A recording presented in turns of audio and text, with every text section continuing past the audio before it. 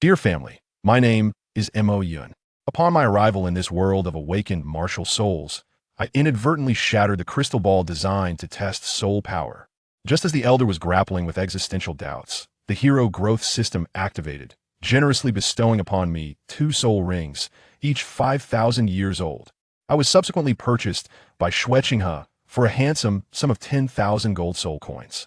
In the midst of my bathing, I unexpectedly encountered Qianrenshua, and during my schooling, I crossed paths with a future powerhouse of the Imperial battle team. What a spectacular beginning. I must tell you, the scene at that moment was simply overwhelming. The elder responsible for the test instructed me to place my hand upon the crystal ball. The instant my hand made contact, you wouldn't believe the wretched orb emitted a radiant glow, illuminating the entire hall as if it were midday. Before anyone could fully comprehend the situation, a loud crack echoed, and the surface was soon marred with fissures, followed by an explosive bang it shattered with remarkable finality. The elder stood there, utterly dumbfounded, his mouth agape, as if a whole egg could fit inside. I dare say, his worldview was obliterated alongside that crystal ball. Wait a moment, let me recount the tale from the very beginning, starting with the day I awakened my martial soul. I'm Mo Yun, a proud transmigrator. My journey commenced under hellish difficulty. I was cast aside at birth, yet fortune smiled upon me as I was rescued by an orphanage. Otherwise, my experience as a transmigrator would have expired in an instant. On that day, within the grand cathedral of the MartialSoul Hall, the surrounding children were as tense as if preparing for an examination. As for me, I remained remarkably composed, having read the script beforehand, eagerly awaiting the activation of my golden finger to ascend to the pinnacle of life. When my turn arrived, the elder in charge of the awakening instructed me to stand within the circle. As 6 ordinary stones illuminated, golden light surged into my forehead. He beckoned me to extend my right hand, and my heart began to race. This was the pivotal moment that would determine my fate. Suddenly, a swirling mass of blue smoke crackling with electric sparks manifested in my hand.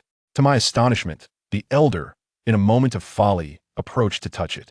The result? A jolt of electricity sent him dancing on the spot, half his body numb. Had it not been for his own soul power shielding him, he likely would have been incapacitated. As he shook his hand in frustration, he recorded Mo Yun and MartialSoul, lightning. In my mind, I thought, not bad, lightning sounds rather formidable. Next came the main event, the soul power measurement. And then, the iconic scene unfolded. The crystal ball met its untimely demise. Just as the elder was questioning his existence, a mechanical voice resonated in my mind. Hero growth system activated. What a delightful surprise, albeit belated. Even more astonishing was the novice gift package, which included 2 5,000-year soul rings, complete with free installation. Can you imagine? While others were still deliberating over 10-year soul rings, I emerged as a grand soul master adorned with 2,000-year purple rings innate level 20. This is pure, unadulterated advantage. The elder soon recognized something was amiss, standing there in shock when suddenly, a striking figure entered the dashing He, with flowing silver hair and resplendent attire, flanked by several bodyguards, making quite the grand entrance. Upon seeing him, the elder rushed forward as if meeting his long-lost father, addressing him with utmost reverence as Your Highness. This illustrious visitor was none other than the renowned prince of the Tiando Empire, He. Upon hearing the commotion I had inadvertently caused, He was immediately skeptical, regarding me with an expression akin to that of an interrogator assessing a suspect. How could a mere 6-year-old, freshly awakened, possibly possess an innate level of 20? The elder attendant was nearly on his knees, swearing an oath to confirm my authenticity. He, still in doubt, seized my wrist and meticulously examined my bone age. His expression morphed into one of sheer astonishment as he muttered, "It truly is innate level 20. I must say, his gaze towards me transformed dramatically, exuding an air of dominance that implied you either align with me or face dire consequences. Upon inquiring about my identity and learning I was an orphan, his eyes sparkled with interest. Without a moment's hesitation, he sought out our dean. 5,000 gold soul coins. I shall take this child, he declared with unrestrained assertiveness. Our dean, an intriguing character, initially feigned reluctance, claiming deep emotional ties as if I were akin to his own. I was almost convinced. However, after a prolonged pause, he uttered 2 words, "Increase the payment." I was momentarily frozen, and He appeared equally speechless. Yet, such a formidable figure remained unfazed, adding an entire crate of gold soul coins. bringing the total to 10,000. Our dean promptly acquiesced, bowing and scraping. That is sufficient. Your Highness, please take him. Thus, I, a 6-year-old transmigrant, was sold for 10,000 gold soul coins by our dean. I cast a reproachful glance at him, to which he seemed to respond, "Child, it's not that I do not care for you. It is simply that the offer was too generous. Well, being sold is simply my fate now after all. The buyer is Xue Qinghe, a future powerhouse. Following him, or rather, following her, doesn't seem like a loss after all." Xue Qinghe promptly whisked me away to his palace, where arrangements were made for me to reside next door. Just as I was about to delve into the intricacies of my rather chaotic system, his personal maid, a lively young lady named Xiaoyu, arrived. She warmly inquired about my well-being, provided directions for bathing, and then departed. After a day filled with turmoil, I contemplated indulging in a relaxing hot bath. The conditions at the orphanage had made bathing akin to enduring winter. However, let me tell you, what ensued was exhilarating. Following Xiaoyu's instructions, I opened the bathroom door only to be greeted by the ethereal silhouette amidst the steam-flowing golden hair. That figure was none other than Qianrenxue herself. I dared not breathe. My feet felt as though they were greased, and I attempted to retreat. Yet in my nervousness, I slipped and fell with a resounding thud. Instantly, Qianrenxue became alert, her voice adopting Xue Qing's masculine tone as she inquired, "Who goes there?" I was utterly terrified, hastily babbling, "Your Highness, it is I, Mo Yun. I came to bathe and accidentally fell." She ordered me to leave, and I scrambled to dress, escaping in a flurry. Good heavens, I nearly met my end for witnessing something I should not have, as the story seemed to reach its conclusion before it had even begun. Early the next morning, Qianrenxue approached me with the guise of Xue Qinghe, attempting to extract information from me. During breakfast, she casually inquired whether the bathroom floor was slippery, even deliberately misidentifying the material, as if engaging me in a psychological game. I immediately slipped into actor mode, feigning ignorance with a masterful performance, resolutely insisting that I had seen nothing. She likely assumed that a 6-year-old like me couldn't stir up much trouble, and eventually, the matter was left unresolved. Soon after, I was whisked away to the Tiando Royal Academy, embarking on my journey of reliving elementary school days. Fortunately, the curriculum did not involve mathematics or the sciences. Instead, we delve into the knowledge of martial souls and soul beast illustrations, a veritable lullaby for someone like me, an enthusiast of narratives. After a morning of classes, I was utterly fatigued, preparing to skip out and study my system instead. As I stepped into the courtyard, I heard a young girl sobbing. Approaching, I was met with a classic scene of schoolyard bullying, where several boys surrounded a girl with blue hair. Could I possibly stand by? Here was my chance to be the hero. I lunged forward, channeling my martial soul, bolts of electricity crackling around me as I dramatically proclaimed, "Let the thunder shatter the darkness." With a single punch, I toppled the leader of the group, a chubby boy, to the ground. Positioning myself protectively in front of the girl, I radiated electricity, delivering a minor shock to the group of tormentors. They fled in terror, not daring to utter a single threat. Only then did it dawn on me that I, a man with a psychological age nearing 30, was bullying a group of 6 or 7-year-olds. That seemed rather shameless. But never mind, unruly children must be educated from a young age. I turned to the still sobbing girl and asked gently, "Are you all right?" Startled by my earlier display, she stammered, "I am fine." I was taken aback. Was it truly this difficult to be a good person these days? I quickly softened my tone. "It's all right. Don't be afraid I'm not a bad person. By the way, what is your name, little sister?" The girl timidly replied, "I am Yi Lingling." I nearly leaped with excitement upon hearing her name. "What? Yi Lingling?" I hastily confirmed, hoping my ears had not betrayed me. Yi Lingling looked puzzled. "What's wrong? Is there something wrong with my name?" I quickly waved my hand. "No, not at all." Inside, I was a tempest of emotions. What was happening? It finally struck me that despite my time here, I had yet to confirm the timeline. After all, the prominent figures I knew were absent from Tiando City, and as an orphan, I had no chance of encountering them. Just yesterday, I had met Qianrenxue disguised as Xue Qinghe. However, the issue was that Xue Qinghe was a transformation of Qianrenxue, making it impossible for me to deduce her current age. Now, standing before Yi Lingling, I was momentarily petrified. Observing her petite figure, she appeared to be merely around 6 years of age, and I speculated that Tang San had yet to make his entrance into the world. It seems I have arrived a tad too early, I mused to myself. At that moment, another voice echoed nearby. "Ling Ling, what are you doing here?" I lifted my gaze to see a little girl with green hair, approximately the same age as Yi Lingling. Could it be? A sudden realization struck me. Is that perhaps Douluo Yin? Yin, you've come. Yi Lingling exclaimed joyfully upon spotting the green-haired girl. Indeed, it appears to be Douluo Yin, I silently confirmed within my thoughts. Goodness, do not tell me that Yu Qianheng is also here. I sighed in exasperation. Yin, don't wander off, be careful not to fall. Yet another voice chimed in, unmistakably belonging to that rascal Yu Qianheng. Alas, is it truly the case that I have encountered the 3 future titans of the Emperor fight team so early in the day? I reflected. Before me stand 3 individuals, a situation both amusing and vexing. This gentleman is Yu Qianheng, who upon noticing me, inquires with curiosity. Oh, this is my benefactor. Just moments ago, someone was bullying me, and he came to my aid. Yi Lingling hastily clarifies. What? Someone bullied you again? Who is it? Are you hurt? Upon hearing this, Douluo Yin anxiously grasps Yi Lingling's arm. I am fine, thanks to this classmate's timely intervention. Yi Lingling feels a bit embarrassed under her scrutiny and quickly explains. That is a relief. Douluo Yin breathes a sigh of relief. Yu Qianheng, now understanding the situation, steps forward and extends his hand. Hello, I am Yu Qianheng, and this is Douluo Yin. We are friends of Yi Lingling. Thank you for assisting her.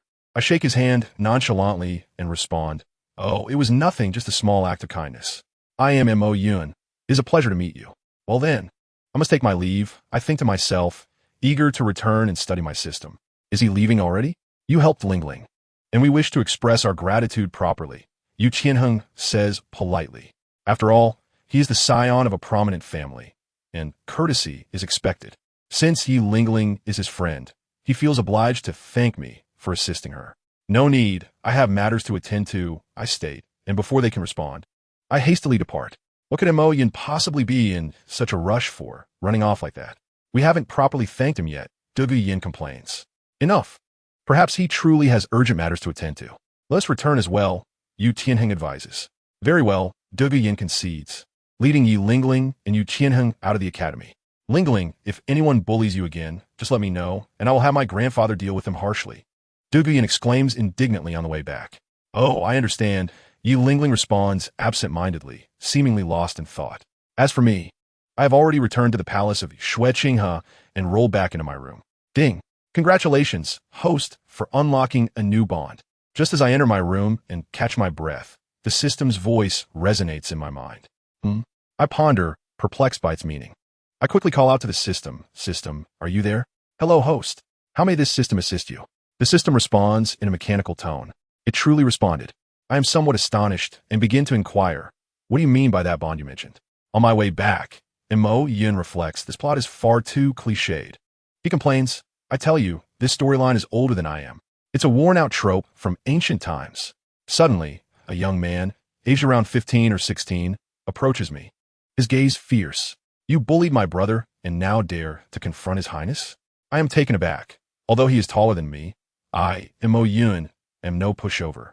I calmly retort, indeed, I did strike someone yesterday, but it was not your brother. He fled in fear before I even laid a hand on him. My family understands. Chapter 9. A fine needle. The young man's face flushes with embarrassment, likely feeling humiliated for his brother. Regardless, it is wrong to lay hands on his highness. Today, I shall teach you a lesson, you insolent brat. He points at me, shouting. I sigh and respond. If you think it is shameful to bully a child, then go ahead. In truth, I am not intimidated by him. Even though he is over a decade older than me, I estimate he is at most level 25. With my current strength, defeating someone 5 levels higher is not beyond the realm of possibility. What intrigues me more is the identity of his highness he mentioned. Could it be that I struck a prince yesterday? However, there are only a few princes in the Tian-Do Empire, and I have seen them all in the comics. None seemed familiar from yesterday. While his logic may seem sound, he overlooks the timeline. That brat, Shui Lang, should be of a similar age to Yu Qianheng. By this reckoning, I might have actually struck a young Shui Lang. But it matters not. The one who took me in is Shui Qinghe, the second prince of the Tian-Do Empire, Shui Lang's elder brother. Boy, do not get too cocky.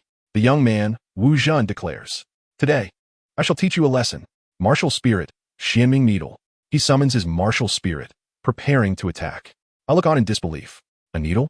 Are you truly going to use this toothpick-like weapon against me? What insult! Just wait, and you will soon know my power. Wu Zhen, incensed by my dismissiveness, charges at me. His first soul skill, poisonous needle. The needle instantly turns dark green, infused with venom, and flies toward me. Taste the agony of toxic corrosion. Montakyun, be careful, Yu Qianheng and the others urgently warn. Yet, I remain unperturbed, raising my right hand, channeling the power of thunder, and smirking. It is evident you have not attended middle school physics in 2025. How could a needle possibly breach the barrier of lightning? As I finish speaking, his shimming needle halts before my right hand, immobile. Anyone who has studied middle school physics knows that electricity generates magnetism. I have imbued the needle with magnetic force using lightning, creating a repulsive magnetic field around me. No matter how formidable the needle, it cannot pierce through. What middle school physics? It merely blocked one of my attacks. What is there to be smug about? Wu Zhen feigns calmness. Very well. If you have any other tricks, hurry and use them.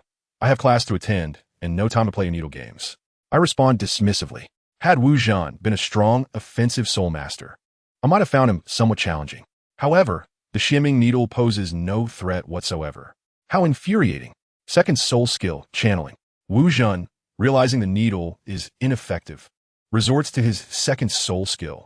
He retracts the needle and pierces it into his limbs and body. Immediately, his physique begins to swell, tearing his clothes as he expands from his original size, which was twice mine, to 4 times larger. A soul skill that enhances physicality? This is somewhat intriguing. While I find it interesting, I am not overly surprised. After all, there are numerous soul skills that enhance the body. However, this is my first encounter with one that alters body size. I cannot help but chuckle. Wu Zhen, infuriated, swings a fist the size of my head toward me. Yet I remain unfazed, teasing, since we are already engaging in acupuncture, should we add some electrical therapy as well? First soul skill, Thunderbolt Rush. I unleash a surge of thunder through my limbs, dashing toward him at a speed he cannot react to, and deliver a punch straight to his lower body. I did not intend to strike there. It is merely a matter of height, leaving me no other option. So I cannot be blamed for being devious. A blood-curdling scream echoes across the campus. Wu Zhen collapses to the ground like a defeated dog, reverting to his original form. Phew, it is finally over. Seeing Wu Zhen motionless, I let out a sigh of relief and turned to Yu Tianheng and the others. All done. Let's leave. I then stroll leisurely toward the classroom. We should also be going, Yu Tianheng, still in shock, remarks. He did not expect this younger boy, a year his junior, to possess higher soul power and such formidable strength. Who is this Mo Yun? How is he so powerful? Yu Tianheng ponders as he walks. Logically, if any family produced such a genius, it should be renowned far and wide. Yet I only heard of him yesterday and still do not know his background. It is rather unusual. It is as if he appeared out of nowhere. I suppose I shall have to find an opportunity to inquire further. Unable to make sense of it all, he resolves to wait until after class to ask. Subsequently, he heads back to class, as he is, after all, a good student and cannot let such matters interfere with his studies. The 3 who sought vengeance for Wu Zhen are utterly stupefied by my display. Is this the powerful brother you spoke of? He cannot even defeat a 6-year-old. What a waste. Shui Lang berates, yanking Wu Zhen's brother by the collar and tossing him aside. This time, he has completely lost face. Chapter 10. Martial Spirit Fragmenting. Congratulations, host, for defeating your opponent at a higher level, earning 500 points. Just as I return to the classroom and settle into my seat, the system notification arrives. How long has it been since I finished? Why are you only notifying me now? I cannot help but grumble. Returning to my master, this is your first formal battle, and the system's judgment was delayed, which is why it is only now notifying you. The system mechanically explains. Well, whatever you say, for you are the system. While I may lament, I must consider how to utilize these 500 points effectively. Although the system claims that defeating an opponent yields points, I did not anticipate that vanquishing a mere novice would grant me 500 points, while 100 points can sustain a day of training in the cultivation chamber. I cannot solely focus on cultivation. I must also seek other means to enhance my strength. Moreover, solely aspiring to elevate my soul power without a firm foundation is unwise. Master, if you're not in haste to enhance your soul power, the system suggests exchanging for Xianqiao or Wu Hun fragments. The system thoughtfully reminds me. Wu Hun fragments? What purpose do they serve? I inquire. Returning to my master, Wu Hun fragments can be used to strengthen the Wu Hun, allowing it to evolve. Strengthening the Wu Hun? I ponder. While my current Wu Hun is satisfactory, I feel it lacks a certain quality, so enhancement would be welcome. How many points for a Wu Hun fragment? Returning to my master, Wu Hun fragments are categorized into 3 levels. Primary at 100 points, intermediate at 10, 000, and advanced at 1, 000,000.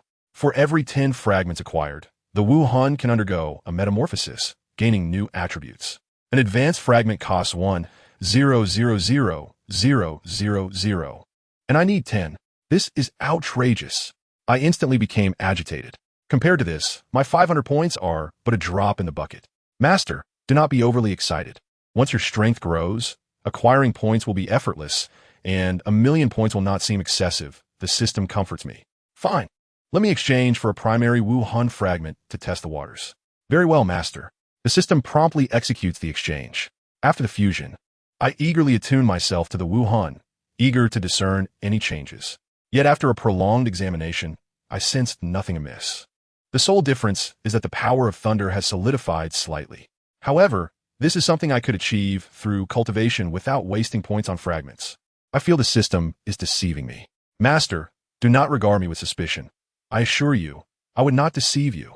The significance of Wu Hun fragments lies in their transformative power. One must possess the resolve to invest. The system innocently explains, very well, I will trust you this once. Should I use all 10 fragments without effect, I shall hold you accountable for your explanation. I temporarily set aside my doubts. However, at present, I cannot verify this, as I still lack 500 points. I shall reserve these remaining 400 points and not exchange for fragments, choosing instead to focus on cultivation. Once I allocated my points, I dutifully attended a day of tedious classes. Nothing noteworthy occurred. I found it puzzling. Having just confronted Shuebong, given his character, it was improbable that he would not seek revenge. After much contemplation, I could not arrive at a conclusion, so I relinquished the thought. Furthermore, after a full day of classes, I was not inclined to dwell on this matter. Mo Yun, are you truly untroubled? That individual is indeed a prince. On the way home from school, I walked alongside Yu Tianheng and others, with Yi Lingling expressing her concern. Yes, Mo Yun, are you not at all worried? Yu Tianheng also inquired. However, his concern was not genuine. He was merely curious about my background, astonished that I remained so composed after provoking a prince. Relax. What is there to fear from a mere young prince? If he dares to trouble me, I shall gladly return the favor with a few punches. I responded casually. Yet Yi Lingling seemed poised to say more. Her words were interrupted by a voice. Oh, you dare to strike a prince? It seems you are quite formidable. Indeed. As I prepared to respond with confidence, I suddenly found the voice familiar, and my bravado diminished. Gradually, I turned to face the source of the voice. Upon seeing her, I was instantly struck with dread, my limbs suddenly uncooperative. Trembling, I greeted her. Your Highness, what brings you here? Indeed, the speaker was Qian Renxue, currently in the guise of Xue Qinghe. What do you think? I wish to see who this audacious young man is that has harmed my brother. Qian Renxue remarked with a hint of amusement. I apologize, Your Highness, for any trouble caused. I can only offer my apologies. Enough. I harbor no ill will towards you. My brother is simply too inept. Qian Renxue stated graciously. After all, she was not genuinely concerned about Shuebong. His misfortune was of no consequence to her. However, this incident only solidified her belief that Shuebong is indeed worthless. I wonder if I have inadvertently assisted Shuebong. After all, should Qian Renxue perceive him as a threat to her claim to the throne, she would not hesitate to eliminate him. At that point, his punishment would be far more severe than merely being beaten. Chapter 11. The Soul-Hunting Forest. Very well. Given your good intentions, I shall overlook Shuebong's matter. Now, return with me. Qian Renxue feigned seriousness. Oh, thank you, Your Highness. I bowed in gratitude. Thereafter, I followed Qian Renxue back to her residence. Before departing, I politely bid farewell to Yu Tianheng and the others. So, Mo Yun is indeed affiliated with His Highness Xue Qinghe. No wonder he remained so composed after confronting Shuebong. Yu Tianheng finally grasped my identity. However, Mo Yun's Wu Hun is not royal. He must have been adopted by the second prince. After all, he is an outsider. Is it truly acceptable to strike a member of the royal family?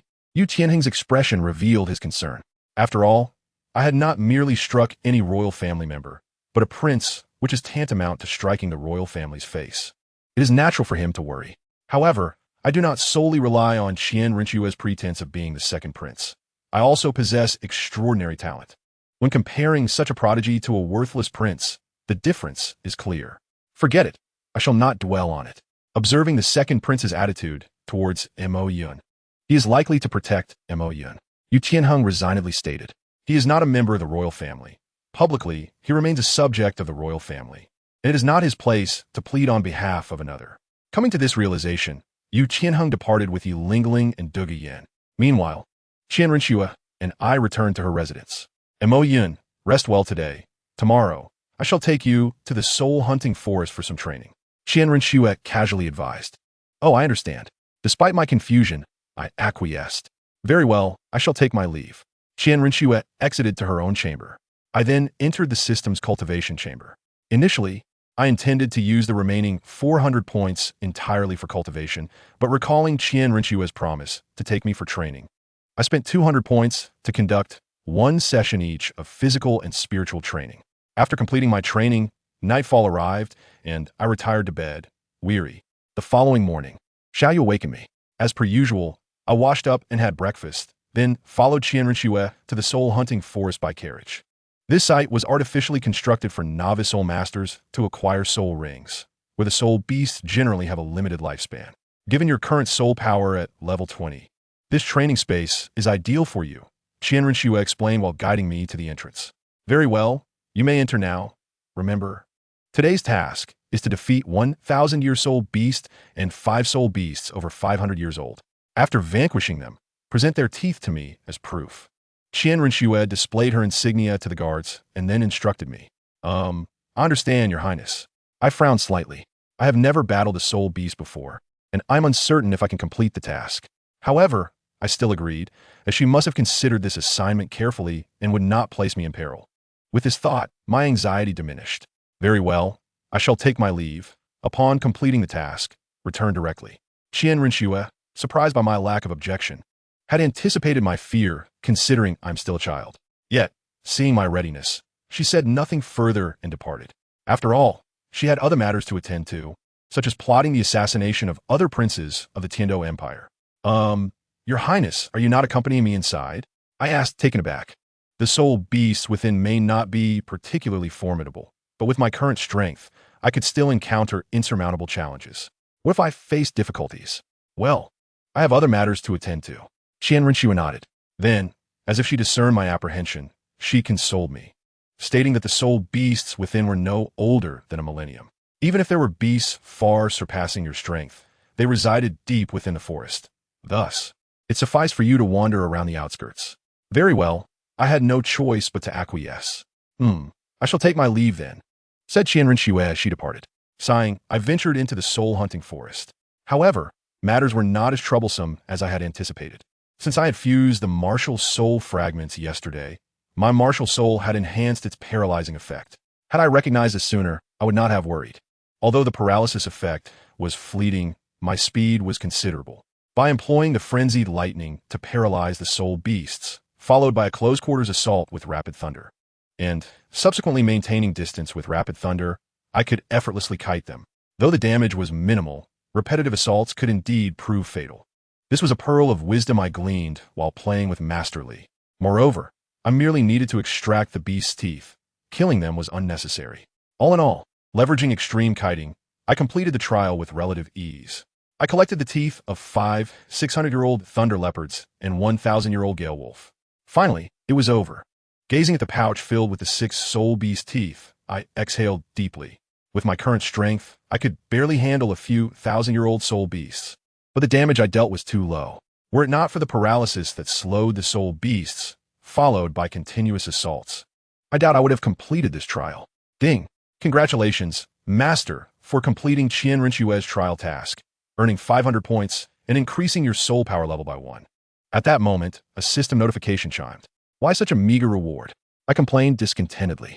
Defeating a level 25 weakling yesterday yielded 500 points, yet today, vanquishing 6 old beasts grants me the same. Is that weakling truly stronger than 6 old beasts? Dear Master, although yesterday's opponent was relatively weak for you, it was weak in comparison only. Moreover, I rewarded you with a level increase, the system explained. Chapter 12. A Fortuitous Encounter. Do you take me for fool? I was on the verge of leveling up anyway. This reward is virtually negligible. I retorted indignantly. All right, I shall add 2 Zijing flowers for you. Is that acceptable? The system reluctantly bestowed 2 celestial herbs upon me. Zijing flowers? were those? I inquired, puzzled. The system spoke of something I had never heard of before. They are celestial herbs that can enhance the purity of your internal soul power, allowing you to possess greater soul power compared to soul masters of the same level. Such herbs could be exchanged in the system store for 250 points each. Does that suffice to alleviate your dissatisfaction? The system elucidated. Now I understand. I acknowledged the significance of the celestial herbs. Simultaneously, I felt quite pleased with the two herbs, as they could enhance my soul power capacity, enabling me to wield greater thunderous might. That's more like it. Had you given me these sooner, there would have been fewer complications, I said joyfully.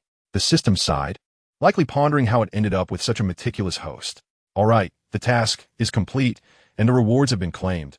It is time to depart. Content. I prepared to return home, for the Soul Beast Forest was perilous to linger in for too long. Thus, I hastily exited the soul-hunting forest and boarded a carriage back to Tiando City. On my return journey, I fortuitously encountered the orphanage director who had sold me to Qianren Xue. Get out. Not a single copper coin to your name. Do not hinder our customers here. In front of an establishment that resembled a gambling den, two burly men dragged a disheveled middle-aged man out and tossed him onto the roadside. This middle-aged man was none other than the director of the orphanage where I had previously resided. Oh, is that not the director? What? Back to the gambling den to lose everything again? I chided, having witnessed the scene unfold. After all, he was the one who had sold me for 10,000 gold soul coins. Ah, my dear family, who understands? Let me tell you, Mo Yin truly does not regard me as a stranger. Where do we leave off last time? Oh, right. After that, this chap actually knew someone from the Min family. That adorably charming by Chun Xiang. Goodness, she greeted me with brother Mo Yun. My feelings at that moment were indescribable. The plot thickened. This by Chen Xiang directly transferred schools. What was the reason? After you returned yesterday, I had my grandfather handle the enrollment paperwork. Outrageous. Even more outrageous was what followed. On the way home from school, these two were holding hands. I was utterly shocked. What kind of absurd plot is this? Childhood sweethearts? I do not recall such a subplot in the original work. Even more astonishing, Yi Lingling became jealous. She directly asked Mo Yun if they could hold hands. Goodness, it turned into a battlefield of emotions. I tell you, the atmosphere was suffocating. This Mo Yun lad seemed to relish it. At such a young age, already toying with emotions? If he grows up, will he not become a heartthrob? I quickly interjected, Mo Yun, who is this girl? And what was his response? He casually remarked, just a friend I have known for a long time. I was left speechless. This lad's romantic prospects are simply too abundant. However, to be fair, Bai Chunxiang is quite the actress. Clearly, she sneaked out but pretended to have her grandfather's consent. What happened next? In no time, Mo Yin saw through a ruse. Ultimately, Bai Chunxiang moved into the orphanage. My emotions were truly complex at that moment. What is going on here? Nevertheless, it must be said that Mo Yun was quite responsible, even personally escorting Bai Chunxiang. TSK, truly a good person. Then, the most explosive news arrived. Qianren Xue actually gifted Mo Yun a soul power mark, dubbed a protection. It was, in reality, a means of surveillance. I couldn't help but laugh. Qianren Xue's schemes are quite profound. However, Mo Yun cooperated quite well, donning it without hesitation. Following that, the plot accelerated. Xue Luo Chuan was returning. Qianren Xue was up to something. I tell you, the narrative is filled with twists and turns. However, this assassination seems to have failed. Qianren Xue had to temporarily abandon her plans. Time flew by, and in the blink of an eye, 6 years had passed. Mo Yun had grown up, and Qianren Xue had ascended to the position of crown prince. Yet, the relationship between the two still appeared somewhat ambiguous. The spirit hall began to urge again. They insisted that Qianren Xue hasten the assassination of the prince. I was utterly astonished. How impatient the spirit hall was. However, what truly transpired during those 6 years? What is the relationship between Mo Yun and Bai Chunxiang, as well as Yi Lingling? What are Qianren Xue's plans? Stay tuned for the next installment. However, do not become too complacent. I am a titled Douluo. Even if you are immune to poison, I can still make you regret it. I tell you, when Qianren Xue received the secret order from the Spear Hall, her expression was akin to someone who had swallowed a fly. The messenger informed her that the situation with the Snow Knight Emperor was too unpredictable. Only by becoming the sole crown prince could the throne be secured. Upon hearing this, Qianren Xue felt something was amiss. After all the other princes had perished, making her the prime suspect. But then she thought, whatever, completing the mission is what matters. Let the spirit hall worry about the rest. However, the messenger added that the third prince, Shui Haizong, was returning from the southern border. This fellow is a military genius and not easy to deal with. The spirit hall suggested that Qian Rinxue set an ambush on the road to eliminate him. Upon hearing this, Qian Rinxue furrowed her brow. Shui Haizong was no ordinary person. He had a close relationship with Shui Qinghe. Should he notice anything amiss, it would spell disaster. To avoid exposure, she had no choice but to reluctantly send him on his way. Thus, Qian Rinxue waved her hand, instructing the captain of her personal guard to make arrangements. This personal guard, ostensibly there to protect her, was in reality comprised entirely of spirit hall personnel. Qian Rinxue mused that Tiando City was about to undergo a significant upheaval. Yet, before she could ponder further, a tremendous crash resounded, leaving her ears ringing. Boom! Goodness, was it that Mo Yin causing trouble again? How many times has this happened now? Qian Rinxue stormed into Mo Yun's training room, kicking the door open with a fierce demeanor, and exclaimed, Mo Yun, what nonsense are you up to again? However, the scene before her left her utterly dumbfounded. The once impenetrable training chamber was now riddled with black cracks, and the floor lay in ruins. Have you been struck by lightning? Qian Rinxue asked in bewilderment. This training room was designed to withstand attacks from a Soul Emperor. How on earth did Mo Yun manage to train like this? Mo Yun scratched his head and offered an awkward smile. I suppose you could say that. It turned out that he had encountered a bottleneck, and his body could not withstand the overwhelming power of his own thunderous energy. To overcome this, he resorted to stimulating himself with lightning, essentially shocking himself. Qian Rinxue was at a loss for words, just as she was about to chastise him. She suddenly sensed a fluctuation in Mo Yun's soul power and was taken aback. You broken through? Good heavens. Reaching level 40 at just 12 years old. Such a training speed was simply inhuman. Mo Yun, however, remained remarkably composed, as though the breakthrough were not his achievement. Qian Rinxue felt a wave of frustration wash over her. She mused that had it been anyone else, they would likely have been ecstatic with Mo Yun's breakthrough. The next step was naturally to seek a soul ring. Qian Rinxue wanted to send someone to protect him, but he flatly refused, insisting on training alone. She did not press the issue. After all, this was not his first time undertaking such a venture. After leaving Qian Rinxue's residence, Mo Yun did not head to the soul hunting forest, but instead made a beeline for the Binghua Liangyi Eye of Douluo. Good heavens! This lad intended to pilfer some celestial herbs. It turned out that Mo Yun sought to exchange for a soul ring through the system, but he required system points. These points could be acquired by completing tasks, defeating soul beasts or soul masters, or exchanging items. Mo Yun believed that stealing celestial herbs would be the quickest route. He was acquainted with Douluo and figured that with a bit of persuasion, he could sneak into Douluo's garden, pilfer a few celestial herbs, and secure a soul ring in return. Of course, he did not intend to take without giving. Once his strength had increased, he would present Douluo with some detoxification pills as compensation. Previously, he had successfully used this method not only to obtain a soul ring, but also to accumulate a surplus of points, allowing him to exchange for a basic martial soul fragment, which granted his martial soul a powerful paralysis effect. However, such ventures carried considerable risks. Should Douluo discover his intentions, the consequences could range from a severe beating to being poisoned outright. Yet, as Marco Polo famously stated, high risk entails high reward. In pursuit of strength, he was willing to take the plunge. Thus, he approached Douluo, requesting her assistance in distracting Douluo. Upon hearing Mo Yun's plan, Douluo expressed her doubts. Mo Yun, are you certain you can concoct an antidote? Even my grandfather cannot manage that. Mo Yun smiled slightly and countered. Yunzi, do you not consider us friends? Douluo nodded firmly, of course. Mo Yun continued. Then friendship is sufficient. Why would I deceive you? Even if I were to mislead you, it would not be to your detriment. Douluo pondered this and ultimately agreed to Mo Yun's request. I must tell you, that old fellow is indeed unyielding, insisting on testing me. Very well, let him come. I fear no one.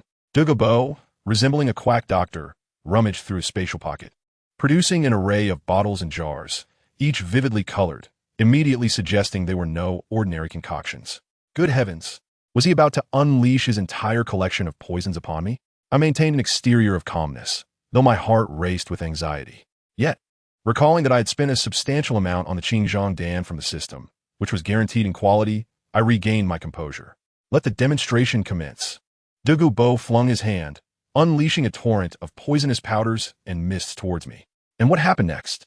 Remarkably, those substances were repelled as if caught in a vacuum, being absorbed entirely by the radiance of my pill, leaving no trace of their presence. I was incredulous. Douluo Bo, now agitated, his face turning an alarming shade of green, had tried dozens of poisons to no avail, his dignity as a titled Douluo being thoroughly trampled. In a fit of rage, he was about to delve deeper into his collection. I quickly interjected, wait, we cannot continue. He glared at me, visibly displeased. What? Are you afraid? I sighed, no. It is not fear. I am merely concerned for my pill. Senior, you see, this pill is merely a vessel, and it has nearly reached its absorption limit. If you continue, it will be rendered useless. In essence, the Xinjiang Dan was a portable toxin purifier, albeit a rudimentary version with a pitiful capacity. If I had the means, I would purchase a top-tier model that could withstand poisons indefinitely. Douluo Bo paused, initially taken aback, then burst into hearty laughter, his joy palpable. I knew it. So there is a limit. His expression resembled that of a man who had narrowly escaped an apocalypse. Indeed, if I could produce an unlimited antidote, his reputation as the poisoned Douluo would be utterly tarnished. Once the laughter subsided, he adopted a serious demeanor, his gaze sharp as a hawk's. However, how exactly is this pill made? To absorb such toxins is no trivial feat. The crux of the matter had arrived. What could I possibly say? Could I confess that I had an app on my phone that facilitated this? I braced myself and began to fabricate. Well, I actually concocted this using the celestial herbs here, through my own experimentation. You made this yourself? Douluo Bo's eyes widened in disbelief, as if he had witnessed a pig climbing a tree. You? A mere child? I shrugged nonchalantly, adopting a posture of indifference. Believe it or not, that is my claim. This pill is the culmination of my efforts, and rounding up, it is essentially my creation. Very well, he squinted, resembling a cunning old fox. Since you claim it is your creation, you shall now prepare another one before my very eyes. My heart sank. This was an on-the-spot examination. I felt a jolt of panic, but maintained a facade of calmness. Of course. What was there to fear? He had no knowledge of alchemy. I could merely feign the process, pretending to ignite a furnace, and discreetly exchange for a new pill from the system, claiming it to be freshly made. What would he possibly do to me? Excellent. What ingredients do you require? Choose any celestial herbs from the Binghua Liangyi Ai. He was surprisingly generous. As I silently cursed my predicament, I hastily called upon the system. System. I need assistance. What is the formula for the Xinjiang Dan? To my dismay, the system responded with a hint of extortion in its cold, electronic voice. Master, the formula for the pill requires 2,000 points. Are you certain you wish to exchange? I was taken aback. Are you robbing me? A finished pill costs merely 100 points, and you demand 2,000 for a mere piece of paper? This is highway robbery, an innovative business model a century ahead of its time. The system responded with unwavering calmness. Master, this system is fair and just in all dealings. What could I do? To avoid revealing my ruse, I had no choice but to weep internally as I was fleeced. 2,000 points, gone in an instant. As I watched a significant portion of my account vanish, my heart ached. When I finally managed to gather the celestial herbs according to the system's formula and present a new Xinjiang Dan to Douluo Bo, I felt as if I had lost everything. Meanwhile, Douluo Bo's expression mirrored my own dismay. Clutching the freshly made pill, his demeanor turned grave. He realized that this was not a rare find, but rather something I could produce in quantity. If this information were to leak, his notorious title as the poisoned Douluo would become a laughingstock. In that moment, I sensed a palpable aura of menace. This old man was contemplating dire consequences. Yet, he ultimately restrained himself. After all, I was still a friend of his granddaughter, Yanzi, and more importantly, he relied on me to concoct an antidote for the lethal backlash of his martial soul. He took a deep breath, the murderous intent dissipating, replaced by a facade of forced civility, as he remarked with an ominous tone, "Young one, you possess remarkable talent. However, I wish for you to understand that you are still quite tender, and I can make you vanish with merely a flick of my fingers." I nodded obediently, demonstrating my compliance. I understand, senior. I have already noted this down in my heart. Rest assured, the road of confrontation harbors no grudges. If there is enmity, I shall devise my retaliation on the spot. In the future, when I assist you in detoxifying, I shall ensure that you are not buried in the mud and scorched by fire, nor shall I add any undesirable ingredients to the medicine. Otherwise, I would truly be remiss for today's threat. Seeing my tactfulness, Douluo finally expressed his satisfaction. Very well, you may freely utilize the celestial herbs here. He paused and added, I have but one request. Within 3 years, produce an antidote that can neutralize the lethal poison afflicting both of us. Otherwise, even if Xue Qinghe protects you, I will assuredly end your life. My heart soared with delight, not to mention 3 years. I could exchange for it from the system right now. It would be a matter of mere seconds. Yet, I still respectfully replied, understood, I shall comply. Only then did Douluo turn and leave, satisfied. Once he was gone, I let out a long sigh of relief and hurriedly made my escape. As my rudimentary Qingzhongdan was nearing its expiration, as I pondered on my way back, I realized that although this ordeal was perilous, it was indeed a lucrative gain. Wouldn't the Binghuo Liangyi, I become my personal treasure trove? Whenever I am in need of points, I could simply harvest some celestial herbs. It would be nothing short of delightful. In high spirits, I recalled something. System, what about the upgrade gift package I received earlier? Open it for me. Certainly, Master. The upgrade gift package has been opened. You have obtained 1 intermediate martial soul fragment. Upon hearing this, my eyes lit up. A martial soul fragment. And it was of intermediate grade. This item is worth a whopping 10,000 points. The last time I opened a gift package, I received an unusable pack of sanitary napkins, and now it felt like I had been bestowed with fortune. System, fuse it immediately. I was eager to see what new abilities I might acquire. A flash of light enveloped me as the fusion concluded.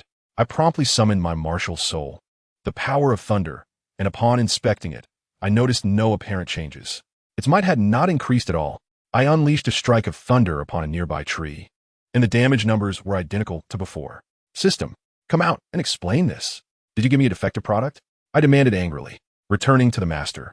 The system explained leisurely, some abilities are auxiliary and will not directly manifest on the panel.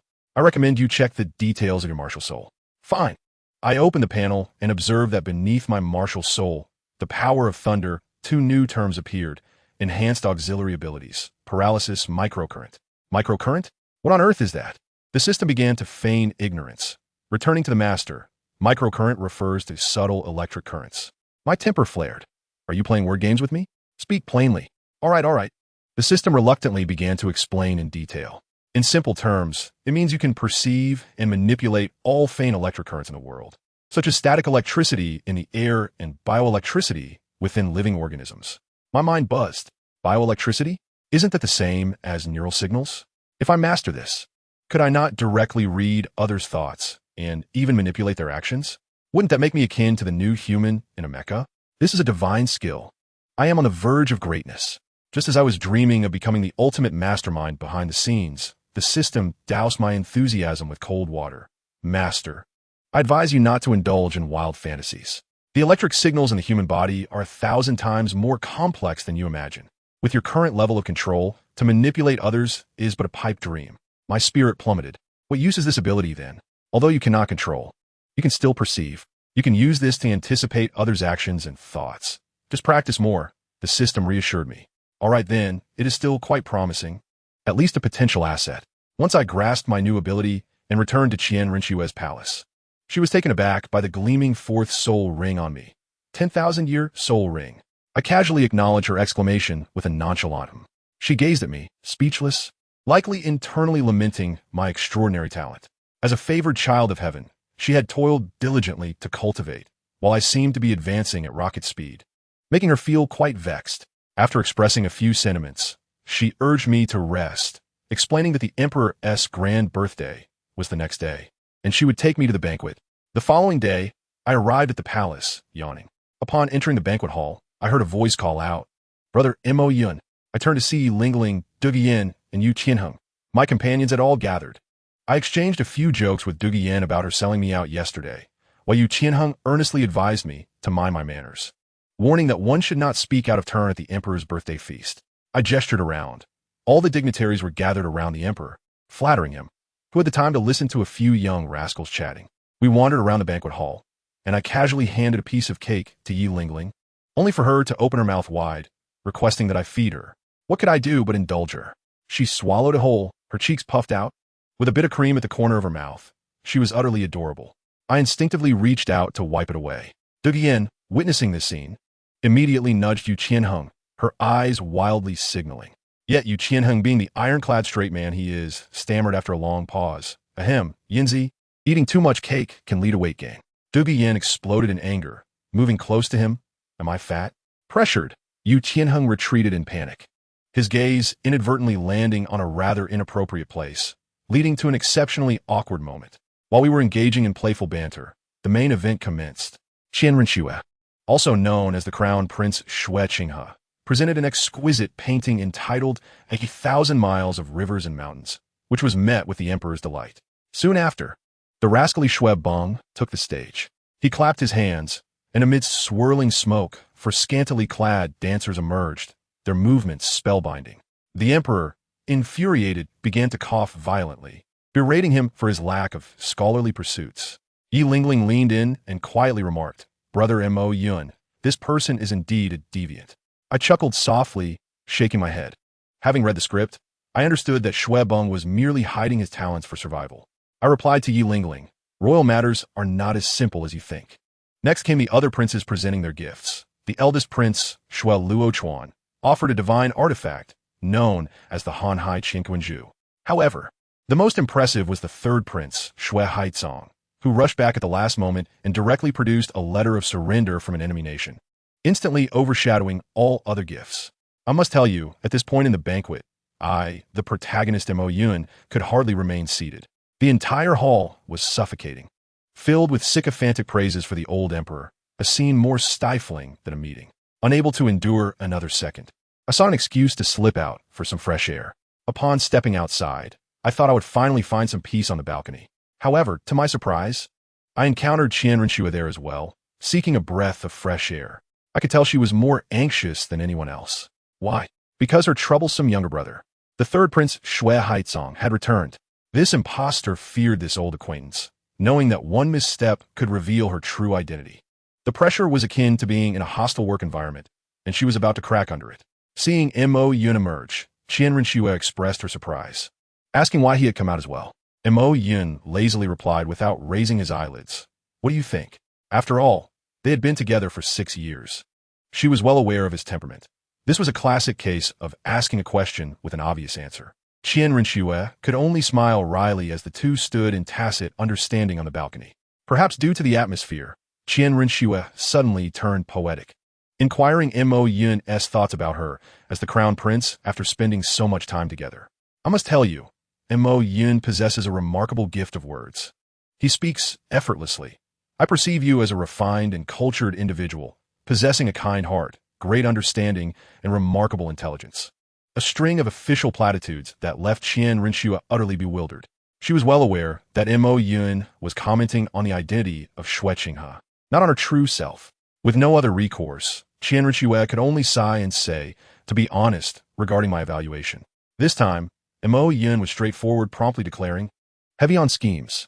Ha ha!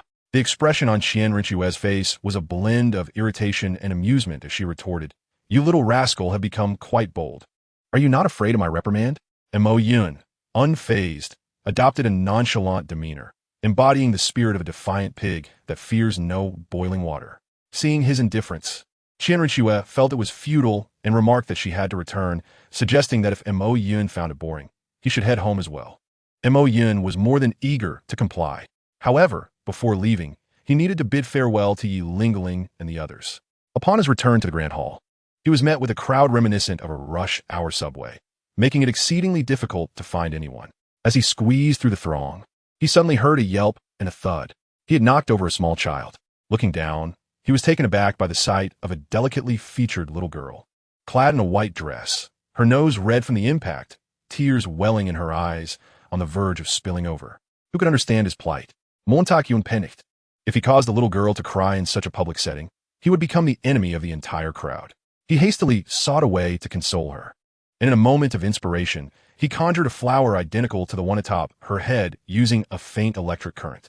Instantly captivated, the little girl held back her tears, reaching out to touch it, only for the flower to vanish. Goodness, the joy was fleeting. The little girl pouted, her eyes glistening with unshed tears once more. Just then, a loud bang echoed from outside. The fireworks had begun. Seizing the moment, Mo Yun swiftly scooped up the little girl and darted to the rooftop. He smiled at her, saying, "Do not cry, little sister. This time, I shall present you with an even grander flower." He began to gather thunder in his palm, executing a powerful thunder strike, sending a colossal bolt of lightning soaring into the sky. The spectacle was breathtaking. The dark clouds exploded apart, revealing a sky filled with violet lightning fireworks. Once the display concluded, the clouds dispersed, unveiling the stars and moon in all their glory. This was far more magnificent than any official fireworks. It was truly a physical manifestation of thunder shattering the darkness. The little girl stood in awe, completely forgetting her tears. The commotion drew Yi Lingling and the others, who finally located him, achieving dual purposes. Mo Yun leaped from the rooftop with the little girl in his arms. Just as he finished explaining the situation to Yi Lingling and her companions, a gentle male voice called from behind, "Rong Rong, what are you doing here?" Mo Yun turned around, utterly stunned. Who could it be? The esteemed leader of the Qibao, Liuli clan, Ning Fengji. Thus, the little girl was none other than Ning Rongrong. Montauk Yun hurriedly apologized, expressing his regret for bumping into their precious daughter. To his surprise, Ning Fengji chuckled warmly, assuring him it was no trouble, as he had not been attentive enough to his child. At that moment, Mo Yun sensed something amiss. How could this renowned daughter as doting father be so magnanimous? That smile could easily rank among the top 10 most meaningful expressions of 2025. There was definitely something more beneath the surface. Mo Yun felt the atmosphere was peculiar and quickly sought an excuse to depart. As he was leaving, a notification from the system chimed, indicating that he had unlocked a bond with Ning Rongrong, accompanied by a reward of 500 points. Mo Yun scarcely paid it any mind. Such minor rewards were trivial. The following day, Mo Yun arrived at school sporting dark circles under his eyes, having once again indulged in cultivation the previous night, embodying the spirit of the King of Scrolls. Yi Lingling, noticing his exhausted demeanor, expressed concern, "Brother, you still have to participate in the royal battle team selection today. Do you think you can manage in this state?" Mo Yun, oozing confidence, yawned and replied, "Fear not. Even if I were to lie down, I could still triumph in this selection." Upon reaching the school gate, they encountered Du Guyan and Yu Qianheng as well. Du Guyan, observing Montauk Yun's lethargy, began to lecture him once more. Mo Yun, growing impatient, interjected, all right, it's merely a small selection. It will be a breeze. Let us hurry." Upon arriving at the selection venue, Teacher Qiming announced that Yi Lingling, being a support type, met the soul power requirements and could directly join a team. However, Mo Yun, being a close combat type, needed to demonstrate his practical skills in addition to his soul power. Upon hearing this, Mo Yun inquired, "Do I really have to fight each one individually? Can I just face them all at once?" I tell you, Teacher Qiming was left utterly dumbfounded, his jaw nearly dropping in disbelief as he asked, "Are you certain? There are 20 or so soul masters here, all above level 20. Mo Yun, brimming with confidence, replied, "No problem, but I need 5 minutes to prepare." His thunder abilities were designed for area of effect attacks. The more opponents, the better. It would be a clean sweep. Unable to refuse, Qiming consented. After 5 minutes, Mo Yun slowly opened his eyes, his entire being enveloped in a dark purple aura of lightning, and his presence surged, his soul power nearly doubling, approaching that of a level 50 Soul King. Qiming, watching in amazement, was left wide-eyed, questioning what kind of miraculous enhancement soul skill this was. As the match commenced, Mo Yun taunted, "All right, come to me all at once, lest anyone accuse me of bullying." One brash youth with a leopard martial spirit took offense and charged ahead. Mo Yun had been anticipating this moment. With a thunderous roar, purple lightning erupted, stunning all those within proximity, their hearts racing wildly. The opponents were left dumbfounded, questioning how he could be so powerful. Mo Yun, filled with pride, replied, "Because I'm the protagonist." Ha ha ha. Without further ado, he unleashed a powerful thunder fury, a colossal bolt of lightning sweeping across the arena, crackling with sound, instantly incapacitating the entire group of 20 or so individuals, leaving them sprawled on the ground. Just as Mo Yun was about to conclude the match, he suddenly sensed a shadow darting past him. "You have grown complacent. I have won this match." Oh, there was still a straggler. Mo Yun smirked, attempting to ambush me. In your dreams, with a swift movement, he dashed behind the individual, swiftly restraining their arms. Upon closer inspection, he was surprised to find a handsome young man with short brown hair, quite striking in appearance. Mo Yun scoffed. You, with such a delicate demeanor, dare to ambush me? He prepared to deliver a shocking jolt. However, as the current coursed through, the young man emitted a rather unexpected sound. I tell you, Mo Yun was left with goosebumps. How could a grown man sound so effeminate? Unable to bear it, he increased the voltage, intent on rendering him unconscious. The young man, desperate, shouted, Mo Yun Gidge. It's me. Too late. Mo Yun had already acted, and the young man collapsed. Mo Yun was left in shock. Did he just call me Mo Yun Gidge? No way, could it be? This had to be Bai Chunxiang. He hurriedly helped the young man up, and the more he looked, the more he was convinced. To confirm, he boldly checked the young man's gender. Indeed, it was a girl. The mystery was solved. This cross-dressing assassin was none other than his childhood friend, Bai Chunxiang. Once Bai Chunxiang regained consciousness, Mo Yun began his admonition, saying, You little rascal, running away from home again and dressing as a boy. Do you realize you almost got electrocuted? Bai Chunxiang explained pitifully that she had done so to avoid her grandfather. Yet ultimately, she was discovered. However, her grandfather did not intervene, seemingly permitting her actions. Mo Yun, hearing this, was left speechless. He urged her to change back from her male disguise. There was no need for a fine young lady to dress in such a manner. Just as they finished discussing, they noticed Yi Lingling and Du Guyan eavesdropping nearby. Du Guyan, skeptical, questioned whether Bai Chunxiang was indeed a girl. Mo Yun replied, If you don't believe me, feel free to check. I tell you, Du Guyan is quite the bold one. Without hesitation, she reached out to confirm, her face filled with astonishment as she declared, It's true. When she inquired about Bai Chunxiang's motive for disguising herself, Bai Chunxiang confidently responded, Of course, I came to find Mo Yun Gidge. Du Guyan was even more bewildered, as she had no knowledge of such a girl being close to Mo Yun. She curiously asked, Do you know Mo Yun? Bai Chunxiang playfully flashed a smile at him, saying, Guess what? He made an attempt, and she continued, Let me tell you, Mo Yun is quite bold. He directly admitted it. He said, Stop playing around, then. With two swift punches, he shattered Bai Chunxiang's disguise.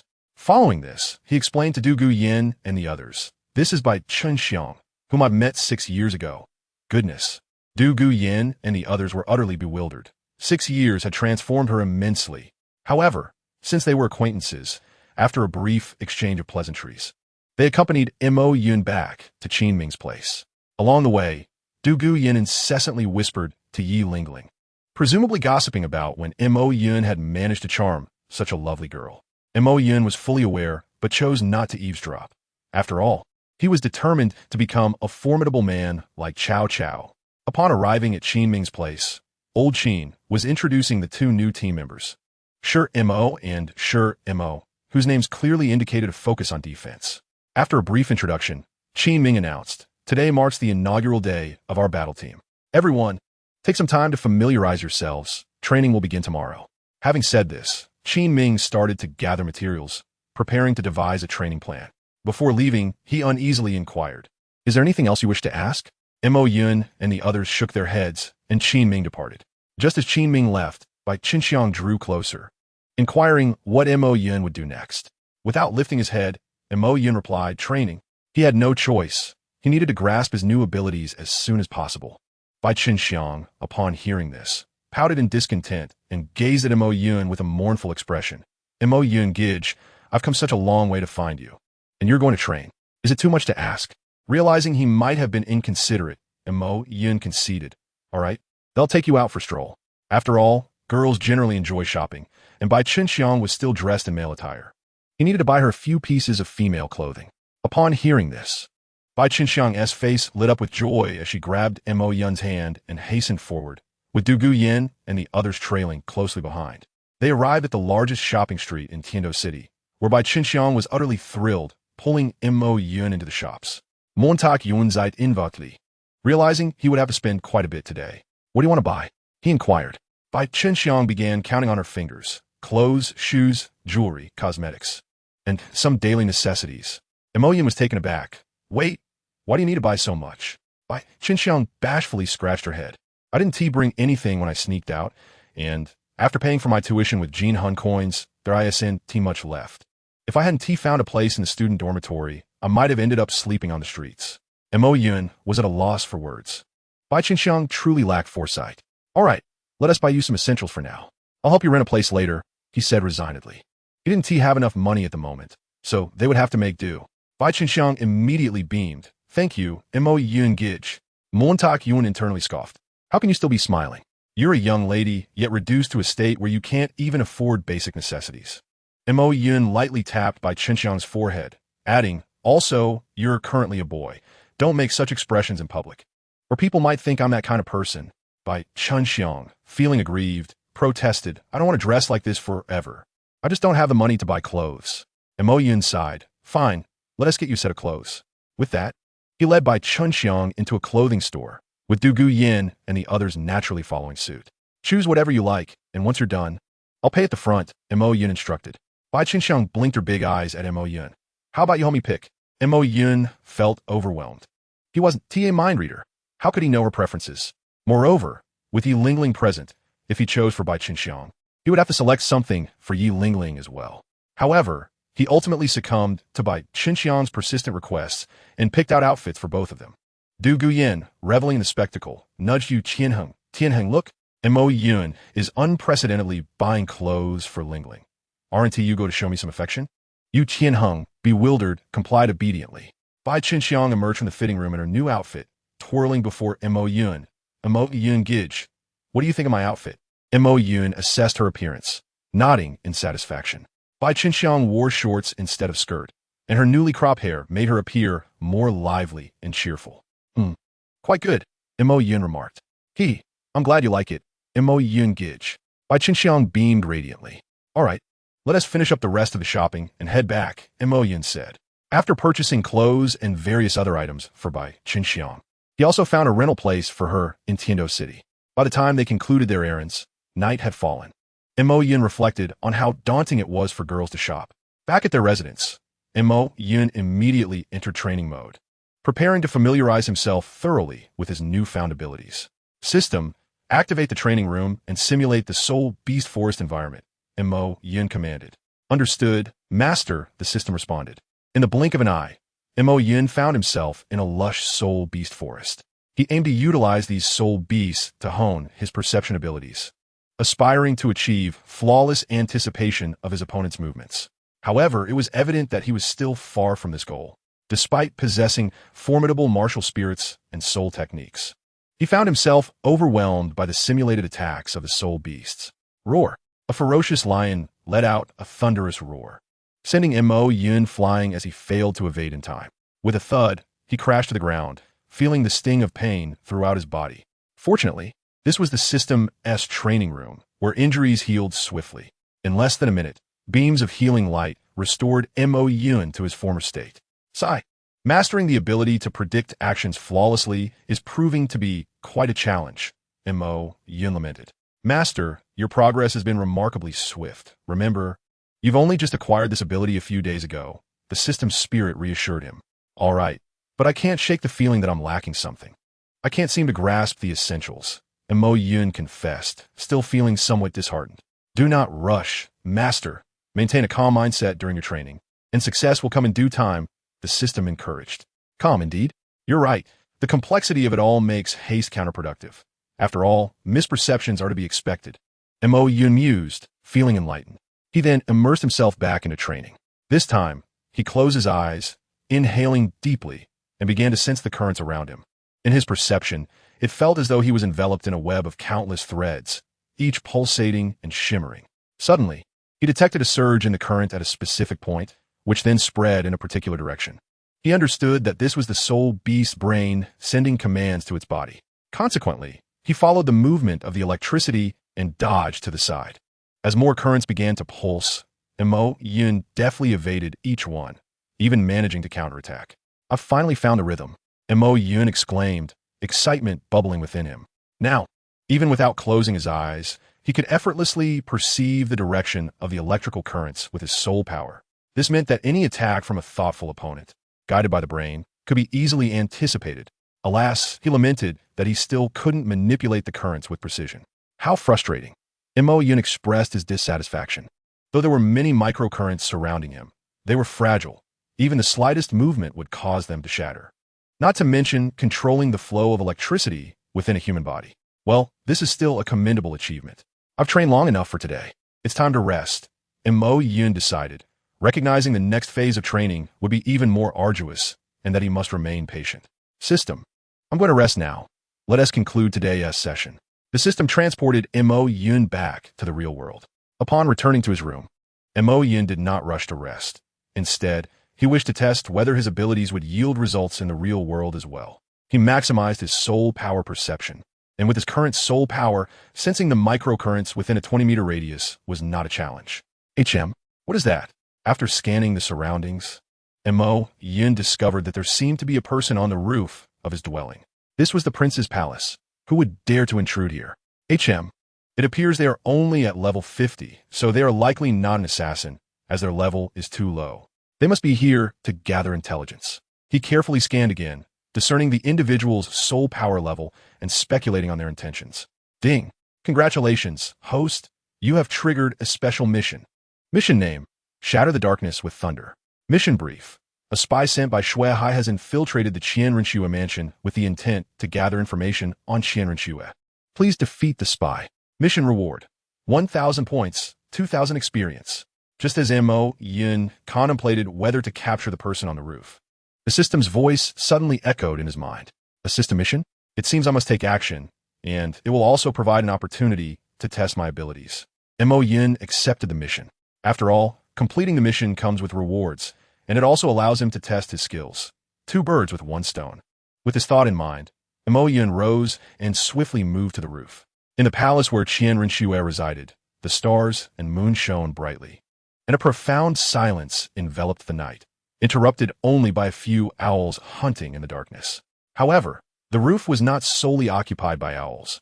Upon closer inspection, one would notice that a certain area of darkness was subtly shifting, almost imperceptibly. Clearly, this darkness was not true darkness, but rather a living being, or perhaps a nefarious individual with ulterior motives. The palace guards were indeed formidable. Without the unique attributes of my martial soul, it would have been challenging to infiltrate here. From within the shadows, a voice, slightly raspy and tinged with relief, emerged, belonging to a man in his 30s. It was evident that he was a person with ill intentions who had successfully infiltrated Qianrenshue's palace and was now reveling in his success. But soon, a voice from behind broke his moment of triumph, laced with mockery. Doesn't it feel a bit stiff lying there? Would you like to lie down on my bed instead? Who is that? The man in the darkness was startled by the sudden voice, quickly turning his neck to glance behind him, his eyes wide with surprise. The owner of the room below you. Upon turning, he saw a youth clad in white with white hair, Mo Yun. Mo Yun responded to the dark-clad man's startled inquiry with a humorous tone. What? How did you discover me? The man, upon hearing Mo Yun's response and seeing his appearance, recognized Mo Yun's identity. After all, he had investigated the seemingly unremarkable Shui Qinghe and her companions prior to his arrival. Therefore, it was not surprising that he recognized Mo Yun. What troubled him more was how Mo Yun had detected his presence, as he had completely concealed his figure and aura. Under normal circumstances, only a titled Douluo or someone with a special perception soul skill could detect his existence, and according to his intelligence, Mo Yun did not fit either category. This was the source of his astonishment and confusion. You're sneaking around on someone else's roof. It would be strange not to be discovered. Mo Yun, hearing the spy's inquiry, chose not to explain directly, but responded with a hint of sarcasm. After all, he had no obligation to elucidate his abilities to an enemy. You. Hearing Mo Yun's taunt, the spy's face turned pale, clearly infuriated. So what if you discovered me? Although you possess extraordinary talent, you are only at level 41, while I am level 53. As long as I eliminate you silently, my mission can proceed. The spy glared at Mo Yun, now fully intent on killing him. Let us not even consider whether you can defeat me. Even if you could, you certainly wouldn't be able to do so silently. I'm not so helpless that I cannot escape or save myself.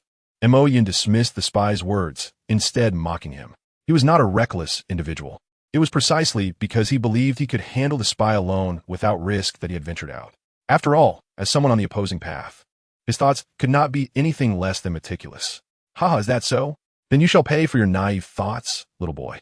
The spy laughed derisively upon hearing Mo Yun's words. Little boy, allow me to teach you a lesson today. Never underestimate your opponent. Before Mo Yun could respond to the spy's mockery, the spy revealed a sinister smile. Then, darkness began to envelop Mo Yun. Enjoy the terror of the night, little boy. MartialSoul domain, black curtain, the spy declared, watching with satisfaction as Mo Yun was gradually consumed by darkness. What? A domain's soul skill? Montak Yun exclaimed in astonishment, witnessing the encroaching darkness and hearing the spy's words.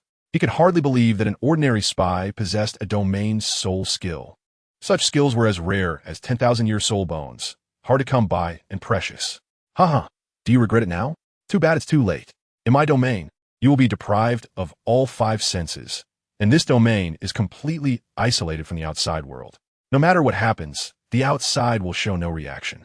You will simply be killed by me. The spy, seeing the astonished expression on Mo Yun's face, broke into a maniacal grin, mocking him freely. Oh, is that so? As the domain fully unfolded, Mo Yun lost all 5 senses but remained unfazed. With a mocking expression, he addressed the spy. It seems you have misunderstood something. I was merely astonished by the fact that you possess a domain's soul skill. As for your intention to kill me, I can only say you lack the capability. Just a little boy, daring to speak so arrogantly. You truly have no idea of your own limitations. I will kill you now and show you my strength. The spy, seeing Mo Yun trapped within his domain and still so brazen, could no longer contain his fury. He conjured a black dagger in his hand and advanced toward Mo Yun. Once within striking distance, he swiftly swung the dagger down. A person deprived of their 5 senses should theoretically be unable to evade an attack. But was Mo Yun a person who played by the rules? Clearly not. He was someone harnessing the power of a system. With effortless grace, he dodged the incoming strike and taunted the spy. Is it your plan to kill me? You must think very little of me. How is that possible? How did you evade? The spy's expression shifted to panic upon seeing Mo Yun evade his attack. He began to worry that Mo Yun had found a way to counter his domain. Yet he clung to false hope and boldly declared, You merely dodged this attack by luck. I will surely take your head with my next strike. He knew that Mo Yun could not hear him, but he could not help but speak. As for Mo Yun, while he could not hear, he could roughly guess what the spy was saying. He slightly moved his lips, raised his right hand, and casually remarked, You should know, my martial soul is thunder, and you have electricity on you. As he spoke, the power of thunder began to gather in Mo Yun's hand. What? Upon hearing the words of Ma Yun, the spy displayed a look of perplexity, failing to comprehend their meaning. Yet, as he observed the power of thunder coalescing in Ma Yun's hands, he realized he had little time to ponder such matters. He swung his blade once more, aiming directly for Ma Yun's neck. However, as expected, Ma Yun effortlessly evaded the strike. Enough is enough. It is time to send you on your way. After dodging the attack, Ma Yun completed his charge. Before the spy could react, a powerful current enveloped Ma Yun's entire being. Thunderous might. Within the realm of darkness, countless purple currents flickered, illuminating the previously void space. This domain now appeared fragile, resembling a cracked eggshell poised to shatter with the slightest movement. Impossible. How could a level 41 soul master possess such formidable offensive power? The spy, who had unleashed the dark domain, now found himself saturated with residual electric energy after enduring Ma Yun's overwhelming thunder. The electricity incessantly stimulated his battered body, causing involuntary tremors. At this moment, his heart was filled solely with shock, fear, and confusion towards Ma Yun. Is this all you can do? Just moments ago, you were quite arrogant, were you not? Ma Yun, witnessing the spy's disheveled state, couldn't help but smirk, reveling in the sight he had longed to see. Yet, amidst his mockery, he felt a twinge of respect for this individual who managed to remain conscious after enduring his recent assault. Indeed, the disparity of over 10 levels made instant annihilation somewhat unrealistic, but perhaps if I charge further into the next stage, it may be achievable. Ma Yun regarded the spy, muttering to himself with a hint of disappointment. This is impossible. You have yet to unleash your full potential. Upon hearing Ma Yun's words, Qianren Xue exploded in disbelief. Her composure shattered. Her palace has collapsed, creating a scene of utter chaos. Ma Yun, clarify this for me. What on earth is happening? Are you the one behind this? Qianren Xue, her chest heaving with anger, glared intensely at Ma Yun, questioning her very existence. Ma Yun, feeling a pang of guilt at her accusation, quickly reconsidered. After all, Xue Qinghe was in the guise of a female impersonator, and he had never encountered her true self. Wouldn't this provide an opportunity for a counterattack? Who are you? I don't recognize you. Ma Yun feigned confusion, fully committing to his act. Qianren Xue, on the verge of fury, nearly spat blood in exasperation. I am not Xue Qinghe. As she began to speak, realization dawned upon her that she was indeed the original Qian Renxue. Scene freezes. The atmosphere suddenly grew quiet as the two stared at each other in disbelief. Qian Renxue sighed and conceded, "Fine, I will be honest with you. As for why I didn't silence you directly, it's because over the past 6 years, I have developed some feelings and found Ma Yun to be somewhat reliable. Moreover, with Ma Yun's current strength, engaging in a fight would likely lead to a Pyrrhic victory, and there's a chance he could escape, which poses too great a risk." Qian Renxue took a deep breath and revealed, "Ma Yun, I am not the Grand Prince of the Tiando Empire. I am an undercover agent sent by the Wuhuan Temple with the goal of seizing the Tiando Empire." Ma Yun was left dumbfounded, exclaiming, "What the hell?" This wasn't how the script was supposed to unfold. He had anticipated that Qian Renxue would stubbornly deny the truth, or perhaps concoct a tale of amnesia. Yet she had unveiled a bombshell. "Speak up. I have laid bare my secrets." Qian Renxue, noticing that Ma Yun remained silent, began to panic, fearing she had trusted him too freely. Was he an ingrate? Ma Yun, sensing her rising anxiety, feigned skepticism. "How do I know you are telling the truth? How can you prove that you raised me and are not Xue Qinghe?" "You." Qian Renxue was left exasperated and amused, realizing Ma Yun was deliberately toying with her. To prove her identity, Qian Renxue reluctantly pressed on. "I know your name is Ma Yun. Everyone who knows me is aware of this, including that assassin." Ma Yun shrugged, gesturing towards the unconscious spy. Qian Renxue gritted her teeth. "I know your birthday is August 15th. This is common knowledge. Anyone could find this out with a simple search. It doesn't count." Ma Yun shook his head again. "Ma Yun, can you please stop messing around? I am having a serious conversation with you." Qian Renxue could no longer contain her frustration, standing up abruptly and pointing an accusing finger at Ma Yun. Ma Yun was taken aback, unsure where to look. It was not due to embarrassment from being caught in his thoughts, but rather a him, "Your Highness, your clothing is torn." Ma Yun awkwardly cleared his throat, his gaze wandering, his finger trembling as he pointed at Qian Renshue's nightgown. "What?" Qian Renxue, looking bewildered, glanced down. Good heavens! Her nightgown had been torn open by debris, revealing everything from her waist down, particularly the striking lace panties. Silence ensues. Ma Yun. Qian Renxue let out an earth-shattering scream, feeling as though she might explode on the spot. Realizing the situation was dire, Ma Yun hastily made his escape, activating his soul skill and darting away faster than a rabbit. Qian Renxue, wanting to pursue him, reconsidered her attire and the potential commotion outside, reluctantly abandoned the chase and began to clean up the scene. Thus, Ma Yun navigated through this tranquil night unscathed. The following morning, the Emperor of the Snowy Night summoned Xue Qinghe due to the previous night's commotion. Ma Yun once again narrowly evaded disaster. "Qinghe, enlighten me. What transpired last night? How did your palace collapse?" The Emperor inquired sternly. Xue Renxue had already prepared her explanation, proclaiming, "Father, last night an assassin infiltrated my palace while I was asleep. Luckily, my subordinates discovered him in time and fought him, which led to the damage and subsequent collapse of the palace." An assassin? Who dares to assassinate the prince of the Tiando Empire? The Emperor's face darkened with fury. "Father, the assassin is gravely injured and still unconscious. I am doing my utmost to save him. Once he awakens, we will undoubtedly uncover the mastermind behind this and defend the dignity of our royal family." Xue Renxue stated with righteous conviction. "Excellent. You shall handle this matter. I am eager to see who dares oppose the royal family." The Emperor gestured with authority. "Yes, Father." Xue Renshue's heart soared with delight. Now she could act with greater audacity, for the assassin would bear the blame. Scene shifts. In the training room of the Imperial Academy, Ma Yun yawned repeatedly, appearing utterly sleep-deprived. "Brother Ma Yun, did you not rest well last night?" Yelling Ling inquired with concern. Some events transpired last night." Ma Yun replied vaguely. "What events?" Yelling Ling, ever the curious one, pressed for details. Ahem, no whispering during class. At that crucial moment, Teacher Qin Ming's shout interrupted Ma Yun's explanation. "Oh, I understand, Teacher Qin," Yelling Ling obediently responded. "After observing you all yesterday, I have come to understand each of your situations and have devised a training plan." Teacher Qin began his instructional outline.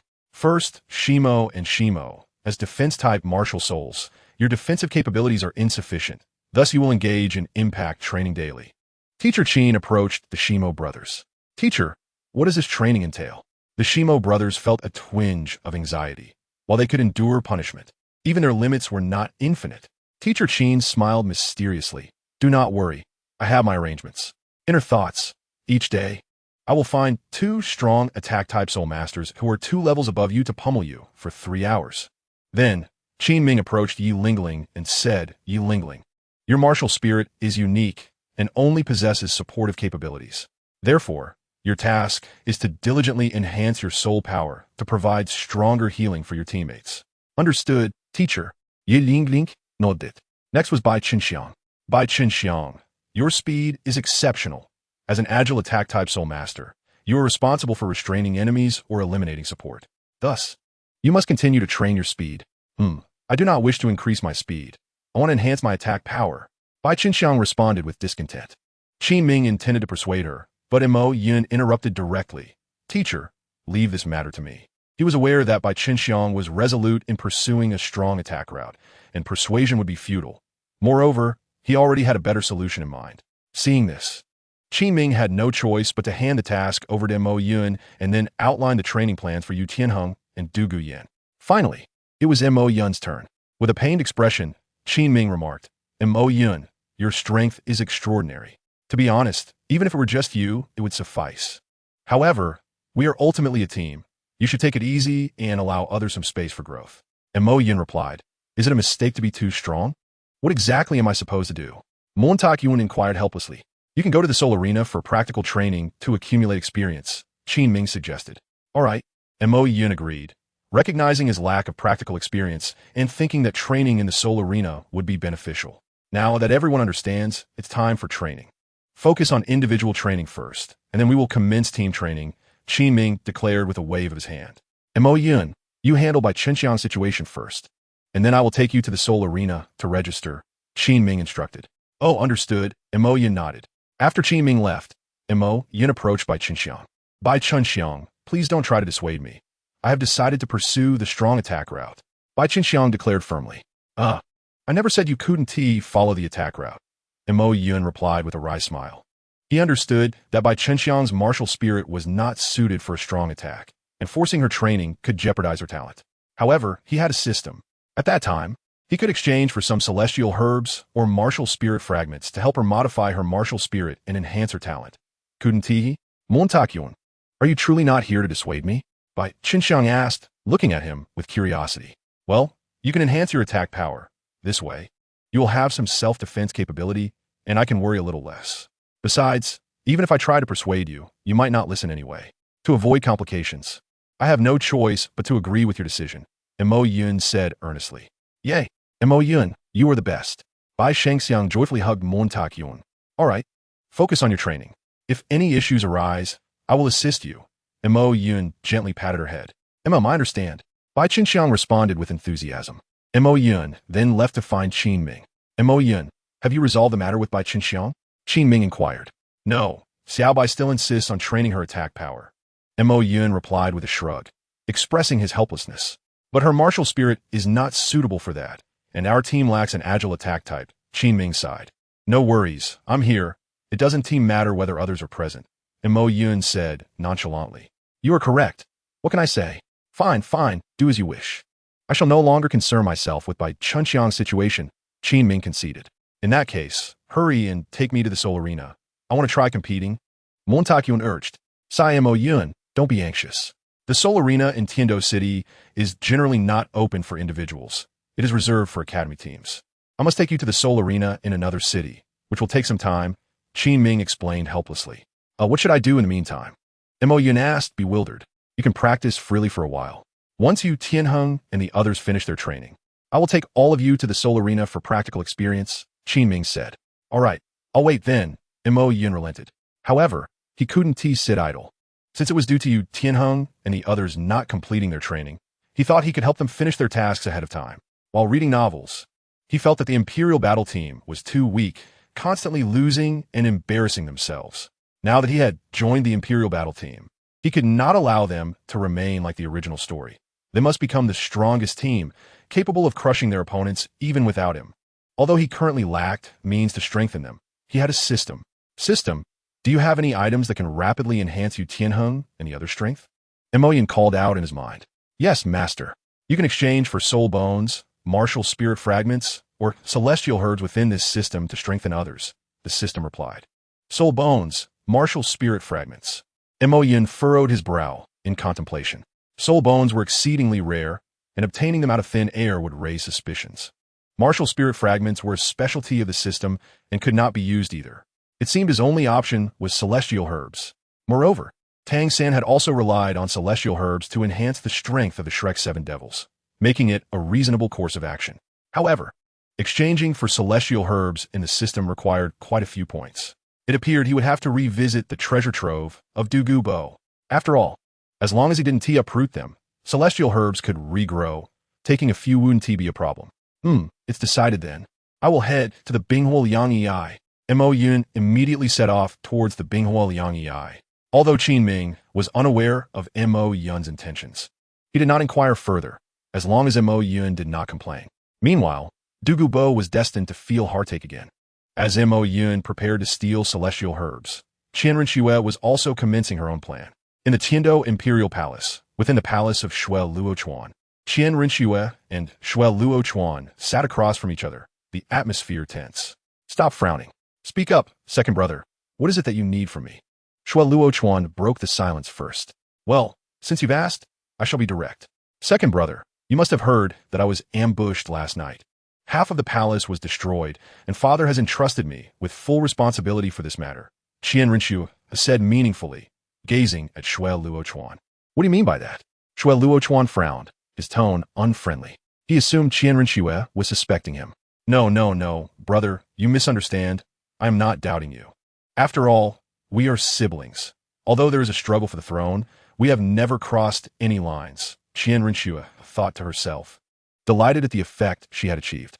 Since you are not suspicious of me, what is the purpose of your visit? Shui Luochuan questioned, puzzled. Of course, I am here to ask for your assistance.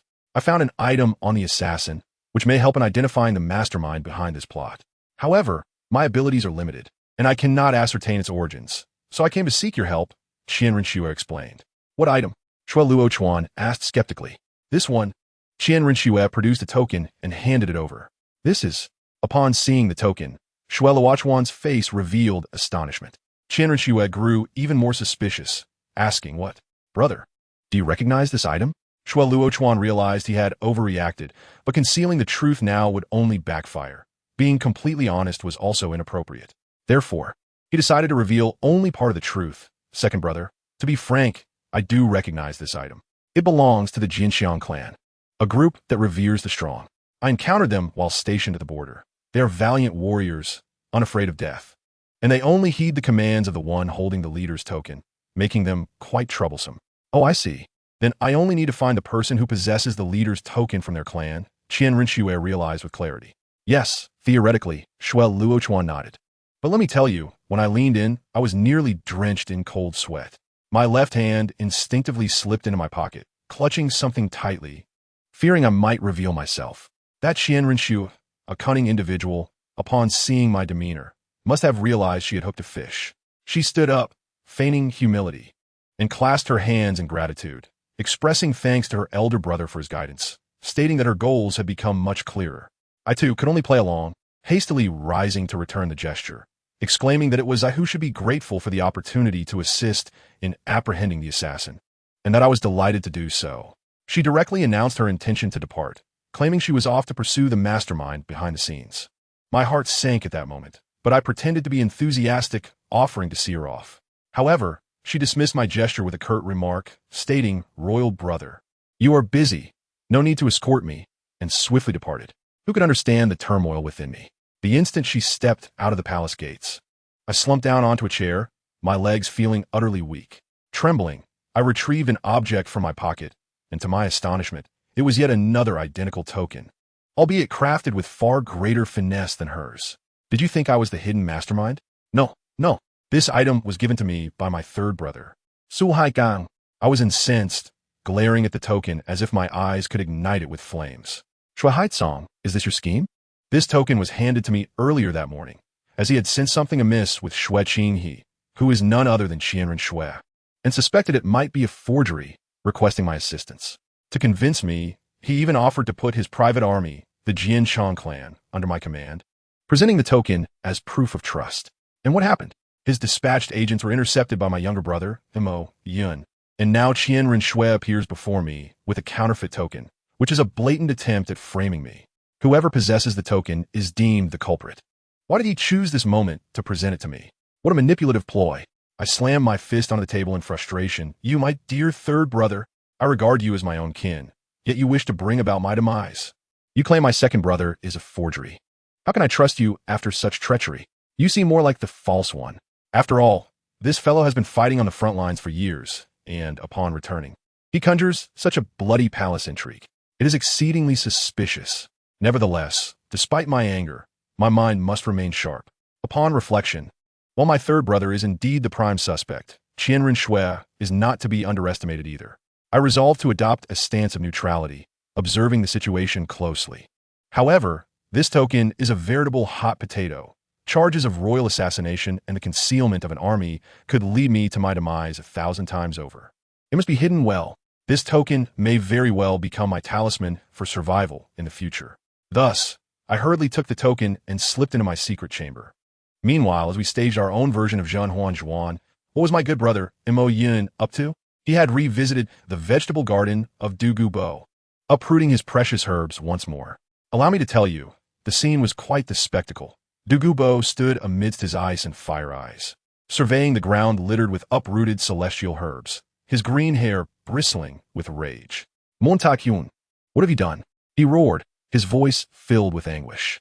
In response, Mo Yun merely stuffed his hands into his pockets, wearing a nonchalant expression. Oh, come now, it's just a few weeds. No need for such a fuss. I haven't even asked you for any weeding fees. Douluo, infuriated, felt the veins in his head throb, yet he dared not retaliate, for he still relied on Mo Yun for antidotes, forcing himself to swallow his anger. Seeing the old poison master on the verge of exploding, Mo Yun decided to cut his losses, waving his hand dismissively, saying, "All right, the weeds are all pulled. I'm off." Douluo gritted his teeth, urging him to leave. Go, go, go. Best not to return. Mo Yun swaggered back to the Royal Duel Academy, summoning Yu Tianheng and the others. Yu Tianheng appeared bewildered, asking, Mo Yun, what do you need us for? Mo Yun grinned mischievously, saying, Come, I have some gear to distribute. Let us give you a boost. He then produced a collection of celestial herbs. The others looked on in confusion, questioning, celestial herbs? Are they even useful? I've never heard that eating herbs could increase soul power. Let me tell you, Mo Yun's expression at that moment was priceless, as he silently lamented the inadequacy of this generation's teammates. He must have been thinking, what kind of absurd setting is this in Douluo, where the locals don't even recognize celestial herbs as treasures, relying solely on Tang San, a time traveler, for enlightenment. What have you all been doing for thousands of years? Didn't anyone attempt to sample various herbs? There isn't even a proper doctor.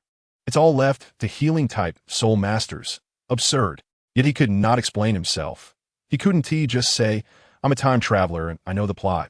So he could only wave his hand in resignation. Forget the questions. Just remember, consuming these will make you stronger. Yu Tianheng, seeing his demeanor, refrained from further inquiries and accepted it as fact. Next came the distribution of loot. Mo Yun approached Yu Tianheng first, presenting a thunderclap herb, asserting that it would enhance his lightning abilities, advising him to strike it with his own lightning for absorption. Yu Tianheng hesitated, saying, Mo Yun, aren't you also of the lightning attribute? Why not use it yourself? Mo Yun waved his hand dismissively, adopting a tone of grandiosity. My lightning is already strong enough. I have no need for it. Yu Tianheng was left speechless, accepting the herb without further argument. Then came Douluo Yen, to whom Mo Yun gifted a 7-day severing soul flower, claiming it would upgrade her snake venom to an unresolvable mental toxin. Douluo Yen's eyes sparkled with excitement upon hearing this, clearly satisfied with the gift. It was by Chun Xiang's turn. Mo Yun presented her with a blue flower known as the Wind's Awakening, stating that it would bestow her martial soul with wind attributes, enhancing her attack power. Bai Qinxiang was overjoyed, leaning in to plant a kiss on Mo Yun's cheek, leaving him momentarily flustered, stammering, as long as you're happy. Just as he was about to slip away to find Yu Ling Ling, Bai Qinxiang pouted from behind, complaining, Humph, you fickle heartthrob. You just kissed one girl and are off to seek another. No sooner had she spoken than Yu Ling Ling sprang into action. seizing the unprepared Mo Yun and planting a kiss on his other cheek before scampering away, her face flushed and nearly steaming. Montauk Yun was utterly bewildered. Bai Chun Xiang watched with a look of discontent, while Du Gu Yin stifled laughter, fanning the flames. "Oh, let S. continue. Later, remember to take care of yourself." Mo Yun's face turned crimson as he hastily redirected the conversation. "Ahem. Let us get back to business. It's time to distribute the gear." He quickly pulled out the purple bamboo spirit mint for Yi Ling Ling, declaring it remarkable, as it could permanently enhance soul power by percentage. Being a healer, Yi Ling Ling needed a substantial blue bar. This was perfect for her. Finally, for the sure Mo brothers, Mo Yun presented 2 thorny red flowers, stating bluntly, "We may not know each other well, but as teammates, don't hold us back. This will allow your martial souls to mutate and become stronger. Do you want it?" The brothers hesitated, unsure about consuming something from someone they barely knew. At that moment, Yu Tianheng finished absorbing his herb. A cacophony of crackling electricity erupted, and his soul power soared as if propelled by a rocket. The sure Mo brothers' eyes nearly bulged from their sockets. Following that, Du Gu Yin completed her absorption, unleashing a terrifying mental pressure that left them trembling.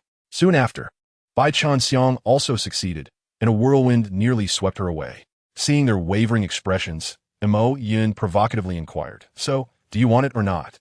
If not, I'll take it back." The 2 brothers, no longer daring to hesitate, lunged at him like hungry wolves, exclaiming, "We want it! We want it!" Montauk Yun, feigning disdain, pushed them back, saying, "Don't get so close. I'm not into that."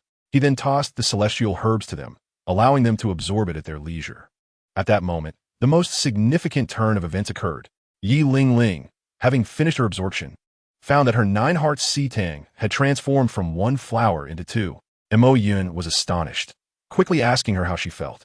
Yi Ling, equally did it, sensed the change, and said, "It seems I can now grant soul power to my teammates." I tell you, Mo Yun's mind exploded with ideas, birthing a wild plan. If absorbing herbs that increase soul power grants the ability to enhance other soul power, then what if she absorbed those that boost attack, speed, or defense? Wouldn't Yi Ling Ling transform into the ultimate support, capable of healing and bestowing various buffs? Such unimaginable fortune would befall her. The more he pondered, the more exhilarated he became, deciding on the spot to conduct an experiment. He turned to Yi Ling Ling and said, "Ling Ling, help me out. I have a bold idea." After sharing his hypothesis, he inquired if she would be willing to become the continent's foremost support. Upon hearing this, Yi Ling Ling's eyes sparkled with excitement. She had always felt inadequate, unworthy of the destined heights that Ma Yun was destined to reach. Now, the opportunity had arisen. Without hesitation, she declared, "I am willing." Ma Yun giged, and so they embarked on their endeavor.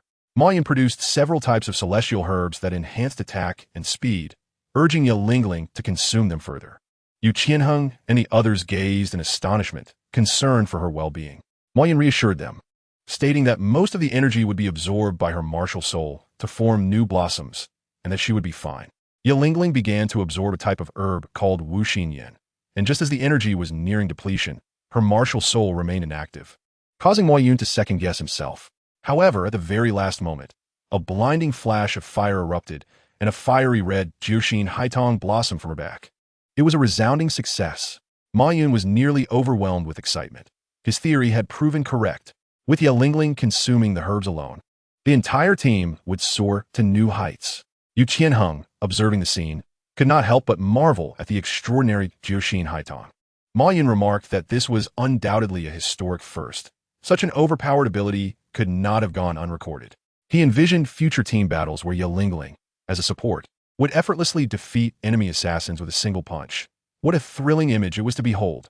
Yu Qianheng, witnessing the mischievous grin on Ma Yun's face, felt a mixture of disbelief and amusement.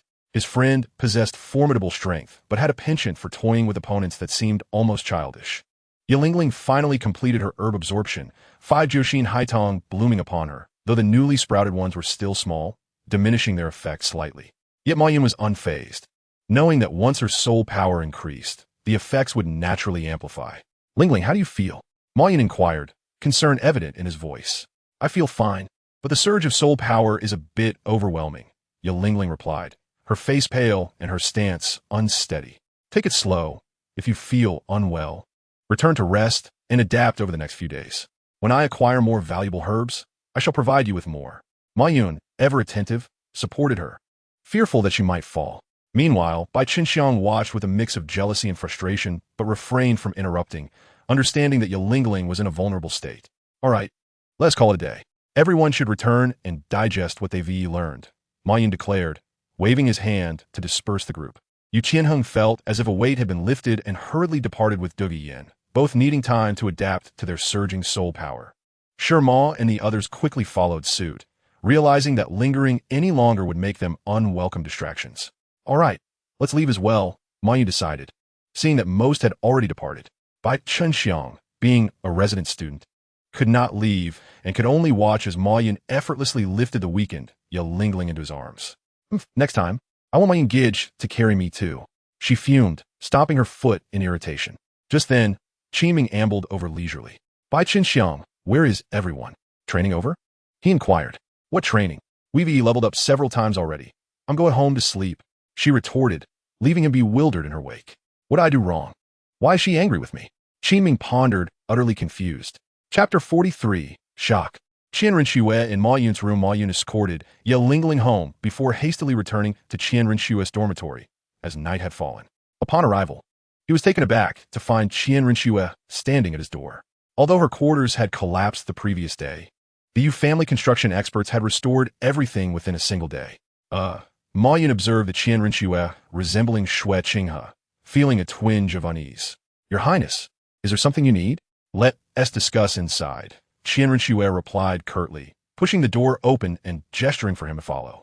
All right, Ma Yun shrugged, entering and shutting the door behind him. Now can we talk? What is it? Wait, let me set up a barrier first. Ignoring him again, Qianren Xue employed her soul power to create a barrier in the room to prevent eavesdropping. Is this for listening prevention? Ma Yun speculated. Yes, one must be cautious. Qianren Xue replied with a hint of exasperation. Having been in the royal court for so long, she had always been careful, yet nearly faced disaster in her own domain. Had it not been for Ma Yun, she might have perished. As she contemplated this, Qianren Xue could not help but glance at Ma Yun. What? Why are you looking at me like that? Have you finally recognized my charm?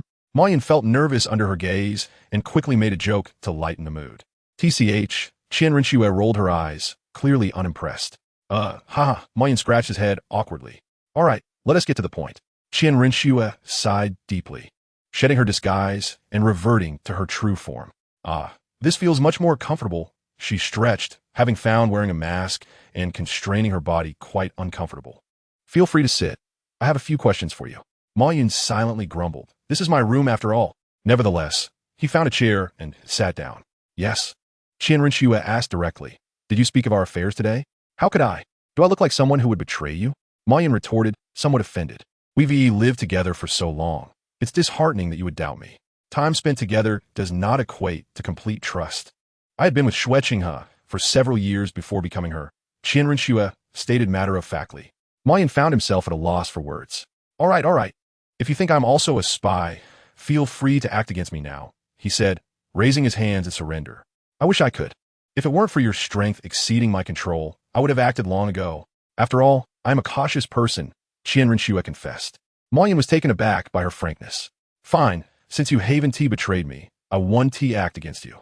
Although I may not be able to defeat you now, if I wish to harm you, I have my ways. As long as you remain loyal, you shall be safe. Qianren Xue replied casually. All right, Ma Yun sighed, shrugging. Is there anything else?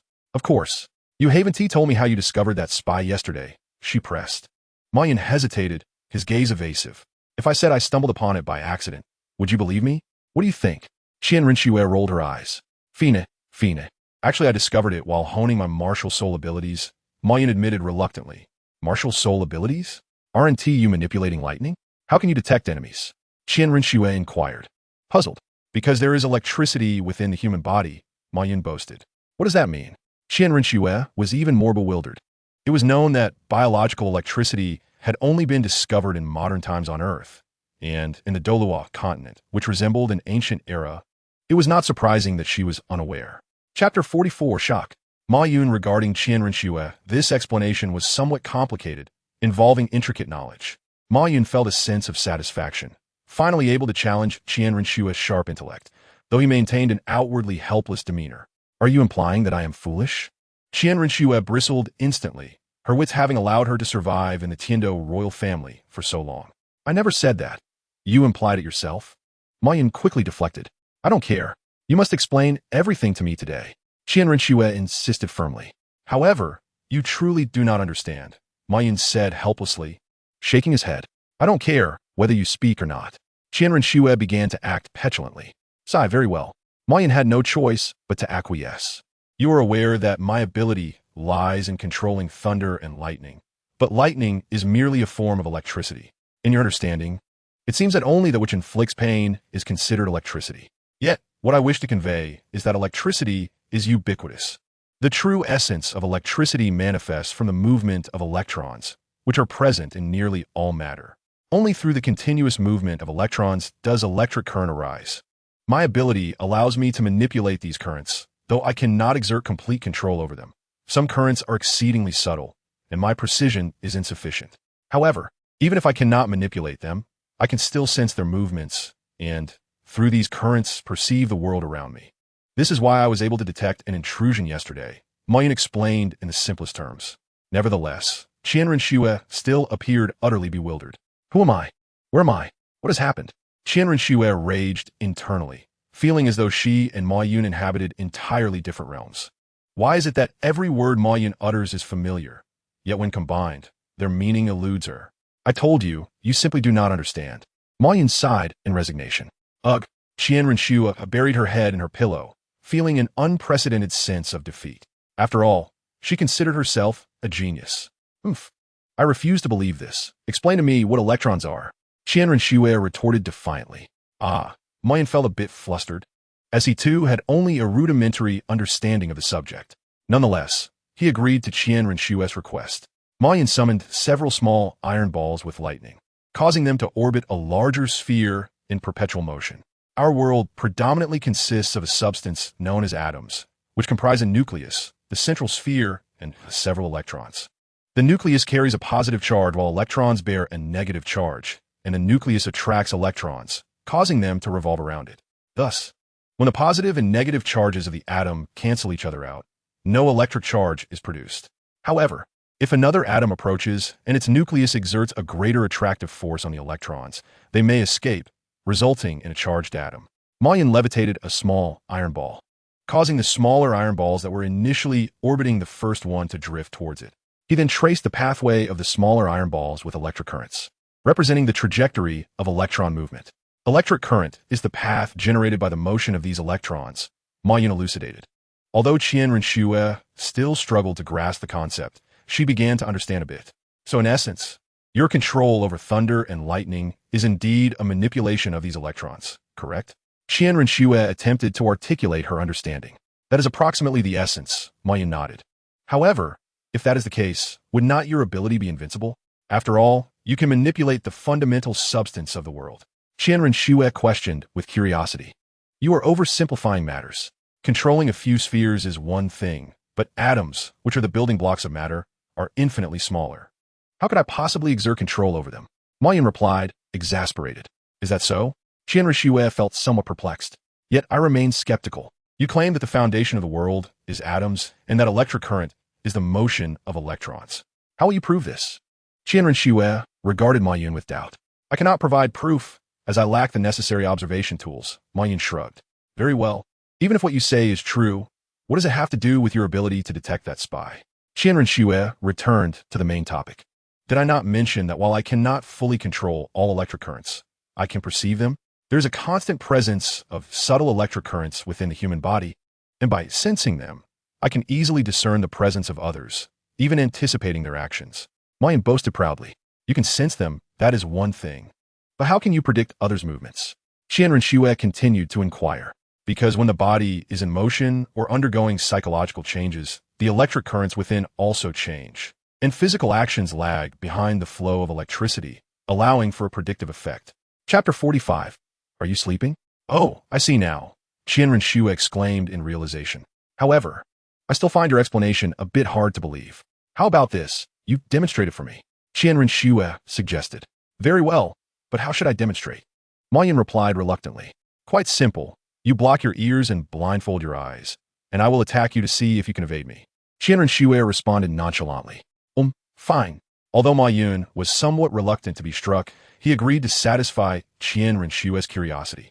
Following her instructions, Ma Yun covered his eyes and plugged his ears. All right, you may begin, Ma Yun gestured. Then I shall not hold back. Qian Renxue clenched her fists, infused with golden soul power, and aimed to strike at Ma Yun's abdomen. Are you deliberately trying to hit me? Ma Yun hastily dodged. Wait, you really avoided it? Can you not see me or hear my words? Qian Renxue found it quite intriguing. Ma Yun remained silent, not responding. Then I shall continue. Qian Renxue attacked again, increasing her speed. One test does not require excessive force, and I can only predict your actions. If you move too quickly, I will not have time to react, Ma Yun said, struggling to evade her strikes. Nevertheless, Qian Renxue ignored his complaints and only quickened her pace. If you're going to be unreasonable, do not blame me for being merciless, Ma Yun retorted with rising anger. Oh, if you believe you can defeat me, then give it a try. Qian Renxue showed no fear. In that case, I will not hold back. Ma Yun ceased the banter, unleashing the tempestuous power of thunder, gradually forming an electric field around him. Thunderbolt, rush. Ma Yun accelerated using his soul power, effortlessly evading Qian Renxue's assault. Not to be outdone, Qian Renxue amplified her soul power, increasing her speed further. Now, Ma Yun found himself struggling to keep up. Hey, you are bullying me. Ma Yun began to plead for mercy. Yet, Qian Renxue offered him no respite and continued her onslaught. With no other option, Ma Yun devised a cunning plan. He feigned a vulnerability, enticing Qian Renxue to strike at his left side. Then, as she attacked, he nimbly dodged and gently tapped her at the back of her neck with his finger. Qian Renxue collapsed, powerless, onto Ma Yun's bed, filled with confusion. She could not comprehend how she had been subdued by a single strike from Ma Yun. Haha, are you stunned? Ma Yun said proudly. Hey, what did you do to me? Why can I not move? Qian Renxue asked, bewildered. I placed a lightning seal at the back of your neck, disrupting the signals from your brain to your body, which is why you're unable to move now. Ma Yun pointed to the back of her neck. Indeed, there was a lightning mark emitting tiny currents. Darn it, I was careless this time. Next time, I will not allow you to control me. Qian Renxue said defiantly. Ma Yun, quickly remove it, and let us continue. No, look at your current state. If I remove it, I will be in trouble. So you might as well lie still. Ma Yun refused. Hey, you cannot do this. If you do not release me, must I remain here indefinitely? Qian Renxue complained. That is of no concern. You may sleep here tonight, and by tomorrow, my lightning seal should have released itself. Ma Yun stated nonchalantly. What? I am to sleep here? What about you? Qian Renxue exclaimed in shock. Naturally, I will also sleep here. Ma Yun spoke nonchalantly. However, Qian Renxue found it somewhat difficult to accept. Although she typically regarded herself as a man, she was still a woman at heart. Relax. I'm only 12 years old. I won't do anything to you. How about I sleep in your room? Ma Yun said with a mischievous grin directed at Qian Renxue. No way. Qian Renxue firmly rejected him. It was absurd to think that Fu Yin could stay in her room. Chapter 46. Normal physiological activities if not. Then let us just sleep, Ma Yun replied indifferently. Ignoring Qian Renxue's protests, he tossed her onto the inner side of the bed and lay down on the outer side. How infuriating! Qian Renxue could only emit a frustrated growl. Yet, after a moment of resistance, she suddenly realized that an S mark was created with soul power, and she seemed capable of erasing it with a stronger soul force.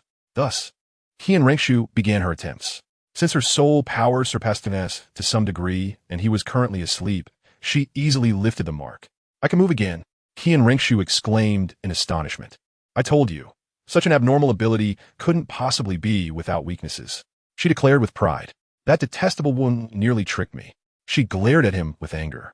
Now that she had regained her mobility, she naturally intended to take revenge on me. Let us see what you can do to evade me, Qian Renxue said with determination, reaching out to take action against him. However, upon seeing S' sleeping face, she sighed helplessly. Forget it, I'll spare you for today. With a resigned shake of her head, she reflected on her initial intention to raise him as her loyal follower, only for him to grow beyond her control and uncover her secrets. Fortunately, he still chose to accompany her. Otherwise, she would have faced considerable trouble in dealing with him. Sigh, how did I end up raising him like this? Qian Renxue pondered, even doubting whether it might be some transformed soul beast, as possessing 2 soul rings at the innate level of 20 did not seem typical for a human. Well, it's already like this, so I might as well keep him around. Afterward, Qian Ringshu decided to go to sleep, having experienced a long day and feeling weary. But before resting, she laid out a blanket on the floor, kicked him onto the ground, and covered him with a quilt. Thus, Wei Yin spent the night on the floor. The next morning, Wei Yin groggily awoke, finding himself on the floor, momentarily bewildered. What's going on? Why am I sleeping on the floor? Turning his head, he was stunned to see Qian Ringshu sprawled on top of him. My CPU is nearly overheating. This script is all wrong. Weren't we just fine in bed yesterday? Even if she regained her freedom in the middle of the night and kicked me down, why did she end up falling with me? And how did she land precisely on me?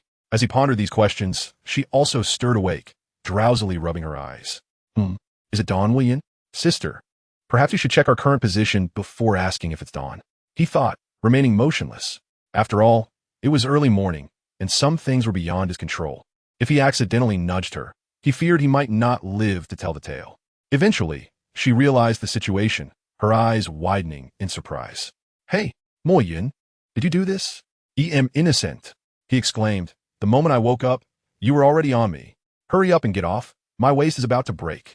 As she flailed about on him, he grew increasingly anxious. Please, don't move around too much. We might be in serious trouble. She then turned to blame him. Stop squirming. How can I get up with you twisting around? And keep your hands to yourself. With all honesty, he assured her that his hands were behaving, but his adolescent body had its own inclinations. He could only awkwardly chuckle.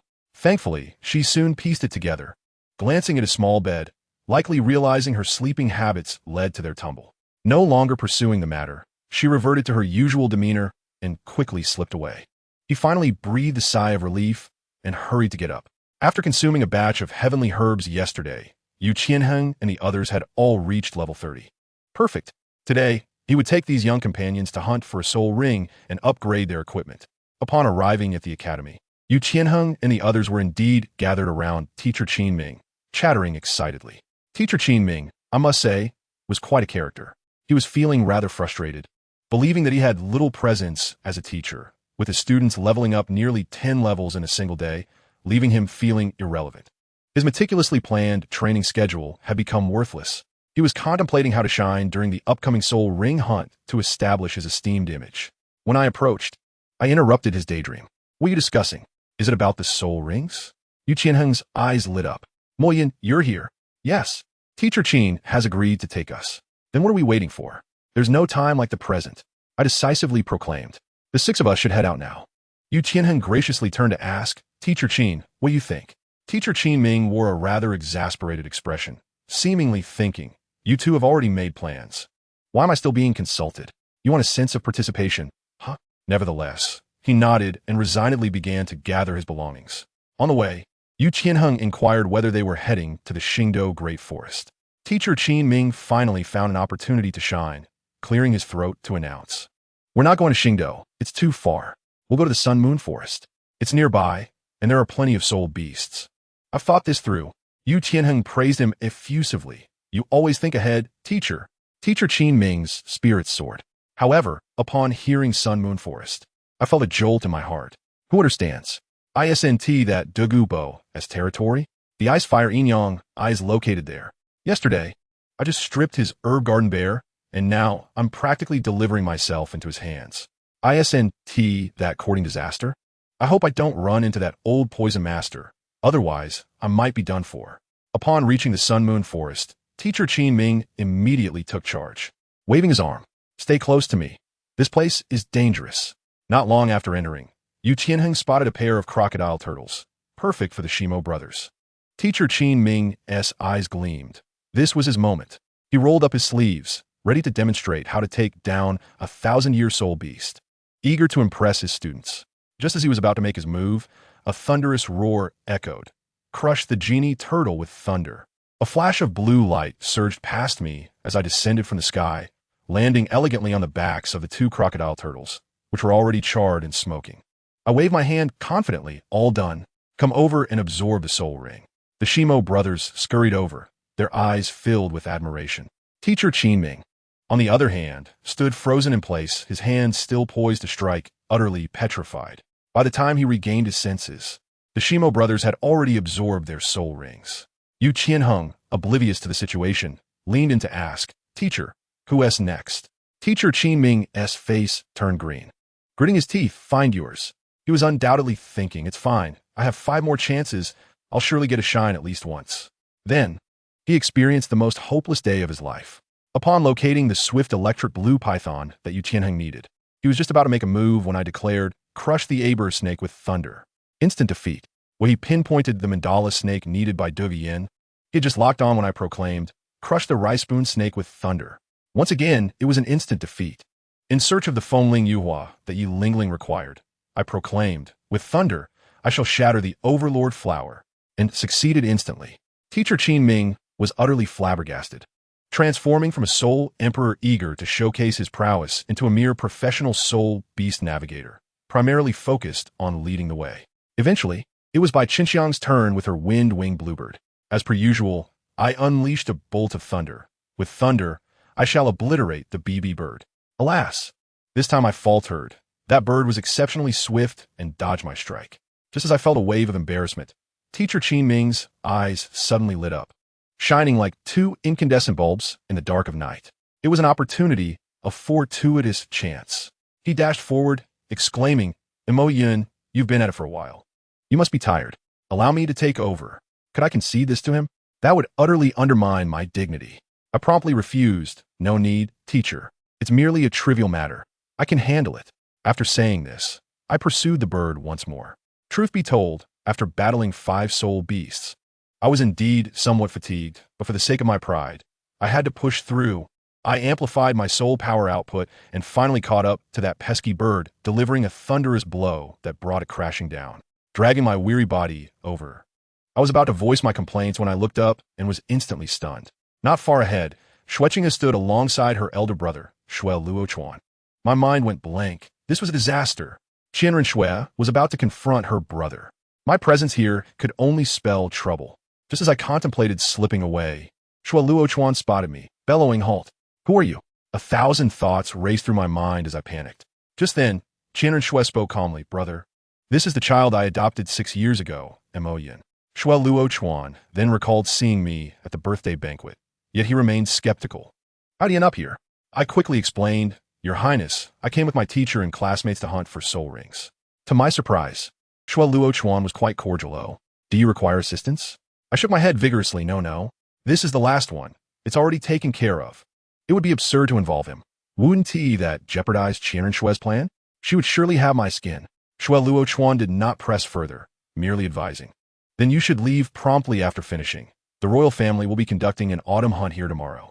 We are clearing the area, and there may be soul beasts going berserk soon. It could be quite dangerous. I grasped the implications immediately. This was not merely a clearing operation. It was a perfect setup for Qianren Shui's assassination plan. I nodded repeatedly, assuring him that we would depart at once. Securing his permission, I seized the half-dead bird and fled without a backward glance. Upon returning to the group, Qinxiang completed her absorption of the soul ring, sprouting a pair of golden wings of wind from her back, looking both cool and impressive. All our tasks had been accomplished, and we commenced our journey home. Throughout the journey, Teacher Qin Ming remained dejected, resembling a frostbitten eggplant. I approached to console him.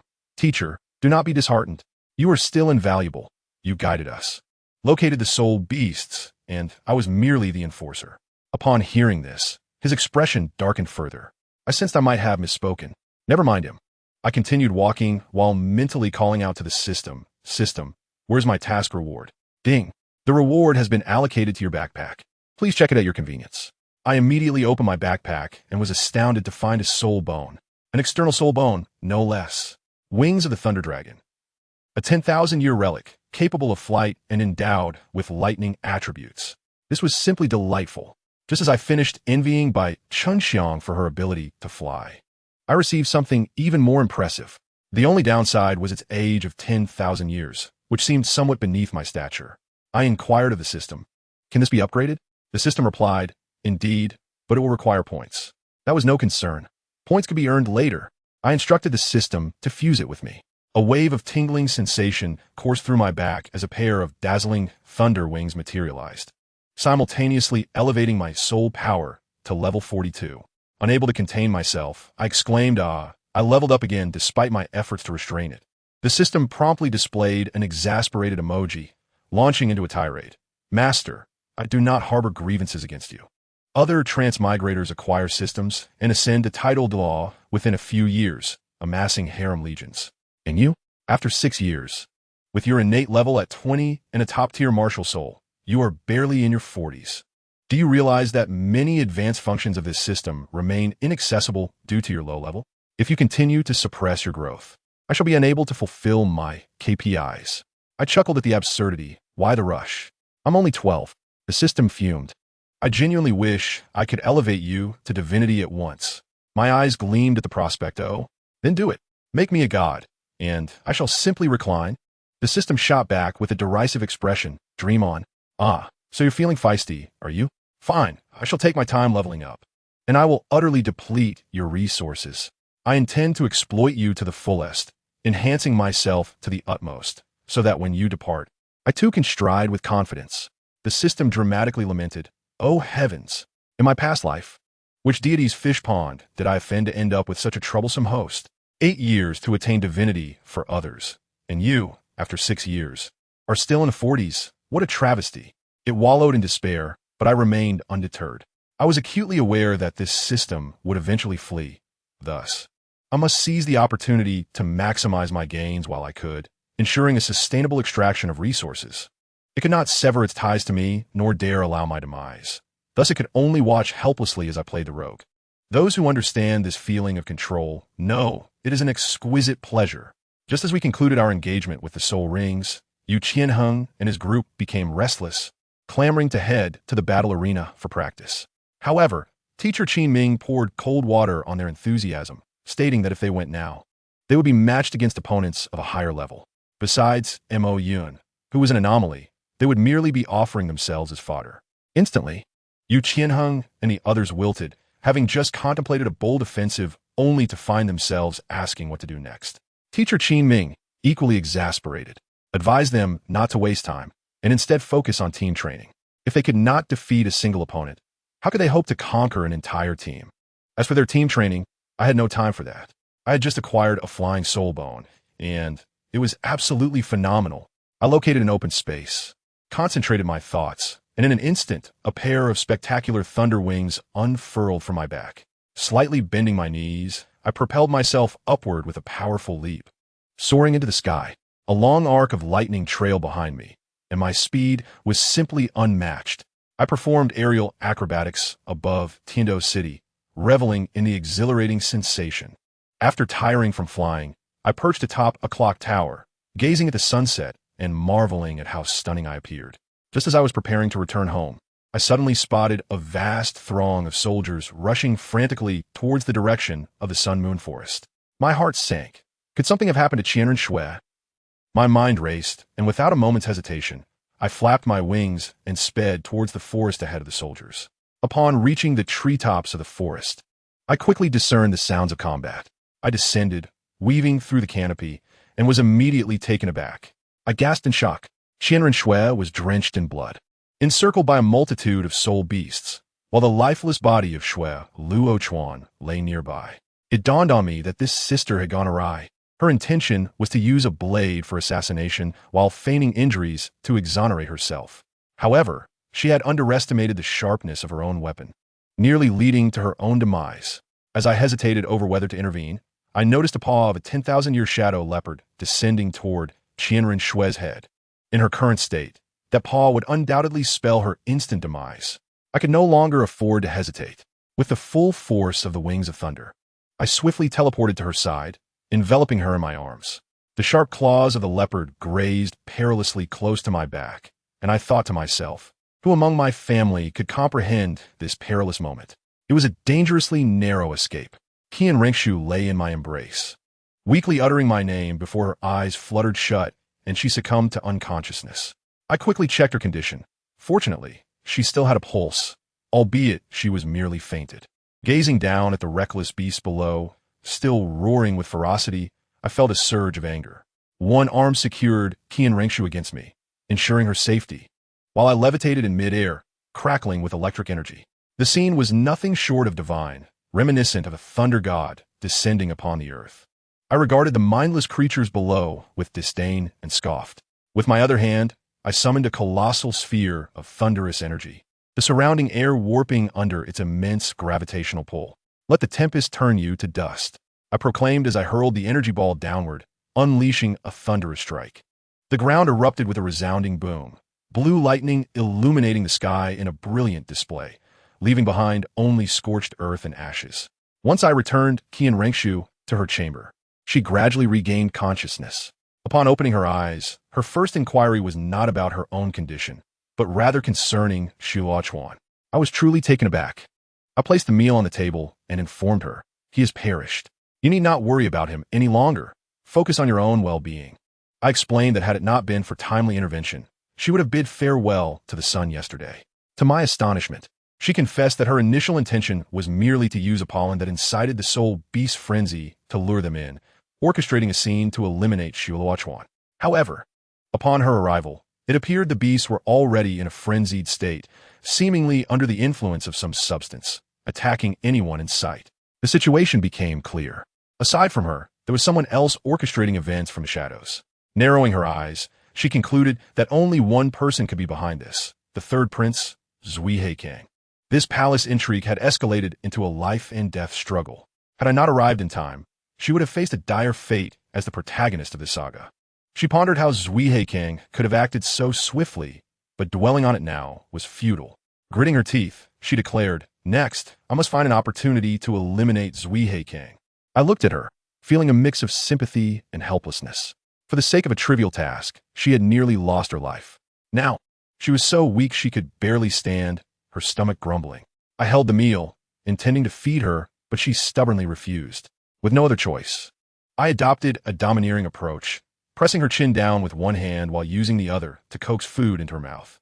Just then, her personal maid, Xiaoye, unexpectedly entered the room. I tell you, the angle was quite something. To Xiaoye's eyes, it appeared as if I was embracing the crown princess, our lips nearly touching in an exceedingly intimate posture. She froze in place, quickly comprehending the situation, and turned to leave, muttering, "Apologies for the interruption." In a panic, I called out, "Xiaoye, you've misunderstood." But she merely patted my shoulder with an understanding expression, saying, "Xiao Mo, I can understand such preferences. I do not judge you." I felt as if I could never clear my name. Ultimately, it was Qian Rengshu who spoke up, "Xiaoye, cease your antics. You know well I am a woman." With that, Xiaoye realized I had become one of them, and her delight was palpable. She leaned in, her curiosity piqued, asking Xiao Mo, "Have you seen the crown prince in his original form? Is he handsome?" I felt my face flush under her inquiry, stammering out, "He is a paragon of beauty, utterly divine." To my surprise, she seemed prouder than I was, as if I were extolling her own virtues. Later, Qian Rengshu, despite her injuries, went to report to the old emperor, Shuye. She performed with such heartfelt emotion, tears streaming down her face. Upon hearing her account, the emperor, furious, shattered his dragon throne and roared for a thorough investigation. Yet, the old fox was indeed cunning. While feigning concern for his son, he instructed her to rest and swiftly reclaimed the authority to investigate the matter, not allowing her any involvement. Exiting the grand hall, Qian Rengshu was seething with anger, yet powerless to act. Adding to the chaos, the mastermind, Zui Heikang, recognizing the tide had turned after the first prince's demise, hastily approached Shuye, claiming there were pressing matters at the border requiring his immediate attention. This scoundrel was as slippery as an eel. Before departing, he attempted to sow discord, warning Shuye to be wary of the second prince, but Shuye dismissed it, assuming it was merely sibling rivalry for the throne. Qian Rengshu watched helplessly as this significant threat swaggered back to his military stronghold, making any future confrontation increasingly difficult. Thus, life continued in this disarray. Yu Qianheng and the others engaged in daily team training, growing ever more synchronized. As for me, apart from cultivating my skills, I devoted my time to accompanying Qian Rengshu, observing her as she meticulously plotted within the palace. 3 years passed in this manner. I must tell you, our royal combat team now stands in Suatawa City, unmatched in our prowess. After each competition, the audience erupted in cheers, our victories prompting a flood of wagers in our favor. Yet we remained stoic, our expressions as blank as if generated by artificial intelligence. We had won so often that it felt as though we were nearing emotional numbness. Our team leader, Yu Tianheng, descended from the stage, his face resembling that of an elderly man bored on the subway. Sighing, Alas, there are no opponents left. I no longer feel any progress. Dugian fervently nodded in agreement, suggesting we seek a more thrilling venue for our battles. Consequently, we conferred and approached Teacher Qiming. Just as we reached the exit, he emerged as if he had sprouted from the earth. Yu Qianheng wasted no time, stating bluntly, "Teacher, this place no longer suits us. We request a change of arena." Teacher Qiming initially smiled wryly before sighing. I thought this might lead to a favorable outcome. However, his next statement left me speechless. He declared, "Change the venue? No need. I will alter your competition format to a death match." At that moment, my mind reeled. A death match? One where there could be no retreat until one party fell? I assure you, our faces paled. It was not out of fear for our lives, but rather because none of us had ever taken a life. To thrust ourselves into such bloodshed was far too daunting. Observing our trepidation, Teacher Qiming began to mock us, saying, "What? Are you afraid? I understand you're merely 15 or 16 years old. Yet this world is inherently cruel. I do not wish for your first taste of blood to become your last." With such words, Yu Qianheng had no choice but to acquiesce. However, he raised a pertinent question. What about Mo Yun? Teacher Qiming waved dismissively, his expression indifferent. Him? Do not concern yourself with him. That lad's strength and temperament are beyond my control. I can no longer teach him anything. What a statement that was, as if I were not even a student. Indeed, at that moment, I was not present in the Soul Arena. The scene swiftly shifted to me enjoying tea in Qian Rengshu's palace. Suddenly, she instructed me to travel to the Xingluo Empire to deliver a message to a general stationed at the border. I was perplexed. We were building our endeavors in the Tiando Empire. What business did I have in the Xingluo Empire? Was I to play the role of an international courier? She clarified that this was to prepare a surprise for the unfortunate Zui Heike. It dawned on me. This was a plan to utilize the Xingluo Empire's hand to eliminate that prince. It was a masterstroke of manipulation, a maneuver so intricate that even artificial intelligence could not compute it. Moreover, I had just reached level 60 and needed to venture to the Stardow Forest for a soul ring, making this excuse seamlessly perfect. Having accepted the task, I set out, heading straight for the Stardow Forest. The soul beasts within were quite a spectacle. They lacked any sense of awareness. In my attempt to remain low-key, I had been suppressing my aura, yet a throng of small karamis insisted on approaching to flaunt their strength, howling and causing a headache. Annoyed, I unleashed a small surge of electric energy beneath my feet, delivering a minor thunderous shock. Instantly, the world fell silent. To be honest, over the past few years, I had been practicing the soul power compression technique, resulting in a frighteningly high concentration of soul power within me. Had I not engaged in daily physical training, my meridians would have surely ruptured. Later, I relied on my own understanding, with the assistance of a system, to condense a soul core before the account was banned. This object is akin to a power bank combined with a processor. It replenishes energy swiftly, delivers formidable output, and conceals one's true strength. When traversing the perils of the inner forest, I activated my ultimate ability, the fifth soul skill, Thunder Avatar. In an instant, I transformed into pure lightning, immune to all physical attacks, darting through the woods at an astonishing speed. Even the ancient soul beasts surrounding me, upon witnessing this spectacle, dared not approach a streak of lightning. Thus, I crossed what others would deem a deadly area in a mere afternoon. Upon reaching the borders of the Xingluo Empire, the soldiers at the checkpoint attempted to stop me. I promptly revealed the token given by Qian Rengshu, upon seeing the unique soul power seal on the envelope. Their demeanor shifted dramatically, and they hurriedly escorted me to find the general named Qin Shu. This general was a burly man with a beard, and after confirming my identity, he dismissed his subordinates. I presented him with the letter, and after reading it, he was visibly astonished, exclaiming that he never expected the Tiando Empire to be so deeply infiltrated by the Wuhuan Temple. Upon hearing this, I realized that Qian Rengshu had contacted them using her affiliation with the Wuhuan Temple. Task accomplished. The general, being a straightforward man, immediately issued me a dismissal order, urging me to leave. I had hoped to enjoy a leisurely journey, but I was promptly expelled. Not far from the city gates, I observe a large military assembly mobilizing in the city. Judging by the commotion, the information provided by Qian Rengshu must have been quite explosive. Nevertheless, this matter had no bearing on me.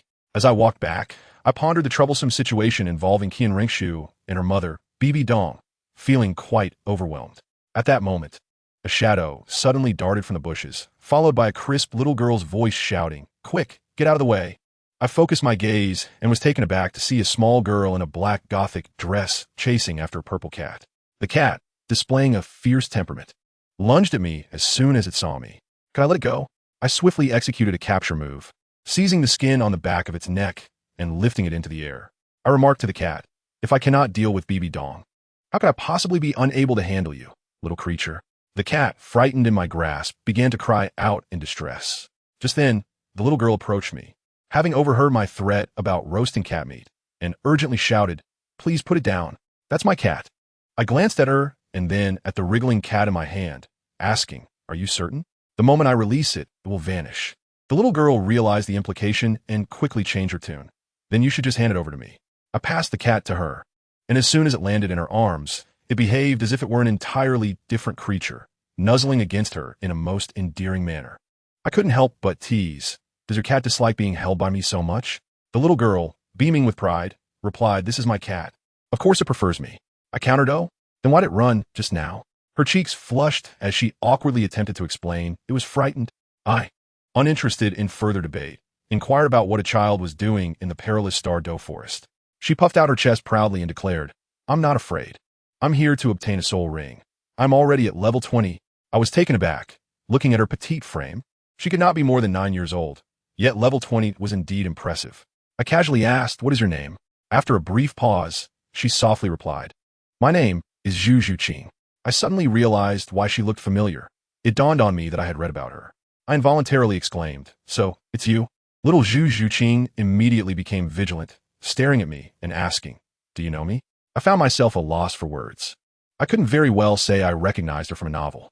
I scratched my head and fabricated a response. I've heard of you." "Heard of me? Am I really that famous?" Her skeptical gaze left me somewhat speechless. This child was far too suspicious. I appeared to her as a villain. And Zhu Zhuqing's expression was a mix of curiosity and caution as she scrutinized me. Just as the atmosphere became awkward, a woman suddenly emerged from the bushes. By her attire, she was clearly Zhu Zhuqing's maid. The maid, upon seeing Zhu Zhuqing, began to scold her. "Miss, I told you not to run off. If something happened to you, I would be finished." Zhu Zhuqing, aware of her misstep, clutched the cat named Xiaozi and weakly offered an excuse. It was Xiaozi who ran away. I came to chase it. The maid, named Zhu Qing, upon witnessing her young mistress's pitiful expression, sighed and said, "All right, just don't do this again." She then prepared to take Zhu Zhuqing back to search for soul rings. "Wait." Zhu Zhuqing suddenly pointed at me. "This big brother helped me catch Xiaozi. I haven't thanked him yet." Zhu Qing seemed to notice me for the first time. Approaching with a bow, "I apologize for not noticing you earlier. Thank you for helping my young mistress." I waved my hand dismissively, saying it was no trouble at all. However, dear readers, the classic moment arrived. Zhu Qing, overly polite, insisted, "I must thank you. If the young mistress had wandered far and encountered a soul beast, it would have been dangerous. How about this? I can offer you some gold soul coins as a reward. How much do you think is appropriate?" At that moment, I found myself a bit overwhelmed. I thought to myself, as a level 60 soul emperor, receiving gold soul coins for catching a cat seemed trivial. I quickly replied, "I don't need any money or rewards. I was merely passing by. If you have nothing else, I will be on my way." Seeing my genuine refusal, Zhu Qing was perceptive enough not to press further. I bid them farewell and resumed my journey towards the Tiando Empire. But here is where the absurdity unfolds. Just a few steps after I left, I turned around to find a pair of them tailing me closely, not too far behind. I halted and faced them, asking, "Why are you following me?" Zhu Qing hurriedly waved her hands in explanation. "Young Master Mo, you've misunderstood. The soul beasts we need are just ahead. So we're simply following your path." Upon hearing this, I understood. "Oh, I see. Very well." I turned back to continue my walk, but after a couple of steps, I felt a bit bored. I casually remarked, "Since we're on the same path, I might as well help you catch a soul beast." Zhu Qing quickly declined. No. That would be too much trouble for you." I thought to myself, what trouble? This is absurd. I stated firmly, "It's no trouble at all. Your young mistress is only at level 20, and the soul ring will only require a few hundred years. I could catch such a soul beast with my eyes closed. I'm simply looking for something to do." Zhu Qing, seeing my enthusiasm, felt it inappropriate to refuse further, so she agreed. I inquired, "What kind of soul beast does Zhu Zhuqing need? Let me know, so I can act when we encounter it." We need a 700-year-old Yuming Songlong," she replied. "Oh," I responded expressionlessly. We continued to walk, and guess what? No sooner had she finished speaking than we heard the howls of wolves. A pack of Yuming Songlong appeared, blocking our path. I couldn't help but chuckle at their efficiency. I told the maid, "No need for your assistance. Just protect Zhu Zhuqing." Once said, I summoned a surge of lightning power, merely lifting my toes. In an instant, every single wolf in the pack convulsed and collapsed to the ground, leaving only cries of anguish in their wake. I turned around casually and said, "All right, you may choose one that suits you." Zhu Zhuqing and her maid were left dumbfounded, their expressions akin to seeing a ghost. They likely could not comprehend how a mere lift of my foot could result in the annihilation of an entire pack of soul beasts. However, they quickly regained their composure, thanked me, and hurried to select their prize. Soon, Zhu Qing pointed to a spirit beast and said, "Miss, this one will do. Its age is just right." Zhu Qing, though not entirely understanding, nodded and summoned her martial soul, despite a reluctant expression on her delicate face. She dealt the final blow to the spectral wolf, and then sat cross-legged to begin absorbing the soul ring. Once she was done, I thought to myself that my involvement had come to an end and said, "All right, you two should hurry back. I must be on my way." Zhu Qing repeatedly expressed her gratitude, to which I replied, "It's nothing, merely a small favor." She even complimented my sense of humor. Before I departed, the kind-hearted young girl Zhu Zhuqing approached me and asked, "Big brother, what do you plan to do with these soul beasts?" Upon seeing the glimmer in her eyes, I understood her concern and casually replied, "I'll leave them here. Except for the one you killed, the others are unharmed. I merely paralyzed them with lightning, and they will wake up shortly. You need not worry." Upon hearing this, she finally relaxed. After bidding them farewell, I continued on my solitary journey. However, I had not walked far when I suddenly heard a chime in my mind. To my astonishment, the long-dormant system had activated. "Congratulations, Master. You have triggered a special mission. Undermine the competition." I was momentarily bewildered. What on earth? Undermine the competition? The system explained that I had gained the favor of Ning Rongrong and Zhu Zhuqing, thus activating the mission. As long as I continued to enhance the favorability of characters from Tang San's faction, excluding Tang San himself, I would receive special rewards. I was utterly speechless. "System, are you insisting that I go after Tang San?" The system coldly responded, "When you were adopted by Qian Renshua, your faction was determined, placing you in opposition to Tang San. Weakening Tang San's faction will yield rewards." I understood now. The objective was to poach the Shrek 7 monsters before the National Soul Master competition. I pondered for a moment. Xiao Wu was likely bound to Tang San, making her difficult to approach. Daimu Bai and Ma Hongjun? It was absurd to expect me to court those two. I was not a lovesick fool. I decided to leave this task to fate, focusing on companionship instead. I voiced my thoughts to the system. Why rely on you when I can manage on my own? Sacrificing my principles for mere rewards would be foolish. The system seemed equally resigned. "Very well. I am merely here to accompany you in this world. You may proceed as you wish." Just as I was engaged in this discussion with the system, a piercing scream suddenly echoed from the nearby woods, accompanied by shouts of "Xiao Ao, be careful." Something was amiss. I had barely paused when a creature resembling a sentient garlic bulb collided with my leg. This soul beast had limbs and a face akin to a squash, grotesquely unique in its appearance. I grasped the green shoots atop its head and lifted it, only to find it weeping. Its tears transformed into green smoke, and I must say, the scent was reminiscent of an electronic ankle bracelet that had run out of battery, utterly overwhelming. Unable to bear it, I kicked it back into the bushes from whence it came. The next moment, violent retching sounds emanated from the thicket. The stench was unbearable. Then, two individuals emerged, locking eyes with me in surprise. We stared at each other for a moment. I was the first to break the silence. Mo Yun just passing by. One burly man, resembling a bear, regained his composure and introduced himself. "We are from a nearby academy. I am teacher Zhao Wujia, and this is my student Oscar. We are here to obtain a soul ring for him." Shrek Academy? Upon hearing that name, I immediately recognized them. Zhao Wujia and Oscar, what a coincidence. Zhao Wujia was astonished that I knew of their academy. I explained that students from our Huangdo Academy were also training at the Soto City Soul Arena. Hence I had heard of them. Zhao Wujia's eyes lit up upon hearing about Huangdo Academy. He exclaimed excitedly, "Is that the academy that dominates the Soul Arena? Oh brother, you have no idea. We made quite a bit of money betting on your Huangdo team. So we are your electronic wallet," I mused. He clapped me on the shoulder and inquired whether I was a student or a teacher. I replied that I was part of the Huangdo team. He looked skeptical, stating that he had met every member of the team and had never seen me before. Not wanting to explain further, I suggested he ask teacher Qinming. I asked if they had secured the soul ring, and Zhao Wujia awkwardly admitted they had not.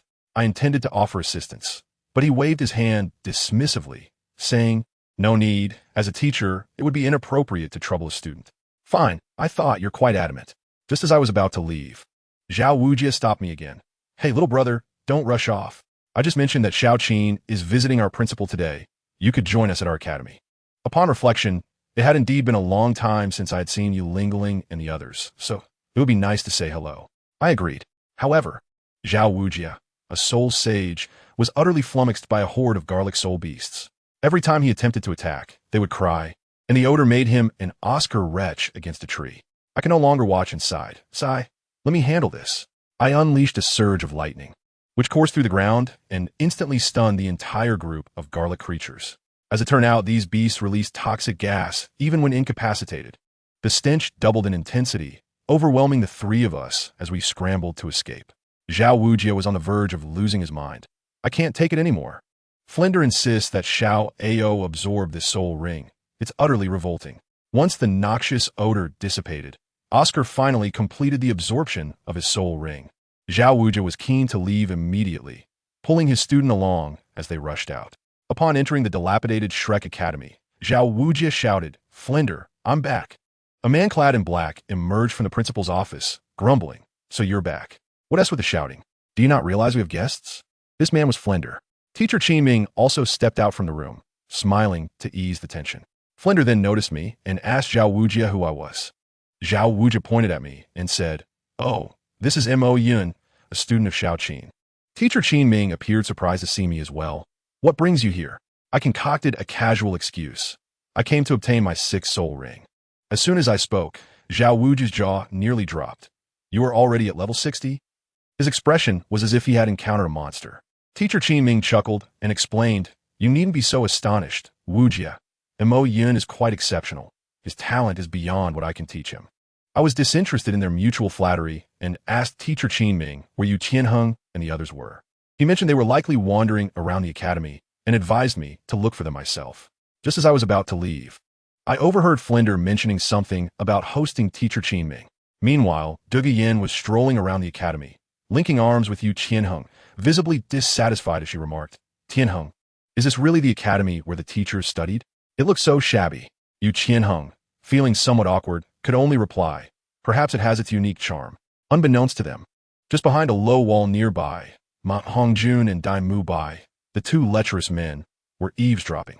Ma Hongjun whispered, his face full of mischief, "Dai, is it the student brought by the senior? She looks so beautiful." Dai Mubai smacked Ma Hongjun on the back of his head, but kept his eyes glued to Yi Lingling and the others. "Of course. No wonder it's the noble academy of the Tiando Empire. The girls are stunning." He nudged Ma Hongjun and said, "All right, they VE left. Let us follow them and find an opportunity to say hello." Ma Hongjun eagerly scampered after them, only for a voice to suddenly call out from beside them, "Dai, fatty, what you two up to? I can tell you, this Xiao Ao is like a divine soldier sent to cause trouble." Dai Mubai and Fatty were crouching low, sneaking around to tail the beautiful girls when Oscar's loud voice nearly startled Dai Mubai out of his wits.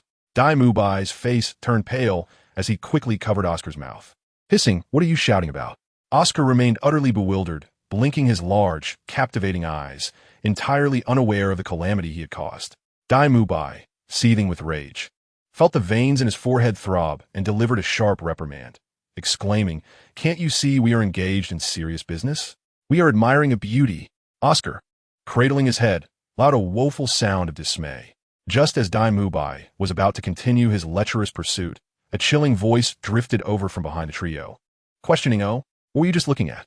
Upon realizing that another disruption had occurred, Dai Mubai's temper flared, and without a moment's hesitation, he spun around, ready to unleash his ire. To his shock, he was met with a blinding flash of light. The next moment, two agonizing screams resonated across the playground. I must tell you, the scene was nothing short of catastrophic. Dai Mubai and Ma Hongjun had been reduced to two charred figures, sprawled on the ground, twitching and emitting wisps of smoke. Meanwhile, Oscar, spared from the fate of his companions, trembled uncontrollably, akin to a leaf in the wind. There was no need for inquiry.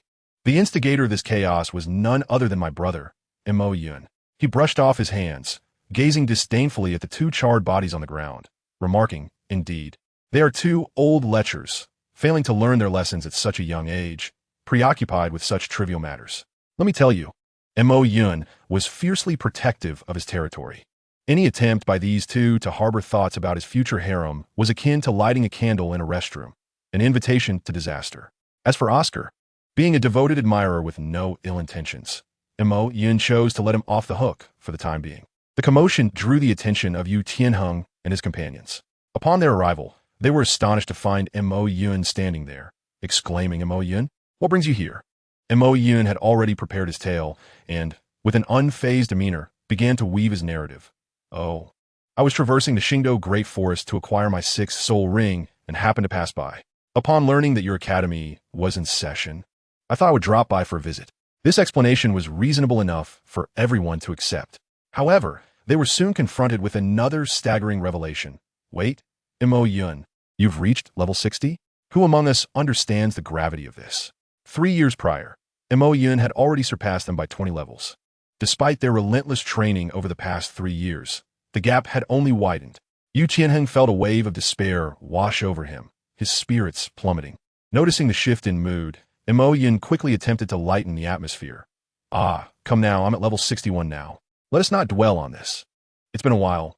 Let us go grab a meal. It's just about mealtime." At the mention of food, Bai Qinxiang's eyes sparkled with delight as she exclaimed, "Hooray!" Yu Qianheng, recovering his composure, felt that perhaps he had overreacted and led the group toward the city. En route, he couldn't resist asking Mo Yun why he had resorted to violence earlier. Mo Yun, in a nonchalant manner, shrugged and replied, "Oh, it was nothing. 2 little rascals were attempting to misbehave, so I delivered a bit of justice." Yu Qianheng wanted to advise caution, reminding him that this was the alma mater of their teachers and to be mindful of the repercussions. Upon hearing this, Mo Yun smirked and casually remarked, "What if I were to say their nefarious intentions were directed toward Duge Yan?" "What?" Yu Tianheng's reaction was explosive. He was on the verge of revealing his dragon claws, his eyes reddening with fury. "Who dares? I shall eliminate him." Witnessing Yu Qianheng transform into a protective warrior in an instant, Mo Yun erupted into laughter. After their meal and catching up, Mo Yun spent some tender moments with Yi Lingling and the others before preparing to return to Tiandou City, for significant matters awaited him there involving Qianrenqiu. Yu Qianheng and the others felt an overwhelming reluctance to part ways, especially Yi Lingling and Bai Qinxiang, whose eyes glistened with unshed tears. Mo Yun, ever carefree, patted his chest and assured them, "No need to fret. This is not a farewell for eternity. I shall return once my tasks are completed, and I will bring gifts for you." Yu Qianheng rolled his eyes in jest, retorting, "Humph, what do you mean gifts for us? Clearly, they are for Lingling and Qinxiang. We are merely an afterthought." And Mo Yun, having been called out on his intentions, could only scratch his head sheepishly and chuckle. Ultimately, he made a solemn promise to bring something special for his brothers next time, which helped to diffuse the situation. After bidding farewell to Mo Yun, the group returned home. Meanwhile, Mo Yun spent less than a day traveling back to Tiandou City by carriage. Upon entering the city, he sensed an unusual tension in the air. The townsfolk were whispering amongst themselves, suggesting that something significant had transpired. He suspected it was the aftermath of the events surrounding Xue Haizong. Without delay, he made his way to Qianrenqiu's East Palace. Kicking open the office door, he called out, "Your Highness, I have returned." To his surprise, Qianrenqiu appeared to have anticipated his arrival, sitting there expressionless, offering a calm mm. This left Mo Yun momentarily speechless, his heart racing. "Why are you looking at me like that? Did the mission fail?" "No." Qianrenqiu shook her head. "The mission was highly successful. Xue Haizong is dead. However, the Snow Knight Emperor has chosen to withhold the information for the sake of royal stability." Mo Yun breathed a sigh of relief. Noticing his anxious demeanor, Qianrenqiu couldn't help but chuckle lightly. "All right, you've been traveling. You should rest for now." As Mo Yun turned to leave, Qianrenqiu called out, "By the way, did you encounter any familiar faces on your journey? You weren't discovered, were you?" Mo Yun candidly replied, "I ran into Yu Tianheng and the others. But it's fine. I told them I was hunting for soul rings, and they believed me." "Good, then there is no issue," Qianrenqiu said, finally at ease. Once Mo Yun departed, the atmosphere in the office shifted dramatically. A maid named Xiaoya entered, and Qianrenqiu's expression sharpened. "Xiaoya, have you prepared the poison I requested?" "Yes, Your Highness. It is ready, Xiaoye replied. Excellent. Qian Rinxue's lips curled into a cold smile. I have convinced Xiaoye to make you his personal attendant. The next steps should be clear to you. Xiaoye bowed respectfully. Yes, your highness. Qian Rinxue rose, her gaze unwavering as she looked out the window. Xue Haizong and Zuluochuan are dead. The remaining Xuebeng is merely a fool. Once Xiaoye is eliminated, the throne shall undoubtedly be mine. The following day, while Mo Yun was contemplating what gifts to select for Yu Tianheng and the others, he suddenly looked up to find a royal combat team approaching him in a grand procession. Upon spotting him, Bai Chenxiang dashed over like a little cannonball, exclaiming, Mo Yun Gij, we are back. Mo Yun, caught off guard by her enthusiastic embrace, awkwardly scratched his head. What? Why are you all back so suddenly? I haven't prepared your gifts yet.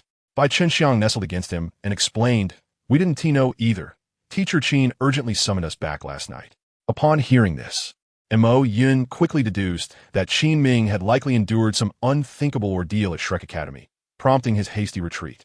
Just as he was about to dismiss the idea of gifts, he noticed Duge Yin and the others staring at him with clear expectations.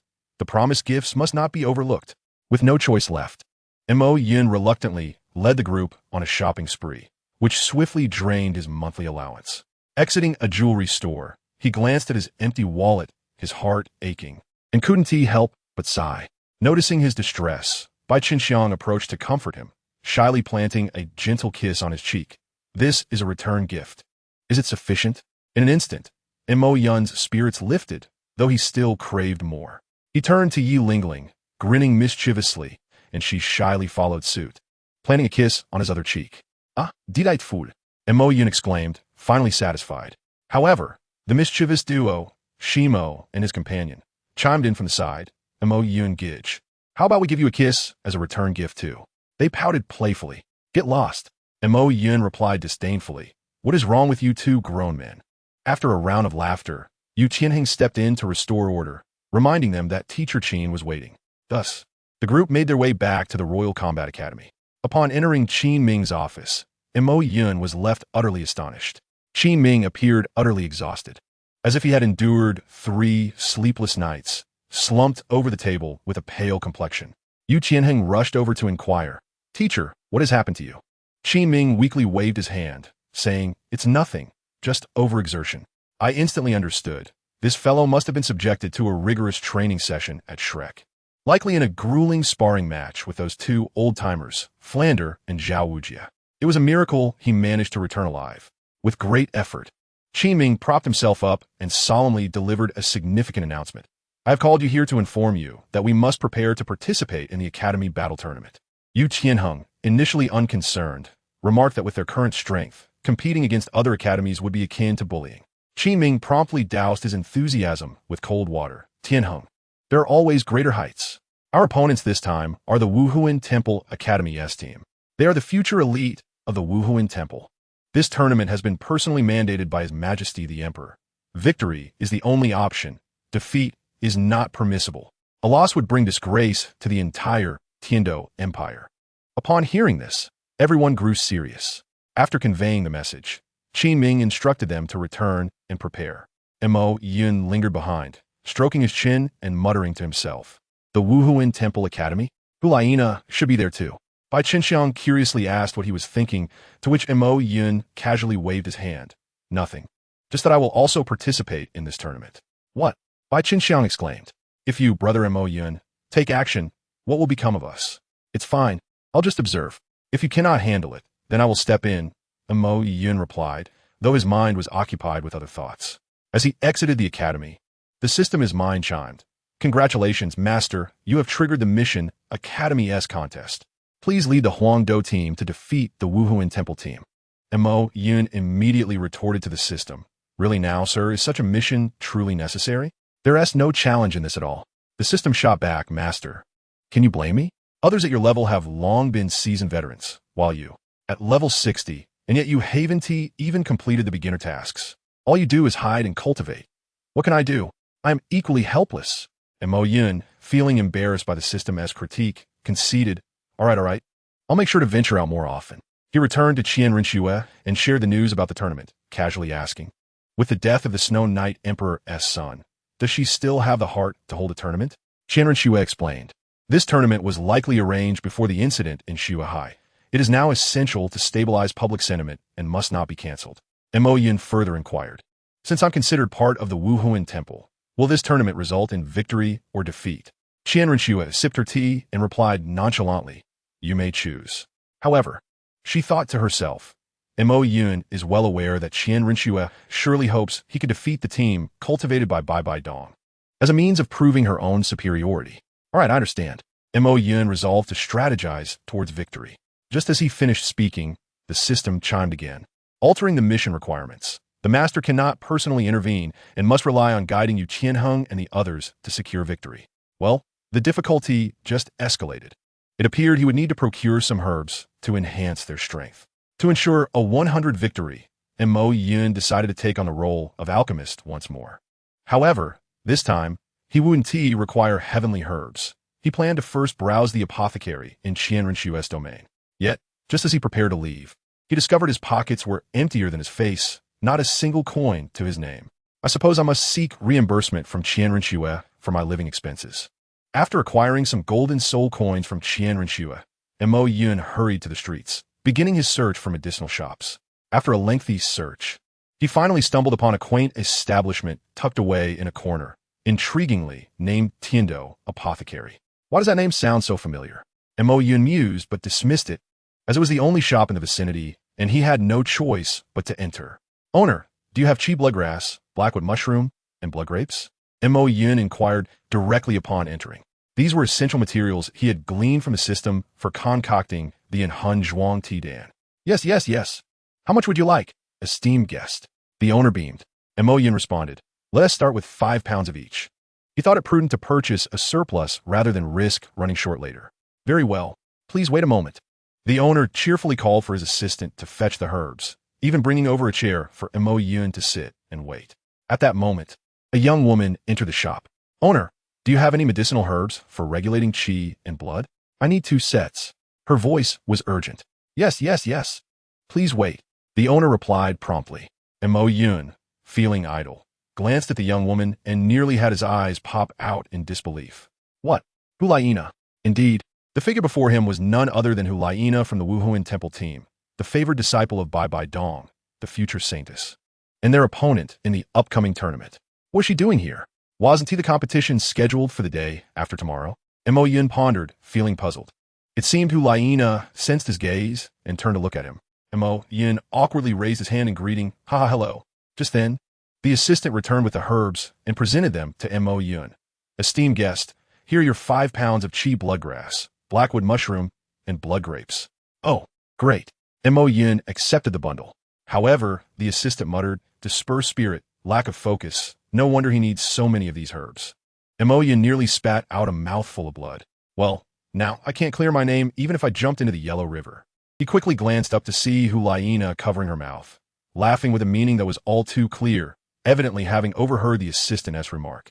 I'm telling you, it's 2025, and these shop assistants are really lacking. Chapter 68. The competition begins. Mo Yun was eager to clarify, as he was a robust and proud man. All right, no need to explain. It's just that aspect, right? We don't know each other. So we won Team Makyu.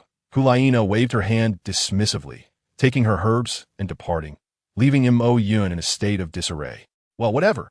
It's not a big deal. Mo Yun shrugged, paid for his items, and hurriedly left.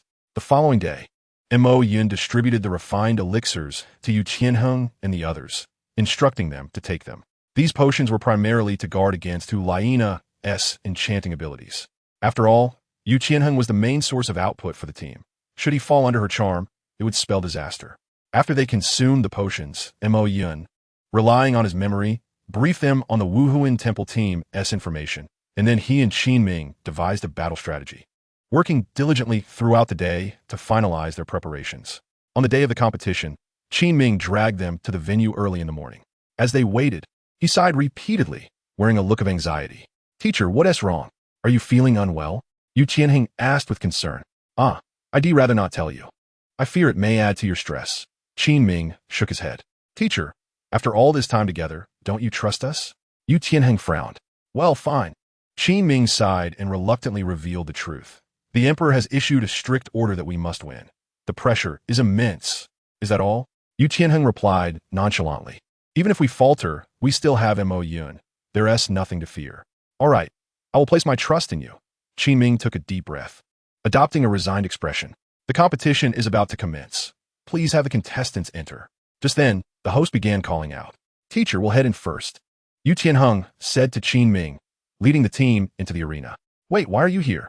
In the center of the arena, two teams encountered each other, and Hu Laina immediately spotted Mo Yun, her face reflecting sheer astonishment. In her recollection, Mo Yun was merely a frail individual, a veritable medicine jar afflicted with kidney deficiency. How could such a person possibly be a member of the Huangdo battle team? Contemplating this, she couldn't help but deride. I never imagined someone with kidney deficiency could join the Huangdo battle team. It seems your team is not as formidable as it claims. With her words, an immediate silence enveloped the arena, all eyes turning toward Mo Yun. Why are you all staring at me? I do not have kidney deficiency. Mo Yun hastily refuted. This was the academy competition, and the emperor himself was watching. If he were to be branded with the label of kidney deficiency, how could he face anyone in the future? Brother Mo Yun, what is kidney deficiency? At that moment, Yi Ling Ling innocently inquired. It's a type of ailment. Mo Yun awkwardly scratched his head. So, brother Mo Yun, have you contracted this ailment? Yi Ling Ling pressed further. No. How could I possibly have such an ailment? Mo Yun quickly waved his hands. Then why did that sister over there say you have this ailment? Yi Ling Ling continued her relentless questioning. She misunderstood, and Mo Yun explained. Oh, I see. Then I can rest easy. I thought brother Mo Yun had contracted some strange illness. Yi Ling Ling said, patting her chest in relief. Mo Yun, upon hearing this, found himself caught between laughter and tears. Ha. Sure, Mo couldn't contain his laughter. What are you laughing at? Do you believe I won't turn you into soup later? Mo Yun shot them a glare. Oh, we understand. The two quickly fell silent. All right, let us focus on the match and not dwell on these minor interruptions. Yu Tianheng intervened to ease the tension. Okay, Captain, we understand. Sure, Mo and the others stowed away their playful spirits and readied themselves for battle. The host, seeing both sides prepared, approached Shui Yidadi, signaling that they could commence. Clearing his throat, Shui Yidadi proclaimed, the match between the Huangdo battle team and the Wuhan Temple battle team officially begins. With this command, the atmosphere in the arena intensified, and the great battle was imminent.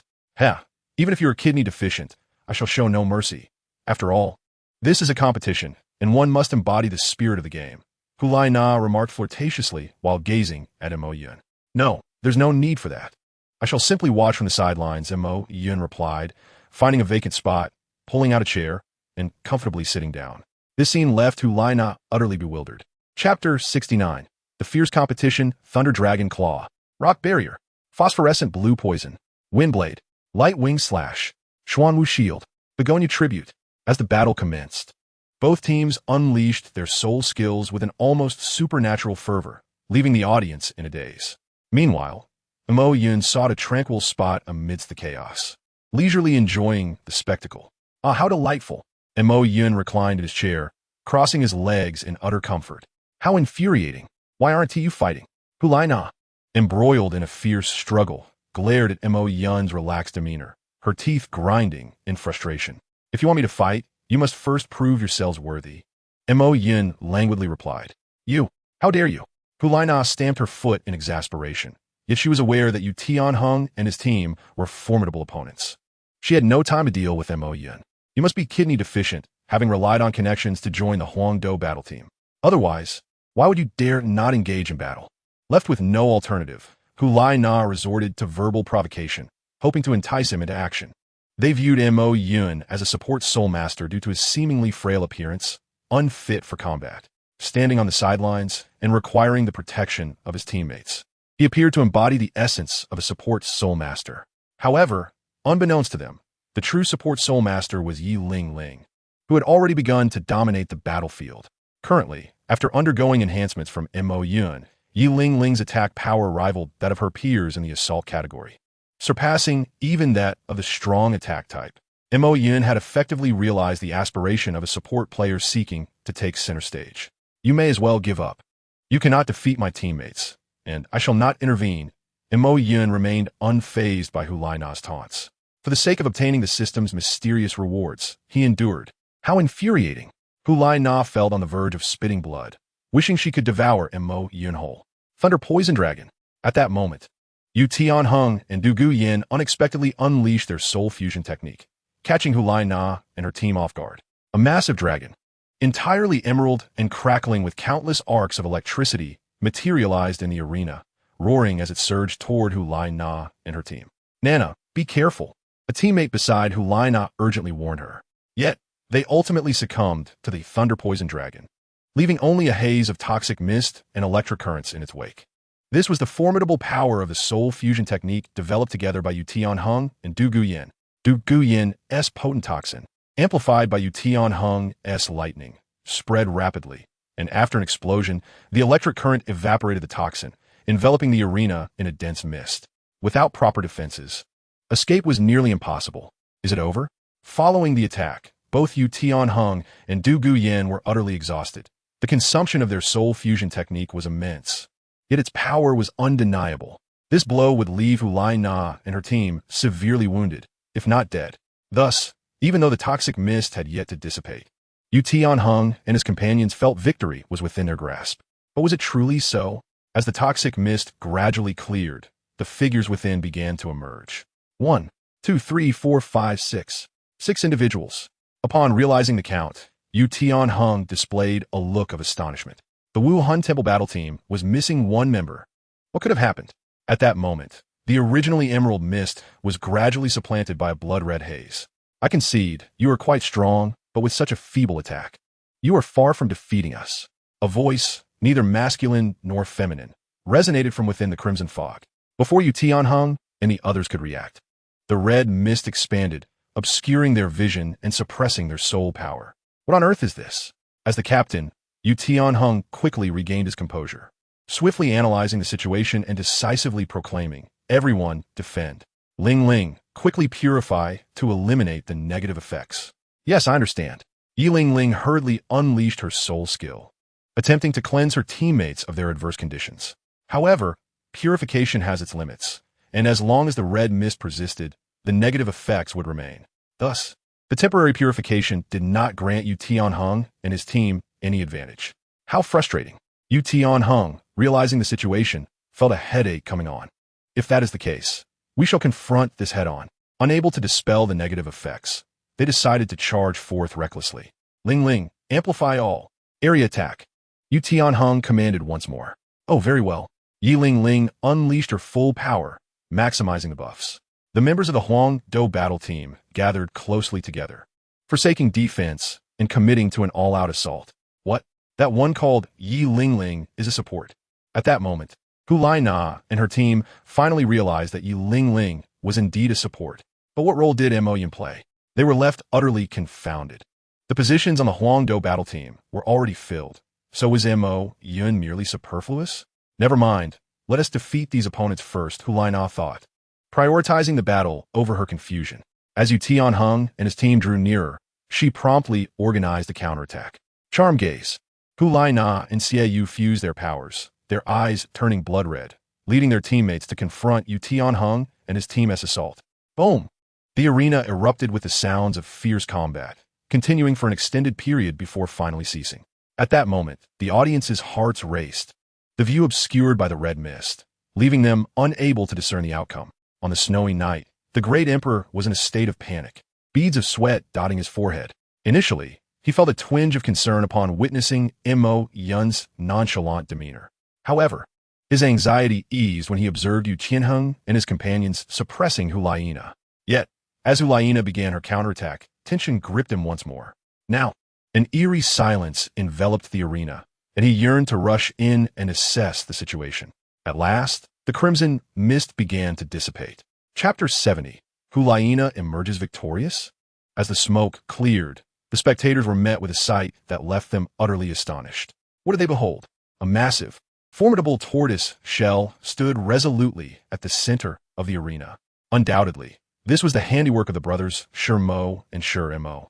Could it be that the royal combat team had triumphed? No, certainly not.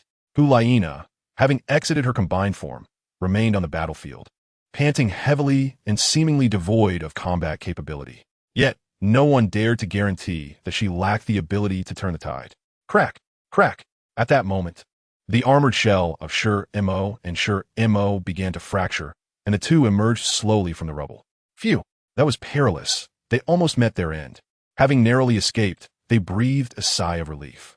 Had it not been for their recent practice of the MartialSoul fusion technique, Wuxiang Xuanwu, they might not have withstood the onslaught from Hulaina and Xieyu. This soul skill allowed them to generate a colossal Xuanwu shell, enhancing their defense by 200 and reducing damage by 50, perfectly crafted to counter Hulaina and Xieyu's explosive attacks. However, this soul skill bore a drawback. Once its effect concluded, their defense would plummet by 50, plunging them into a weakened state, rendering their martial souls unusable for 10 minutes. It seems this match is still ours to win. Although Sure Mo and Sure Mo currently could not utilize their martial souls, and their defenses had drastically diminished, they did not perceive any threat from a seemingly incapacitated Hulaina. Dear lady, we advise you to concede, lest we show no mercy. Sure Mo and Sure Mo remarked flippantly. TSK, what qualifications do two cowards, who only hide in their tortoise shell, have to demand my surrender? Hulaina retorted fiercely. Oh, it appears you are oblivious to the situation. Even in this state, you dare to challenge us.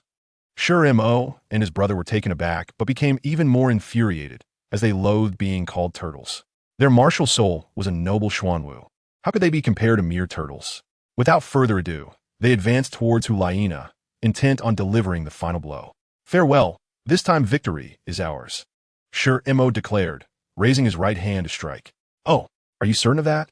Just then, Hulaina, who had been keeping her head down, abruptly lifted it, a cold smile gracing her lips as she locked eyes with Sure Mo.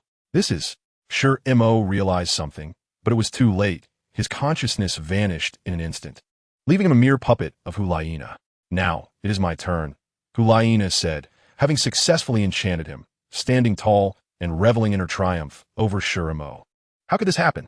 Sure Mo was astounded to see his brother enchanted, despite having consumed the elixir provided by Mo Yun. Could it be the aftereffects of the soul skill? Sure Mo pondered aloud. It seemed their martial soul's side effects diminished not only their physical defenses, but also their mental fortitude, or else Sure Mo would not have succumbed to the enchantment. Damn it, Sure Mo grumbled, realizing Hulaina's cunning as she seized the opportunity to enchant them while they were unprepared. Nevertheless, Hulaina had also been uncertain of her own success in enchanting them. Yet her instinct suggested that after employing such a powerful soul skill, they must have suffered some side effects, likely rendering them weakened beneath the surface. Thus, she took a gamble, hoping to control one of them, and fortune favored her. Apologies, but this match is still ours to claim. Go, Sure Mo, and take your brother out of the arena. Hulaina commanded the enchanted Sure Mo to attack Sure Mo. Given that Sure Mo was Sure Mo's brother, Sure Mo found it difficult to strike him, retreating step by step.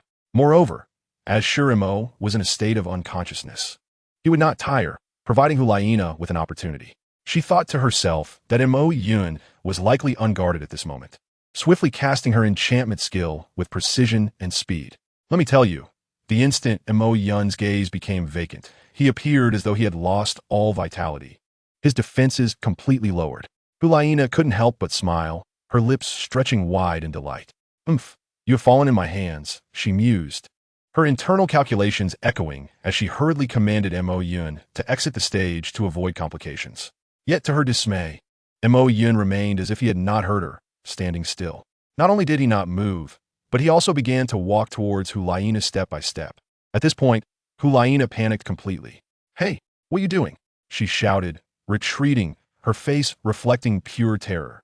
However, the arena was limited in size, and within mere strides, she found herself colliding with the edge, with no room left to retreat. Resolute, she decided to fight back, raising her hand to counterattack when suddenly, Mo Yun seized her wrist. A faint electric current coursed through her body with a crackle, not powerful enough to be harmful, but enough to leave her tingling and immobile. No, don't let go of me.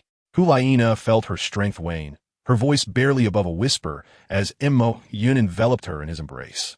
Those present watched in astonishment as Mo Yun held the girl in his arms, her feeble struggles proving futile against his strength.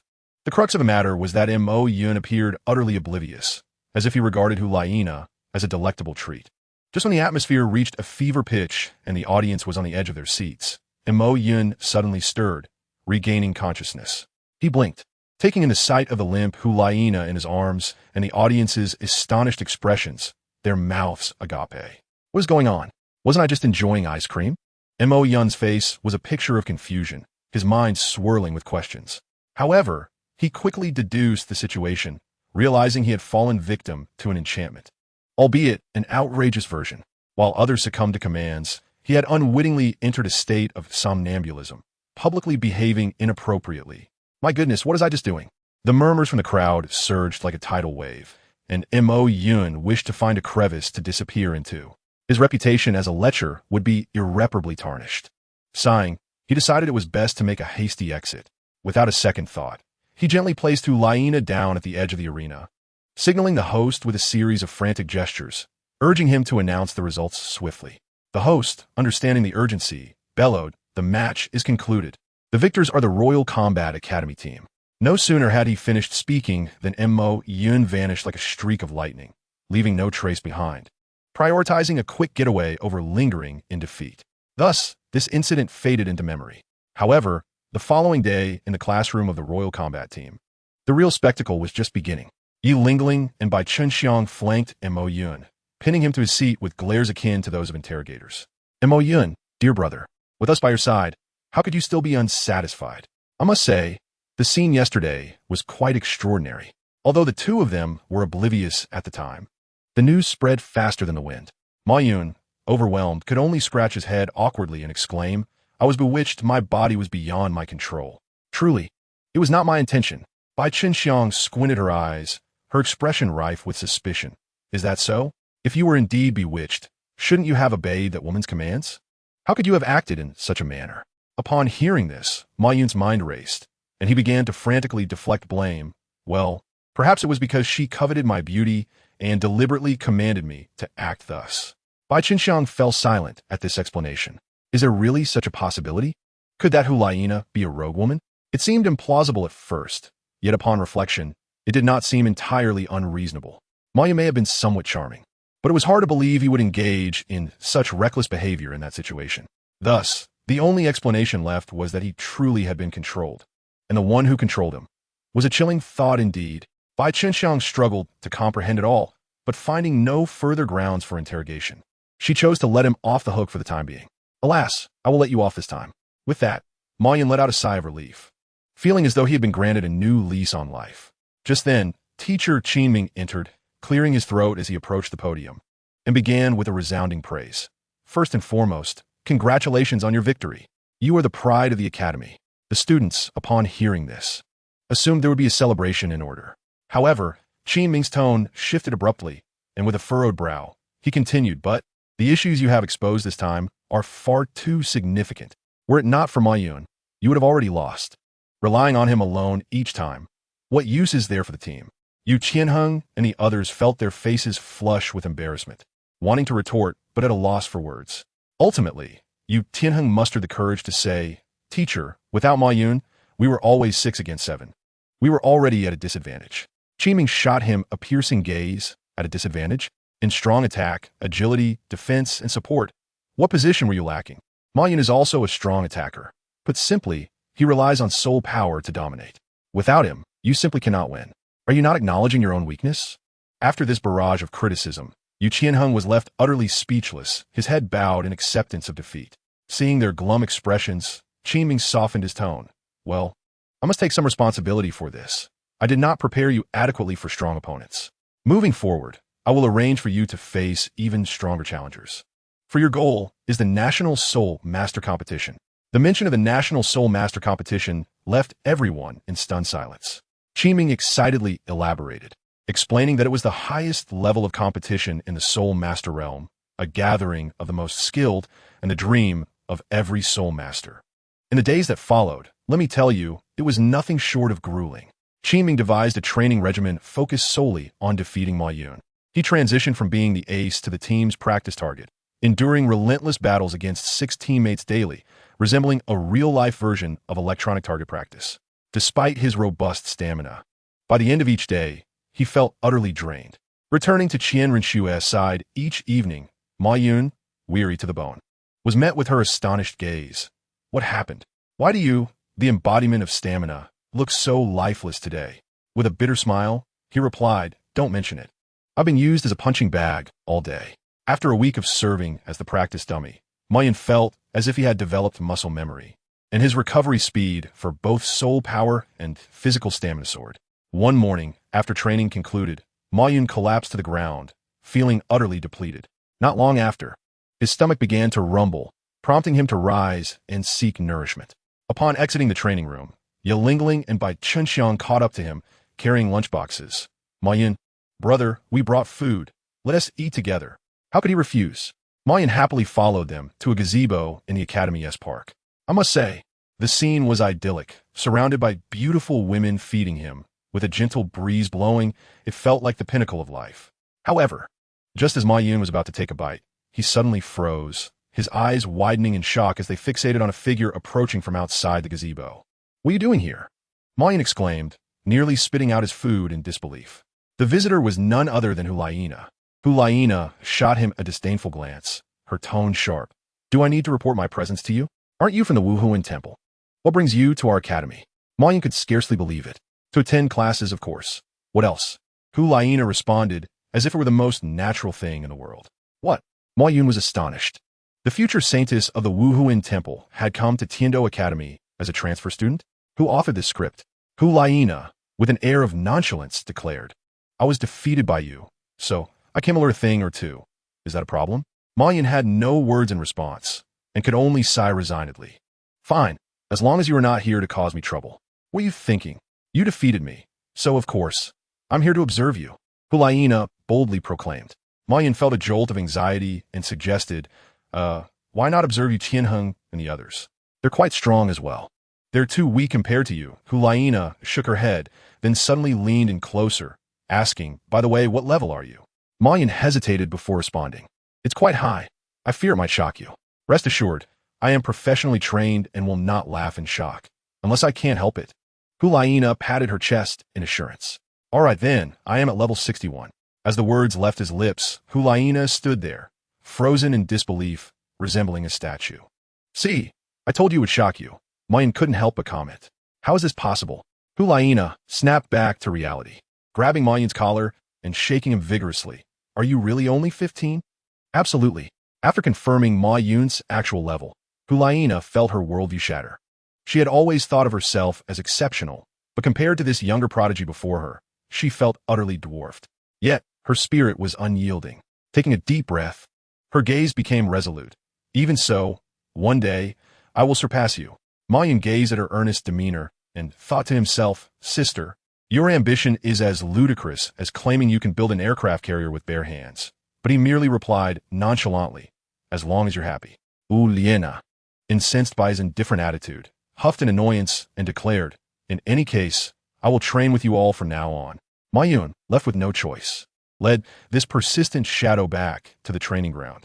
Yu Qianheng and the others were equally perplexed to see Hulaina, and Ma Yun offered a brief explanation, which they accepted, albeit with skepticism.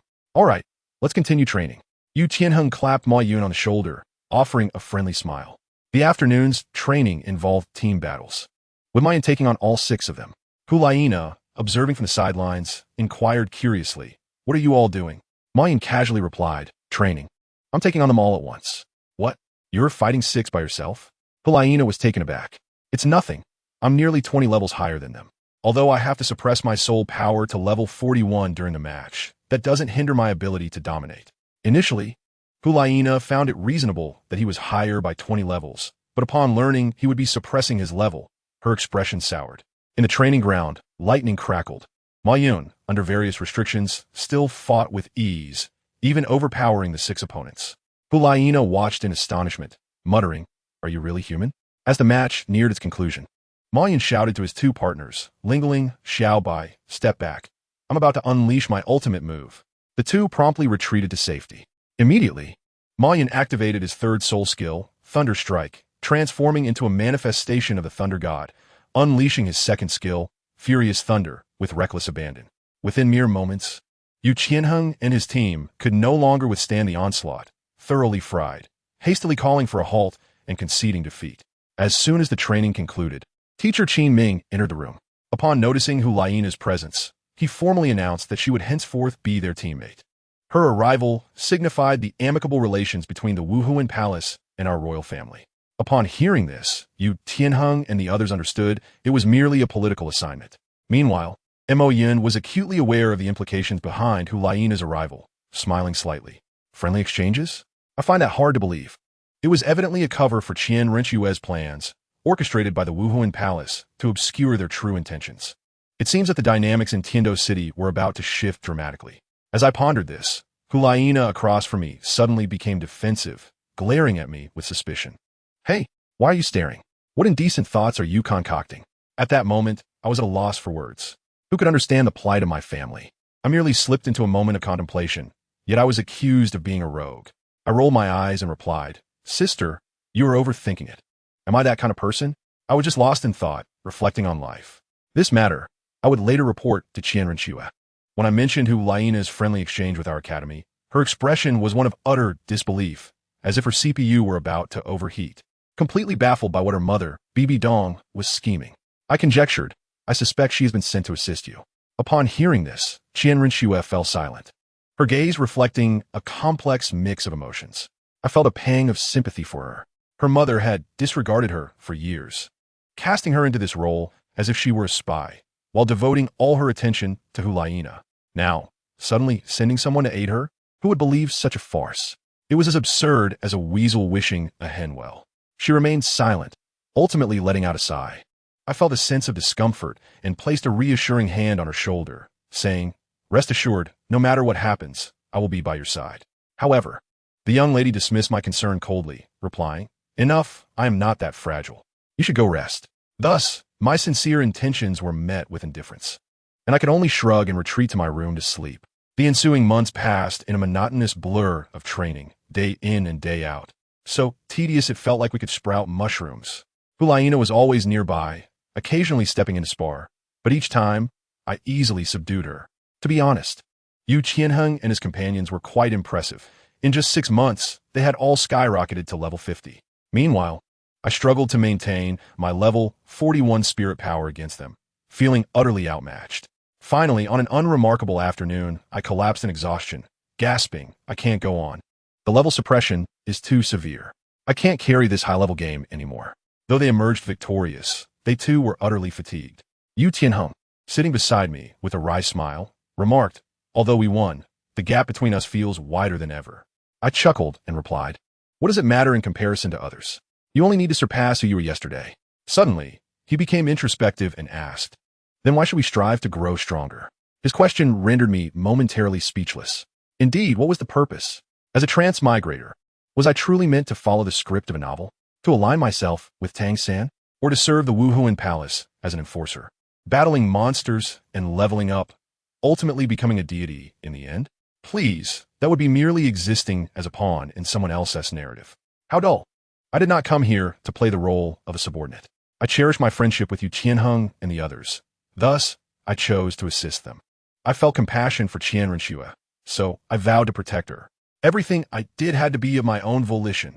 With this realization, my demeanor shifted as I looked at Yu Tianheng, stating emphatically, I strive for strength to become the master, to govern my own destiny. Upon hearing this, Yu Tianheng seemed to grasp the weight of my words, likely resonating with the struggles of his role as a family heir. Enough with the philosophical musings. We're all at level 50 now. Tomorrow, let us gather a team and go gear hunting. The following day, a large group of us set out towards the Stardo Forest. Along the way, Yi Lingling expressed some concern, asking Brother Mo Yun, Are we all right venturing on our own among the 10,000-year spirit beasts? I ruffled her hair and replied nonchalantly, Do not worry. Unless a 100,000-year beast leaps out to confront us, I can handle it. If worst comes to worst, we can always call upon your sister Yen Zi's grandfather. That old poison master, his skills in both toxin and escape are unparalleled. By the way, Hu Laiina was also present, having reached level 50 herself. With nothing else to occupy my time, I playfully teased her, Aren't you the direct disciple of the Pope? Aren't you supposed to have others do the hunting for you? Why are you out here doing it yourself? This proud vixen, with her strong sense of self, immediately retorted, I can handle my own affairs. I don't need to trouble my teacher. I shrugged and said, All right then, good luck with that. Just know I won't be assisting you. She huffed in irritation and turned her head away.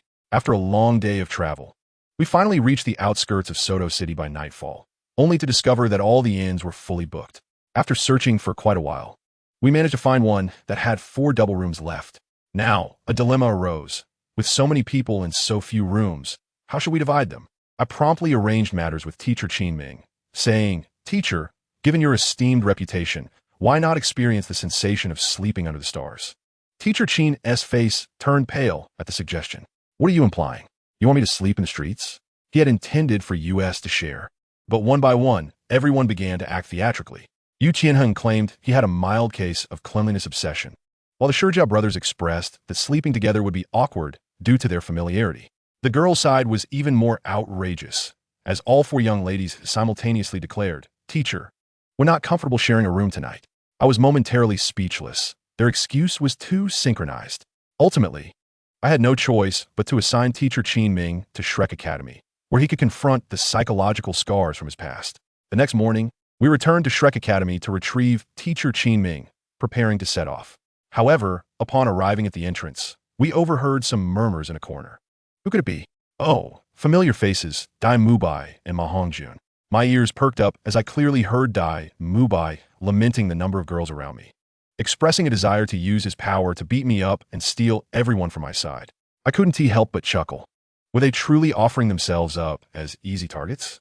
I swiftly flashed behind them and ominously declared, "I hear you intend to harm my women." They turned to find me, their faces drained of color as memories of previous encounters flooded back, making them tremble in fear. And no, please, we were wrong. It was too late.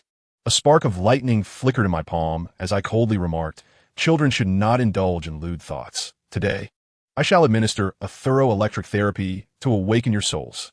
With a crackle, followed by 2 anguished squeals, the world fell silent.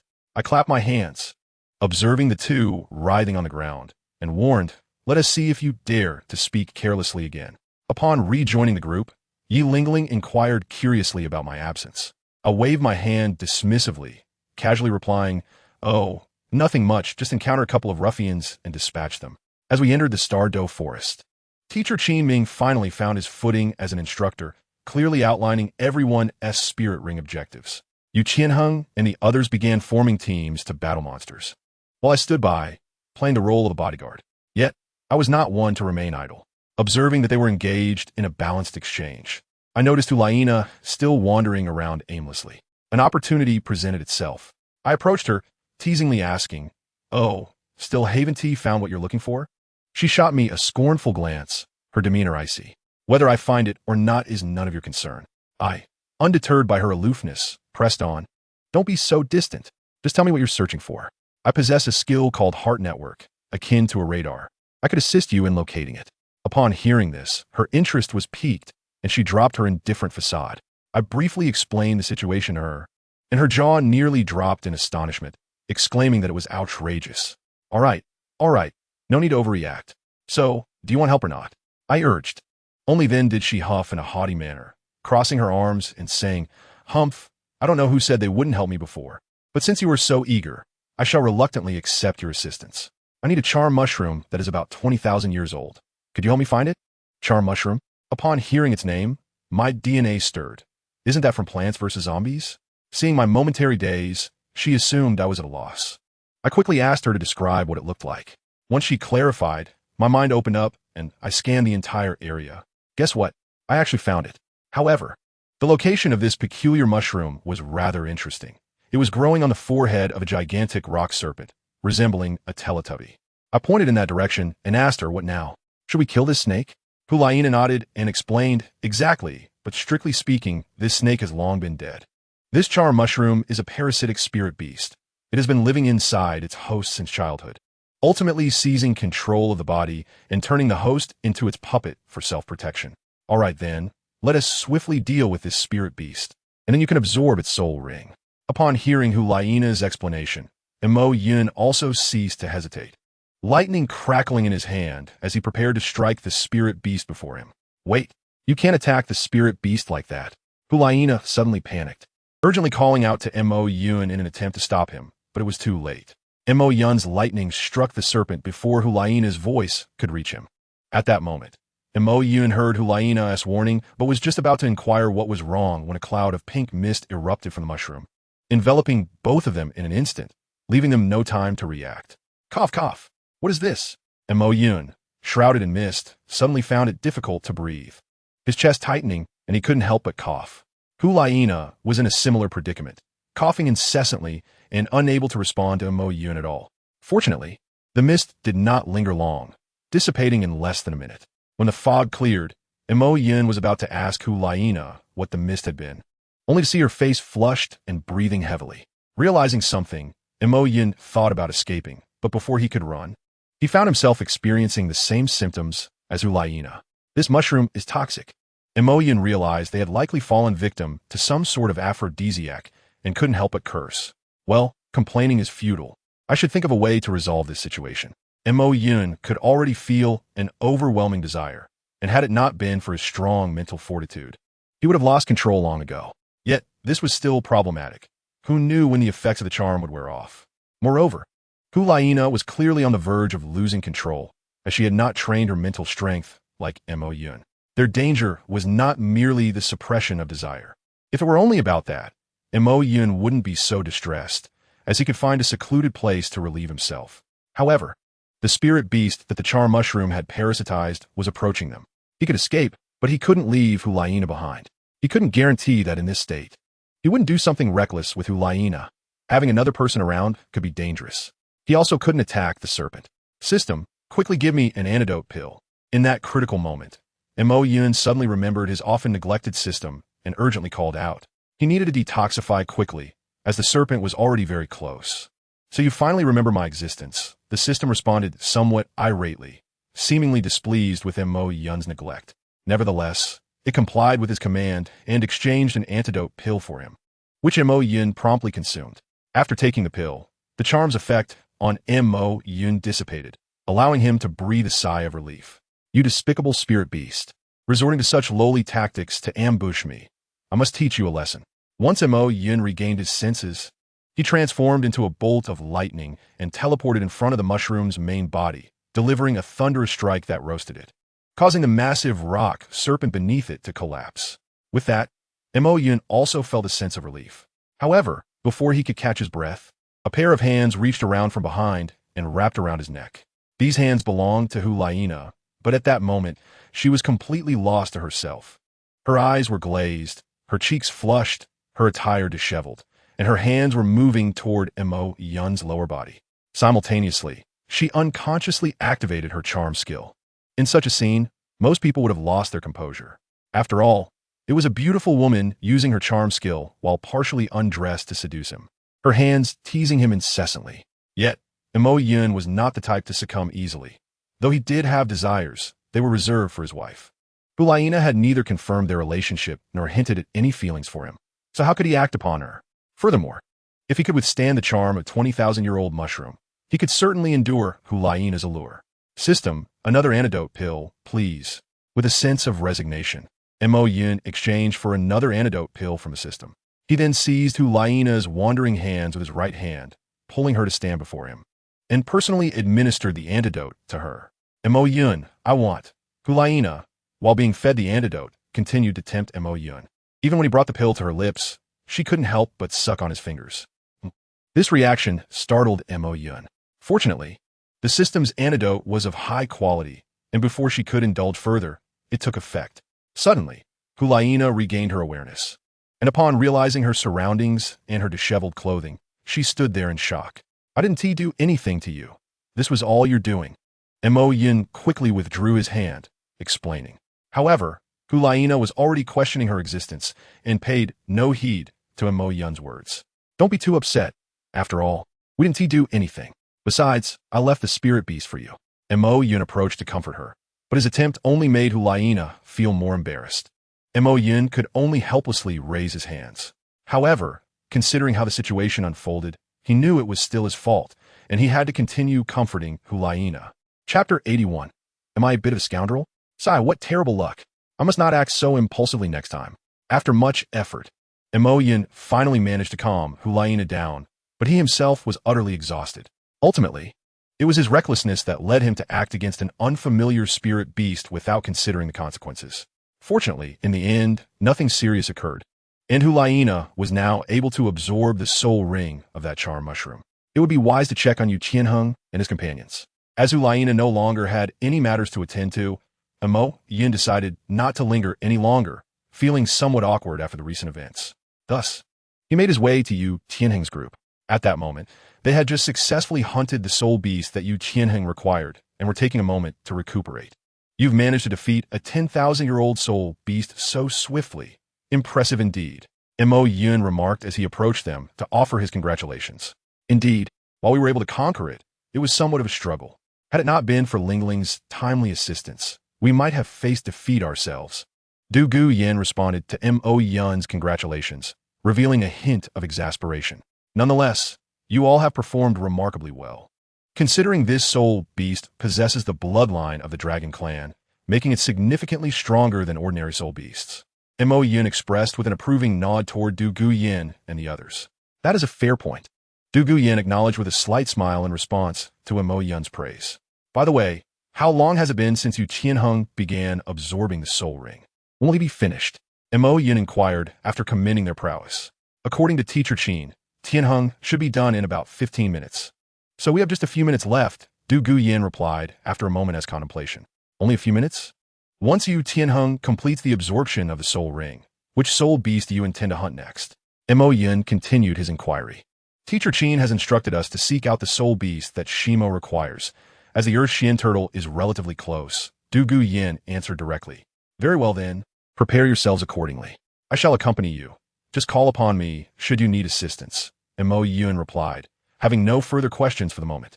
He then found a spot of land to rest for a while. However, he had scarcely settled when Hulaina approached him. Really? I was in the midst of absorbing the soul ring, and you dared to wander off. What if I had been attacked by a soul beast? Hulaina exclaimed, a reproachful expression on her face. Ah, you needn't fret. I'm not one to be careless. Before I left, I dispersed all soul beasts within a radius of several hundred meters and set up thunder seals. Even if a soul beast were to appear, I could swiftly protect you. Mo Yun explained, raising his hands in a gesture of innocence. Moreover, considering the recent incident, I thought my presence might make you feel uncomfortable, he added. I shall overlook that incident since it was unintentional, but you absolutely must not speak of it. Hulaina responded, a hint of pride in her demeanor. All right, but rest assured, I would not mention it even without your reminder. It is indeed a dark chapter in my history, Mo Yun replied with a wry smile. Upon hearing this, Hulaina felt a surge of indignation. She considered her own beauty to be quite commendable, while not the epitome of allure. She believed herself to be striking enough. To think that under the influence of enchantment, Mo Yun did not act upon his desires.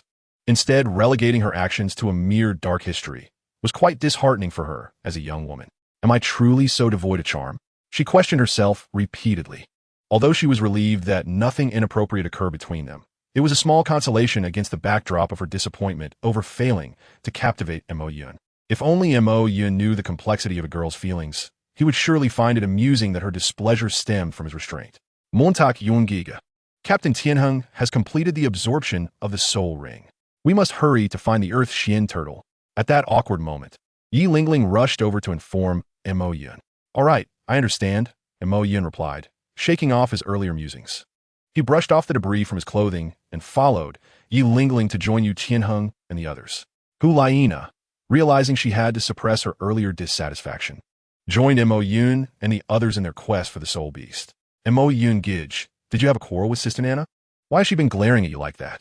Yi Lingling asked, observing Hulaina's fierce gaze directed at Mo Yun. Well, a minor incident did occur, but it is rather difficult to explain. However, we have reconciled, Mo Yun replied, scratching his head awkwardly. Regardless of the circumstances, it is sufficient that you two have made amends. After all, Sister Nana has been with us for half a year now and is considered one of us. Disputes do not foster unity, Yi Lingling commented, sensing Mo Yun's reluctance to elaborate further. Understood, Mo Yun breathed a sigh of relief, pleased that Yi Lingling would not press the matter further. He genuinely appreciated her nature. Her trust in him was unwavering, as she would not pry into his affairs. However, Mo Yun also felt a pang of guilt for being somewhat indecisive in his affections toward Yi Lingling, especially given her trusting disposition. Sighing softly, he resolved to show Yi Lingling more care in the future as a means of atonement. Lingling, Mo Yun, we have located the soul beast. Come quickly. Suddenly, Yu Qianheng appeared beside them, calling out to Mo Yun and the others. Oh, let us hasten to hunt it, Mo Yun exclaimed, pulled from his reverie by Yu Qianheng's announcement. That will take a moment, Yu Qianheng replied with a hint of exasperation. Why? Mo Yun asked, puzzled by Yu Qianheng's response. Because there's a group of soul beasts, Yu Qianheng explained. Chapter 82. Intermission. Mo Yun followed Yu Qianheng to a thicket, where they concealed themselves to observe the scene ahead. They discovered a lake, beside which lay the soul beast that Shimo required to hunt. However, there were not just 2 Earth Xian turtles present. A multitude of other soul beasts also congregated there, all of which were at least 10,000 years old. It appeared this was indeed a gathering area for soul beasts. Mo Yun felt a headache coming on as he surveyed the situation. In his previous world, lakes were often teeming with wildlife, and this realm was no different, albeit with soul beasts instead. At that moment, the soul beasts were gathered by the water's edge, drinking. Clearly, this was not an opportune moment to strike, as they could easily find themselves besieged.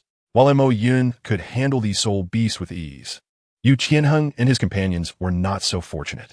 Therefore, Mo Yun decided it would be prudent to wait for the soul beasts to disperse somewhat before making a move to hunt. Sigh, let's pause for a moment. Thus, Mo Yun turned to look at Yu Qianheng and the others, helplessly shrugging his shoulders as he spoke. There is no other way. Yu Qianheng, upon seeing this, also expressed his understanding with a slight shrug in agreement. Consequently, Mo Yun and Yu Qianheng, along with their companions, set up camp by the lake to rest for a while, preparing to have lunch as well. Mo Yun, let's venture out together for a hunt. Everyone has been battling for quite some time and is famished. Merely consuming dry rations and drinking cold water is hardly sufficient. During the meal, Qin Ming noticed that the food they had prepared was rather meager, prompting him to suggest taking Mo Yun along to procure more substantial sustenance. Very well, let us depart swiftly. Upon hearing Qin Ming's request, Mo Yun did not decline, as he too felt that relying solely on dry rations was rather disheartening, and he yearned for some meat. Indeed, let us go. With Mo Yun's consent, Qin Ming wasted no time, quickly gathering the necessary tools and leading Mo Yun out to hunt. Time waits for no one, and they were quite hungry, leaving no room for delay. Within the vast primordial forest of Douluo, wild vegetables and spirit beasts abounded, making the search for food relatively straightforward. Mo Yun and Qin Ming worked in tandem. The swift Mo Yun was tasked with hunting smaller spirit beasts, such as rabbits and wild boars, while the knowledgeable Qin Ming sought out edible wild vegetables, like mushrooms and water plants. Before long, they had gathered a sufficient bounty of food to satisfy the entire group, prompting them to return to their makeshift camp. Lingling, we have brought back the food. Please come assist with the preparations, as this shall be the domain of you ladies. Upon returning to the camp, Mo Yun placed the food on the ground and called out to Yi Lingling and the others. All right, brother Mo Yun, we should get to work immediately. Hearing Mo Yun's call, Yi Lingling and her companions emerged from the tent and approached the gathered food. However, upon seeing the massive wild boar before them, their expressions turned somewhat troubled. Brother Mo Yun, you should handle this wild boar first. It is far too large for us to manage. Realizing his oversight, Mo Yun acknowledged their concern and prepared to butcher the boar so that they could proceed with the cooking. However, this task was not his responsibility, as his duty was merely to return with food, which he had accomplished. As for who would take on the butchering, that would naturally fall to Yu Qianheng and the others. Their team functioned as a cohesive unit. He and Qin Ming had already contributed, while Yi Lingling and her companions were responsible for cooking, meaning Yu Qianheng and the others could not shirk their duties. Thus, Yu Qianheng and his friends were reluctantly compelled to handle the task of preparing the wild boar, cutting it into smaller pieces. This was indeed a laborious task for them, as they were all sons of noble families and had never before engaged in such hard labor. Nevertheless, they ultimately completed the task. Next, it was the responsibility of Yi Lingling and her companions to prepare the meal. Much like Yu Qianheng and his friends, they were also ladies of privilege, accustomed to a life of ease and not well-versed in cooking. Fortunately, Yi Lingling possessed some culinary knowledge, and with her assistance, they managed to avoid producing a culinary disaster. Lingling is indeed the most virtuous among us. She excels even in cooking. Once the meat was roasted to perfection, Du Yin could not help but praise Yi Lingling. And no, it was merely a small amount of practice. Yi Lingling replied humbly, her cheeks flushed with modesty at Douluo Yan's compliment. My dear Lingling is truly adorable. That boy Mo Yin is quite fortunate. Observing Yi Lingling's demeanor, Douluo Yan affectionately embraced her with a sigh. Sister Yan, feeling somewhat uncomfortable under Douluo Yan's embrace. Yi Lingling squirmed slightly. Enough. No matter how endearing she is still mine. Your Yu Qianheng is over there. At that moment, Mo Yin stepped forward and pulled Yi Lingling into his embrace, pointing at the innocent Yu Qianheng while addressing Douluo Yan. Since when has Lingling belonged to you? She has always been my close friend. Douluo Yan retorted with a cold huff. Oh, then ask Lingling herself if she wishes to be with you or with me. Hearing Douluo Yan's rebuttal, Mo Yin drew Yi Lingling closer, allowing her to lean against his chest, and looked at Douluo Yan with a playful expression. You. Douluo Yan was incensed by this. Forget it. I shall not put Lingling in a difficult position. Douluo Yan crossed her arms in annoyance and turned her head away. Ignoring Mo Yin. Brother Mo Yin, Yi Lingling, feeling bashful, slowly extricated herself from his embrace and stood to the side, covering her flushed cheeks. Seeing Yi Lingling's reaction, Mo Yin could not help but chuckle, but before he could enjoy the moment, a chill crept up his back. Turning around, he discovered Hu Laina and by Chunxiang gazing at him with evident resentment. Why are you both looking at me? He could understand by Chunxiang's jealousy, but Hu Laina's situation perplexed him greatly. Upon hearing Mo Yun's words, Bai Qinxiang also sensed something was amiss and, like Mo Yun, looked at Hu Laina in confusion. What are you staring at? I am merely upset that you are bullying Lingling and straddling two boats. Hu Laina, realizing her earlier behavior had been off, quickly explained.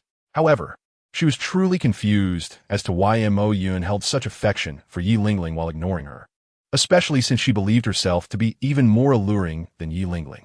Chapter 83, Tianming, Ice Silkworm. All right, enough chatter. Let us eat quickly. I'm absolutely famished.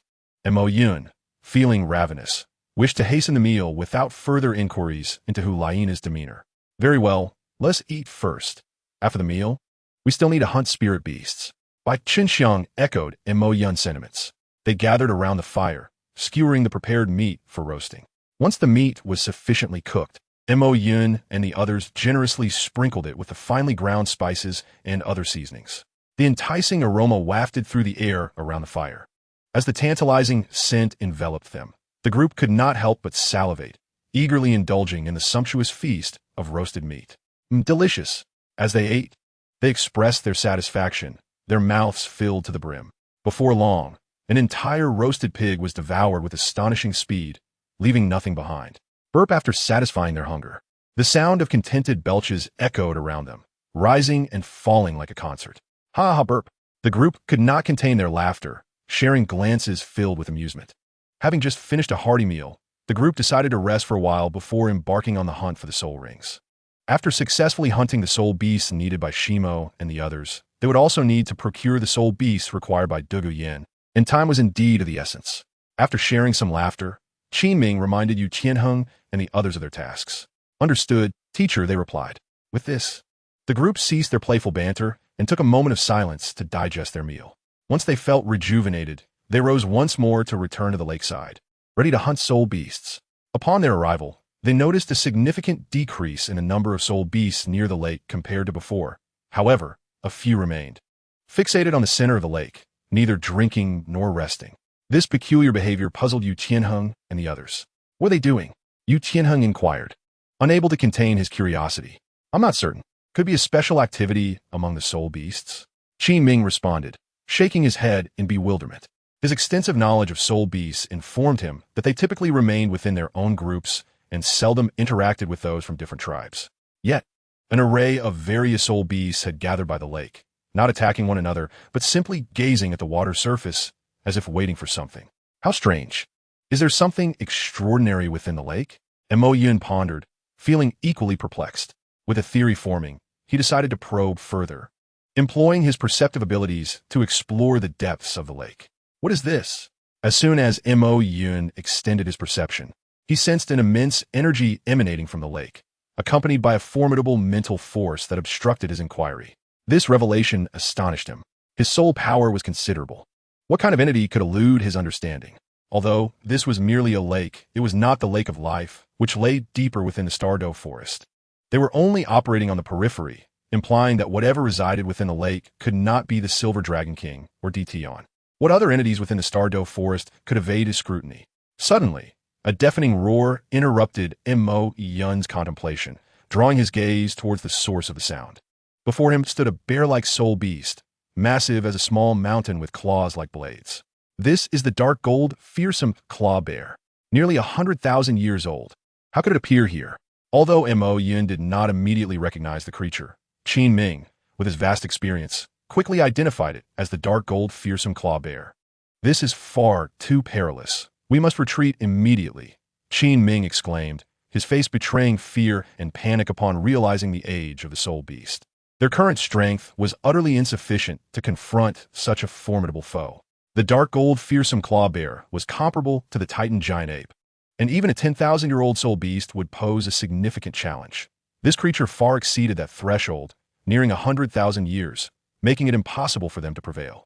If discovered, they might not even have the chance to flee.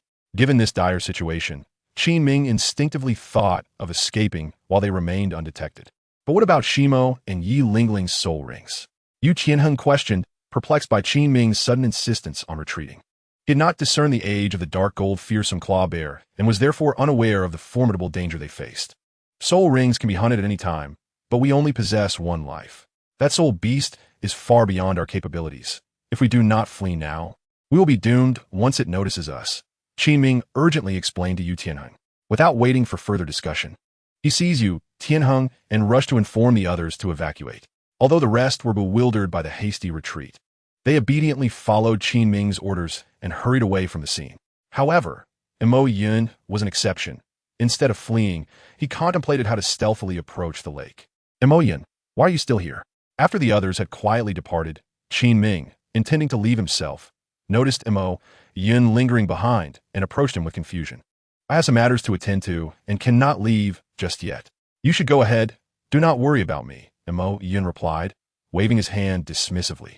He did not wish to remain near a nearly 100,000-year-old soul beast, but he had just received a task from the system that required his attention. Is there anything more important than your life?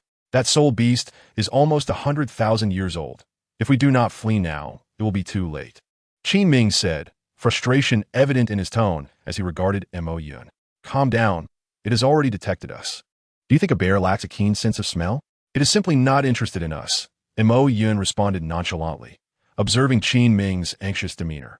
Given their proximity to the soul beast, it was impossible for it not to have noticed them. It was merely more intrigued by the lake's contents. Coincidentally, his task from the system was also related to what lay within the lake. I never expected that in seeking a soul ring for Yu Tianheng and the others, I would encounter such a creature. What a coincidence, Mo Yun mused while gazing at the energy fluctuations in the water. Upon realizing that the dark gold, fearsome claw bear had long since acknowledged their presence, Qin Ming was at a loss for how to express his astonishment. Nonetheless, he still sought to persuade Mo Yun to leave with him. Mo Yun, even if it is disinterested in us, we are still in grave danger here. Please come with me. Teacher Qin, you need not concern yourself with me. You should leave first. I will return once I have completed my task, Mo Yun replied, feeling both helpless and somewhat touched by Qin Ming's insistence. He could only offer a wry smile in response. But I cannot abandon you. After all, you are my student, Qin Ming said, torn as he looked at Mo Yun. Do not worry, Teacher Qin.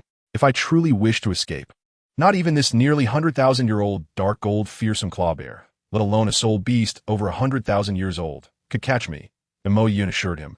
Waving his hand, his fifth soul skill allowed him to temporarily transform into a being of lightning, impervious to physical attacks, and he could traverse at lightning speed. With these abilities, evading the dark gold fearsome claw bear would not be overly challenging. Hearing Mo Yun's confidence, Qin Ming fell into deep contemplation. As a teacher, abandoning a student in the face of danger was unthinkable, yet Mo Yun's self-assuredness left him uncertain about whether to trust him.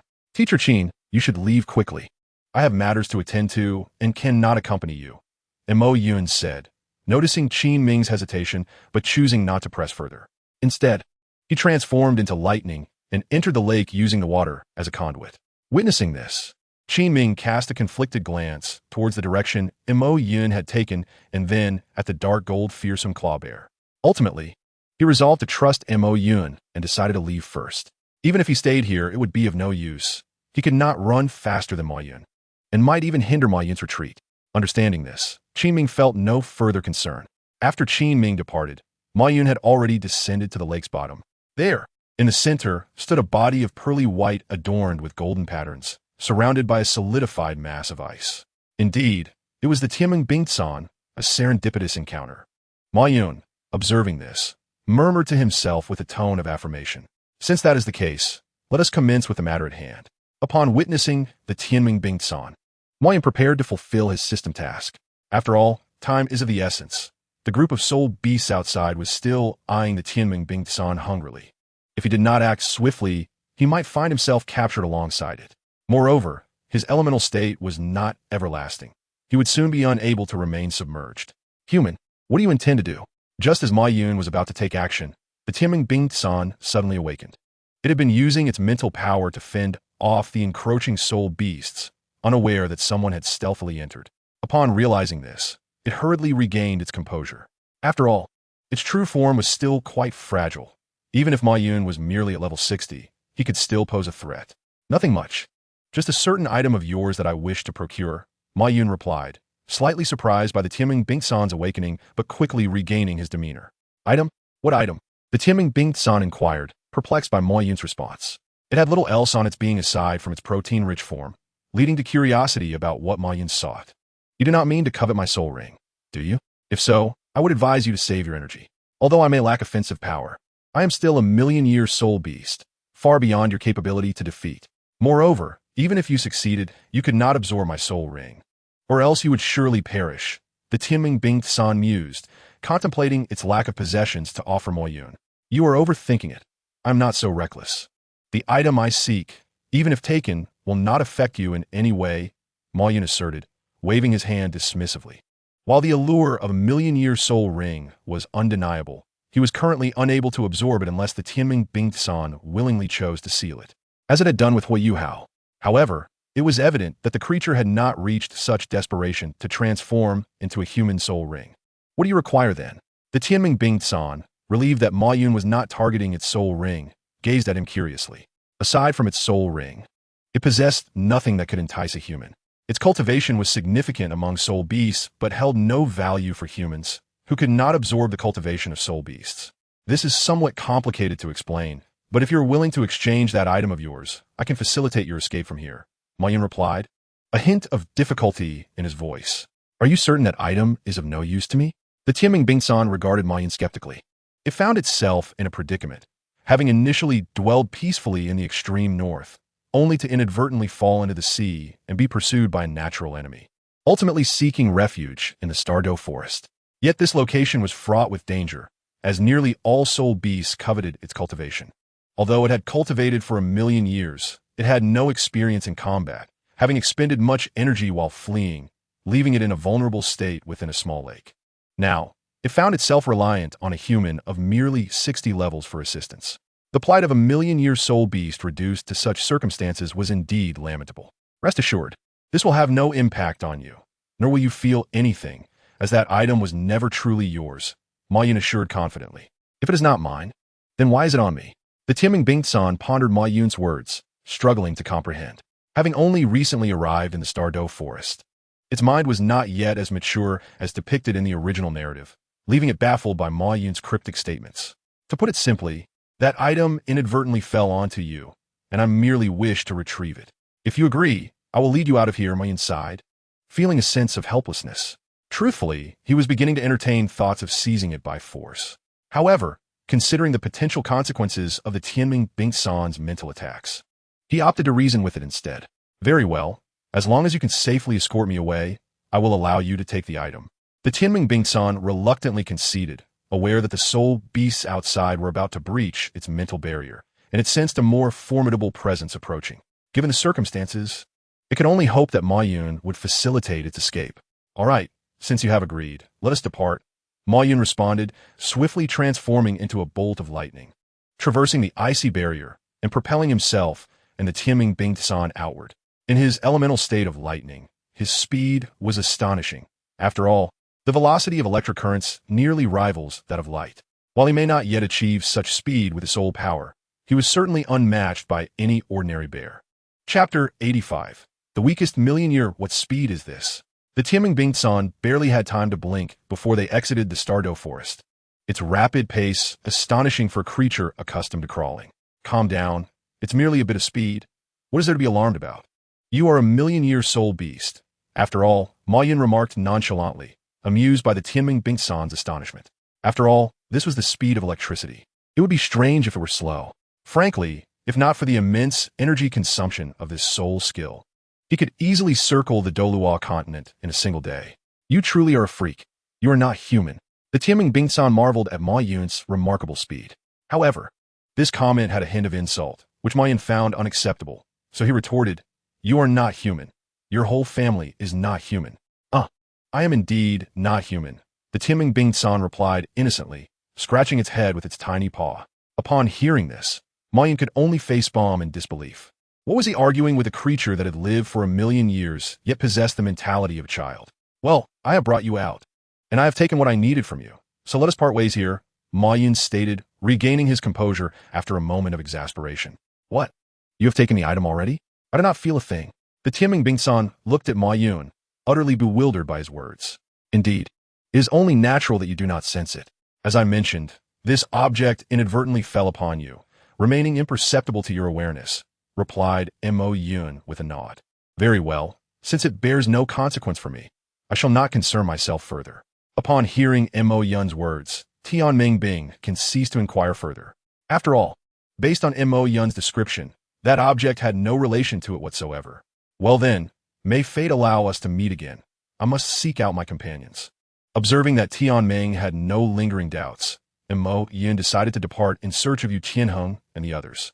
"Wait, brother, what will I do if you leave?" At that moment, Tianming Bing clung tightly to Mo Yun's leg, refusing to let him go. Although it had indeed left the Stardow Great Forest, it remained apprehensive about the pursuit of soul beasts. However, the human world posed its own dangers, particularly for a soul beast that had never ventured into the realm of humans. It could easily be deceived or fall prey to a malevolent powerhouse. Oh, but why should you, a soul beast of 1,000,000 years, be afraid? Though your offensive capabilities may be lacking, your mental strength is formidable. The human world is not overrun with tidal Douluo. You need only exercise a modicum of caution. Mo Yun was at a loss for words upon witnessing Tianming Bing's demeanor. It was indeed remarkable for a 1,000,000-year soul beast to exhibit such timidity. "I cannot. If I were to encounter a truly powerful human, I could still be killed. Even if they cannot absorb my soul ring, they may still covet my soul bone." Despite Mo Yun's reassurances, Tianming Bing can remain steadfast in its grip. Although Mo Yun's soul power was modest, he could run with great speed. It understood that preserving its life was paramount, and being able to flee was a solid rationale. By following Mo Yun, they at least need not fear imminent demise. "How can you trust that I would not harm you?" Mo Yun looked at Tianming Bing with an expression of exasperation. "I believe you are not that kind of person. I have some confidence in my judgment of character," Tianming Bing explained. Mo Yun, upon hearing this, found himself speechless. Tianming was indeed quite naive, relying solely on instinctual judgment. Sigh. Ultimately, Mo Yun relented, saying, "Very well, I agree to have you accompany me. However, it is not ideal for you to stay with me indefinitely. If the opportunity arises, I can escort you back to your original home." "Really? Thank you so much. You are truly a good person." Tianming Bing expressed its heartfelt gratitude upon hearing Mo Yun's words. It longed to return to its previous habitat, but in its current state, it was akin to a moving piece of meat in the eyes of soul beasts, susceptible to attack at any moment.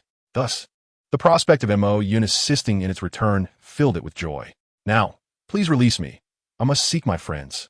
Mo Yun regarded Tianming Bing with disdain, urging it to let go. "Very well, no problem." After hearing Mo Yun's words, Tianming Bing obediently released its hold.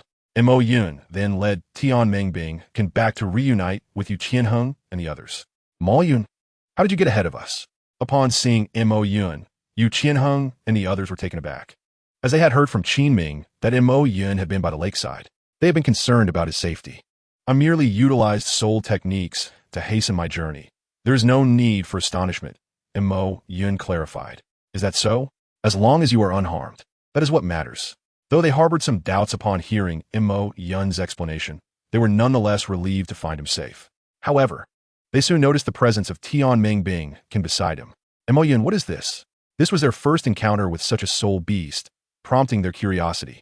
This is a soul beast I recently saved, Mo Yun casually explained. A soul beast? It appears rather weak, Yu Qianheng observed as he scrutinized Tian Mingbing. You are the weak one. I am a million-year soul beast. Tian Mingbing retorted indignantly upon hearing Yu Tianheng's assessment. Hey, the soul beast can talk.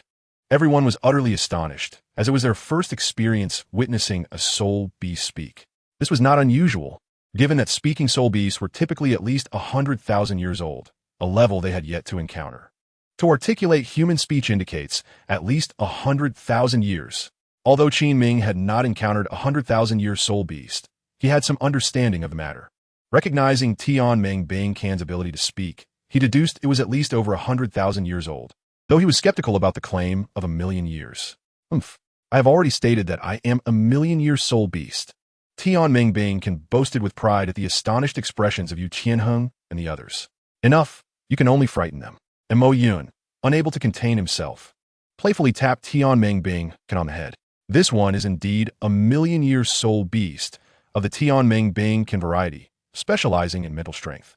However, it is inexperienced and lacks offensive capabilities, exhibiting a naive disposition. After admonishing Tian Mingbing, Mo Yun proceeded to explain to Yu Tianheng and the others. Upon hearing this, they could not help but believe in Tian Mingbing's identity as a million-year soul beast. Yet, the sight of Mo Yun admonishing a million-year soul beast left them feeling as if they were in a dream. Let's depart swiftly. This fellow is akin to a piece of meat in the eyes of soul beasts, capable of attracting a horde wherever it goes. If we are surrounded, the situation will become dire.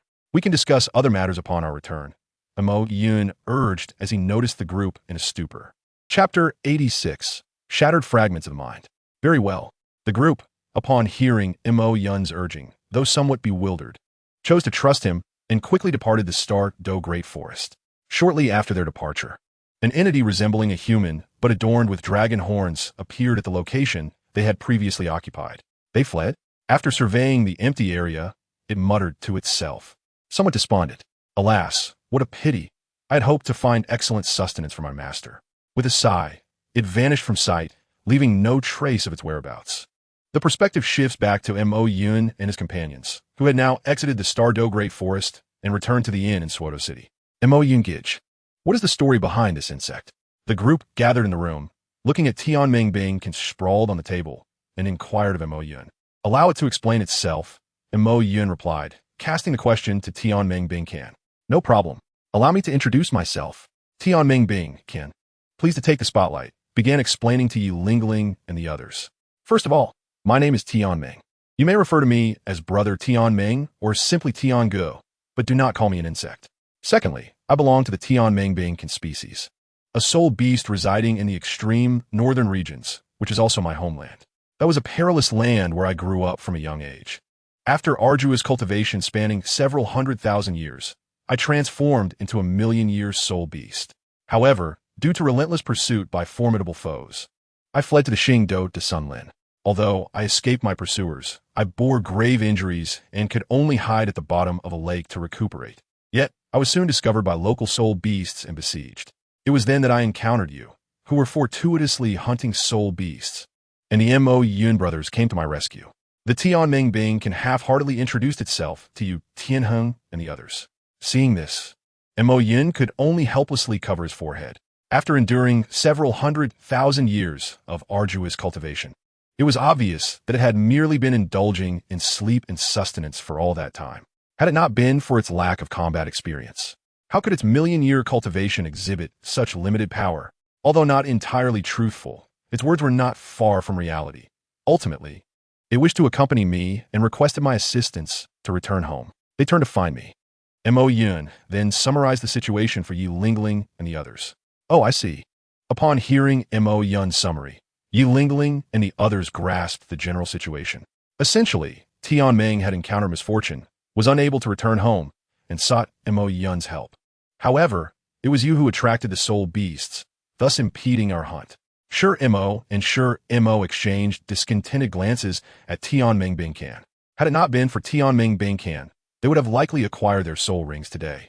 Now, they faced a delay of another day, and it was uncertain if they would find a suitable one tomorrow.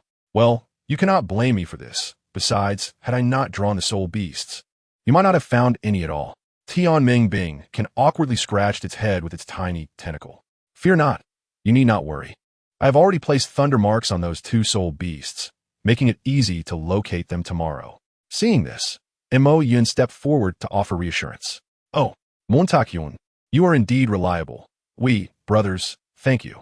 Upon hearing Mo Yun's comfort, Sure Mo and the other became cheerful and expressed their gratitude. All right.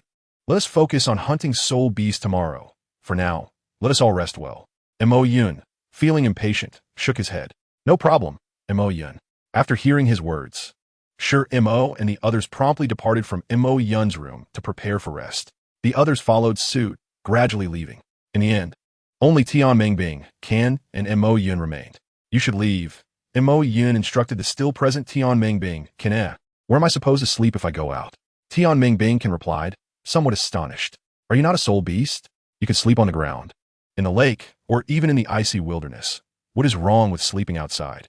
Mo Yun responded with irritation. Ah, are you truly so heartless? Tianming Bing Can was taken aback by Mo Yun's words, then made a pitiful expression, inquiring, will you not go out? Mo Yun was not swayed by Tianming Bing Can's demeanor. After all, it was not a beautiful maiden. Woo-woo. Seeing Mo Yun's indifference, Tianming Bing Can reluctantly exited the room. Once Tianming Bing Can left, Mo Yun began calling out to the system. System, where's my item? Mo Yun inquired within his mind. He was referring to the item retrieved from Tianming Bing Can returning to the master. The item has been placed in your backpack. Please check it yourself. The system responded to Mo Yun's inquiry. Upon hearing this, Mo Yun promptly opened his system backpack and discovered the item he required. Mental fragment. Mo Yun clicked on the mental fragment, then selected absorb. The system fragment vanished from his backpack, but he had already absorbed its energy, so he paid it no mind. Is this the mental fragment? As its name implies, it is a shard that enhances mental strength. This fragment was inadvertently scraped off by the world's barrier when the system arrived in this realm, originally intended as a reward for Mo Yun. However, the system had been unable to locate it until today, when it finally found it on Tianming Bing Can. Since this item is a product of the system, it cannot be absorbed by those without the system. Hence, it had remained unused on Tianming Bing Can, which also could not sense it. I feel that my mental web range has now reached 200 meters, a remarkable increase indeed. Mo Yun marveled at the enhancement of his mental strength. Although the mental fragment does not enhance soul power, it does improve mental strength, which allows for finer control over his soul power. This also significantly reduces the consumption of soul power while controlling the mental web, thus enabling him to expand its range. I believe that with another fragment like this, I could potentially master lightning entirely. Mo Yun excitedly mused to himself. However, the system abruptly extinguished his fantasies. Master, this mental fragment is the only one within the system. It cannot be obtained again in the future. Sigh, all right. Hearing this, Mo Yun could only sigh in resignation. At that moment, the system added, Master, you need not be too disheartened. The enhancement to your mental strength is not a one-time occurrence. It improves your understanding of mental power, meaning that future cultivation in mental strength will be comparatively easier. Oh, I see. With this revelation, Mo Yun felt less despondent than before. Chapter 87, Bedtime Activities of Teammates. Upon realizing that this fragment was not merely a one-time enhancement, Mo Yun ceased to concern himself with the existence of other fragments. He then sat on his bed and closed his eyes. However, he was not sleeping. He was practicing his mental web. Indeed, not only had its range expanded, but his perception had also significantly improved. After fully engaging his senses, Mo Yun exhibited an expression of realization as he spoke to himself. Now, he could perceive individuals and objects within a 200-meter radius and clearly distinguish their appearances. He could even capture subtle movements that would have previously eluded him. In the past, he could not have imagined this, as his low mental strength rendered his control over the mental web rather poor, allowing only for a general observation. But now, he could almost distinguish various strands of hair on a person, a mole, or the veins of a blade of grass. This level of detail was more vivid and intricate than what he could see with his eyes. This clarity is simply splendid. After observing for a while, Mo Yun expressed his satisfaction. He then narrowed his field of vision, no longer focusing on distant matters, and began to examine his surroundings. His first sight was Tianmingbing Can, as it was closest to him and its energy fluctuations were quite evident. At that moment, Tianmingbing Can was incessantly tapping the ground while murmuring something. Mo Yun initially intended to read its lips, but the shape of Tianming's mouth differed from that of a human, making it impossible for him to decipher. However, he could roughly guess that Tianmingbing Can was likely cursing him or something similar. Hence, Mo Yun ceased to observe Tianmingbing Can and shifted his attention to the companions in other rooms. Meanwhile, on Tianming's side, she pondered aloud. Why do I feel as though someone just gazed at me? Is it merely my imagination? As a soul beast with 1,000,000 years of experience specializing in spiritual power, she was acutely sensitive to such energies and could vaguely sense Mo Yun's spiritual presence. However, since Mo Yun's heart net was merely constructed with the aid of spiritual power and did not rely solely on it, she could not fully comprehend its essence. Oh well, with Mo Yun here, there should be no danger, she concluded. Yet, she found it utterly vexing that he had expelled her from a resting place. Not lingering on her confusion for long, she resumed her complaints about Mo Yun. Meanwhile, Mo Yun continued to observe the activities of Yu Qianheng and his companions. In Yu Qianheng's chamber, Du Guyan playfully inquired, "Tianheng, it is already quite late. Do you not plan sleep?" As she perched on the edge of his bed. Cough, cough. Yanzi, we are no longer children. Let us refrain from such matters, Yu Qianheng replied, slightly embarrassed as he turned his head away. However, Du Guyan was not swayed by his response. She turned his head back to meet her gaze and said with a charming smile, "Isn't it precisely because we are no longer children that we should share a bed?" Yu Qianheng felt a bit flustered and hesitated to act. Perhaps we should wait until after our hunt for soul beasts tomorrow, he finally suggested as an excuse to decline her advances. "Seek, Fine. Just remember to find me when we return," Du Guyan sighed, somewhat disappointed, before departing from Yu Tianheng's presence. Why is Tianheng so timid? I have already removed my pants for him. Mo Yun muttered to himself, revealing a look of exasperation at his friend's indecisiveness. However, he did not dwell on it for long and redirected his gaze to others. In the room of the Shur Mo brothers, Shur Mo called out, "Shur Mo, put in more effort. Have you not eaten?" "Understood, big brother," Shur Mo replied, tightening his grip on the stick. With a sharp crack, the sound echoed through the room. Again, Shur Mo cried out in response to the impact, yet he urged for more. "Yes, big brother," Shur Mo complied without hesitation, delivering another strike. Again. The room resonated with the sound of sticks clashing and Shur Mo's groans. What a profound, philosophical atmosphere, Mo Yun remarked, unable to suppress his sarcasm. Had he not witnessed firsthand that Shur Mo was merely practicing his resilience, he would have misconstrued the situation entirely. Never mind, this is too much for the eyes. I shall see what my dear Ling Ling is up to. After observing his peculiar friends, Mo Yun decided to check on Yi Ling Ling. Although he felt a tinge of guilt about eavesdropping, he reasoned that she was his wife and likely still awake, so it was harmless to take a glance. Upon entering Yi Ling Ling's room, he found her lying in bed, clutching the blanket, softly moaning and calling out his name, Mo Yun Gugu. Oh no. Mo Yun quickly averted his gaze, fearing that he would be doomed to an insomniac night if he continued to look. I did not anticipate Ling Ling to be so daring, he thought, his cheeks flushing with embarrassment. Forget it, I shall not continue. It is time for sleep. After witnessing that scene, he resolved to retire for the night, yet curiosity about Bai Chunxiang lingered in his mind. Thus, unable to resist, he turned his attention to her. "You naughty rascal, only pampering Ling Ling again today." Bai Chunxiang was seen in her room, striking a doll while muttering to herself. It seems I have neglected Bai Chunxiang a bit today. I shall make it up to her tomorrow. But honestly, can I manage 2 of them? And Mo Yun mused, unable to contain his thoughts. No, a man must not admit defeat. I possess the spirit of a hero. After gathering his resolve, he decided to check on Hu Lai Na next. Upon observing Hu Lai Na in her room, he found her gazing into the mirror, scrutinizing her figure. Do I truly not look good? She mused, her expression tinged with melancholy. She still cares about such trivial matters, and Mo Yun thought, bemused. Never mind her. After his brief musings, Mo Yun withdrew his abilities and truly went to sleep. Chapter 88. The hunt resumes. The next morning, Mo Yun rose lazily from his bed, stretching his limbs and stifling a yawn. His eyes appeared weary, perhaps a result of the previous night's activities that involved vanquishing countless beings. Sigh. I should refrain from employing my powers for such deeds in the future. It feels somewhat unjust. Given his restless night, he resolved to avoid such occurrences again. Let me wash up and then have breakfast with Ling Ling and the others before we venture into the Shangdo de Sun Lin to seek soul beasts. With that decision made, Mo Yun donned his clothes, splashed some water on his face from the basin in his room, and exited. Upon descending the stairs, he discovered that everyone was already waiting for him. Have you all had breakfast? Mo Yun inquired upon seeing them seated at the table. Not yet. We have just risen, but we have requested the innkeeper to prepare breakfast. It should arrive shortly, and once we finish, we will head to the Shangdo de Sun Lin. Qin Ming replied slowly. All right, Mo Yun said, and he waited with Qin Ming and the others until breakfast was served.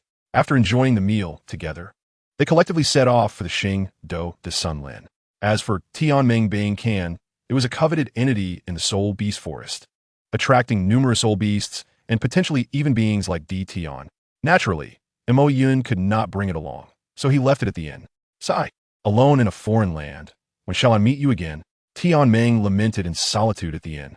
Meanwhile, as Tianming reminisced about its homeland, Yu Qianheng and his companions, guided by Mo Yun's imprint, located the two Earth-Shin tortoises they had failed to hunt the previous day. The two soul beasts exhibit formidable defensive capabilities, making it quite troublesome and laborious for you to engage them. Given our need to locate numerous soul beasts today, I shall take charge of these two, Mo Yun suggested to Yu Tianheng and the others. Very well, you may proceed. Yu Tianheng agreed, understanding the urgency of their mission and the necessity to avoid wasting time. All right, please stand back. Mo Yun, without hesitation, summoned his martial soul, unleashing his third and fourth soul skills simultaneously. Coupled with the insights provided by his mind network regarding the vulnerabilities of the two soul beasts, he swiftly vanquished them, showing no mercy. Done. I'll leave the rest to you.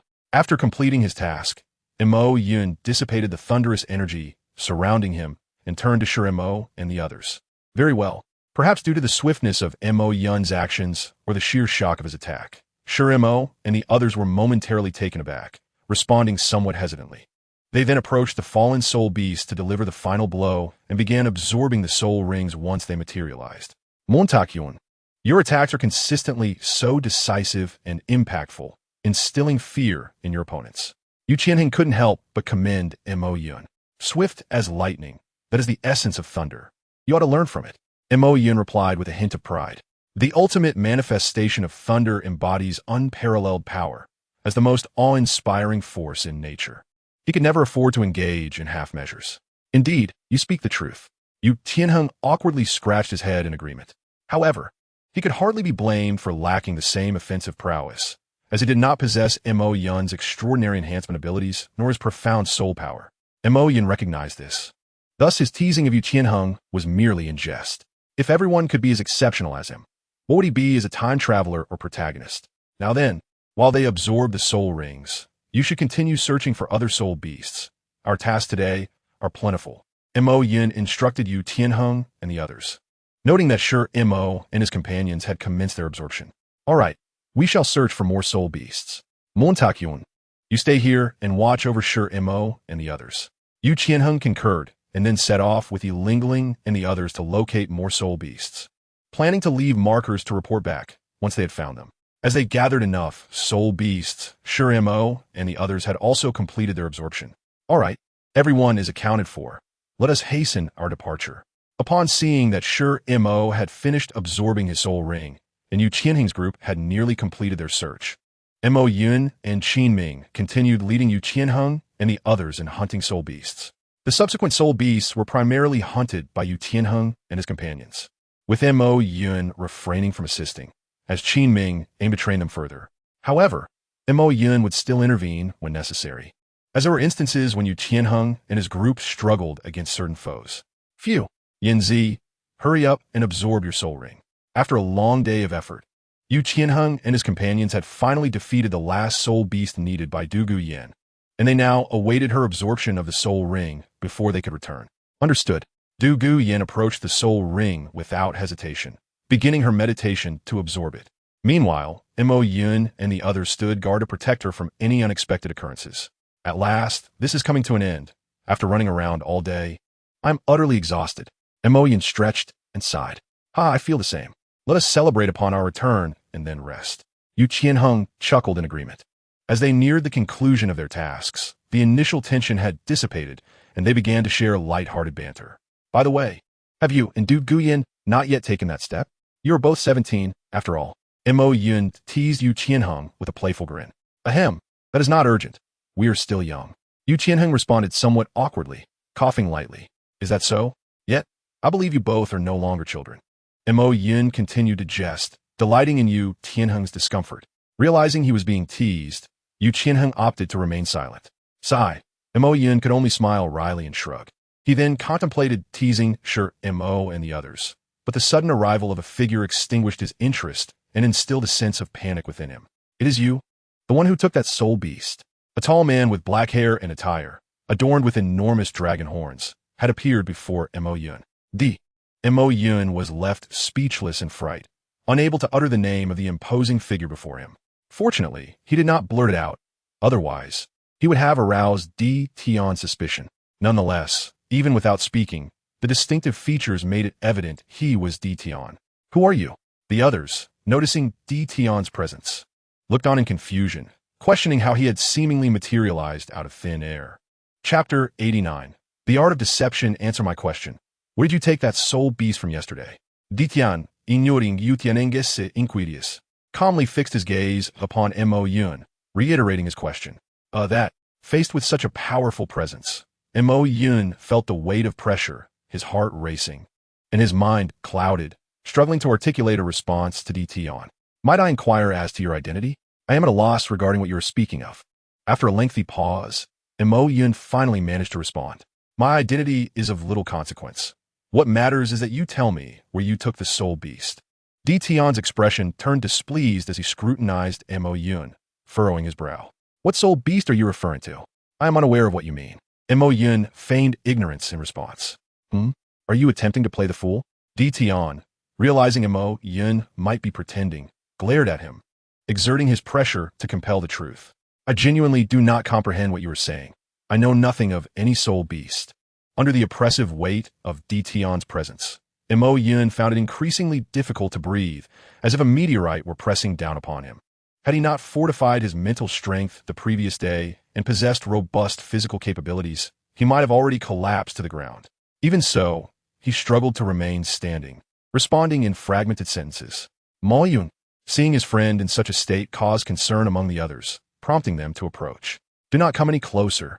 Mo Yun quickly warned them, realizing that the pressure here was beyond their capacity to endure. Are you truly unaware? Observing Mo Yun's reluctance to admit anything despite the pressure, Di Tian began to waver. After all, Mo Yun was human. There was no need for him to suffer for the sake of a soul beast. I genuinely do not know what you are referring to. Yesterday, I was merely hunting soul beasts with my companions when I encountered a giant bear and fled. Mo Yun, upon hearing Di Tian's inquiry once more, responded with unwavering resolve.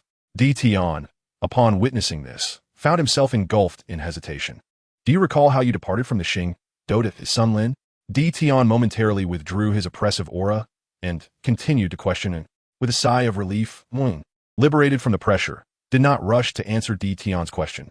Instead, he took a few deep breaths of the fresh air, for he had felt quite stifled moments ago. After regaining his composure, Ian began to respond to Di Tian's inquiry. I cannot recall how I returned yesterday. I only remember losing consciousness after fleeing, and then, in the blink of an eye, I emerged from the Xing Douluo Continent. Is that so? Di Tian muttered thoughtfully upon hearing Mu's response. I understand now. You were likely manipulated by that soul beast. It is indeed cunning. After a moment of contemplation, Di Tian shared his conjecture with Feng. What does that mean? Feng, sensing the shift in Di Tian's demeanor, played along with the conjecture. It means nothing. In any case, this matter no longer concerns you. You may leave.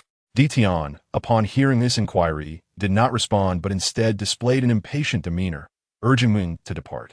He surmised that Wen had been under the control of the Tianming Bangcan's spiritual power, which led Wen to carry it away, only for it to abandon Mun upon their exit. Given this assumption, he believed that the Tianming Bangcan had likely ventured far from the Xing Douluo Continent, leaving Wen unaware of its whereabouts. Thus, he deemed it unnecessary to continue questioning Wen. Am I truly free to go? Mo Yin inquired, wearing a perplexed expression. What else would you do here, hunt soul beasts? Di Tian retorted coldly, gazing at Feng with indifference. No, no, no. We shall depart at once, Mo Yin replied, no longer hesitating, and swiftly left the area with Yu Tianheng and the others. Otherwise, should Di Tian grow suspicious, their escape would become impossible. After Min and his companions departed, Di Tian exhibited a look of disappointment and sighed, his eyes betraying a hint of resignation. Alas, it seems I must search anew for a suitable supplement for my master. It is indeed frustrating to have encountered such a rare specimen. Di Tian's pursuit of the Tianming Bing was, in essence, akin to that of other soul beasts. He coveted its cultivation. However, his intentions were not for himself, but for the Yin Long Wang, the Dragon King, having been fragmented into the Jin Long Wang and Yin Long Wang following the divine conflict. Now found only the Yin Long Wang surviving within the Xing Do Sun Lin, albeit severely wounded and in recovery for thousands of years. As the leader of the Heilong clan, the Heilong Wang naturally served the Yin Long Wang. Yesterday, he sensed the presence of a soul beast with profound cultivation but weak strength entering the Xing Do Sun Lin. Initially, he planned to capture it as a supplement for the Yin Long Wang, but unexpectedly, Lin encountered the Tianming Bing, Can, and rescued it instead. Now, he had to reconsider what to seek to aid the recovery of the Yin Long Wang. That human was indeed remarkable, possessing incredible speed and the ability to withstand my pressure.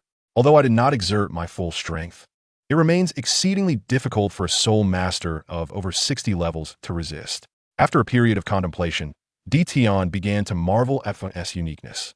Nevertheless, no matter how impressive, he is merely a low-level soul master. Rather than dwell on such a person, it is wiser to seek something that can aid my master's recovery. Despite Feng's surprising prowess, Di Tian ultimately regarded him as a minor soul master and dismissed the thought. Thus, Di Tian vanished from his location, embarking on a quest for a new supplement. Meanwhile, Lin and his companions hurried along their path. Brother Mo Yin, what was that person about just now? He seemed quite peculiar and inexplicable. Yi Ling Ling inquired as she approached him. That was no mere person, it was a dragon.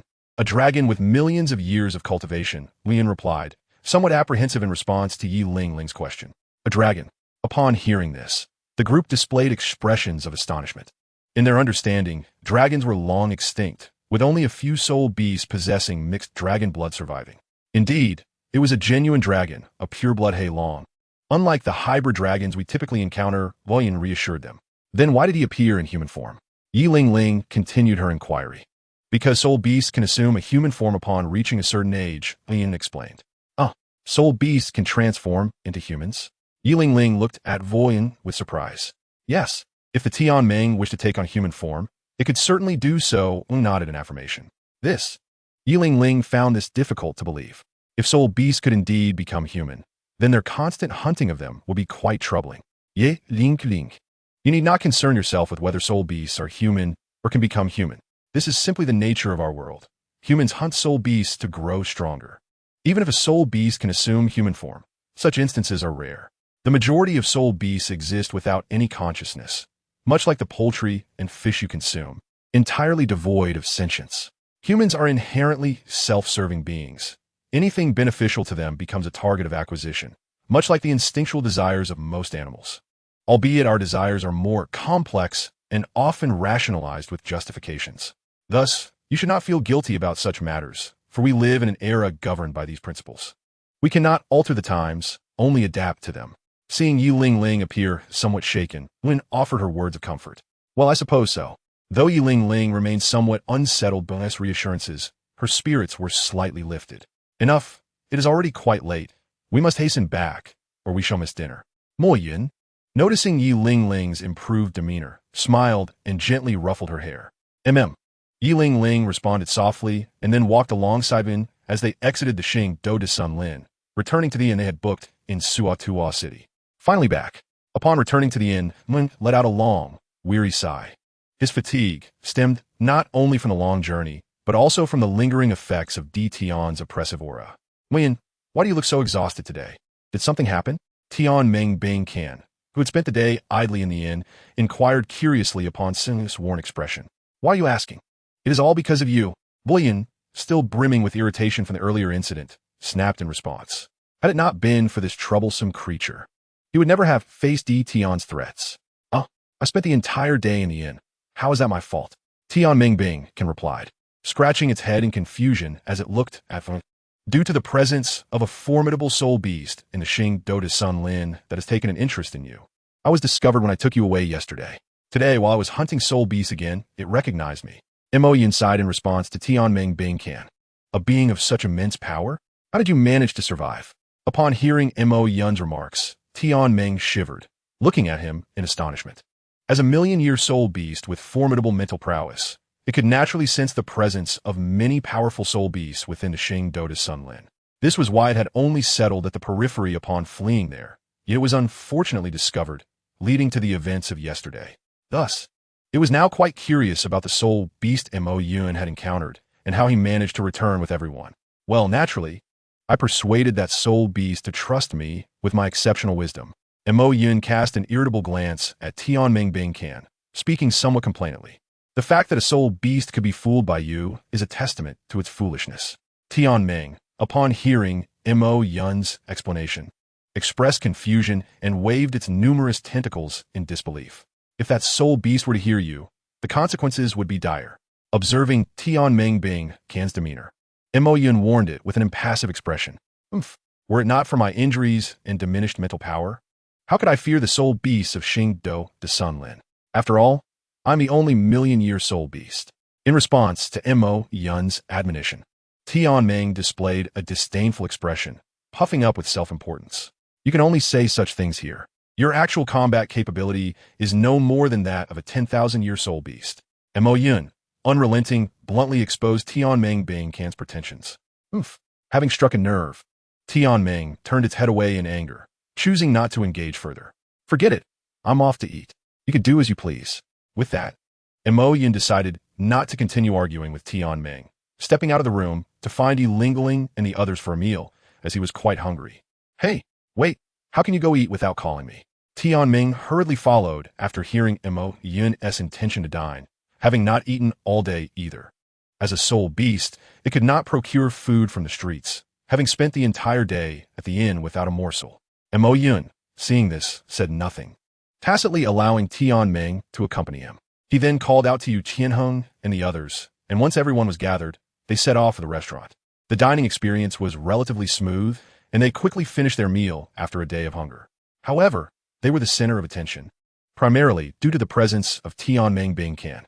Most onlookers were seeing such a soul beast for the first time and were filled with curiosity, especially regarding how Mo Yun and his companions had tamed Tian Mingbing Can. Excuse me, could you tell me how you acquired this soul beast? As Mo Yun and his companions were relaxing after their meal, a female voice suddenly called out to them. Hearing the voice, Mo Yun turned to see a girl with pink hair calling out to them. Who are you? Mo Yun felt a sense of familiarity with the girl, but could not place her, so he inquired. Ahem, my apologies, young man. My granddaughter is somewhat lacking in manners. She has taken a liking to your soul beast. Could you name a price? After Mo Yun posed his question, the girl was interrupted by a white-haired man beside her. Mo Yun noted that despite his white hair, the man appeared to be in his 30s or 40s, piquing his curiosity. He then discreetly scanned the man's background with his mental network. This is a titled Douluo? After a brief investigation, Mo Yun discerned the man's soul power level and realized he was indeed a titled Douluo, leaving him somewhat astonished. When did such a dignitary appear in this remote area? Consequently, he responded with increased respect. Esteemed elder, this soul beast hails from the extreme northern lands and is not for sale. Please advise your granddaughter to seek elsewhere. Mo Yun replied politely, secretly wishing to part with Tian Ming, as it was of little utility to him. After all, Tian Ming had no reason to become his soul ring and could not provide him with powerful mental energy. Yet, he had promised to return Tian Mingbing Can. A gentleman's word is his bond. He intended to honor his promise. Otherwise, he would not have endured the pressure from Tian without revealing Tian Mingbing Can's whereabouts. Notification of launch beginning tomorrow. This book will be available for purchase on Qidian, but will be free on QQ Reading. However, QQ Reading will also charge for the first week after the launch. If you wish to avoid payment, you may also read it for free in the QQ browser. Still, I hope that readers with the means will support me, at least with a first subscription or by paying for the first chapter. In summary, this book may not be perfect, but it has reached the point of publication. and the plot will accelerate a bit thereafter. Perhaps it will conclude in 4 to 500,000 words. If there's interest, I could explore plots in other worlds. If not, I will begin a new book which will be roughly based on history and mythology, not a fan fiction, but original work. In any case, I am grateful for everyone's support, and those interested can join my reader group to share their thoughts. Chapter 91. Encounter with Ning Rongrong, I don't care. You must give me this soul beast. Upon hearing Mo Yun's refusal, the girl displayed an unreasonable demeanor toward him. Hearing such impudent words, Mo Yun felt a surge of indignation. However, before he could respond, the white-haired man before him sternly advised the girl, Rongrong, do not be unreasonable. This soul beast rightfully belongs to this young man. We cannot force him. Upon hearing this, Mo Yun's expression shifted to one of realization. No wonder he found the girl and the white-haired man familiar. It was indeed Ning Rongrong and Jian Shun. It made sense why Ning Rongrong had behaved that way.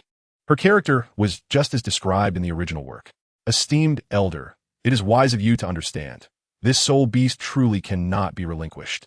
If your granddaughter is keen, you might consider taking her to the extreme northern lands, where similar soul beasts can be found. Recognizing the identities of Jian Shun and Ning Rongrong afforded Mo Yun a sense of relief. Although Ning Rongrong had a bit of a princess complex, Jian Shun was more reasonable and would not resort to aggression towards younger generations merely to procure a soul beast for her. Very well. It seems I must take the initiative in the future. Jian Shun, upon hearing Mo Yun's statement, ceased further inquiries and planned to journey to the extreme northern lands in the future to catch one for Ning Rongrong. Grandpa Jian. Despite Jian Shun's words, Ning Rongrong still appeared reluctant to give up, tugging at his sleeve with a pleading expression. Rongrong, it is beyond my control if this young brother is unwilling. After all, one cannot expect Grandpa to engage in such unseemly conduct toward the younger generation. Jian Shun gazed at Ning Rongrong with a sense of helplessness. Observing this, Ning Rongrong puffed up her cheeks in indignation and turned her head away, refusing to acknowledge Jian Shun any further. Jian Shun sighed, recognizing that they bore some responsibility for Ning Rongrong's current demeanor. Indeed, the Qibao Liulizong has only one little princess, and it would be impossible not to indulge her. Apologies for the interruption, young brother. We are fine now and shall take our leave.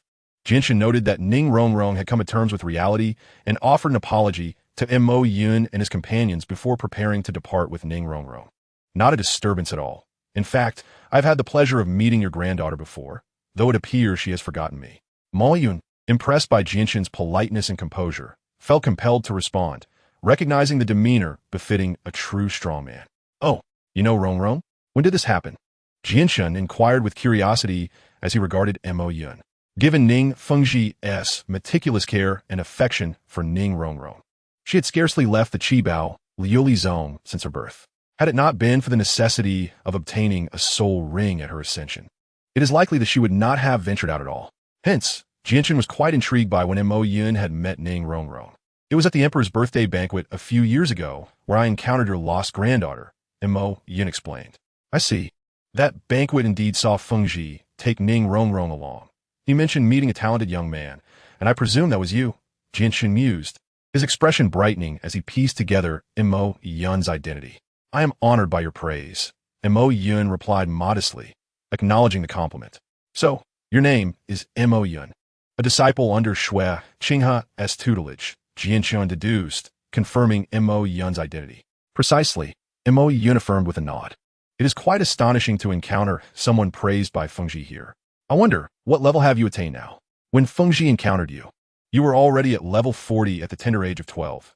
Now, 3 or 4 years have passed, and you must be over level 50, Jinshin speculated, glancing at Mo Yun. Well, to be honest, I'm already at level 65, Mo Yun admitted, scratching his head, feeling somewhat embarrassed by his response. 65, even Jinshin, with his seasoned disposition, was taken aback by the revelation. Achieving level 65 at just 16 years of age is almost unprecedented in the continent's history. Even Tang Hao, once hailed as the youngest titled law, is now nearing his 40s, and at 15 or 16, he was merely at level 50 or so. Young brother Mo Yun, your talent may very well redefine the record for the youngest to become a titled law. We truly are growing old. Jinshin remarked with a bittersweet smile once he regained his composure. This continent indeed produces prodigies in every generation, leaving us of the older generation to gaze upon the rise of new stars. You flatter me, Mo Yin responded with humility. No need for modesty. Such talent is indeed a source of pride, and I look forward to witnessing your ascension to title Douluo in due time. Jianshan waved his hand dismissively. Understood, senior. Mo Yin replied, his expression tinged with a hint of resignation. As a traveler who has crossed into this world, becoming a titled Douluo is a certainty. What weighs more heavily upon him is the question of whether he could ascend to godhood in the future. Well then, it is getting late.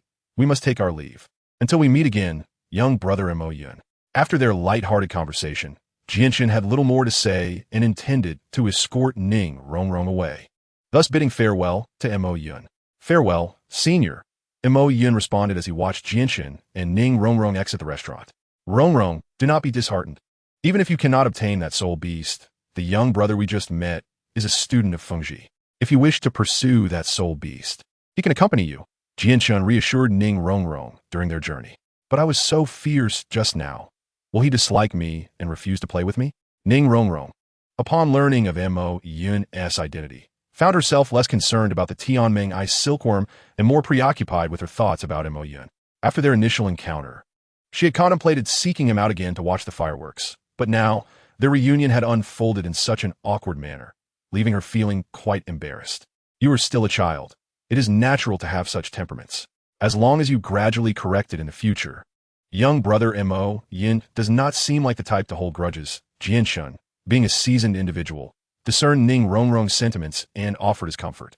However, his intention was not solely to console Ning Rongrong, but also to take the opportunity to remedy her princess-like demeanor.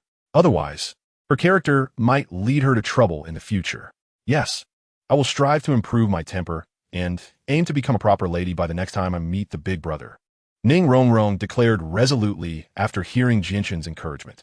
This response brought a smile to Jianshan's face, indicating that his efforts had indeed borne fruit. Chapter 91. A reunion with Ning Rongrong. I don't care. You must give me that soul beast. Upon hearing Mo Yun's refusal, the young woman displayed a completely unreasonable demeanor as she addressed him. Mo Yun felt a surge of indignation at her obstinate words. Before he could voice a reprimand, the white-haired man before him earnestly advised the woman, Rongrong, do not be unreasonable. That soul beast rightfully belongs to this young brother. We cannot compel him against his will. Upon hearing this, Mo Yun's expression shifted to one of realization. No wonder he found the girl familiar. It was indeed Ning Rongrong and Jianshan. It made sense why Ning Rongrong had behaved so toward him. Her character remained true to that depicted in the original narrative. It is best if the elder can understand reason.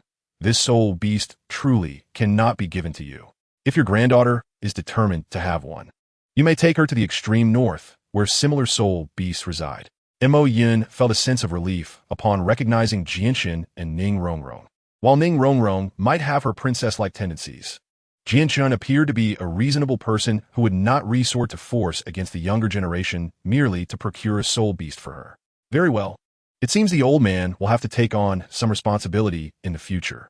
With Mo Yun's statement, Jianshan ceased his inquiries and resolved to journey to the extreme north at a later date to capture a soul beast for Ning Rongrong. Grandpa Jian, even after hearing Jianshan's words, Ning Rongrong still appeared reluctant to give up, tugging at Jianshan's sleeve with a pleading expression. Rongrong, it is beyond my control if this young brother is unwilling. After all, one cannot expect Grandpa to engage in such unseemly conduct toward the younger generation. Jianshan observed with a sense of helplessness as he regarded Ning Rongrong. In response, Ning Rongrong puffed up her cheeks in annoyance and turned away, refusing to engage with Jianshan any further.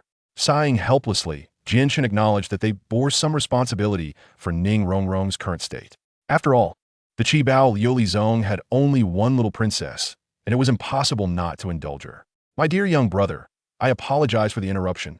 We are fine now, so we shall take our leave. Seeing that Ning Rongrong had accepted reality, Jianshan offered his apologies to Mo Yun and prepared to depart with her. It was hardly a disturbance. In truth, I once had a brief encounter with your granddaughter. However, judging by her demeanor, it seems she has forgotten me, Mo Yun remarked, touched by Jianshan's politeness, recognizing it as the demeanor befitting a true strongman. Oh, you know Rongrong? When did that happen? Jianshan inquired curiously, gazing at Mo Yun. Due to Ning Fengji's meticulous care and affection for Ning Rongrong, she had scarcely left the Qibao Liuli zone since her birth. Had it not been for her need to acquire a soul ring upon reaching the requisite level, he would not have even brought her out. Thus, he was intrigued to learn when Mo Yun had met Ning Rongrong. I encountered your lost granddaughter a few years ago at His Majesty's birthday banquet, Mo Yun explained.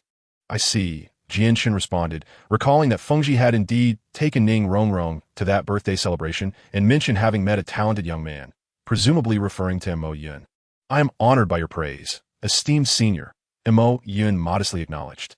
Ah, so you are Mo Yun, one of the disciples under Xue Qinghe, the apprentice of Fengji. Jianshan discerned Mo Yun's identity with clarity. Indeed, Mo Yun affirmed with a nod. I never expected to meet someone so highly regarded by Fengji here. Pray tell, how many levels have you attained now? I heard from Fengji that you were already at level 40 when he met you at the tender age of 12. 3 or 4 years have passed. You must be over level 50 by now, Jianshan conjectured.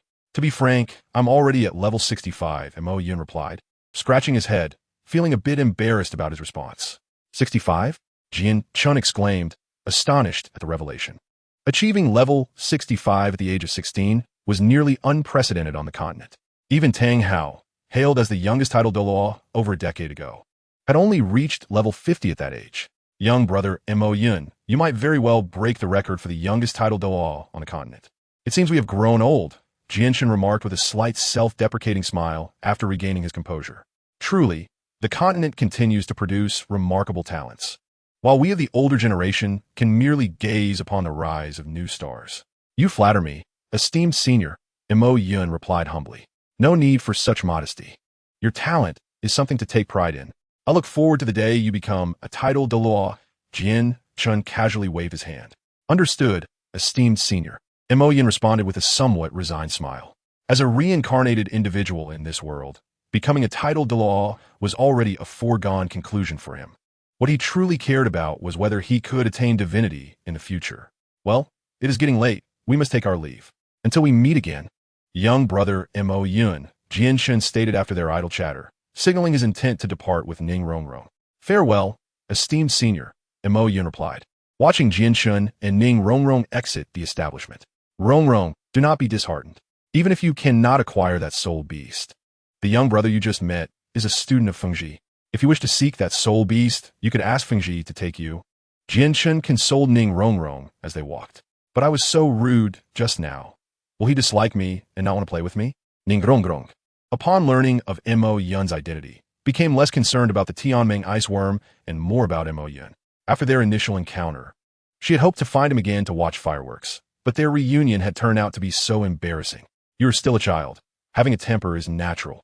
As long as you gradually correct it in the future, young brother Mo Yun does not seem like a petty person and likely will not dwell on this matter. Jianshan, being quite perceptive, offered his words of comfort. However, he also hoped to use this opportunity to address Ning Rongrong's princess-like behavior, lest she suffer from it in the future. Yes, I will work hard to improve my temper and strive to become a lady by the next time I meet that older brother. Ning Rongrong resolutely declared after hearing Jianshan's reassurances, bringing him a sense of joy, realizing his efforts had borne fruit.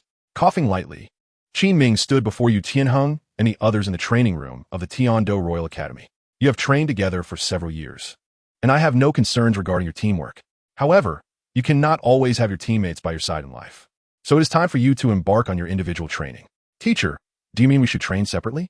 Yu Tianheng asked uncertainly upon hearing Qin Ming's announcement. That is precisely the case.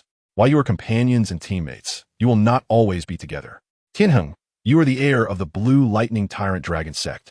Du Guiyin is the granddaughter of the Poison Doa. Bai Chenxiang belongs to the Min family, and Sure Mo have their own sects and families. In the future, you will inevitably part ways and face the trials along your path alone, hence the necessity of developing your independence. This is why I am assigning you separate training, Qin Ming explained. Understood, but how should we train separately? Yu Tianheng inquired, somewhat puzzled. That depends on you. I have mentioned the importance of cultivating your independence, which includes stepping away from my guidance as your teacher. Therefore, you will need to navigate a portion of your journey on your own, without anyone to assist you, Qin Ming replied with a hint of helplessness, spreading his hands before Yu Tianheng. Upon hearing this, Yu Tianheng was momentarily at a loss for a response, having followed their teacher's footsteps from the beginning. They were unsure how to proceed on their own. Though I will not provide specific training methods, I will set a goal for you. In 2 years, you must all reach level 60, except for Mo Yun, and you must independently hunt for your 6th soul ring. Qin Ming reminded Yu Tianheng, noting his perplexed expression. Very well. Upon hearing Qin Ming's words, Yu Tianheng felt a sense of relief, as at least he now had a goal, preventing him from wandering aimlessly in the coming days. Very well. For the next 2 years, we shall adhere to your plans. Whether you choose to return to your family or venture out for training, the objective is to achieve your targets within 2 years. We shall reconvene thereafter to await the National Soul Master Competition, and upon winning, you shall be considered graduates. With everything conveyed, Qin Ming nonchalantly released his grip, adopting an air of indifference as he addressed Yu Tianheng and the others. Understood, teacher, they replied. Accepting the situation, they departed from the training ground. Truly, Qin Ming exemplifies the teachings of Shrek Academy, as his instructional methods bear the unmistakable influence of the institution. Once Mo Yun emerged, he could not suppress his musings. Reflecting on the matter, it seems that according to the Academy's regulations, I could have graduated long ago due to my soul power level. Remaining at the Academy serves little purpose. It would be more beneficial to explore the world outside.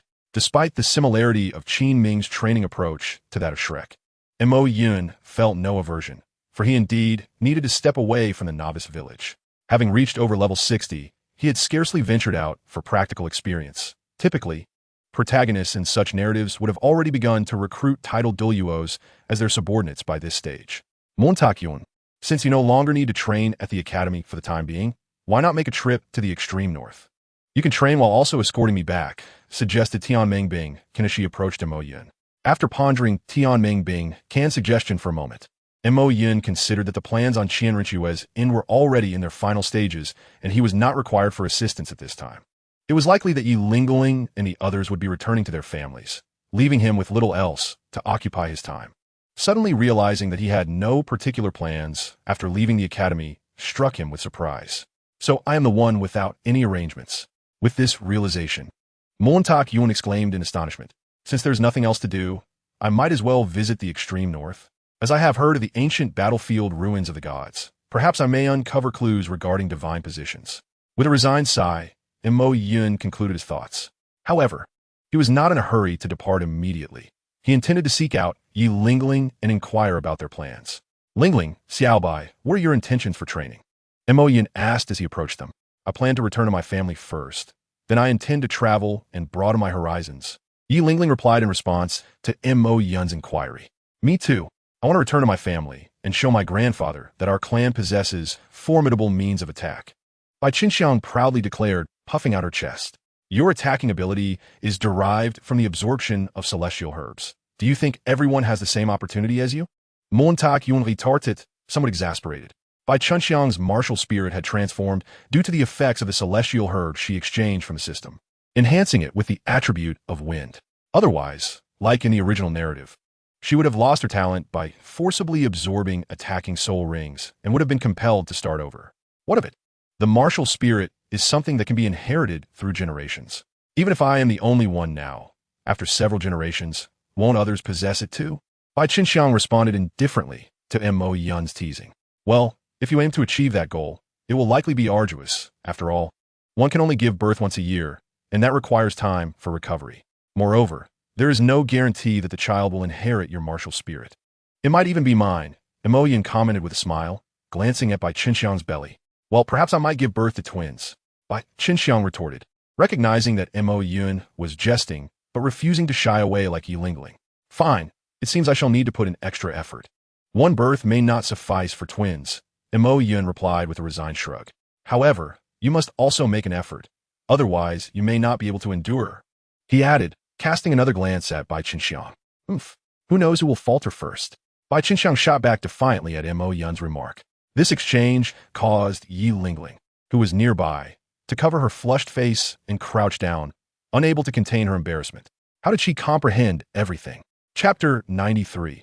Yi Lingling's engagement. Lingling, what do you intend to do upon your return? After their playful banter, Bai Qinxiang bid them farewell and departed, prompting Mo Yun to inquire about Yi Lingling's situation. I plan to... Yi Lingling stammered, unable to look Mo Yun in the eye, seemingly reluctant to voice her thoughts. It's all right. You don't have to tell me if you don't want to. I merely expressed concern for you. And Mo Yun reassured her, sensing her discomfort. If Yi Lingling chose to trust him and keep her matters private, he would reciprocate that trust. Well, brother Mo Yun, it's not that I can't say it. But please don't be upset. Yi Lingling finally admitted, encouraged by Mo Yun's reassurances, yet still apprehensive about his reaction. No worries, speak freely. I want to be angry. Mo Yun responded, believing that Yi Lingling might be overly sensitive, attributing undue significance to matters that were not of great importance. All right, the truth is, I am bound by an engagement, Yi Lingling confessed, feeling emboldened by Mo Yun's encouragement. What? An engagement? Wait, an engagement? Upon hearing Yi Lingling's revelation, Mo Yun's previously indifferent expression abruptly stiffened. He had never been informed of such a subplot involving Yi Lingling.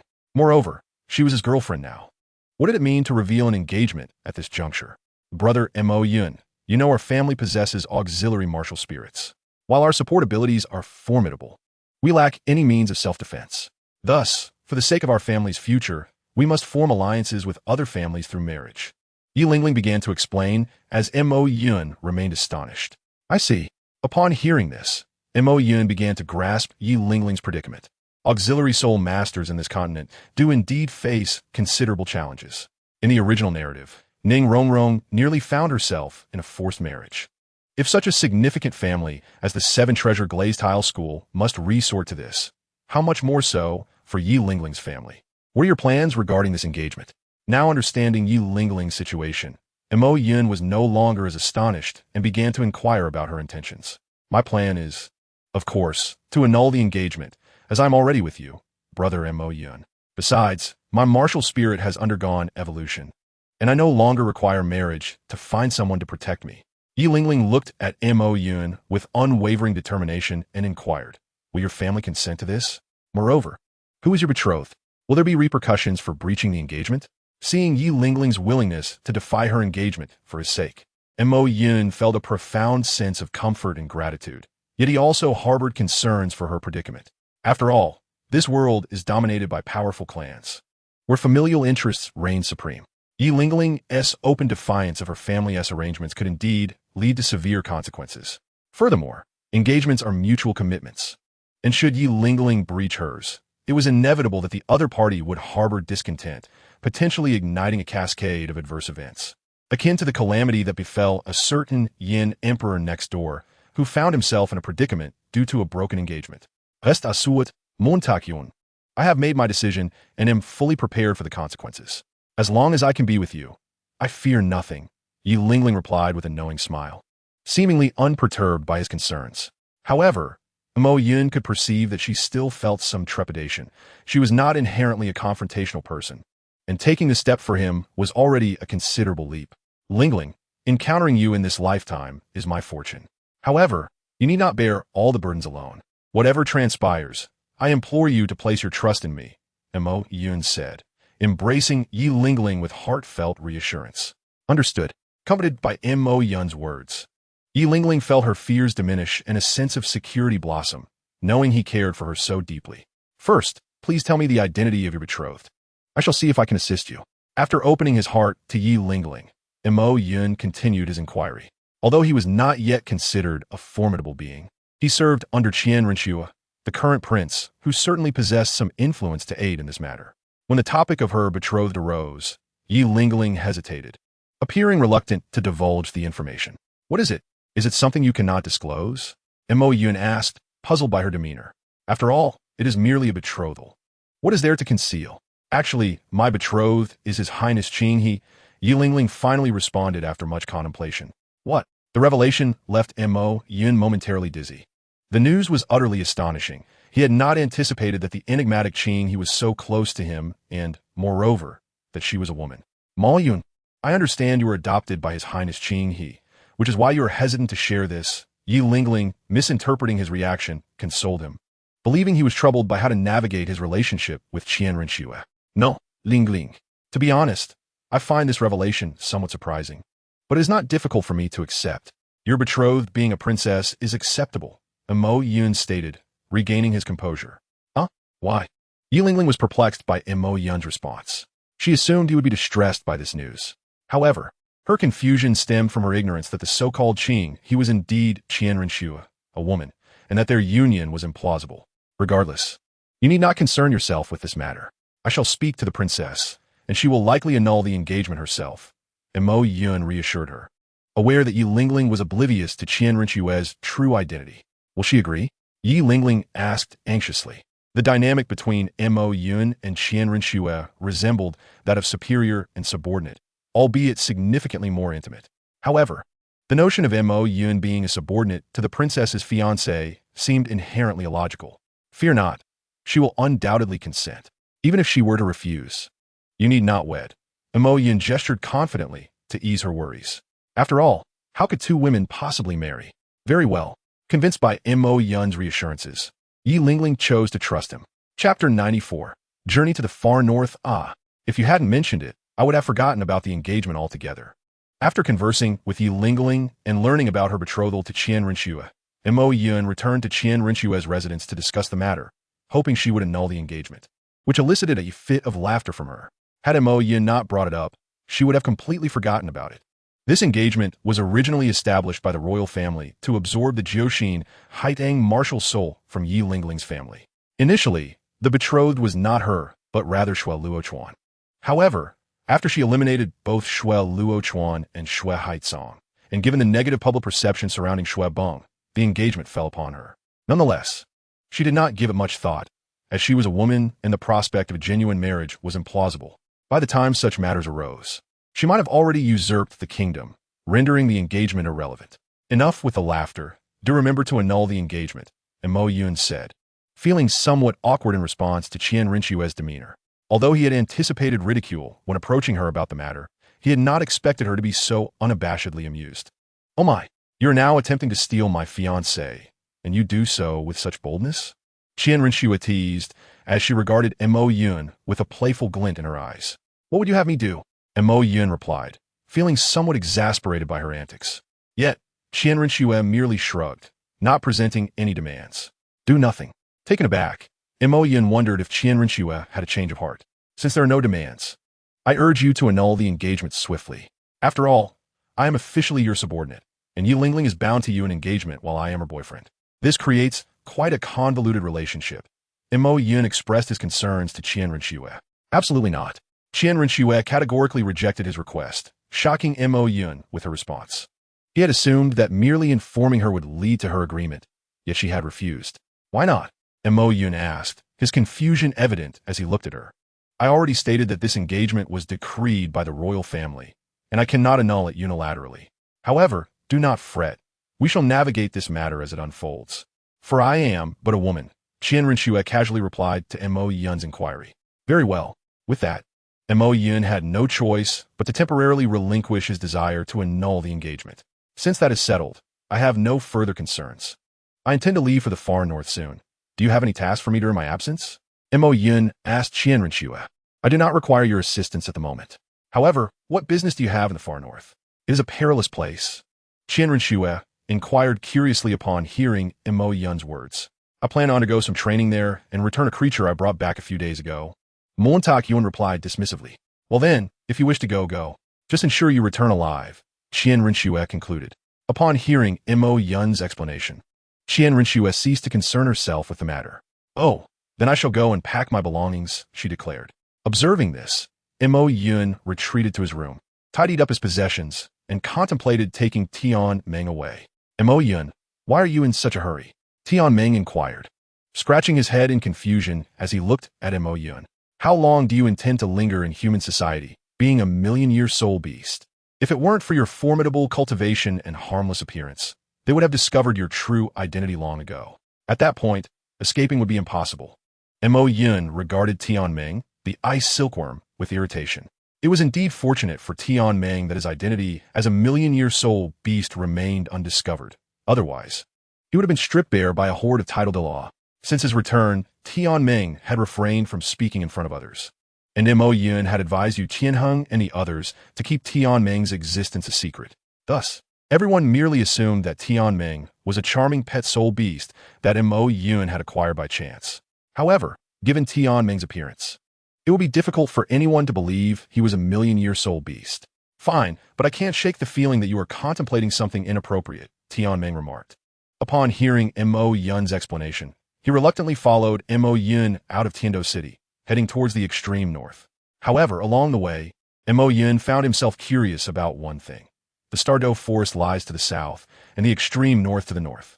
How did Tianming, the ice silkworm, manage to be pursued by oceanic soul beasts all the way to the Stardew Forest?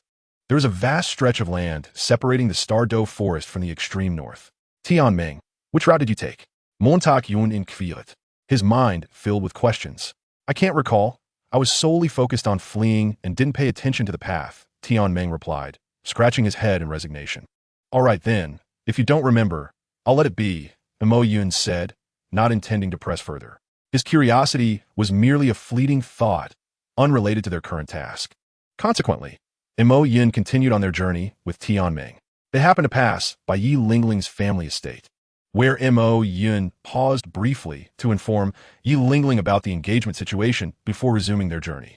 Given the long distance, Mo Yun periodically employed his soul skills to expedite their travels.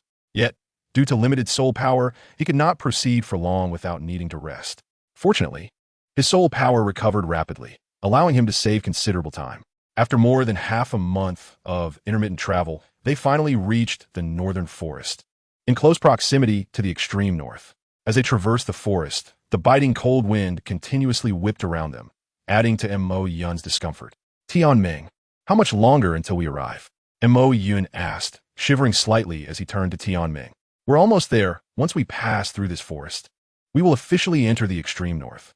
A bit further in, we will reach the place where I used to live, Tianming explained. Sigh, we still have to get through this forest. I feel as though I might freeze to death here, Mo Yun lamented. You won't. I can make you a warm coat when we arrive, Tianming vowed confidently. Then why not make one for me now? Mo Yun retorted, exasperated by Tianming's lack of urgency. I wanted to see if you could hold out a little longer. The clothes I make are quite precious, Tianming responded, somewhat awkwardly scratching his head. Mo Yun shot Tianming a knowing glance. Chapter 95. The Ice Emperor. Ah, this is much warmer. After Tianming provided him with a warm coat, Mo Yun no longer felt as cold as before and walked with renewed vigor. Of course, just consider who made it, Tianming said proudly, puffing out his chest at Mo Yun's satisfaction with his handiwork. All right, enough boasting. Let's keep moving, Mo Yun remarked, unable to resist teasing Tianming about his arrogance. Had it not been for the necessity of escorting him back, he would not have ventured into such a remote location. Seeing this, Tianming ceased his display of pride and obediently followed Mo Yun. After all, numerous soul beasts were eyeing his flesh along the way, and he needed Mo Yun to protect him. In the past, despite not being particularly strong, he would not have feared a few 10,000-year soul beasts. However, the prolonged period of being hunted had exhausted his mental energy, leaving him in a weakened state. This made him even more vulnerable, as he could barely contend with a 10,000-year soul beast, let alone be a match for them. Otherwise, he would not require the protection of a soul master of Mo Yun's level, who was barely above 60. By the way, are there many soul beasts in the extreme north, and are they strong? Is your allure to them the same as it was in the Stardew Forest? Mo Yun inquired as they continued on their way. Given the attention Tianming had attracted from so many soul beasts in the Stardew Forest, he feared the same would happen here. If that were the case, he needed to be prepared to flee at a moment's notice. Well, the extreme north has a harsh environment, so there aren't many soul beasts. However, those that do survive in such conditions are typically quite powerful. So, if you encounter a soul beast, it will likely be one of considerable strength. As for my allure here, I can only say that any soul beast would be tempted by my presence, Tianming concluded with a hint of pride in his voice. What is there to be proud of? Your allure is nothing but a burden to us. Montauk Yun replied, exasperated. Oh, you needn't worry. I told you there aren't many soul beasts here. You might not even see one for miles around. If there were so many soul beasts after me, how could I have cultivated to this level in peace? Tianming said casually, seemingly unfazed by the fact that he was a tempting target for all soul beasts. Sigh. Let's just hope we don't encounter any formidable soul beasts. Mo Yun sighed, sensing Tianming's nonchalance. Rest assured, once you safely return me, I can share some of my snacks with you as a reward. Tianming comforted Mo Yun, patting his shoulder. Snacks? At the mention of this, Mo Yun recalled that Tianming had likely gained his cultivation due to consuming vast quantities of million-year Xianbing marrow. However, he wasn't a soul beast and could not directly consume Xianbing marrow. Though it could be used to craft soul-guiding devices, it required compatibility with ice attribute martial spirits, which he, as a thunder attribute martial spirit, could not utilize. In essence, the Xianbing marrow would merely be an unmelting block of ice in his possession, serving no purpose whatsoever. Of course, if one insisted that he could use it to create cold desserts, he would not object. Nevertheless, this did not mean Mo Yun intended to discard the Xianbing marrow. He might encounter someone in need of it in the future. Alternatively, he could always exchange it for points with the system. Very well, I shall await your return. Ultimately, Mo Yun acquiesced to the kindness of Tianming Bingcan, and they resumed their journey. Unbeknownst to them, they had already reached the fringes of the extreme northern territory. The original dwelling of Tianming Bingcan was nestled within a crevice of ice, necessitating further exploration. However, the vicinity was also inhabited by the Ice Emperor and Snow Emperor, which caused Mo Yun some trepidation. Though this was not the time 100,000 years hence.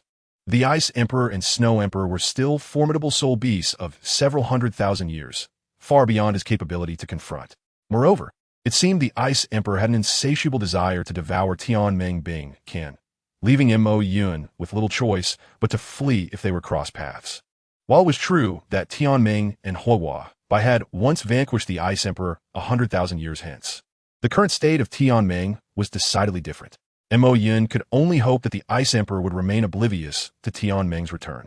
Tianming, could you perhaps conceal your aura a tad more effectively? Mo Yun inquired, believing that a soul beast of 1,000,000 years ought to possess some degree of stealth. There is indeed a method, but it is not particularly effective. Rather, it tends to amplify the likelihood of my exposure, Tianming replied with a hint of resignation. The concealment required the use of its mental energy, yet its sensitivity rendered it detectable even to higher-level soul beasts with a modicum of insight. Though they might not see it, they could certainly sense its proximity. Tianming Bingcan elucidated its predicament, leaving Mo Yun somewhat speechless. This was truly the most ineffectual million-year soul beast he had ever encountered. Very well, let us expedite your return. Your presence here is more perilous than my solitude. Mo Yun decided, intent on swiftly escorting Tianming Bingcan home before seeking clues regarding the divine position. Agreed, Tianming acknowledged, aware of Mo Yun's intentions. And thus they quickened their pace, arriving at the slender ice crevice where Tianming had previously resided. They continued along the fissure, estimating that it would not be long before they found Tianming's abode. Alas, misfortune struck as they encountered a soul beast in this sparsely populated area. And it was none other than the Ice Emperor, out in search of sustenance. The Ice Emperor's true form was the Ice by Emperor Scorpion, and compared to 100,000 years later, her cultivation level should now be around 200,000, or perhaps slightly more. At that moment, she had yet to assume her human form, remaining as a colossal, emerald-hued scorpion. Her massive pincers and the venomous stinger on her tail instilled an instinctive fear. Bing Bing, you have arrived. I have missed you dearly. Yet despite the formidable presence of the soul beast, Tianming showed no signs of panic, approaching it with a warm greeting. Mo Yun, witnessing Tianming Bingcan's demeanor, found himself at a loss for words. Although he was already aware of Tianming Bingcan's fondness for the Ice Emperor, he had not anticipated such a lack of fear from Tianming. The Ice Emperor was, after all, one of Tianming Bingcan's natural enemies, known for preying upon it. Furthermore, Tianming's current strength was not what it once was. Whether it could contend with the Ice Emperor remained an uncertain question. With a resounding thud, the Ice Emperor wasted no time, plunging her claw toward Tianming Bingcan without a moment's hesitation. Had Tianming not been quick to evade, she would have been skewered. Bing Bing, after such a long time apart, why did you attack me at the onset? Shouldn't we catch up first? Tianming Bingcan expressed her disappointment at the Ice Emperor's aggressive behavior. Catch up? Are we that familiar? The Ice Emperor, despite her beastly form, was still capable of speech, responding coldly to Tianming Bingcan's words without mercy. How could we not be familiar? You have pursued me relentlessly for nearly several hundred years, waiting at the entrance of my cave each day. Does that not count as familiarity? Tianming Bingcan retorted in response to the Ice Emperor's denial. Bah, you shameless insect. How could I ever hold you in esteem? Do you dare believe I would not capture you and consume you? The Ice Emperor was incensed by Tianming Bingcan's words. Her affections were reserved solely for her sister, the Snow Emperor, and her daily vigil at Tianmeng's cave was merely a ruse to seize the opportunity to devour Tianmeng. Oh dear, Bing Bing, your words are truly heartbreaking. Tianmeng Bing, Qin lamented, her heart shattered at the Ice Emperor's response. Why should I care? Just days ago, I wondered why you had vanished, fearing I might miss out on a grand feast. Yet here you are, delivering yourself to me. Do not blame me for being ungracious. The Ice Emperor remained indifferent to Tianmeng Bing Qin's facade of sorrow, already contemplating how to capture and consume her. Hey, Bing Bing, you jest, do you not? As the Ice Emperor's demeanor shifted ominously, Tianmeng Bing found herself growing anxious. However, the Ice Emperor paid her no mind, raising her claw instead. Realizing the impending danger, Tianmeng Bing quickly abandoned her playful demeanor and sought refuge, for she would truly become a skewered delicacy otherwise. Montakyun, come quickly to my aid. Tianmeng, in her current weakened state, struggled against the Ice Emperor, and after only a few exchanges, found herself retreating in disarray. Appealing for Mo Yun's assistance. What can I, a mere soul emperor, do for you? This is a soul beast of several 100,000 years. You are on your own. Mo Yun replied, remaining composed. Although Tianmeng was at a disadvantage against the Ice Emperor, her life was not in imminent danger, and he saw no urgency to intervene. Mo Yun, dear brother, you cannot be so heartless. You promised to escort me home. Tianmeng, in a state of panic, implored him. But I have brought you to your doorstep. Simply walk inside. Mo Yun gestured with indifference. How can you say that? Tianmeng's heart sank further at his words. Bing Bing, if you persist in this manner, do not blame me for being ungracious. Bereft of Mo Yun's assistance, Tianmeng resorted to a firm stance against the Ice Emperor. Observing her defiance, one might mistakenly believe she possessed some hidden power. Yet the Ice Emperor, well acquainted with Tianmeng, understood the implications of her words. I have already blocked the entrance to your cave. I shall see how you evade me now. The Ice Emperor accurately discerned Tianmeng's thoughts. Indeed, the meaning behind not being ungracious was simply to retreat into her cave, evading the Ice Emperor. Bing Bing, how would you treat me this way? Tianmeng's heart chilled at this revelation. In the past, whenever she was unable to best the Ice Emperor, she would retreat into her cave for days or even months.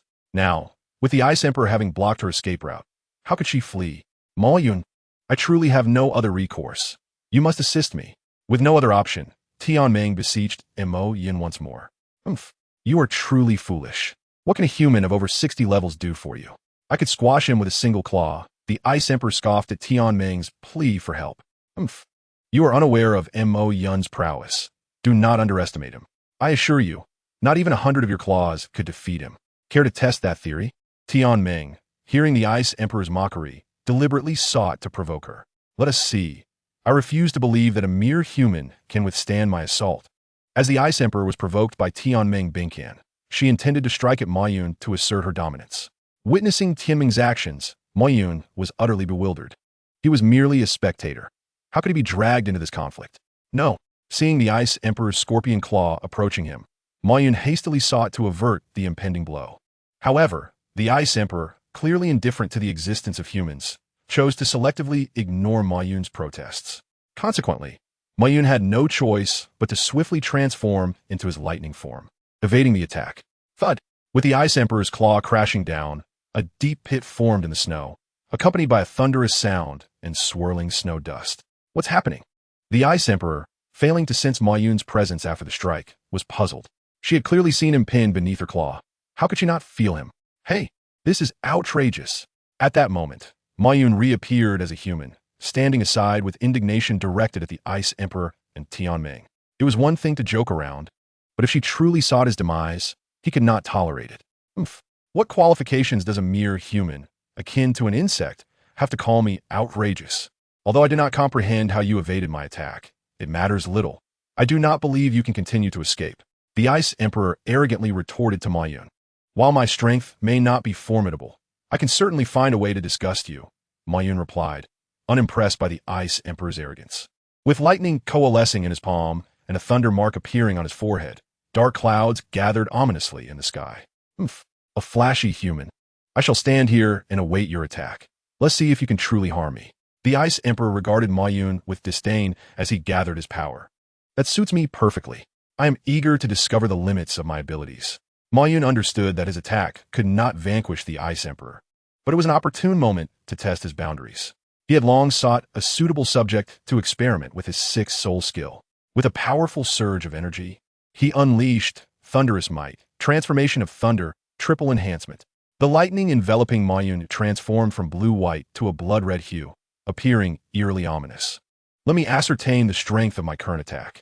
Having completed his charge, Ma Yun's soul power surged to over 80 levels, ascending from Soul Emperor to Soul Douluo. However, this Soul Douluo was no ordinary one. His soul power was several times stronger than that of an average soul master. In this state, he felt capable of barely matching a newly ascended title Douluo. What a terrifying enhancement. Yet, no matter how powerful he became, he was still merely human. I refuse to believe you can pose a threat to me. The Ice Emperor, startled by Ma Yun's formidable increase in power, acknowledged the rarity of such an elevation from a human in the realm of Soul Douluo.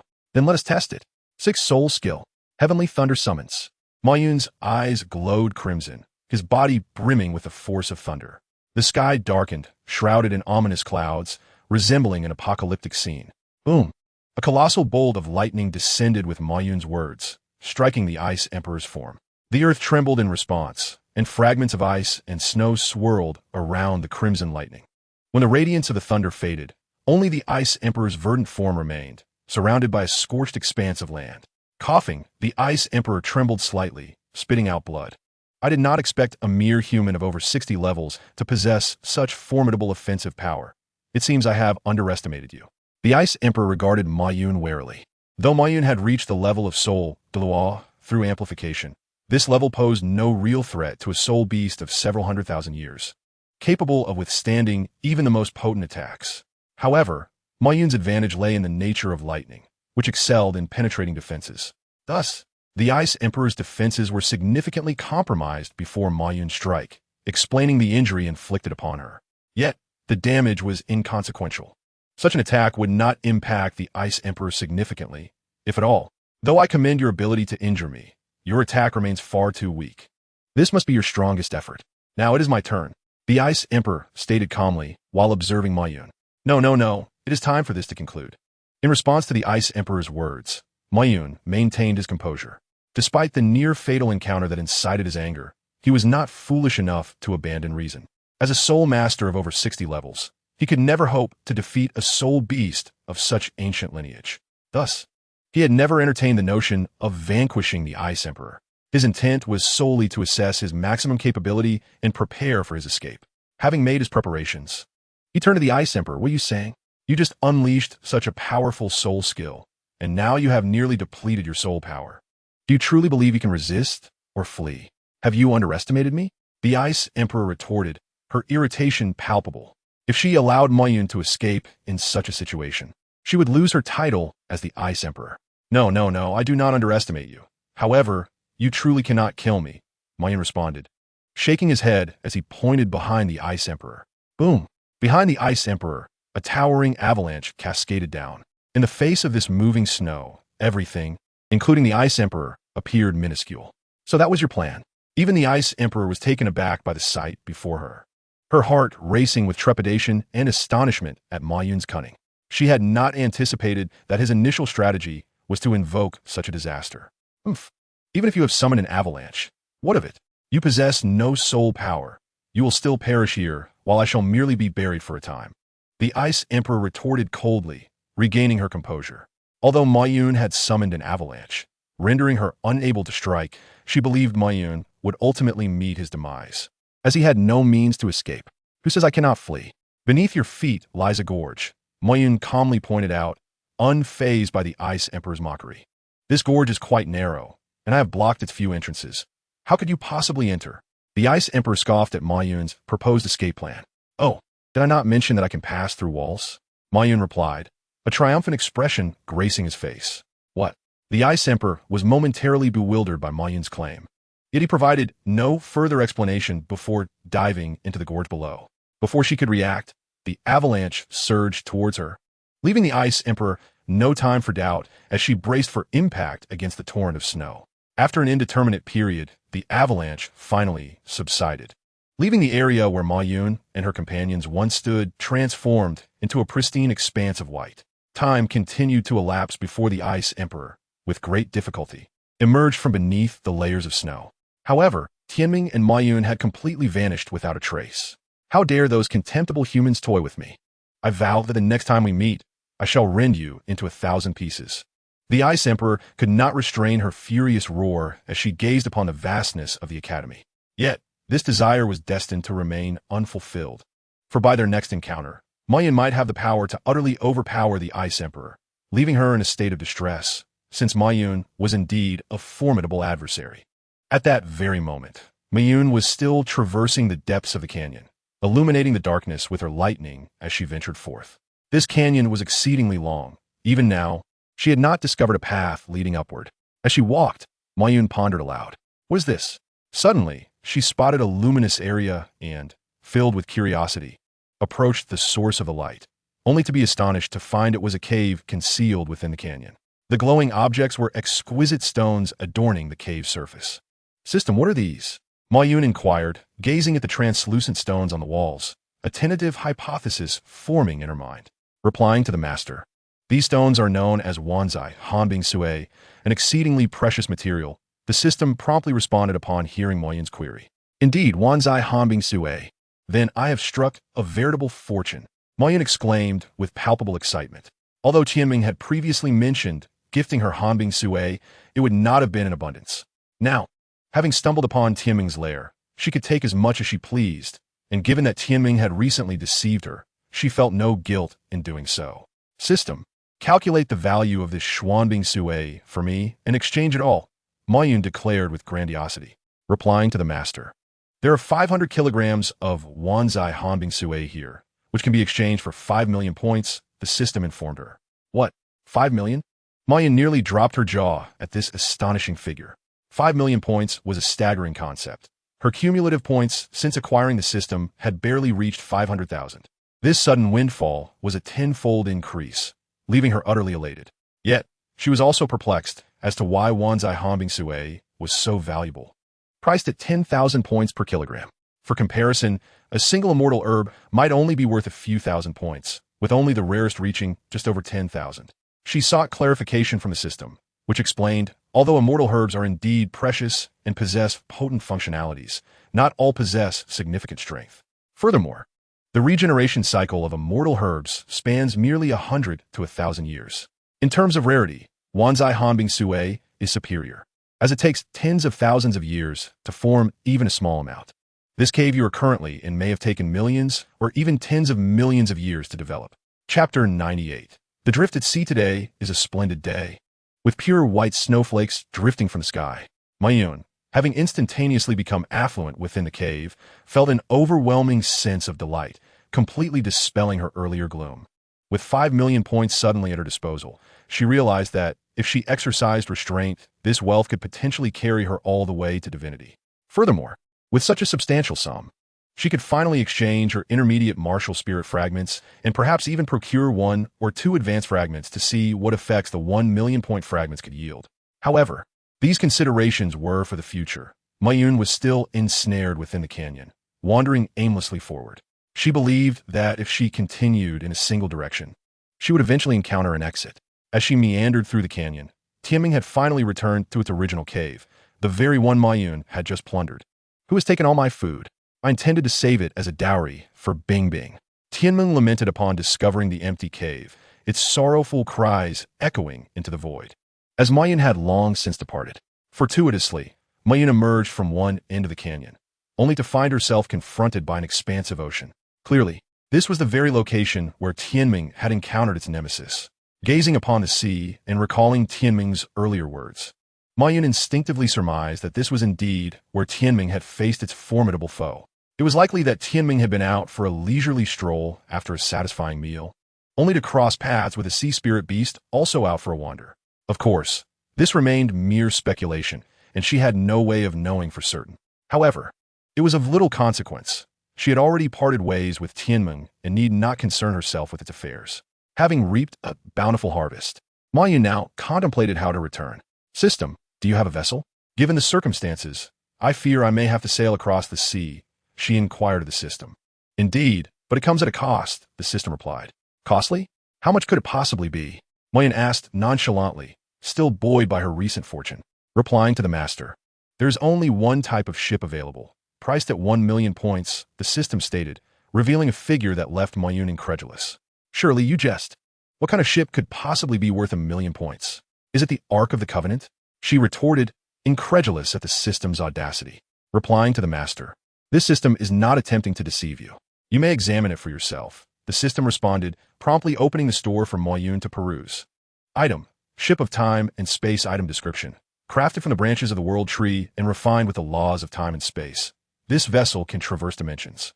It possesses its own realm and boasts exceptional defensive capabilities, impervious to all but the mightiest of laws. Item price, 1 million points, as this information unfolded before Ma Yun's eyes. She felt exasperated. Surely, system, I merely wish to purchase a simple ship to cross the sea. I have no need for such an extravagant vessel. 1 million points was far too steep a price for her. Moreover, she had yet to even navigate this world properly, let alone venture into others. Regrettably, master, this is the only ship available within the system. The system responded with an air of resignation. Then please assist me in locating any nearby islands or human settlements, and also determine the distance from here to Tiando Empire. Ma Yun requested, opting against purchasing the ship, hopeful that humans might be nearby to offer assistance. Replying to the master, after thorough exploration, the system has found no islands or human habitation in the vicinity. Furthermore, the distance to Tiando Empire is a staggering several tens of thousands of kilometers. Should you believe you can swim back, you may attempt it, the system concluded. Upon hearing the inquiry from Ma Yun, the system responded once more, dispelling all his illusions. It seems you are deliberately deceiving me out of points, Ma Yun lamented, his voice tinged with despair. He realized his sole recourse was to purchase the time-space vessel.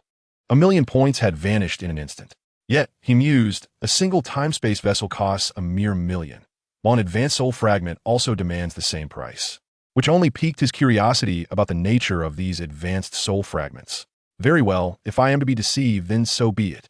I may very well traverse other realms in the future. Whether I buy now or later makes little difference. Ultimately, Ma Yun expended 1 million points to acquire the time-space vessel. Ding! Master, your item has been credited. Please check your inventory. After Ma Yun completed the purchase, the system informed him. Ding! Congratulations, Master, you have achieved the milestone of extravagant spending, earning a reward multiplier effect. All future system rewards will be doubled. Before Ma Yun could even access his inventory, the system's prompt chimed again. To have achieved a milestone was indeed a pleasant surprise, making the 1 million points seem less wasted. This brought Ma Yun some comfort, knowing that future rewards from the system would be doubled. He then placed the vessel upon the surface of the sea, preparing to depart from this place. By the way, system, since this vessel is called the time-space vessel, can I return directly to Tiando Digua from here? After stepping aboard his grand vessel, Ma Yun inquired of the system.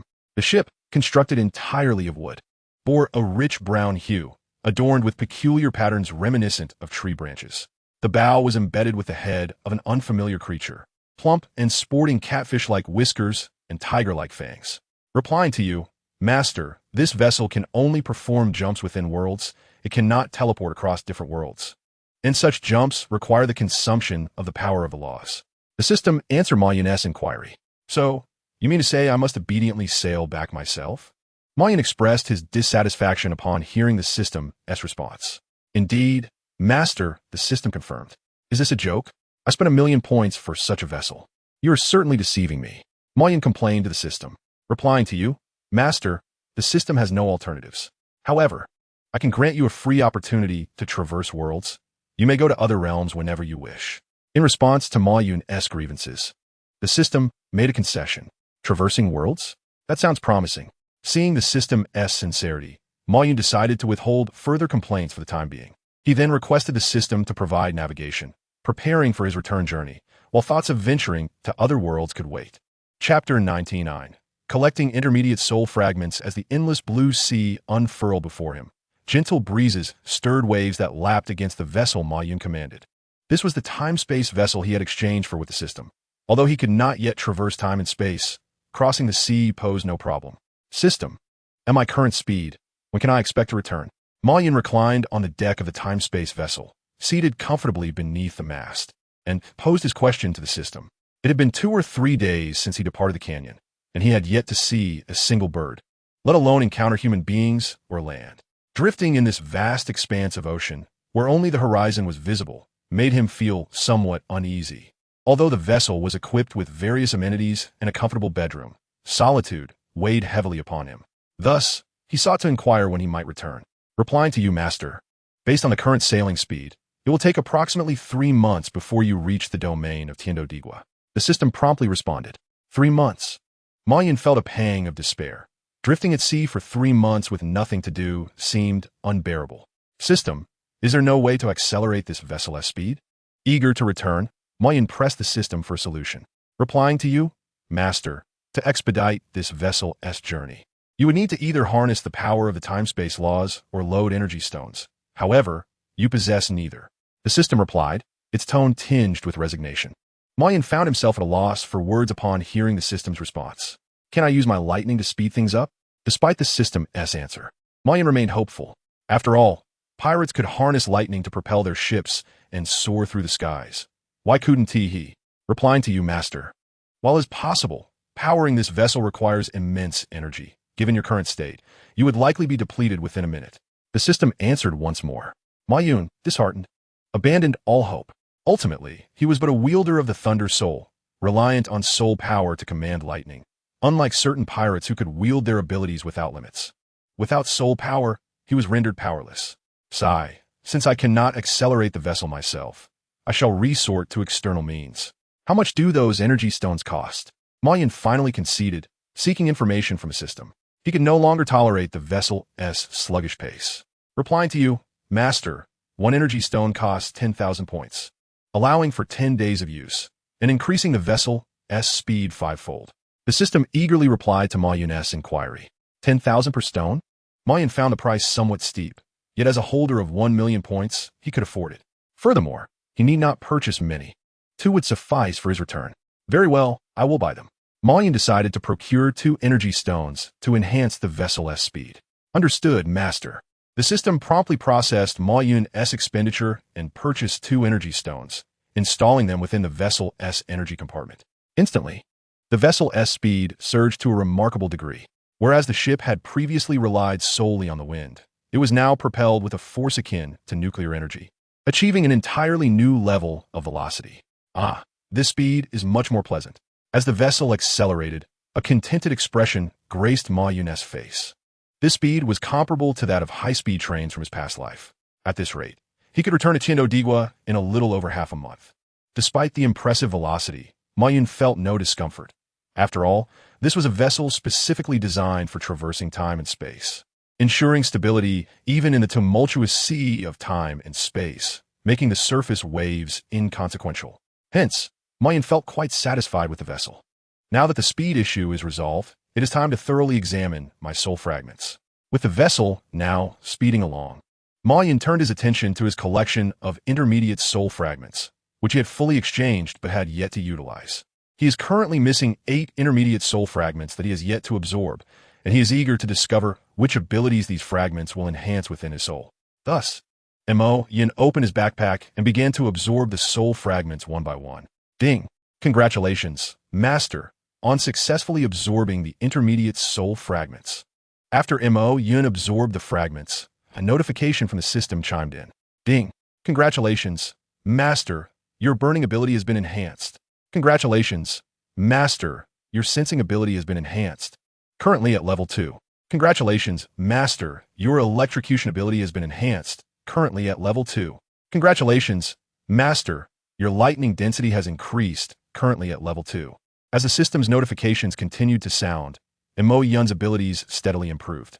His control over lightning rose to level 4. His sensing ability reached level 3. And the spread of electrocution also reached level 3. The burning effect improved to level 3, and the foundational enhancement of his soul reached level 3 as well. Oh, this is a rhythm of ascension. Seeing his soul's additional attributes elevated several levels, Ma Yun was exceptionally thrilled. Although his soul power did not increase, his soul had undeniably improved significantly. Now, although he would still be unable to defeat the Ice Emperor, he would not simply be able to strike once and flee. he could at least endure for several days and ultimately escape. Quite good, due to the enhancement of Mo Yun's sensing and controlling abilities over lightning. His perceptive range has now expanded to 1 kilometer, and his control capabilities have greatly improved. He no longer needs to plant a mark on individuals to manipulate them as he did before. Given the considerable enhancement, he decided to wait a few days before utilizing the advanced soul fragments, allowing himself to acclimate to the augmented soul. The magnitude of the enhancement was somewhat overwhelming. So Mo Yun planned to adapt before absorbing the advanced soul fragments. He believed that the advanced soul fragments, priced at 1 million apiece, would undoubtedly possess capabilities tenfold greater than those of the intermediate soul fragments. Thus, he wanted to be adequately prepared before absorption. Subsequently, Mo Yun instructed the system to take him into the training space to acclimatize to his newfound abilities. During his transit to the system space, his vessel entered a perilous forbidden zone. This was an area shrouded in ominous clouds, encompassing several islands. Chapter 100, The Mysterious Islanding. The system alerts you. Your vessel has entered an unknown domain. Please decide whether to continue sailing. As the vessel sailed into the cloud-covered sea, the system promptly notified Mo Yun, who was still in the training room.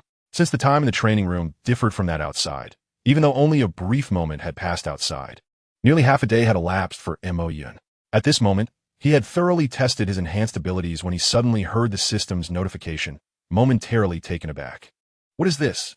Upon hearing the system's announcement, Mo Yun displayed a perplexed expression. Returning to the master, the vessel has entered a dangerous area. Shall we proceed? The system inquired again. What dangerous area? Mo Yun felt a sense of confusion upon hearing the system's response, but understood that the place he currently occupied was perilous. Thus, he stepped out of the training room. Upon exiting, he beheld his surroundings. This was a sea enveloped in dark clouds, and it was exceedingly dim. Were it not for Mo Yun's formidable perceptive abilities, he would have struggled to see the nature of the vessel's surroundings. What is this? How can such a place exist on the ocean? Mo Yun scanned the vicinity and noticed tumultuous lightning surrounding him. Had it not been for his vessel's protection against these lightning strikes, he would have been struck countless times by now. However, he also discovered an island in this tempestuous environment, where the power of thunder was even more ferocious. Observing this scene, Mo Yun felt a twinge of hesitation. Although the area appeared treacherous, the pervasive energy of thunder hinted at the potential presence of treasures related to lightning, perhaps even divine artifacts. Since the protagonists in the original work, Douluo, had little connection to lightning, there was no mention of any lightning-related realms in the book. Now that he had fortuitously encountered one, he was reluctant to forego the opportunity. System continued to navigate the vessel forward. I wish to disembark at the island ahead. Reluctant to relinquish this chance for adventure, Mo Yun ultimately resolved to explore this area. Despite its apparent dangers, he believed that if he could escape the grasp of a soul beast that had existed for hundreds of thousands of years, he could also evade threats here. Moreover, he could flee by boat. After all, his time-space vessel could only be damaged by powers of law. Those who wielded such powers were gods, residing not on the continent, but in the divine realm. With this thought, Mo Yun felt no trepidation and steered the vessel towards the island, disembarking onto the sandy beach.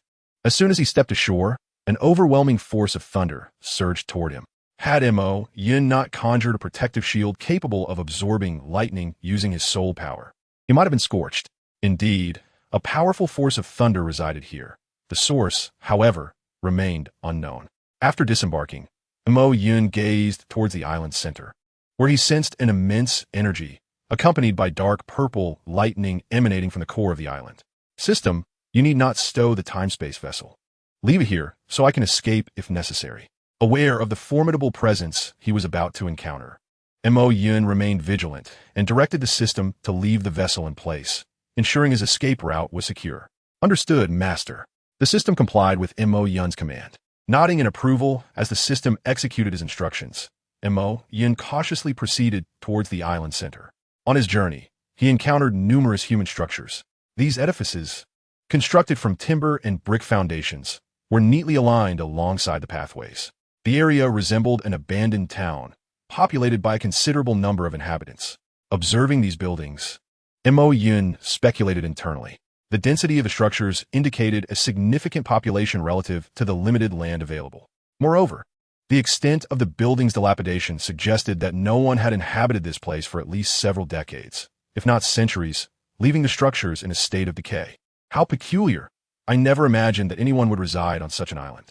Or perhaps this island was not always in such a state. Gazing at the nearby houses with confusion, Mo Yun found no one to answer his questions, for there was not a soul in sight. Never mind, I shall continue onward. Perhaps I will encounter some unique clues. With these thoughts, Mo Yun pressed on. Throughout his journey, he encountered only crumbling buildings. Eventually, he traversed the plains of the mountain's base and arrived at a stone path ascending the mountain. At the entrance to the stone path stood a rock inscribed with inscriptions that Mo Yun could not decipher. System, can you translate this for me? In light of this, Mo Yun sought the system's assistance. Returning to the master, the inscriptions upon this stone recount the origins and fate of this island. They narrate how the earliest ancestors of this land, driven by storms, drifted upon the sea and eventually settled here, breeding and multiplying. However, the island is fraught with perilous conditions, teeming with fierce beasts, and perhaps even subjected to divine retribution. The inhabitants believe this realm to be the domain of the Thunder God, and their misfortunes stem from trespassing here without his consent. Thus, they began to worship the Thunder God, even offering a virgin as a tribute each year, casting her into the great cave at the island's heart. Yet, despite these offerings, the thunderous gloom continued to shroud the island, rendering the people helpless, until ultimately, all fled from this cursed place. The system elucidated the general meaning of the inscriptions to Ma Yun.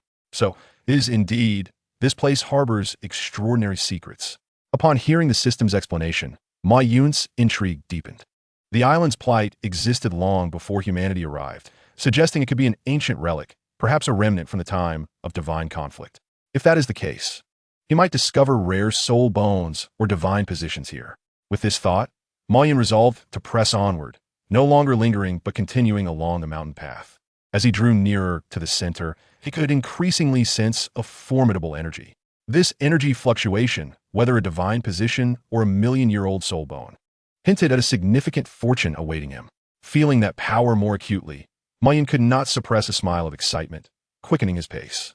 In less than a quarter of an hour, he ascended the towering heights of the island and reached its summit.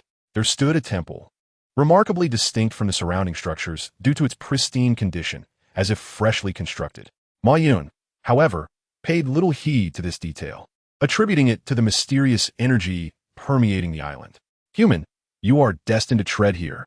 Suddenly, as Ma Yun wandered aimlessly, a commanding voice resonated from within the temple. Chapter 101. The Trial of the Thunder God. Startled by the voice, Ma Yun felt a flicker of confusion and heightened his vigilance. Directing his gaze towards the source, there, emerging from before the statue within the temple, was a tall woman clad in purple, with long black braids cascading down her back. Who are you? Ma Yun inquired uncertainly, acutely aware of the powerful aura emanating from her, though still perceiving a gap compared to a deity. I am the guardian of this island, the inheritor of the Thunder God's divine position, the woman replied upon hearing Ma Yun's question. Indeed, Ma Yun's expression reflected his understanding. You mentioned you are the inheritor of the Thunder God's divine position, which implies that the divine position resides here. He pressed further. Yes, the divine position indeed belongs to me, for the Thunder God has long since fallen, and I merely safeguard the divine position until one worthy of passing the trial arrives. The woman explained. What is this trial, and may I partake in it? Ma Yun's excitement surged at the mention of a divine position. Such treasures scattered across the mortal realm were exceedingly rare, and a suitable one for him, even rarer. Encountering one now, he could not allow this opportunity to slip away. Although the system offered divine positions for a steep price, obtaining one for free was infinitely preferable. The Thunder God proclaimed that anyone may participate in the trial. Yet the opportunity is singular. Failure equates to death, the woman warned, her expression unyielding. Death upon failure? Ma Yun felt a twinge of trepidation. He had assumed that the trial would be akin to that of Pasashi, where failure bore no dire consequences. But here, the stakes were life and death. May I inquire about the nature of the trial? Despite his fear of death, Ma Yun's desire for the divine position compelled him to seek clarity on its contents. Assessing his chances of success, there is but one trial. You must defeat me by any means necessary. The Thunder God upheld a singular principle throughout his life, victory. He was never defeated, Thus only one possessing absolute strength may inherit the Thunder God's divine position. The woman elucidated, unreserved in her disclosure. Defeat you? Ma Yun echoed, a wry smile tugging at his lips. The woman before him exuded power at least at the pinnacle of level 99, a mere step from divinity. And he sensed her strength surpassed even that of Pasashi. How could he possibly contend with her? Do not worry. While the Thunder God relished challenges from strong, he valued fairness. Should you accept the trial, I shall suppress my soul power to match your level. The woman assured him, seemingly perceiving Ma Yun's apprehension. To the same soul power? Ma Yun pondered her words, although he could not fully gauge her strength. He recognized her formidable prowess. Even with the suppression of power, victory seemed uncertain. If you are unwilling to accept the trial, I urge you to depart and not disturb the Thunder God's eternal slumber, she stated, impatience creeping in her tone as Ma Yun hesitated. Thunder has always symbolized decisiveness. As the inheritor of the Thunder God's divine position, even one of lesser strength must not be a coward. No, I shall undertake the trial. There are matters I must endeavor to explore, Ma Yun resolved, perhaps spurred by a surge of courage or clarity of purpose. Oh, are you certain? This trial has but one path. Failure leads only to death, the woman reiterated, seeking to ensure Ma Yun's commitment, as she was not keen on taking a life just yet. I am certain. Let's not linger. When does it begin, and where? Ma Yun replied with unwavering determination. Very well. Let us commence immediately, right here and now, the woman declared, as her soul power began to surge, stabilizing at level 65, for Ma Yun was of the same caliber. Battles of thunder require no preparation. You may now attempt to defeat me. With her power stabilized, she extended an invitation to Ma Yun. How straightforward. Ma Yun mused, his excitement peaked. Without further delay, he summoned the power of thunder, striking first to gauge the woman's abilities. However, she merely regarded him with a slight smirk, then unleashed a wave of energy that sent Ma Yun staggering back several meters, causing the once still temple to tremble. Challenger, your courage is commendable, yet still somewhat immature. The woman stood with her hands clasped before her chest, and in an instant, a flash of violet lightning erupted, revealing a formidable blade imbued with the power of thunder in her right hand. At this moment, the time of annihilation had arrived. With a speed imperceptible to the naked eye, she struck at Ma Yun, unleashing a sword aura charged with thunderous might that cleaved the entire temple in twain. Witnessing such formidable power, Ma Yun could not suppress his astonishment. Had he not foreseen her actions and evaded this strike, he would surely have been severed in half. Truly, as a successor of divine lineage, her strength was extraordinary. Ma Yun regarded the woman before him with a sense of trepidation and reflected. Even one as powerful as I must acknowledge the existence of the unconquerable. If I were truly strong enough, I would not be a mere challenger, but would ascend as the new Thunder God. If you cannot best even me, what right do you have to claim that title? Hearing Ma Yun's sentiments, the woman flicked her blade and replied slowly, Ah, you may be right. With that, Ma Yun steeled himself to continue the trial, this time truly prepared to unleash his full strength. Thunderous might, the transformation of the tempest. Ma Yun activated his amplification soul skill to enhance his power. However, this did not imply he intended to confront her head-on. He could not match her in raw strength. The amplification was merely a means to ensure his survival, while simultaneously heightening his perception to anticipate the woman's movements and identify an opportunity for a decisive strike. The Battle of Thunder concluded in an instant, and he had to seize that fleeting moment. Chapter 102, Divine Position. There are always beings on this earth brave enough to face the brilliance of thunder. Challenger, this shall be your final journey. As the woman observed Ma Yun exerting his full strength, she too resolved to unveil her true power, surrounded by violet lightning, her blade particularly radiant. Not necessarily. This could very well mark the beginning of your journey, she stated. A slight smile graced Ma Yun's face as he deftly evaded her attack. With his heightened perception, despite the swiftness of her movements, he managed to evade her strikes. Mere evasion will never secure victory. How long can your current state endure? The woman remained unfazed as her attacks failed to harm Ma Yun. She discerned that his temporary enhancement was fleeting, bound to dissipate soon. Indeed, my state lasts only about half an hour, but I believe that will suffice, Ma Yun replied calmly while dodging the incoming blade. As long as he could predict her movements in advance, even if her sword aura could sever mountains, it posed no threat to him. Moreover, he sensed that the sword's might was gradually waning.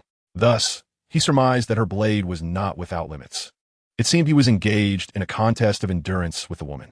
Since you are pushing me, I have no choice, she resolved to end the confrontation swiftly, closing the distance to engage in close combat. Huh. Mo Yun smirked at this development. He was confident in his ability to hold his ground in close quarters. In fact, in such proximity, her blade became a liability. The ensuing battle confirmed this notion, as Mo Yun maintained a close distance, adhering to the principle of advancing when the enemy retreated and vice versa, effectively keeping the woman within his striking range. Had she not unexpectedly altered her technique, she might have found it difficult to escape Mo Yun's relentless pursuit. It appears I underestimated you. Your strength truly deserves commendation, but that is where it ends. After creating some distance, the woman gazed at her trembling hand that gripped the blade, realizing that Mo Yun's enhanced paralysis and burning capabilities had clung to her. Unable to contain her admiration for him, she prepared to unleash her true strength. I have the Thunder God. The woman's eyes glowed with a purple luminescence, a violet mark manifesting above her head, resembling an eye. She then charged towards Mo Yun once more, this time initiating the advance herself. Montak Yun, although puzzled by her willingness to engage in close combat, given her apparent lack of prowess in that arena, resolved to defend himself as before. But then as Mo Yun blocked her wrist with his arm, believing he had thwarted her attack and was ready to counter, a sudden electric blade appeared behind him, cutting through his thunderous armor and slicing into his back. Instantly, he felt a sharp pain as blood began to flow from his wound. In a panic, Mo Yun transformed into lightning, creating distance while perplexedly touching his back. Yet, in battle, no explanations would be provided, for only an adversary remained. The woman pressed her advantage, continuing her relentless assault. Mo Yun was forced to retreat, daunted by the prospect of further injury. The woman before him was not in the least inferior, and being wounded essentially equated to half a defeat. However, his current state did not allow for continued retreat. If he did not tend to his wound, he would inevitably perish here. Damn it! Faced with his injuries and the woman's relentless pursuit, Mo Yun gritted his teeth and cauterized his back with lightning, temporarily halting the bleeding. The agony was excruciating. Your courage is commendable, yet it seems you will still perish here, the woman remarked, impressed by Mo Yun's resolve. Nevertheless, her blade showed no signs of ceasing its onslaught. Accepting that he could not evade her attacks, Mo Yun decided to expend all his soul power for a final strike, leaving everything to fate. Transformation of the thunderous tempest, third change. Mo Yun maximized his state, and the thunder roared around him. Oh, if that is the case, let us engage in a contest of strength. The woman expressed her interest in Mo Yun's transformation, recalling the last time she had encountered such a method of amplification. Mystical art, the blade of the formless. The woman sheathed her blade, gripping it in her right hand while holding the sheath with her left, lowering it before her and closing her eyes to gather her strength. In an instant, she opened her eyes and struck. This blow was immensely powerful, cleaving towards Mo Yun with unstoppable force, leaving nothing but dust in its wake.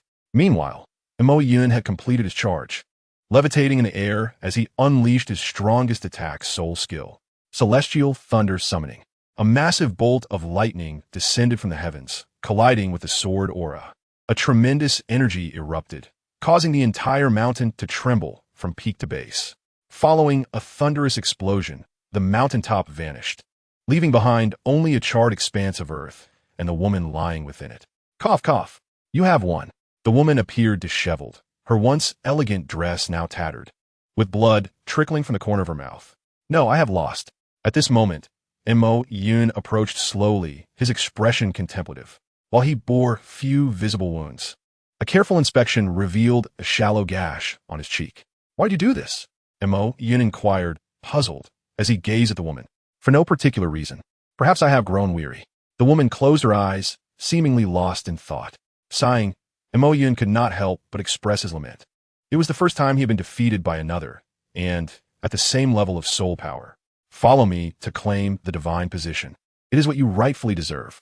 The woman gradually rose, her injuries and tattered clothing restored, and then she began to walk towards the back mountain. Mo Yun naturally followed her. Although he had lost, since she was willing to bestow the divine position upon him, he could not refuse. They arrived at the back mountain, where a site resembling an altar stood, at the center of which was enshrined the divine position of the Thunder God. Take it away, and then leave this place. The woman spoke to Mo Yun with an inscrutable expression. Chapter 103. Departure from the island. At the center of the altar, Mo Yun sat cross-legged and, suddenly, he slowly opened his eyes. The divine position had now been fully inherited by him. He only needed to reach level 99 to ascend as the Thunder God. However, he still had a considerable journey ahead, as he was only in his 60s. Since you have completed the absorption, you should depart from here. There is nothing else remaining. After Mo Yun finished absorbing the power, the woman who guarded the divine position approached him and spoke. What will you do now that the divine position is gone? Mo Yun asked with concern in his voice. I will continue to guard this island. The woman replied flatly to Mo Yun's inquiry. Why? Isn't there no divine position left here? Mo Yun questioned, intrigued by her response. Because there are other things sealed within this island that require my vigilance. The woman gazed at the distant dark purple sky as she answered. Other things? Upon hearing this, Mo Yun realized that although he had absorbed the divine position, an unusual power still lingered here. Yes, it is a ferocious beast, sealed here by the previous Thunder God. After the Thunder God fell, it was entrusted to me to guard this beast and find its successor. The woman explained to Mo Yun gradually. A ferocious beast? Upon hearing her response, Mo Yun frowned. A creature so powerful that even a Thunder God could not kill it, only sealing it away, must be extraordinarily formidable. If this beast were to awaken, it would undoubtedly bring about great calamity. Although this ferocious beast is strong, the Thunder God's seal is no weak matter, at least for the next 100 years. It will not break free. As for after a century, it will require you to perform a new sealing. Of course, it would be even better if you could eliminate it directly. The woman looked at Mo Yun and explained slowly. Are you suggesting that once I become a god, I should return here to slay it? Mo Yun asked, momentarily taken aback, seeking confirmation from the woman. Yes. Otherwise, why would I let you inherit the divine position of a Thunder God? Once you become a god and truly eradicate this ferocious beast, I will finally be liberated. The woman responded with an expression of obviousness. Very well. Mo Yun agreed, promising to return after becoming a god to help her vanquish the ferocious beast and grant her freedom. Enough. Your current strength is still far from divinity. Now leave me and pursue your trials. I look forward to the day of your return as a god. The woman, seeing Mo Yun's promise, had no further instructions and intended to let him depart. Are you really sending me away? Can't I stay a few more days on the island to rest? Mo Yun could not help but retort, sensing the woman's eagerness to dismiss him. Rest? What are you thinking? The only intact structure on this island has been reduced to ashes. I, too, have no choice but to sleep outside for the next few days. The woman gestured toward the barren mountaintop as she responded to Mo Yun's complaint. Hearing the woman's grievances, Mo Yun felt a bit embarrassed and scratched his head. Enough. You need not worry too much. Building a shelter is not beyond my capabilities. You may leave now. The woman shook her head helplessly at Mo Yun's demeanor. Fine. With little reason to remain, Mo Yun decided to take a boat back to the Tiando Empire. Wait, I almost forgot something very important. Just as Mo Yun took a few steps, the woman caught up to him and gently kissed his forehead. Hey! Startled, Mo Yun stepped back, covering his forehead and gazing at the woman in astonishment. Do not be alarmed. This is my soul power mark. It can save your life in times of danger, and I can sense your presence quickly to prevent any sudden demise. Otherwise, the divine position of the Thunder God would be wasted. The woman explained slowly, noticing Mo Yun's surprise. Oh, I see. Your sudden action nearly frightened me to death. Mo Yun sighed with relief upon hearing her explanation. In any case, thank you. I will do my utmost to protect myself and not trouble you. Mo Yun expressed his gratitude to the woman. By the way, I realized I still do not know your name. What is it? Mo Yun inquired. I do not remember. The last time I conversed with someone was so long ago, nearly a few hundred years. During this time, I have not spoken my name, so I have forgotten it. The woman replied, momentarily taken aback, before responding with a look of confusion. In that case, I do not know what to say. May I give you a name if you do not mind?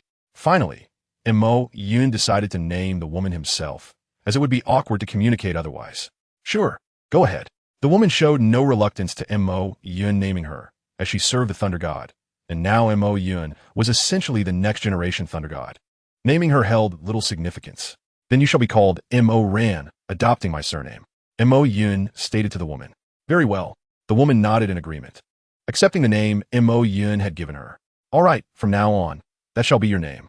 Now, Wait here for my return as a god. With the woman's acceptance of her new name, Mo Yun had nothing more to discuss. He then set out on his journey to leave the island once more, returning to his ship, sailing at full speed toward the Tiando Empire. System, should I hang a pirate flag? After all, it is a rare opportunity to sail the seas, and I now have my own ship. Mo Yun inquired of the system as he sailed on the ocean. Feeling somewhat aimless. Truth be told, he harbored a dream of becoming a pirate. Master, could you refrain from being so childish? Is this time-space ship merely a tool for your pirate role-playing game? The system lamented helplessly about Mo Yun's perspective. Where is the childishness in this? This is the dream of a man of the sea. After all, Mo Yun vehemently retorted. Fine, do as you wish. After all, I cannot control you. The system responded with resignation. It was merely a system, bound to obey the commands of its host. Forget about raising the pirate flag. It would be unfortunate if the naval forces misunderstood it. After much contemplation, Mo Yun ultimately decided against hoisting the pirate flag. He then quietly awaited the ship to autonomously navigate to the shores of the Tiando Empire. Thus, Mo Yun sailed for over half a month on the sea. Chapter 104. Return to the Tiando Empire. After spending over half a month aboard the ship, we have finally reached land. Upon arriving at the maritime border of the Tiando Empire, Mo Yun could not help but exclaim as he jumped off the now stationary time-space ship. Although the time-space ship was remarkably stable, making it feel almost identical to being on solid ground, the endless expanse of the ocean had indeed grown rather tedious. This was why he felt such joy upon returning to land. However, he was still some distance away from Tiando City, as he was at the border. Never mind, I should hasten my journey. Stretching his limbs, Mo Yun stored the time-space ship within the system and continued on his way.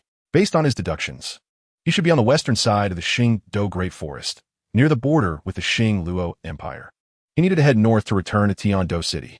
However, being directionally challenged, he could only approximate the general direction, lacking knowledge of the specific route. Thus, he had to rely on the system for navigation. To be honest, navigation was the task the system had performed most frequently. He seldom sought its assistance for other matters. Master, your current location is closest to the town of Suo within the Tiando Empire. Would you prefer to visit the town or make your way back on foot? The system routinely responded to Mo Yun's navigation request. Let's head to Suo first. After drifting at sea for so many days, I have no desire to walk. I will find a carriage in the town to take me back to Tiando City. Mo Yun replied to the system's suggestion. Understood, Master. Navigation has commenced. Destination, Suo City.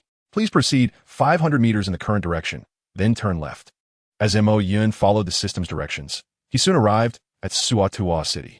After resting for a while, he secured a carriage, and after several days of travel, he finally returned to Tiando City. Nearly a few months had passed since he had departed, and the season in Tiando City had shifted. Winter was fast approaching. Ah, how swiftly time flies. I've been gone for so long. Witnessing this scene, Mo Yun could not help but express his sentiments. However, he did not dwell on it for long, glancing briefly before returning to Qianrenxue. At that moment, Qianrenxue had considerably less on her plate, as her tasks had largely been completed. Mo Yun, you're back. Qianrenxue sighed in relief upon seeing Mo Yun return. After all, he had been absent for quite a while. Had it not been for the lingering mark on her, she might have doubted his existence. Yet, given that Mo Yun had ventured to the far north, it was understandable that he had not returned sooner. Ultimately, it was Qianrenxue's concern for Mo Yun's safety that drove her worry. Yes, I'm back. How have things progressed at the palace lately? Mo Yun casually inquired as he took a seat opposite Qianrenxue. The progress has been relatively smooth. Shui has been consuming poison for several months now, and his health has visibly deteriorated. It won't be long before he can no longer manage the affairs of state. At that point, I will seize the opportunity to take control, and when he passes away, I shall rightfully inherit the throne and become the new emperor of the Tiando Empire. Qianrenxue replied, nodding at Mo Yun's inquiry. That sounds promising. How is the Wuhuan Hall preparing? Mo Yun continued to ask. It is important to note that Bibi Dong's plan is to disrupt the entire continent, not just the Tiando Empire. This is why she has targeted so many sections. Now that I have accelerated Qianrenxue's takeover of the Tiando Empire, we won't have to wait for years as in the original story. So I wish to know if the Wuhuan Hall's plans will also advance sooner. I have not received any news from the Wuhuan Hall, and I am unsure how their plans are progressing. We should focus on completing our own tasks first, Qianrenxue replied, shaking her head. Though she reported the expedited timeline for her takeover of the Tian-Do Empire, the Wuhuan Hall had yet to respond, leaving her uncertain about whether they were contemplating an earlier execution of their overarching plan. Such matters require meticulous and long-term planning, not something that can be decided in the short term. Very well, Mo Yin shrugged in response. He had no objections to the Wuhuan Hall taking over the Tian-Do Empire, as it merely meant a change in leadership. However, he held reservations regarding the Wuhuan Hall's intention to eradicate all sects, especially since his friends belonged to various sections. If the Wuhuan Hall sought to annihilate them, he would be faced with a dilemma, to assist or to oppose. Sigh, I suppose I will leave it for another time. My current capabilities cannot hinder the Wuhuan Hall. I should focus on my training. Only with sufficient strength can I wield adequate influence. After a moment of contemplation, Mo Yun decided that worrying was futile, and thus resolved to return to his training to enhance his strength. Before departing, however, Mo Yun presented Qian Rinxue with a gift he had brought back. This necklace is crafted from the essence of 10,000 years of cold ice and will never melt, unless subjected to extreme fire. It is a gift for you, he said as he revealed a crystal-clear necklace. What? The essence of 10,000 years of cold ice. You made it into a necklace? Qian Rinxue gazed at the necklace, her disbelief evident. Indeed, do you like it? Mo Yun inquired, observing Qian Rinxue's reaction. Like it? Do you have any idea how precious this material is? And you just transformed it into a necklace. Qian Rinxue responded, exasperated. Precisely because it is precious that I made it into a necklace to give to you. This necklace will remain unmelting, so I will always be by your side. Mo Yun teased. Always so glib. Although Qian Rinxue was reluctant to admit it, she felt a flicker of happiness within her. The years of living undercover had left her lonely, and she indeed needed someone to accompany her, making Mo Yun's arrival quite timely. Well, since you've accepted it, I shall take my leave to train. Mo Yun smiled at Qian Rinxue's sundry demeanor before turning to exit her office. Afterward, Mo Yun returned to his room and, as usual, summoned the system to enter the training chamber for his cultivation. He is now prepared to ascend to level 70, eager to acquire his 7th spirit ring and subsequently awaken his martial soul's true form. Should he achieve this, his power will experience a significant enhancement. At that point, he should possess the strength to potentially defeat an average title Douluo of level 90, thereby securing a formidable capability for himself. In Chapter 105, MartialSoul's True Form. Within the confines of the system's training chamber, Mo Yun is deeply engrossed in meditating to elevate his soul power. Suddenly, he abruptly opens his eyes, which shine with a violet luminescence. Ding! Congratulations, Master, on successfully breaking through to level 70. As Mo Yun's eyes flutter open, the system announces its notification. Finally, level 70. Upon hearing the system's prompt, Mo Yun exhales in relief. Since returning from the extreme north, he has devoted himself to rigorous training, aspiring to break through to level 99 and become the god of thunder. After more than a month of relentless practice, he has successfully reached level 70, drawing closer to his goal. Furthermore, upon reaching level 70, he will be granted a MartialSoul True Form soul skill, which will significantly augment his abilities. Although he currently possesses divine status, he cannot inherit the divine position to become the god of thunder until he reaches level 99. However, he can perceive the principles of divine power through the system. He believes that his current strength should enable him to contend with titled Douluos below level 95 on equal footing. While victory isn't guaranteed, escape poses no challenge. Once he truly becomes a titled Douluo, he should still be capable of challenging opponents of higher levels. However, after becoming a titled Douluo, the disparity between each level of soul power becomes exceedingly vast, especially after level 6, where the differences in strength are monumental. Thus, once he attains the title Douluo rank, he cannot defeat opponents across 10 or 20 levels as he could before. Nonetheless, overcoming 6 or 7 levels remains feasible. Never mind, I should focus on obtaining my 7th spirit ring first. He acknowledges that he is merely at level 70 and still far from becoming a title Douluo. Therefore, rather than pondering matters beyond that, he ought to concentrate on acquiring his 7th spirit ring. According to the lore of Douluo Dalu, the 7th spirit ring, regardless of its origin, should be a MartialSoul True Form. Thus, he only needs to consider the age of the spirit ring. The specific spirit beast is of little consequence. With this in mind, Mo Yun casually instructs the system, Please provide me with any lightning-type spirit ring over 100,000 years. I wish to absorb it. Having accumulated a considerable number of points from his prior expedition to the extreme north, Mo Yun is unperturbed by the prospect of insufficient points and confidently requests a spirit ring from the century mark. Very well, Master.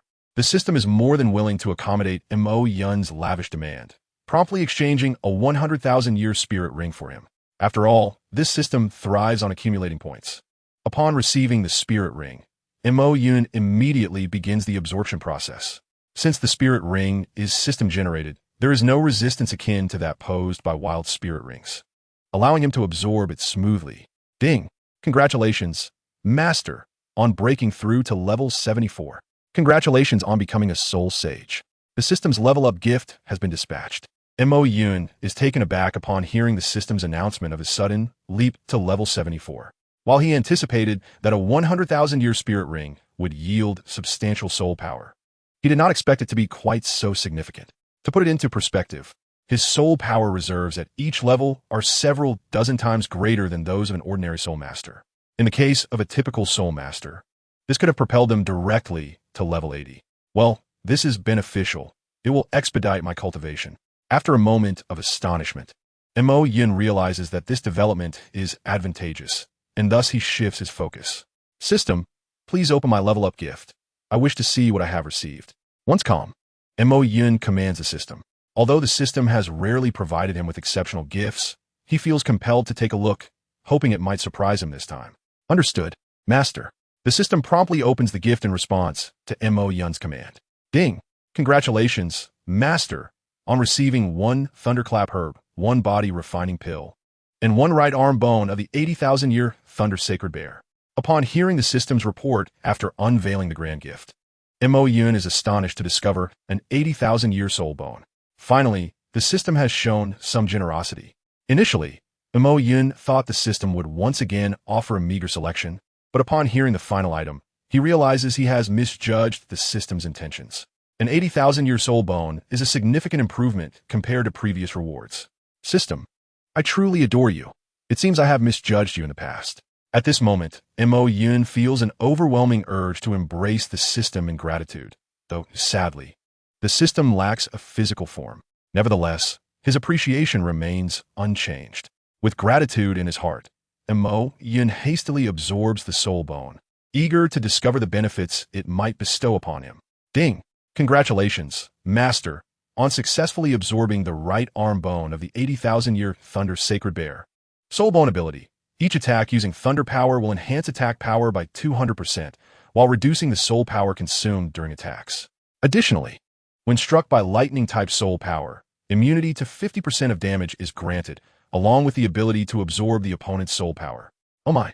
This soul bone ability is quite impressive. Mo Yun is pleasantly surprised upon reviewing the capabilities of the soul bone.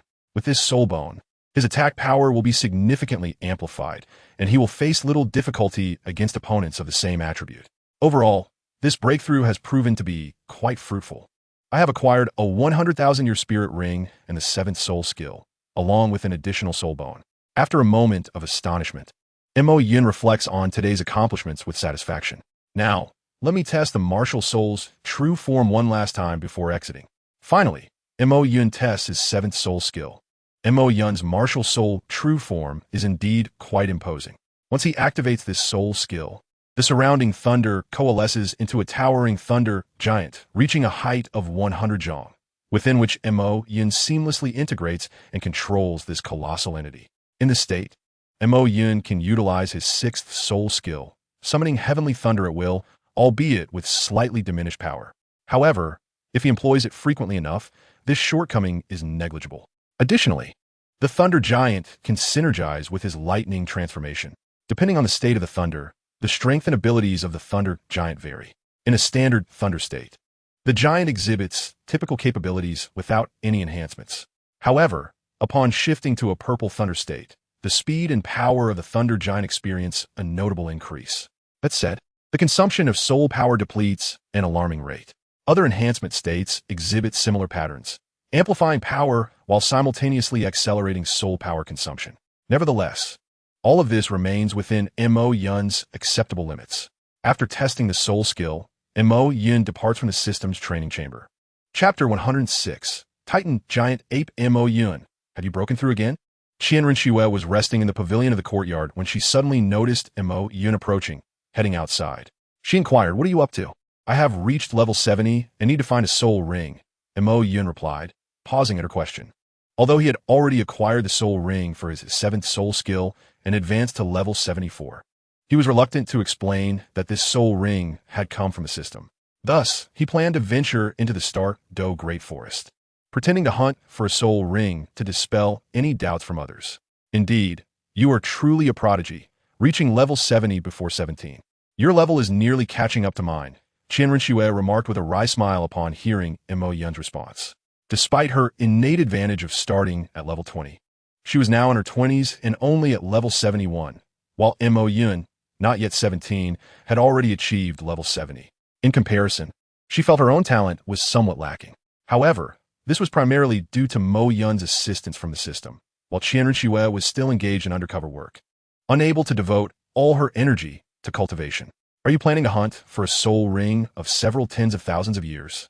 Are you sure you can manage it alone? After reflecting on Mo Yun's talent, Qian Renxue asked if he needed assistance. This time, I intend to seek a soul ring of 70,000 years. As for help, it is unnecessary. I can handle on my own. Although Mo Yun had already obtained a 100,000-year soul ring, he considered that mentioning it would likely be met with disbelief from Qian Renxue. So he claimed he was searching for a 70,000-year soul ring. He planned to return later and tell Qian Renxue that he had unexpectedly acquired the 100,000-year soul ring. All right, but a 70,000-year soul beast is still quite formidable. Be cautious, and if things get too dangerous, you can always flee. I know you are quite fast. Even a title Douluo cannot catch up with you, Qian Renxue advised, accustomed to Mo Yun's insistence on going solo but still feeling a tinge of concern. Understood. If I cannot win, I will run. If there is nothing else, I shall take my leave, Mo Yun said, feeling a bit exasperated by Qian Renxue's motherly concern. Very well, Qian Renxue responded, allowing Mo Yun to depart. Afterward, Mo Yun took a carriage to Suatuo City, planning to rest briefly before heading into the Stark Do Great Forest. Excuse me, do you have any rooms available? Mo Yun asked upon arriving at an inn in Suatuo City. I am sorry, but we have no rooms left, the front desk attendant replied. What? No rooms? Mo Yun felt somewhat distressed, believing he had arrived early enough to secure accommodations. Sigh, very well. Though frustrated, Mo Yun realized he had no choice but to seek another inn. Boss, give me a room. Just as Mo Yun was about to leave, a blond young man entered, shouting at the front desk. Certainly, sir, here is your room key, the receptionist said in a flattering tone. Mo Yun found this situation hard to accept. He had just been told there were no rooms, yet a different person was given one. This made him feel disrespected, prompting a surge of anger. He turned to confront the matter, but was taken aback by the sight before him. Mo Yun, what brings you here? The blond young man was none other than Dai Mu Bai, who was accompanied by 2 alluring women, ready to check into a room. Is it you, Xiao Dai? Bringing women along to book a room now? Mo Yun could not resist mocking Dai Mu Bai's appearance. At about 14 or 15 years old, Dai Mu Bai had not yet reached adulthood, yet he seemed well versed in the art of seduction, truly living up to his reputation as a charming prince. Ha ha! Dai Mu Bai awkwardly scratched his head upon hearing Mo Yun's taunt. He dared not retaliate, knowing the consequences of angering Mo Yun. Mo Yun, what brings you here? Can I assist you in any way? Dai Mu Bai asked timidly. I came to find a place to rest before acquiring my 7th soul ring. But the receptionist said there are no rooms left, and I was contemplating where to stay. Mo Yun explained, appreciating Dai Mu Bai's willingness to help. Oh, I see. Don't worry. I will take care of it, Dai Mu Bai assured Mo Yun, confidently patting his chest. Boss, why aren't you giving my brother a room? Do you not want to continue working? Dai Mu Bai glared at the manager, demanding an explanation. We didn't know he was your brother, young Master Dai. We will arrange a room immediately, the manager stammered, frightened by Dai Mu Bai's demeanor. That's better. Satisfied with the manager's response, Dai Mu Bai nodded and turned to Mo Yun, adopting a servile demeanor.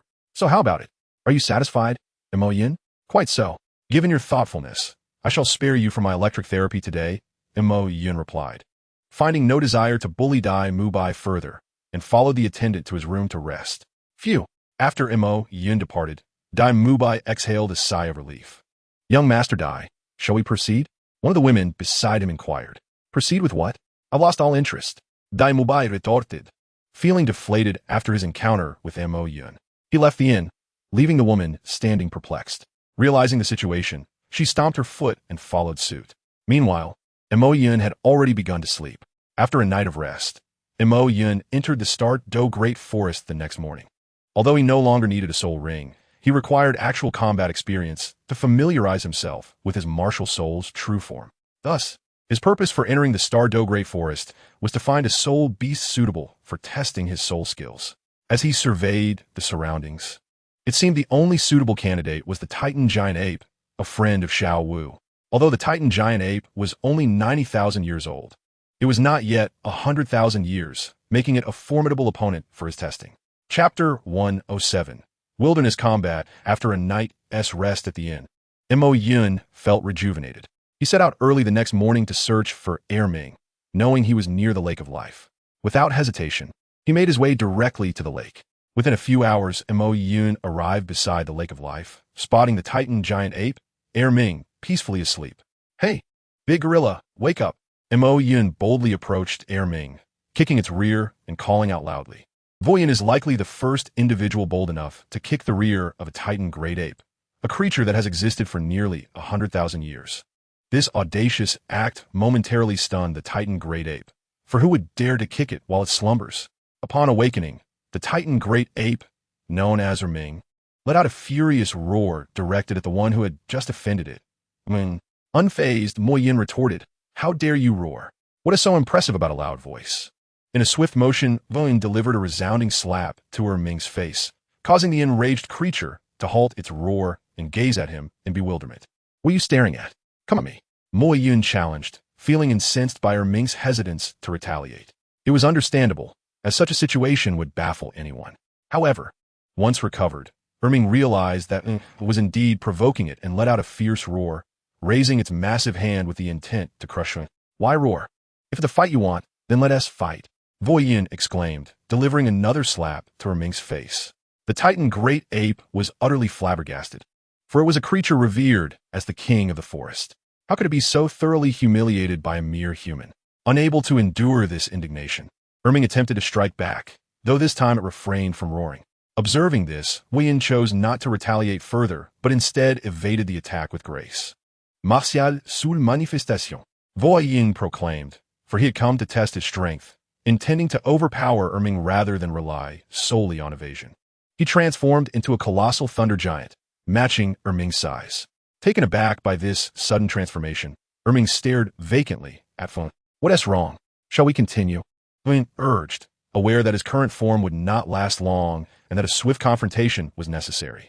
With a roar, Ming, though slightly perplexed, recognized the need to uphold its dignity as the forest king and engaged in battle with Voyin. The two towering giants clashed fiercely within the Douluo forest.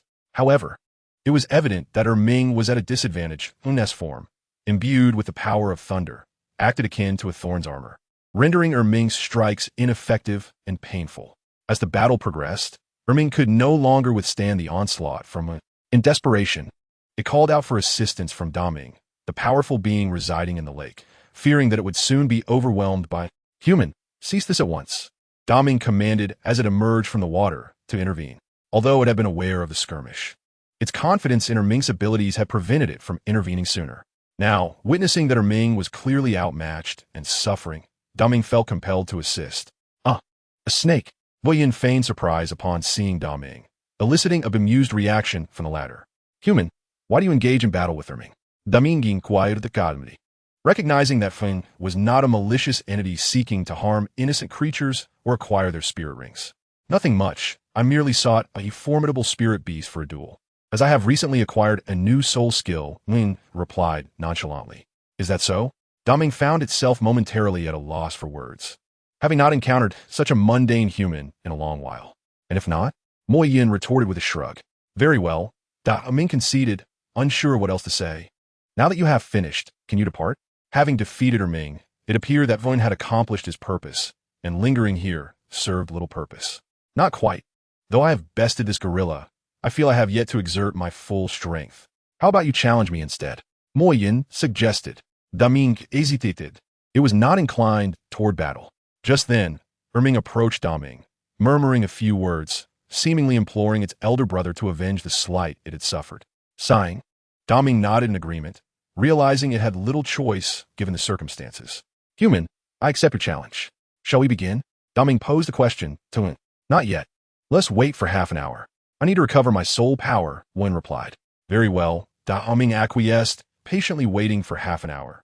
Let us commence, Vo Yun announced, having sufficiently restored his energy. Daming wasted no time and immediately engaged in combat. As before, Yun transformed into his thunder giant form to face Daming. As a 10,000-year spirit beast, Daming held a slight advantage over Erming, making it challenging for Yun to gain the upper hand. The two engaged in a fierce struggle, neither willing to yield, until both ultimately collapsed from exhaustion.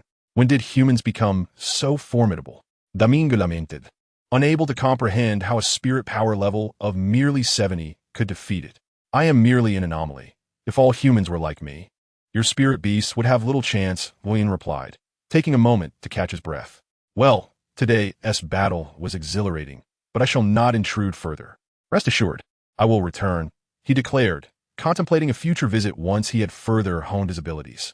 You intend to return? Daming responded, somevati incredulos. In a different location? At the inn where Wen had previously stayed, a girl with pink hair and a boy with blue hair stood at the front desk, inquiring about room availability. None available. Please seek accommodation elsewhere, the receptionist replied, echoing the same response given to me in the day prior. The one yesterday was a brother of a prominent figure. I cannot afford to cross paths with him, yet I have no fear of these two youngsters, the receptionist thought smugly to herself. What shall we do now, Sangha? The girl lamented, casting a disheartened glance at the blue-haired boy upon hearing the receptionist's response. Alas, it seems we must find another inn, he replied, shrugging in resignation. However, I find a room in this inn quite delightful. The young woman gazed at the man with an unwilling expression as she spoke. Observing her demeanor, the man felt somewhat troubled. At that moment, a couple descended from the upper floor and approached the front desk. Excuse me, we would like to check out, they announced. They placed their keys on the counter, completed the checkout process, and then exited the inn. Upon witnessing this, the young woman displayed a look of joy on her face. They have checked out. Surely there must be a room available now? She eagerly inquired of the receptionist. No, you should seek accommodation elsewhere, the receptionist curtly responded, denying her entry. What? The young woman's expression twisted into one of anger, and she appeared ready to retaliate. Excuse me, is my room prepared? At that moment, Dai Mubai fortuitously entered. It's ready, young Master Dai. The receptionist responded obsequiously, approaching his side. Well, that's good. Yesterday, due to Mo Yun, Dai Mubai had refrained from indulging. And today, he could no longer contain himself, seeking a companion to enjoy a moment of intimacy at the inn. Hey, why is it that there are no rooms for us? Yet he has one. The young woman exclaimed, visibly infuriated, blocking the receptionist who was leading Dai Mubai upstairs. Young Master Dai made a reservation in advance. Of course, he has a room. If you continue to cause a scene, I shall have to expel you, the receptionist retorted, his irritation evident as he glared at the young woman. It was apparent he recognized that Dai Mubai was unfamiliar with the two, which emboldened him. You. The young woman was at a loss for words in response to the receptionist's threat, as it was indeed the truth. Meanwhile, Dai Mubai noticed the young woman's beauty and was filled with lustful thoughts. Are you unable to find a room, beautiful lady? Would you care to share mine? He reached out to lift her chin, but the man beside her firmly grasped his arm. Friend, please show some restraint. Xiaowu is not the type of woman you think she is. If you dare to touch her again, do not expect me to be courteous. The man's fierce demeanor was unmistakable after he had seized Dai Mubai's arm. It was clear he was Tang San, the protagonist who had been revered and challenged by countless transmigrators, and the young woman beside him was Xiaowu. The narrative suggested they had just arrived in Suata'a City and were preparing to enroll in the Shrek Academy. Oh, is this young lady your girlfriend? Meddling in matters that do not concern you? Dai Mubai, as per the original storyline, found himself at odds with Tang San. But perhaps due to the events of the previous day, he appeared even more irritable than usual. The inn fell into a tense silence, as it seemed an altercation was imminent. Bang! Excuse me, I forgot something in my room. Have you tidied it up for me? Just as the atmosphere grew charged, Mo Yin fortuitously pushed open the door and found himself amidst the confrontation. Familiar with the unfolding drama, he immediately understood the situation. Xiao Dai, you are out sowing seeds again. Your vitality is truly remarkable. Having just been here last night, he teased Dai Mubai. Ah, well, a man has his needs. Doesn't he? Dai Mubai sheepishly scratched his head in response. Enough. Your needs are your own concern. As long as you do not have any designs on my woman, you may do as you please, Mo Yun remarked, appearing indifferent to Dai Mubai's situation. Why not simply seek a girlfriend, rather than pursue these frivolous encounters? Fortunately, this world lacks HIV. Otherwise, one could only imagine the consequences for someone like Dai Mubai. Ha, understood, brother Mo Yun. Dai Mubai nodded in compliance with Mo Yun's advice, knowing he had no choice. By the way, did you obtain your soul ring? How many years? Mo Yun inquired before taking his leave. Indeed, I acquired a 100,000-year soul ring. Is there a problem? Mo Yun casually replied as he retrieved his belongings from the receptionist. What? 100,000 years? Upon hearing this, Dai Mubai, Tang San, and Xiao Wu all displayed expressions of utter astonishment, particularly Xiao Wu, who not only looked surprised but also concerned. Given that there are only a few 100,000-year soul beasts in the Stardow Forest, she worried that Mo Yun may have harmed Deming. What is there to be astonished about? It is merely a 100,000-year soul beast. I shall take my leave now, Mo Yun said, mocking their naivety before preparing to exit. Wait, Xiao Wu stepped in front of Mo Yun, stopping him. What is it? Mo Yun asked, puzzled, as he recalled that he had yet to encounter Xiao Wu since arriving in this world, making her sudden intervention bewildering. Could it be that she was captivated by his handsome appearance and intended to abandon Tang San? Could you show me your soul ring? Xiao Wu timidly inquired. Given Mo Yun's height and his striking white hair and purple eyes, he radiated an aura that discouraged intrusion. Ah, so that is it. Mo Yun felt a twinge of disappointment upon realizing her true intent. May I take a look? Just a glance. Xiao Wu, perceiving his demeanor, thought he was reluctant to show her and earnestly pleaded again. Fine, I will show you, but be prepared. It is quite large, Mo Yun relented, revealing his seventh soul ring. A blood-red, circular ring appeared behind him. How about that? Is it sufficient? Mo Yun asked as he displayed his soul ring to Xiao Wu. That will suffice. Xiao Wu felt a slight sense of relief upon seeing the soul ring, as she did not sense the presence of Deming or Air Ming within it. Nevertheless, she intended to return to verify it herself. Chapter 109. The 100,000-year nurtured soul beast, Xiao Wu. All right, since there are no further issues, I shall take my leave, Mo Yun concluded, preparing to depart. At this point, Xiao Wu had already grown close to Tang San, and he himself had several romantic interests, so he was not inclined to interfere with Tang San's affairs. Frankly, he was now capable of confronting 100,000-year soul beasts, while Tang San, at merely over 20 levels, struggled against a 1,000-year soul-devouring spider. He had no reason to fear Tang San and was not interested in his affairs. Given the pace of Tang San's training, the Tiando Empire would soon fall to Qian Renxue, and the Spirit Hall would likely conduct a cleansing operation. Tang San would be powerless to resist. Wait, could you tell me how you obtained your 100,000-year soul ring? Xiao Wu inquired as Mo Yun prepared to leave, stepping forward to press him for more information. How else? I obtained it by slaying a soul beast. Mo Yun casually waved his hand in response. The matter regarding the system is not easily articulated. Thus he is able to offer such an explanation. How could this be possible? You and I are not significantly different in age. How could you possibly slay a 10,000-year soul beast? Xiao Wu gazed at Mo Yun with astonishment. What is there to worry about? A mere 10,000-year soul beast is not particularly formidable. Moreover, those that have undergone transformation and recultivation are even weaker. I could easily defeat several of them, but unfortunately, there are not many of those transformed soul beasts. Montauk Yuan responded nonchalantly. Upon hearing Mo Yun's words, Xiao Wu found herself momentarily speechless. Acknowledging that the strength of the recently transformed 10,000-year soul beast is indeed relatively low. Is your soul ring from a transformed soul beast? Xiao Wu continued her inquiry. What do you think? Mo Yun retorted casually, then flashed a smile that instilled a sense of trepidation in Xiao Wu. Although I have never slain a transformed soul beast, I have encountered many 10,000-year soul beasts, and you seem to exude a presence closely akin to that of a soul beast. Mo Yun leaned closer to Xiao Wu and whispered. This made Xiao Wu's legs go weak, rendering her unable to move. I'm just joking.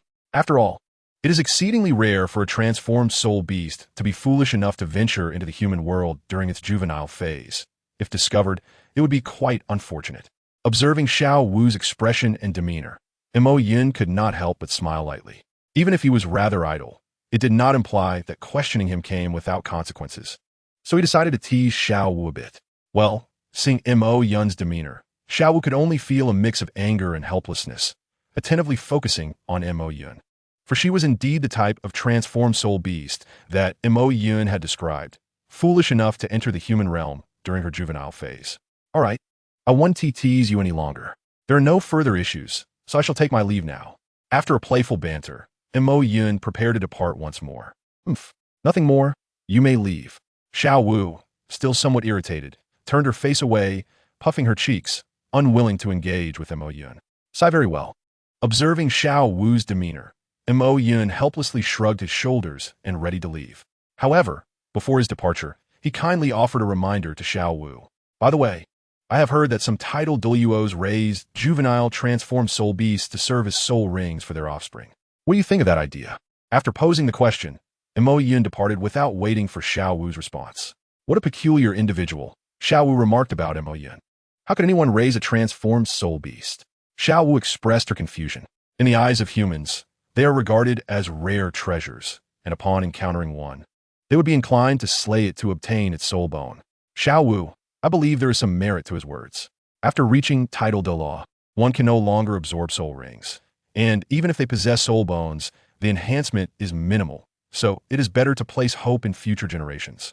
Tang San approached Xiao Wu and said, Then, third brother, would you do such a thing? Xiao Wu, feeling anxious after hearing Tang San's explanation, inquired. That would depend on the circumstances. I believe there is nothing wrong with such an approach. However, transformed soul beasts are exceedingly rare, and whether one can find them remains questionable. Tang San responded to Xiao Wu's inquiry.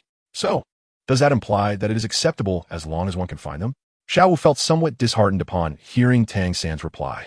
To be honest, Tang San's response is quite normal, as he is someone who would do anything for personal gain, and he is unaware of Xiao Wu's true identity.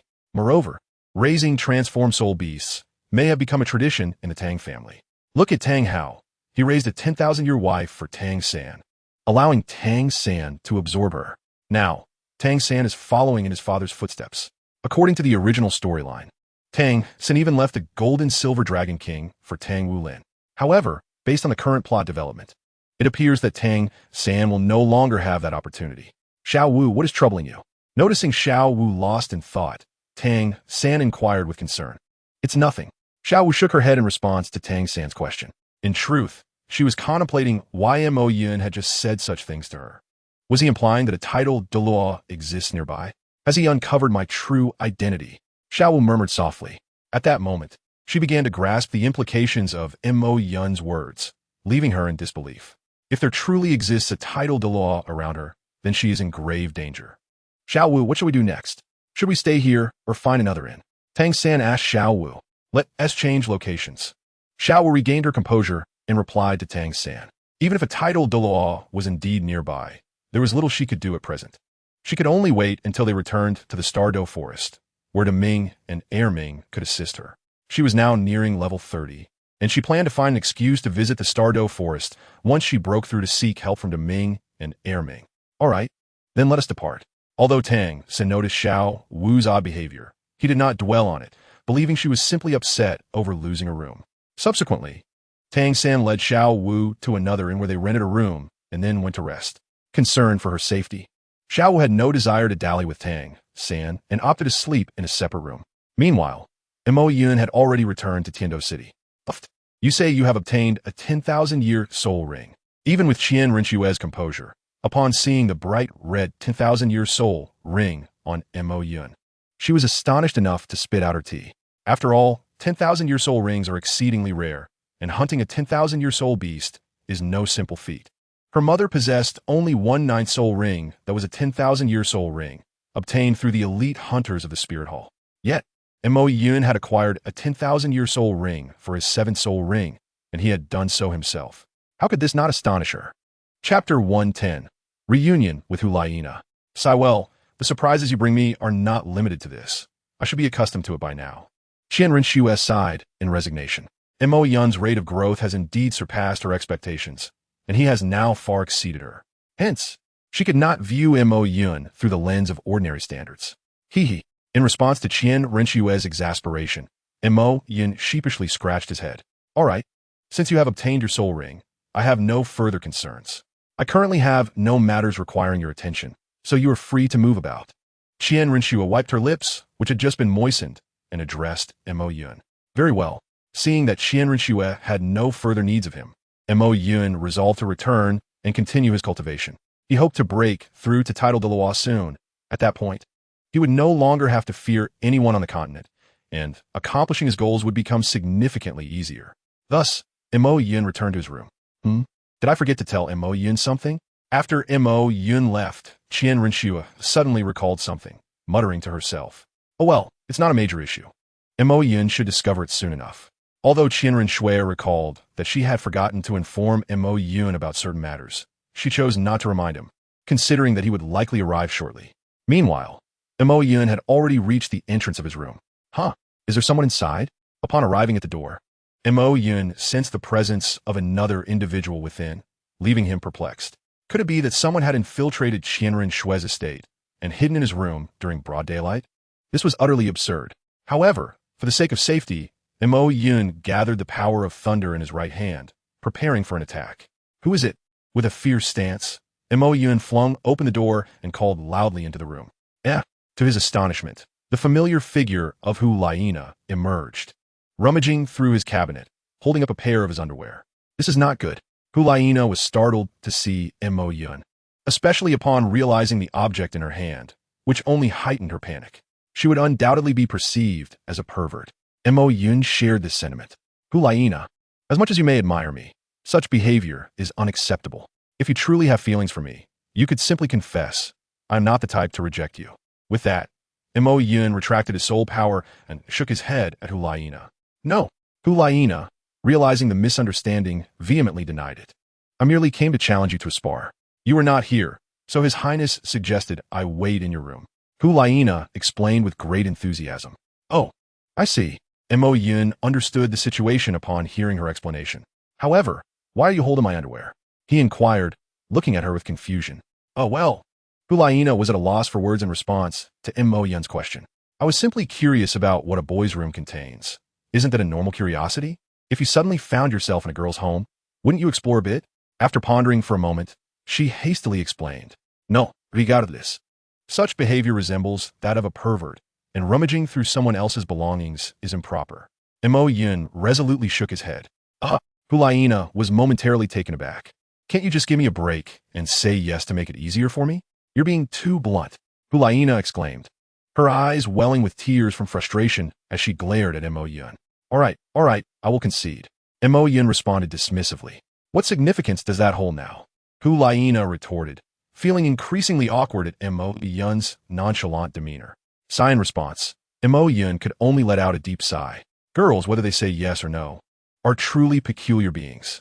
His dear Lingling, on the other hand, is much more agreeable, always compliant with his wishes. Never mind. Let's not dwell on this matter any further. I am here to challenge you to a spar. Hu Laina, noticing Mo Yun's demeanor, managed to suppress her embarrassment and firmly stated her intention. A spar? Are you suggesting we engage in such activities while you hold my underwear? Mo Yun remarked, raising an eyebrow at Hu Laina, who still clutched his underwear. Who would want to do that with you? You shameless person. Hu Laina retorted, tossing Mo Yun's underwear aside. Fine, I was just joking. Since you don't wish to engage in that, let's simply proceed with the spar. Mo Yun shrugged helplessly in response. Now, tell me, will you accept my challenge? Hu Laina, seeing that Mo Yun had ceased to tease her, inquired earnestly. I can accept, but a simple spar would be rather dull, and it would waste my time. Instead, how about we place a wager? Mo Yun said with a mischievous smile directed at Hu Laina. What wager? Let me be clear. I will not engage in anything that compromises my dignity. Hu Laina responded, cautious about Mo Yun's suggestion. Agreed.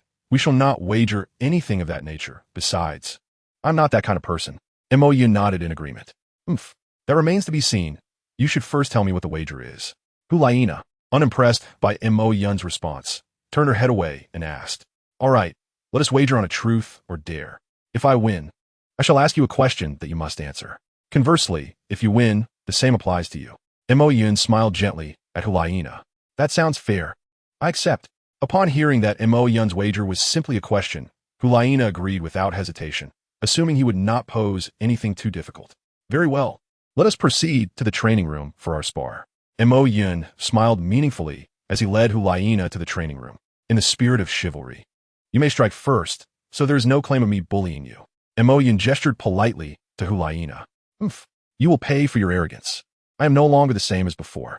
Hulaina, feeling slightly offended by Mo Yun's dismissive attitude, attacked him with fervor. In response, Mo Yun merely chuckled. Hulaina may have grown stronger, but he too had significantly improved, now possessing a power level far surpassing when they last fought. Chapter 111. Truth or dare, are you ready to concede? In the training room, Mo Yun secured Hulaina's hands behind her back, locking them with his own, and pressed her against the wall, leaning close as he inquired. I refuse. Let's have another round, but this time, you must suppress your soul power to match my level. Despite being subdued by Mo Yun, Hulaina remained reluctant to accept her defeat, unwilling to believe that her efforts had not bridged the gap between them. Very well, but this round still counts as my victory. And you must answer me a question afterward. If you lose again, you shall answer another small question. Mo Yun replied nonchalantly, confident that he would prevail regardless. Agreed. Hulaina accepted without hesitation, unwilling to back down. All right. With Hulaina's consent, Mo Yun released her, allowing her to prepare for the next bout. Ready? Hulaina asked as she got into position. Let's begin then. As per usual, you go first. Mo Yun readied himself, standing still in the arena. Killing God Domain. Hulaina initiated the match by employing her domain's soul skill to amplify her power, evidently intent on catching Mo Yun off guard. However, Mo Yun was not so easily defeated. With his heart network, he had thoroughly grasped Hulaina's capabilities, even predicting the color of her underwear. However, he was somewhat astonished that Hulaina had acquired the domain of the killing god. It seemed that he had inspired Hulaina to undertake the trial of the city of slaughter on behalf of Tang San, allowing her to gain the domain ahead of time. It is no wonder that Hulaina suddenly approached him seeking a duel. After all, her strength had significantly increased upon obtaining the domain. Nevertheless, the disparity between him and Hulaina was far too vast to be bridged by a mere domain. Thus, even with Hulaina utilizing her domain, Mo Yun effortlessly secured victory. Even when Mo Yun suppressed his soul power to match Hulaina's level, she could do nothing against him. How infuriating! Are you only capable of running away? Hulaina exclaimed, stamping her foot in frustration as she glared at Mo Yun, unable to land a hit on him. In response, Mo Yun merely shrugged and said, Since you desire a counterattack from me, I shall oblige. With that, Mo Yun's figure vanished from sight and, in an instant, appeared before Hulaina. The swiftness of his movements startled her, causing her to instinctively take a step back. However, her unsteady stance led her to stumble backwards. How is it that I have yet to make a move, and you are already falling? Are you truly that terrified of me? Mo Yun remarked, extending a hand to catch Hulaina as she began to topple, his tone laced with a hint of mockery. I was merely careless for a moment.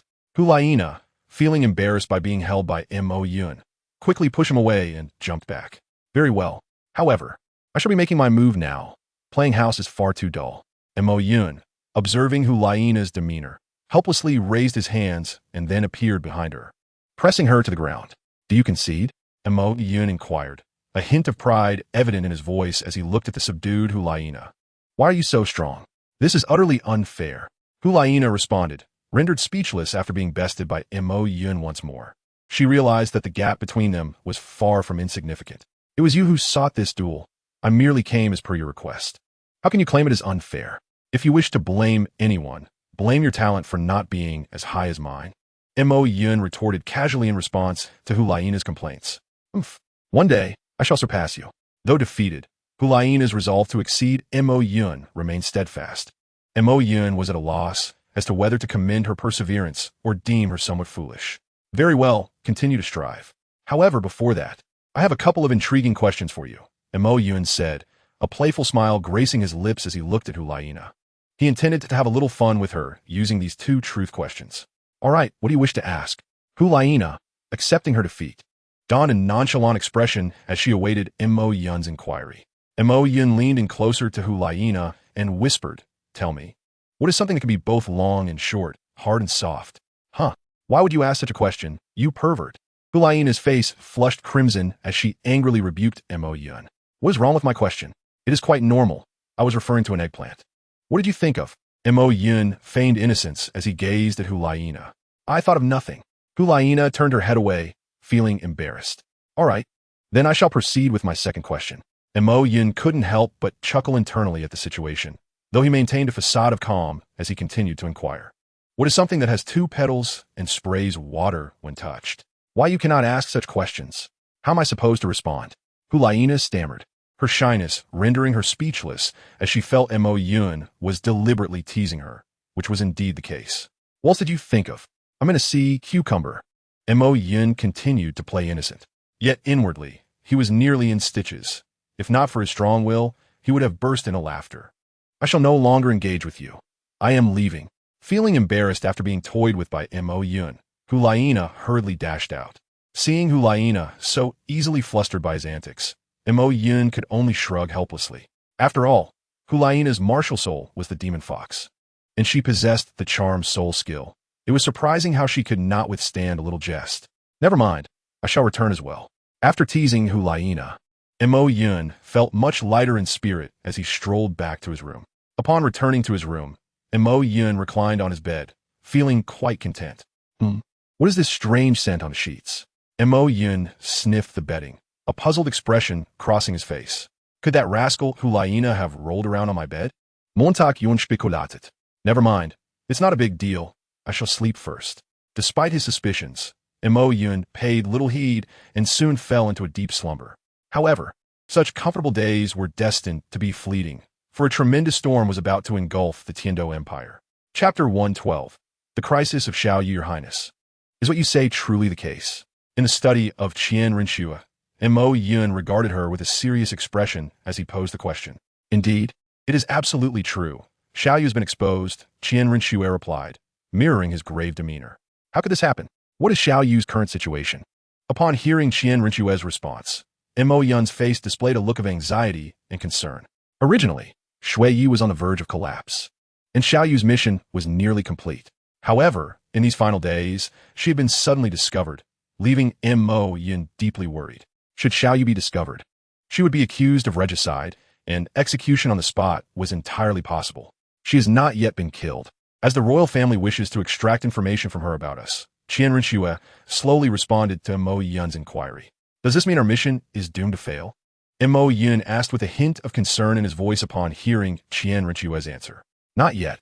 I am well aware of Xiaoyu's character. She would never betray me. However, she is my envoy, and I cannot escape suspicion. As long as we find a way to eliminate this suspicion, we can continue our mission. Qian Rinxue shook her head and replied. But how can we rid ourselves of suspicion? Montakyun questioned, puzzled. After all, Xiaoyu is Qian Rinxue's personal maid. How could they sever that connection? Xiaoyu is a pitiful soul I rescued from the slums, and her previous identity is unverifiable. I can leverage this point, Qian Rinxue explained in response to Mo Yun's inquiry. What will happen to Sister Xiaoyu then? While Qian Rinxue could temporarily evade suspicion, Mo Yun was deeply concerned about Xiaoyu's fate. After all, she had cared for him for so long, and he could not bear to see her perish. When Xiaoyu chose to follow me, she was already prepared to make sacrifices. I cannot assist her. Qian Rinxue appeared helpless, unable to meet Mo Yun's gaze. This cannot be. I cannot stand by and watch Sister Xiaoyu perish.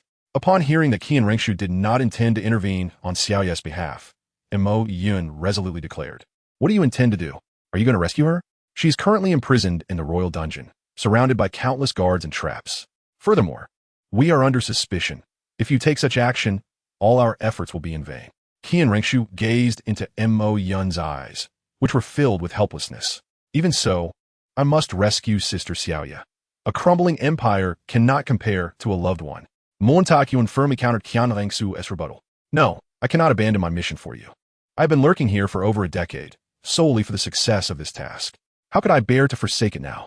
The two were at an impasse, each unwilling to yield. Qian Rinxue had devoted years to orchestrating this mission, making it difficult for her to let go. Meanwhile, Mo Yun, who had grown up alongside Xiaoyu, found it equally hard to part with her. Their opinions were deeply divided, yet neither was in the wrong. I am leaving. If you wish to stop me, you must act against me. After a prolonged exchange of glances, Mo Yun ultimately resolved to venture into the dungeon to rescue Xiaoyu. Qian Rinxue watched Mo Yun's departing figure, her soul power fluctuating, ultimately refraining from intervening. Xiaoya had been by her side longer than Mo Yun had, and if Mo Yun could not bear to abandon her, how could she? In this palace rife with schemes and treachery, Xiaoya had always been her steadfast companion. Very well, let this mission come to an end. With Mo Yun gone, Qian Ringshu felt an intense release of tension as she sank into a chair, closing her eyes in contemplation. Meanwhile, Mo Yun stepped out of Qian Ringshu's residence with determined strides. Lord Mo Yun, you and His Highness the Crown Prince cannot leave the residence at this time. Please return. Upon exiting the door, Mo Yun was halted by a soldier due to their suspicions of plotting to assassinate the emperor. With a casual wave, Mo Yun rendered the soldier unconscious, and a surge of energy coursed through the area, causing everyone nearby to collapse. Mo Yun then proceeded to the entrance of the dungeon. No unauthorized personnel allowed inside. We are currently interrogating a serious offender. 2 guards, both of formidable strength, attempted to block Mo Yun's entry. In response, Mo Yun merely placed her hands on their shoulders, and with a flash of blue light, she entered the dungeon. Once inside, she saw Xiaoya while systematically dispatching the guard she encountered. Meanwhile, Xiaoya was being interrogated by Xu Weshing. Do not presume my methods of interrogation are limited. As a spirit master of the mental realm, I am adept at dismantling a person's psychological defenses. Soon enough, you will be begging me to reveal your secrets. Xu Weshing declared malevolently, gazing at the battered Xiaoya. I shall torment you both physically and mentally. As Xu Weshing gathered his soul power to cast an illusion, Mo Yun suddenly appeared behind him, saying, Who do you intend to torment? Having detected Xiaoya's faint presence through her mental network, Mo Yun could not tolerate Xu Weshing's intentions. Before Xu Weshing could react, she struck him with a powerful punch.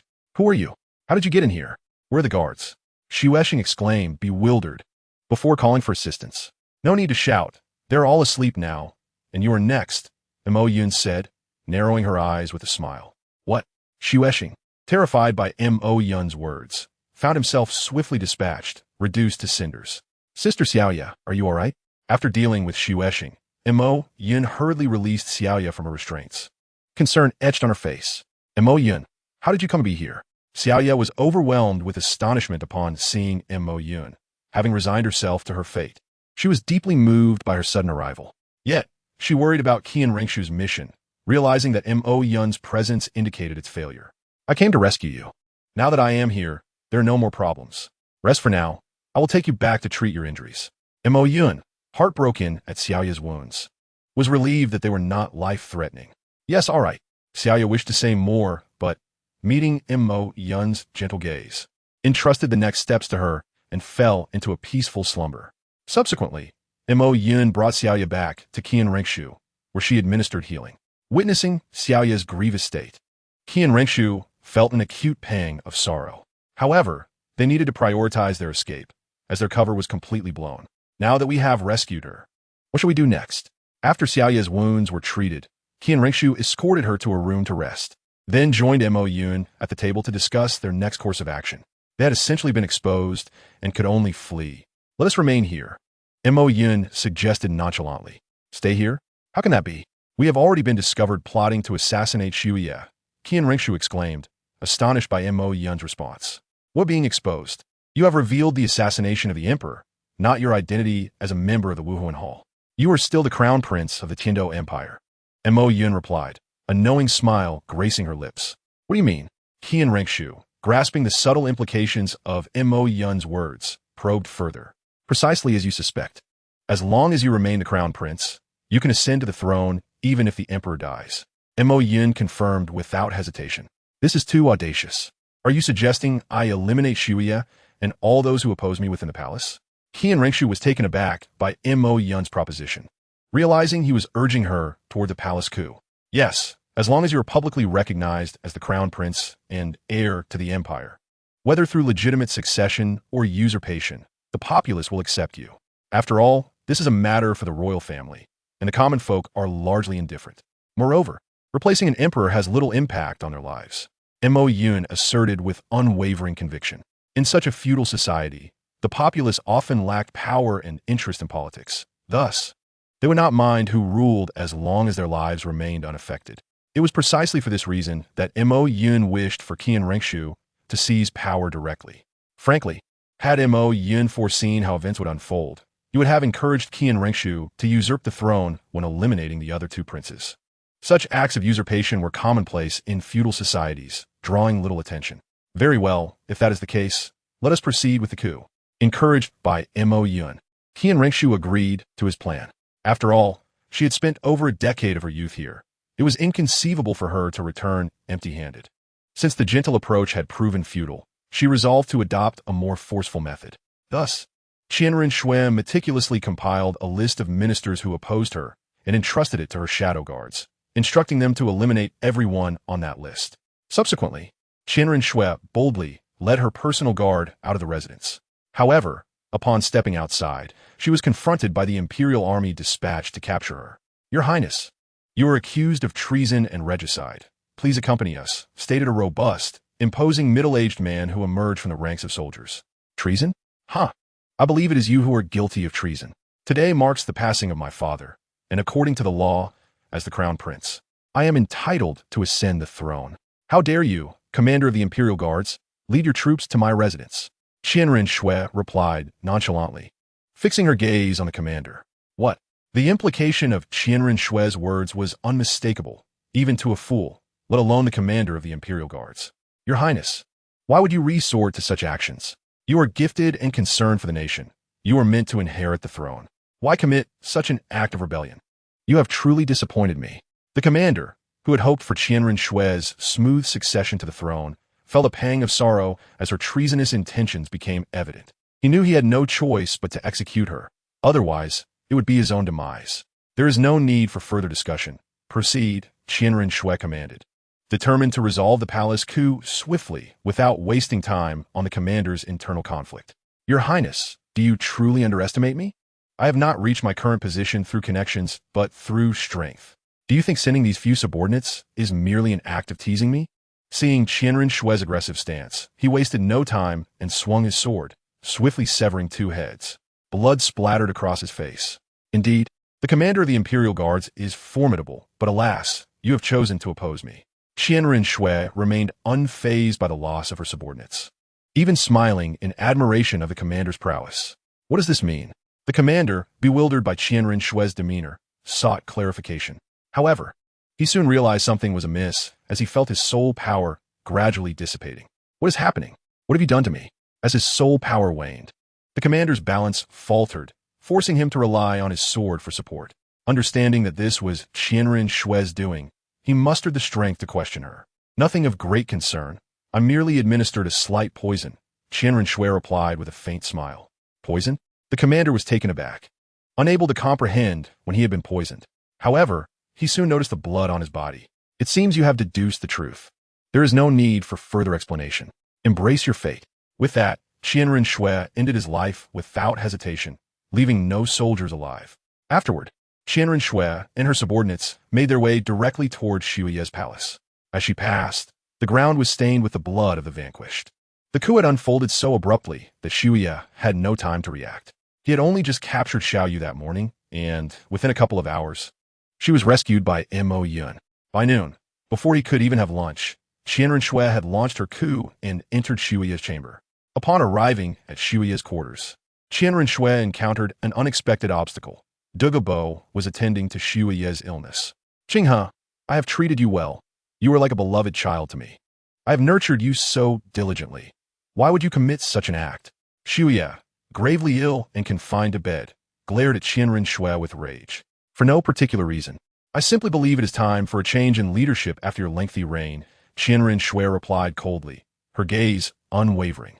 "You ungrateful wretch." Shuya coughed violently, nearly succumbing to his fury. Had it not been for Douluo's presence, he might have collapsed entirely. This incident revealed the gravity of Shuya's condition. Qianren Shui was merely a step away from achieving her plan. Had it not been for Xiao Yu's sudden exposure, she would have successfully claimed the throne. Regrettably, the situation had escalated beyond her control, leaving her with no choice but to forcefully usurp power. "Regardless of your words, by the end of today, I shall be the new emperor of the Tiando Empire, while you are destined to perish here." Qianren Shui remained unaffected by Shuya's insults, as she was merely portraying Shui Qinghe, not truly embodying him. "You are delusional. With the poisoned Douluo present, I shall see how you dare to lay a hand on me," Shuya exclaimed, visibly agitated. Who says I intend to lay hands on you? In your current state, you won't last until nightfall, Qianren Shui calmly replied, pulling a stool closer and observing Shuya with a composed demeanor. Oof, you dream. The poison Douluo is an expert in pharmacology. He will undoubtedly be able to cure your poison, Shuya retorted, his tone filled with skepticism. Oh, is that so? Did the poison Douluo not inform my father of the nature of the poison you have ingested? Qianren Shui inquired playfully, casting a sidelong glance at Douluo Bo, sighing heavily. Douluo Bo shook his head and replied, Forgive my impotence, your majesty. This poison is incurable, and in your current condition, you will indeed not survive the night. How can this be? Have you also been bribed by him to ensure my demise? Shuya looked at Douluo Bo with incredulity. No, your majesty. I initially pledged my loyalty to the royal family due to the favor shown to me by Prince Shui Xing. As your brother, I cannot bear to see you perish. But I truly cannot remedy this poison, Douluo Bo explained with a heavy heart. How could this happen? Shuya slumped onto the bed in despair, staring blankly at the canopy. Lost in thought. Enough. I have been emperor for decades. Let it end here. After a moment, Shuya seemed to come to a resolution, relaxing his body and allowing his eyes to dim, adopting an indifferent facade. Qinghe, I never expected you to be the most ruthless among the four brothers. It seems my judgment was gravely flawed, Shuya remarked, casting a glance at the indifferent Qianren Shui. With that, Shuya closed his eyes, falling silent. Douluo Bo stepped forward to check his pulse. He has passed, Douluo Bo observed, his expression a blend of complexity as he regarded the lifeless Shuya. However, Qianren Shui remained indifferent, as if she had merely lost a stranger. This left Douluo Bo feeling quite disheartened. The so-called imperial authority was merely a desire that could transform one into a beast. Although Qianren Shui was not truly the son of Shui Yi, Shui Qinghe. Even if she were, the struggle for the throne would undoubtedly be equally ruthless. Alas, with Shui Ye's demise, according to the law, you should ascend as the next emperor. My protection of the imperial family was merely an act of gratitude. Now that Shui Xing and Shui Yi have perished, I have no reason to remain here. I shall no longer be a guest to the Tiando imperial family. Douluo Bo expressed his helplessness in response. Very well, you may leave. Upon hearing Douluo Bo's announcement, Qianren Shui showed no inclination to stay, for the Spirit Hall desired the Tiando Empire, not a mere title de law. Sighing, Douluo Bo left Shui Ye's chamber with a look of melancholy. Qianren Shui also departed, instructing her subordinates to bring funeral items, to place Shui Ye's body in the imperial coffin, and to prepare for his funeral. Once everything was arranged, Qianren Shui summoned the remaining ministers to the main hall of the palace. My father, the current emperor, passed away yesterday afternoon due to illness. Though my heart aches, a nation cannot be without a ruler for even a day. As the crown prince, according to the law, I must ascend the throne and take charge of state affairs. Today, I specifically call upon all ministers to witness my coronation. Qianren Shui announced solemnly before the dragon throne in the Grand Hall. Long live His Majesty the Emperor. Following Qianren Shui's declaration, all the civil and military officials knelt on one knee to offer their congratulations, as those unwilling had already been dealt with by Qianren Shui the previous day. Qianren Shui nodded in satisfaction at the scene before her, then signaled for the ceremonial officer to present the crown and scepter. Subsequently, she donned the crown upon her head and grasped the scepter in her hand. I hereby declare that from this day forth, I am the emperor of the Tiando Empire, Qianren Shui proclaimed with grave seriousness to the ministers below. Congratulations on your ascension, Your Majesty. The ministers echoed, creating a magnificent spectacle. Now all of you may rise. The late emperor has passed, and as the funeral is not yet complete, the next few days will be primarily dedicated to the late emperor's rites. Therefore, I request that you do not disturb me unless necessary. Qianren Shui waved her hand, commanding the ministers. Yes, Your Majesty. The ministers responded in unison and stood up. With that, Qianren Shui announced the end of the court session to attend to the next matters, and the ministers returned to their respective duties. How does it feel to be emperor? After the ministers departed, Mo Yun appeared beside Qianren Shui, a smile gracing his face as he inquired. Not particularly remarkable. This throne is far less comfortable than my study stool. Had it not been for the Spirit Hall's mission, I would never have imagined I would toil for something so trivial for over a decade. Qianren Shui remarked disdainfully, touching the gilded throne. Come now. Many would desire this position, yet cannot attain it. Mo Yun retorted with a hint of annoyance in his tone. Fine. Qianren Shui sighed in resignation. Now that you are emperor, what shall we do next? Mo Yun asked, gazing at Qian Renxue. Next, we await the directives from the Spear Hall. Regardless, my task has been completed. The matters now rest with that old woman. Qian Renxue replied with an air of indifference, seeing her refer to Bibi Dong in such a manner. Mo Yun recognized the depth of her grievances. Very well. Acknowledging that Qian Renxue had no immediate plans, Mo Yun ceased further inquiries. There shouldn't be anything here that requires my assistance, so I shall seek out by Qin Xiang and the others. Mo Yun stated to Qian Renxue, well, I have just assumed my position, and with Xiaoyu still recuperating, you're my only support, yet you wish to go off and play? Qian Renxue complained lightly. Looking at Mo Yun, I can't help it. I'm simply not cut out for handling state affairs. Mo Yun replied, exuding a sense of helplessness. He was suited for battle, not administrative duties. Chapter 115. Sister Xiaoyu is still insufficient. Sighing, Qian Renxue noted Mo Yun's nonchalant demeanor and felt uneasy about entrusting him with state matters. Additionally, having just ascended to the throne, it was better for her to take a hands-on approach to establish a good imperial image. Since you do not require my assistance, I shall take my leave. Mo Yun hastily exited the grand hall upon hearing Qian Renxue's dismissal, fearful that she might suddenly change her mind and burden him with a pile of documents. Observing Mo Yun's behavior, Qian Renxue couldn't help but smile wryly, then turned to attend to state affairs. This was a task she handled quite adeptly, as she had already managed many of these responsibilities during Shui Ye's illness. While Qian Renxue busied herself with her imperial duties, Mo Yun returned to his residence and entered Xiao Yu's resting chamber. Sister Xiaoyu, I have come to see you. Mo Yun greeted her warmly upon entering the room. Mo, why have you returned? Has the prince's coronation ceremony concluded? Xiaoyu inquired as she rose. Yes, it has ended. She is currently occupied with a myriad of issues, as her ascension was quite abrupt and requires careful management. Mo Yun nodded in response. Sighing, Xiaoyu felt a sense of helplessness. Her head bowed as she expressed, I feel so useless. If I had completed my task without being detected, neither the prince nor you have to face such risks. What nonsense. Sister Xiaoyu, you're already quite strong.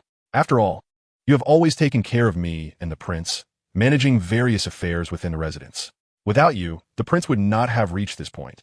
Mo Yun tenderly reassured her, gazing into her eyes. Very well. Hearing Mo Yun's comforting words, Xiaoyu's spirits lifted somewhat. What will the prince do next? Will he surrender the empire to the Spear Hall? Xiaoyu resumed her inquiries after ceasing her self-reproach. The prince is uncertain at this point. There have been no directives from the Spirit Hall as of yet. However, the prince's task has been completed, and we shall see how the Spirit Hall intends to proceed. Mo Yun shook his head in response to Xiaoyu's question. Very well. It appears we have nothing to do for the time being. Xiaoyu realized they had unexpectedly found themselves with free time. That seems to be the case. Hence, I plan to check on how my friends are progressing in their training. Sister Xiaoyu, you may rest here. The prince currently does not require your assistance. Montak Yun replied, nodding. Very well. Xiaoyu responded with a resigned gesture. I will take my leave now. After a brief chat, Mo Yun prepared to depart, bidding farewell to Xiaoyu. Wait. However, Xiaoyu suddenly called out to Mo Yun as he was about to leave, her complexion flushed and appearing somewhat shy. What is it, Sister Xiaoyu? Mo Yun gazed at Xiaoyu with a hint of confusion. Upon hearing his inquiry, Xiaoyu took a deep breath and leaned closer to his ear, whispering, Thank you for saving me. Her voice, as delicate as a feather, brushed against his ear, followed by a slightly warm kiss upon his cheek. Xiaoyu Jia felt a tinge of embarrassment at her gratitude expressed in such a manner. However, he was no longer a child, and his embarrassment was but a fleeting sensation. He, consider this a token of appreciation from your elder sister. For I have little else to offer you, Xiaoyu said, covering her lips with a smile. Who said you have nothing? Saving your life cannot be repaid with just a kiss, Lin responded, feigning displeasure at her teasing. Oh, then let us share another kiss, Xiaoyu replied mischievously, not dismissing his playful challenge. This time, she pressed her lips against his mouth, and offered no resistance, savoring the sweetness of her presence. The two lingered in their embrace until they were breathless. I didn't expect you to be quite skilled. You must not be a stranger to such affections with your little girlfriend, Xiaoyu remarked, her lips still tinged with delight. Somewhat, I suppose, Moyin replied awkwardly, scratching his head at her inquiry. All right, we've kissed a couple of times now. Isn't that sufficient? Xiaoyu asked, looking at him. Not enough, certainly not enough. However, considering your current condition, We shall defer the rest until you recover, Lin said, waving his finger playfully in front of her. Oomph. Are you looking down on me? Just wait until I recover. I will teach you a lesson, Xiao Yu retorted, feigning fierceness. Very well. I shall await your recovery, Wei Yin replied casually to her provocation. Oomph. Xiao Yu turned her head away with a huff. All right, you should rest well. I must step out for a while, Lin said, gesturing as he prepared to leave. To think you would seek other women right after such an intimate moment with your sister, Xiao Mu. You truly are a flirt, Xiao Yu feigned a tone of complaint. Wei Yin could only respond with an awkward smile. What man wouldn't he desire a harem?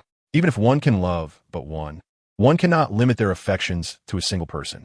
It sounds somewhat like the words of a scoundrel. Nevertheless, it mattered little, as he was now in another world.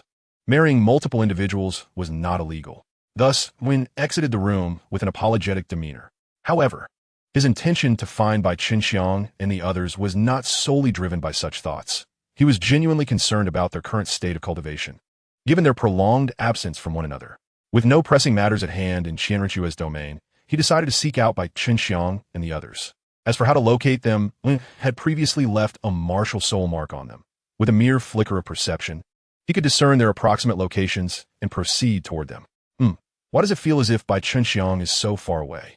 Wei Yin mused as he sensed the positions of Bai Qinxiang and Yi Lingling, discovering that the response from Bai Qinxiang was exceedingly faint, nearly imperceptible.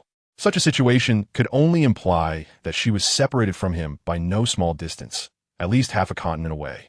In contrast, Yi Lingling seemed to be within her family's domain. Chapter 116. Reunion with Yi Lingling. Never mind. I shall first seek out Lingling and see what she has been up to lately.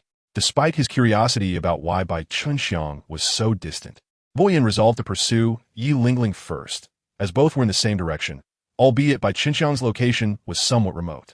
Thus, Wei Yin set forth toward Yi Lingling's family.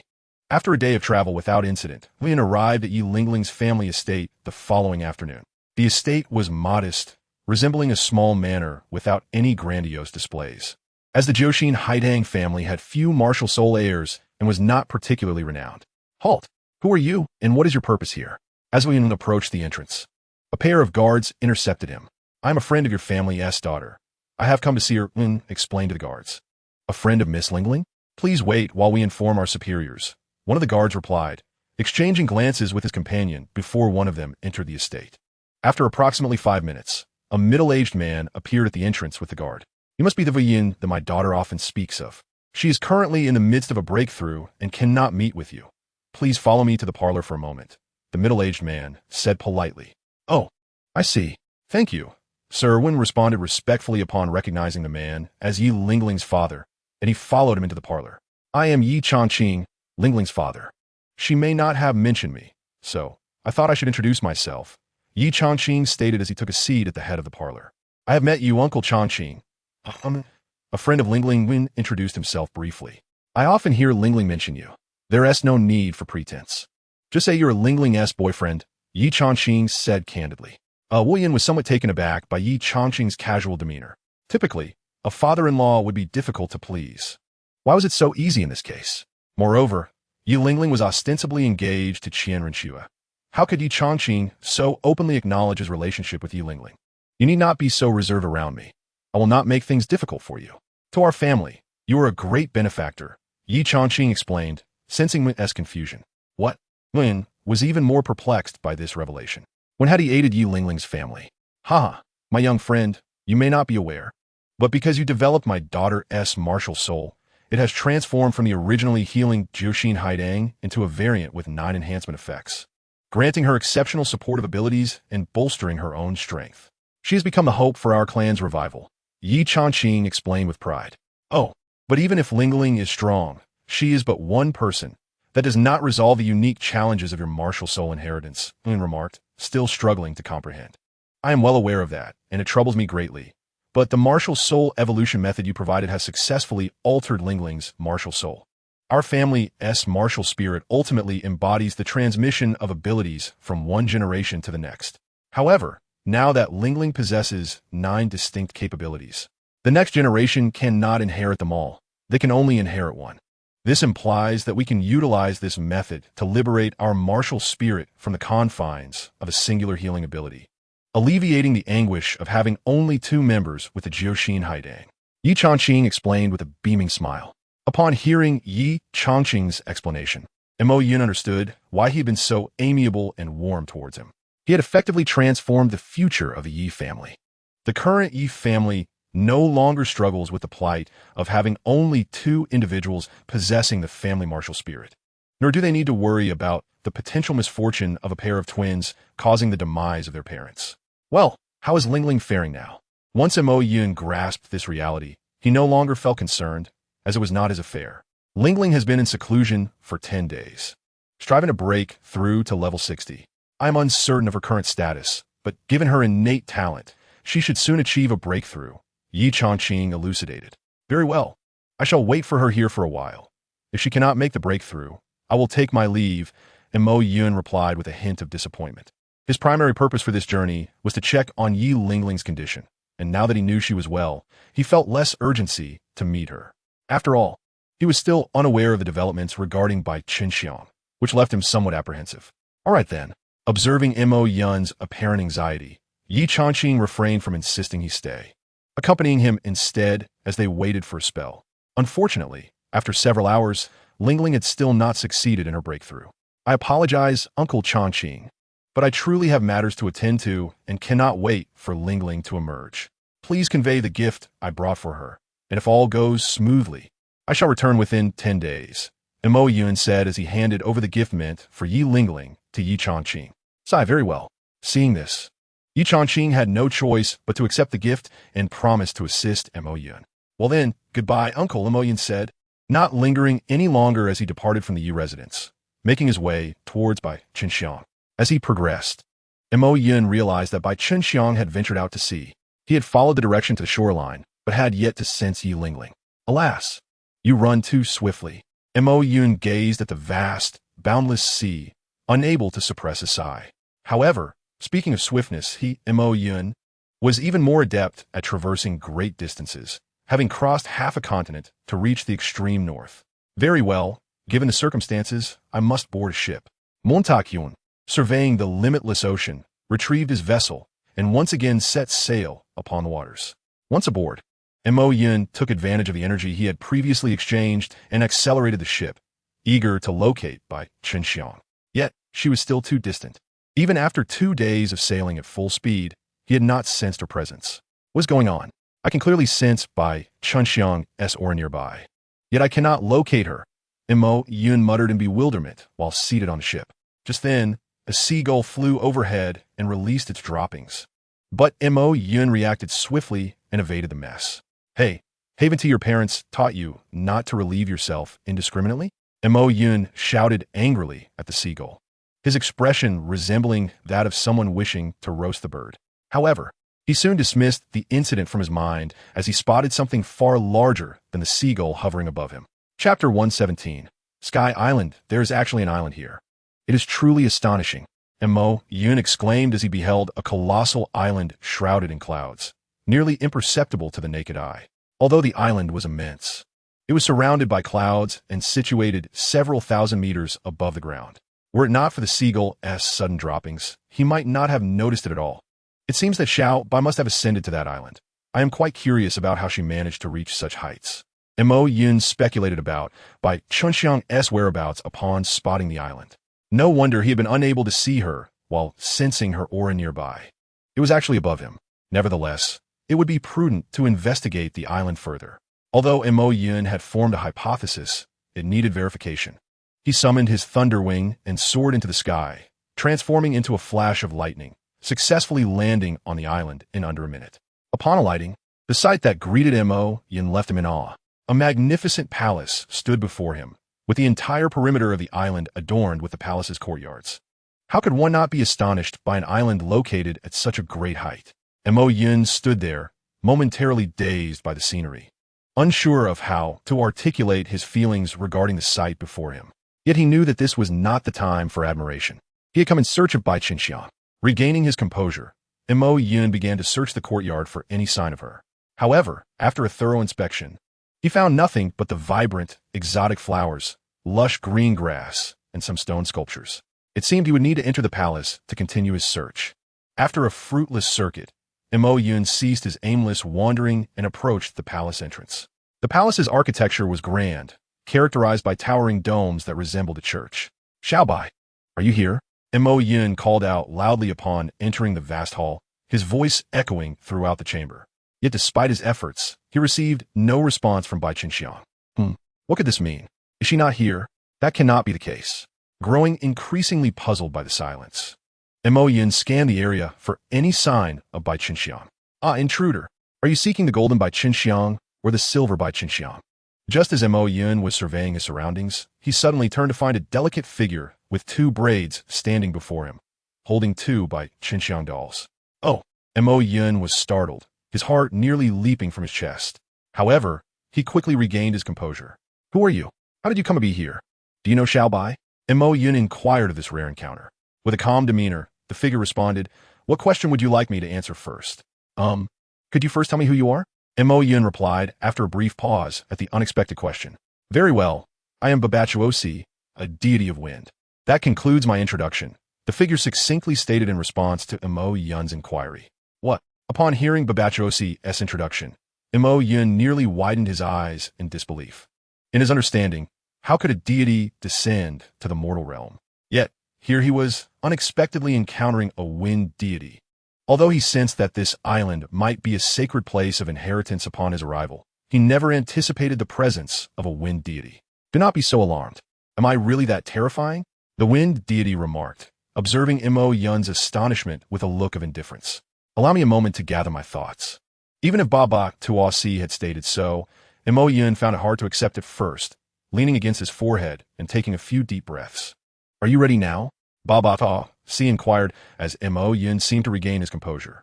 Yes, Mo Yun responded slowly. Very well, I shall continue answering your questions. Noticing that Mo Yun had settled down, Baba Tuasi resumed his explanation. Though I am a wind deity, I am but a remnant soul now. To preserve my legacy, I created this island, awaiting someone worthy to inherit my divine status. The one you mentioned, Bai Qinxiang, has fortuitously come to my attention. She is currently undergoing trials and cannot meet you at this moment. Oh, I see, Mo Yun replied, his surprise diminishing. After all, Baba Tuasi was merely a remnant soul and could not be considered a true deity, so his presence in the mortal realm was not particularly astonishing. How is Bai's trial progressing? Is she safe? After clarifying Baba Tuasi's identity, Mo Yun began to inquire about Bai Qinxiang's condition. You need not worry. Her talent is the finest I have witnessed, and she will undoubtedly pass the trials, Baba Tuasi confidently assured. That is a relief, Mo Yun sighed, feeling reassured by Baba Tuasi's words.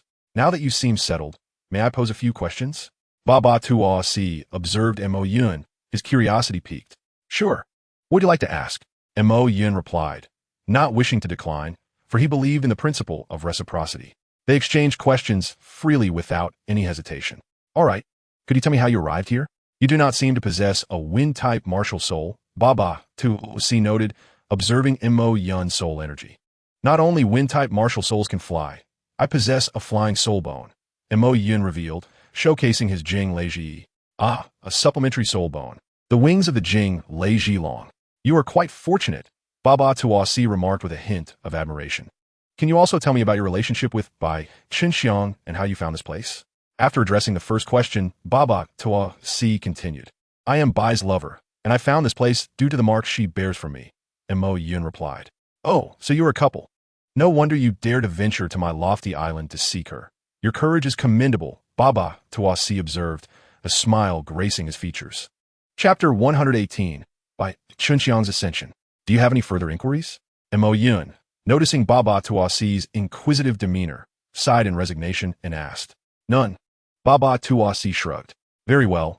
I shall wait here for Bai to complete her trial. With no further questions from Baba Tuasi, Mo Yun found a spot to sit and await Bai Qinxiang's success in the trial set by the wind deity.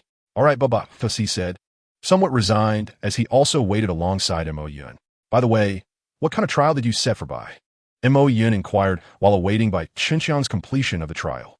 Oh, it is nothing much. My pet can be rather unruly, so I asked her to help train it. Baba Tuasi replied. Training a pet? Mo Yun was taken aback, unsure how to respond. This trial seemed almost trivial, Has inheriting a divine status become this effortless? Is your pet strong? Mo Yun, concerned for Bai Qinxiang's potential confrontation with a soul beast, inquired. Not particularly. It has a cultivation of about 3 to 400,000 years. Baba Toa Si responded casually. What? 3 to 400,000 years of cultivation. Mo Yun could not remain composed upon hearing the age of Baba Toa Si's pet. With Bai Qinxiang's current cultivation barely reaching level 60. How could she possibly contend with a soul beast of such ancient lineage? He began to suspect Baba Toa Si might be deliberately putting Bai Qinxiang in peril. Calm down. I'm not foolish enough to send her into training with my pet unprepared. I have lent her a portion of my divine power, sufficient to pacify my pet, Baba Toa Si explained, noticing Mo Yun's concern.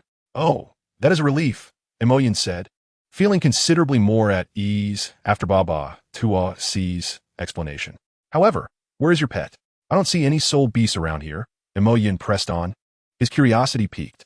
It is actually above us. There's another island up there, Baba Toa Si clarified.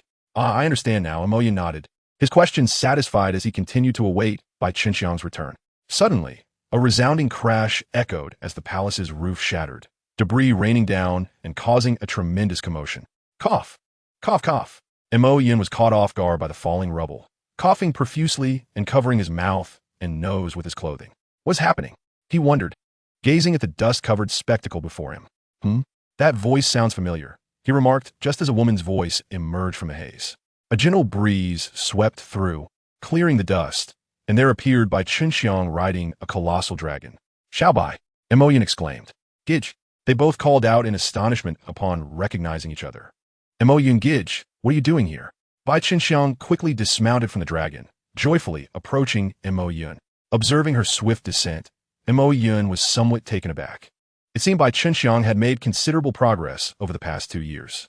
I was concerned upon discovering your remote location and came to find you, not expecting you to receive such an opportunity, he said, affectionately ruffling her hair. I stumbled upon this place quite by accident, and it seems that this deity is rather pleased with me, prompting me to undergo a trial.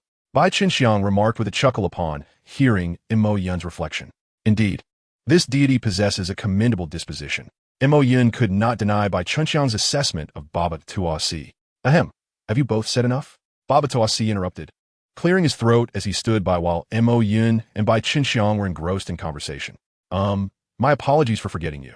In response to Baba Toa Si's reminder, Mo Yun awkwardly scratched his head. Now that Bai Qinxiang has passed the trial, Baba Toa Si should bestow upon her the divine position, and reminiscing can occur later. Sigh. Baba Toa Si waved his hand in resignation upon hearing Mo Yun's response. Never mind, I am magnanimous and shall not hold this against you. I am now to confer the divine position upon your young lady friend. You may find a place to linger. Baba Toa Si casually gestured to Mo Yun. Very well. Hearing Baba Toa Si's words, Mo Yun could only find a spot to watch Bai Qinxiang receive the divine status from Baba Toa Si. Oh, she is a first-tier deity? How unexpected. Upon perceiving the level of Baba Toa Si's divine position, Mo Yun was somewhat taken aback.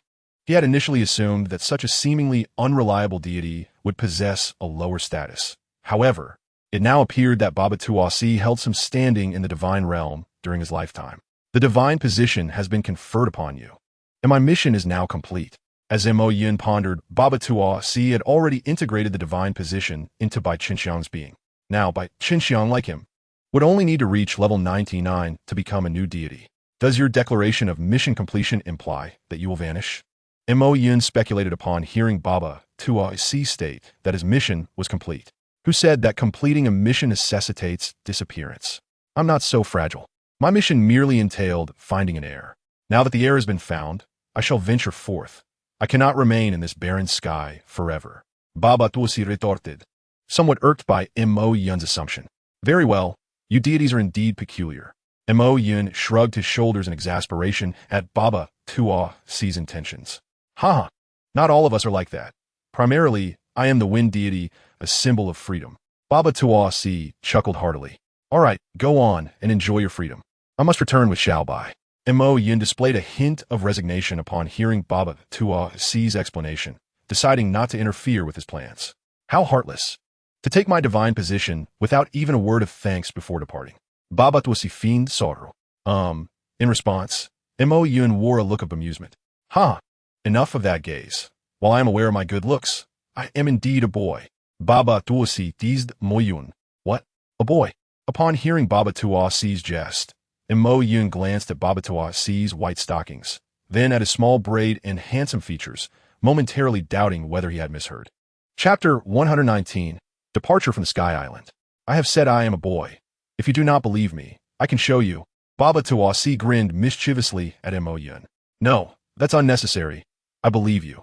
Although Mo Yun could discern Baba Tuosi was joking, he still felt apprehensive about the possibility of him actually doing so, prompting a decisive refusal. Very well. Baba Tuosi shrugged at Mo Yun's rejection. All right, if you have nothing else to do, you should leave quickly. I am off to travel. When I ascended to deityhood, I had yet to explore this continent. So now I must rectify that oversight. Baba Tuosi waved his hand nonchalantly at Mo Yun and the others. Very well. Seeing this, Mo Yun decided not to linger any longer and took Bai Qinxiang away from the island. Brother Mo Yun, where did you acquire this ship? It appears quite remarkable. After returning to his time-space vessel with Bai Qinxiang, she observed the ship and exclaimed, I stumbled upon this vessel in a certain sea at that time. No one was aboard, so I claimed it for convenience while navigating the waters. Mo Yun casually fabricated a tale in response to Bai Qinxiang's inquiry. Oh, I see. Your luck is indeed fortunate, unlike mine. I intended to sail for adventure, but encountered a storm, which swept me to that sky island. Bai Qinxiang expressed a hint of grievance upon hearing Mo Yun's reply. Well, you have also benefited from his fortune. The divine position of a first-tier deity is exceedingly rare. Mo Yun comforted Bai Qinxiang by ruffling her hair. You're right. Bai Qinxiang's mood visibly improved after hearing Mo Yun's reassurances. Speaking of which, I now possess a divine position. And as a first-tier deity, does that mean I have surpassed you, brother Mo Yun? Bai Qinxiang proudly gazed at Mo Yun. Even if you have attained a divine position, surpassing me is still impossible, and I too possess a divine status now. Mo Yun chuckled at Bai Qinxiang's confident declaration, puffing out his chest as he looked at her. So brother Mo Yun also has a divine position? I thought I would finally surpass you in some aspect. Bai Qinxiang sighed in mild frustration upon hearing Mo Yun's response. Mo Yun smiled slightly at Bai Qinxiang's complaint. In this aspect, you may not surpass me, but you could always try another realm, such as something we have yet to compete in. Mo Yun flashed Bai Qinxiang a knowing smile. Man, Bai Qinxiang, no longer a child, recognized Mo Yun's teasing and turned her head away with a dismissive laugh. Just a jest. Let's hasten back now. Montakyun, feeling a bit awkward at Bai Qinxiang's reaction, scratched his head and refrained from further teasing. Subsequently, Mo Yun piloted the ship, taking Bai Qinxiang back to the Tiando Empire, while also planning to visit Yi Lingling. Upon Mo Yun's return to the Yi family, he discovered that Yi Lingling had successfully advanced, and both she and Bai Qinxiang had reached level 60, far exceeding their levels in the original narrative. Their talents had surpassed those in the original work, especially Bai Qinxiang, who now possessed a divine position. Although Yi Lingling did not hold a divine status, her innate abilities ensured that she would not lack for divine recognition. Should that not occur, she could create one herself, or Mo Yun could directly exchange for one within the system. Speaking of which, we have both advanced. What of you Tianheng and the others? Bai Qinxiang inquired of Mo Yun. I am uncertain. I sought you both first, and have yet to check on you Tianheng. Mo Yun shook his head in response. Oh, this is what they mean by valuing romance over friendship, is it not? Bai Qinxiang remarked, her expression one of realization upon hearing Mo Yun's answer. What? Is it wrong for me to be fond of beauty? Upon hearing Bai Qinxiang's sentiment, Mo Yun immediately leaned closer to her, cupping her chin and gazing intently into her eyes as he questioned her. Startled by Mo Yun's sudden proximity, Bai Qinxiang felt a bit flustered and at a loss for words. You may do as you wish, she finally replied shyly, turning her head away to avoid further interaction with him. Seeing her reaction, Mo Yun couldn't help but smirk slightly. Mo Gu, Xiao Bai, please cease your antics. We should discuss our plans for the future, Yi Lingling interjected, observing the exchange between them. What's next? We should check if Yu Tianheng and the others have reached level 60. With the recent change in the Emperor of the Tiando Empire, I wonder if the National Soul Master competition will proceed as scheduled. Mo Yun pondered aloud. Well, I can't fathom why, but in just a few days since Lingling and I have been out, the Tiando Empire has a new emperor, I hope this won't disrupt our competition. Bai Chenxiang sighed in resignation after hearing Mo Yun's plan. Mo Yun could only respond with an awkward smile to her complaint, knowing that the new emperor's ascent was largely due to his own contributions. All right, since we've decided on our next course of action, let us set forth quickly. It has been quite some time since we last gathered, he declared, leading Bai Chenxiang and Yi Lingling to rendezvous with Yu Tianheng and the others. Meanwhile, as Mo Yun searched for his companions, Qian Rinxue was engaged in a conversation with another individual. Your Majesty Qinghe, why have you relaxed the supervision over the Spirit Hall? You must understand that their influence is formidable, and their ambitions are vast. What if they undertake actions detrimental to the empire? A blue-haired man clad in a white robe questioned Qian Rinxue, who resembled Xue Qinghe. Master, I simply believe that the relationship between the Spirit Hall and the empire has become excessively rigid, which is not ideal.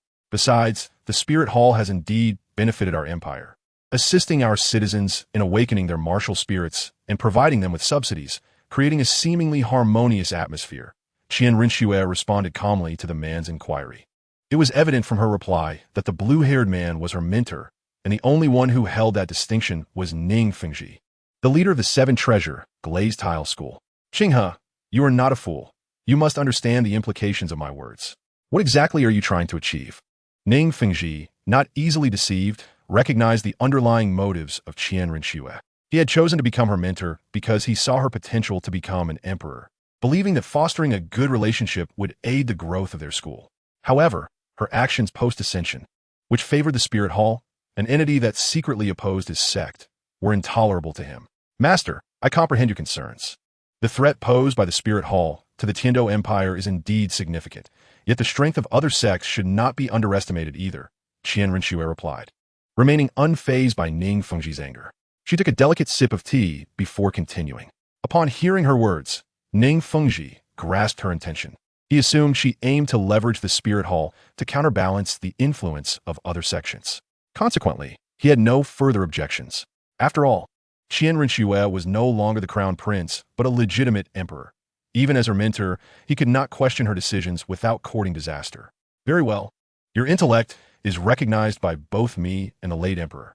I hope your choices prove wise, he conceded, deciding not to press further and allowing her to govern. It would be best if you respected my decisions, master. As for the outcomes, I assure you they will yield substantial rewards, Qian Rinxue said with a subtle smile. Her intentions were clear. She had come to this position to serve as an undercover agent, ultimately planning to yield the empire to the Spirit Hall. Very well. Since you are so determined, I shall refrain from further persuasion. I must return to the sect to attend to some matters and may not return to Tiando City for a considerable time. Please take care of yourself, Ning Fengji remarked, recognizing Qian Rinxue's confidence and choosing to depart the palace. After he left, an envoy from the Spirit Hall arrived, engaging in conversation with Qian Rinxue before hastily exiting the palace. Meanwhile, Mo Yun had reached the Blue Lightning Overlord clan. Greetings, we are friends of Yu Tianheng. May I inquire if he is at home? Mo Yun asked the guard at the entrance. The young master is indeed at home, but I must first inform him of your arrival. The guard replied dutifully. Thank you for your assistance, Mo Yun acknowledged. The guard proceeded to enter the premises and conveyed the message to Yu Tianheng. Mo Yun has come to visit. Please bring them here at once. Yu Tianheng instructed eagerly.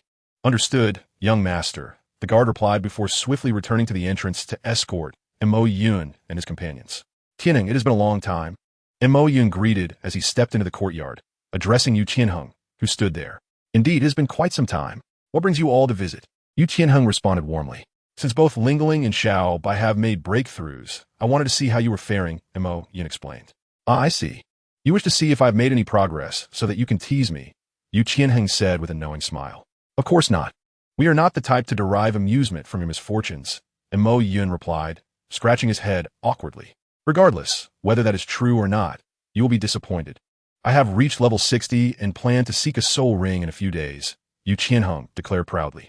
In that case, let us go together to obtain a soul ring, especially since Lingling has also made progress, Mo Yun suggested. Agree, but first, we should check on Yanzi and Sure Mo to see how they are faring. If they have also broken through, we can hunt soul beasts together, Yu Tianheng added. Certainly, let us set off at once, Mo Yun concurred, and he led Yu Tianheng to find Duge Yin and then Sure Mo. Duge Yin's innate talent was already quite remarkable. Reaching level 60 was hardly surprising. However, due to Shimo and Shimo's relatively poor foundational abilities. Even with their talents enhanced by the celestial herb provided by Mo Yun, it was still challenging for them to attain level 60 within 2 years. Nevertheless, their soul power was not insignificant. They had already reached level 58, just 2 levels shy. Mo Yun looked at the two brothers with a mixture of disappointment and frustration, exclaiming, "Come on, Shimo and Shimo, it's been quite a while, and you're still stuck at this level." Big brother Ma, we're doing our best," replied Shimo, scratching his head awkwardly upon hearing Ma Yun's words. "Fine, since you have done your best, we shall take it from here," Ma Yun said, realizing he would have to step in personally to help them level up. "Big brother Ma, there's really no need. We can manage ourselves," Shimo and Shimo said in unison, instinctively huddling together in fear at the thought of Ma Yun's assistance. This was because Ma Yun's method of helping them level up involved giving them a good thrashing. The reason why this approach worked was that the celestial herb Ma Yun had previously given them allowed them to enhance their soul power when under attack. However, this enhancement was limited and dependent on the strength of the attack. If it was too weak, they would hardly feel any improvement, and if it was too strong, it could be fatal. Thus, it was a rather ineffective enhancement. Yet, Ma Yun had always been adept at gauging the appropriate level of force, ensuring they experience pain without suffering severe injury, thereby allowing them to increase their soul power. This was precisely why Shimo and Shimo were so apprehensive. Even though they knew it wouldn't be dangerous, pain was pain. Enough with the delays. You two are the only ones in our team who haven't broken through. We are about to search for soul rings, and we can't leave you behind. Get moving, Ma Yun said impatiently, flicking his thunder whip. The crackling sound of electricity made Shimo and Shimo shudder. All right. Despite their immense fear, Shimo and Shimo reluctantly acquiesced. What followed was a series of anguished cries. The scene was quite hard to bear, especially for Bai Qinxiang and Yi Lingling, who couldn't help but wince and rub their own backsides. Chapter 121. An encounter with Shrek finally. After exerting tremendous effort over several days, Ma Yun successfully helped Shimo and Shimo reach level 60. With the task accomplished, he relaxed his grip on the thunder whip, wiped the sweat from his brow, and took a deep breath. Finally, it's over, Ma Yun sighed. The Shimo brothers felt as if they had been liberated from the depths of hell after enduring 10 days of suffering that felt worse than torture in the 18 layers of hell. Enough complaining. Get up. After a short rest, we will hunt soul beasts, Ma Yun urged them as they lingered. All right, the Shimo brothers replied, ceasing their tears and turning to rest in their room, while Ma Yun discussed plans for hunting soul beasts with the others. Once we arrive at the Douluo Forest, you all will seek out the soul beasts you need. I will wait nearby, and if you find yourselves in danger, call for me and I will assist. Ma Yun instructed Yu Qianheng and his companions. That sounds good, as our teacher assigned us the task of obtaining our own soul rings. Yu Qianheng and the others agreed with nods. Then we will wait for Shimo and Shimo to be ready before we depart, Ma Yun said, having received their consensus. They waited patiently for the brothers to rest before heading to the Douluo Forest together.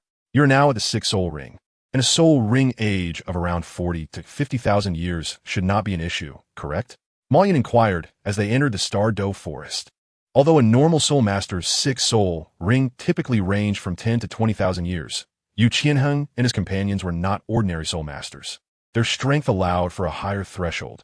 I believe we can manage. With our current strength, we could barely defeat a soul beast aged 40 to 50,000 years. Though it would be somewhat taxing, Yu Qianheng replied after thoughtful consideration. Then let us aim for a soul ring aged above 40,000 years.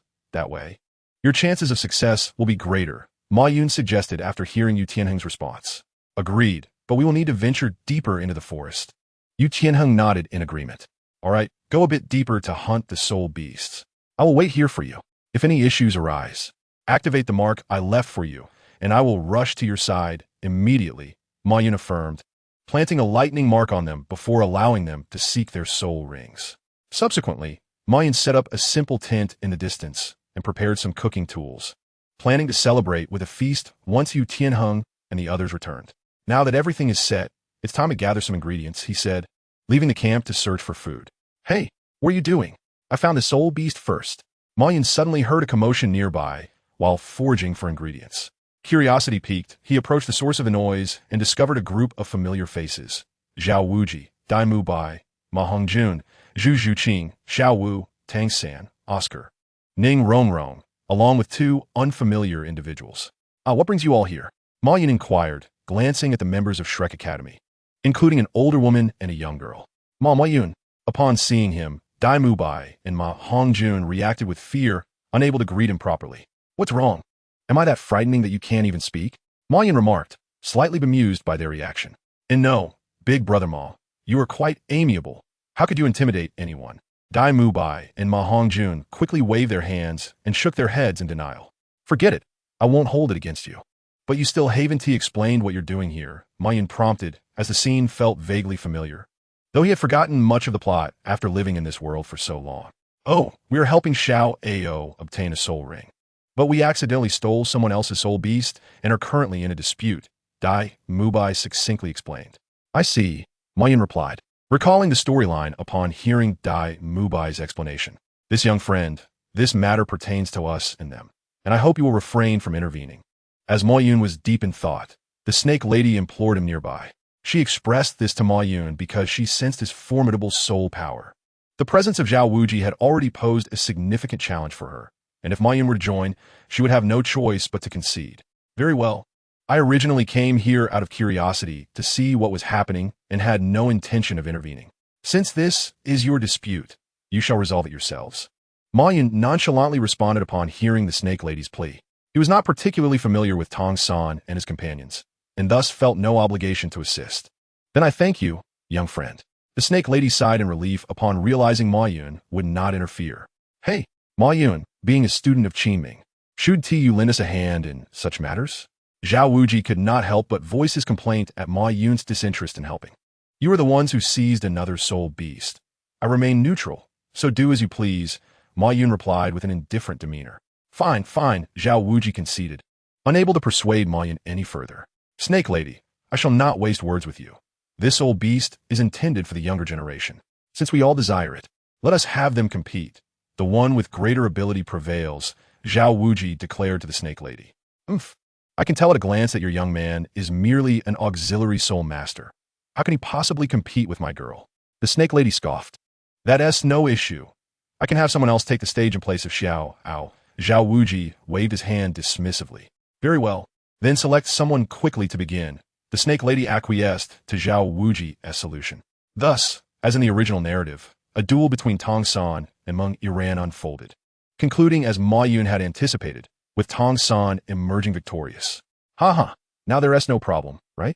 Zhao Wuji beamed with pride upon witnessing Tong San's victory over Meng Iran, casting a taunting glance at the snake lady.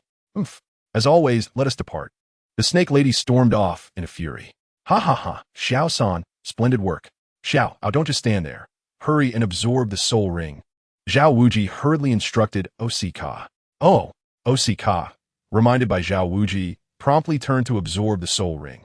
Meanwhile, Zhao Wuji engaged in casual conversation with Ma Yun. By the way, young brother Ma, what level are you at now? I recall the last time I saw you.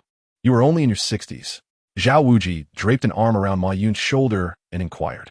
74, Ma Yun replied, brushing aside Zhao Wuji's arm with an impassive expression.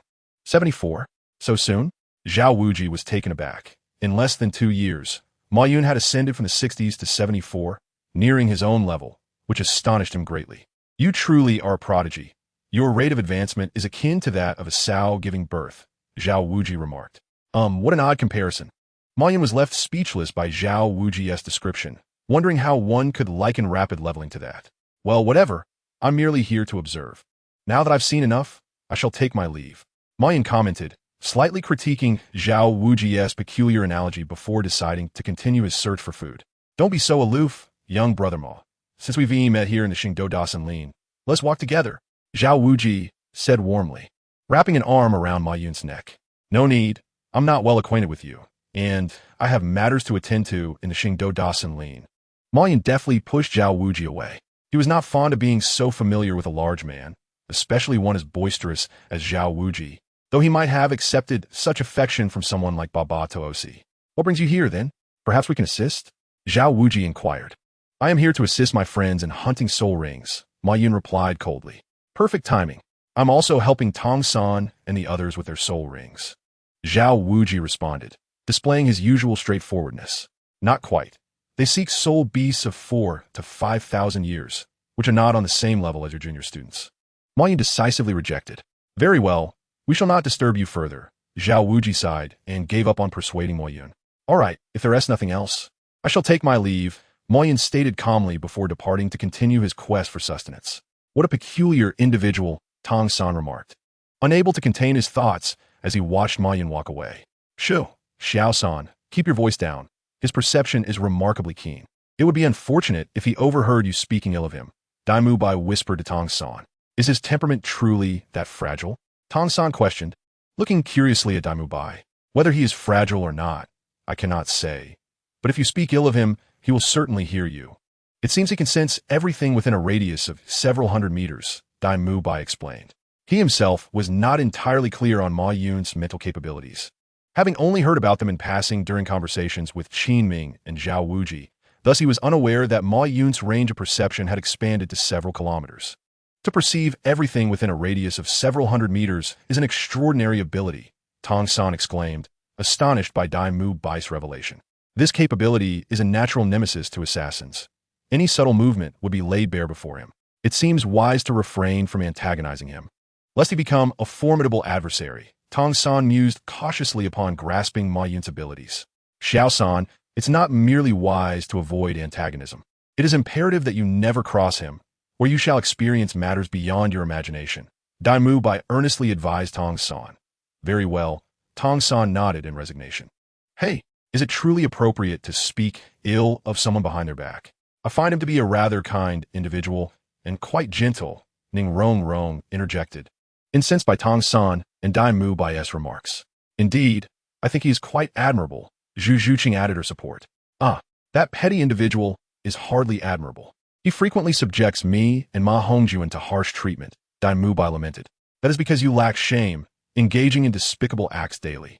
You must have deliberately provoked him, Ning Rong retorted firmly. All right, whatever you say goes. I perceive that you are merely captivated by his looks. Dai Bai replied with a resigned expression.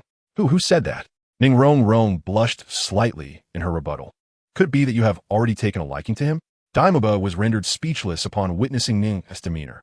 He assumed that she had only met Fian once. I can't be bothered to explain. In response, Yong chose to ignore Dai Bai and retreated to a distance. Alas, it seems Asuka has no chance with his demeanor. He can never compare to Wen. Dai Bai sighed in resignation, lamenting Asuka's premature heartbreak. All right, enough of this mischief. We must continue our search for soul beasts and find a suitable place to camp for the night, He interjected, interrupting their banter. Upon hearing Zhang's command, the group prepared to resume their quest for soul beasts. Meanwhile, Yin had already prepared the food and was merely awaiting the return of and the others. Thus, Mo Yin found himself waiting until evening. Mo Yin, we are back. Yer Tan Hung and the others returned, each dragging their weary bodies. It appeared that their battle with the 10,000-year soul beast had drained them significantly. However, they had not disappointed expectations, successfully obtaining soul rings. After a hard day of hunting soul beasts, let's enjoy a meal and camp here for the night, Wen said cheerfully upon seeing their condition. Sure, they agreed, as they truly lacked the energy to continue their journey and opted to camp there. Mo Yin, what are you doing here? Just as we're about to eat, Zhao Di unexpectedly approached with Ong San and the others. It seems we are indeed fated to share the same camping spot, Zhao Di said, unceremoniously taking a seat beside, patting him on the shoulder while savoring the barbecue he had prepared. Oblian was somewhat at a loss. In such a vast expanse as Xingdu Da Sungin, how did he happen to choose this particular spot? Nevertheless, accepting the situation, Lin did not insist on driving them away. Shaoqin has truly gathered a remarkable group of students. You all have already become soul emperors. Encha has reached the rank of soul sage. Your cultivation talents are indeed extraordinary, Zhaoji remarked, observing Mun and Irtinfa with admiration. It is not solely due to talent. We have also undergone numerous arduous trials to attain our current levels, Wuyan replied coolly to the sentiments. You're right. Zhao Di scratched his head awkwardly at Feng's words, then turned to Dong San and the others, saying, Did you hear that? You must cultivate diligently. Mere talent is insufficient. Understood. Teacher Dao, Tong San and the others nodded in response to Di's admonition. All right, let us finish our meal and rest. Both you and we have toiled throughout the day. Mo Yin yawned and stretched. Indeed, Zhao Di replied, taking out the materials they had prepared for setting up tents and began assembling them near the campsite. intending to rest shortly after. However, a sudden roar pierced the air. Roar! As the sound grew closer, the ground around the campsite began to tremble, as though some colossal creature were battering the earth. Is it here? Despite the astonishment of others, Wing remained remarkably calm, for he knew precisely what this enormous creature was. Xiao was aware as well. Roar! Another deafening roar echoed as a massive figure leapt into view under the moonlight. Upon closer inspection, it was a familiar silhouette. Taitangjin, Taitan Juyan. This is bad. Everyone retreat. Zhao Yi exclaimed, his surprise giving way to urgency as he commanded Tang San and the others to fall back. Conversely, Lian approached Tu Ming without a care. Oh, long time no see. Mo Yin casually greeted him. This greeting left everyone dumbfounded. In their eyes, Lian's action was akin to mocking the reckless endeavor. Yet what transpired next was even more astonishing. Upon recognizing him, his eyes widened in fear, and he froze, trembling. Why are you so afraid? I merely sought a sparring match with you, Lin remarked, bemused by Ming's cowardly demeanor.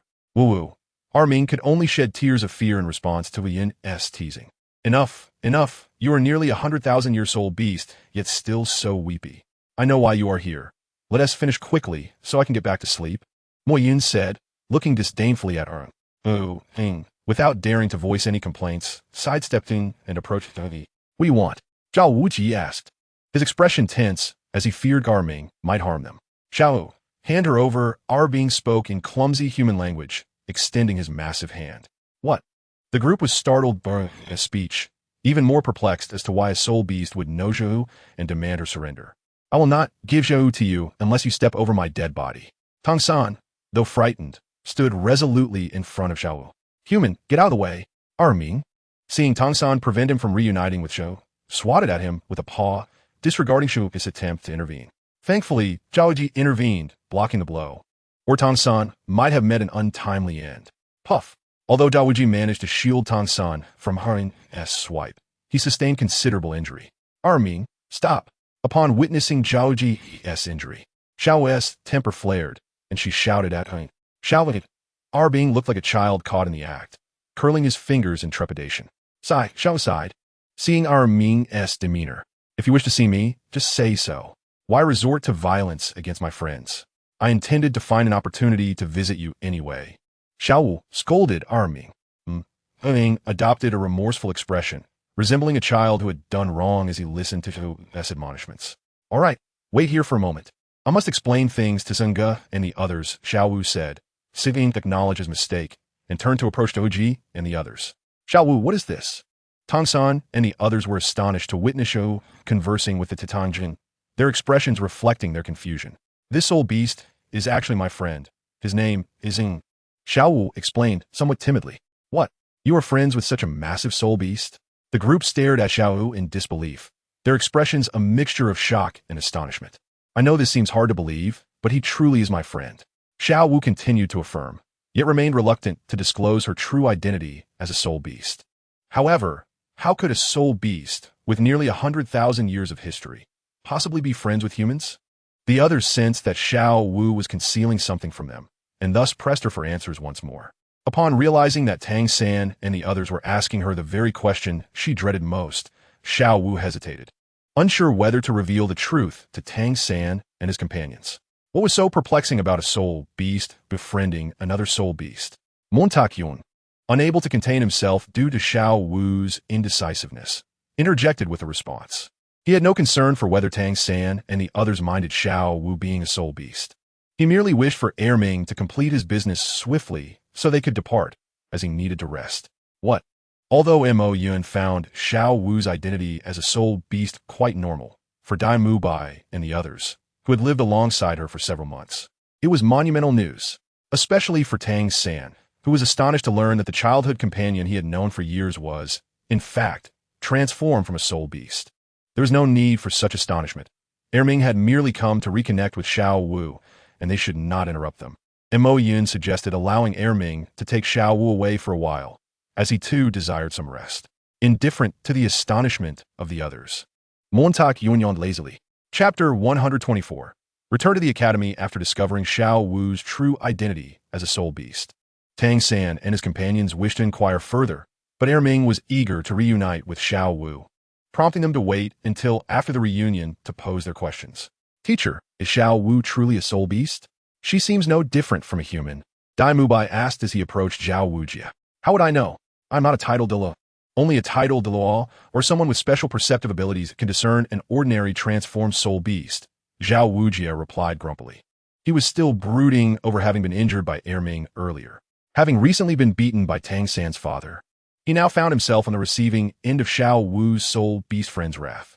He could not fathom how the parents of this generation of students were so protective. Alas, this group of students was truly a handful, each one more formidable than the last, making them quite unapproachable. Zhao Wujia lamented internally.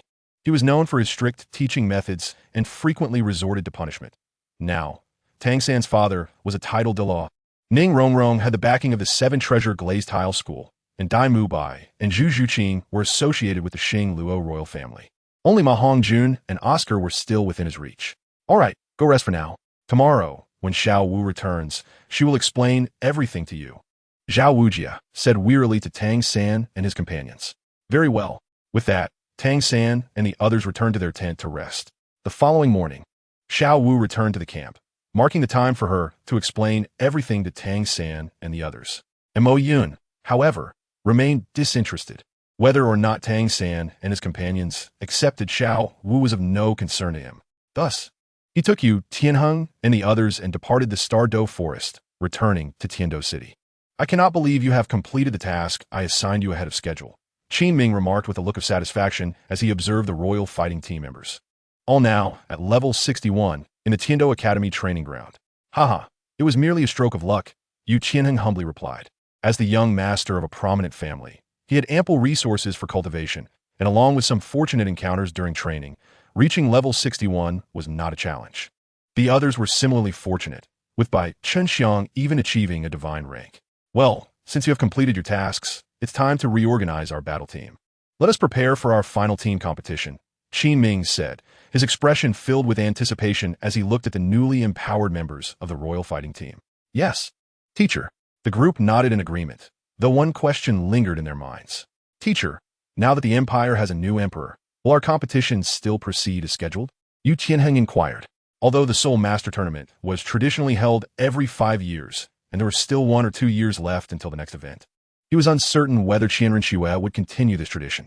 This will not be affected, as the Soul Master Tournament is jointly decided by the Tiando royal family and the Xing Luo royal family, with the involvement of the Wuhuan Palace. The Tiando royal family cannot unilaterally change the schedule, Qin Ming explained slowly in response to Yu Tianheng's inquiry. Oh, I understand now, Yu Tianheng said, reassured by Qin Ming's clarification. Well, there is still a long time before the competition begins. During this period, you should participate in as many matches as possible to enhance your teamwork. Although it might not be strictly necessary, it was better to practice than not at all.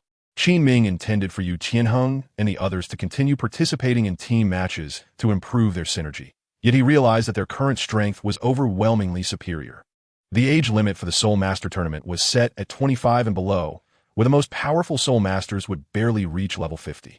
In contrast, Yu Tianheng and his team had already reached level 61. Thus, they were essentially guaranteed victory.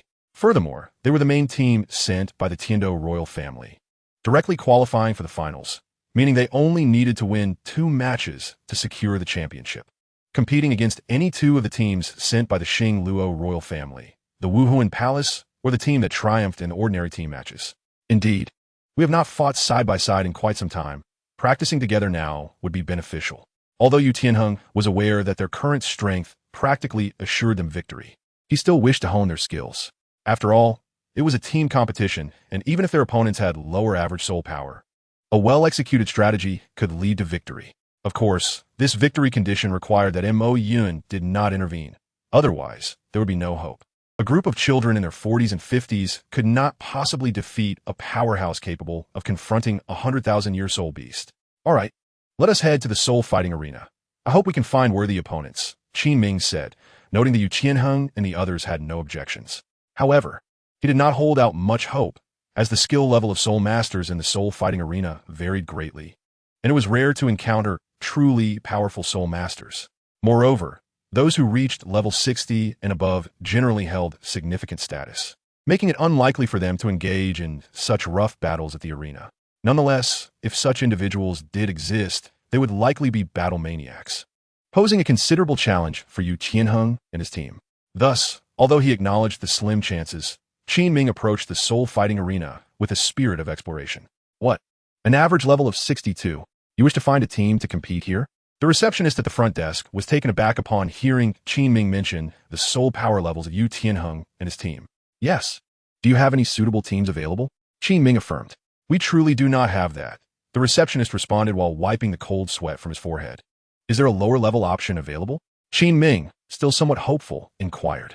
Unfortunately, there isn't T1 either. The receptionist shook his head in resignation. Seeing this, Qin Ming wished to continue asking, but the receptionist interrupted him. Let me put it this way, the strongest team we have here is only above level 50, and I genuinely cannot find a suitable opponent for your team, which is over level 60. Moreover, once you compete, it is virtually impossible for one team to dominate the other.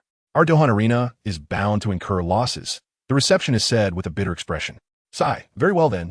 Please register our name for now, and let us know if you find a suitable team or if any team wishes to challenge us, Qin Ming replied, shaking his head in resignation. That is not a problem. I will keep an eye out for you, the receptionist assured. Chapter 125, Collective Indulgence. Sigh. Since we cannot find a suitable team to compete against for the time being, let us continue with our daily training. After exiting the Dohan arena, Qin Ming looked at Yu Qianheng and the others with a sense of helplessness. Sure, we have no objections, they nodded in understanding. They then returned to the academy to resume their routine training. The training was still monotonous and tedious as before, and Mo Yun, unable to endure for long, soon began to slack off, as did most others. This was mainly because their levels had risen significantly, rendering the current training methods somewhat ineffective. Sigh. If you do not wish to train, then do not. These training methods are indeed a bit outdated. It seems I need to devise a new training regimen. Observing Mo Yun and the others slacking off, Qin Ming could only sigh. When he initially developed the training plan, he was merely a soul emperor. So it was tailored for that level. He never anticipated that Yu Qianheng and the others would surpass him so swiftly. Therefore, he must now create a new plan suitable for cultivation beyond the soul emperor level. However, this is not an easy task for him, as he is barely a soul saint himself. How could he guide Yu Qianheng and the others towards a realm he has never attained? This is a significant source of frustration for him, especially considering their rapid progress suggests that a breakthrough to soul saint is imminent within the next 2 years.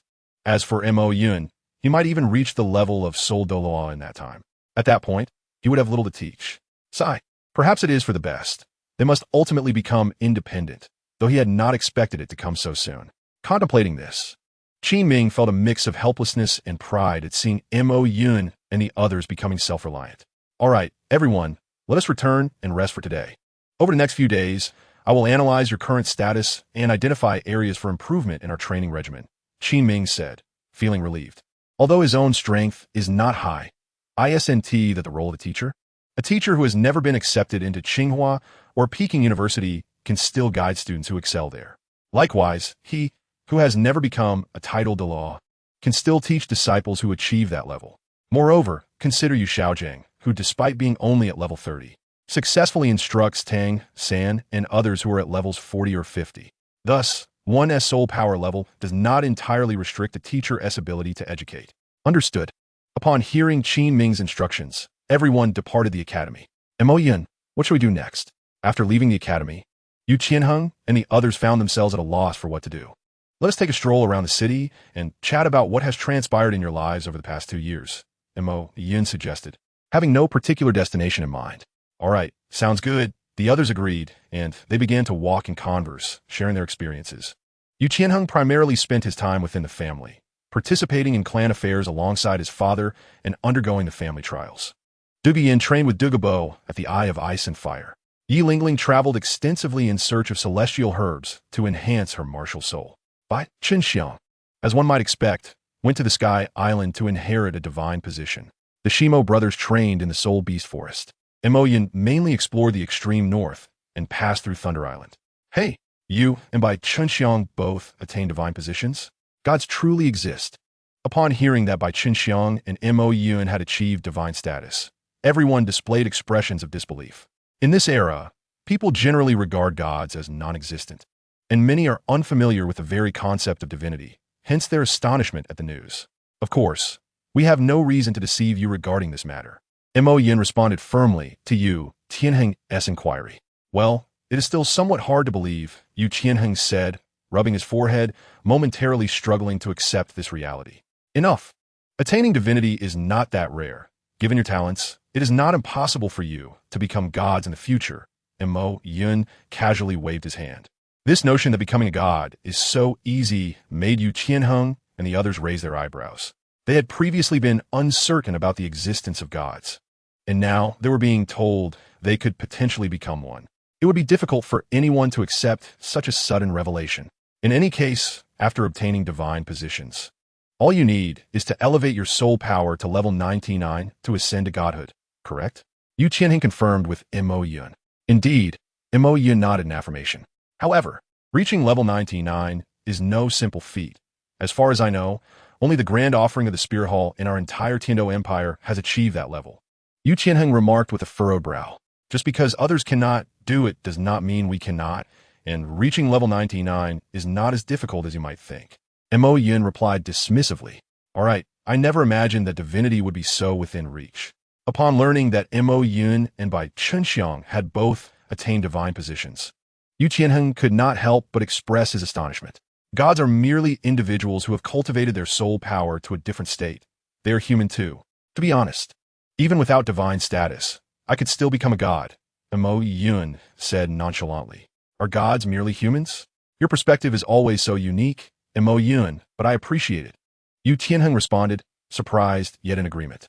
By the way, Mo Yin, do you know the Emperor's recent intentions? Why do I feel as though she is always targeting our families? My father has complained about this more than once. Yu Tianheng suddenly recalled something while chatting and asked Mo Yin.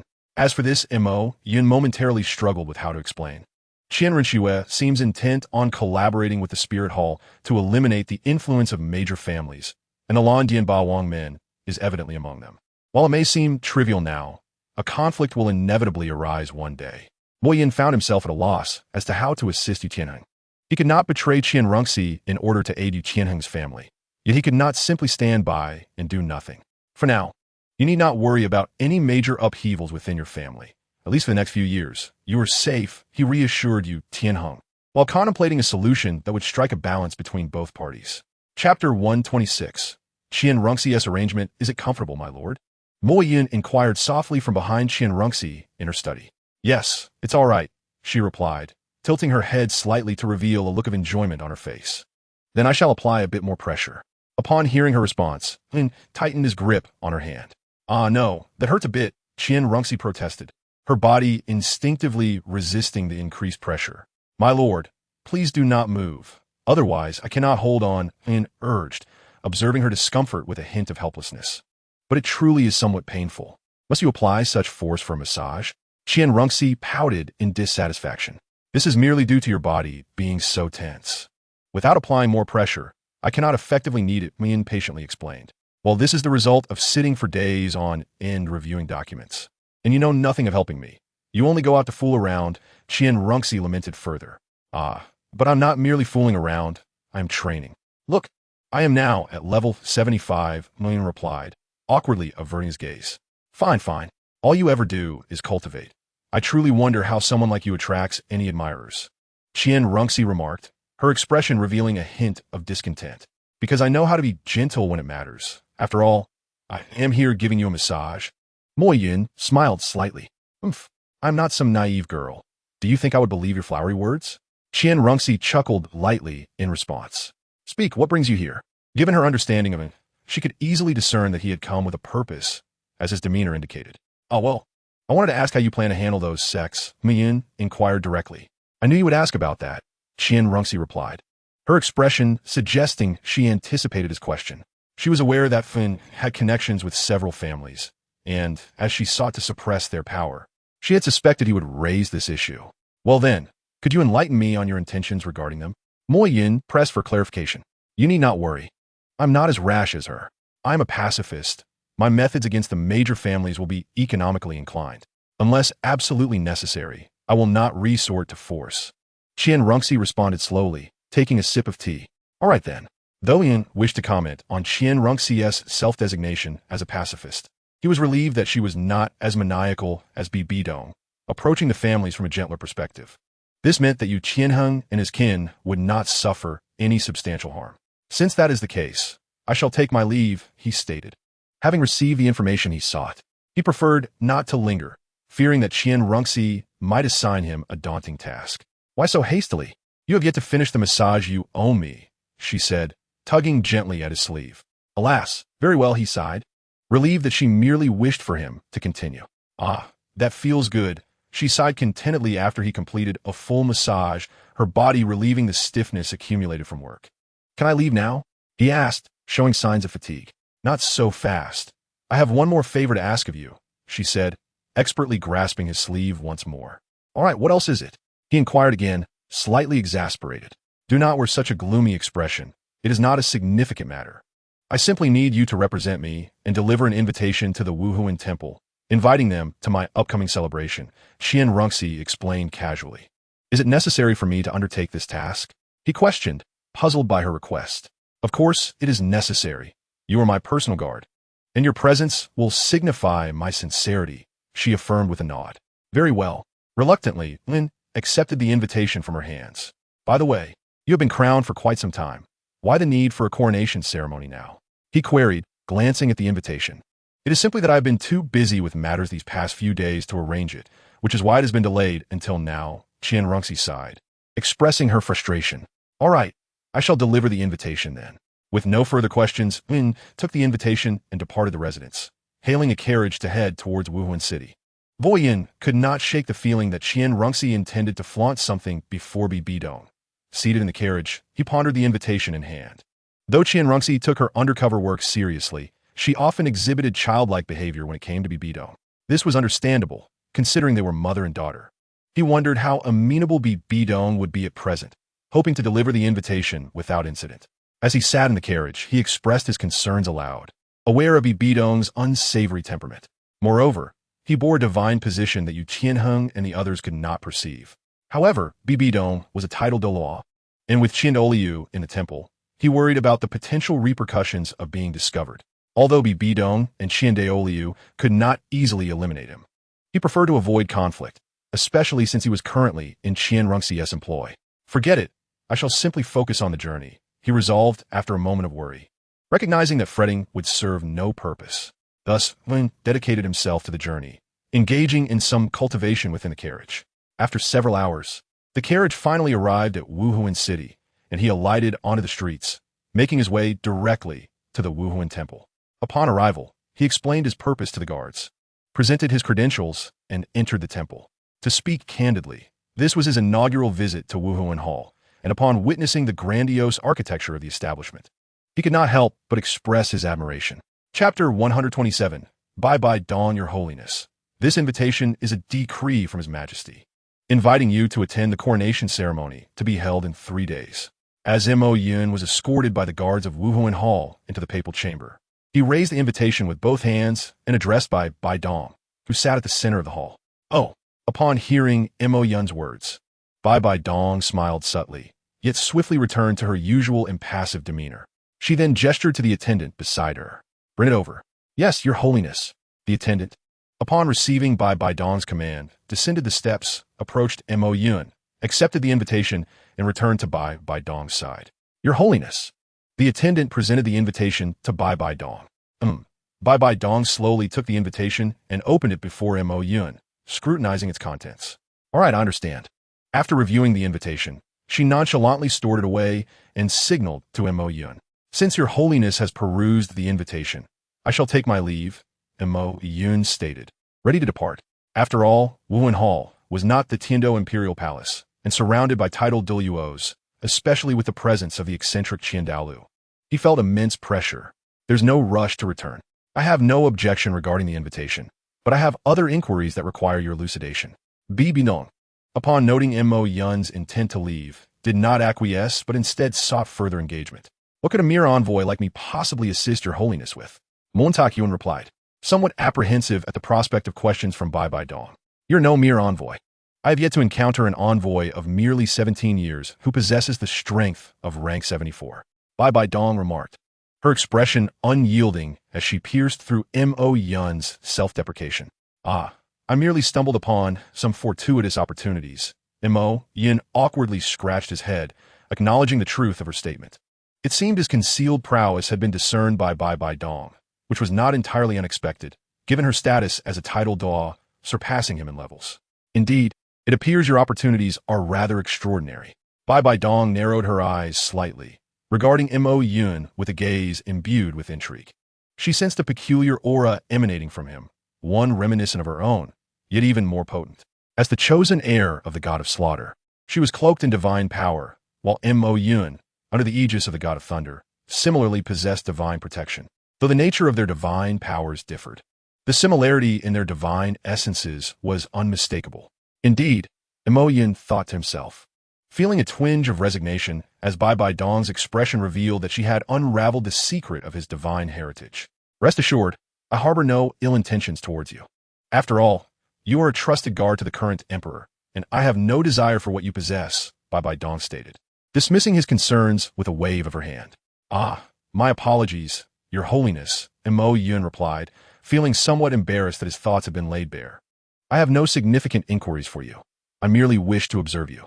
My disciple has been bested by you twice, and I find myself quite curious.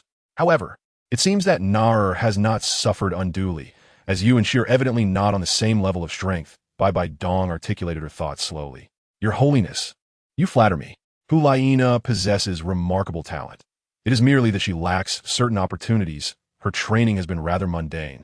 Mo Yun humbly responded to Bai Dong's assessment. Indeed, that reasoning bears some merit. It appears I must send her to undergo trials in harsher environments. Bibi Nong Mu's Kotfli Epain Hiring suggestion. Ah, I merely mention it casually. I hope Hulaina does not curse me for it, Mo Yun thought, feeling a sense of trepidation. Very well, I have no further questions for you. You may take your leave, Bai Dong concluded, showing no desire to prolong their conversation. Very well then, farewell, your holiness. Mo Yun bowed respectfully and exited the papal chamber.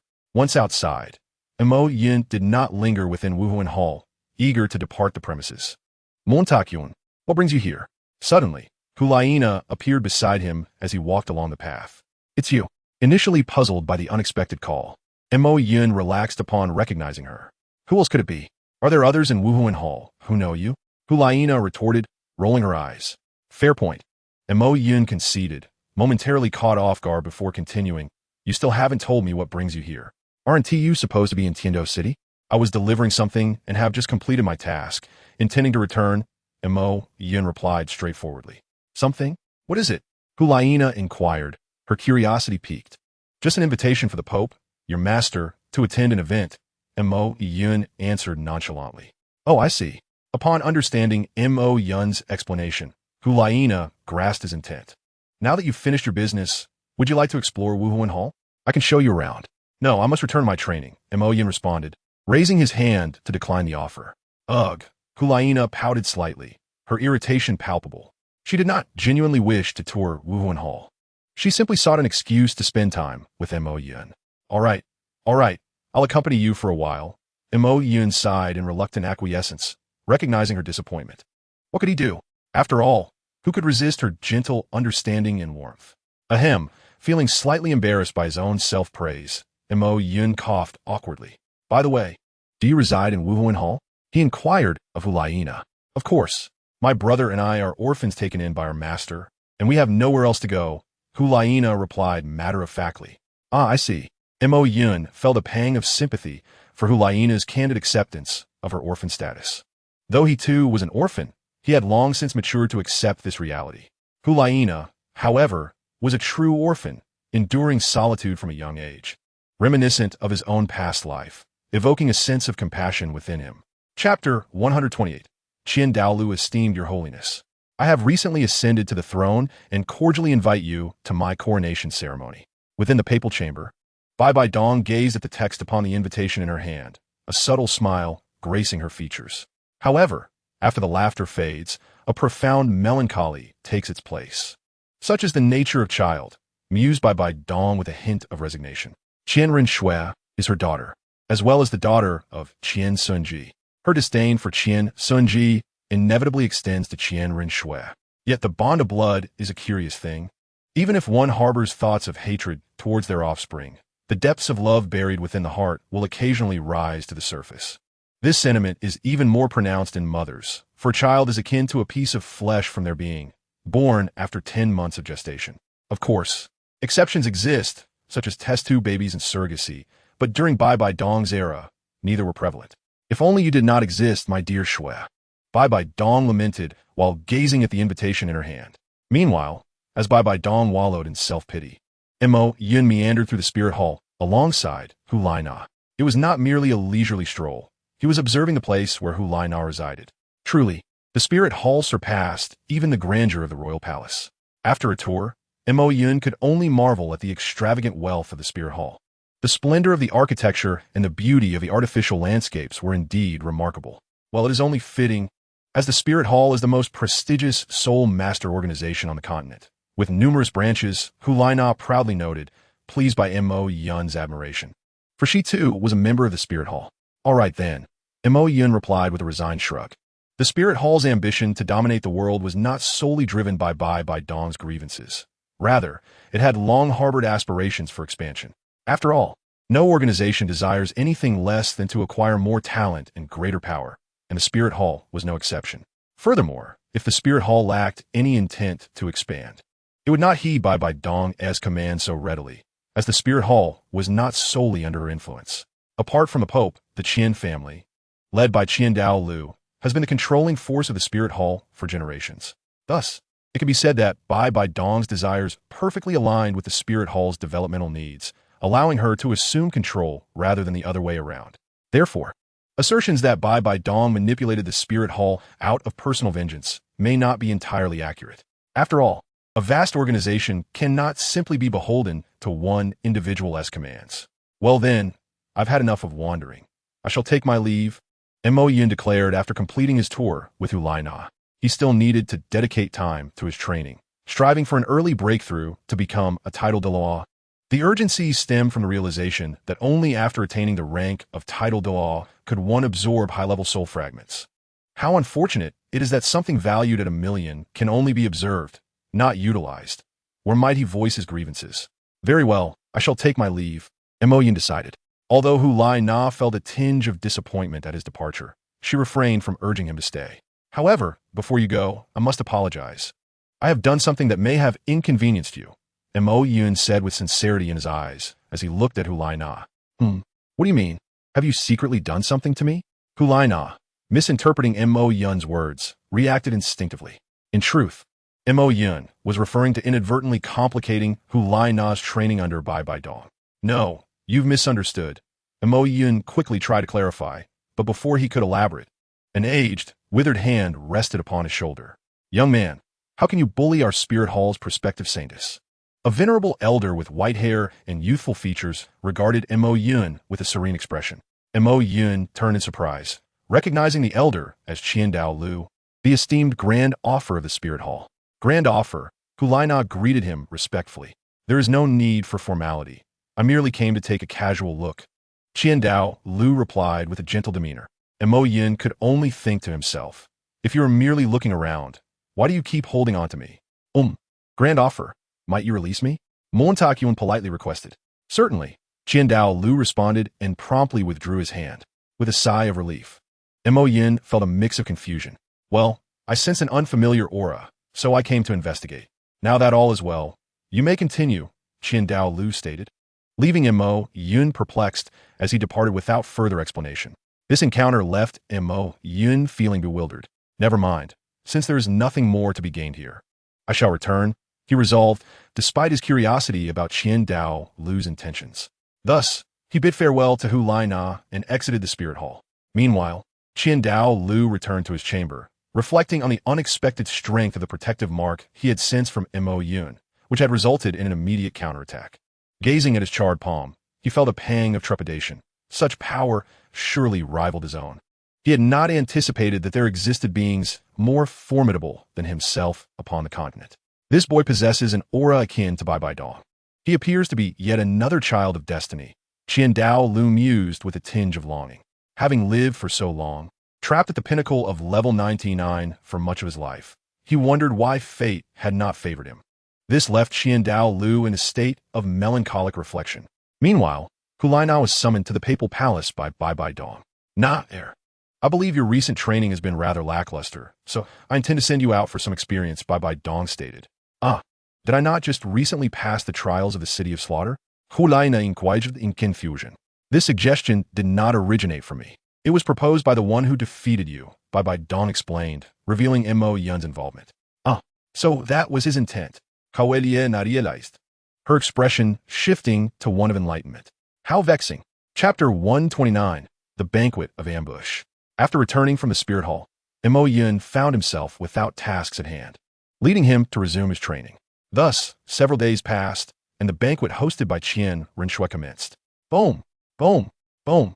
As the festivities began, the palace erupted with the sound of celebratory cannon fire, a truly magnificent spectacle. A throng of dignitaries and representatives from various sects entered the palace, taking their seats in an orderly fashion. Following this, they collectively enjoyed a performance of song and dance, and once the preliminary entertainment concluded, Qian Rinshui began to address the assembly. Cough, cough. Esteemed courtiers, it is with profound honor that I welcome you to my celebratory banquet. Today, I implore you to set aside any reservations, but prior to our festivities, there are matters I wish to discuss with you. Your Majesty, please proceed. At this moment, the tension among the attendees was palpable, for none present were of foolish disposition. They understood the implications of Qian Rinshui's words. With the ascension of the new emperor, there are bound to be mixed emotions, especially as Qian Rinshui has recently begun to take decisive actions. Fear not, esteemed courtiers, I merely wish to outline my future intentions. Observing that her audience grasped her meaning, Qian Rinshui felt a sense of relief, allowing her to speak more candidly.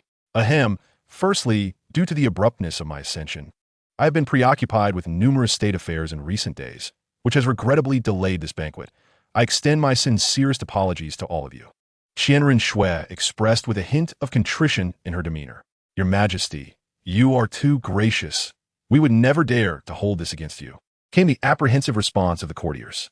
Well, as long as you do not mind, I have reflected on the current state of our empire over the past few days, recognized certain issues, and devised some solutions which I would like to announce to you now. Having exchanged pleasantries, Qian Rinshui delved directly into the crux of the matter. Firstly, there has been a degree of disorder within the palace, and I intend to rectify the internal personnel.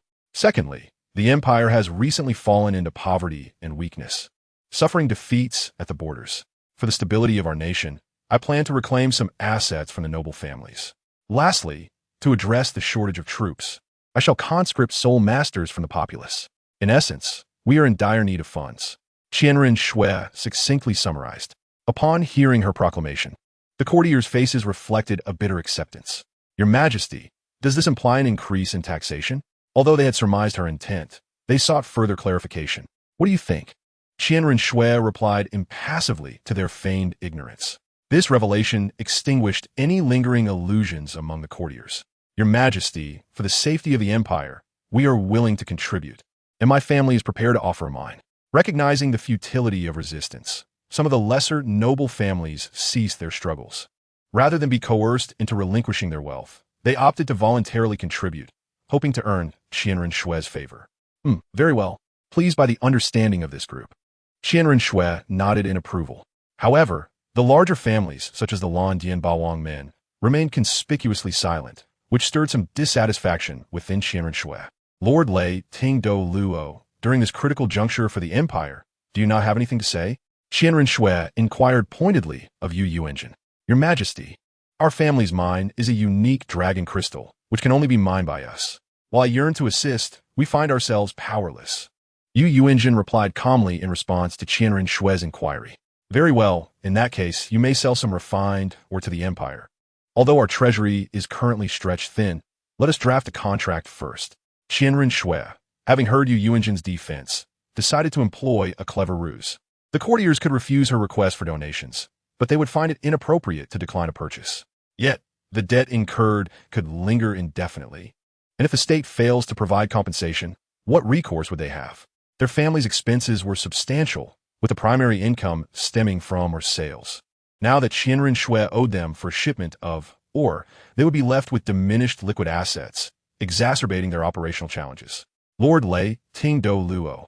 You also oppose the purchase of, or what is your intention? Sensing Yu Yunjin's predicament, Qianren Shui pressed on. Very well, I concede.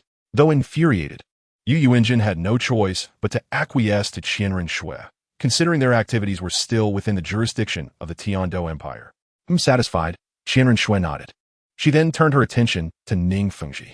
Master, your close ties to the royal family afford you protection. I shall not impose difficulties upon you. I merely require the conscription of some of your family's youth to serve as auxiliary soul masters in the military. How do you feel about this, Master? Although all disciples of the Qi Bao Liuli Zong are support type, they are not cowardly. When the nation is in peril, they must answer the call. Without hesitation, Ning Fengji agreed to Qianren Shui's request. Very well, I thank you, Master. Qianren Shui smiled slightly at Ning Fengji's prompt acceptance. Subsequently, upon witnessing the concession of these two prominent families, other families began to follow suit. I extend my gratitude for the contributions made today. The empire shall surely have a bright future. After various families made sacrifices, Qianren Shui refrained from further demands, recognizing that today was merely the initial step in her strategy to gradually undermine these families. Thereafter, Qianren Shui announced the official commencement of the banquet, permitting attendees to engage freely. Your Holiness, might I steal a moment of your time? Qianren Shui approached Bibi Dong with a smile, extending her invitation. Certainly, Bibi Dong initially contemplated refusal, yet for reasons unknown, she acquiesced. Subsequently, Bibi Dong followed Qianren Shui to a more secluded area. Ning Fengji observed this exchange with keen interest. What is Qianren Shui scheming? Watching her depart, he furrowed his brow. It was evident that Qianren Shui's efforts to weaken the families would not cease here. Yet she had conspicuously omitted any mention of the Wuhuan Temple. If she intended to diminish all powers equally, he would harbor no grievances. But this selective treatment raised his suspicions. Uncle Gu, I have a favor to ask of you. Ning Fengji raised his glass to the man clad in black robes and wearing an eye patch beside him. Oh, what is it? Curious about Ning Fengji's request, Gu Douluo inquired. I need you to locate Shui Peng and bring him to the Qi Bao Liuli Zone. I have inquiries for him. Ning Fengji instructed. Ah, are you planning to abduct a prince? Gu Douluo looked at Ning Fengji with confusion. He is no longer a prince. Ning Fengji sighed with resignation. Very well. Gu Douluo, seeing the situation, ceased his hesitation. With a flicker, he opened a spatial tunnel and vanished from sight. Chapter 130. Ning Fengji's imaginative storm. What is it, Your Holiness? Do you not have anything to say upon seeing me? Once Qianren Shui and Bibi Dong reached a secluded area devoid of onlookers, silence enveloped them, prompting Qianren Shui to break the stillness. You have performed admirably. In response to Qianren Shui's inquiry, Bibi Dong offered a stoic compliment. Yet, this single statement profoundly astonished Qianren Shui.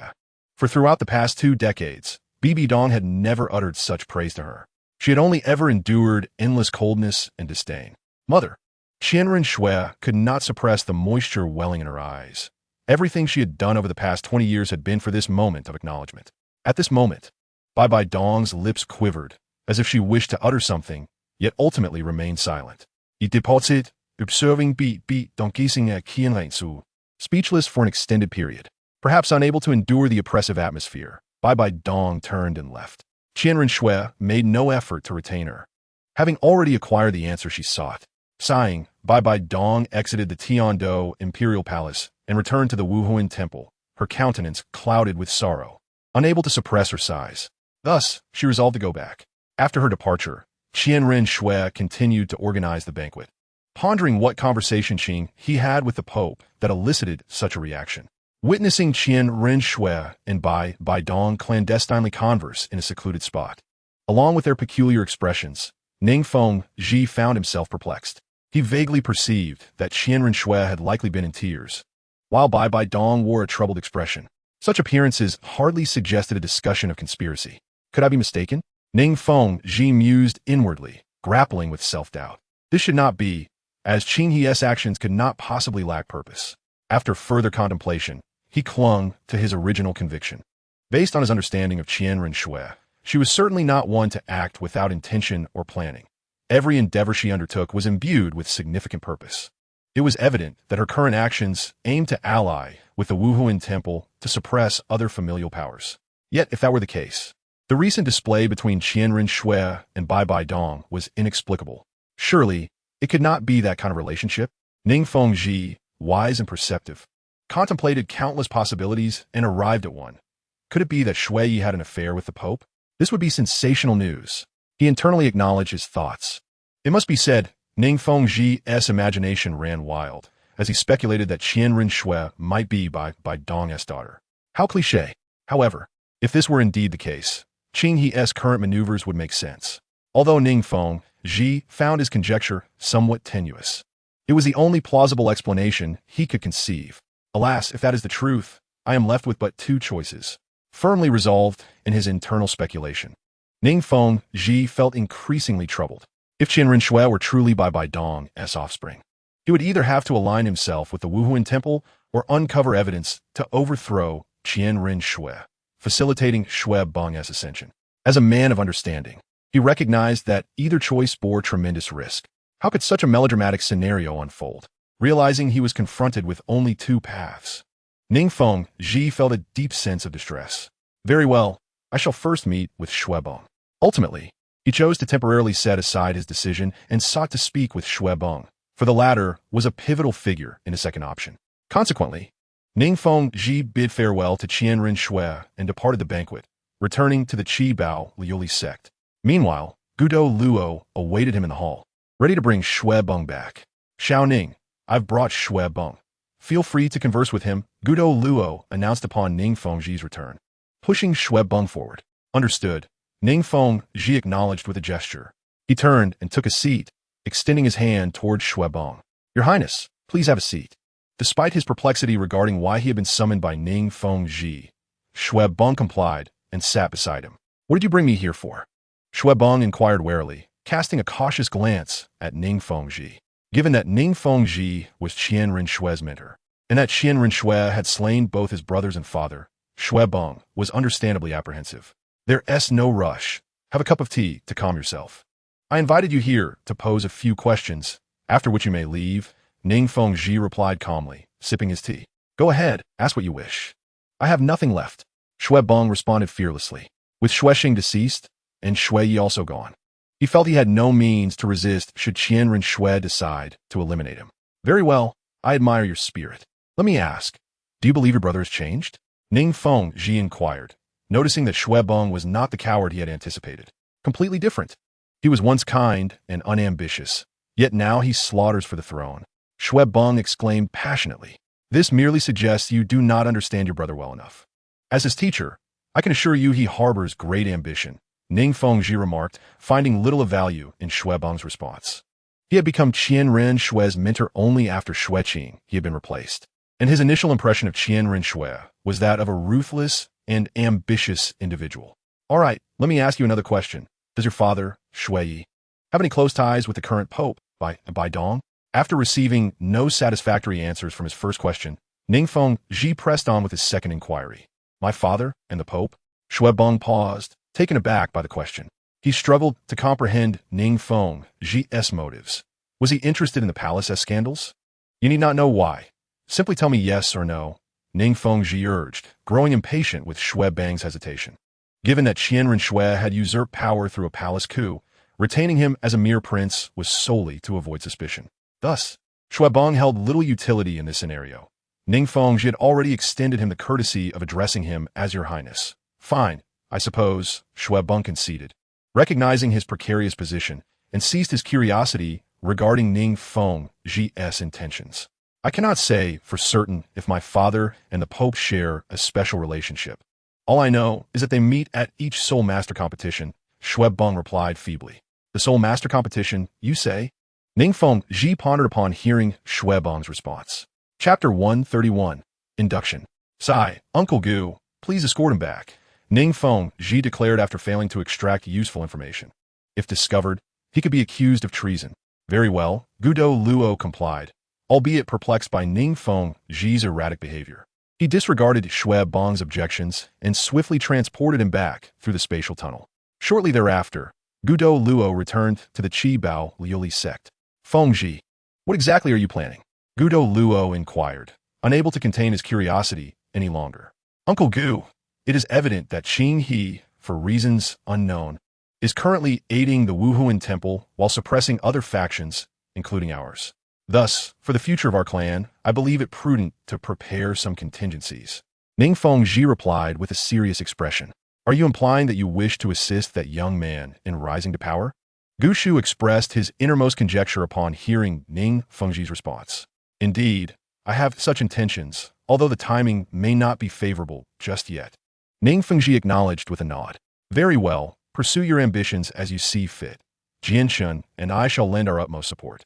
Gu Douluo, upon hearing Ning Fengji's admission, was not particularly surprised, as Ning Fengji had always prioritized the interests of the sect. Should the Tian-Do Empire truly threaten the sect's existence, he would not hesitate to resist. As a revered elder of the Qi Bao Liuli sect, their fates were intertwined. For now, it is not yet time. Let us observe further. Ning Fengji felt a sense of gratitude and warmth in response to Gu Douluo's unwavering loyalty. Meanwhile, as Ning Fengji harbored ulterior motives concerning Qian Renxue, she too had become aware of their intentions. This Ning Fengji is indeed quite unruly, and as for Xue Peng, sparing his life once was my utmost tolerance. I never imagined he would dare conspire with Ning Fengji. Seated in her office, Qian Renxue listened to Mo Yun's report with a countenance filled with indignation.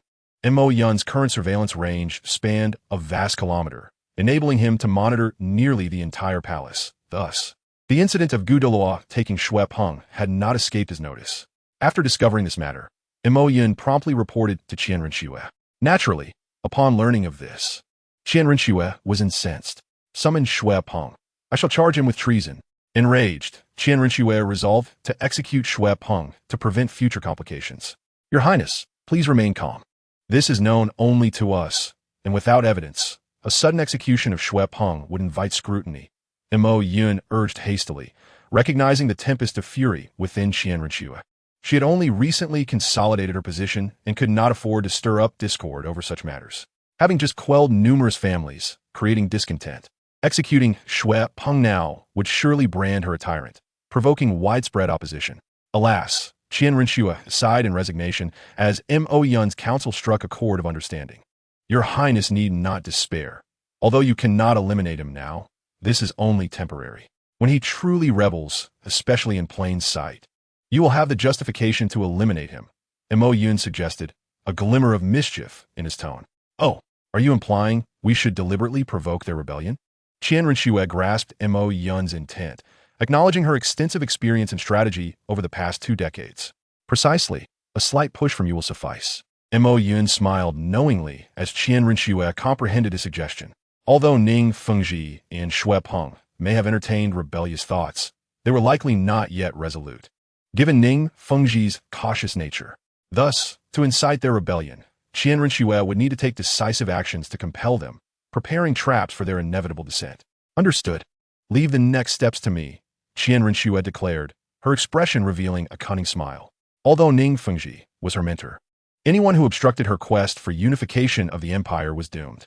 Thus, she began contemplating how to gradually corner Ning Fengji. Once Mo Yun observed Qian Renxue's determination, he took his leave.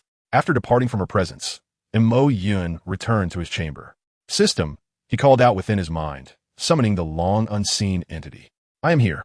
How may I assist you, master? The system responded within Mo Yun's consciousness. I wish to inquire if there is truly no way to absorb this advanced MartialSoul fragment at present. I'm still some distance from attaining the rank of title Da, Mo Yun expressed, his face etched with frustration. He possessed a MartialSoul fragment, yet could not absorb it, which caused him considerable distress. He also yearned to ascertain the benefits this advanced MartialSoul fragment could confer. Master, this fragment can only be absorbed once you become a title de law. Until then, the system is powerless to assist. The system replied with a tone of resignation. Why is that? The previous MartialSoul fragments did not impose any rank restrictions, and Mo Yun questioned, perplexed. This is because your earlier MartialSoul fragments serve to enhance your existing MartialSoul, whereas this particular fragment embodies the truths of the world, the system elucidated without reservation. However, this explanation only deepened Mo Yun's confusion. What relevance did MartialSoul fragments hold to the truths of the world? And why must he wait until ascending to title Douluo to absorb this so-called truth? Master, in this realm, title Douluo marks a critical threshold. Only upon attaining this rank will your soul power undergo a qualitative transformation, and your comprehension of martial souls will become profoundly deeper. Only then can you absorb this martial soul fragment imbued with the truths of the world, the system elaborated patiently. Fine. In summary, I still cannot absorb it now. Mo Yun sighed, trying to digest the system's lengthy explanation.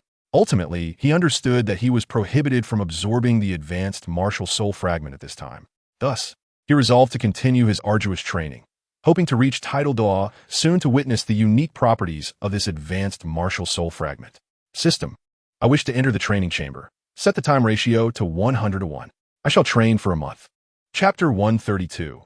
Yi Lingling's coming-of-age ceremony the following morning. Mo Yun slowly opened his eyes, having meditated within the training chamber for a month and a half. Despite only a night having passed in the real world, his soul power had now broken through to level 76. In reality, only a few days had elapsed since his last breakthrough.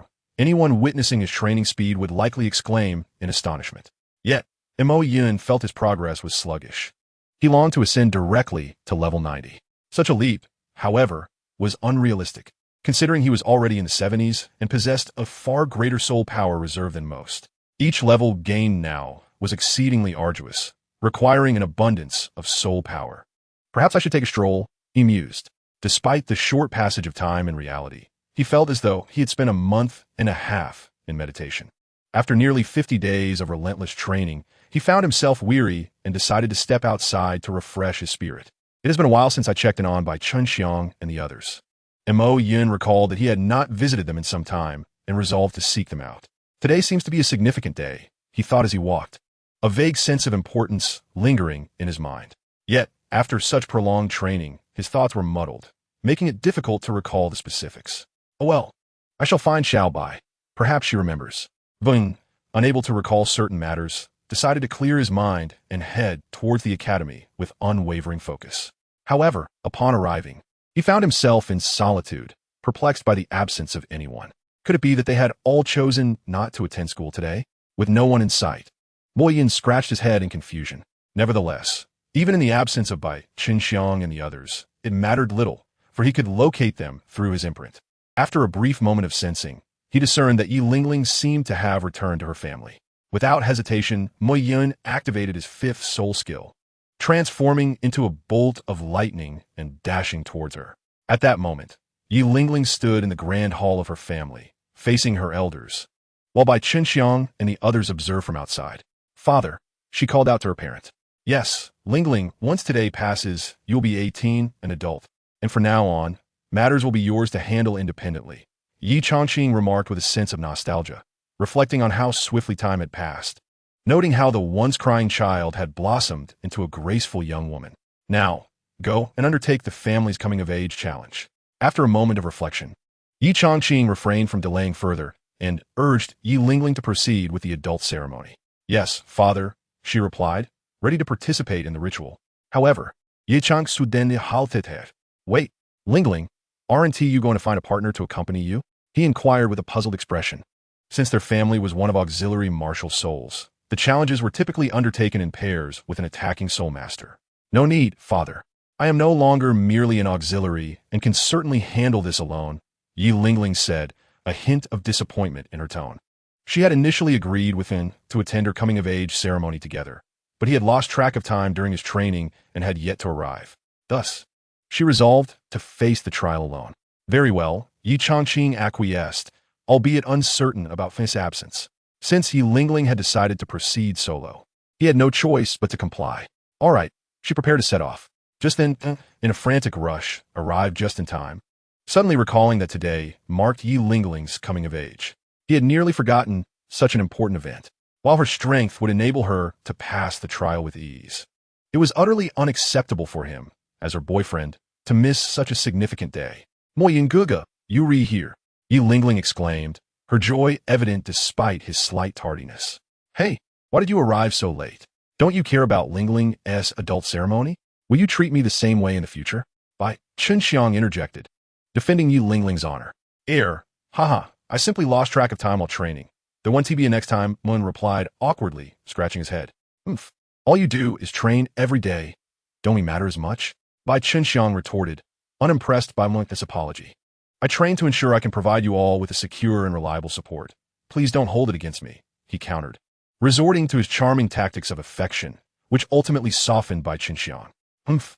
All you ever do is sweet talk. If you dare miss my coming-of-age ceremony, I will make sure to teach you a lesson, she warned, her cheeks flushed. All right, enough of that. You should hurry and accompany Lingling. Today, she is the star, Bai Chenxiang urged, pushing Muyin forward. With a slight smile, Muyin approached Yi Lingling. I apologize for being late, Lingling, he said earnestly. It's all right, Mungurga. Your presence is all that matters, she graciously assured him. Now, let me accompany you in completing the trial, Muyin said, relieved that Yi Lingling was not upset, as he took her hand and led her outside. The adult trial of Yi Lingling's family was indeed peculiar. It did not assess whether the members could stand on their own, given that it was an auxiliary family, and the challenges were conducted in pairs. Thus, the core of this trial was to cultivate cooperation between two individuals. However, it was not the oddity of the trial that struck one as strange, for such arrangements were common among auxiliary families. What made it peculiar was that it essentially resembled a date, as participants typically chose their beloved to accompany them. Hence, the family had thoughtfully modified some tasks to help foster connections, such as retrieving a heart-shaped plant from the Twin Peaks. In summary, this trial was not challenging, but undertaking it alone could be quite awkward, given its inherently dual nature. Yet, if one were to consider it as a date, it would mark Huyen's first outing with Yi Lingling. Despite being in a relationship for quite some time, they had never actually gone on a date together, highlighting his lack of initiative. Chapter 133. The marriage pressure on Qian Rinxue, Your Majesty, now that you have stabilized the governance. Should you not consider taking a queen or a concubine? A minister unexpectedly posed this question during Qian Rinxue's regular morning audience, nearly causing her to spit out her breakfast. Although she appeared to be Xue Qinghe on the outside, internally, she was a woman. How could she possibly take a wife? Cough, cough, this matter is not urgent. I do not have such intentions at the moment, Qian Rinxue replied, delicately refusing, mindful of her gender. Your Majesty, while it is said that a nation cannot be without a father for a day, a country also cannot remain without a queen for long. It will be prudent for you to handle the matter of marriage soon. I have heard that the daughter of the Yi family, who has a betrothal with you, has come of age, and I believe you should consider her. The minister persisted, undeterred by her rejection. Seeing the minister's stubbornness, Qian Rinxue felt a slight exasperation. Why should a minister concern himself with the emperor's marriage? Furthermore, recommending Yi Lingling, whom she was well aware was his girlfriend, was particularly absurd. Marrying Yi Lingling would mean constantly witnessing Mun's infidelity. While she, as a woman, might not be overly concerned about such matters, the rumors would inevitably circulate. Cough, cough. Allow me to ponder this matter further. Once I have made a decision, I will act accordingly, Qian Rinxue reiterated, once again deflecting the suggestion. Then, I shall trouble your majesty, the minister conceded, recognizing her reluctance and ceasing his insistence. Very well, that concludes today's court session. Esteemed ministers, you may take your leave, Qian Rinxue announced hastily, eager to conclude the audience to avoid any further peculiar inquiries. Alas, even as an emperor, one must still contend with the pressures of marriage, which is truly exasperating. Qian Rinxue sighed helplessly after departing from the court. However, she comprehended the rationale behind such expectations. After all, the emperor is the sovereign of a nation and bears the responsibility of bequeathing the empire to the next generation, necessitating an heir. Without a successor, the ministers below would inevitably harbor concerns. Hence, after the ascension of a new emperor, the ministers, aside from matters of state, are most preoccupied with whether the emperor has found a consort and if progeny has been sown. Yet, the predicament lies in the fact that she, Qian Rinxue, is a woman. Moreover, the empire is ultimately to be entrusted to the Wuhuan temple. Perhaps it would be best to cancel the engagement altogether. The thought of her engagement brought her some vexation. Previously, due to a lack of power, she had refrained from dissolving the engagement. Now that she has ascended to the throne, the annulment is merely a matter of stating it. However, to dissolve the engagement without cause might incite discontent among certain factions. Presently, she must focus on inciting Ning Fengji to lead a rebellion with Xue Beng and lacks the bandwidth to address such matters. Thus, she resolved to let the engagement linger for now. At the very least, it would provide a pretext for any future pressures regarding marriage. After much contemplation, Qian Rinxue decided to temporarily set aside the engagement, viewing it as a trivial matter that could serve as a means to placate some of the ministers. With this in mind, she ceased to concern herself with the matter and returned to her office to continue devising strategies against the Seven Treasure Glazed Tile School. At that moment, Mo Yun fortuitously returned from Yi Lingling's side, radiating joy. Qian Rinxue, noticing Mo Yun's exuberant demeanor, felt a tinge of curiosity about what had transpired. However, she refrained from inquiring, opting instead to assign Mo Yun a task, believing that Mo Yun's buoyant spirit would render her eager to assist. Mo Yun, you have returned. I happen to have a matter that requires your assistance. Mo Yun's early relation was swiftly extinguished upon receiving a task from Qian Rinxue so soon after her return. What, do you find it so unappealing to attend to serious matters? Qian Rinxue remarked with a hint of dissatisfaction at Mo Yun's sudden change of expression. And no, what is it you need? Mo Yun waved her hand and inquired. Nothing of great significance. I simply require you to visit the Seven Treasure Glazed Tile School to deliver my orders to Ning Fengji, Qian Rinxue stated nonchalantly. Since she intended to pressure the Seven Treasure Glazed Tile School, she needed to take decisive action. Very well. Understanding that Qian Rinxue was once again sending her on an errand, Mo Yun exhibited a resigned expression but accepted the task nonetheless. Subsequently, she set off for the Seven Treasure Glazed Tile School with Qian Rinxue's orders in hand.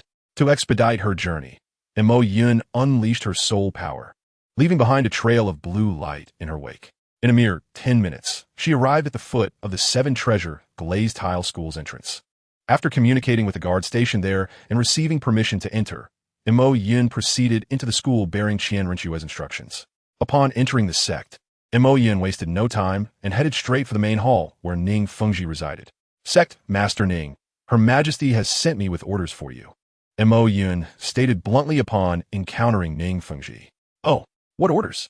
Ning Fengji was taken aback by Mo Yun's sudden arrival, initially intending to extend hospitality, given that Mo Yun was a trusted confidant of Qian Rinxue.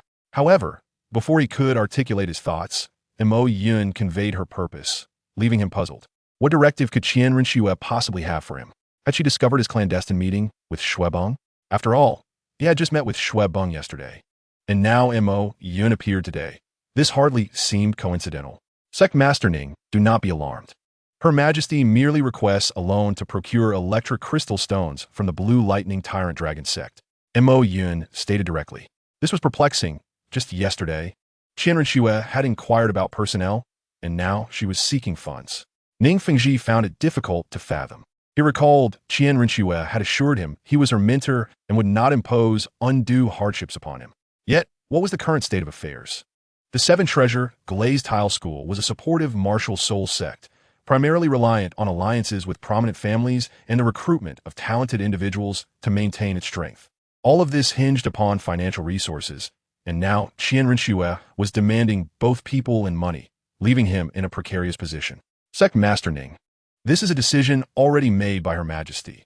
In a few days, someone will come to your esteemed location to collect the funds. I am merely here to inform you, so I urge you to prepare accordingly.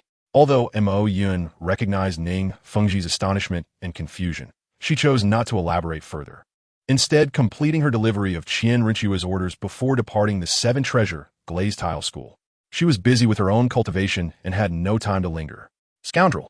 After Mo Yun's departure, Ning Fengji, unusually irate, vented his frustrations. The Seven Treasure Glazed Tile School was merely a supportive MartialSoul sect, relying on alliances and the absorption of capable individuals to maintain its prominence.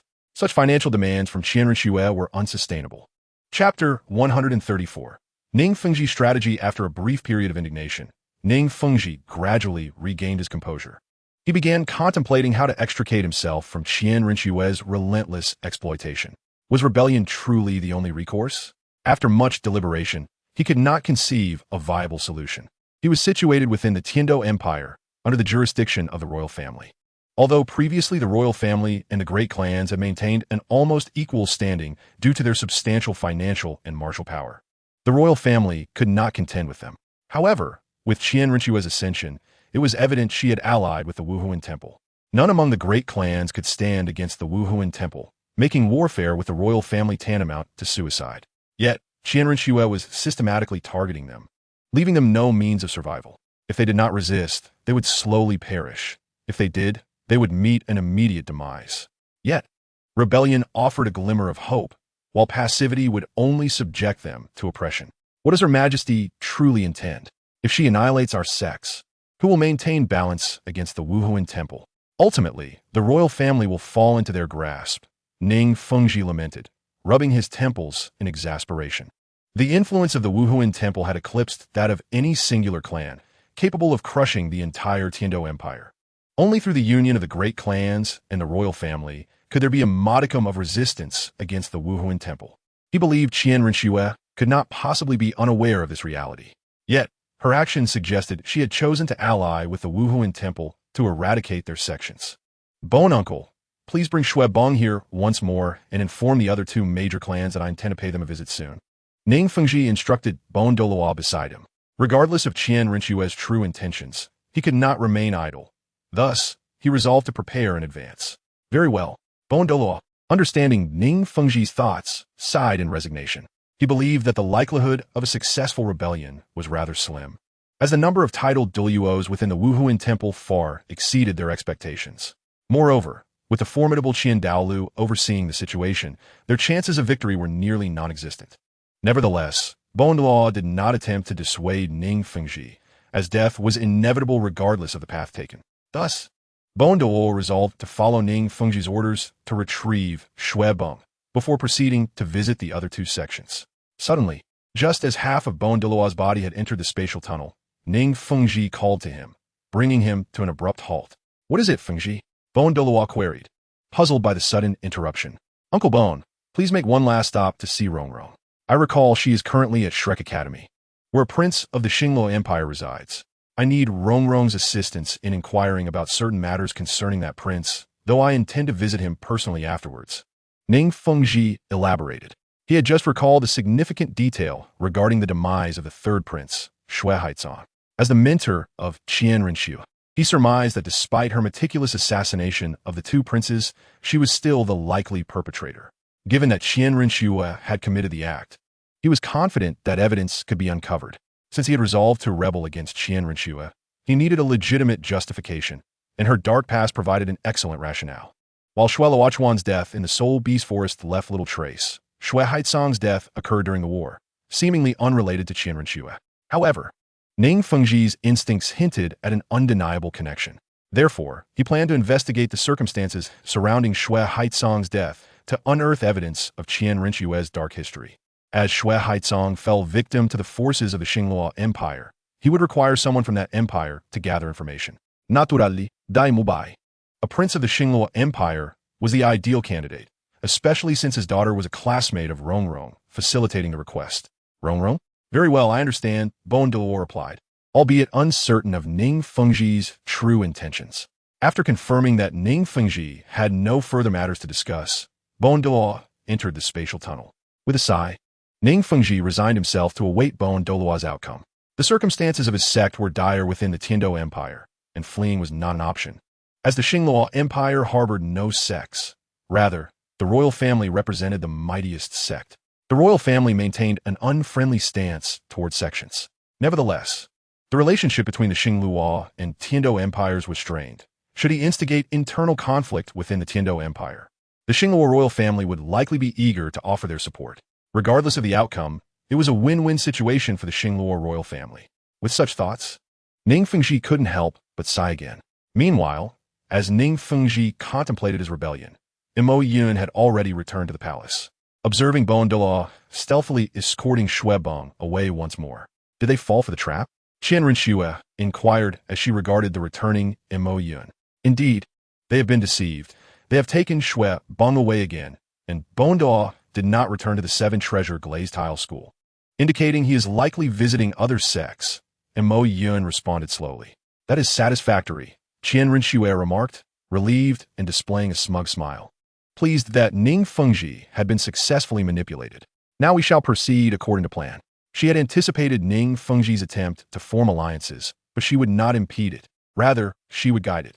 She intended for Ning Fengji to forge alliances only with the sects she desired, thereby eliminating more adversarial and neutral families and absorbing their resources and influence.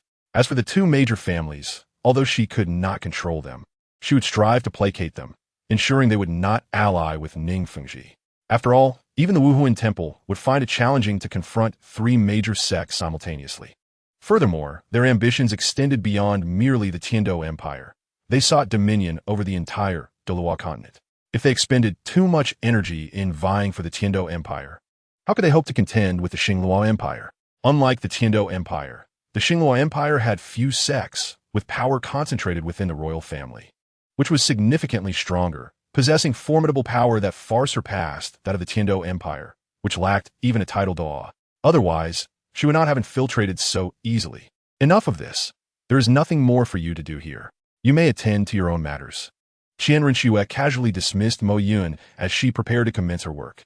And Mo Yun, however, felt somewhat dissatisfied. I have assisted you twice. Will there be no reward? He inquired of Qian Rinxue. What would you like? Qian Rinxue pondered, looking at him. Nothing in particular. I merely wish to express a slight grievance. Mo Yun waved his hand nonchalantly in response. Observing Mo Yun's demeanor, Qian Rinxue felt a sense of helplessness. How old are you? Yet you still throw childish tantrums, she remarked, unable to refrain from teasing him. Nonetheless, she understood that offering rewards voluntarily differed greatly from demanding them. Let us leave it for next time. I will compensate you then, Qian Rinxue said, lightly rubbing her forehead. Agreed. I shall take my leave now, Mo Yun replied, no longer pressing the matter, and departed from Qian Rinxue. Once outside, he resumed his training, as he had little else to occupy his time. The sooner he reached title Douluo, the sooner he could utilize that advanced Wuhuan fragment. Thus, Mo Yun continued his rigorous training within the system's training chamber for several months. However, to the outside world, it appeared as though he had merely been secluded in his room for 2 or 3 days. Nevertheless, Mo Yun's soul power had already reached level 79. Just a step away from becoming a soul Douluo. You are truly remarkable. How have you attained such soul power? When Qian Rinxue saw Mo Yun again, she couldn't help but express her astonishment. At this point, Mo Yun had not only surpassed her in strength, but also exceeded her in soul power. Given his current training pace, it was highly likely that he would achieve title Douluo before turning 20, a speed that was nothing short of astonishing. After all, Tang Hao, who is currently renowned as the youngest title Douluo, had only reached that status at the age of 44. Mo Yun's accomplishment would shatter that record, and he would achieve it in half the time. I am unsure. I simply continued training and leveled up. Mo Yun replied with an awkward smile to Qian Rinxue's admiration. However, despite his casual demeanor, the reality was quite different. The months of meditation had nearly driven him to madness due to the monotony. Furthermore, the adjustment of the time-flow ratio between the training chamber and the outside world had led to his points dwindling like a waterfall. In just 3 days, he had expended nearly 100,000 points, equivalent to the cost of a mid-level Wuhuan fragment. However, Qian Rinxue remained oblivious to the fact that in her eyes, Mo Yun had merely advanced 3 levels after 3 days of seclusion. Very well, your strength has increased, and I am quite pleased, especially since we may soon engage in a fierce battle with the Qi Bao Liuli sect, where your assistance will be invaluable, Qian Rinxue remarked, glancing at Mo Yun. Oh, how are things on Ningfengji's end? Upon hearing of the impending combat with the Qi Bao Liuli sect, Mo Yun inquired about the situation regarding Ningfengji. Things are manageable. Everything remains within expectations. Ningfengji has already gathered a faction of rebellious forces, albeit they comprise mostly small to medium-sized families. For now, the Landian Bawang sect and the Hao Tian sect have yet to make any move, Qian Rinxue responded calmly to Mo Yun's inquiry. All right, understood. When do we plan to cast our net? Mo Yun asked Qian Rinxue, his gaze intent upon her. Let us wait a little longer until the stances of the other 2 major families are solidified, and until all hidden factions of resistance reveal themselves, Qian Rinxue replied, unhurriedly. Very well. How prepared is the Wuhuan Temple? After grasping the situation with Ningfengji, Mo Yun also took the opportunity to inquire about the preparations at the Wuhuan Temple. After all, if a battle truly ensues, it will require the efforts of the Wuhuan Temple. The royal family has yet to produce even a title Douluo. The Wuhuan Temple has readied its warriors for battle. Though nothing is confirmed yet, we must wait for the situation with Ningfengji to stabilize. Qian Rinxue reiterated in response to Mo Yun's inquiry. All right, I shall continue to wait. Should you need my assistance, do not hesitate to inform me, Mo Yun remarked. noting that Ning Fengji and their side remained in the preparatory stage and had no immediate intentions of taking action. He then departed from Qian Rinchu's presence to seek out Yu Qianheng and the others, as Qi Ming had nearly finalized their next steps in cultivation. As fate would have it, upon arriving at the academy, Mo Yun encountered Yu Qianheng and his companions. Mo Yun, you have arrived. Yu Qianheng greeted him with enthusiasm. Yes, Mo Yun casually replied upon hearing the call. So, has Teacher Qin discussed our next course of action? Mo Yun inquired of Yu Qianheng. Indeed, he has. And the gist of it is that we're to venture into certain secret realms for training to see if we could discover any opportunities. Though this may not concern you much, Yu Qianheng explained, scratching his head. With a divine position already attained, what further opportunities does Mo Yun require? Besides, his cultivation speed is already quite rapid. Even if he were to do nothing, he could gradually ascend to godhood. Sigh. Very well. Mo Yun acknowledged Yu Qianheng's meaning, raising his hands in resignation. By the way, has there been any change within your family recently? Upon recalling that Yu Qianheng was the future heir of the Lan Dianbao Wang sect, Mo Yun sought to gather information regarding the sect. My family? Why do you ask? Yu Qianheng looked at Mo Yun with a hint of confusion. It's nothing. I merely noticed your expression was not quite right and wondered if something had transpired within your family. Mo Yun replied tactfully.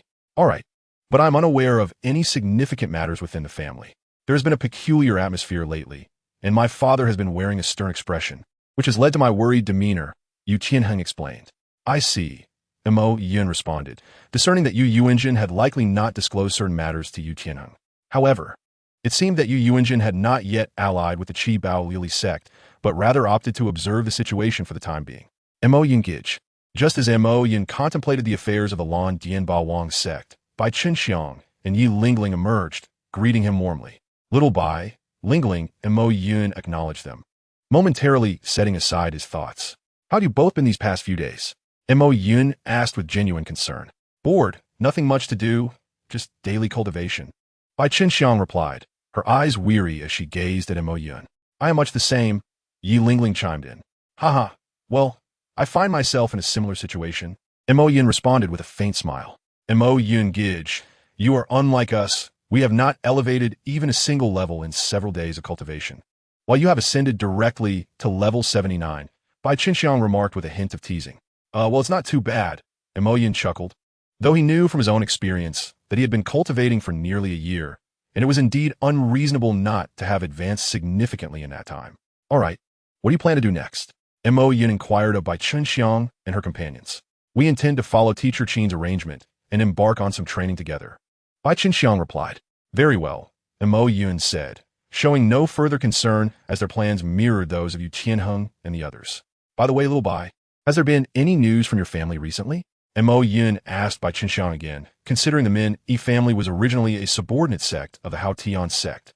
Although the Hao Tian sect had largely ceased to oversee them, Ning Fengji would likely attempt to recruit them, hence Mo Yun's inquiry. As for my family, nothing of particular note has arisen. Bai Chenxiang candidly responded without hesitation.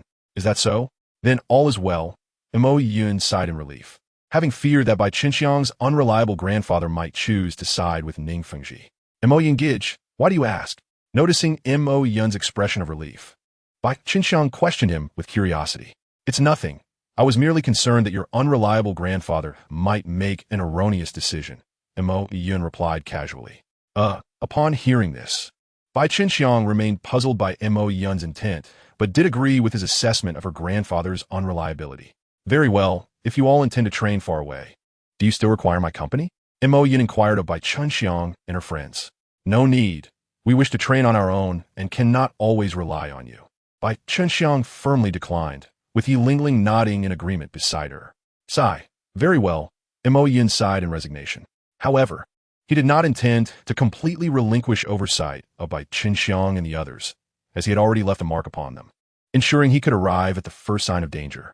During your training in the coming days, remember to communicate with your family members and urge them to remain prudent.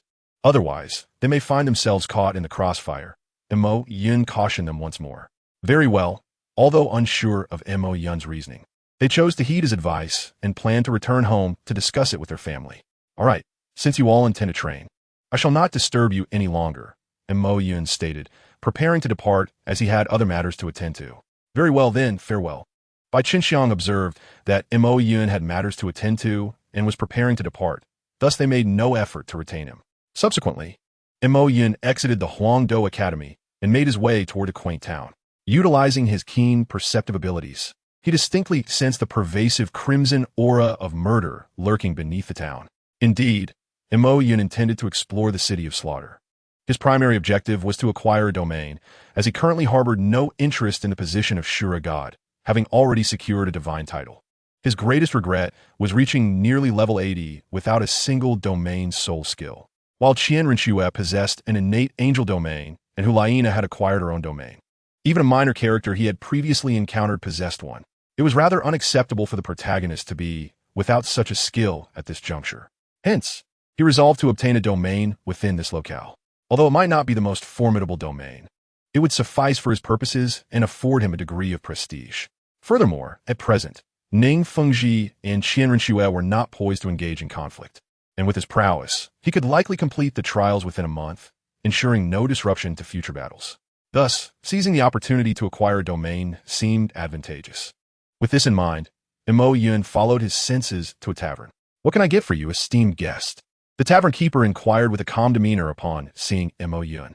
"I do not drink," Mo Yun replied slowly. "Oh, if you do not drink, what brings you to my tavern?"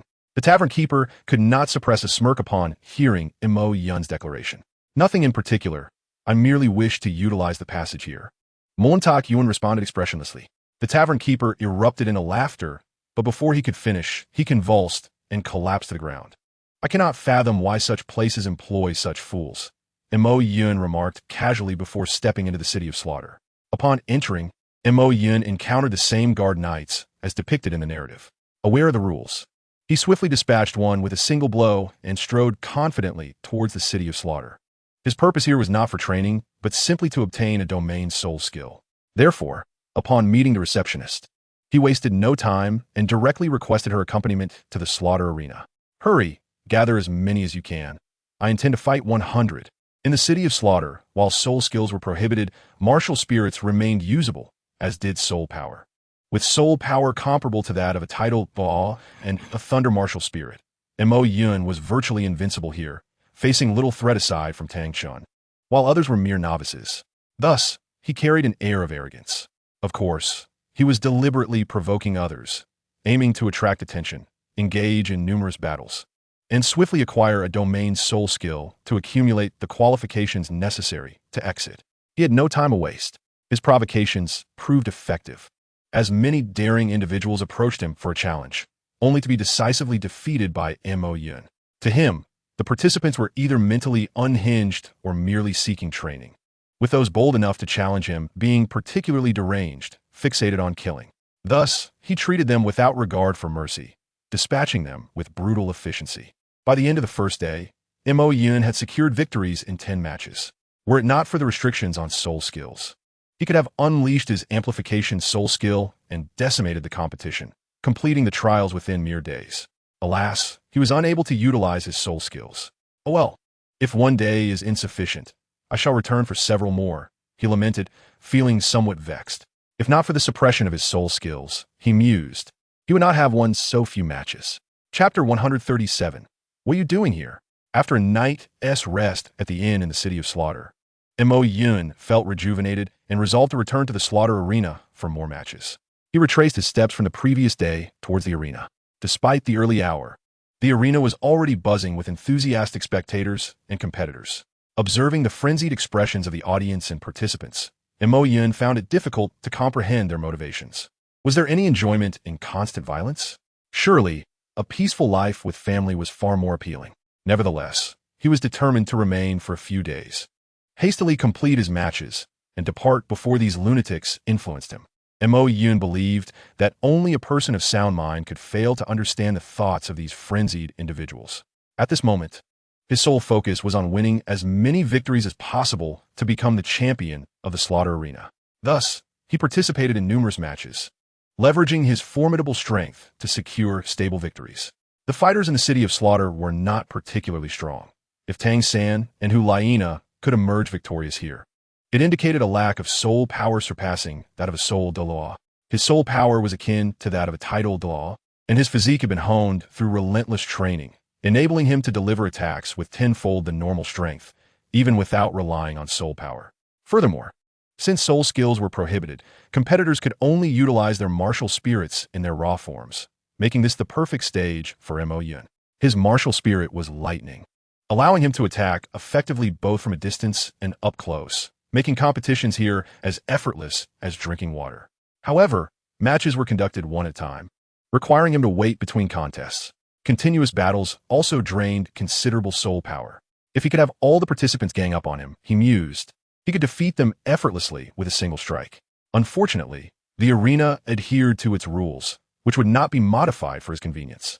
Thus, Mo Yun had no choice but to participate in the matches as required. Once again, he spent half the day competing, accelerating his progress, but only managing to fight in 8 matches. "Oh dear, this is so slow," he complained after stepping off the arena. At this rate, he would need at least a week to exit. Just then, a rumbling from his stomach interrupted his thoughts. Never mind, I should first replenish my energy. After a morning of battles, he felt somewhat fatigued, so Mo Yun returned to the streets in search of a food vendor. However, after a thorough search, he found no normal restaurants. The establishments either sold exotic items he had never encountered or, disturbingly, human flesh. "I can't believe this," Montak Yun exclaimed in frustration, stomping his feet in irritation at the lack of food, but to no avail. Ultimately, he returned to the inn and entered the system's training chamber, as it would alleviate all negative sensations. Mo Yun then commenced his training as usual, aiming to reach level 80 and absorb a 100,000-year soul ring. Thus, it is likely that his soul power may ascend to over 80 levels. With such an enhancement, he would have sufficient soul power to participate in more competitions, thereby reducing his time spent fighting here. Contemplating this, Mo Yun immersed himself in cultivation. After 2 months of rigorous training in the cultivation chamber, merely a day and a half had elapsed outside, and it was now the morning of the second day. Mo Yun successfully reached level 80. Subsequently, he exchanged for a new 100,000-year soul ring from the system. Upon successful absorption, his soul power surged once more, elevating him directly to level 83. However, Mo Yun still felt it was somewhat insufficient. "System, elevate all my previous soul rings to 100,000 years, he commanded with a grand gesture. Exuding an air of confidence, he aspired to enhance all his soul rings to acquire greater increments of soul power. "Understood, Master," the system promptly responded to his command. Gradually, the 3 colors of soul rings behind Mo Yun transformed into a singular hue, an intense blood red. The sight of 8 100,000-year soul rings would undoubtedly leave onlookers in awe. Nevertheless, Mo Yun could not help but think that had he possessed sufficient points, he could have turned these rings into a golden hue. "Alas, I have spent quite a bit of points recently," he mused, observing the substantial depletion of his once millions of points. "Oh well, points are meant to be spent. I can always earn more later." Despite the considerable expenditure, Mo Yun had reaped rewards, thus he chose to dismiss any lingering concerns. "System, revert the color of my soul rings to their original hues," he instructed. The sudden appearance of 100,000-year soul rings would inevitably arouse suspicion, so to avoid any doubt, Mo Yun opted to restore the original colors while retaining their true capabilities. Level 88, "It seems I am on the verge of ascending to titled law," he reflected, a satisfied expression gracing his features as he sensed his burgeoning soul power. He was now capable of competing 20 times a day. Yet, what pleased him the most was that his 8th soul skill was a domain skill, a revelation he had not anticipated. Had he known earlier that his 8th soul skill would grant him a domain, he would not have come here at all. Consequently, Mo Yun's objective shifted from acquiring a domain to hastening his departure from this place. "Well then, let's swiftly complete the required matches and leave this place," he resolved. After obtaining the domain's soul skill, Mo Yun lost all desire to remain, yearning instead to depart, especially given the lack of decent sustenance here. Therefore, he exited the inn, eager to return to the arena for competition. With a significant boost in strength, today's matches proved exceptionally effortless for him. Without much effort, he secured 13 victories. At this rate, he could depart in approximately 3 days. "All right, just one more match, then I will rest." After half a day's combat, Mo Yun felt a bit fatigued, contemplating one final match before taking a break. However, upon seeing his opponent, he was astonished. "What are you doing here?" he inquired, gazing at his adversary. The individual before him mirrored his surprise. Mo Yun, what brings you here? She asked. What do you think? Montauk Yun retorted. Aren't you already a god? She continued to question him. I merely came to obtain a domain. After all, you have one while I do not, he replied, shrugging in resignation. Ah, I see. She responded, somewhat speechless. Chapter 138. A reunion with Hulaina. What shall we do now? Hulaina inquired, looking at Mo Yun. Indeed, the person Mo Yun encountered was Hulaina. Although she had visited once before, that time she had only acquired the killing god domain. This time, she was compelled by Bai Dong to return and partake in additional trials in the city of slaughter. It was said that passing all the trials would enable her to inherit the position of the Shura god, hence by Dong's insistence on her participation. What else can we do? Let's just chill, Mo Yun replied, shrugging his shoulders. He certainly could not engage Hulaina in combat. This was the city of slaughter, where only life and death mattered, not victory or defeat.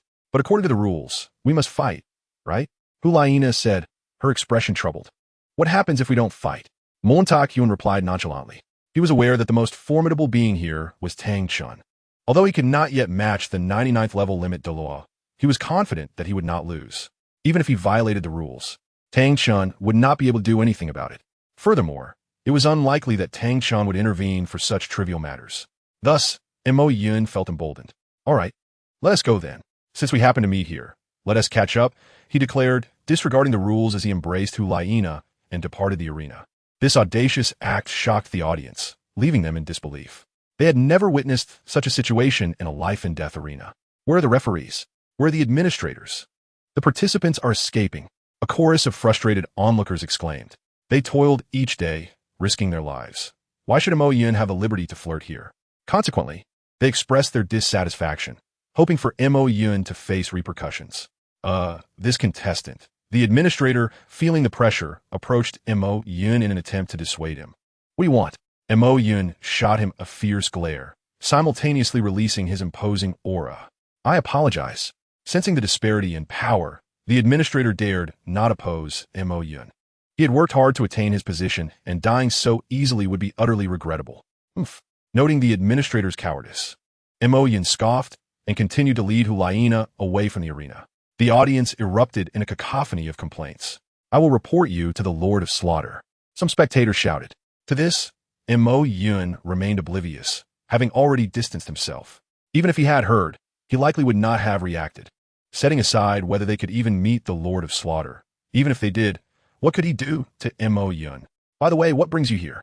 Didn't you already obtain the killing god domain? Mo Yun asked as they walked. Hulaina hesitated, unsure whether to answer. Is there something inconvenient to discuss? Mo Yun inquired, puzzled. It's not that it's inconvenient. After all, you've already achieved godhood. Hulaina finally decided to reveal. I came to undergo the remaining trials of the Shura god, to see if I could obtain a god position. Shura god? I recall there being such a deity here. Mo Yun remarked, recollecting the existence of the Shura god. Mo Yun recalled Hulaina's words, remembering the legacy of the god of slaughter that resided in this city of carnage, a city crafted by the god of slaughter himself. Well, do your best. The trial for obtaining a divine position is quite arduous, and this god of slaughter is formidable, he responded, offering his blessings upon understanding Hulaina's intentions. The god of slaughter could be considered among the ranks of divine kings, and the trials associated with such deities are notoriously severe. Unless one possesses the extraordinary fate of someone like Tang San or has an exceptional advantage like himself, the chances of success are exceedingly slim. Thus, Mo Yun could only pray for Hulaina's success. Thank you for your blessings. I shall strive to succeed, Hulaina replied, unaware of the vast disparities between divine positions. And thus, she harbored no excessive worries. She believed that the upcoming trials would be as simple as acquiring the domain of the god of slaughter. Sighing, Mo Yun noted her lack of understanding and expressed his resignation. But how did you know I have a divine position? I don't recall mentioning it to you, he inquired, scratching his head in curiosity. My master informed me. Had she not discerned your divine position and insisted that I acquire one as well, I would not have ventured to this place, where even decent food is scarce, Hulaina complained slightly. Ahaha. Mo Yun could only respond with an awkward laugh.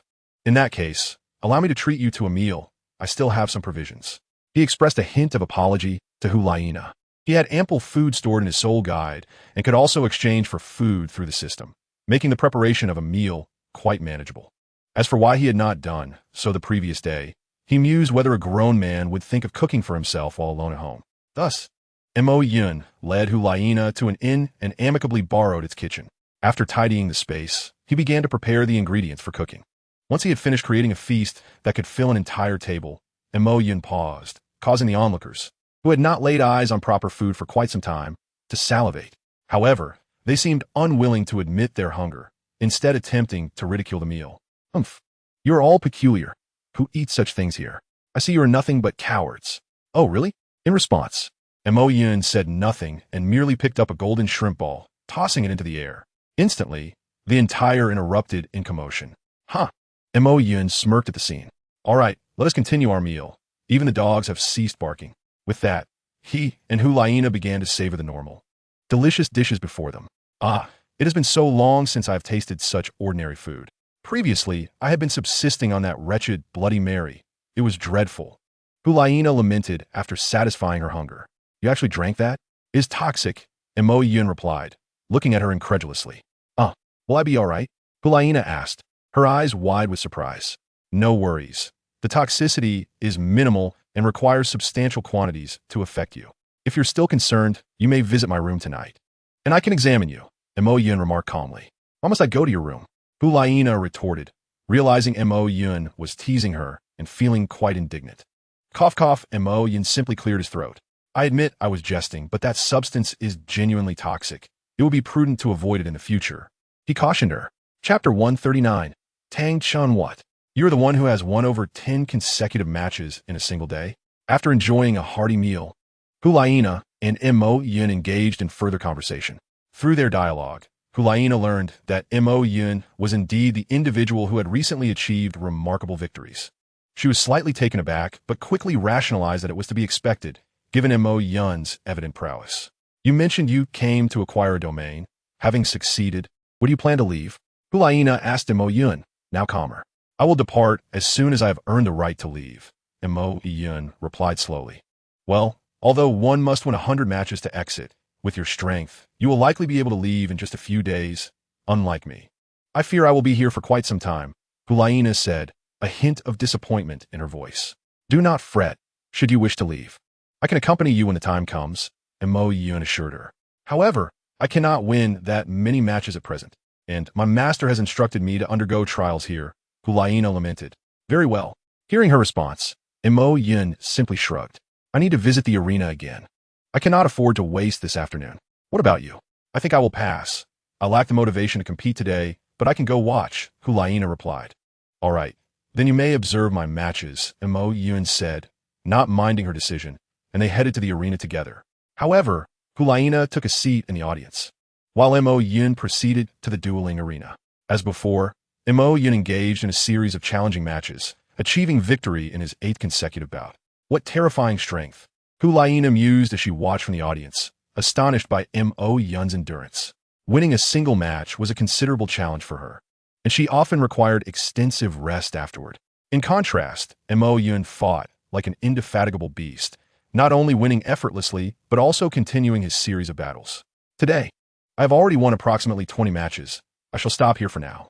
At that moment, Mo Yun felt his soul power waning, and having secured a sufficient number of victories for the day, he decided against further competition. He slowly exited the arena. After leaving, Mo Yun reunited with Hulaina at the entrance of the arena. They returned to the inn to rest. Following a night's recuperation, they returned to the arena the next day, which felt markedly different. The atmosphere was significantly more vibrant, and the presence of strong competitors had increased. Moreover, Mo Yun sensed a powerful aura approaching. It seemed that the Slaughter King, Tang Chun, had arrived. I should keep a low profile today to avoid attracting unnecessary trouble. Aware of Tang Chen's presence, Mo Yun resolved to exercise caution. After all, he merely intended to take a casual stroll here and then depart, not wishing to engage in any chaotic affairs. However, such intentions were destined to be in vain, for Tang Chun was indeed pursuing him. Consequently, after enduring a morning filled with competitions, Tang Chun summoned him. It was quite astonishing to witness someone capable of achieving nearly 50 consecutive victories in the arena of carnage appearing in such a guise. "I am genuinely intrigued as to how such formidable power resides within your seemingly frail physique," Tang Chun remarked, gazing at Ma Yun with curiosity. Ma Yun did not present himself as a hulking figure. Although his physical condition was robust, he lacked excessive musculature. Instead, Ma Yun had sculpted a perfect physique, devoid of any superfluous muscle. Rigid and bulky muscles not only fail to enhance one's strength significantly, but also impede physical movement and coordination. Moreover, the muscles on his body were pliable, only revealing their strength during exertion. Thus, in comparison to Tong Chen's muscular build, Ma Yun appeared somewhat weaker. Nevertheless, Ma Yun was far from weak. While he might not surpass Tong Chen in sheer strength, he could certainly hold his ground. However, Ma Yun was disinclined to elaborate on these matters, as he preferred to maintain a low profile. Lord of the Arena, you jest. My numerous victories are primarily due to my slightly greater soul power, Ma Yun humbly stated. Ha, your soul power is indeed substantial. Yet relying solely on that may not suffice for you to establish a foothold in this arena. Besides your soul power, your martial soul plays an indispensable role. Tong Chen replied with a smile. Given that soul techniques could not be utilized here, and many martial souls relied on them to function, the martial souls of most individuals were rendered nearly useless. However, Ma Yun was different. His martial soul was the power of thunder, which he could manipulate using soul power. The absence of soul techniques only affected his potential to enhance strength. His foundational prowess remained intact. Kid, you possess considerable talent. I wonder if you have any interest in becoming my disciple? Tong Chen inquired eagerly. No, thank you. Ma Yun responded with a firm refusal. Others might be unaware, but he knew that Tong Chen was parasitized by a nine-headed bat. It was evident that a parasitic entity seeking him as a disciple had ulterior motives. Was it not simply coveting his body? While Tong Chen was powerful, he was also an elderly man, and years of erosion had diminished his strength. Thus, it was entirely reasonable for the bat to seek a promising host. Ma Yun, of course, categorically declined. Oh, upon hearing your refusal, Tong Chen's eyes narrowed, seemingly displeased. However, not long after, he retracted his gaze. Haha, very well. Since you decline, I shall not press the matter, Tong Chen said, feigning generosity. My apologies, senior, Ma Yun replied, unsure of Tong Chen's true intentions. All right, you may leave. Tong Chen permitted Ma Yun to depart. Yet, would he truly let him go so easily? That was evidently not the case. The reason he allowed Ma Yun to leave was that he knew Ma Yun would not be able to escape the City of Carnage just yet. As long as Ma Yun remained within the city, Tong Chen had ample means to ensure his compliance. Chapter 140. The Path of Hell. It seems I must exercise caution in the coming days. After departing from Tong Chen, Ma Yun felt a twinge of anxiety, fearing that Tong Chen might resort to underhanded tactics against him. Consequently, he chose not to continue competing and instead left the arena with Hu Liana. Ma Yun, what is wrong? You seem flustered, Hu Liana inquired upon noticing his tense demeanor after returning from the Lord of the Arena. Sigh, I suspect the Lord of the Arena is coveting my body, Ma Yun lamented, furrowing his brow in resignation. What? Hu Liana responded, her expression one of confusion. If her memory served her correctly, the Lord of the Arena was a man. It's complicated. In short, the Lord of the Arena is not as he appears. What you see is merely his parasitic entity, while his true identity is that of a bat, Ma Yun explained succinctly. What? So the Lord of the Arena is merely a parasitic entity? Hu Liana exclaimed in shock. Indeed, and he has taken an interest in my physique, considering my strength? Ma Yun confirmed with a nod. Hu Liana considered Ma Yun's words, sensing a hint of self-aggrandizement, yet refrained from voicing her thoughts. How do you know this? She asked. Have you forgotten my abilities? Ma Yun replied with a hint of exasperation. Oh, you have telepathic capabilities, Hu Liana recalled. However, while this ability could uncover Tong Chen's anomalies, Ma Yun had not discovered this through it, but rather through his understanding of the narrative. In any case, I must remain vigilant, for I am not yet a match for him. Ma Yun expressed his frustration with a shrug. While he felt incapable of besting Tong Chen, the bat did not instill as much fear within him. If he could sever the connection between Tong Chen and the bat, Ma Yun's burdens would significantly lighten. By the way, it seems my abilities might allow for that.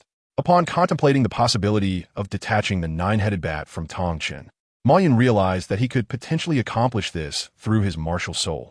Although he lacked the direct capacity to expel the bat, Tong Chen could. If he could provoke Tong Chen's psyche, the latter would awaken and expel the bat from his body. And what better stimuli than lightning and other more suitable approaches?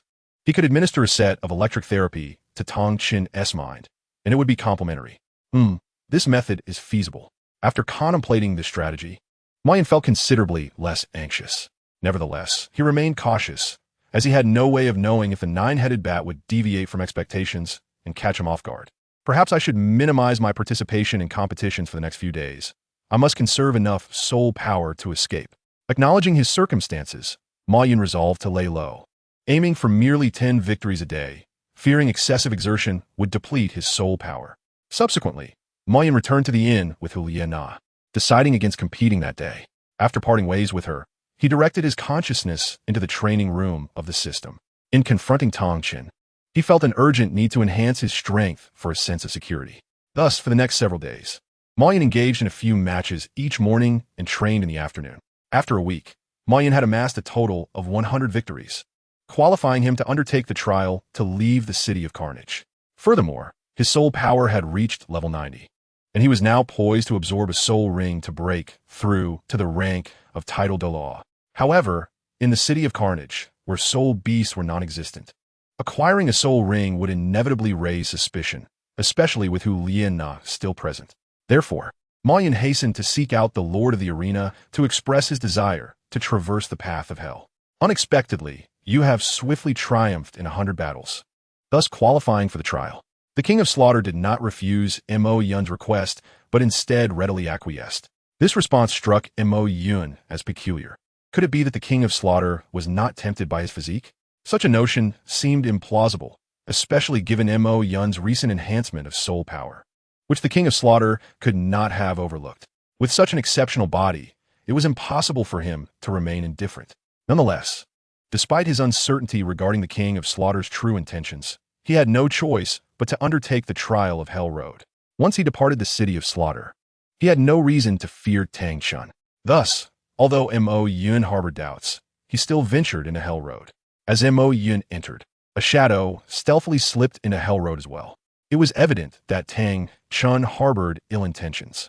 With his remarkable perception, Mo Yun noticed this shadow but chose to remain discreet, continuing his journey in silence. The shadow's strength was not formidable, and he felt confident in overcoming it. Therefore, Mo Yun feigned ignorance and traversed through the challenges of Hell Road, overcoming one after another. However, as this series of trials progressed, Mo Yun's soul power began to dwindle. At this moment, the shadow could no longer suppress itself. I shall claim your body. The shadow launched a surprise attack on Mo Yun from the darkness. Mo Yun smirked slightly and effortlessly evaded the strike. The shadow gradually revealed its form. It was a manifestation of a nine-headed bat. Astonished that Mo Yun had dodged its assault. Indeed, I knew you would not relent. Mo Yun coldly chuckled upon recognizing the nine-headed bat's avatar. You little brat. You are indeed somewhat special, but soon, you shall be mine. Though the avatar was taken aback by Mo Yun's deduction of its identity and his ability to evade its attack, it believed that once it seized Mo Yun's body and absorbed his memories, all these concerns would be resolved. Oh, if you believe you can, then come and try. Mo Yun taunted the avatar of the nine-headed bat. Truth be told, had it been the real Tang Chun controlling the nine-headed bat, he would have had little confidence in victory. However, dealing with a mere avatar was well within his capabilities, and he felt no fear. Moreover, he possessed a trump card, the ninth soul ring. Should he ascend to the rank of title Douluo, even Tang Chun would not stand a chance against him. Yet, the current situation did not warrant the absorption of the ninth soul ring. Thus, Mo Yun merely utilized the soul core to quickly restore his soul power before launching an attack on the avatar of the nine-headed bat. Mo Yun's soul power at level 90 was clearly more than sufficient to contend with the avatar. After a few exchanges, the avatar found itself at a disadvantage. Damn it! How is it possible for such a young brat to possess such profound soul power? The nine-headed bat, realizing it might not withstand Mo Yun, was filled with confusion. Although it was merely an avatar, it felt it should not be unable to overpower a mere child, regardless of its thoughts. The reality was that Mo Yun could easily dominate this avatar. Enough. Whatever doubts you have, save them for later. I must take my leave. I have no time for you. Having toyed with the avatar, Mo Yun lost interest and resolved to depart swiftly. After all, lingering any longer could result in Tang Chun arriving in person, which would be untenable for him. Consequently, Mo Yun gathered his soul power, causing the thunder in his hand to swell, aiming to deliver a fatal blow to the nine-headed bat. What? Upon witnessing Mo Yun suddenly unleash such formidable power, the nine-headed bat was taken aback. Liangsha, stop jesting. If you do not intervene, I shall perish. As Mo Yun's thunderous assault approached the avatar, the latter let out a furious roar. With a resounding boom, a massive crimson serpent with 10 heads surged forth from the magma river beside Hell Road, intercepting Mo Yun's strike. The shockwave from the attack shattered nearby structures. 10-headed Liangsha. Mo Yun immediately recognized the soul beast before him. This was one of the trials within Hell Road. However, he had not anticipated the sudden appearance of this serpent, which had saved the nine-headed bat's avatar.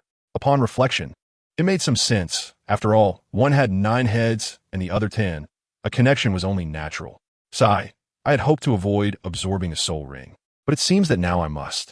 Seeing the 10-headed Liangsha emerge, Mo Yun felt an increased pressure. This was not like the avatar of the 9-headed bat. It was the true entity. Though the 10-headed Liangsha was not yet 100,000 years old, it was still a formidable adversary. Furthermore, if the 10-headed Liangsha had arrived, what if Tang Chun followed? He would truly be outmatched. Thus, he decided to conclude this swiftly. System, assist me in merging the 9th soul ring. Resolute, Mo Yun commanded the system to integrate the prepared 9th soul ring into his body. Understood, Master. The system, upon receiving Mo Yun's order, promptly commenced the merging process. What? Where did you acquire that soul ring? The 9-headed bat was astonished to see Mo Yun integrating a soul ring.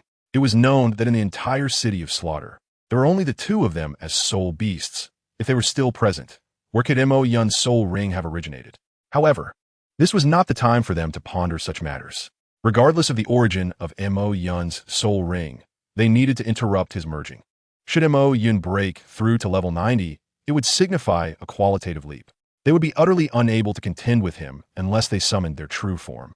Thus, the avatar of the 9-headed bat, accompanied by the 10-headed Liangsha, launched an assault on Mo Yun, hoping to disrupt his absorption of the soul ring. Yet, they were too slow. The merging process required only seconds, and during their moment of distraction, Mo Yun had already completed the integration, standing resolutely in place. He did not even flinch as the 2 beasts attacked. Boom! Just as the assaults of the 10-headed Liangsha and the avatar of the 9-headed bat were about to strike Mo Yun, a transparent barrier enveloped him, deflecting all incoming attacks. What? Witnessing their full-force onslaught yield no effect, the avatar of the 9-headed bat was utterly astonished. Yet, before it could contemplate further, it was reduced to ashes. The 10-headed Liangsha swiftly followed suit, leaving behind only a core. At that moment, within the palace of the King of Slaughter in the city of Slaughter, my avatar has perished. The King of Slaughter spat out blood upon the demise of his avatar, revealing a look of disbelief. How could this be? The King of Slaughter was engulfed in profound perplexity. Logically, his avatar should possess nearly 98 levels of soul power, making it implausible for him to be unable to defeat a soul Douluo. Just as the King of Slaughter was mired in confusion, a piercing pain surged through his head. Curse be Tang Chun. Even if I perish along with one of my avatars, you shall not escape my grasp. This throbbing agony was triggered by the consciousness of Tang Chun's true self, which rebelled upon sensing the waning strength of the 9-headed bat. How vexing! I must subdue Tang Chun. It truly benefits that little brat. After temporarily suppressing Tang Chun, the 9-headed bat displayed an expression of reluctant acceptance, but felt powerless. Consequently, he refrained from seeking out Mo Yun along the path to hell. Meanwhile, Mo Yun had collected the remnants of a 9-headed bat's avatar and the spoils of the 10-headed solar serpent. System, please assist me in merging this inner Dan. I wish to see if I can enhance my lightning's burning capability, Mo Yun commanded as he held the inner Dan. After pondering for a moment, he realized that each of his friends seemed to require an enhancement of their fire attributes, leading him to consider absorbing it himself. Understood, Master. The system complied unconditionally with Mo Yun's request. It proceeded to integrate the inner Dan into Mo Yun's body, aiming to fortify his MartialSoul's burning ability. Although in the original narrative, the inner Dan would transform into a soul ring upon refinement, his process was one of absorption rather than refinement. He merely sought the capabilities contained within the inner Dan, as he no longer required the soul ring. Now, having absorbed the 9th soul ring, his soul power had reached the impressive level of 92, marking him as a title Douluo. System, merge the high-level MartialSoul fragments for me.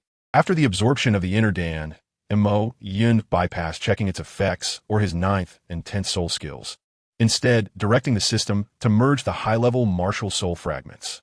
After all, his urgency in attaining the title Douluo rank was motivated by such matters. At a cost of 1 million each, he was eager to discover what benefits they might confer. Understood, Master. The system, upon receiving Mo Yun's request, did not hesitate and extracted the high-level martial soul fragments from Mo Yun's backpack, merging them with his martial soul. As the fragment merged, a notification chimed in Mo Yun's ear. Congratulations, host, you have acquired the essence of thunder.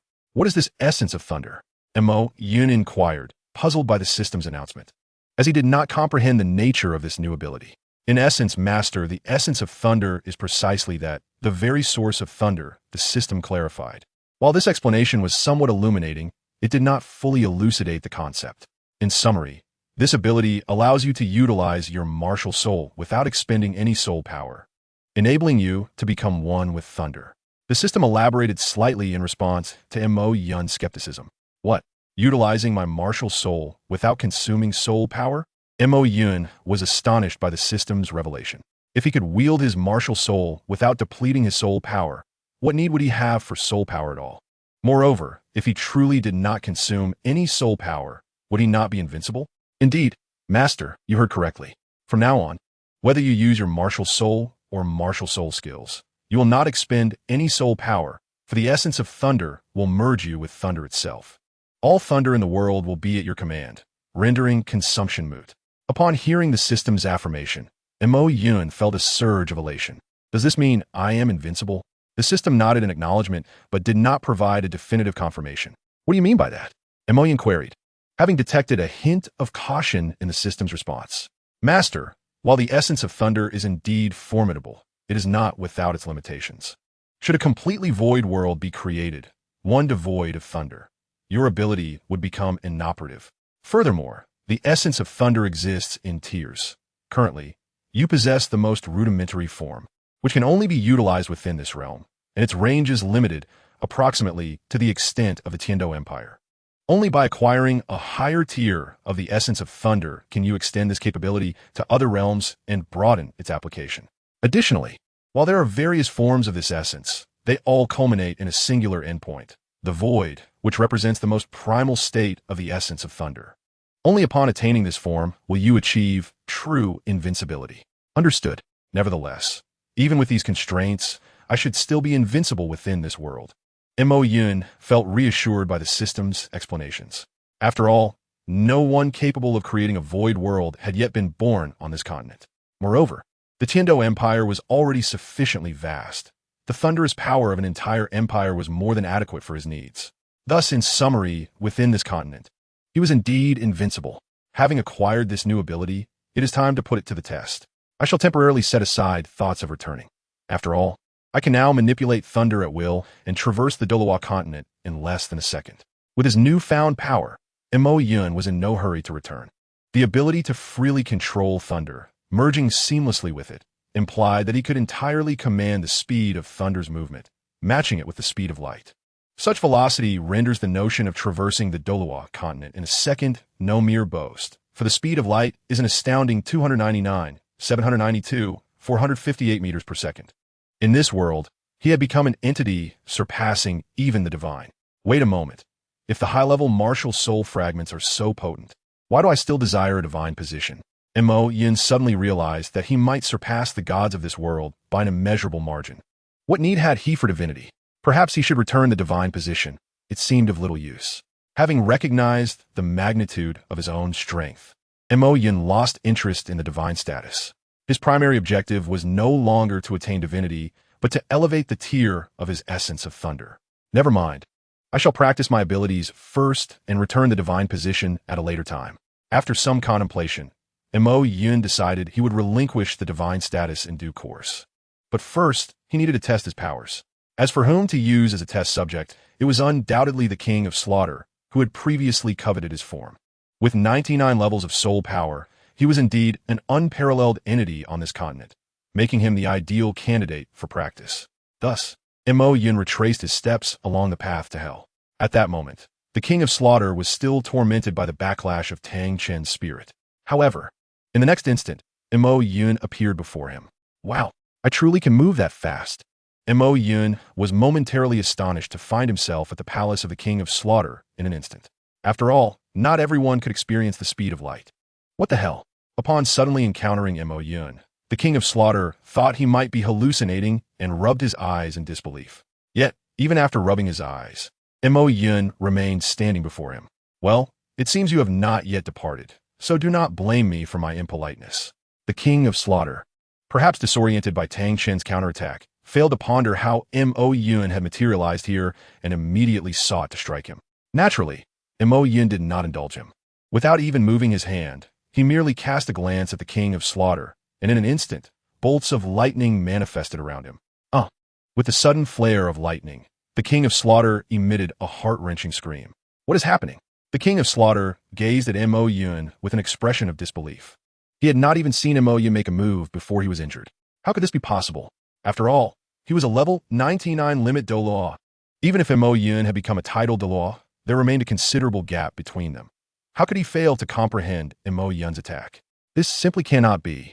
Truly pathetic. It appears I shall not have the opportunity to unleash my full strength. Mo Yun observed the fallen King of Slaughter and feigned regret as he taunted him. Cursed little brat. No matter what trickery you employed, I was merely careless before. This time, I shall not allow you to strike me. The King of Slaughter believed that it was his distraction by Tang Chen that led to his vulnerability to Mo Yun's assault, and thus he steeled himself for another assault. TSK, TSK, TSK. Seeing the unyielding King of Slaughter, Mo Yun could only shake his head in resignation. He then stood still, permitting the King of Slaughter to attack. Ha ha! Have you been frightened into silence? The King of Slaughter mocked as he noticed Mo Yun's immobility, simultaneously increasing the force behind his strike, intent on obliterating Mo Yun.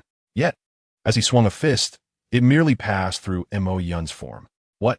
The King of Slaughter exclaimed in astonishment as he found himself striking the ground instead. Mo Yun regarded him with a mocking expression and said, "For such a direct physical attack, I simply transformed into the essence of lightning and evaded it effortlessly." How infuriating! With veins bulging on his forehead, the King of Slaughter unleashed the Haotian hammer. Great Susumi hammer. The King of Slaughter deployed his most formidable soul skill, aiming to crush Mo Yun with a single blow. However, Mo Yun was not so easily struck. He swiftly escaped the attack's range at light speed, watching as the King of Slaughter collapsed his own palace. Truly, the King of Slaughter possesses undeniable attack power, yet he is far too slow. Mo Yun remarked derisively as he observed the King of Slaughter emerging from the ruins. Brothers, the protagonist is invincible. Guess how much longer this will last? Guess correctly? And I shall reward you with a red envelope. Chapter 143. The Position of the Shura God. How infuriating. You have forced my hand. The King of Slaughter, unable to endure Mo Yun's incessant taunts any longer, extended his arm, his expression dramatically shifting. Shura Divine Sword. With a mighty shout, the King of Slaughter slowly conjured a blood-red long sword in his hand. This was a weapon once wielded by the Shura God, a true artifact. This weapon was obtained by Tang Chen during his trial of the Shura God, but due to the interference of the Rakshasa God, he became possessed by the nine-headed bat. Thus the sword was utilized by the nine-headed bat. Although Tang Chen failed to pass the final trial to attain divinity, he acquired this Shura Divine Sword. The Shura Divine Sword allows him to manipulate divine power with a mortal body, granting him temporary access to divine strength. However, the current Tang Chen is the one possessed by the nine-headed bat, unable to fully wield the sword's power. Nevertheless, he can still briefly utilize the Shura divine power. Young man, your ability to compel me to employ this divine sword is commendable, yet this is your limit. As the King of Slaughter drew forth the divine sword, feeling the surge of divine power, he felt considerably reassured, believing he could defeat Mo Yun. Yet, the strength Mo Yun possessed at this moment far surpassed his expectations. Not even the Shura God himself would intimidate him. Is this truly your strongest move? How uninspired. Mo Yun, observing the overconfident King of Slaughter, who had reached a dead end, ceased his probing. With a mere flick of his finger, the entire city of Slaughter began to tremble. Upon closer inspection, one would see a multitude of tiny electric currents dancing about. Ha ha! Do you think you could defeat me with mere electricity? You underestimate me. The King of Slaughter, oblivious to the gravity of the situation, dismissed Mo Yun's impending attack with disdain. It is not that I underestimate you. It is simply that you are truly lacking in strength. Mo Yun coldly smiled at the king of slaughter before regarding him with an impassive expression. Oomph. You seek your own demise. The king of slaughter, seeing this, ceased his banter, gripping the Shura Divine sword tightly as he swung it toward Mo Yun. However, as the Shura Divine sword approached, Mo Yun merely moved his finger to intercept it effortlessly. How could this be? The king of slaughter was astounded to witness the artifact failing to harm Mo Yun in the slightest, feeling as though his worldview had shattered. This sword is capable of slaying deities.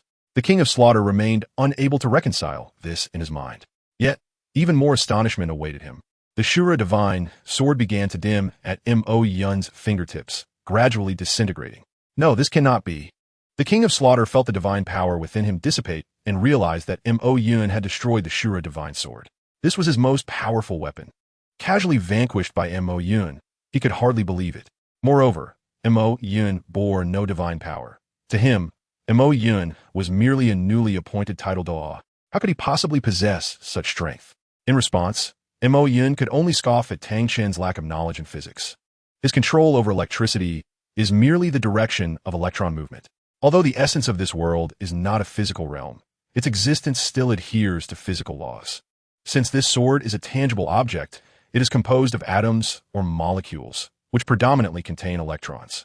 The transfer of electrons constitutes a form of oxidation-reduction reaction. He merely altered the electronic structure within the sword slightly, rendering it less sturdy. Consequently, the sword disintegrated. Enough. No more struggling. Simply await your fate as you are struck by lightning. Mo Yun patted the shoulder of the astonished king of slaughter, then leisurely departed from the now-ruined palace. Following this, Mo Yun set out to locate Hulaina. He intended to level this place with thunder and simultaneously rid it of its foolish inhabitants. So he needed to find Hulaina to take her with him. Montakyun, due to Mo Yun's primordial power enveloping the entire Tindo Empire. His heart network expanded to encompass the entire empire, allowing him to sense Hulaina's presence with ease. Hulaina was greatly astonished to see Mo Yun appear unexpectedly. After all, he had only recently entered the road of hell. By all rights, he should have already departed. I have come to escort you out. Mo Yun greeted Hulaina upon seeing her. What does this mean? Hulaina was puzzled by Mo Yun's words. She had not yet had her fill of battles. How could she leave? It is quite literally what it means. You and I shall depart together. Feeling disinclined to elaborate further, directly grasped Hulaina's hand and prepared to depart. Hey, at least give me an explanation. Hulaina, suddenly being pulled away, felt a bit bewildered. Do not worry about our ability to escape. No one will obstruct us, for this place is on the brink of vanishing. And the king of slaughter is about to meet his end, and reassured her. Why is that? Hulaina, perplexed by discomfort, questioned, wondering how the city of slaughter could suddenly disappear. Have you not noticed the changes in the city of slaughter? Voyin inquired, gesturing towards the dense blue currents surrounding them. I have noticed, but what does this have to do with the city's disappearance? Hulaina remarked, scratching her head as she surveyed her surroundings. In a moment, you shall understand. I am taking you to a splendid vantage point, Lun responded, seizing the opportunity to lift Hulaina in a princess carry before she could protest. Before Hulaina could utter a word, Lun had already transported her to a position directly above the city of slaughter, offering a breathtaking view. Why did you bring me to such a height? Hulaina exclaimed, feeling a surge of fear and clinging to as she was unable to fly. Fear not. My magnetic field surrounds us. You shall not fall, assured her casually, then released his hold. Hulaina squealed in fright, but soon realized she was indeed suspended in midair. See, I told you so, Win said, waving his hand at her. Hulaina, pouting in displeasure at Vo's sudden release, felt a mix of emotions. All right, do not be upset. I'm about to show you a fireworks display, Win said with a slight smile, prompting Hulaina to gaze down at the city of slaughter as he snapped his fingers. With a sharp crack, the city of slaughter was enveloped in a dazzling blue and white light, illuminating the entire underground world. Chapter 144. The Shura God, what on earth is happening? Hulaina gazed in disbelief at the scene before her. The entire city of slaughter was consumed by a blinding white light, leaving nothing behind but a vast, bottomless pit. However, if it were merely this sight, Hulaina would not have been particularly astonished. After all, the world was vast, and the existence of a few monstrous powers could be understood.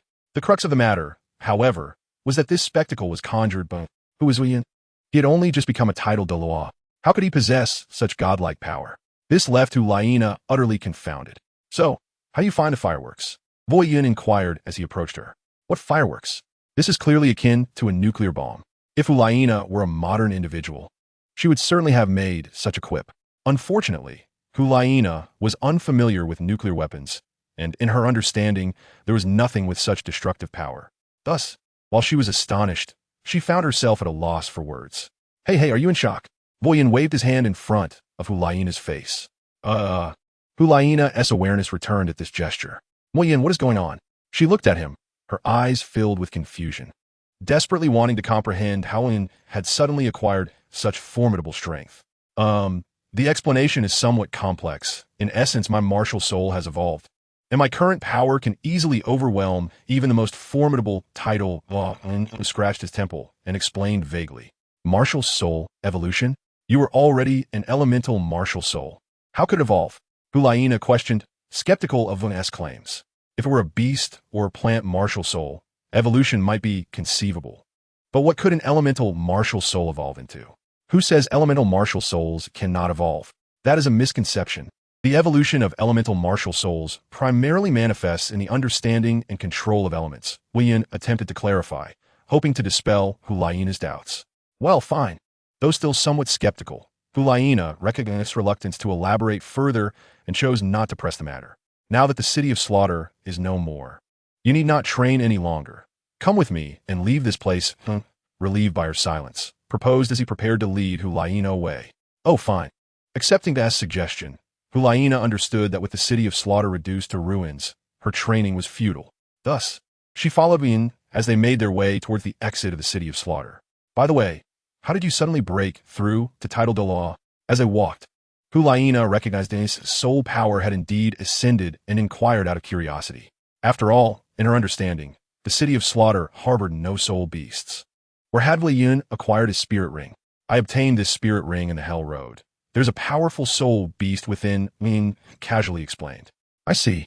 Now that you mention it, I remember there is indeed a soul beast in the Hell Road. Having traversed the Hell Road once, Hu Laina, though she had not encountered the Shur Liang snake during her last journey, had sensed its presence. Consequently, she did not doubt his explanation and followed him out of the city of slaughter. After Yin and Hu Laina departed, a red object began to flicker within the ruins of the city of slaughter. Soon, a figure appeared beside it. What exactly is this one? What power does he possess? It does not belong to soul power, nor is it divine power. The figure observed the surrounding pit and then glanced towards the direction it had taken, brimming with questions. Could he be an otherworldly visitor? The figure speculated aloud. Such an intriguing power.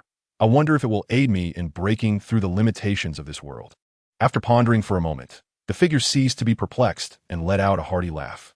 For this extraordinary being would greatly assist him in his forthcoming endeavors. In truth, he was the true form of a Shura god, or one might say a projection of a Shura god. He had sensed that the trial ground he had established had been destroyed, so he descended to investigate. After perceiving the surrounding events, he grasped the full sequence of occurrences. What a pity, my painstakingly crafted trial ground has been lost. Without passing on the divine position, I cannot fulfill that task, the Shura god sighed softly. The task he referred to, of course, was to venture into other worlds, a notion he had entertained for quite some time. After all, he is a person who has nearly reached the pinnacle in this world, yet he remains a relentless seeker. In his quest for greater strength, he yearns to explore other realms. However, the constraints of divine status prevent him from departing the divine realm, which is why he seeks a successor to inherit his divine rank. Decades ago, he had already chosen Tang Chun, but unfortunately, Tang Chun lost himself and fell prey to the influence of the nine-headed bat. Since then, he has been unable to find a suitable candidate. With the trial grounds now destroyed, locating an appropriate successor has become even more challenging. That Mo Yun is indeed a person of extraordinary fortune and possesses formidable strength, likely rendering him uninterested in my divine status. However, the young girl by his side may be a different story. At this moment, the Shura god began to devise a plan, contemplating the transfer of divine status while seeking counsel from Mo Yun. Yes, that shall be my course of action. Ultimately, the Shura god resolved to return to the divine realm and prepare to approach Mo Yun under the guise of passing on divine status. Meanwhile, Mo Yun remained oblivious to these machinations, having already returned to the surface with Hulaina. Are you planning to head directly back to the Wuhuan Palace? Mo Yun inquired after bringing Hulaina out. Yes, I need to explain the situation to my master, although I suspect he may not believe me. Hulaina replied with a nod. Whether he believes or not is inconsequential. The place is already gone. You can simply take her to have a look, Mo Yun responded, unfazed by Hulaina's concerns. All right, since you intend to return to the Wuhuan Palace, let us part ways for now. I must return to Tiando City as well, but I believe we shall meet again soon. Mo Yun bade farewell to Hulaina with a wave before departing. He felt compelled to return and assist Qian Renqiu, as it seemed that Ning Fengji was on the verge of losing control.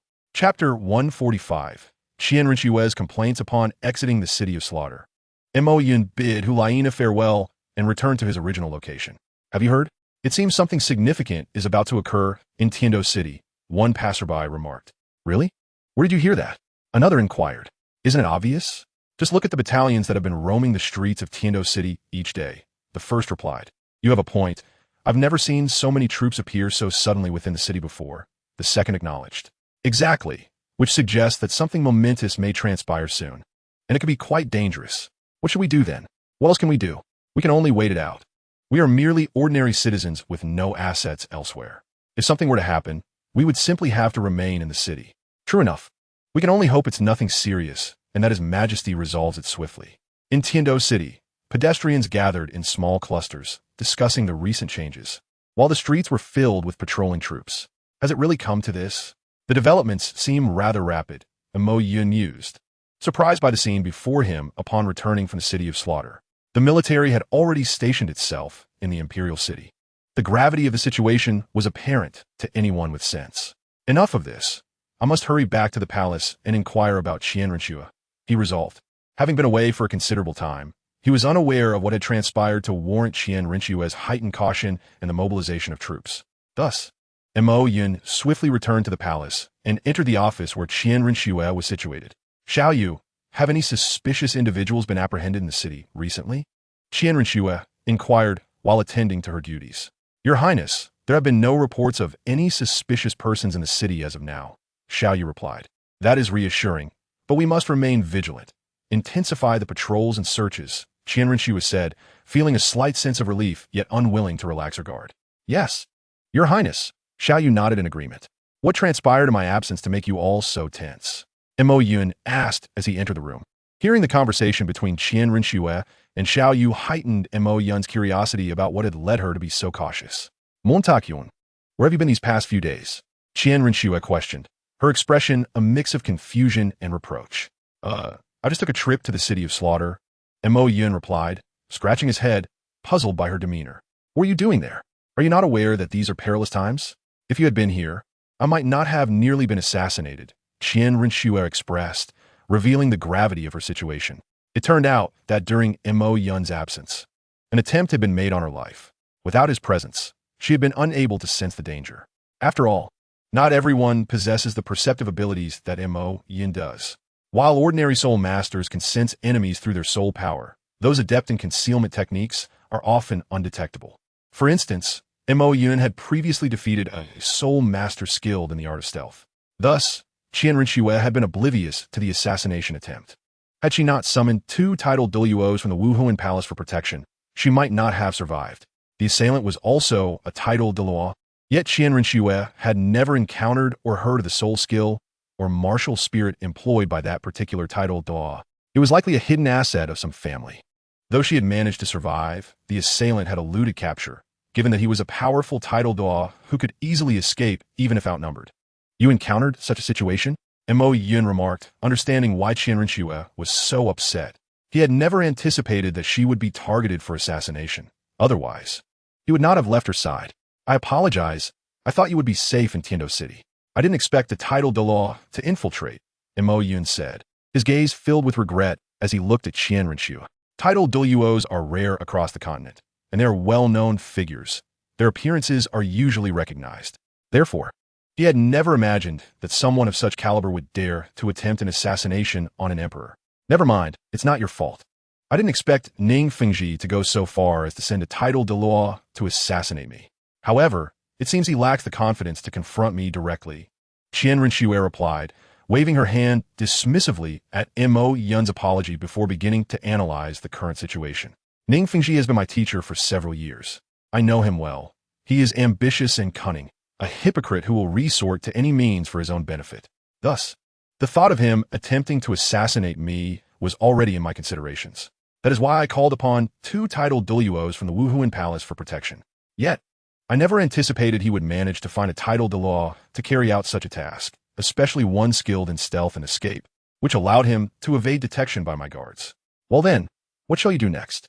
Upon hearing Qian Renshue's analysis, Ma Yun expressed his agreement and then inquired about Qian Renshue's subsequent plans. I have yet to find evidence of his assassination attempt on me, so I cannot take action against him just yet. Now, we must see which of us will lose patience first, Qian Renxue responded after hearing Ma Yun's question. Very well. I shall remain by your side to protect you for the next few days. By the way, I have attained the rank of titled law. To be honest, it would not be difficult for me to annihilate the Qi Bao Liuli Zone, Ma Yun remarked upon learning of Qian Renshue's plans. What? You have already broken through? Qian Renxue replied, visibly astonished to learn that Ma Yun had also achieved the rank of titled Douluo, especially considering that he had only been at a little over level 70 when he left. Indeed, Ma Yun nodded proudly. How did you accomplish that? Qian Renxue asked, perplexed by Ma Yun's sudden increase in power. Well, I encountered a divine legacy trial in the city of Slaughter. By passing the tests, I was able to level up. Ma Yun explained nonchalantly, having used such excuses before. You are exceedingly fortunate, Qian Renxue remarked with a wry smile. Although she was aware that the city of Slaughter had trials for legacies, she had never ventured there herself, having already been chosen by the angel god. Thus, she held no skepticism towards Ma Yun's explanation. By the way, since your soul power has increased, has your perception ability also enhanced? Could you check within Tiando City to see if that title Douluo is still around? Qian Renxue suggested, hoping Ma Yun could assist in locating the assassin who had targeted her. Certainly, Ma Yun replied without hesitation, as his range of perception had dramatically increased, covering the entirety of the Tiando Empire. As long as the assassin had not left the empire, he would be able to sense him. Although Ma Yun had never encountered that specific title Douluo, he had faced others of the same rank. As soon as he detected an unfamiliar title Douluo's aura, it was likely to be the one who attempted to assassinate Qian Renxue. While it was possible that there were other hidden title Douluos, Ma Yun believed there could not be many, and he could check each one individually. Thus, Ma Yun began to extend his consciousness throughout the empire, following the currents of energy. During this process, he detected several title Douluos, but ultimately focused on one in particular. Remarkably, this individual was still within Tiando City. There had been no title Douluos in the city for some time. Previously, there had been Du Gubois, who no longer resided there as he was now a guest elder of the Tiando Empire, living in the ice and fire Yangyin. Therefore, apart from the 2 bodyguards called by Qian Renxue, there should be no other title Douluos in Tiando City. However, Ma Yun had detected the presence of 3 title Douluos. Excluding the 2 bodyguards, the third must be the assassin. Did you find him? Qian Renxue asked anxiously upon noticing a change in Ma Yun's expression. I found him. He is still in the city, and we can apprehend him directly. Ma Yun responded, absolutely not. He is adept at escaping. We must prepare thoroughly before attempting to capture him, Qian Renxue countered, shaking her head at Ma Yun's suggestion. She was well aware of the speed of that title Douluo and knew that even with 2 title Douluos attacking simultaneously, he could still flee. Thus, she found the idea of confronting him directly rather unrealistic.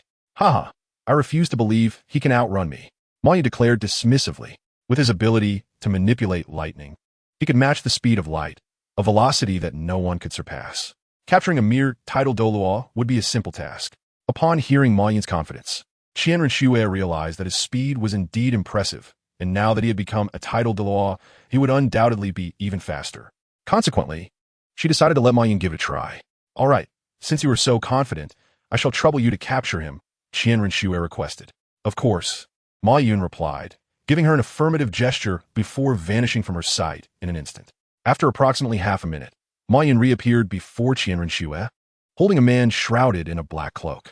This individual was, of course, the assassin who had sought to kill Qian Renxue. Wow, Qian Renxue exclaimed, her eyes widening in astonishment at Ma Yun's incredible speed. Although she knew he would attain significant power upon becoming a titled Douluo, she had not anticipated such an extraordinary increase. His speed was beyond what any human could achieve. Enough with the astonishment. If this is all it takes to amaze you, you would surely be terrified to see me unleash my full power, Ma Yun teased, waving his hand in front of her face. Oh, Qianren Xue replied, snapping back to reality. She then turned her gaze toward the assassin. Recognizing the man who had attempted to take her life, she nodded decisively. This is the one. Very well. The subsequent interrogation is in your hands, Ma Yun said, relieved to have apprehended the correct individual. He then handed the assassin over to Qianren Xue, allowing her to conduct the interrogation. With the capture of the assassin and evidence of his dealings with the Qi Bao Liu Li Zone, Qianren Xue would have the justification to take action against the sect. Understood, Qianren Xue acknowledged, leading the assassin away for questioning. It was a startling revelation. The man was not a hidden titled Douluo, but rather an elder from the Zhu Qing family of the Xingluo Empire. It seemed that Ning Fengji had successfully aligned with the Xingluo Empire. Now, they would have to contend not only with the sect alliance, but also with the Xingluo Empire. After the interrogation concluded, Qianren Xue wore a grave expression. The Tiando Empire was not particularly strong, having suffered significant losses in previous internal conflicts. The border skirmishes had already depleted their forces, and engaging in battle against the Xingluo Empire would likely result in inevitable defeat. Your Highness, do not wear such a gloomy expression. It is merely the Xingluo Empire. I can assist as well, Ma Yun offered in consolation upon noticing her distress. What do you imagine yourself to be? Do you think your involvement alone could topple an entire nation? Qianren Xue retorted, casting a disapproving look at Ma Yun for his comforting words. That is indeed how I see it, Ma Yun admitted with a slight smile.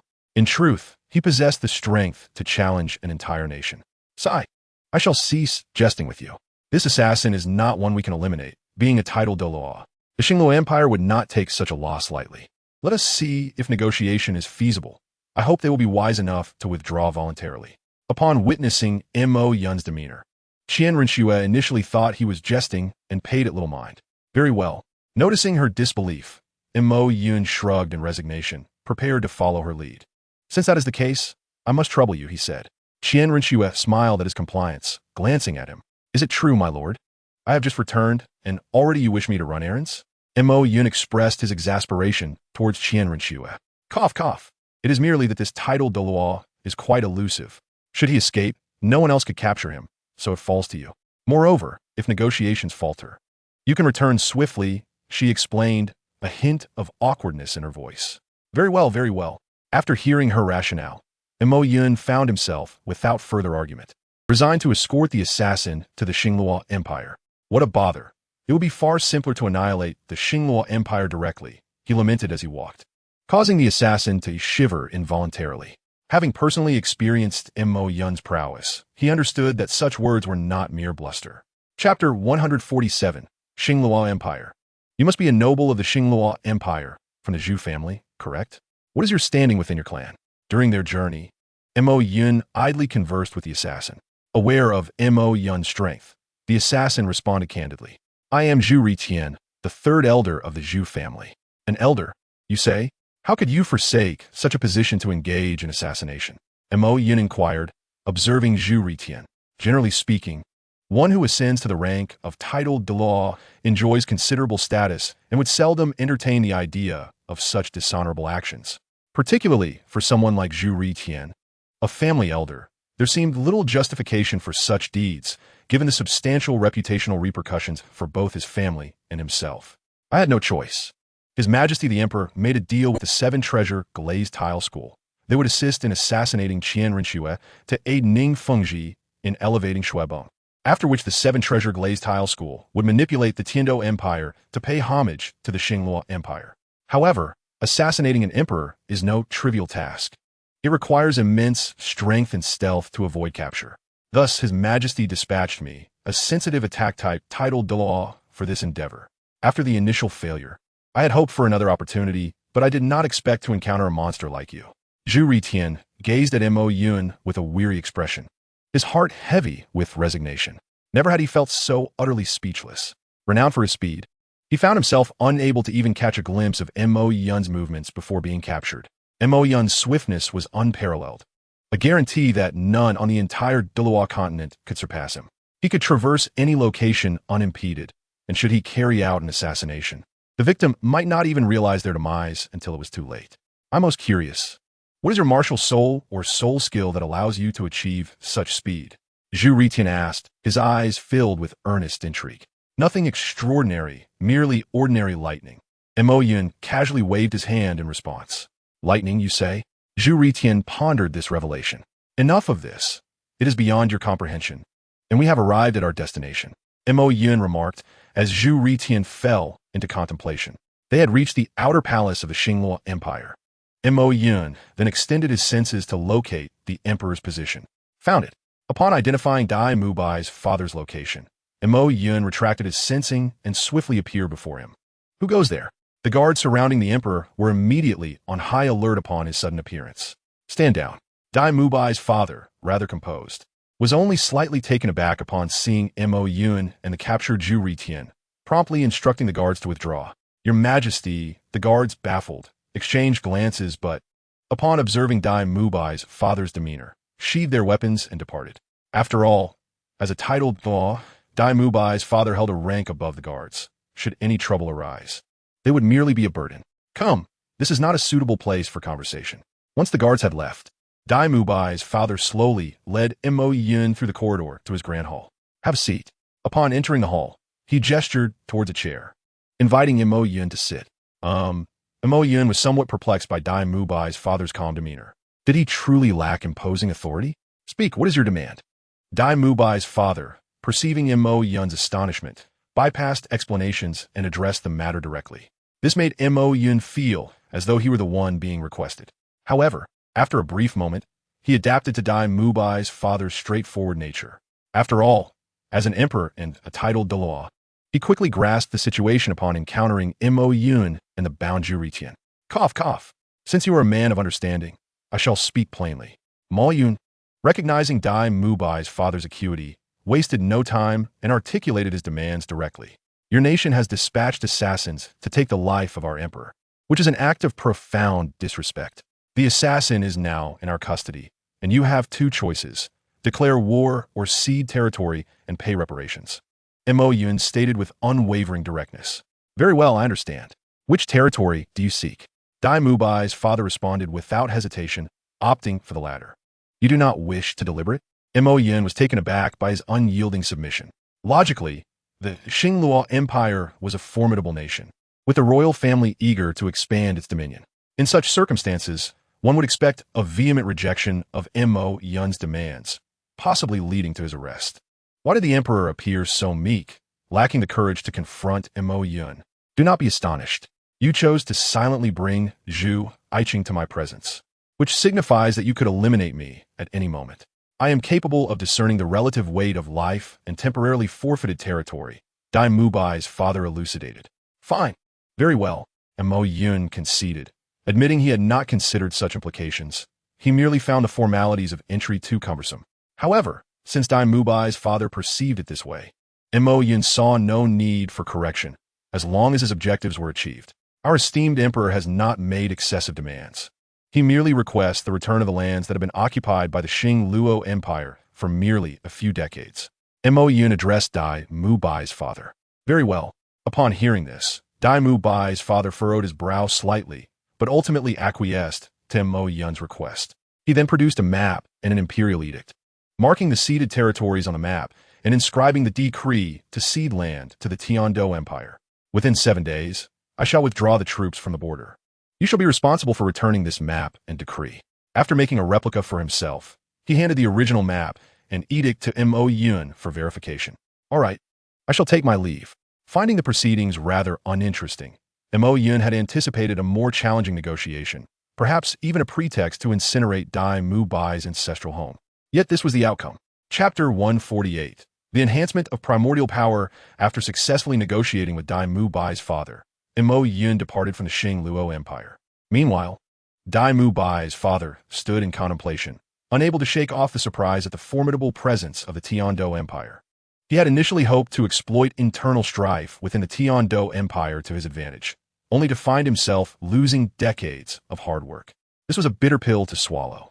However, he felt powerless, as Mo Yun seemed to deliberately showcase his terrifying strength. Dai Mu Bai's father was acutely aware of the consequences of resistance, so he had no choice but to comply with Mo Yun's demands. In truth, Qian Rinxue had dispatched Mo Yun with the hope that the Xing Luo Empire would refrain from interfering in their internal conflicts. Little did she expect Mo Yun to secure territorial concessions and reparations from the Xing Luo Empire. It could only be said that Dai Mu Bai's father was truly aggrieved. Your Majesty, while Dai Mu Bai's father was still absorbed in his melancholy, Zhu Ritian quietly approached him, a look of guilt etched on his face. Enough. You may return. It is only natural to lose against such a powerful adversary. Understanding that Zhu Ritian was blaming himself for his failure to complete the task, Dai Mu Bai's father offered a few words of comfort. With an opponent like Mo Yun, Zhu Ritian's defeat was indeed to be expected. Thank you, Your Majesty. Upon hearing that Dai Mu Bai's father did not intend to place blame upon him, Zhu Ritian quickly expressed his gratitude and departed the palace in haste. Alas, Dai Mu Bai's father was left alone to sigh within the palace. Meanwhile, as he languished in discontent, Mo Yun hastened back to the Tiando Empire. What? You say the emperor of the Xing Luo Empire is willing to cede territory and pay reparations? Qian Rinxue gazed at the boundary map and the handwritten decree from Dai Mu Bai's father, her face a mask of astonishment. She had merely envisioned Mo Yun persuading the Xing Luo Empire to retreat, never anticipating his ability to compel them to cede land and pay reparations. Yet, such an outcome was fortuitous. Reclaiming lost territory would facilitate her future plans to annex the Xing Luo Empire and unify the continent. Montakyun, you have performed admirably this time. With this thought, Qian Rinxue could not help but commend Mo Yun. It was no trouble. It hardly required any effort. Montakyun, hearing Qian Rinxue's praise, casually waved his right hand in response. Very well, now that the matter with the Xing Luo Empire has been resolved, it is time to prepare for dealing with Ning Fengji. With the situation in the Xing Luo Empire expertly handled by Mo Yun, Qian Rinxue was ready to commence her battle against Ning Fengji and his sect alliance. Although Ning Fengji had garnered considerable support, compared to the Spirit Hall, they were merely a disorganized mob. Thus, Qian Rinxue was not overly concerned about Ning Fengji's rebellion. Should they dare to act, she would swiftly suppress them with overwhelming force. Now, we shall await Ning Fengji's move. I must return for now. Upon hearing Qian Rinxue's plans, Mo Yun understood that his involvement was no longer necessary and leisurely returned to his quarters. However, he did not intend to engage in cultivation. As with the acquisition of primordial power, he was no longer in a rush to refine his soul power. Yet, he needed to consult the system about how to enhance his primordial power. Although he was already capable of utilizing primordial power, it was merely at the most rudimentary level, and he was not satisfied with that, hence his desire to improve it. The only enhancement method he was aware of thus far was through soul spirit fragments, which were exorbitantly priced at 1 million each, making the prospect of accumulating them seem exceedingly time-consuming. Therefore, Mo Yun sought to inquire whether the system could provide alternative methods for enhancement. System, come forth. I wish to ask if there are other means to elevate my primordial power. Upon returning to his room, Mo Yun addressed the system. Master, I am here. Aside from soul spirit fragments, there is but one other method to enhance primordial power, which is through comprehension. The system appeared promptly upon hearing Mo Yun's inquiry, elucidating further. Comprehension? How does one achieve that? With the mention of an alternative method, Mo Yun felt a surge of excitement, though he remained puzzled about how to proceed with comprehension. Master, to comprehend primordial power, you must meditate in a locale rich in thunderous energy or undergo the baptism of thunder laws. The system responded to Mo Yun's inquiry once more. Must comprehension of primordial power also require the purification of laws? Mo Yun questioned, perplexed by the system's explanation, as primordial power evidently surpassed the power of laws. Master, the power of laws is merely a subordinate form of primordial power. When the power of laws reaches its zenith and undergoes a breakthrough, it transforms into primordial power. Apart from directly absorbing soul spirit fragments, this is the only method available for acquisition. It is a gradual accumulation process. The power of laws is divided into 10 tiers. The higher the tier of the laws you undergo, the swifter the conversion to primordial power. However, the highest tier of law power possessed by the divine kings of this world is merely tier 3. if you intend to rely on your abilities for comprehension. It may take you several hundred years to attain the next tier of primordial power. The system provided a detailed explanation to Mo Yun. Sigh. This is rather cumbersome. Mo Yun felt a headache coming on upon hearing the system's explanation. Calm down, master. Just earnestly accumulate points. Once you absorb all the high-level soul spirit fragments, your primordial power should elevate to the third tier, allowing you to depart this world. The system, displaying an understanding demeanor, consoled Mo Yun. Indeed, I am but a laborer. Am I not? Upon hearing the system's comfort, Mo Yun found himself feeling even more despondent. 10 soul spirit fragments merely yielded tier 3, costing 10 million points. He had depleted the frozen marrow from the extreme north and barely accumulated a few million. Where was he to procure such a vast amount for point exchange? Alas, it seems I must take my time. Realizing he had no immediate opportunity to enhance his primordial power, Mo Yun resigned himself to this fate. He then began to elevate his soul power. Based on the system's recent explanation, once he attained divinity, he could comprehend the power of laws, which could also be converted into primordial power, albeit through a lengthy process. Nevertheless, having some means was better than none. So Mo Yun resolved to swiftly elevate his soul power to the 100th level. However, he would not inherit the divine position, as doing so would mean surrendering to the control of this world's laws, thus preventing him from departing the divine realm. This would prove quite inconvenient for him, as well as for the Shura god and the Sea god. Otherwise, they would not be so eager to relinquish the divine position. Nonetheless, although he does not inherit the divine position, it does not imply that Mo Yun cannot ascend to godhood. He has the ability to create his own path or directly convert his soul power into the power of laws, subsequently transforming it into the source power, thereby capping his level at 100. Chapter 149. The Eve of Rebellion. Uncle Gu. Has that matter been taken care of? Within the Qibao, Liuli zone, Ning Fengji inquired with a furrowed brow, addressing the bone Douluo beside him. Rest assured, everything has been arranged. However, the sudden withdrawal of the Xingluo Empire will impact our plans? The bone Douluo responded with his customary smile, voicing his concern. This is inconsequential. I initially did not expect much assistance from the Xingluo Empire. Their withdrawal does not affect our plans. Ning Fengji exhaled in relief upon hearing that the bone Douluo had managed to organize matters, dismissing his worries about the Xingluo Empire. For him, their involvement was merely an experiment in cooperation. An additional ally would not change much, nor would their absence. Very well then. Seeing Ning Fengji's indifference to the Xingluo Empire's exit, the bone Douluo ceased to fret over the matter. Now, let us proceed according to the plan. We must capture Tiando City before the Wuhuan Temple arrives to provide assistance. Ning Fengji's expression turned grave as he contemplated the empty hall before him.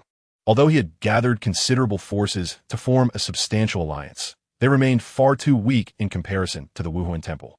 Therefore, they could only hope to successfully take Tiando City before aid arrived from the Wuhuan Temple. At that point, they could elevate Xue Peng to power and publicly expose Xue Qing as crimes, rendering the Wuhuan Temple incapable of intervening. Ning Zhongzhu. What is the likelihood of success for this plan? Just as Ning Fengji was deep in thought, a cloaked figure suddenly materialized within the hall. Your Majesty Hao Ian. I can only say that the odds are slim, but it is worth attempting. You have seen it yourself. The new emperor is aligned with the Wuhuan Temple, which is our mutual adversary. If the emperor completely exploits sects like ours, we will have no opportunity for rebellion again. Thus, we have but this one chance. Ning Fengji earnestly explained to the newcomer. Sighing, Tang Hao replied, Very well, then I shall assist you. If the Wuhuan Temple sends reinforcements, I will do my best to delay them, though I cannot guarantee how long I can hold them off. Upon hearing Ning Fengji's explanation, Tang Hao sighed in resignation. His wife had perished at the hands of the Wuhuan Temple, leaving him with a deep-seated grudge against them. Yet, he understood that his strength was insufficient to confront the Wuhuan Temple directly, which is why he had sought to cultivate Tang San's talents to aid him in vengeance. However, the situation had suddenly shifted, and he could no longer afford to wait for Tang San to grow at a leisurely pace. By the time Tang San matured, the Tiando Empire would likely be entirely under the Wuhuan Temple's control. When that time came, the entire continent would be dominated by the Wuhuan Temple's influence, leaving little hope for revenge. Moreover, the Wuhuan Temple's expansion would undoubtedly not overlook Haotian sect, although the Haotian sect currently maintained a low profile and remained independent. The upheaval within the Tiando Empire would eventually reach them. Once the other forces within the Tiando Empire were eradicated, the Haotian sect would find itself in dire straits. Isolated and facing both the Wuhuan Temple and the Tiando imperial family, with little chance of survival. Despite having distanced himself from the sect, Tang Hao still held profound feelings for it, and could not ignore the impending crisis facing the Haotian sect. Thus, for various reasons, he resolved to join Ning Fengji's rebellion. His primary task would be to stall the Wuhuan Temple, allowing Tiando City to remain in a state of isolation for the time being. This way, Ning Fengji could enter the city alongside Shui, Peng, and confront Shui Qinghe. Since there were no titled Douluo within the Tiando imperial family, and they possessed their own strength, the disparity in power would facilitate their revolutionary efforts. Moreover, they believed that even if a titled Douluo dispatched by the Wuhuan Temple were present within Tiando City, that individual would likely not be formidable. With Jian Shen among them, they felt confident of easily overcoming any ordinary titled Douluo. Thus, they were optimistic that, if everything proceeded smoothly, they would hasten to complete their revolution. However, this plan was evidently flawed. Setting aside whether Tang Hao could hold off the Wuhuan Temple's reinforcements. Even if he managed to do so, there was still the formidable Mo Yun within Tiando City. He alone could annihilate the entire rebel force. Yet, Ning Fengji had not factored Mo Yun into his calculations. The last time he had encountered Mo Yun, he was at a mere 60 or 70 levels, hardly a threat. Furthermore, since Mo Yun had not publicized his ascension to title Douluo, Ning Fengji remained unaware of his actual prowess and continued to perceive him as a low-level opponent. Had they known of Mo Yun's true strength, they would not have pursued this course of action. Nevertheless, the rebellion posed an excellent opportunity for Mo Yun, as he could not remain within the Tiando Empire indefinitely, nor could he stay on Douluo Continent forever. Should Ning Fengji and his cohorts harbor ill intentions during his absence, it would spell trouble for Qian Rinxue. Thus, eliminating dissent as swiftly as possible would bring peace of mind. Meanwhile, as Ning Fengji prepared for rebellion, Mo Yun was acutely aware of their movements. His perception range had expanded to encompass the entirety of the Tiando Empire. The fact that Ning Fengji had enlisted Tang Hao was quite unexpected. Sensing Tang Hao's presence, Mo Yun couldn't help but smile with interest.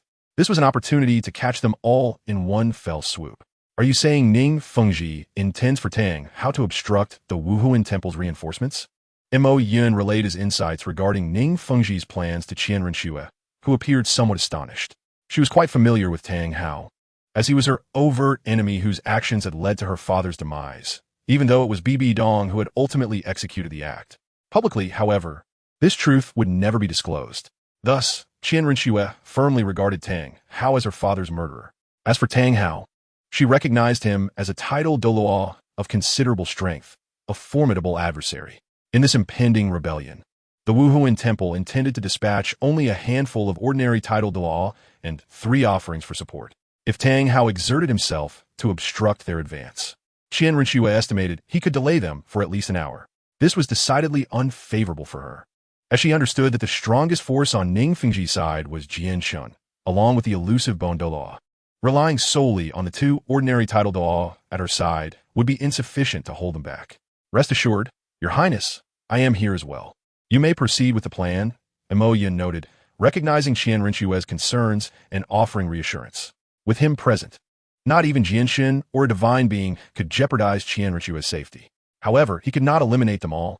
For Qian Rinxue's strategy was to deliberately find herself in a precarious situation, prompting the Wuhuan Temple to come to her aid. This would lay the groundwork for her future allegiance to the Wuhuan Temple. Therefore, Mo Yun could only wait passively for the Wuhuan Temple's intervention, as any offensive action on his part would obliterate the entire rebel force. Qian Rinxue could not predict when another such opportunity would arise for the Wuhuan Temple to demonstrate its worth, thereby preparing for her eventual allegiance. Chapter 150. The rebellion begins in the Tiando Empire on September 30th, 2643 of the Douluo calendar. A rebellion erupted as the 7 Treasures Glazed Tile School conspired with various sects and clans to seize the brother of the reigning emperor, leading to a swift execution in accordance with the law. The Spirit Hall, having aided in the rescue, was elevated to the status of a national religion, with the Pope revered as the Divine Master.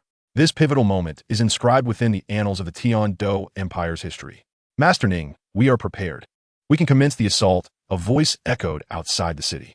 Ning Fengji had already led the rebel forces to encamp outside Tiandou City. Under the cover of night, the rebellion was ignited, with rebels converging from all directions and swiftly taking control of all cities surrounding Tiandou. The ease with which they captured these strongholds stemmed from the fact that many were mere opportunists. The unfolding scenario bore resemblance to the Xinhai Revolution during the late Qing dynasty, where the revolutionary forces, despite lacking advantages, saw local administrations declare their defection from the Qing government, surrendering due to long-standing corruption that had eroded their trust. They perceived this rebellion as a harbinger of the Qing government's downfall, prompting declarations of independence and support for the revolution. The current situation within the Tiandou Empire mirrored this historical precedent. The oppressive policies of Qian Rinxue had destabilized the nation, fostering discontent toward the central authority. Consequently, upon witnessing the rebellion, local forces lost their will to resist. By dawn, the entirety of the rebel army had assembled outside Tiandou City, rendering it isolated and defenseless. Yet this was precisely within Qian Rinxue's grand design. She sought to clear out all opposing forces and opportunists in preparation for the Spirit Hall's complete takeover of the Tiandou Empire. At present, her strategy entailed holding the city and awaiting rescue from the Spirit Hall, thereby establishing a favorable image for them. However, due to Ning Fengji's foresight in intercepting the Spirit Hall's reinforcements, no assistance had yet arrived. Master Ning, let us swiftly assault the city. The Haotian crown cannot withstand much longer, urged an allied leader beside Ning Fengji. Indeed, let us hasten our attack, Ning Fengji replied, promptly instructing the siege team to prepare for the assault. Nevertheless, Qian Rinxue had anticipated such a move, having fortified the city in preparation for a siege. Each city gate was guarded by 3,000 level 71 shield spirit masters, capable of unleashing formidable spirit fusion techniques, creating an impenetrable barrier. The fusion technique of 3,000 spirit masters was sufficient to withstand all assaults below the title Douluo level, requiring considerable effort, even from a title Douluo, to breach. Alas, Brother Jian, I must rely on you, Ning Fengji sighed, feeling exasperated by Qian Rinxue's excessively cautious defenses, which were clearly designed to wear down Jian Chen's strength. He had initially intended to keep Jian Chen in reserve for a confrontation with a title Douluo, but now it appeared impossible. Very well, Jian Chen said, taking out the 7 killing sword and striking at the copper wall. Jian Chen, a title Douluo above level 95, shattered the defenses with 2 strikes, highlighting both the strength of Qian Rinxue's defenses and the reason behind a royal family, without a title Douluo, being able to unify the empire, the army's fusion spirit techniques. If 3,000 could withstand Jian Chen's onslaught, what of 30,000? The Tiandou Empire boasted 1,000,000 fierce soldiers. However, Qian Rinxue could not summon the entire army back to Tiandou City, for doing so would leave the borders vulnerable, effectively betraying the nation. Thus, she only gathered a small contingent, which, according to her plan, would suffice until the Spirit Hall arrived. Yet with Tang Hao's interference, her confidence waned. Let us enter the city, Jian Chen commanded after breaching the defenses, allowing Ning Fengji and his men to proceed. Suddenly, a powerful electric current surged forth, incapacitating the leading rebels. Is this a barrier? Jian Chen was taken aback by the spectacle. This current, is it the work of Mo Yun? Has he truly reached such heights? Wait, this is indeed the work of Mo Yun, Ning Fengji exclaimed, astonished by Jian Chen's deduction. From the aura, it must be him. I never imagined his progress would be so rapid. Such a large-scale barrier could only be created by a title Douluo. Jian Chen nodded in agreement. What shall we do now? Can you breach this barrier, Brother Jian? Ning Fengji inquired, concern etched on his face. I can, but I doubt it would serve a purpose. Jian Chen replied with a wry smile. Why do you say that? Ning Fengji asked, puzzled. This child's barrier is indeed formidable. Even I cannot dismantle it, as his power exceeds mine. Yet, he has intentionally left a flaw for me to exploit to break the barrier, which will take an hour. He has calculated the time. Deliberately setting it up this way, Jian Chen lamented, feeling a rare sense of defeat from a younger generation. Hearing Jian Chen's analysis, Ning Fengji became unsettled. Could his desperate gamble fail because of mere youth? He was unwilling to concede. Brother Jian, if we all assist you, how long would it take to breach the barrier? If everyone aids, it would take roughly a quarter of an hour. But I believe that even if we break through, it will be futile. How can we defeat them with so many talents merely breaching a barrier? Jian Chen replied, his tone laden with pessimism. Brother Jian, you must believe in yourself. You are not weak or inept, Ning Fengji encouraged despite his own doubts. If Jian Chun faltered, their hopes would vanish entirely. Very well. If that is the case, I shall give it one last effort. Ning Fengji's words seemed to revive Jian Chen's spirit, gathering the strength of all to prepare for the barrier's breach. His current demeanor stood in stark contrast to the ease with which he had previously cleaved open the city gates. A new tale has begun, my friends. I have opened a new account to write a new book titled Zong Shun Qi Ri. Those interested may take a look. It is of the fourth disaster genre. Chapter 151. Breaching Tiando City Ha. Outside the walls of Tiando City, Jian Chun, aided by numerous disciples of the Seven Treasures Glazed Tile School and allied forces, shouted mightily, wielding the seven-killing sword to cleave through the barrier created by Mo Yun. Then they surged into Tiando City en masse.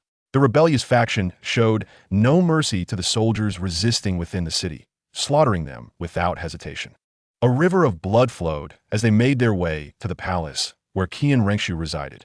However, this was actually a deliberate indulgence on her part. With Mo Yun at her side, she could have exterminated the rebels under Ning Fengji's command before they even reached Tiando City. Yet, she refrained from doing so because she had already resolved to abandon her identity as Xue Qinghe. This rebellion presented an excellent opportunity to feign her own death, simultaneously allowing the Wuhuan Temple to cultivate a national savior image, thereby facilitating their takeover of the Tiando Empire. The reason the Wuhuan Temple was chosen for this scheme was that, after her supposed demise, the royal family would be left with only Xue Beng as its sole prince.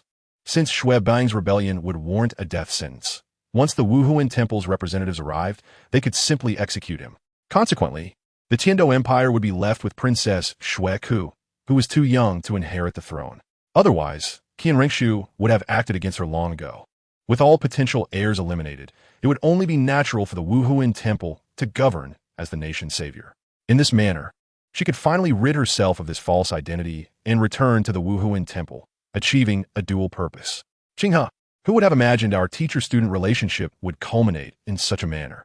After Ning Fengji had dispatched the remaining soldiers within the palace, he slowly approached the Grand Hall, gazing at Qian Rengshu seated at its center, filled with emotion.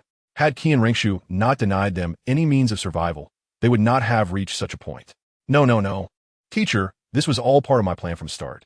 Upon hearing Ning Fengji's sentiments, Qian Rengshu merely smiled subtly. Everything unfolding was well within her design. Ning Fengji's rise as the leader of the rebels was a decision she had made long ago, and he was the only one suited for this role. To lead numerous factions in rebellion, one requires not only strength but also wisdom. Strength compels others to submit, while wisdom earns their trust. To be a leader, both attributes are indispensable. Ning Fengji undoubtedly possessed such leadership qualities. The combination of Jian Chen's formidable strength and Ning Fengji's intellect inspired others for various sects to follow him, hoping to forge a new path. Furthermore, his devotion to his sect contradicted the absolute rule the Wuhuan Temple sought to impose, making his selection a decision born of considerable thought rather than a whimsical choice. Otherwise, the rebellion would not have progressed so smoothly. Most individuals would struggle merely to command such an extensive rebel force and might even face betrayal. Therefore, contrary to Ning Fengji's sentiments, Qian Rengshu found the situation entirely expected. Is that so? So that is the meaning behind it? Ning Fengji discerned Qian Rengshu's intentions and couldn't help but smile wryly. You aim to leverage my rebellion to eradicate the dissenting forces entirely, do you? Ning Fengji astutely articulated Qian Rengshu's objective. That is but one of my aims, teacher. Your role is far more significant than that. Qian Rengshu replied, maintaining her smile without elaborating further. Haha, I am honored by your praise. Upon hearing her words, Ning Fengji quickly grasped the deeper implications behind Qian Rengshu's intentions, sighing softly. Qinghe, can you tell me why you would create a wedding dress for the Wuhuan Temple? What benefits does this bring you? Ning Fengji inquired, perplexed. Although he had surmised that Qian Rengshu's goal was to enhance the Wuhuan Temple's reputation, he could not fathom her underlying motivations. Could it be true that she was the daughter of Bibi Dong? Qinghe, what exactly is your relationship with the Pope of the Wuhuan Temple? Ning Fengji questioned, his eyes reflecting curiosity. Oh, teacher, I must commend your intellect for reaching such depths of understanding. Qian Rengshu expressed mild surprise at Ning Fengji's inquiry. Her favoritism towards the Wuhuan Temple was evident to anyone not oblivious. However, few could deduce her connection to Bibi Dong as swiftly as Ning Fengji did. This merely attests to the extraordinary breadth of his imagination. With such creativity, he could pen a book detailing the secrets of the Tiando royal family. I shall refrain from answering that question, but I trust you have arrived at a reasonable conclusion in your mind. Qian Ringshu did not confirm her association with Bibi Dong, instead granting Ning Fengji the freedom to speculate. Is that so? So, it is like this. I was mistaken from the very beginning. Upon hearing Qian Ringshu's response, Ning Fengji siket resignedly. He had taken on the role of Qian Ringshu's mentor in hopes of securing some advantage for his sect once she ascended to the throne. Qian Ringshu, embodying the persona of Xue Qinghe, exuded regal bearing and exceptional talent, a true imperial figure. However, he never anticipated that she would be affiliated with the Wuhuan Temple. Had he known, he would have preferred to support the incompetent Xue Beng rather than Qian Ringshu. Was this not akin to shooting himself in the foot? Otherwise, he would not have found himself in such a predicament, engaging in actions that defied moral principles. Enough, teacher, let us not exchange pleasantries any longer. It is time to act. Qian Ringshu, seated in her chair, offered comfort to the visibly distressed Ning Fengji. Sigh. Ning Fengji could only let out a weary sigh. Jian Shu, I'll leave it to you. He gestured to Jian Chen beside him. Understood. Jian Chen nodded slightly and drew forth the Qisha sword. A surge of sword energy enveloped Qian Ringshu's entire being.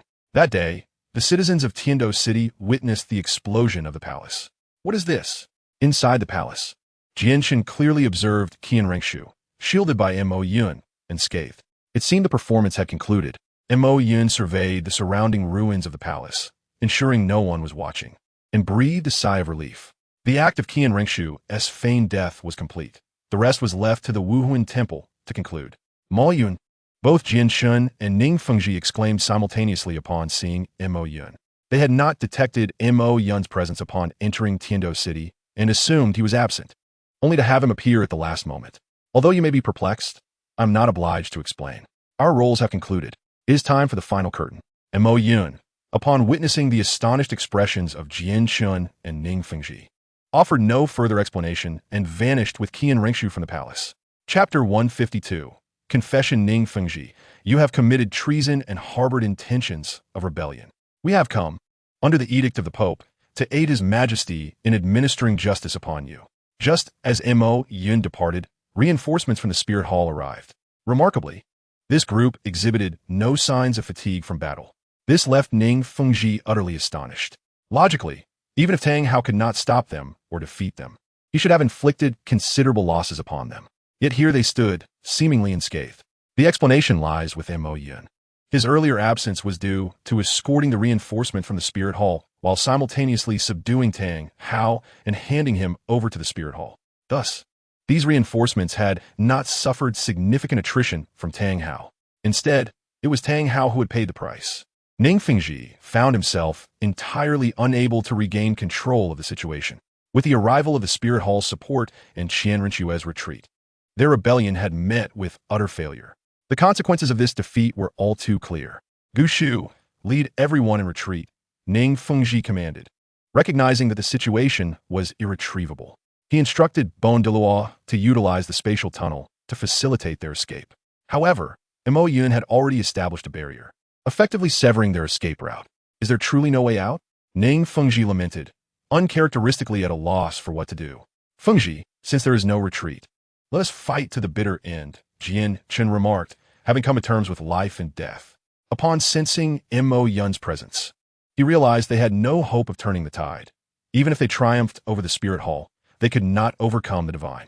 The aura emanating from Mo Yun surpassed even that of Qian Daolu, and beyond Qian Daolu lay the realm of the divine.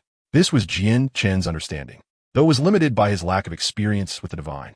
Had he encountered a deity, he would have discovered that the divine appeared no more formidable than Mo Yun. Then let us battle until the final chapter. Inspired by Jian Shun, Ning Fengji cast aside thoughts of retreat and led everyone into the fray. Yet the outcome was already predetermined. A day later, as night fell, the sky was stained crimson with blood. Ning Fengji, Jian Chun, Bon Douluo, and other key figures were captured, while the remaining rebels were annihilated. Their blood soaking the palace grounds, more gruesome than the turmoil during Qian Ringshu's palace intrigue. Subsequent events unfolded with relative simplicity. Qian Ringshu feigned severe injury and ordered the execution of Xue Peng, subsequently lauding the Spirit Hall's contributions. Under the pretense of her injury, she permitted the Spirit Hall to govern the state affairs. A week after the rebellion's conclusion, Qian Rinxue announced her own death. In honor of her passing, the Spirit Hall organized a funeral for her. Your Highness, how does it feel to attend your own funeral?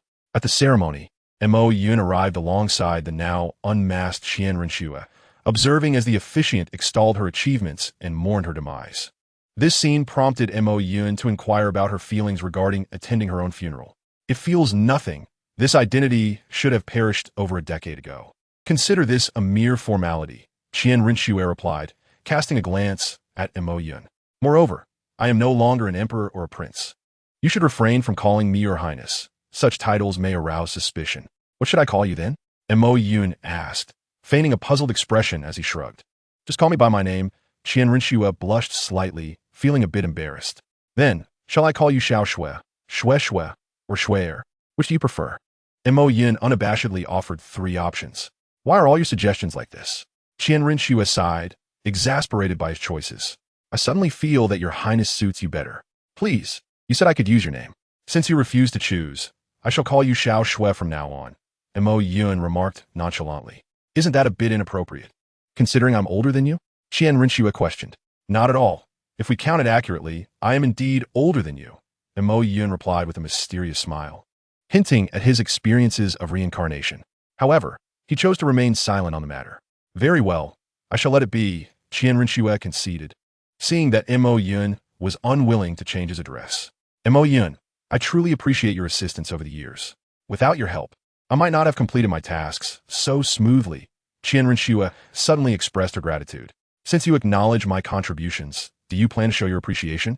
Mo Yun teased in response to her thanks. Sure, what do you wish for? However, I am no longer an emperor, so I may not be able to fulfill all your requests. Qian Rinxue countered without a hint of offense. I desire your heart, Mo Yun declared earnestly, fixing his gaze upon Qian Rinxue. What? Qian Rinxue, taken aback by his request, quickly sought clarification. You heard me correctly. I wonder if Xiao Shui would be willing? Mo Yun smiled calmly. Do you even realize what you're saying?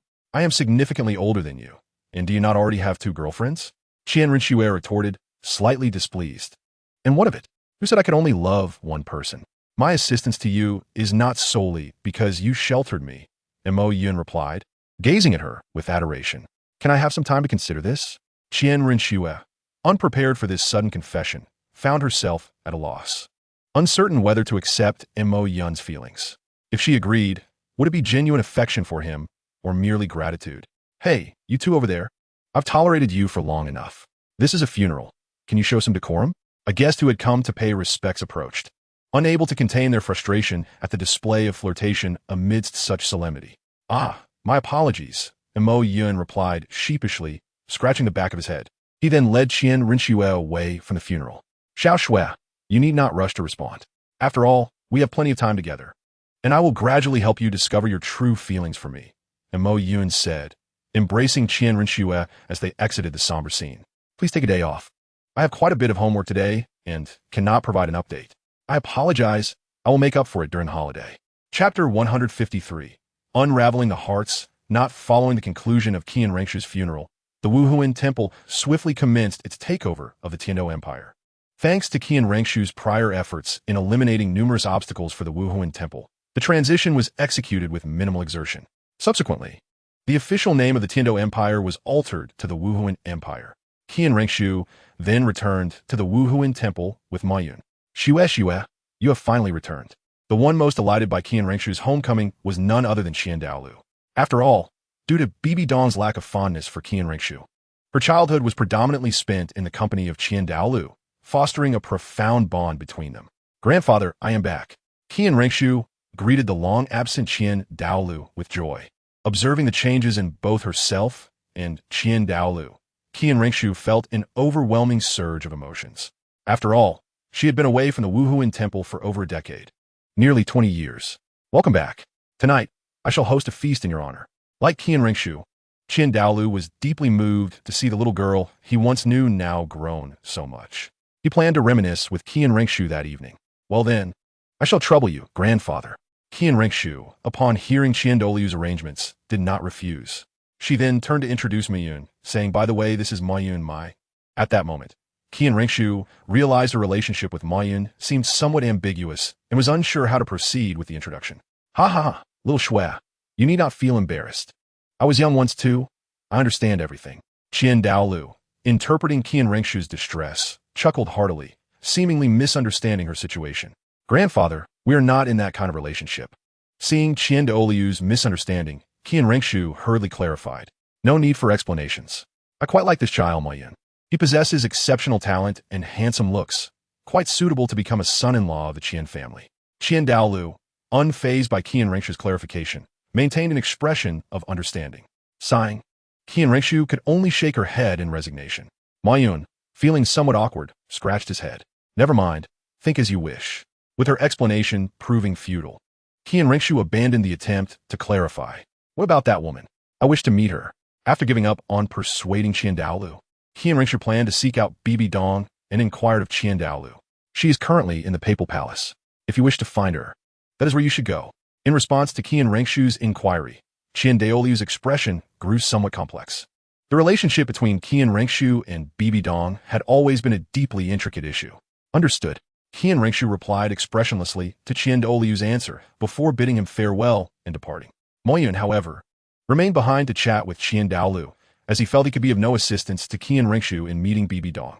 "Little Mayun, come. Let me tell you about little Shui's childhood, so you may understand her better. Do not be misled by her serious demeanor. She was quite lively in her youth." Qian Douluo pulled Mayun aside to recount tales of Qian Ringshu's past. Seeing Qian Douluo in this manner, Mayun could not help but inwardly critique. What a grandfather who loves to embarrass his granddaughter. Yet, he found it endearing, as he was genuinely interested in the various stories of Qian Ringshu's childhood. Meanwhile, as Mayun listened to Qian Douluo's anecdotes about Qian Ringshu, she arrived at Bibi Dong's location. Upon their meeting, both women fell into an awkward silence, unsure of how to initiate conversation. "Ah, I have returned. Do you not have anything to say?" Unable to endure the uncomfortable atmosphere, Qian Ringshu was the first to speak. "Welcome back." Bibi Dong, after a moment of stunned silence, managed to utter these words. "Is that all?" Qian Ringshu, displaying her dissatisfaction, gazed at Bibi Dong. "What do you want me to say?" Bibi Dong retorted, slightly irked by Qian Ringshu's discontent. "At the very least, you could address me by name." Qian Ringshu could not help but comment on Bibi Dong's apparent oblivion to her own coldness. "Why, I have never heard you call me mother either," Bibi Dong responded, her tone somewhat displeased. "Well, perhaps you should consider how you treated me in the past. Do you believe your previous actions warrant me calling you mother?" Qian Ringshu countered. "I." Bibi Dong was momentarily rendered speechless by Qian Ringshu's rebuttal, yet she was reluctant to concede. "Have you never contemplated why I acted that way towards you?" Bibi Dong posed a question back to Qian Ringshu. "Why?" Qian Ringshu's expression reflected her confusion, for she had never heard an explanation from Bibi Dong or to Qian Douluo regarding the matter. After all, it was not a glorious subject. It was considered a dark chapter in the history of the Wuhuan Temple. Thus, Qian Ringshu remained oblivious to the reasons behind Bibi Dong's disdain for her, mistakenly believing it to be a long-standing sentiment. "Because you brought me endless suffering." Bibi Dong, no longer wishing to conceal the truth regarding her past with Qian Ringshu, gathered her resolve to reveal everything about her history with Qian Xuanji and Yu Shaojie. "Is that how it came to be?" Upon hearing Bibi Dong's explanation, Qian Ringshu was taken aback, struggling to accept the revelations. She could hardly fathom that her once kind father was capable of such actions, nor could she comprehend the immense hardships her mother, Bibi Dong, endured during her pregnancy. In light of this, Bibi Dong's intense hatred towards her seemed entirely reasonable. "I am sorry for the pain you endured." Understanding the depth of Bibi Dong's suffering, Qian Ringshu lowered her head in apology. "No, I too am at fault. I should not have vented my resentment towards your father onto you. You were merely a child and did nothing wrong." After expressing her grievances, Bibi Dong felt a weight lift from her heart and began to confront Qian Ringshu directly. "Little Shui, I deeply regret that you had to endure such a harsh life." Bibi Dong gazed at Qian Ringshu with genuine remorse. "Mother," upon hearing Bibi Dong address her by name, Qian Ringshu realized that Bibi Dong had truly found closure. This was the first time she had ever heard Bibi Dong call her by name, and she could no longer contain her emotions, throwing herself into Bibi Dong's embrace. The two shared a silent moment, savoring the warmth of each other's presence. The icy barrier that had separated them for over 20 years melted entirely in that instant. Chapter 154. thoughts on changing the world, mother? What shall we do next? After a moment of mutual embrace and understanding, Qian Rengshu turned to Bibi Dong with a question. She has already secured the Tiandou Empire for the Wuhan Temple. The question now remains whether they should continue their offensive against the Xing Luo Empire. I am uncertain. Upon hearing Qian Renshua's inquiry, Bai Dong also shook her head in confusion.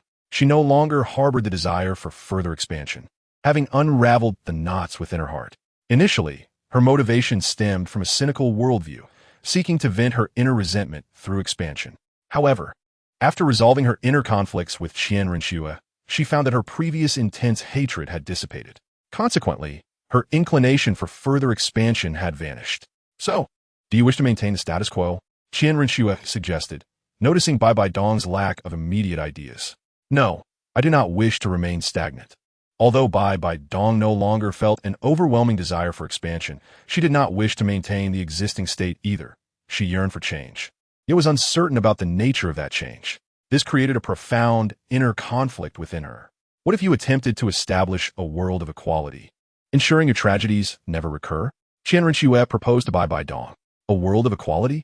The suggestion made by Bai Dong pondered deeply. It sounded appealing. Perhaps. It is worth a try, she mused with a slight smile after some contemplation. When faced with adversity, individuals tend to respond in one of two ways. They either succumb to cynicism, lamenting the injustices of the world, or they bravely confront their challenges, striving to reform society so that others do not endure similar sufferings. Previously, Bai Dong had chosen the former. Now, she was prepared to embrace the latter. I will support you as well, Qian Renshua affirmed, pleased to see Bai Dong re-establishing her goals, feeling a sense of relief. Bai Dong had spent her life seeking revenge against society. Now that she had resolved her internal conflicts and lost her sense of purpose, it would have been easy for her to fall into despair.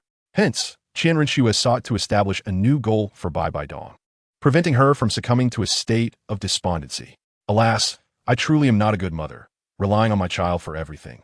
Bai Dong remarked wryly in response to Qian Renshua's words. It's all right, mother.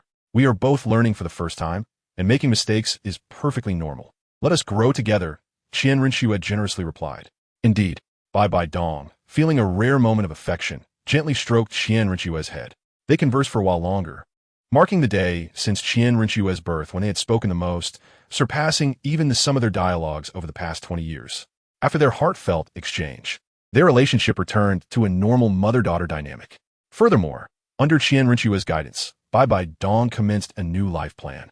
She aspired to cultivate the Douluo Continent into a realm of equality, devoid of discrimination, a world where individuals could interact freely, unbound by sex or family ties. Meanwhile, as Bai Dong and Qian Renshua embarked on their grand vision, Mo Yun learned of Qian Renshua's past misadventures through Qian Douluo.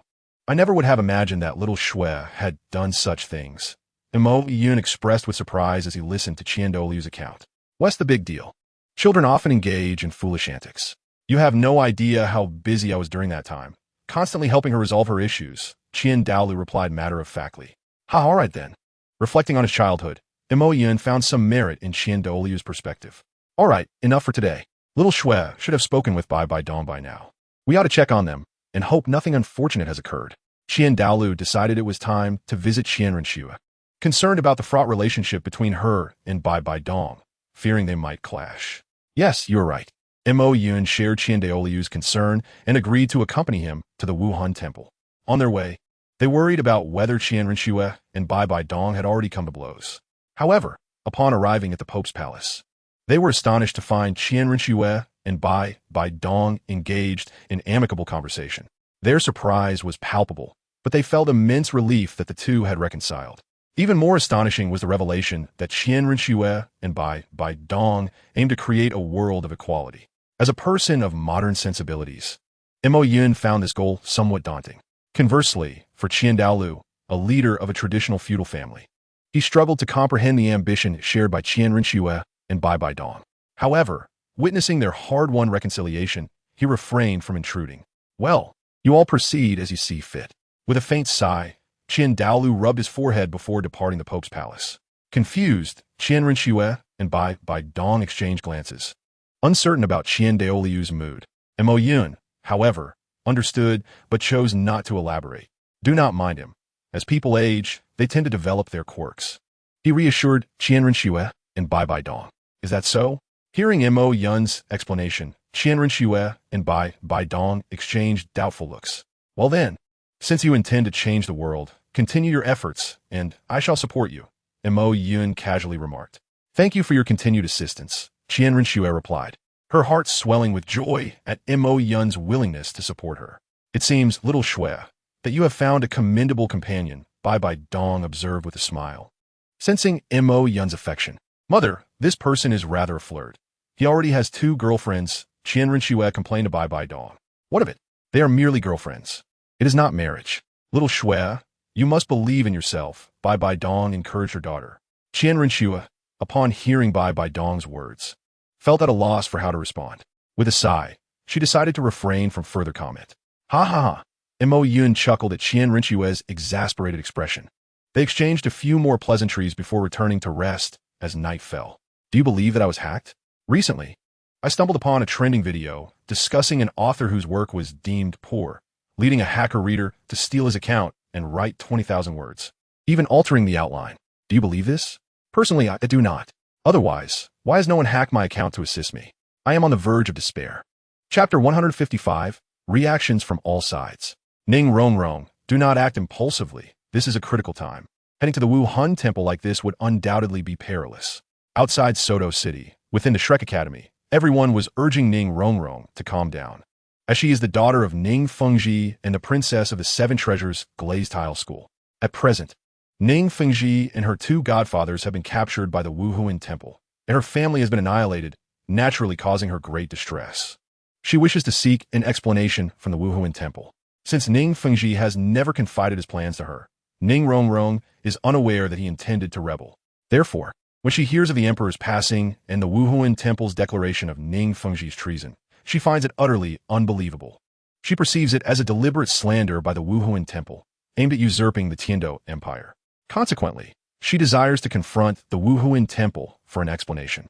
However, her journey there would be perilous, as the Wuhuan temple, having just established itself, would undoubtedly seek to suppress any dissenting forces. In such tumultuous times, those who stand out first are often made examples of and eliminated. Ning Rongrong, in her innocence, does not grasp this, but Tang San and the others do. Thus, they fervently advise her against being the one to take the lead. Yet, what am I to do? With such calamity befalling my family, can I remain idle? After being dissuaded for a while, Ning Rongrong realizes that her actions would be tantamount to courting death. But now, the 7 Treasure Glazed Tile School has but her remaining, who will guide her on what to do next. As the little princess of the 7 Treasure Glazed Tile School, Ning Fengji has never troubled Ning Rongrong with any matters, resulting in her lack of independence. Without the protection of the 7 Treasure Glazed Tile School, she is akin to an ordinary person, perhaps even lesser. At this moment, we have no viable solutions, yet it is essential to calm down and contemplate, for in chaos, clarity eludes us, Tang San reassured her. Indeed, Xiao San's words hold merit. For now, I shall remain calm, responded Oscar earnestly from the side. Upon witnessing this, Ning Rongrong felt tears welling up in her eyes. What is the matter? Suddenly, Yu Xiaojiang appeared at Shrek Academy, and, seeing Tang San and the others gathered at the entrance, wore a puzzled expression as he inquired. Teacher, Ning Rongrong is concerned about her father's safety and wishes to visit the Wuhuan temple. We are currently persuading her.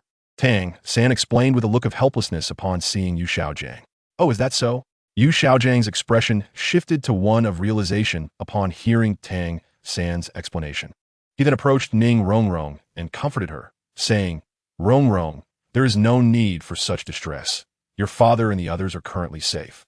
To my knowledge, the Wuhuan temple has not executed them, merely imprisoned them. Is that true? Are my father and the others truly unharmed? Ning Rongrong eagerly questioned upon hearing Yu Xiaojiang's reassurances. Yes, I assure you they're safe for now, Yu Xiaojiang affirmed with a nod.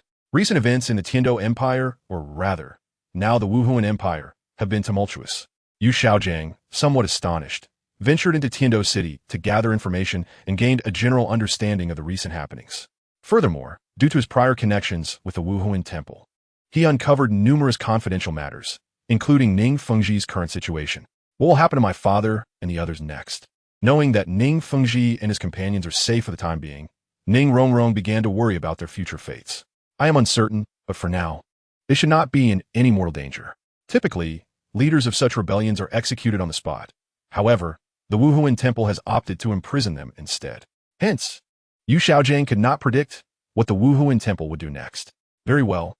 Ning Rongrong felt a sense of helplessness upon hearing that Yu Xiaojiang was also unaware of the fate awaiting Ning Fengji and the others. Nevertheless, her worries eased slightly upon learning that they were currently unharmed.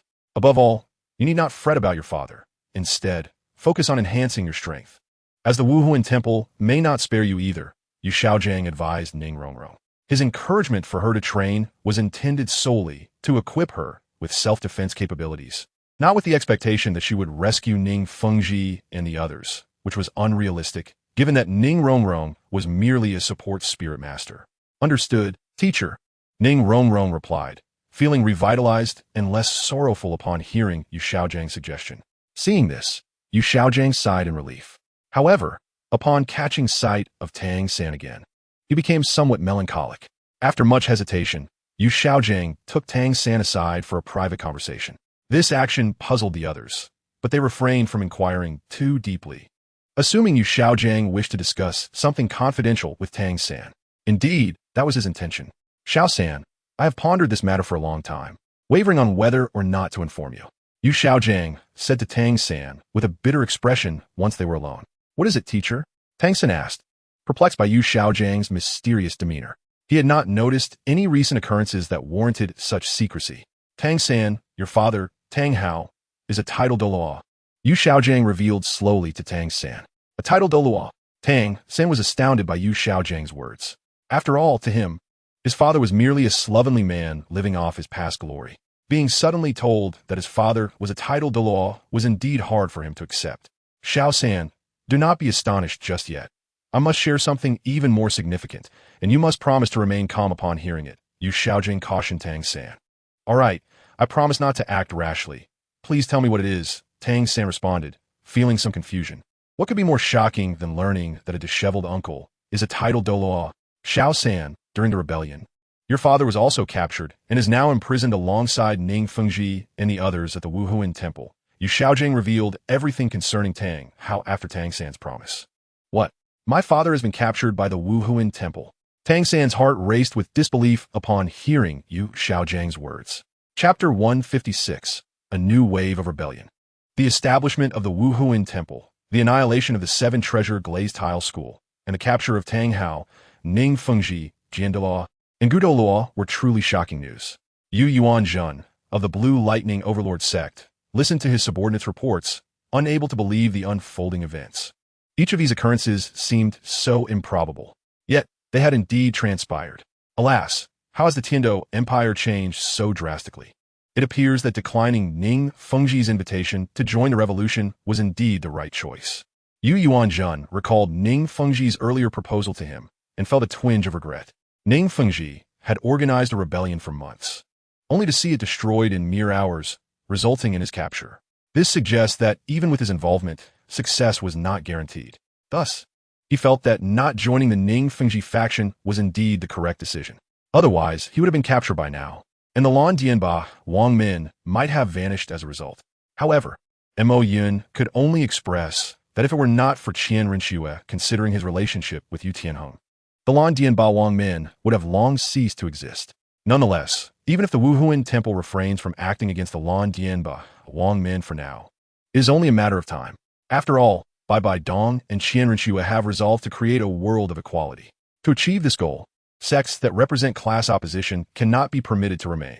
Additionally, the Wuhuan Temple itself must undergo significant transformation. This is merely a change in structure. To truly alter the world, a shift in ideology is imperative. In this regard, Mo Yun could indeed lend assistance. He could articulate the core values and systems of socialism from his previous life, as well as Marxism, allowing them to flourish in this world and establish an equitable society. Ahem, I digress. In summary, all sects, including the Lan Dianba Wang Min, will ultimately disappear. It is merely a question of time. While the Lan Dianba Wang Min is relieved to still exist within the Hao Tian sect's council chamber, the sect leader, Tang Hao, has been captured by the Wuhuan Temple. What should we do? In the council chamber, Tang Yuehua inquires of the current sect leader, Tang Xiao. Allow me a moment to ponder. Tang Xiao, upon hearing Tang Yuehua's question, felt a headache coming on. Although Tang Hao had ostensibly distanced himself from the Hao Tian sect to prevent implicating it, the bonds of kinship are not easily severed. Furthermore, Tang Hao is his own brother. Regardless of their usual grievances, when faced with matters of life and death, how could he possibly forsake Tang Hao? Yet now, he is not only Tang Hao's brother, but also the leader of the sect. He cannot sacrifice the entire sect for Tang Hao. Yuehua, perhaps we should not intervene. After some contemplation, Tang Xiao arrived at a difficult decision to abandon Tang Hao. Brother. Naturally, Tang Yuehua rejected Tang Xiao's decision. She understood his predicament. Yet she could not choose to forsake Tang Hao. However, she had no viable solutions either. Yuehua, you must understand, I am truly constrained in my actions. Tang Xiao said with a bitter expression.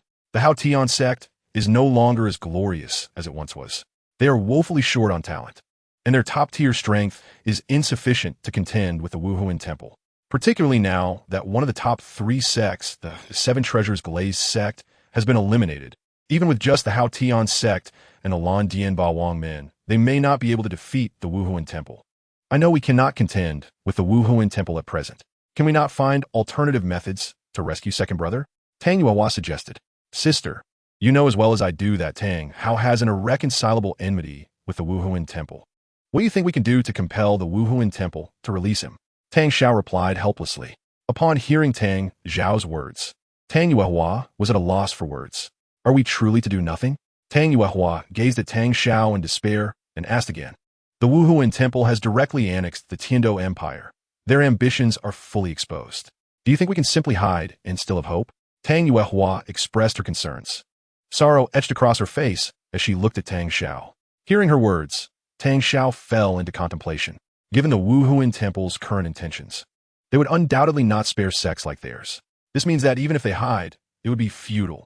Although they currently possess 9 titled Doa and tens of thousands of disciples, if the Wuhuan Temple eliminates the other sects first, they would find themselves isolated and doomed. Sigh. Considering it, since death is inevitable, we might as well fight back. Tang Xiao, unable to endure any longer, began to contemplate a preemptive strike. He then instructed Tang Yuehua.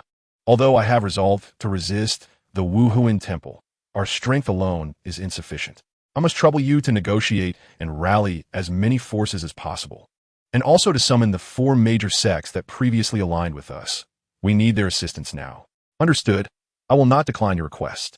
Tang Yuehua responded readily, bowing in acknowledgement before bidding farewell to Tang Xiao and, after a long absence, departed the Hao Tian sect, accompanied by guards, to seek alliances with other sects opposed to the Wuhuan Temple, while also looking for the 4 affiliated sections.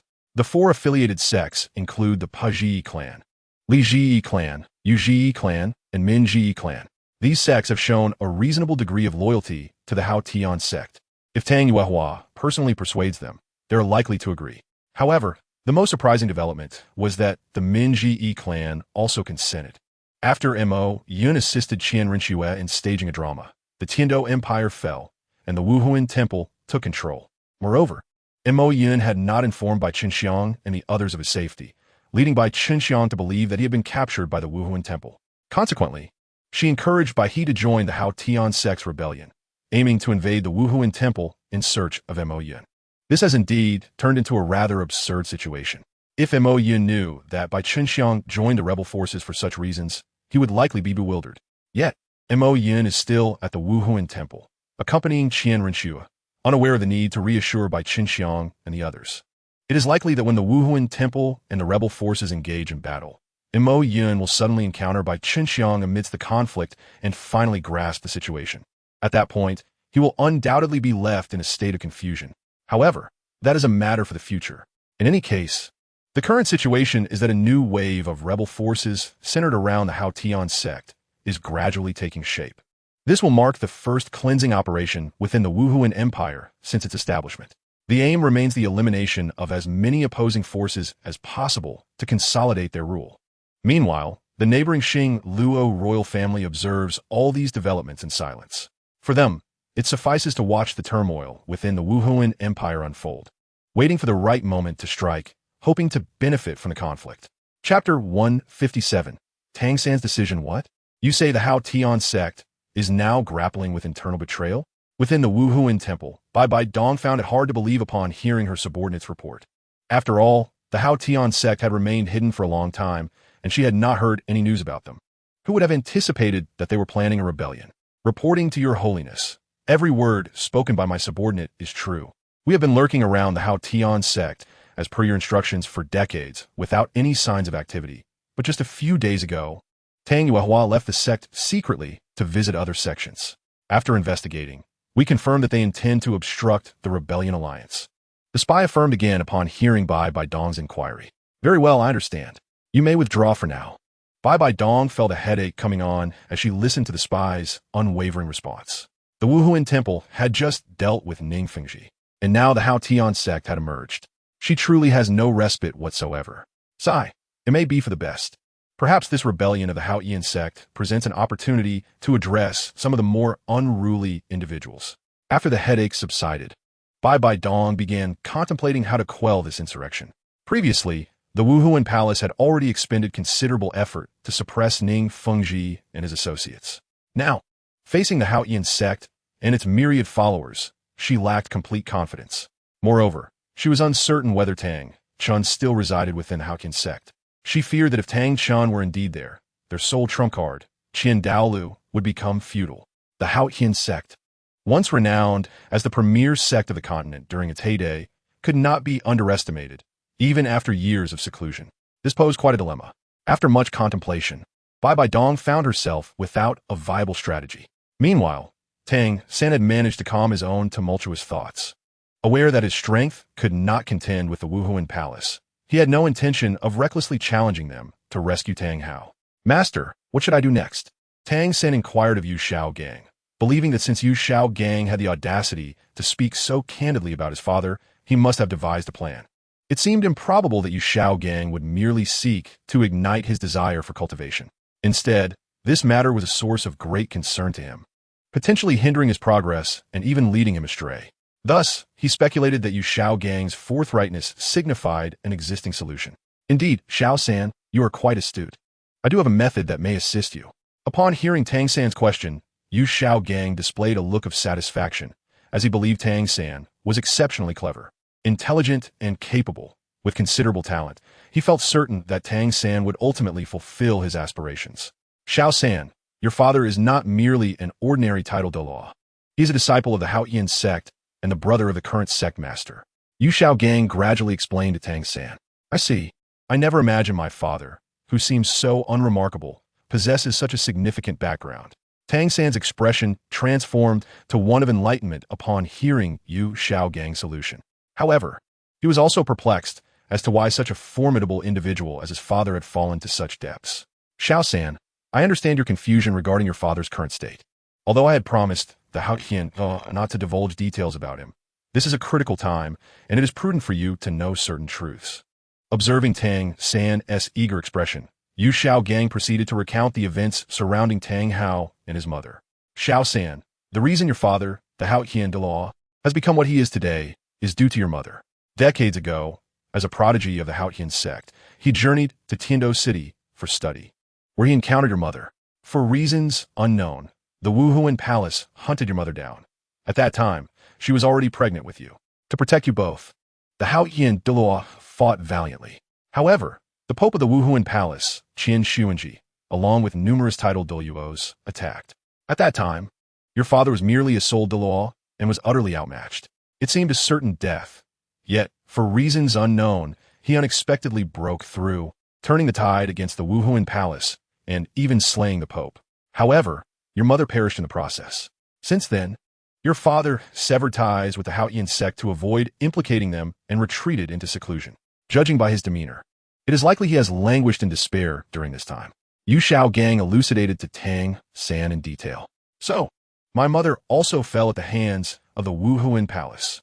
Tang San was profoundly shocked by Yu Shao Gang's narrative. It appeared that he harbored a deep-seated enmity toward the Wuhuan Palace. Indeed, while I am unaware of the specifics, it is likely the Wuhuan Palace is responsible for her demise. Yu Shao Gang nodded in affirmation of Tang San's words filled with rage. But master, the Wuhuan Palace is so powerful, boasting over a dozen titled Douluos. Can the Haotian sect truly prevail? Tang San, realizing the gravity of the situation, posed this question. I cannot say for certain. However, it is said that there exists an ultimate law within the Haotian sect, Tang Chun.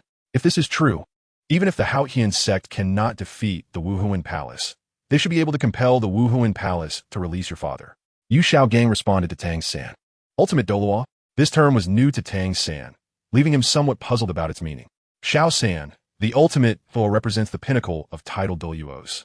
It is said that surpassing this stage allows a soul master to attain divinity. Yu Xiaogang explained to Tang San. Divinity? Tang San's eyes widened in astonishment upon hearing Yu Xiaogang's explanation. In any case, your best course of action now is to seek assistance from the Haotian sect. If you're resolved, I can accompany you to locate the Haotian sect. Yu Xiaogang informed Tang San. Although the Haotian sect had remained hidden for decades, the three great sects were inherently interconnected. He had once been a member of the Blue Lightning Tyrant Dragon sect, and if Tang San wished to visit the Haotian sect, he could guide him there. Master, I have made my decision. I will visit the Haotian sect. It is my only option at this point. Tang San deliberated briefly before responding to Yu Xiaogang. He was still only at the 30-something level, far from becoming a titled law. If he waited to grow stronger before attempting to save Tang Hao, it was likely that Tang Hao would already be ashes. Thus, Tang San felt compelled to seek the Haotian sect's intervention, hoping they would extend their aid. However, he also recognized that he could remain uninvolved, as the Haotian sect had already resolved to confront the Wuhuan Palace. Yet, he remained oblivious to this fact. Chapter 158. The Restless Qian Rinxue. Has there been any significant movement from the Haotian sect recently? Within the Wuhuan Palace, Bai Bai Dong inquired of the spy before her. Reporting to your holiness, there has been no notable activity from the Wuhuan Palace lately. However, a man has entered the Haotian sect. The spy responded to Bai Bai Dong's inquiry. Oh, who is this person? Bai Bai Dong expressed curiosity upon hearing that someone had entered the Haotian sect, which had remained unvisited for over a decade. Reporting to your holiness, I could not discern the identity of this individual. However, his soul power is merely at the 30th level, and he was accompanied by a white-haired man. The spy replied to Bai Bai Dong's question. A white-haired man? Bai Bai Dong's curiosity was piqued further. She wondered who would venture into the Haotian sect at this juncture, especially with such limited soul power. Nevertheless, she did not dwell on it too much, recognizing that a soul master of only 30 levels posed little threat to the current situation. Forget it. Tell me which sects the Haotian sect has been in contact with. I wish to probe further. Bai Bai Dong continued her inquiry with the spy. To His Holiness the Pope, the Haotian sect has now severed all previous affiliations with any sects, including the 4 major affiliated families, and has also made contact with the Lan Dian Bawang sect. Upon hearing the inquiry from Bai Bai Dong, the scout detailed the developments. They have already reached out to so many forces? Bibi Dong mused, reflecting on the Haotian sect's enduring influence even after years of seclusion, a testament to its former status as the foremost sect. After listening to the scout's report, she felt a tinge of nostalgia. Very well, I understand. Please notify the other scouts to investigate the veracity of the sects and families that have been contacted by the Haotian sect. We need to ascertain whether they are forming alliances with them. If they are, make a note of it. I intend to address them before the war commences. Bai Bai Dong instructed the scout. Yes, Your Holiness, the scout replied promptly. You may take your leave now, Bai Bai Dong said, satisfied that the scout had comprehended her orders, allowing him to depart the spirit hall to carry out his duties. Mother, what is the situation with the Haotian sect? After the scout exited, Qian Rinxue entered, observing Bai Bai Dong's troubled demeanor. There have been no significant movements. They are merely recruiting allies at this juncture. Bai Bai Dong responded to Qian Rinxue's inquiry. What are your plans, then? Qian Rinxue pressed further. I intend to eliminate a faction of smaller powers that have established alliances with the Haotian sect, thereby destabilizing their coalition. Bai Bai Dong articulated her strategy. I see. That is indeed a wise approach, Qian Rinxue acknowledged, recognizing the merit in her mother-esque plan, especially given the current state of the Spear Hall. Is there anything you require my assistance with? Or perhaps something for Mo Yun? Although he may seem unreliable, his strength is undeniably formidable. Qian Rinxue inquired with genuine concern. Haha, my dear Xiaoxue, your concern is more than enough. You have already been a great help, so now you should take some time to rest, Bai Bai Dong replied, feeling warmth from her daughter's care. Well, if that is the case, Qian Rinxue conceded, giving up on further inquiries. After exchanging a few more pleasantries, she departed the Pope's hall, knowing that her mother had pressing matters to attend to within the Spirit Hall and the Empire. Upon leaving the Pope's Hall, Qian Renxue did not remain idle. Instead, she approached the previous scout to transcribe a list of the sects that the Haotian sect had contacted. Though Bai Dong had stated she did not need her assistance, Qian Renxue still wished to contribute in any way she could, as idleness bred boredom. Furthermore, she invited Mo Yun to accompany her in investigating these sects, given that he had not ventured outside since joining the Spirit Hall, spending all his time in training. Additionally, Hu Laina often visited Mo Yun, which hindered the development of her own relationship with him while simultaneously elevating Hu Laina's affections. Thus, Qian Renxue decided to seize this opportunity to take Mo Yun out for a stroll. Xiaoxue, I believe this endeavor is entirely unnecessary. Let them forge their alliances. We can deal with them later, Mo Yun remarked nonchalantly as they walked away from the Spirit Hall. You speak so lightly of it. Yet the Haotian sect is not comparable to the Seven Treasure Glazed Tile sect.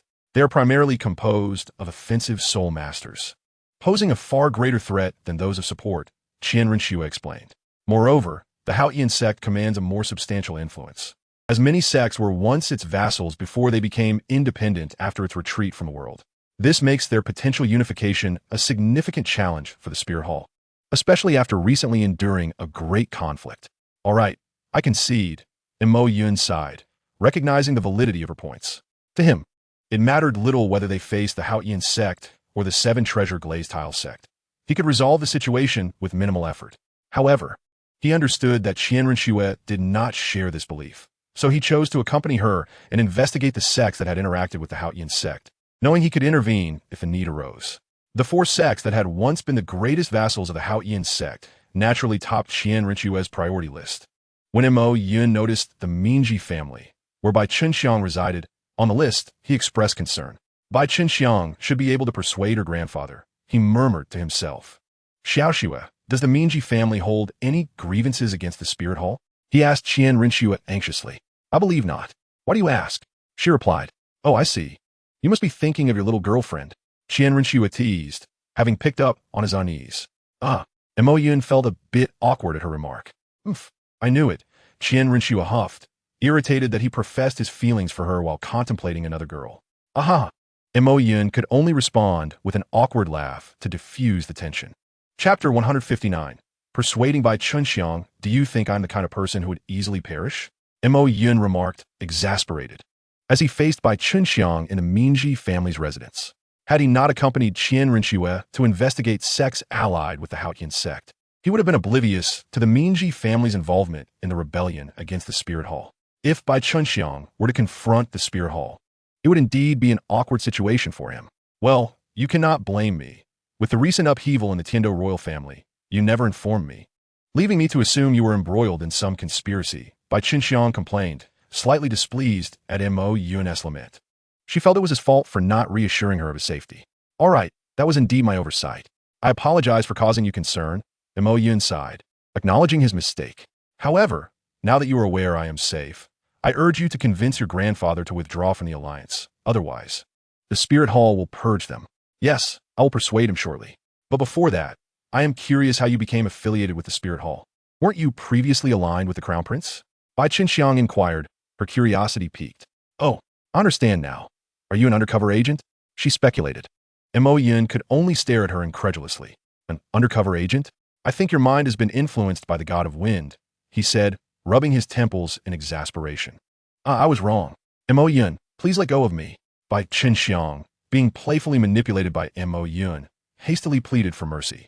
Upon witnessing this, Mo Yun promptly released Bai Chunxiang. After regaining her freedom, Bai Chunxiang, noticing Mo Yun's stern expression, couldn't help but grin.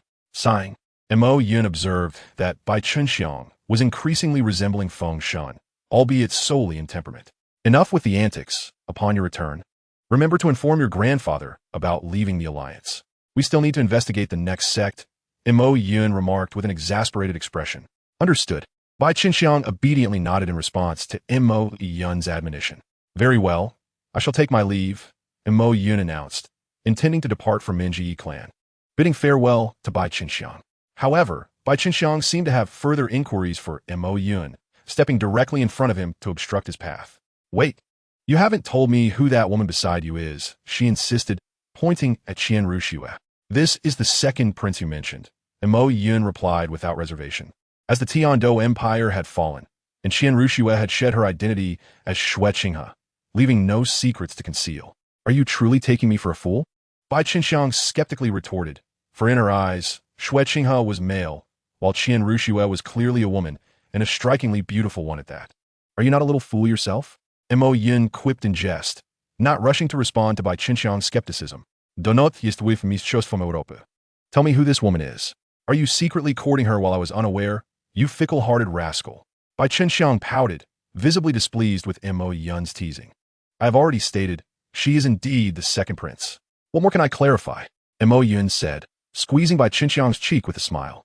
Bai Qinxiang, thoroughly irritated by this, chose to ignore Mo Yun, glaring at him instead. All right, enough with the glares. I shall speak, Mo Yun conceded, deciding to cease his teasing and share the truth regarding Qian Ruxue. Is that truly the case? How dramatic! Bai Qinxiang exclaimed, rubbing her nose in exasperation after learning the truth.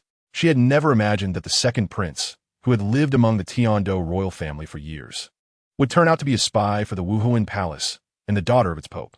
In any case, that is how it is. Now that Xiao Xue has completed her task, she no longer needs to masquerade as Xue Qinghe and has returned to the Wuhuan Palace, and naturally, I accompanied her back, which is why I forgot to inform you, Mo Yun explained to Bai Qinxiang. Very well, Bai Qinxiang replied, now comprehending the relationship between Mo Yun and Qian Ruxue. I never anticipated that my greatest rival would be so close at hand. Observing the alluring Qian Ruxue, Bai Qinxiang felt an unexpected surge of pressure, particularly when noticing Qian Ruxue's notable features. She couldn't fathom how a woman who had disguised herself as a man for over a decade could possess such attributes. Shouldn't she have been more flat? Otherwise, how could one convincingly masquerade as a man? This was merely a reflection of Bai Qinxiang's limited understanding. Qian Ruxue, endowed with an angelic soul bone, could alter her appearance at will, growing larger or smaller as she pleased. Eventually, Bai Qinxiang could only sigh in resignation. Do not be so disheartened. I am not one to abandon my commitments. Though I may be a bit capricious, I will not forsake either of you. Mo Yun comforted her. You are hardly just a little capricious. I wonder how you will manage in the future, Bai Qinxiang retorted indignantly, then dismissed both Mo Yun and Qian Ruxue from her presence. Mo Yun, exasperated, raised his hands in surrender at Bai Qinxiang's concerns. He believed there was no cause for alarm. After all, his rigorous physical training had a purpose beyond mere strength. It was foundational for the day to come. He felt confident managing his relationships with Bai Qinxiang, Yi Lingling, and even Qian Ruxue, and believed he could handle even more. Mo Yun, I sense your thoughts are rather unsavory, Qian Ruxue remarked coldly, observing him with an expression akin to that of a maggot. Ahem, how could that be? I'm a paragon of virtue, and Mo Yun responded sheepishly, scratching his head in embarrassment as he met Qian Ruxue's gaze. Who knows? I shall not tolerate any inappropriate thoughts, Bai Qinxiang huffed, turning away and proceeding to other families. In the meantime, as Qian Ruxue and Mo Yun were investigating the various sects allied with the Haotian sect, within the Haotian sect, Tang Xin had gained recognition through his own prowess and was accepted as a disciple. He was also tasked with instructing the sect's disciples in crafting hidden weapons, enhancing their strength during the impending rebellion. I never imagined that Tang Hao's son would grow up to be so remarkable. With his talents, his future achievements will undoubtedly rival those of Tang Hao, Tang Xiao reflected, overwhelmed with emotion as he observed the hidden weapons brought by the disciples. This child's potential is indeed extraordinary. I have a lingering feeling he may surpass our ancestors. Sect Master, if we were to falter in our struggle against the Wuhuan Palace, we must ensure this child is preserved. He could become the beacon of hope for our sect's revival, the elders advised Tang Xiao after hearing his sentiments. No problem. Tang Xiao agreed. 14 years ago, we failed to protect Tang Hao. Safeguarding his son now would be a means of atonement. The other elders nodded in agreement. Although they had collectively resolved to resist the Wuhuan Palace, they were acutely aware of their slim chances of success. Should they fail, considerations for the sect's legacy would become imperative. Naturally, Tang San was viewed as an ideal candidate, possessing extensive knowledge of hidden weapons, dual spirits, innate full soul power, and having cultivated various secret techniques, granting him immense potential. If he matured, they believed he would not fear the Wuhuan Palace and might even seek vengeance on their behalf. Enough of this discussion. We cannot lose hope before the battle even begins. Regardless of the outcome, we must fight with all our might, Tang Xiao proclaimed, striking his seat to rally the group's spirits. Indeed, you are right, the others agreed, rekindling their confidence and abandoning their self-pity. Tang Lin, ensure the disciples diligently learn the crafting of these hidden weapons. We must have sufficient numbers before we act. Tang Xiao addressed a member of the family, standing before him. Yes, esteemed patriarch. Upon hearing Tang Xiao's command, Tang Lin promptly took his leave, returning to the clan's forging grounds with concealed weapons in tow, urging the disciples to work diligently on their creations.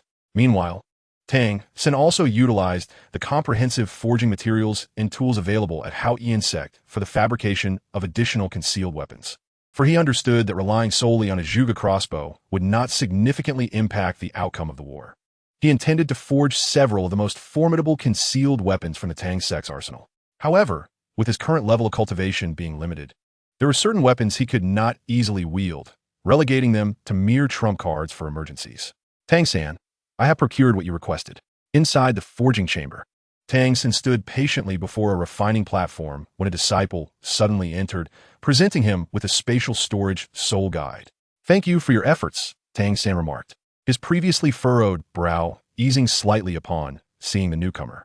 The spatial storage ring contained the materials he needed to forge the most powerful concealed weapon.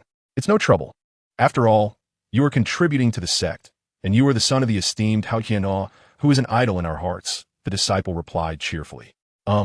Thank you. You may leave now, Tang San said, momentarily taken aback by the disciple's admiration for his father, yet he did not dwell on it. After all, based on the accounts shared by his teacher regarding Tang Hao's exploits, becoming the youngest titled Duo, defeating 3 titled Douluos single-handedly, and even turning the tide of battle, such feats were indeed enviable. Very well, I shall take my leave. Should you require anything further, do call for me. I will be next door, the disciple said, recognizing Tang San's intent to commence forging, and departed the chamber to fulfill his own forging duties. With a sigh of relief, Tang San reflected on the materials he had finally gathered, resolute in his determination to forge the Tang Sect's premier concealed weapons, namely Guanyin Yulei and Fo Nu Tang Lian. These 2 weapons held significant efficacy even against titled Douluos and deities, serving as pivotal tools to alter the course of battle. However, Guanyin Yulei was notoriously toxic, imposing numerous conditions for its use. Mastery of Xian Yushou, Kong He Qin Long, and Gue Ingmi Zong was imperative, alongside reaching the pinnacle of Xian Tian Gong, which was far beyond his current capabilities. Attempting to wield it prematurely could result in dire consequences. Nevertheless, he was determined to forge Guanyin Yulei, preserving a contingency for himself. Thus, Tang San commenced the forging of concealed weapons, while the disciples of Hao Yian Sect diligently worked on the weapons he had previously taught them. Concurrently, outside Hao Yian Sect, Tang Yuehua was fervently consolidating various factions. The entire rebellion plan was advancing vigorously, creating an illusion that Hao Yian Sect might indeed triumph over Wuhuan Palace. Consequently, despite the lessons learned from past experiences, many sects continued to join the rebellion alliance. Meanwhile, Mo Yun and Qianren Xue were tasked with verifying these factions, guiding the purge for Wuhuan Palace. Thus, both sides engaged in subtle maneuvers without any significant conflict erupting. This status quo persisted for approximately a month, at which point Wuhuan Palace commenced its cleansing of the smaller rebellious factions. To stabilize morale and maintain the alliance, Hao Yian Sect dispatched personnel to intervene, albeit with limited manpower, primarily providing concealed weapons as equipment support to preserve their strength for the final confrontation. Wuhuan Palace, too, deployed minimal forces in their eradication of these minor factions. Yet their efforts surpassed the assistance provided by Hao Yian Sect. Thus, even with Hao Yian Sect support, Wuhuan Palace gradually dismantled several smaller factions, though it did not significantly disrupt the overall strategy of Hao Yian Sect. Nonetheless, it did have considerable ramifications for Hao Yian Sect, as many smaller sects, perceiving the lack of attention from Hao Yian Sect, opted to surrender to Wuhuan Palace. For these factions, Wuhuan Palace appeared to assimilate them on the surface, yet covertly eradicated their influence. Initially, the surrendering factions were oblivious to this reality, but they were not naive. It wasn't long before they discovered the grim truth of their capitulation. By then, despair had fully set in, for surrender meant death, and resistance also led to demise. They deeply regretted their indecision. However, in this world, there are no remedies for regret. The ultimate objective of Wuhuan Palace was to annihilate these minor factions, as their scattered nature made total eradication challenging. This rare opportunity to gather them all was a chance to eliminate them once and for all. Chapter 161. Infiltration of Wuhuan Palace, Your Holiness. Haotian sect has united with the primary rebellious sects and is advancing towards us. What shall be our next course of action? Within the Hall of the Pope, a scout from Wuhuan Palace reported to Bibi Dong. Elders and offerings, Haotian sect has taken action. It is time for us to counter. Bibi Dong conveyed slowly to the assembled officials of Wuhuan Palace. We shall obey your command, Your Holiness. The gathered members responded with a slight bow, acknowledging her directive. Very well. Then we shall proceed as planned. Jin Yi, you will lead the 5 remaining offerings and 6,000 elite disciples to confront the main forces of Haotian sect, while the remaining elders shall guide the rest of the disciples in purging their allies, Bibi Dong instructed. Understood, Your Holiness, the assembly responded, and each member departed the hall to attend to their respective duties. Once fully prepared, Wuhuan Palace mobilized its army to resist Haotian sect and its affiliates. Thus began the first suppression of the rebellion since the establishment of Wuhuan Palace. Given that Wuhuan Palace held superior combat prowess, Haotian sect soon found itself at a disadvantage once the war officially commenced. However, due to the multitude of allied forces that Haotian sect had amassed, they engaged in guerrilla warfare, launching scattered attacks on Wuhuan Palace's main forces. This strategy significantly weakened the might of Wuhuan Palace's army. Yet, such tactics alone could not vanquish Wuhuan Palace, as the most powerful among Haotian sect, Tang Xiao, was merely at level 97, while Wuhuan Palace's Jin Douluo had already reached level 98. Moreover, Wuhuan Palace boasted numerous titled Douluos. Even as Haotian sect dispersed Wuhuan Palace's main forces, Wuhuan Palace managed to ensure that each division had a titled Douluo of at least level 95 in command, preventing Haotian sect from annihilating any of their detachments. As the conflict progressed, Haotian sect's numbers dwindled, and their guerrilla tactics began to backfire. Ultimately, Haotian sect found itself compelled to consolidate all its forces to counter Wuhuan Palace's advances.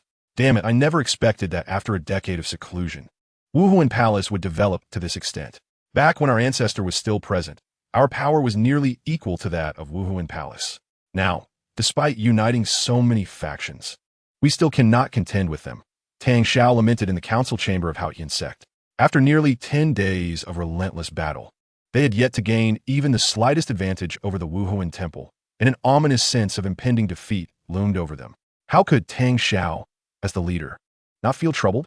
Master, in my humble opinion, our primary deficiency in comparison to the Wuhuan temple lies in our top-tier strength. Each skirmish sees several titled Douluo stationed on their side, while we can muster no more than one. Should we falter, the morale of our troops will undoubtedly plummet, making failure almost inevitable, one elder thoughtfully analyzed to Tang Xiao. I understand that is the case, yet there are likely no more than a few hundred titled Douluo across the entire continent. The Wuhuan temple alone possesses 2 to 3 dozen, leaving us with no feasible allies. Tang Xiao responded with evident resignation. This is indeed a conundrum. However, have you forgotten that there are 3 titled Douluo imprisoned in the Wuhuan temple, one of whom is your equal, the sword Douluo? The elder continued. I'm aware of that. If we could enlist their assistance, our combat capabilities would significantly increase. Although we may still not triumph over the Wuhuan temple, we could at least hold our ground. Yet, they're confined within the temple's dungeons. How can we possibly rescue them? Tang Xiao sighed, feeling the weight of the elder's suggestion.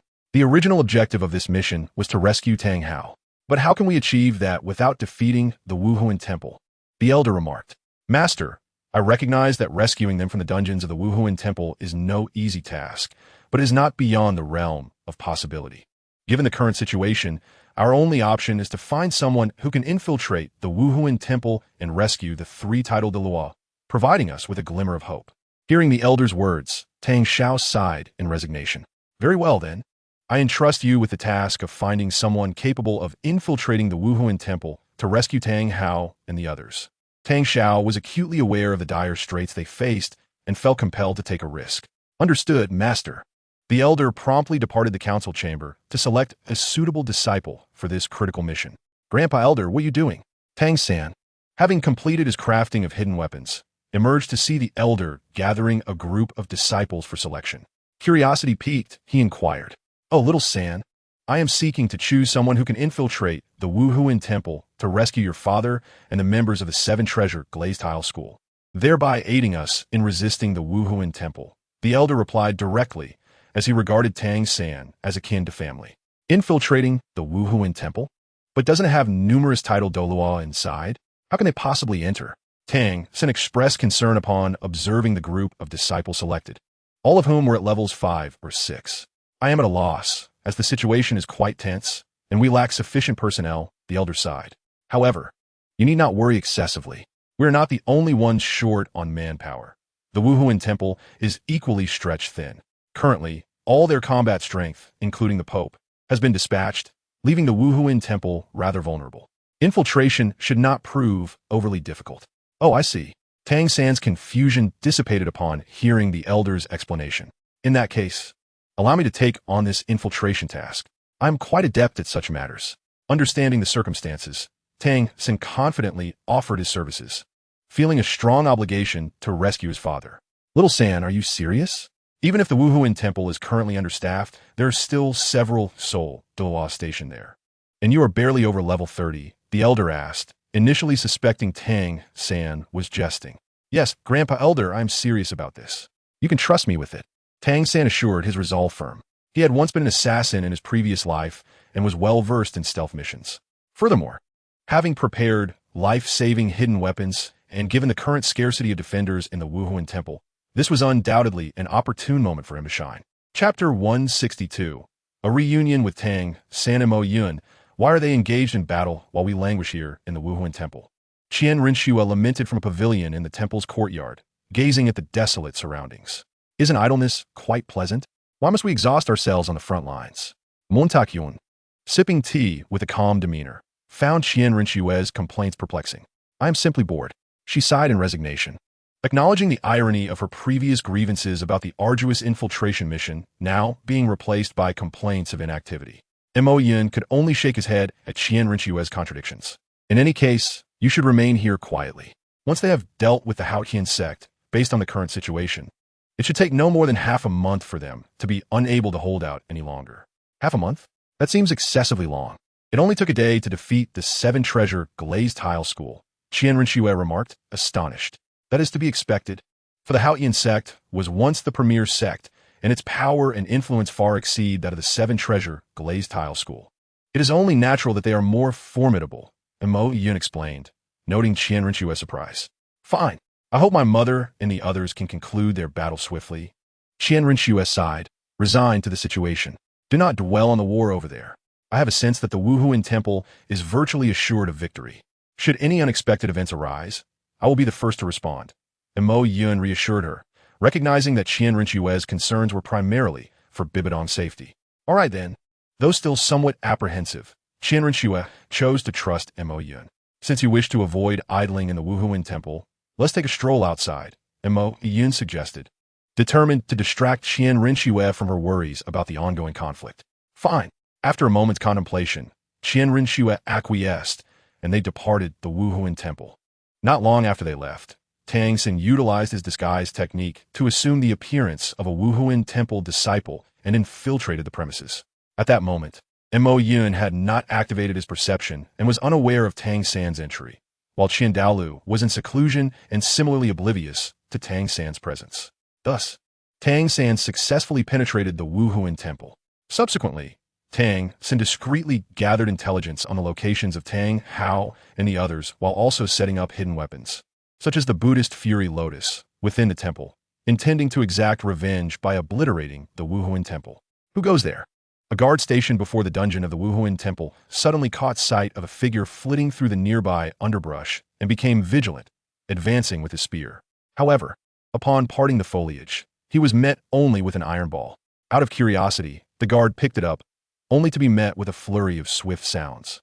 The small sphere pierced through him, causing him to collapse lifelessly. Following this, Tang San, who had been lurking in the shadows, emerged boldly into the depths of the Wuhuan Temple's dungeon. After a brief search within the dungeon, he successfully located Tang Hao and Ning Fengji. "Father!" Tang San exclaimed excitedly upon seeing Tang Hao, calling out to him with fervor. "Xiao San!" Tang Hao, astonished, could hardly believe his eyes, for he had envisioned countless possibilities, yet never anticipated that Tang San would come to his rescue. "Father, I have arrived. I will rescue you immediately, and we can discuss everything later." Tang San was aware of Tang Hao's shock, but he had no time for lengthy explanations. He hastily unlocked the cage holding Tang Hao and released the soul power restraining handcuffs using a key obtained from the guards. "Quickly, let us depart." After freeing Tang Hao, Tang San urged him to leave. Tang Hao, understanding the urgency, followed Tang San as they continued to navigate the dungeon, eventually finding Ning Fengji and Gu Douluo. Given that Tang San and Ning Rongrong were classmates, Ning Fengji harbored no suspicions about Tang San and promptly left the dungeon with him. During their escape, Tang San also freed several other captives, inciting chaos within the Wuhuan Temple, which soon spread to Wuhuan City. While meandering through the city, Mo Yin took note of the upheaval and briefly sensed the situation. "Goodness, a throng of ruthless criminals has emerged," he remarked. Tang Hao and his companions had escaped the Wuhuan Temple, thanks to Tang San's intervention, which caused Mo Yin to sigh with some exasperation. "I never anticipated that Haotian sect would resort to such tactics. I should not have let my guard down," he lamented, shaking his head in resignation. With a flick of his hand, he summoned lightning to strike down the escaping criminals, turning them to ash.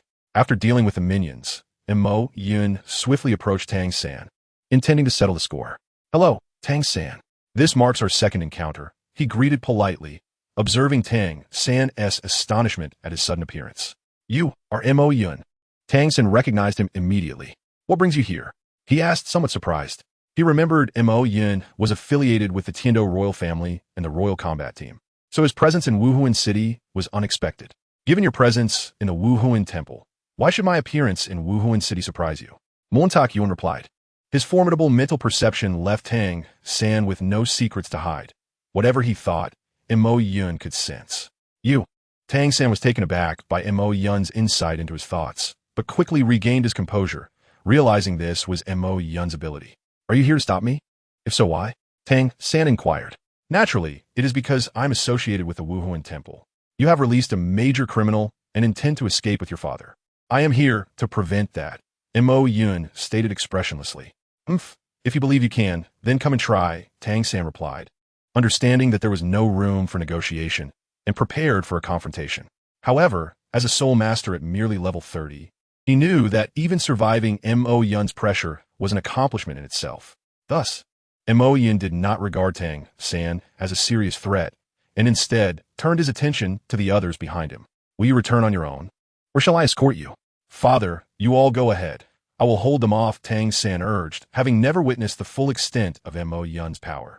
It had been a long time since he last saw Mo Yin, and he was unaware that Mo Yin had become nearly invincible. He intended to rely on his hidden weapons to defeat Mo Yin, allowing Tang Hao and the others to escape. The reason he did not let them stay behind was that they had suffered significant soul power depletion during their imprisonment in the Wuhuan Temple. Even after removing their restraints, they needed time to restore their strength. Frankly, their current soul power might not even match Tang San's. Recognizing this, he resolved to remain behind. Although his soul power was limited, he wielded the unparalleled hidden weapons of the Tang sect. Even if he could not defeat Mo Yin would not gain any advantage from him. "Xiao San, give up. You are not his match," Tang Hao said, touched by Tang San's bravery to stand in front of them. However, having witnessed Mo Yin's prowess firsthand, he knew that Tang San could not withstand such power. He urged Tang San not to overestimate himself. He believed that rather than allowing Tang San to hold them back, it would be wiser for them to do so. Even if their soul power was nearly depleted, they were still titled Douluo. As the saying goes, a thin, dying camel is larger than a horse. Moreover, Tang San was exceptionally gifted and possessed great fortune. As long as he survived, he could seek vengeance for them in the future. With this in mind, Tang Hao was prepared to fight to the death. "Father." Seeing the determination in Tang Hao's eyes, Tang San was momentarily at a loss for words. "Rest assured, I will ensure at least you return safely today. Trust me," Tang San reassured Tang Hao. "Oh, Xiao San, you do not understand. You have not fought against this seemingly youthful individual before. His power surpasses our imagination, even exceeding Qian Daolu and your grandfather, Tang Hao remarked, despair evident in his expression as he looked towards Mo Yun. He vividly recalled the battle with Mo Yun, where the speed was beyond the capacity of the human eye. The strength was unbearable, and the defense could not be breached by mere brute force. Had he not witnessed it himself, he would have never believed such a monster existed in the world. This kind of power might even overshadow legendary gods. Father, seeing Tang Hao's lack of confidence, Tang Sen was taken aback. He remembered his father was not one to easily concede defeat. What kind of power did Mo Yun possess to extinguish his father's fighting spirit? Young brother, your father speaks the truth. This individual is indeed beyond our capacity to withstand. Merely his barrier requires me to expend all my energy to dispel, and he has deliberately allowed me to do so. If he truly wished to defeat me, it would take him but a second. Douluo acknowledged Tang Hao's sentiments while Tang San was still in disbelief. With Douluo's endorsement, Tang San's curiosity deepened. It was important to note that Shen before him was on par with the sect leader of Hao Yian's sect, Tang Xiao. It could be said that he is almost one of the pinnacle powers of Douluo Dalu. Even someone like him expresses some hesitation.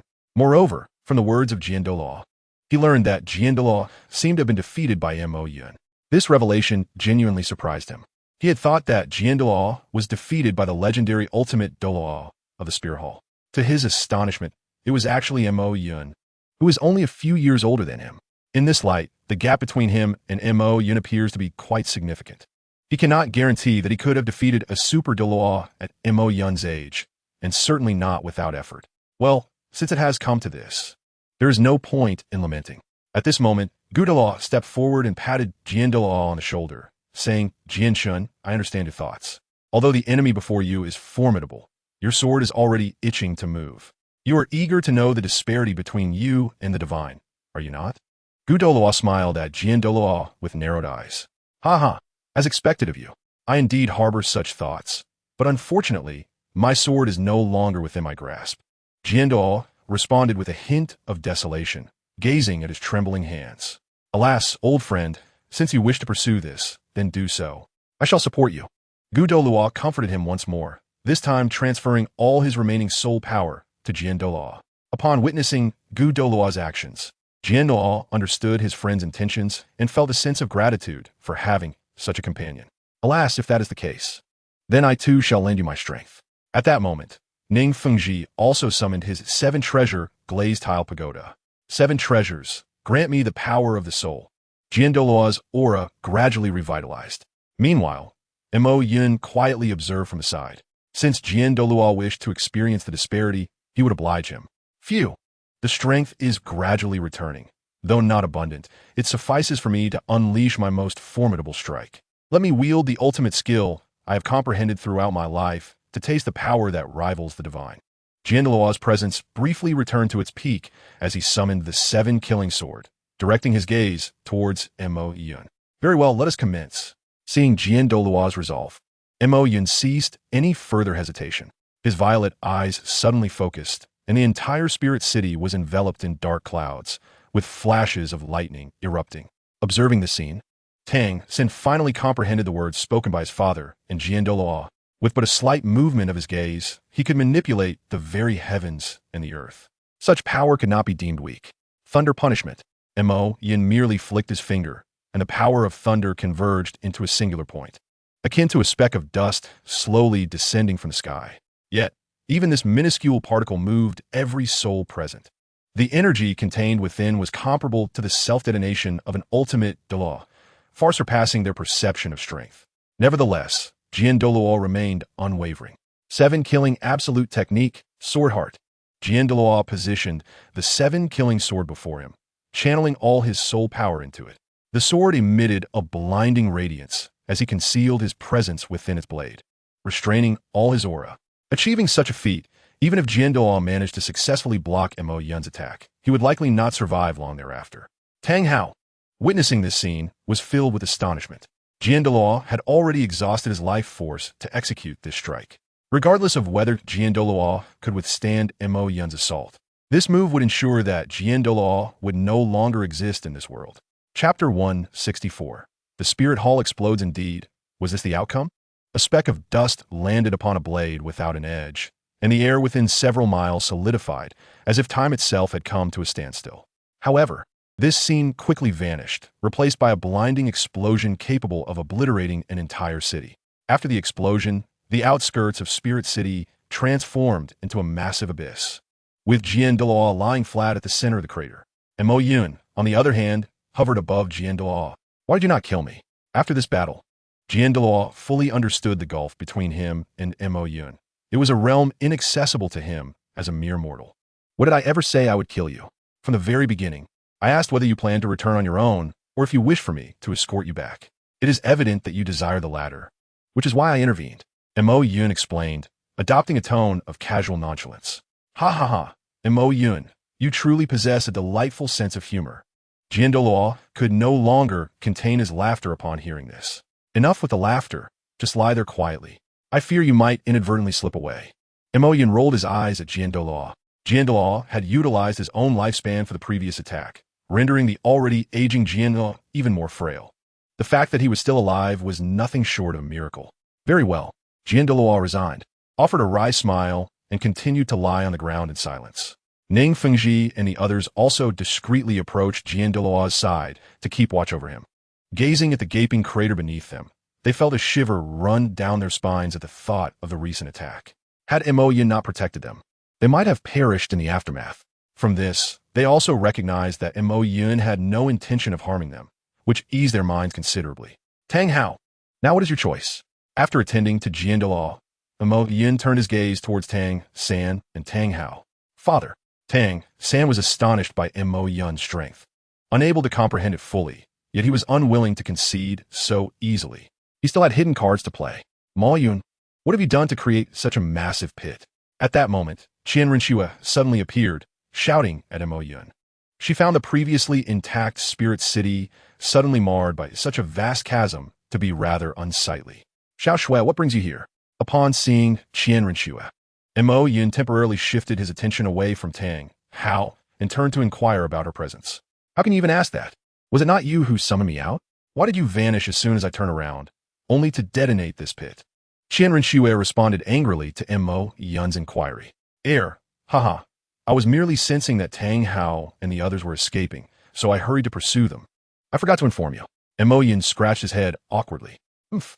Hearing Mo Yun's explanation, Qian Renshue snorted coldly. Fine, I shall let you off this time. However, what is the situation with Tang Hao and the others? Were they not all sealed of their soul powers? After ceasing her reproach, Qian Renshue inquired further. Well, this. Mo Yun prepared to explain the circumstances. However, just as he turned to look at Tang San suddenly flung a pointed object with a rounded bottom from his hand. The Tang sect's first hidden weapon, Guanyin has tears. Mo Yun instantly recognized this hidden weapon, and an overwhelming sense of dread surged within him. However, his fear did not stem from the potential harm the hidden weapon could inflict upon him. Rather, he was terrified of the possibility that it might injure Qian Renshue, for the weapon was aimed directly at her. Be careful. Upon realizing the imminent danger, Mo Yun hurriedly grasped Qian Renshue and swiftly maneuvered to the side. Fortunately, Mo Yun's speed was exceptional, and he managed to bring Qian Renshue to safety in an instant. The hidden weapon, however, missed its target and fell to the ground, whereupon the soil was rapidly corroded and toxins began to spread swiftly. Tang San. Witnessing this scene, Mo Yun was engulfed by fury. He had intended to spare Tang San and his companions, yet they had resorted to such treachery. Had it not been for his near-lightning speed, Qian Renshue might have already fallen victim to the attack. Given her current cultivation level, she would undoubtedly be unable to withstand such a blow, facing a perilous fate. In light of his relationship with Qian Renshue, Tang San's actions were tantamount to directly striking at his most vulnerable point. How could Mo Yun possibly tolerate this? He immediately contemplated ending Tang San's life. However, he ultimately refrained from doing so, as he sensed that even more urgent matters were unfolding within the Spirit Hall. The explosive power of the Buddha's Wrath Tang Lotus, buried within the Spirit Hall, had detonated. Hu Laina and Xiao Yu were still inside, and given the might of the Buddha's Wrath Tang Lotus, their lives were likely in grave jeopardy. Thus, Mo Yun had no time to eliminate Tang San and instead returned directly to the Spirit Hall. Meanwhile, Tang San seized the opportunity to lead Tang Hao away. Upon Mo Yun's return to the spirit hall, he found it had been reduced to a desolate ruin. Faced with this sight, he collapsed in shock. What on earth happened? Amidst the wreckage, Douluo emerged from the underground training chamber. Although the Buddha's Wrath-Tang Lotus wielded tremendous power, Douluo was no weakling. He had survived unscathed, having absorbed much of the attack underground, leaving him only slightly dusty. Mo, what on earth has transpired? Upon seeing Mo Yun slumped on the ground, Douluo inquired with a bewildered expression. However, Mo Yun did not respond, but instead focused on sensing the auras of Xiao Yu and Hulaina. They were unharmed. After carefully scrutinizing the energies, he discovered that both Hulaina and Xiao Yu's auras were remarkably stable, completely unscathed, which astonished him. After all, their cultivation levels were far too inadequate to withstand such an assault. How could they possibly have survived? Furthermore, the auras of everyone within the spirit hall were still intact. Yet, it appeared they were congregated in one specific location. At that moment, a spectral figure materialized before Mo Yun. Young friend, do not be alarmed. I have ensured the safety of your acquaintances. The figure waved a hand, revealing Hulaina, Xiao Yu, and several others before Mo Yun. What is this? Mo Yun gazed at the scene before him with confusion. Who was this individual, and why were they assisting him? Haha, I can tell you are perplexed. So allow me to introduce myself. I am a deity known as Luo. The deity, Luo, gradually introduced himself. Luo? Upon hearing this introduction, Mo Yun was both astonished and perplexed. When had he encountered Luo, and why would the deity choose to assist him? My dear friend, it matters not that you do not recognize me. After all, I have not appeared in the mortal realm for quite some time. I have come here primarily to engage in a deeper exchange with you. Luo gazed at Mo Yun with an eager expression. What do you intend to do? I have no interest in such matters. Mo Yun, witnessing Luo's demeanor, instinctively took a step back. After all, he was a man of integrity, not inclined towards intimate exchanges with other men. Realizing his wording had been somewhat inappropriate, Luo awkwardly cleared his throat and rephrased his statement. Ahem, my apologies. My phrasing was unfortunate. What I meant to convey is that I am intrigued by the power you possess. It seems more profound than the laws I currently wield. As a deity in constant pursuit of knowledge, I wish to understand this power to further my own growth. Oh, I see. Upon hearing Luo's words, Mo Yun relaxed his guard. He then replied, the power I possess indeed surpasses the laws of power. This is why I can achieve feats beyond the reach of deities at my level. However, this power is exceedingly difficult to obtain. I acquired it due to the uniqueness of my martial soul. If it were you, you would need to diligently cultivate. Alas, hearing this, Luo felt a twinge of disappointment, yet he harbored no grievances. After all, Mo Yun's willingness to share the secrets of his power was already a significant gesture of respect, likely owing to his rescue of Hulaina and Xiao Yu. Not just likely, but absolutely. If Mo Yun were aware of Luo's thoughts, he would probably scoff in response. He was not one to casually divulge the essence of his power to a stranger. Had it not been for Luo saving the lives of everyone in the spirit hall, he would have dismissed the deity from the outset. May I inquire, dear friend, what power lies beyond the laws? Luo persisted, still unwilling to give up. After all, whether he could transcend the limitations of this world hinged on this very power. Sigh. Very well. Given your thirst for knowledge and sincerity, I shall enlighten you. Mo Yun, seeing the esteemed Luo earnestly seeking guidance, kindly elucidated. The so-called laws are the established principles governing the operation of things. Mastering the laws equates to mastering the operation of existence. Possessing the law of time allows one to glimpse the future and traverse the past, while the law of space grants the ability to create worlds. Beyond the laws lies the very essence of things. It is not the governing principles of operation, but the things themselves. To possess the essence of thunder is to embody thunder. To possess the essence of time is to embody time. To possess the essence of space is to embody the world. The deities of this realm merely grasp the laws, governing the operation of certain entities, constrained by the heavenly principles. To break free from these constraints, one must either willingly relinquish the power of the laws or transcend the limitations to comprehend the power of the essence. You are the essence of existence, the heavenly principle itself. How can you be bound by the heavenly principle? Mo Yun gradually elucidated to Luo. I see. After absorbing Mo Yun's explanation, Luo murmured to himself, seemingly grasping something profound. Thank you, dear friend, for your guidance. I have gained insight. Xiao Luo bowed deeply to Mo Yun, expressing his heartfelt gratitude. Thanks to Mo Yun, he had finally discovered the direction for advancing to the next stage of his cultivation, understanding the power of the essence. As long as you have gained insight, I have nothing more to add. Consider this your reward for saving my friends. Mo Yun waved his hand dismissively. Very well. I shall take my leave then. Xiao Luo acknowledged Mo Yun's words, and, with that, his spectral form vanished from sight, his consciousness returning to the divine realm. Upon witnessing the departure of the Shura god, Mo Yun exhaled a sigh of relief. It was not that he feared the Shura god, but rather that he was on the verge of running out of fabrications. His entire strength was bestowed upon him by the system. There was no profound enlightenment behind it. He had merely spoken off the cuff, only to find that the Shura god had taken him at his word. Although the power of laws could indeed be cultivated into the source power, it was not an easy feat. The power of laws also required enhancement, with the possibility of breakthrough only existing at the pinnacle stage. The deities of this world generally wielded first or second level law powers, and even the Shura god barely reached the third level. It would take countless years, possibly even an eternity, to grasp the source power. Regardless, he had already shared the method. Whether the Shura god succeeded was no longer his concern. With a slight feeling of melancholy, Mo Yun turned his attention away from the Shura god and toward Xiao Yu and the others. I'm truly sorry that my oversight nearly cost us our reunion, he said apologetically, gazing at them. At that moment, Mo Yun felt an overwhelming sense of guilt. Had it not been for the Shura god's fortuitous presence, Hulaina and the others would have faced dire peril. Consequently, he harbored an intense loathing for Tang San, deeming him exceedingly malicious. Not only had he previously employed poison darts against Qian Renxue, but he had now also detonated the Wuhuan Hall. Such a person could not be allowed to live. As he pondered this, a boundless murderous intent seeped into Mo Yun's gaze.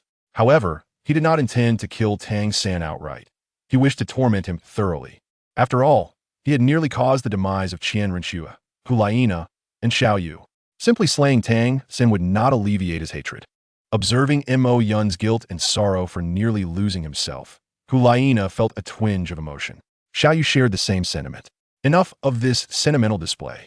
The Wuhuan Hall has just been destroyed.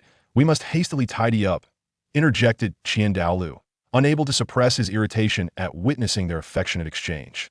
He could not fathom why. As a man who had lived for so long, he had to endure such displays of affection. This left him quite displeased. After being interrupted by Qian Daolu, Xiao Yu and Hulaina turned their heads away, feeling somewhat embarrassed. Mo Yun sighed helplessly. Let's focus on tidying up. I will return to fetch Qian Renxue and the others. He informed Qian Daolu and the others before teleporting back to the battlefield to retrieve Qian Renxue and Ning Fengji.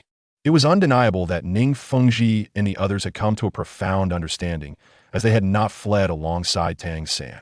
It appeared they had realized that the Wuhuan Hall did not intend to eliminate them, but rather wished to recruit them. Consequently, their desire to escape had diminished significantly. Moreover, fleeing would be futile. With Mo Yun present, they could be apprehended at any moment. Since their sect no longer existed, they lacked the resources to make a comeback. It was wiser to remain obediently within the Wuhuan Hall and await its disposition. Perhaps they might even receive mercy from the Wuhuan Hall. Chapter 166. The Grief of Haotian Shura. You have descended to the mortal realm without authorization. Do you comprehend the gravity of such an infraction? A celestial being wielding a trident admonished the Shura god, who had just returned from Mo Yun. See God, spare me your rebuke. You often descend to the mortal realm as well. After all, the divine realm pales in comparison to the human realm in terms of amusement, does it not? The Shura god replied with a knowing smile. Ahem, I do not descend for leisure. I am in search of a successor, the sea god retorted, feeling somewhat awkward. Very well, seeking a successor, yet you have chosen a lovely young woman as your divine envoy. The Shura god continued to jest, smirking at the sea god's justifications. Your candor is rather excessive, the sea god exclaimed, rendered speechless by the Shura god's demeanor. Enough, I understand this is merely a formality. I must take my leave, the Shura god remarked, no longer mocking the sea god, before turning to depart. Witnessing the Shura god's demeanor, the sea god sighed in resignation.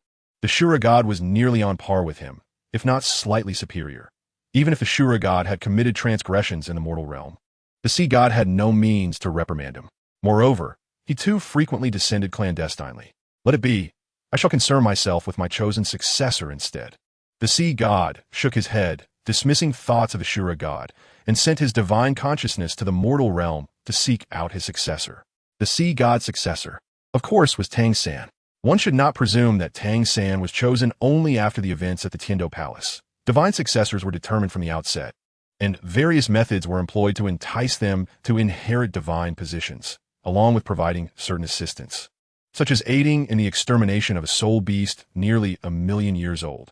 Naturally, this was in no way intended as a veiled insult to any particular deity, as soul beasts of such age were nearly at the threshold of godhood.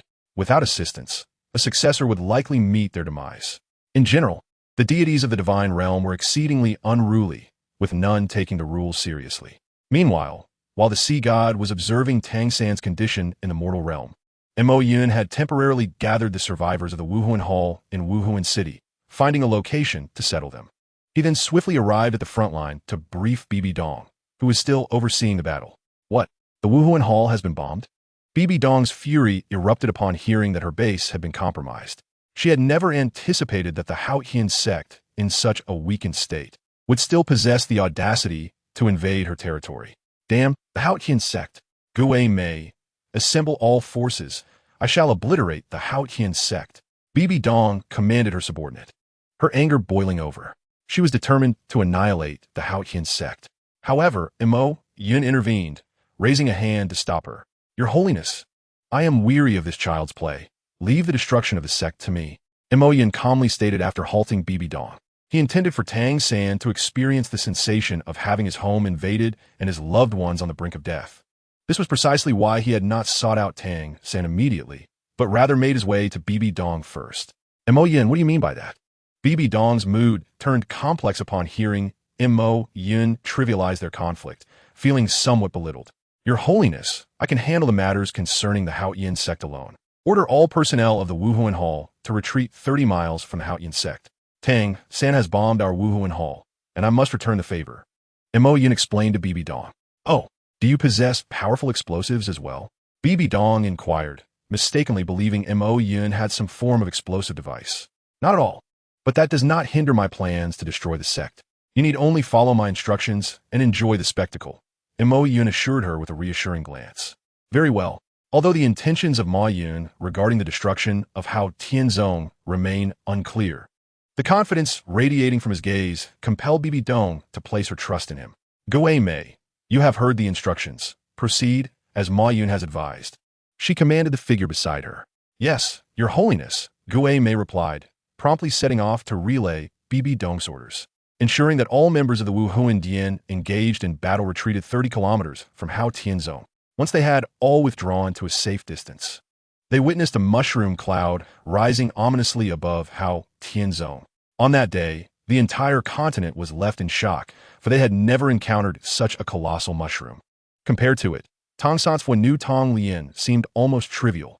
As the mushroom cloud dissipated, the area within a 30-kilometer radius of Hao Tianzong lay desolate, save for a few individuals whom Ma Yun had intentionally spared. Heavens! How could there be such a massive mushroom? Why is there such a vast crater? The onlookers, paralyzed by fear at the sight before them, realized that had they not obediently retreated over 30 kilometers, they might have been caught in the explosion's fury. Ma Yun, what kind of bomb is this? Its power is astonishing. Bibi Dong gazed at Ma Yun, her eyes filled with disbelief. There is no need for astonishment. It is merely an ordinary bomb, Ma Yun replied dismissively, waving his hand. Now, send someone to locate the few survivors of Hao Tianzong. I can preserve their lives, and they should still be alive. Bibi Dong nodded, understanding Ma Yun's reluctance to elaborate, and turned to instruct her subordinates to find the remaining members of Hao Tianzong. Presently, only Tang Xiao, Tang Yuehua, and a handful of elders remained barely clinging to life, while the rest had perished. The vast Hao Tianzong reduced to so few was indeed a lamentable sight. Gue Mei, observing the barely alive Tang Xiao and the others, could not suppress a sense of melancholy. Well, it matters not. They are of no concern to me. If they perish, then so be it. In battle, casualties are inevitable, all for the grand ambitions of Wuhuan Dian. After a moment's reflection, Gui Mei resumed her duties, escorting Tang Xiao and the others to the prisoner camp, awaiting Ma Yun and Bibi Dong's interrogation. Meanwhile, Tang San sensed the upheaval at Hao Tianzong and thus altered his original plans, opting not to return to the sect. Chapter 167. This is not your son? Tang San has fled. Was the commotion truly that great? After obliterating Hao Tianzong, Ma Yun sensed Tang San's movements and discovered he had not returned to the sect, but rather headed to Shurlaika Academy. This revelation left him feeling somewhat disheartened. However, upon reflection, it was understandable. Tang San had only come to Hao Tianzong to reconnect with Tang Hao. The destruction of Hao Tianzong would not significantly affect him, as long as his father remained unharmed. Alas, since he does not seek me out, I shall go find him instead. After all, as long as he remains in Douluo, he cannot escape my grasp. Recognizing that the annihilation of Hao Tianzong bore little impact on Tang San, Ma Yun let out a resigned sigh. His carefully prepared fireworks had proven futile. Ultimately, he would have to seek out Tang San personally. Lord Ma Yun, the survivors from Hao Tianzong have been detained in the prisoner camp. Please make your decision. Just as Ma Yun prepared to search for Tang San, a soldier approached him with an inquiry. Execute all except Tang Yuehua and Tang Xiao, Ma Yun commanded nonchalantly, waving his hand. Understood. The soldier promptly acknowledged Ma Yun's orders and departed for the prisoner camp, where he executed all but Tang Yuehua and Tang Xiao. After completing this task, Ma Yun arrived at the camp, healing the barely conscious Tang Yuehua and Tang Xiao before escorting them directly to Wuhuandian. Within moments, Ma Yun reached Shurlaika Academy. At that moment, Tang San had just returned to the academy, unprepared for what awaited him. Moreover, having prematurely utilized Guanyin Yole before mastering his techniques, he was now suffering from a backlash of toxins, leaving him in a state of utter exhaustion. Ma Yun perceived that even if he refrained from taking action, Tang San would not last much longer. Greetings, Tang San, we meet again, Ma Yun announced, suddenly appearing before the agonized Tang San, accompanied by two individuals. What? Tang San gasped in astonishment, unable to comprehend how Ma Yun had arrived so swiftly. Do not be surprised. I brought you a gift, Ma Yun said, not elaborating further as he casually pushed Tang Yuehua and Tang Xiao forward. Aunt, uncle, Tang San exclaimed, his shock deepening. This confirmed that Hao Tianzong had indeed been breached, and even the sect leader had been captured. It seemed his decision not to return to the sect immediately had been wise. Yet, this revelation filled him with profound worry, not for Tang Yuehua and Tang Xiao's safety, but for his own. According to Hao Tianzong's strength, they should have been able to withstand the assault from Wuhuandian for at least half a month. However, Ma Yun's intervention had swiftly obliterated the entire sect, a testament to his formidable power, far beyond what Tang San could hope to confront. Yuehua, Xiaogu. Although Tang San felt little emotional attachment to the two, having only recently recognized them as kin, the situation was different for Tang Hao. As both his siblings, he naturally felt a deep sense of concern for their well-being. How intriguing, Ma Yun remarked, amused by the stark contrast in expressions between Tang San and Tang Hao. Tang San, I had no intention of leading you to your demise, but your own actions have left me no choice. You may have detonated Wuhuandian for your father, but I too can annihilate Hao Tianzong for the sake of Wuhuandian. You used hidden weapons against Qian Renshue to flee. Do not blame me for taking action against your loved ones. Ma Yun's gaze hardened as a palpable malice emanated from him. Truth be told, Tang San and the entirety of Hao Tianzong held little significance in his eyes. He cared not for the feud between Wuhuandian and Tang San. However, should Tang San harm Qian Renshue, he could not be faulted for his ruthlessness. In an instant, a surge of energy coursed through Ma Yun's pupils, rendering Tang Hao powerless. He would not take action himself, for that would spoil the fun. Choose one. Your siblings, your son, or your wife, Ma Yun said with a slight smile directed at Tang Hao. In that moment, Tang Hao found himself utterly powerless, staring vacantly at Ma Yun, who appeared as a demon.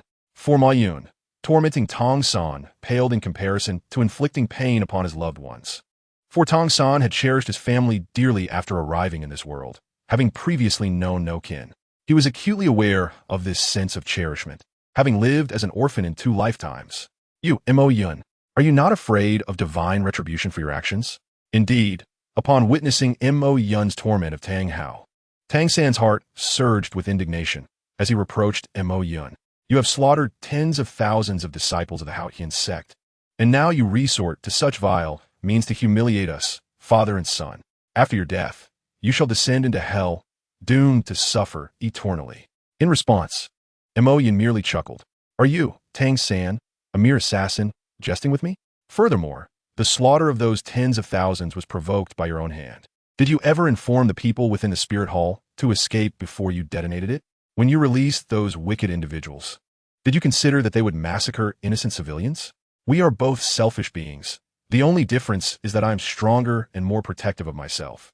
Were our roles reversed, I am certain you would act even more ruthlessly, as the creed of your Tang sect is to eradicate all threats without leaving a trace." Mo Yun candidly revealed Tang San's secret. "You actually know about the Tang sect?" Tang San was taken aback upon hearing Mo Yun's words. For this was his closely guarded secret. "I not only know of the Tang sect, but I'm also well acquainted with everything about you." Mo Yun retorted with a cold laugh. He then turned to the puzzled Tang Hao. "Tang Hao, do you truly believe this is your son?" Montak Yun inquired, a profound smile gracing his lips as he gazed at Tang Hao. "What do you mean by that?" Tang Hao, though not foolish, had sensed something amiss from their earlier conversation, but dared not believe it, as it was far too difficult to accept. "Surely you understand my meaning. Tang San is not your son." Mo Yun affirmed Tang Hao's suspicions. "This is impossible. I witnessed Yin give birth to Xiao San with my own eyes. It cannot be true." Tang Hao vehemently denied Mo Yun's claims, struggling to accept the truth. "Who among us can master so many hidden weapons without guidance? Who can comprehend so many techniques unaided?" Mo Yun countered Tang Hao's assertions. "Why can't it be that my son is simply gifted and possesses extraordinary insight?" Although Tang Hao's beliefs were wavering, he still could not bring himself to accept Mo Yun's words and retorted, "Your son is indeed remarkable, but you might consider probing his soul. I believe you will uncover a side of him that is quite different," Mo Yun remarked, growing weary of explaining and simply releasing the restraints on Tang Hao, allowing him to explore Tang San's memories. Chapter 168. Tang San is dead. Tang Hao watched Tang San before him, hesitating yet yearning for personal confirmation. "Father, do you truly not believe me? I risked my life to bring you back." Tang San's heart sank at his father's doubt. His memories could not be scrutinized by Tang Hao. For Mo Yun spoke the truth. He was not merely reincarnated. He had seized another's soul. Although the original Tang San spirit was still in a state of confusion, he had indeed taken over. "Xiao San, forgive me. I do this to finally let go." Tang Hao, sensing Tang San's desperate attempts to prevent him, had begun to piece together the reality, yet still wished to see for himself. In truth, had today's events not transpired, even if he knew Tang San had been possessed, he would likely have remained indifferent. For Tang San had indeed sacrificed much for him. Throughout their years together, he had served Tang Hao like a son. He could easily overlook the fact that Tang San's soul belonged to another. The issue lay in the fact that today, Mo Yun forced him to choose between his wife, child, and family. He could only prioritize those closest to him, the ones he cherished most. If Tang San truly was not his son, then he would have a choice, and it would not be too sorrowful. At worst, it would mean the death of a familiar stranger. His son had long been gone. Moreover, once Ayin recovered, he could have another child with her. Thus, this family only cared for their own interests, which was fitting for someone like Tang San to be reborn into such a household. Seeing that the truth could no longer be concealed, Tang San resolved to flee, launching a poisoned arrow at Tang Hao, seizing the opportunity created by Tang Hao's evasion to escape. However, with Mo Yun present, how could he hope to escape? Before he had taken 2 steps, a barrier of air had encased him. "You truly are not my son." Tang Hao, holding the poisoned arrow just fired by Tang San, was filled with disappointment, yet also a flicker of relief. He swiftly approached Tang San, pressing down on his head to forcibly delve into his memories, thereby uncovering all of Tang San's secrets. "What now? It is time to make your choice." Observing this scene, Mo Yun smiled slightly before inquiring of Tang Hao. "I understand what I must do now." Hearing Mo Yun's question again, Tang Hao was no longer filled with the initial uncertainty. His eyes brimmed with resolve as he slowly began to gather the Haotian hammer in his hands. "Father." Tang San, witnessing this, was overwhelmed with dread. Tang Hao was a titled Douluo, and he could not withstand Tang Hao's assault. Should that strike land, his demise was inevitable. Thus, Tang San desperately implored Tang Hao. But to no avail. Tang Hao's mind was made up. He ignored Tang San's pleading gaze and brought the Haotian hammer crashing down. With a single strike, Tang San's life was extinguished. "I didn't expect you to actually go through with it." Sensing Tang San's life force had truly faded, Mo Yun was somewhat astonished. He had anticipated that Tang Hao would show mercy and feign Tang San's death. Yet, it appeared that Tang Hao had genuinely killed Tang San. Is that sufficient? Will you now spare us? While Mo Yun was still taken aback, Tang Hao questioned him. At that moment, he felt more despondent than when he lost Ayin. His eyes devoid of vitality. Very well, I'm not want to go back on my word. Since you have chosen to slay Tang San, I shall not pursue the others. However, I will still strip you of your powers. And Mo Yun slightly moved his fingers, and the martial souls of Tang Hao and the others shattered. Their soul rings vanished, and their soul power gradually dissipated until it was entirely extinguished. They had become complete and utter invalids. Enough. I shall dissolve the barrier shortly, and you may leave. With their powers thoroughly stripped, Mo Yun lost interest in further tormenting them and set them aside. He then approached Tang San's lifeless body, confirming his demise before allowing himself a moment of reflection. Alas, Tang San, you were the chosen one. Had you simply avoided provoking me, your life would have flowed smoothly. Yet, it seems you have brought this upon yourself. After his musings, gazing at Tang San's crushed form, Mo Yun felt no desire to linger. After all, he had no penchant for desecrating corpses, unlike certain overly cautious heroes. Thus, Mo Yun turned and departed from the Shrek Academy. It was only long after Mo Yun had left that Yu Xiaojiang and the others discovered the deceased Tang San, alongside the now powerless Tang Hao. Due to the barrier set by Mo Yun, the events that transpired earlier did not alert the others at Shrek. Subsequently, Yu Xiaojiang and the others learned the details of the incident through inquiries made to Tang Hao. However, Tang Hao would certainly not confess to having killed Tang San. Regardless of whether Tang San had been possessed or not, his actions would be widely condemned. Thus, he shifted all the blame onto Mo Yun, who remained indifferent to the accusations. He had no need to concern himself with public opinion, especially since Tang San had harmed his beloved. Retribution was only natural. Had such events truly unfolded? Upon learning the sequence of events, everyone expressed their astonishment. Xiao Wu, heartbroken, had regarded Tang San as family. With Tang San's demise, her sorrow was inevitable. Yet, lamentation was futile. She could not overpower Mo Yun, nor could Deming or Ming. Even summoning the Silver Dragon King would be of no avail. In this world, Mo Yun had undeniably become an invincible entity. Brother, Xiao Wu wept profusely as she gazed upon Tang San's lifeless body, silently vowing to avenge him. Xiao Wu, I comprehend your feelings. But Mo Yun is not someone we could defeat. I never anticipated his strength to have grown so formidable, nor that he would align himself with the Spirit Hall. Yu Xiaojiang comforted her. He had not previously inquired about Mo Yun's whereabouts, mistakenly believing he had perished during Ning Fengji's rebellion. To his shock, Mo Yun not only survived, but had become an unrivaled force within the Spirit Hall. He bore part of the responsibility for the current predicament. Had he known of Mo Yun's immense power and his affiliation with the Spirit Hall, he would never have advised Tang San to rebel, which was a clear path to destruction. However, there are no remedies for regret, and Tang San was gone. Everyone, stop hesitating. Let us take care of Xiao San's body. Yu Xiaojiang said after a moment of self-reproach, coming to terms with the situation. They held a simple funeral for Tang San. Xiao Wu, perhaps it would be best for you to return to the Stardow Forest until you are strong enough to emerge again, Yu Xiaojiang suggested, observing Xiao Wu's continued grief. With the Haotian sect now annihilated, Tang Hao and Tang Xiao had lost their powers, and Tang San had perished. Thus, there was no one left to protect Xiao Wu. If the Spirit Hall discovered her identity as a 10,000-year soul beast, she could very well be hunted down. Therefore, for her safety and to avoid attracting trouble, Yu Xiaojiang felt compelled to recommend her return to the Stardow Forest. Xiao Wu felt a chill at the thought that Yu Xiaojiang would send her away so soon after Tang San's death. Nevertheless, she recognized her status as a burden. Given the circumstances, she understood Yu Xiaojiang's decision. Thus, she resolved to accept his suggestion and prepare to leave Shrek for the Stardow Forest.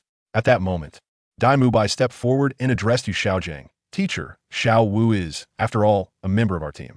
With Xiao San gone, we must take responsibility for her care. How can we simply abandon her? As he spoke, Dai Mubai wore a righteous expression as he looked at Yu Xiaojiang. Hearing Dai Mubai's retort, Yu Xiaojiang felt somewhat guilt-ridden. After all, Tang San was a student, and Xiao Wu was akin to family. With Xiao Wu now without support, it was his duty to shoulder the responsibility of caring for her, rather than sending her back to the Stardow Forest without consideration. This realization prompted Yu Xiaojing to alter his previous stance and decide to allow Xiao Wu to remain. Very well, let Xiao Wu stay here. But we must exercise caution to prevent her from being exposed. Otherwise, it could lead to complications, Yu Xiaojing conceded to Dai Mubai. Indeed, that is the correct approach. We are a team and must stand together in both adversity and prosperity, Dai Mubai replied, pleased with Yu Xiaojing's agreement to let Xiao Wu stay. He then approached Xiao Wu and gently reassured her, Xiao Wu, rest assured, we will look after you in Xiao San's stead and ensure you are not mistreated. Touched by Dai Mubai's comforting words, Xiao Wu felt deeply grateful. Although Tang San had died, she still had such reliable friends and companions. She believed that once they grew stronger, they would undoubtedly be able to overthrow the Spirit Hall, capture Mo Yun, and avenge Tang San. Yet, this remained merely a fantasy. Dai Mubai was not as noble as she imagined. His persuasion for Yu Xiaojing to let Xiao Wu remain was far from a manifestation of camaraderie. Rather, he was simply infatuated with Xiao Wu's form. With Zhu Zhuqing's affections diverted towards Mo Yun, he had yet to reconcile with her, continuing to indulge in a life of debauchery. He had grown weary of ordinary women, and upon encountering a soul beast in human form, he could hardly let the opportunity slip away.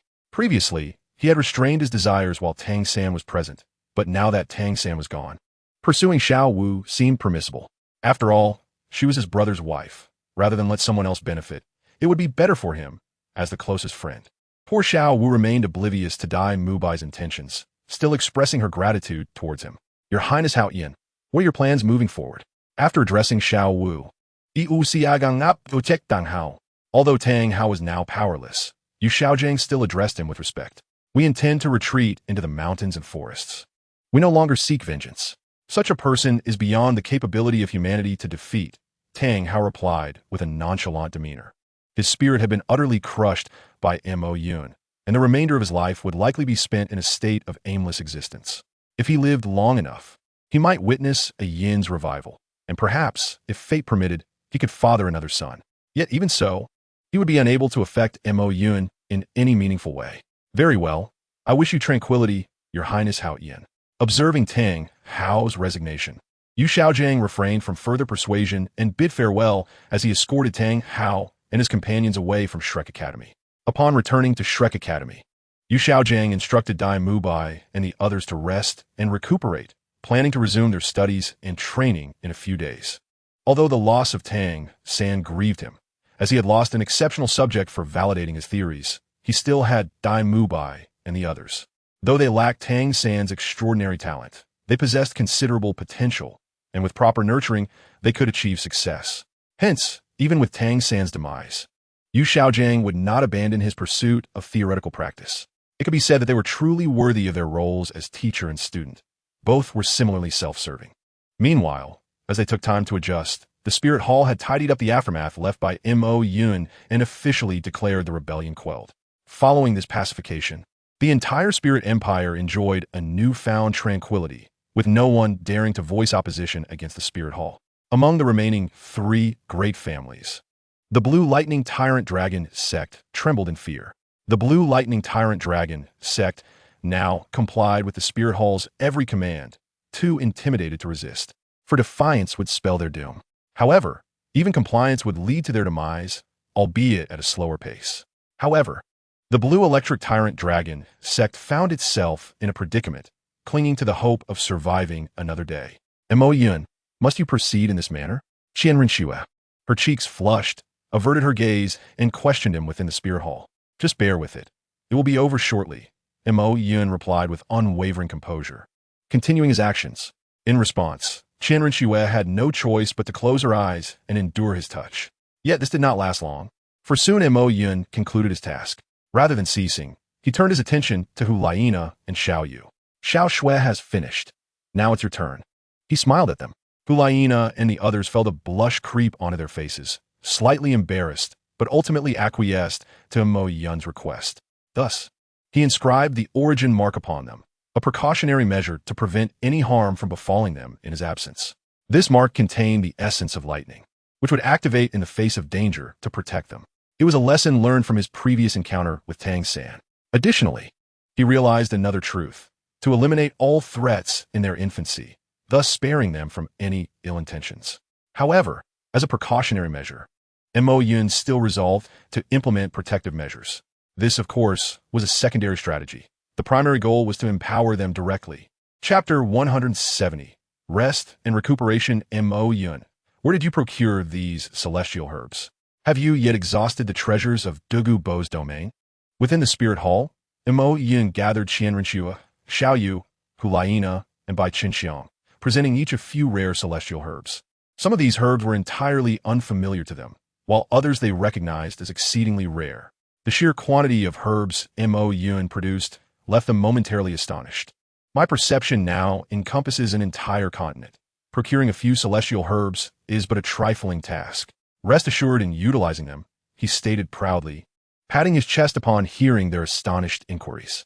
To alleviate his concerns for their safety, he resolved to significantly enhance their strengths, aiming for at least the rank of title de law, if not divine status. Hence, he consulted the system for suitable celestial herbs for them, sensed their locations, and teleported instantly to gather them for Qianrenxue and the others. The reason for not purchasing directly from the system was due to exorbitant prices, as he lacked sufficient points. The system imposed a 20% markup on both buying and selling items, making the selling price much lower than the buying price. Bearing this in mind, Mo Yun opted against direct exchanges with the system. Furthermore, he intended to accumulate points to acquire a high-level MartialSoul fragment, yet his current points were woefully insufficient.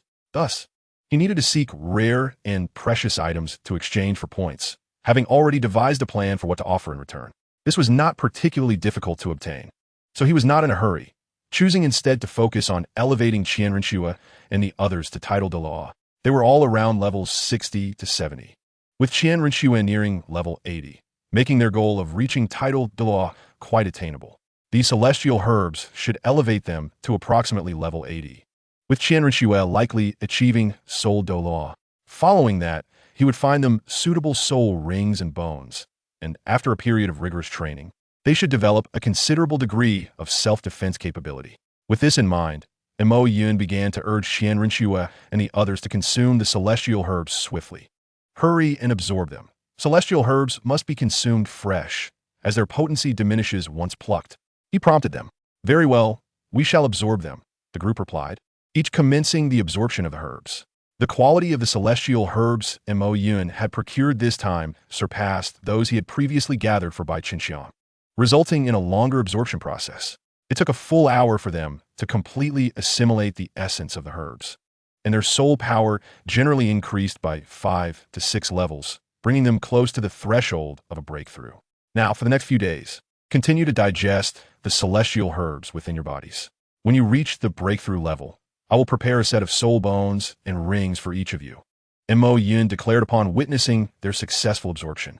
Understood, they nodded in agreement, then retreated to their rooms to meditate and cultivate, enhancing their soul power. Meanwhile, Mo Yun selected appropriate soul rings and bones for them within the system, as he worked on enhancing Qianrenxue and the other strength. The Shrek Academy adjusted their mindset and resumed their training. However, Dai Mubai could not suppress his desires, frequently attempting to win over Xiao Wu. Xiao Wu, be careful. In the battle arena, with Tang Sen absent, Dai Mubai teamed up with Xiao Wu. Yet, their coordination appeared somewhat flawed, as Xiao Wu inadvertently exposed a weakness, nearly being thrown off the stage. At that moment, Dai Mubai leaped to protect her, performing a gallant rescue. With a powerful blow of the White Tiger's light wave, he sent the enemy flying, impressively so. However, the audience was less concerned with this act of heroism than with how Dai Mubai managed to strike down an opponent 5 levels above him. Xiao Wu, are you alright? Ignoring the audience's astonishment, Dai Mubai gazed at Xiao Wu with tender concern. I'm fine. Being embraced by Dai Mubai made Xiao Wu somewhat uncomfortable. Yet, given his earlier rescue and his previous pleas on her behalf, she refrained from pushing him away, merely rising to distance herself gently. As long as you are alright. Not disheartened by Xiao Wu's rejection, Dai Mubai felt a sense of joy, realizing that her attitude towards him had softened compared to before. He recalled that had Tang Sen still been present, such behavior would have resulted in a severe beating. Now, with her merely pushing him away gently, it was evident that his efforts had borne fruit, filling him with happiness. However, the audience had a different reaction, whispering among themselves. Just a few days ago, she was teamed up with another guy. Why the sudden change in partners? Hey, need you ask? She must have found someone new. Just look at who her new partner is. It's the illustrious Dai Mubai, prince of the Xingluo Empire. That previous boy looked impoverished. So it's no surprise she moved on. You make a valid point. The audience continued to chatter, leaving Xiao Wu feeling quite uncomfortable. I shall take my leave. As Xiao Wu and Dai Mubai bid farewell, she angrily exited the arena, leaving the Duhan stage. With a sigh, Dai Mubai contemplated pursuing Xiao Wu to offer her comfort, as this was a rare opportunity. However, he was intercepted by the two soul masters he had previously vanquished, who exchanged knowing glances with him. Perceiving their intent, Dai Mubai reluctantly abandoned his pursuit of Xiao Wu. He then followed the two soul masters into a secluded alley behind the Duhan arena. Here, this is your reward. You performed admirably, Dai Mubai said, tossing a pouch of gold soul coins to the two soul masters. Ah, Dai Xiao, you flatter us. It was merely a small task. Should you require our services in the future, we are at your beck and call, they replied, their faces adorned with sycophantic expressions as they examined the pouch's contents. Enough. Enough. If I need anything, I will reach out to you. Now, you should leave quickly. Being discovered would be problematic, Dai Mubai said, his impatience growing. Understood. Dai Xiao, we'll take our leave at once. Upon sensing Dai Mubai's irritation, the two hastily departed. Shortly thereafter, Dai Mubai exited the alley, setting off to find Xiao Wu. Chapter 171. The exposure of Dai Mubai. Xiao Wu, slow down. Allow me to escort you home. Dai Mubai called out as he caught up to her on the way back, eager to be by her side. No, it's unnecessary. I prefer to be alone for a while, Xiao Wu replied, sensing Dai Mubai's feelings for her. She wished to maintain some distance, as she still could not let go of Tang San, who had not been gone for long. Moreover, Dai Mubai and Tang San were close friends. Accepting Dai Mubai would undoubtedly spark gossip. She desired to avoid scrutiny from others and could not yet move on from Tang San, thus opting to keep her distance from Dai Mubai. However, Dai Mubai was not one to easily relent, for opportunities to court a 100,000-year soul beast were few and far between. He did not mind investing additional time to win over Xiao Wu. Of course, should she ultimately refuse him, he was prepared to resort to more drastic measures. Yet, it remained premature for such actions. He harbored no intentions of proceeding that way just yet. Then I shall take my leave, Dai Mubai said, respecting Xiao Wu's wish not to have him accompany her. As a seasoned flirt, he understood the importance of granting a girl her personal space. Being overly persistent would only lead to her annoyance and diminish her regard for him. Thus, he refrained from insisting on accompanying her. Having shown enough attentiveness, it was time to create some distance. However, this was merely a facade, as he intended to continue observing Xiao Wu in secret, planning his next steps in his pursuit. Once he was out of Xiao Wu's sight, he stealthily returned, trailing her to see where she would go and what she would do. This behavior certainly bordered on obsessive stalking. Rather than seeking vengeance for his fallen brother, he fixated on his brother's wife, a most regrettable stance for Dai Mubai. Ultimately, Dai Mubai pursued Xiao Wu for nearly a month, though his efforts yielded little progress. Xiao Wu's feelings for Tang San were deeper than he had anticipated. Despite Tang San's death a month prior, she remained reluctant to engage with him closely, which incited his frustration. This is infuriating. What is a mere soul beast pretending to be pure? After living for 100,000 years, I am certain it has mated countless times, Dai Mubai exclaimed, slamming his fist on the table in his room to vent his anger. A month was the limit of his patience. Typically, the women he courted could be easily won over with money, and once their rendezvous concluded, he would discard them without a second thought. When had he ever expended such effort on a single girl? No, I must have Xiao Wu. If gentler methods fail, I shall employ forceful ones. A sinister glint gleamed in Dai Mubai's eyes, indicating that he had lost all patience. Xiao San, do not hold this against me. I do this for Xiao Wu's sake. I will take good care of her, he murmured to himself, seemingly seeking the approval of Tang San. Had Tang San been alive, he likely would have severed ties with Dai Mubai on the spot, subjecting him to the most excruciating of fates. Alas, Tang San was deceased, unable to witness the rift between them unfold. However, he could observe Dai Mubai's transgressions against his beloved wife, a rather intriguing spectacle. Regrettably, Mo Yun was preoccupied with assisting Qianren Xue and her companions in enhancing their strength, missing this unfolding drama. With newfound determination, Dai Mubai left his room and ventured into the bustling market of Suatawa City. Entering the black market through a narrow alley, he procured some tranquilizers and aphrodisiacs. Given that Xiao Wu was a transformed soul beast. He was unsure if human sedatives would be effective on her, so he also acquired a version meant for soul beasts, intending to utilize both simultaneously. Having secured his purchases, Dai Mu Bai promptly returned to the academy and sought out Xiao Wu, who was still immersed in her training. Claiming urgency, he led her to a nearby inn. Dai Mu Bai, why have you brought me here? Is there something you cannot discuss at the academy? Xiao Wu, now acutely aware that something was amiss, questioned him warily, unwilling to enter the room. Xiao Wu, this matter is of utmost importance. I can only confide in you. If it gets out, it could spell disaster, Dai Mu Bai replied, maintaining a facade of nonchalance despite Xiao Wu's growing suspicion. Then speak to me here. Just come closer and whisper, she insisted, her wariness intensifying, adamant about not entering the inn with him. Seeing her refusal, Dai Mu Bai had no choice but to lean closer and whispered cautiously in her ear, Xiao Wu, in truth, Xiao San is not dead. He faked his death to evade Mo Yun's attempts to eliminate him. What? Xiao Wu gasped, startled by his revelation and eager to understand the situation. However, Dai Mu Bai quickly covered her mouth, continuing in a hushed tone, Xiao Wu, keep your voice down. Xiao San has been hiding to avoid being discovered. He is right here in this inn. If you follow me inside, he will explain everything to you. Undeniably, Dai Mu Bai had a knack for spinning tales. With such a compelling reason to deceive Xiao Wu, his ploy was nearly foolproof. Although Xiao Wu remained somewhat skeptical of Dai Mu Bai, the allure of Tang San proved irresistible. Consequently, she followed him into the inn, arriving at the room he had mentioned. Dai Mu Bai, where's Sange? As Xiao Wu gently pushed open the door, her heart sank in confusion and anger upon discovering that Tang San was nowhere to be found. It dawned on her that she had been deceived by Dai Mu Bai, and she felt compelled to confront him.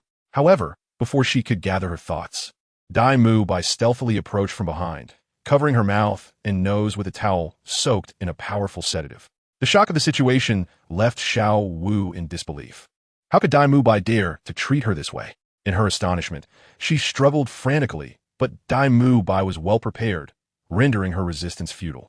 Within less than a minute, she succumbed to the effects of the drug, collapsing into his embrace. After all, the sedative he used was potent enough to incapacitate even soul beasts. Although Xiao Wu was a transformed soul beast, her bodily functions mirrored those of a human, making her vulnerable to the drug's effects, and she quickly lost consciousness. Observing this, Dai Mu Bai wore a satisfied smile, declaring, Xiao Wu, I have not lied to you. Tang San is indeed here. For tonight, I shall be your Tang San. Chapter 172. Dai Mu Bai's Exhilaration. So this is what a 100,000-year soul beast looks like. Dai Mu Bai mused, gazing at the unconscious Xiao Wu sprawled across the bed. She appeared no different from an ordinary human, yet her beauty was undeniable. He envied the transformed soul beasts, who could change their appearance at will, becoming whatever they desired. As he scrutinized Xiao Wu's youthful features, he noted that she appeared to be merely a girl of 15 or 16, hardly the visage of one who had lived for 100,000 years. Reflecting on her every action, he found it hard to believe she could embody such longevity, especially considering her nature as a rabbit, a creature with mating seasons. He couldn't fathom that Xiao Wu, in her rabbit form, had never mated. Nevertheless, even if she had missed her first experience as a rabbit, her subsequent transformation into a human would surely have allowed her a fulfilling encounter. After all, Tang San had not had the chance to engage with her before everything transpired. Thus, Dai Mu Bai felt reassured that he had not tarnished her innocence. As he continued to observe her, Xiao Wu suddenly furrowed her brow, seemingly on the verge of awakening. Yet, Dai Mu Bai remained unfazed, choosing instead to watch as she gradually regained consciousness. After all, what could be more exhilarating than rousing a lifeless body? He had experienced intimacy before, and Xiao Wu's unresponsive demeanor did little to ignite his desire. If he had been inclined, he would have acted long ago. Awake, are we? Dai Mu Bai greeted her leisurely as she sat up on the bed. What is happening? Xiao Wu murmured, still dazed from the effects of a sedative. But upon seeing Dai Mu Bai, her senses sharpened instantly. You beast! What have you done to me? She exclaimed angrily, curling into a corner of the room, clutching the blanket around her. She could hardly believe that Dai Mu Bai had truly taken such drastic measures against her. Relax, I haven't done anything yet. I'm not that easily aroused, Dai Mu Bai replied nonchalantly, feigning indifference as he poked at his ear. You. Xiao Wu was taken aback, rendered speechless by his callousness. However, a flicker of relief washed over her, knowing that he had not violated her. Since you have no interest in me, then let me go. I want to speak a word of this to anyone, she insisted firmly, hoping that Dai Mu Bai would grant her freedom. Huh? Are you truly this naive? Have you wasted 100,000 years of life? Dai Mu Bai chuckled at her boldness. What do you mean by that? Xiao was perplexed by his mocking tone. Dai Mu Bai had expressed no desire for her, so why would he not simply release her? I find you uninteresting in your current state. But that doesn't mean I want you later on. It merely requires a little coaxing, he said with a wicked grin. What? You must be dreaming. I would never do such a thing. Xiao Wu gasped, astonished by Dai Mu Bai's implications. She could never imagine herself willingly engaging in such acts. Dai Mu Bai, however, remained unfazed, his expression a mix of intrigue and amusement. Considering the passage of time, it should be just about right, he said, smiling at her softly. What do you mean? Xiao Wu questioned, confusion etched on her face. But within moments, she sensed something amiss. What have you done to me? She cried out, suddenly hugging herself as a deep flush spread across her cheeks. She struggled to breathe, tears welling in her eyes, appearing quite peculiar. Nothing much. Just administered a little potion to awaken your primal instincts, Dai Mu Bai replied with a triumphant smile, finally feeling a spark of excitement. Xiao Wu, let's engage in something thrilling. Do not be afraid. Just envision me as Tang San, he whispered in her ear, leaning closer and beginning to touch her. No, stop. Xiao Wu mustered the last of her rationality, placing her hands on his shoulders in a futile attempt to resist. Yet, under the influence of the sedative and aphrodisiac, she lacked the strength to fend him off, only serving to heighten his excitement. Resist all you want. Your struggles only fuel my desire, he taunted, quickening his pace as Xiao Wu's garments were slowly peeled away. Her awareness began to fade, slipping into a haze of instinctual desire. Singe, I'm sorry, she murmured, her eyes brimming with tears of sadness and despair as she lost consciousness. In her final moments of awareness, she saw Dai Mu Bai remove the last barrier concealing her, preparing to delve into the depths of her being. Upon awakening once more, Xiao Wu found herself still in the same inn, yet her clothes had been restored. Dai Mu Bai lay motionless on the floor beside the bed, blood-stained and seemingly lifeless. Confusion engulfed her, and just then, a somewhat familiar, yet strange voice echoed in her ears. Awake, are we? Turning her head, she was startled to see Mo Yun standing before her. Did you save me? Xiao Wu was taken aback upon witnessing the scene before her, initially believing that Mo Yun had come to her rescue. Well, one could argue that he indeed had. After a moment's hesitation at her inquiry, Mo Yun responded. What do you mean by sort of? Xiao Wu, somewhat speechless at his ambiguous reply, wondered if he was uncertain about the situation. Regardless, she concluded, in any case, you have no further business here, and neither do I. We shall part ways now. Noticing Xiao Wu's incredulous expression, Mo Yun chose not to elaborate further, bidding her farewell before departing, leaving her in a state of bewilderment. In truth, this was all part of Mo Yun's plan. He remained somewhat apprehensive about whether Tang San was truly dead, as Tang San was the genuine protagonist of this world. Mo Yun had an inkling that some opportunity might arise for Tang San's revival. Thus, he discreetly kept an eye on Xiao Wu, for she was his beloved wife. If Tang San were to return, he would undoubtedly not neglect her. Moreover, he had observed Dai Mu Bai's inappropriate intentions toward Xiao Wu, yet he refrained from intervening, opting instead to watch and see if Tang San would indeed come to Xiao Wu's aid. The outcome was all too clear. Tang San did not appear. Consequently, Mo Yun felt compelled to take matters into his own hands. After all, he held no affection for Dai Mu Bai, who had previously shown interest in by Chen Xiang, and now seemed to harbor feelings for his brother's widow. He was nothing short of a lecher, surpassing even Mo Yun himself. If he was to be eliminated, so be it. Chapter 173. Return to the Star Do Great Forest. Hey, you were just leaving me to deal with Dai Mu Bai? After Mo Yun departed, Xiao Wu gazed at Dai Mu Bai's lifeless body sprawled on the ground, her face a mask of confusion. If anyone were to discover Dai Mu Bai dead beside her, she would be unable to clear her name even if she plunged into the lake of life. At that point, she would surely be branded as a murderer. Coupled with her identity as a soul beast, she would be ostracized and potentially hunted down.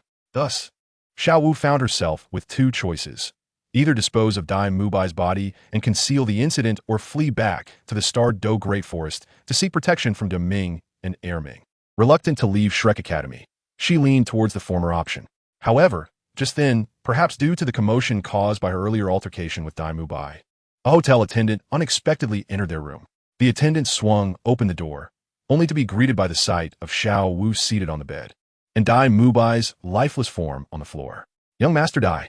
Upon discovering Dai Mubai's demise, the attendant rushed over to assess the situation. Dai Mubai was not just a distinguished guest at their inn.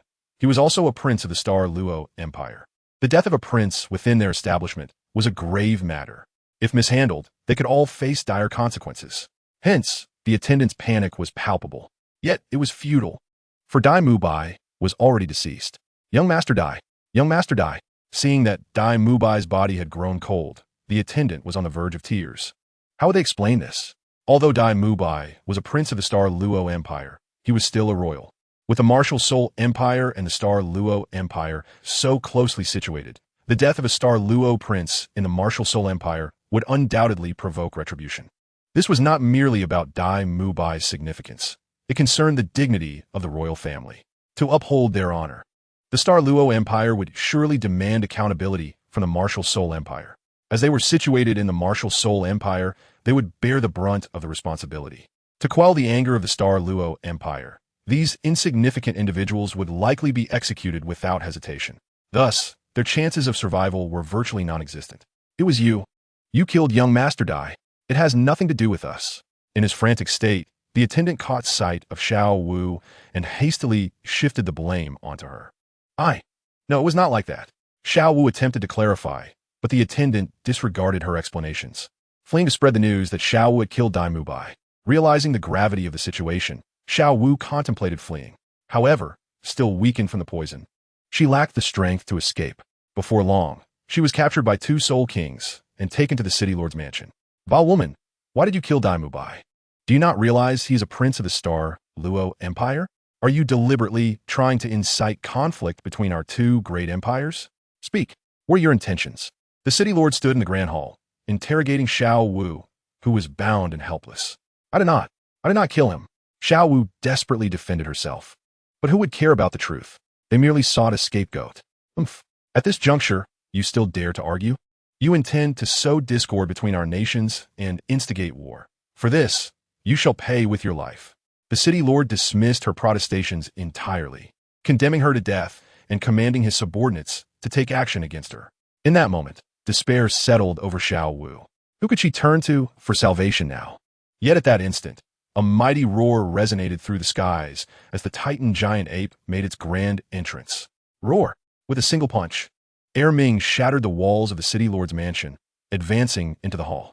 Before anyone could react, he scooped up Xiao Wu and exited the premises. Ming charged forward, demolishing every structure in his path and crushing anyone who obstructed him, ultimately returning to the Star Do Great Forest. Oh, Deming, I have brought Xiao Wu back. Once they reached the Star Do Great Forest, the pursuing soldiers from Soto City abandoned their chase, and Ming safely escorted Xiao Wu back to their dwelling by the Lake of Life. Deming had been waiting by the lakeside for their return. You are back. Is Xiao Wu unharmed? Upon seeing Ming's return, Deming inquired anxiously. Fear not, she is safe with me. Ming replied, opening his palm to gently place Xiao Wu on the ground. As long as she is safe, Deming sighed, relieved. Ming, what on earth transpired? After stepping down from Ming's grasp, Xiao Wu regarded them both with a look of confusion. She had not had the chance to inquire earlier, but now that they were safe, she sought to understand what had happened. Xiao Wu, do not fret. Allow me to explain everything to you, Deming reassured her. Noticing her bewildered expression, he began to recount the events. Your friends heard about your capture, which prompted them to seek us out for your rescue. Can you tell us what transpired in the human world? Why were you taken? Was your identity revealed? Upon hearing Deming's inquiries, tears streamed down Xiao Wu's cheeks uncontrollably, as she had endured far too much in recent days, leaving her emotionally drained. Sigh, upon witnessing this, Deming refrained from further inquiry and simply drew his tail closer to Xiao Wu, allowing her to rest upon it and weep for a while. Thus, Xiao Wu cried for half an hour, lamenting her grievances to Deming and Ming.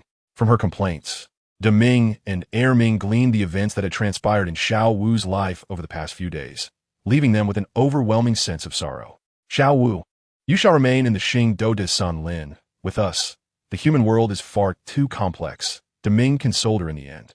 Xiao Wu merely responded with a faint acknowledgement, her voice hoarse from prolonged weeping. The joy she had experienced in the human realm had been entirely exhausted over the course of this month. Now, all that remained for her in the human world was the darkness of humanity and the sorrow of Tang Sen's demise. Consequently, Xiaowu began her life in the Xing Do de Sun Lin, never venturing out again. Chapter 174. The Departure of Ning Rongrong and Zhu Zhuqing Teacher. Xiaowu killed Dai Mubai. Why are we allowing her to return? Within the confines of Shrek Academy, Ma Hongjun and Oscar gazed at Yu Xiaojiang with perplexity. They had been close friends with Dai Mubai for nearly a decade, and naturally, they were incensed by his death at Xiao Wu's hands. Although Xiao Wu was Tang San's beloved, their acquaintance with Tang San was a mere 2 years compared to their long-standing bond with Dai Mubai. Hence, they held a clearer sense of priorities. Moreover, Tang San had yet to grant them any favors as depicted in the original narrative, resulting in their feelings for him being rather shallow. Thus, their concern leaned more towards Dai Mubai rather than Xiao Wu. The fact that Xiao Wu had slain Dai Mubai was something they found intolerable. Initially, they had contemplated witnessing Xiao Wu's execution at the city Lord's mansion. However, Yu Xiaojiang led Ning Rongrong and the others to the Xing Do de Sun Lin to bring Ming back. Subsequently, Ming assisted Xiao Wu in fleeing to the Xing Do de Sun Lin, disappointing them greatly and leaving them puzzled by Yu Xiaojiang's actions. Dai Mubai was, after all, the second most suitable candidate for Yu Xiaojiang's soul ring theoretical practices after Tang San. With Dai Mubai's untimely demise, one would expect Yu Xiaojiang to be even more enraged than they were. Why then did he choose to release Xiao Wu? Are you foolish? Xiao Wu has been a soul beast for 100,000 years. Would you have her perish at the city Lord's mansion and waste her soul ring? Yu Xiaojiang retorted angrily, pointing to their heads upon hearing Ma Hongjun and Oscar's confusion. Naturally, he was furious that Xiao Wu had killed his experimental subject, but he could not allow her to die so easily. The soul ring that would drop upon her death was one of 100,000 years, and its significance to a soul master is immeasurable. Tang Hao had experienced this firsthand. The absorption of a Yin's 100,000-year soul ring had propelled him from soul Douluo to super Douluo, enabling him to turn the tables on the Pope of the Wuhan Hall. Qian Xuanji. It is evident that a 100,000-year soul ring is a treasure of immense worth, significantly enhancing a soul master's power and bestowing formidable soul skills. However, 100,000-year soul beasts are rare, and even finding one does not guarantee victory in battle. The few who have transformed, like Xiao Wu, are even scarcer. Moreover, transformed soul beasts are typically weak and easily hunted. With such an easily obtainable walking 100,000-year soul ring, how could he allow Xiao Wu to die at the city Lord's mansion? In that case, her soul ring would be rendered useless. Thus, he had Ming rescue Xiao Wu, simultaneously lowering her guard against them. Later, whether it be Ma Hongjun, Oscar, or his other friends and students, they would seek to absorb the 9th soul ring. He merely needed to guide them to Xiao Wu and, when the moment was right, eliminate her. This outcome would prove far more advantageous than allowing Xiao Wu to perish at the city Lord's mansion. I see now. I never would have thought that you, teacher, would be the most cunning of all, capable of devising such a plan. Truly impressive, exclaimed Ma Hongjun, his face alight with admiration upon hearing Yu Xiaojiang's explanation. But teacher, there is only one soul ring. Who shall receive it? Ma Hongjun inquired with a sly smile, having grasped Yu Xiaojiang's intention. Naturally, it will go to whoever arrives first to absorb the soul ring, Yu Xiaojiang replied with a dismissive smirk. Ah, very well then, Ma Hongjun chuckled casually, though beneath his smile lurked a heartless demeanor. Did they truly feel no remorse for their treatment of Xiao Wu? No, of course not. Unlike the original narrative, they were fully aware that Xiao Wu was a soul beast. They had not endured the life and death trials that had deepened the bond in the original storyline. Their connection was far less profound. Furthermore, once they learned of Xiao Wu's true identity, they maintained their distance, viewing her through the lens of a soul beast. Thus, they felt no guilt in their actions against her. After all, she was merely a soul beast. Why should they feel remorse for plotting against a mere creature? Enough. Focus on your training. With Dai Mubai and Tang San gone, I must rely on you all. Yu Xiaojiang interrupted Ma Hongjun's musings. Haha, understood, teacher, Ma Hongjun replied, a hint of embarrassment in his smile. He then proceeded to train, closely followed by Oscar. Although he was a support type and his soul power increased at a slower pace, he too yearned for a 100,000-year soul ring. With such a soul ring, he could become a title Douluo and attract Ning Rongrong's attention. Thus, Oscar also dedicated himself to training. Meanwhile, as Xiao Zhang and the others deliberated on how to absorb Xiao Wu's soul ring. Ning Rongrong and Zhu Zhuqing listened intently from the sidelines. Rongrong, perhaps we should. Zhu Zhuqing began, her expression a complex tapestry of emotions as she gazed at the equally troubled Ning Rongrong, hesitating to continue. Let us depart. Though Zhu Zhuqing did not voice her full thought, Ning Rongrong understood her meaning. This academy was no longer a place worth their continued presence. They both felt the desire to leave. But where shall we go? Despite recognizing that they should not remain, they were at a loss for where to turn. I plan to seek out Mo Yun. Since he is currently serving the Wuhuan Hall, he should have knowledge of my father's situation. I wish to inquire. Even if I am captured by the Wuhuan Hall, it matters not, as long as I can reunite with my father. Ning Rongrong responded to Zhu Zhuqing. You intend to go to the Wuhuan Hall? Zhu Zhuqing exclaimed in surprise. After all, Ning Rongrong was the daughter of a rebel. Going to the Wuhuan Hall was akin to surrendering. Yes, my mind is made up. I was raised by my father and two godfathers, growing up within a sect. With the destruction of the sect and my father imprisoned, there is nothing left for me here.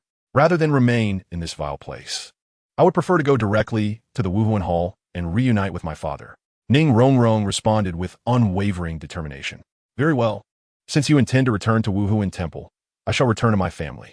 After all, Dai Mubai is already deceased, and I have no further business here. Upon perceiving Ning Rongrong's resolute disposition, Zhu Zhuqing refrained from dissuading her, letting out a resigned sigh. Subsequently, she too resolved to return to her family. Well then, farewell. I hope we shall meet again, Zhu Zhuqing remarked. Hearing her decision, Ning Rongrong smiled with satisfaction, and Zhu Zhuqing returned the smile. The two then quietly departed from Shrek Academy. Chapter 175. The Struggle of Empires upon returning to the Stardow Forest. The news of Dai Mubai's demise reached the Xinglua Empire. Dai Mubai's father was not particularly grieved by his death, for Dai Mubai had left the Xinglua Empire at a young age and had seldom been a concern to him. Nevertheless, he was, after all his blood, a prince of the Xinglua Empire. To have him perish in a foreign land without any acknowledgement would undoubtedly tarnish the dignity of the Xinglua Empire. Thus, he dispatched an envoy to the Wuhuan Empire to demand accountability and sought to exploit the situation to extort from them. Had he foreseen the outcome of the matter, he might have preferred to forego this so-called dignity and not send an envoy at all. Your Holiness, our prince has perished in your nation, and His Majesty requests an explanation. How do you intend to handle this? The envoy from the Xinglua Empire regarded Bibi Dong with disdain as he posed this inquiry. Oh, how does your nation wish to resolve this? Although Bibi Dong felt a flicker of anger at the envoy's insolent inquiry, she maintained a facade of calmness as she addressed him. This was not out of fear of the Xinglua Empire, but rather to uphold her own decorum. The envoy, however, misinterpreted her demeanor. Seeing Bibi Dong's lack of reaction to his earlier contempt, he became increasingly arrogant and contemptuously stated, although your nation bears some responsibility, my sovereign is not devoid of understanding. To resolve this incident, your nation need only surrender 2 cities. 2 cities in exchange for 1 prince? How remarkably reasonable your nation is, Bibi Dong replied, her eyes betraying a glimmer of murderous intent. Yet she ultimately suppressed her rage and feigned tranquility as she remarked, since you require 2 cities, we shall grant you 2. After all, the Wuhuan Empire is vast. 2 cities are but a trifling matter. Haha, your Holiness. This is the best course of action to avoid straining the cordial relations between our 2 nations. The envoy, believing Bibi Dong's concession to be genuine, laughed triumphantly. Unbeknownst to him, Bibi Dong had already devised a grim fate for both him and the Xinglua Empire. Esteemed envoy, these are the 2 cities I have decided to gift you. Bibi Dong instructed her subordinate to fetch a map, marking 2 cities before drafting a decree, which she then ordered her subordinate to deliver to the envoy of the Xinglua Empire. Wonderful! I shall take this back to my sovereign. The envoy, overjoyed, received the map and the decree. Perhaps due to his overwhelming arrogance, he did not even glance at the marked cities before departing. After his exit, Mo Yun appeared beside Bibi Dong.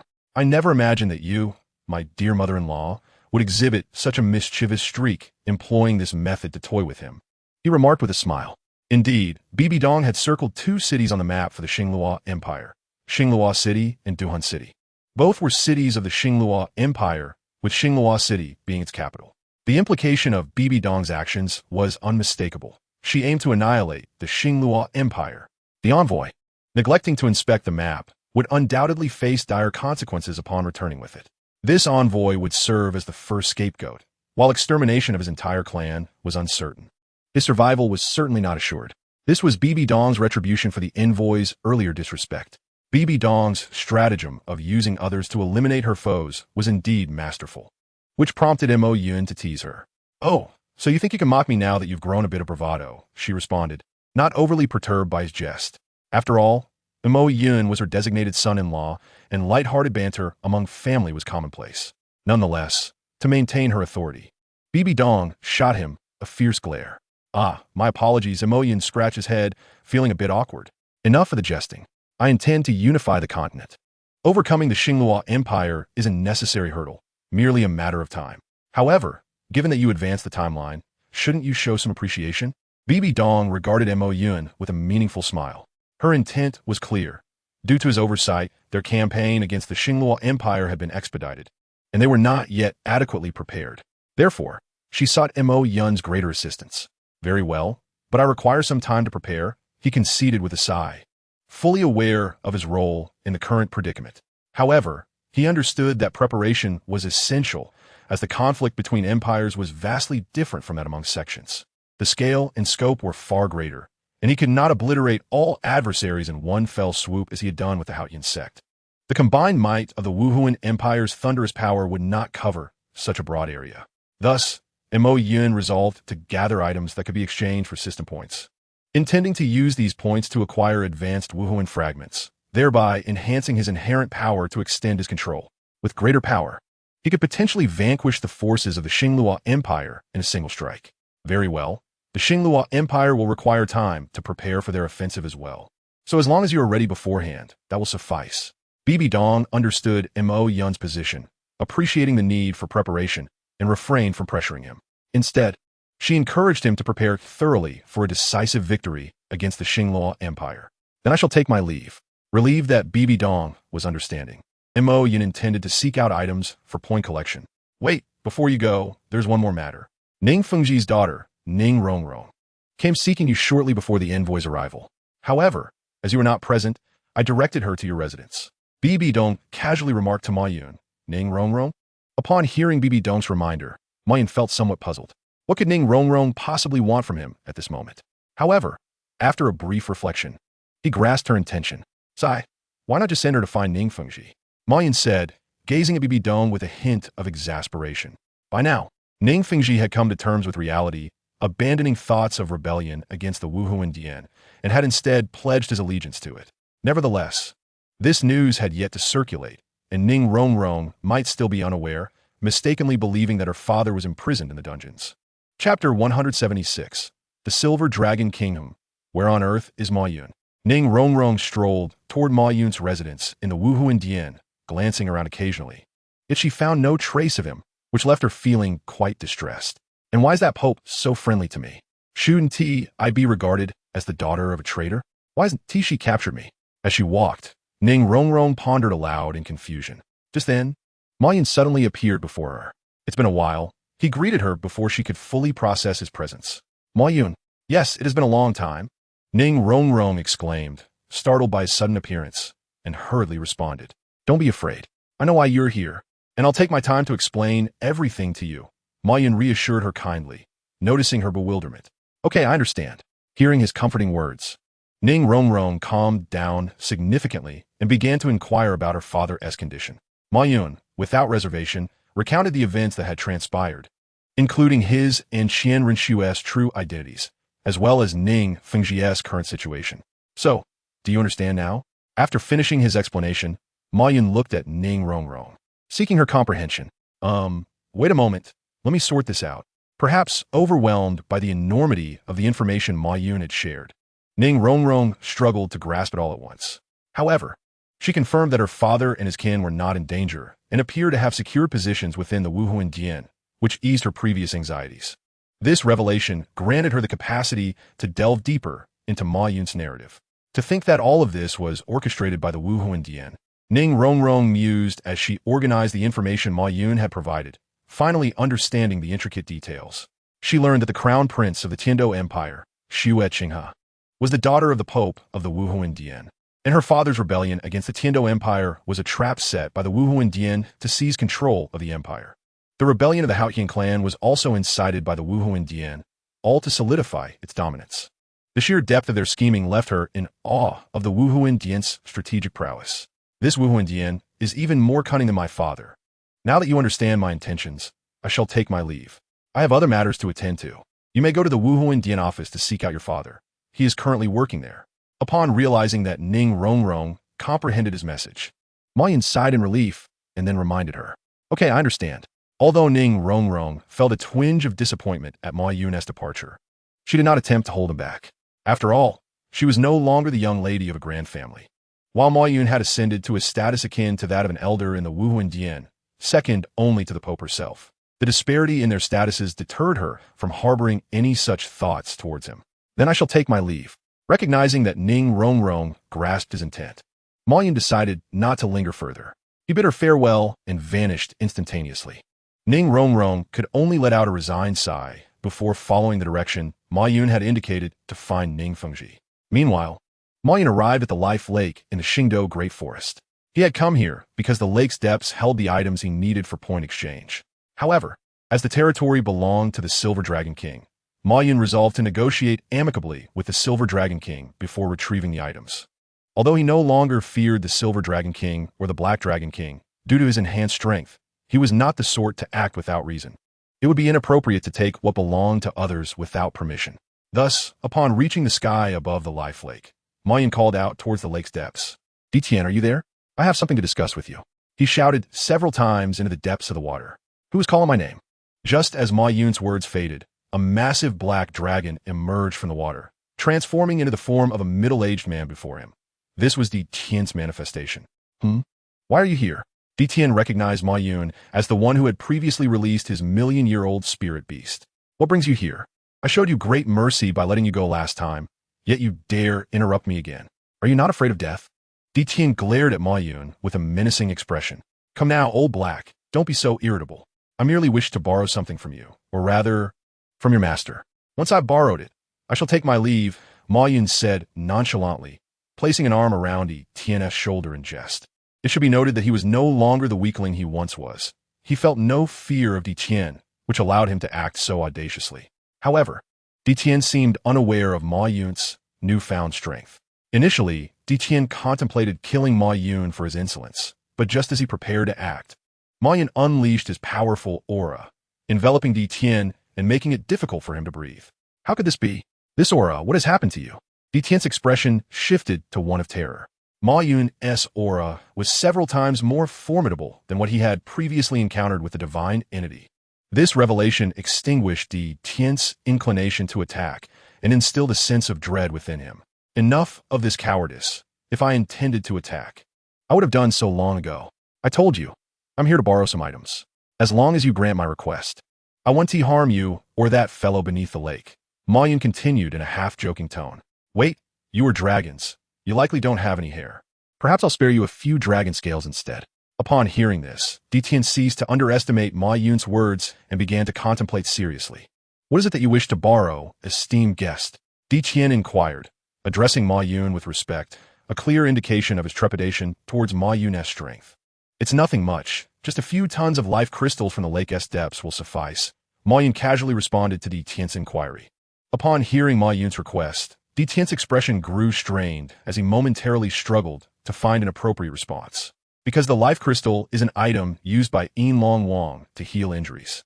If Mo Yun were to take it away, his master would be in danger. Ditian, please step back. I shall converse with him. Just as Ditian found himself in a quandary, Yinlong Wang suddenly emerged from the depths of the lake. This magnificent silver dragon, larger in stature than Ditian's original form, exuded an intangible pressure that was palpable. Even Mo Yun, upon witnessing Yinlong Wang in such a form for the first time, was momentarily taken aback. However, it was a relief that Yinlong Wang soon contracted her form, gradually transforming into that of a human female. I am Yinlong Wang, the sovereign of all beasts. May I inquire as to why you seek the life crystals from my lake of life? I simply desire to utilize the life crystals for my own purposes. Yet I shall not take them without recompense. I can assist you in healing your injuries, thereby rendering the life crystals unnecessary for you. Upon hearing Yinlong Wang's inquiry, Mo Yun articulated his request. This lake of life has existed since ancient times, situated at the convergence of the life veins of the entire Xing Dota Sunlin. Thus, it has accumulated a vast amount of life energy. This life energy is an invaluable aid for soul beasts in their cultivation, which is why so many soul beasts over 100,000 years old congregate around the Lake of Life. Surely, they do not linger merely to admire the scenery surrounding the lake. Soul beasts are driven solely by instinct to grow stronger. In essence, the area around the Lake of Life is saturated with rich life energy. Moreover, the lake bed is home to numerous life crystals formed from this energy. After millions of years of sedimentation, the life crystals within the Lake of Life are astonishingly abundant, with the life energy being exceptionally potent. Yinlong Wang chose this location to recover from the injuries inflicted by the Shura god for this very reason. Mo Yun, on the other hand, sought to exchange these life crystals for system points. After all, these life crystals are far more precious than the ice essence of 10,000 years. If exchanged for points, he could potentially acquire millions or even tens of millions. This would enable him to exchange all the MartialSoul fragments to enhance his original power. Thus, Mo Yin wished to request some life crystals from Yinlong Wang. However, he would not take them without offering a corresponding reward, intending also to heal Yinlong Wang's injuries. After all, this place was initially occupied by her, and taking them directly would be somewhat inappropriate. Well, if you can truly heal my injuries, I have no objections to you taking some life crystals. Yinlong Wang pondered briefly before responding to Mo Yun's request. She needed these life crystals to heal her own injuries. If Mo Yun could indeed heal her, then she would require them less. Therefore, giving some to Mo Yun would not pose a significant issue. However, she could not give them all away, as these crystals were beneficial for the cultivation of soul beasts. If she surrendered all of them to Mo Yun, the Lake of Life would lose its purpose. Very well, if you are concerned, I can heal your injuries first, and then you may provide me with life crystals. Upon hearing Yinlong Wang acquiesce to his request, Mo Yun felt a sense of relief. To further demonstrate his goodwill, Mo Yun proposed to first aid Yinlong Wang in her recovery. Certainly, I shall trouble you then, although I believe you are not one to break your word. Since you have stated so, I shall not decline. Yinlong Wang nodded slightly in response to Mo Yun's proposal. Very well, let us commence. Upon receiving Yinlong Wang's consent, Mo Yun wasted no time. Before Yinlong Wang could prepare, he infused his own thunderous origin energy into her body.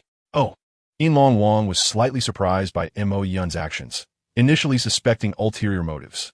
However, upon sensing the energy within her body purging the remnants of Shura God's power, she regained her composure. The damage she sustained was not severe.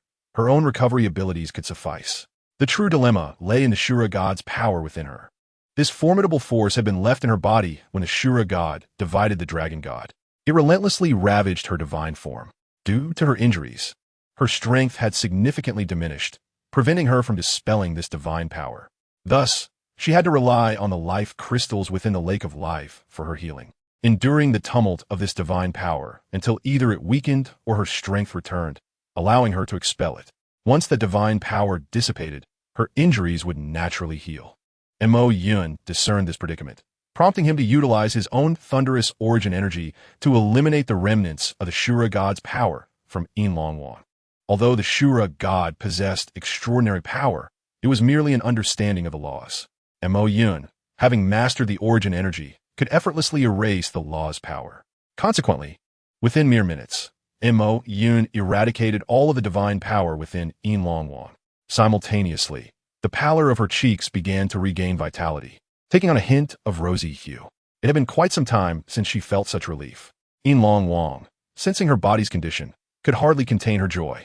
With the shackles of the Shura God's power lifted, her body gradually returned to its prime. All done. I have healed your injuries. May I now take some life crystals? Mo Yun seized the moment to make his request, while Yinlong Wang was still elated. Indeed, that is only natural. Please follow me. Yinlong Wang readily agreed to Mo Yun's request. She then led him to the lake bed. Although the lake bed was devoid of sunlight, it radiated a brilliant glow. Within it lay countless life crystals, each emitting a pure white light. Please, feel free to take what you wish, although I no longer require these. I hope you can leave some for the soul beasts around the Lake of Life, as they still depend on these to enhance their cultivation.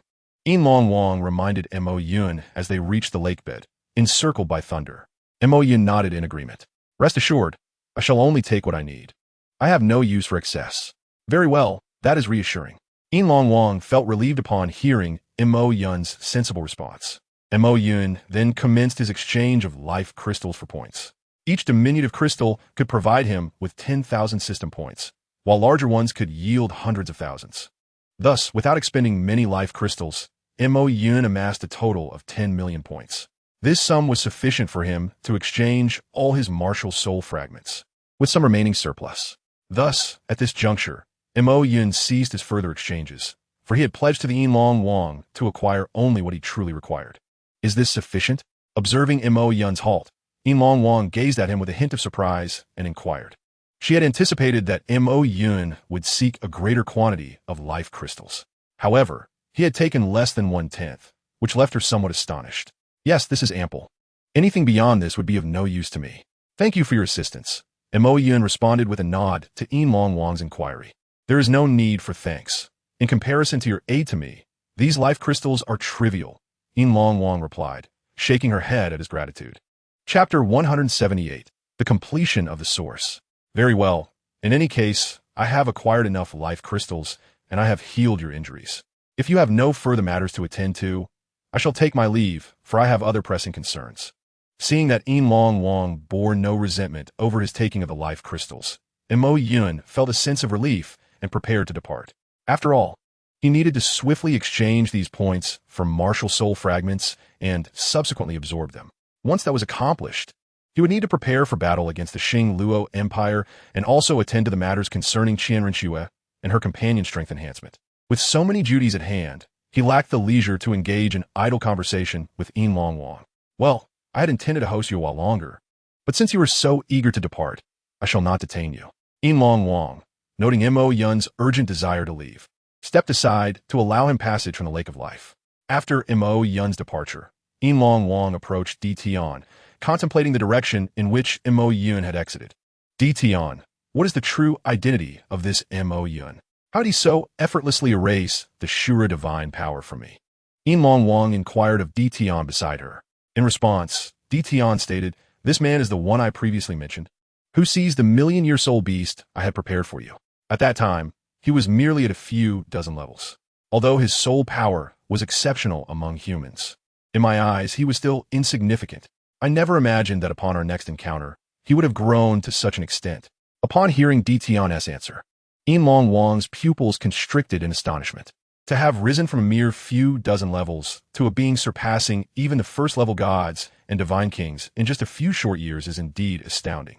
The average soul beast requires 1,000,000 years to reach a state akin to that of the gods, enduring countless tribulations. Yet Mo Yun achieved a realm that many soul beasts could not reach in their entire lifetimes in just a few years. Truly, humanity is an extraordinary species. After understanding Mo Yun's journey, Yinlong Wang could not help but feel a pang of melancholy. Originally, this world was the dominion of soul beasts. Yet for reasons unbeknownst to her, humans gradually rose to prominence, step by step usurping their position of supremacy. Nowadays, soul beasts have greatly declined, and even the divine realm has no place for them. Witnessing a prodigy like Mo Yun only deepened her sorrow. It appears that the resurgence of soul beasts is a distant dream indeed. Alas, Yinlong Wang could only sigh helplessly. My lord, now that you have regained your strength, what shall our next course of action be? Di Tian inquired as he observed Yinlong Wang's pensive demeanor. Their original plan was to counterattack the divine realm once Yinlong Wang had fully recovered. However, given their current strength, a counteroffensive seemed tantamount to seeking death, prompting Di Tian to ask about their next steps. Next, we must gather all the awakened soul beasts within the Douluo forest. I want them to submit to me. Yinlong Wang commanded Di Tian. Since they intend to retaliate against the divine realm, a sufficient number of allies is indispensable. Soul beasts have suffered considerable losses of high-level members due to the divine beast war, and the remaining population in the Douluo forest is dwindling. She must gather these soul beasts to reconstitute their power and lead them once more against the divine realm.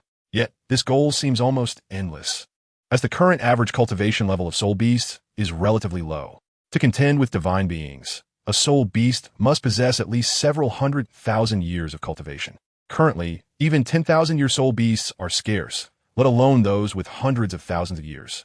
Furthermore, The divine realm is flourishing, with far more divine positions than those held by soul beasts.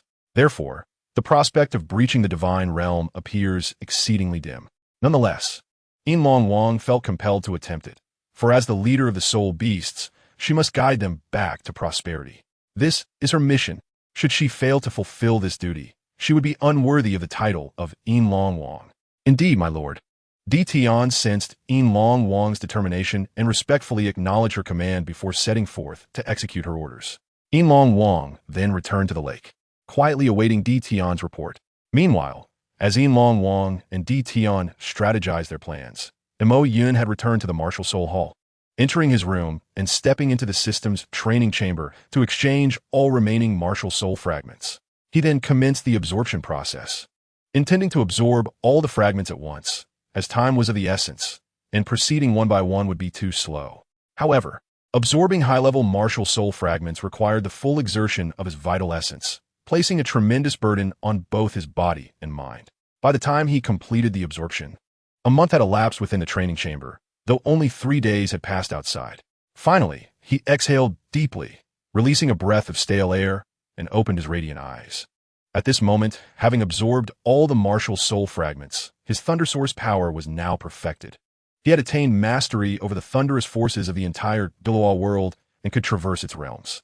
Now, extinguishing an empire would merely require a flick of his finger. Ding! Congratulations, Master! Your thunder source power has achieved full completion, and your miniature world has been unlocked. The system suddenly appeared before Mo Yun, announcing the news. A miniature world? Upon hearing the system's notification, Mo Yun paused in surprise. In response, the system elaborated, Master, the miniature world is formed within you upon the perfection of your source power. In this realm, you can store and generate source power, enabling you to utilize it in other worlds. Additionally, you can construct a source of power entirely distinct from that of the Douluo world within this miniature world, nurturing it gradually to establish an independent thunder source. Through this miniature world, you can utterly liberate yourself from the constraints of your current world. Upon witnessing Mo Yun's puzzled expression, the system skillfully continued its explanation. I see now. Understanding the system's clarification, Mo Yun's face lit up with realization. How do I access this miniature world? He inquired further. To enter the miniature world, Master, you simply need to close your eyes and attune to your primordial spirit. The entrance lies within it, the system responded. Upon hearing Ma Yun's inquiry, the system patiently elucidated, very well, I comprehend. Prompted by this, Ma Yun hastily closed his eyes to attempt the process. Subsequently, he entered his miniature world. In Chapter 179, Prelude to War, after entering the small realm, Ma Yun beheld a chaotic state where nothing existed. Just as he stood in confusion, the system emerged. Master, you may store your thunder origin within this small world, which will invoke transformation. Oh, understood, Ma Yun replied. He then infused the primordial energy into the small world, causing it to undergo a metamorphosis. Amidst the chaos, thunder erupted, gradually intensifying and shattering the void, transforming the small world into a realm of lightning. In Ma Yun's eyes, the small world was now filled solely with thunder, devoid of anything else. As he pondered this, the system elucidated, Master, since you have only mastered the thunder origin, the small world contains only thunder. Enlightenment dawned upon Ma Yun. To manifest other entities within this realm, he needed to grasp additional primordial energies.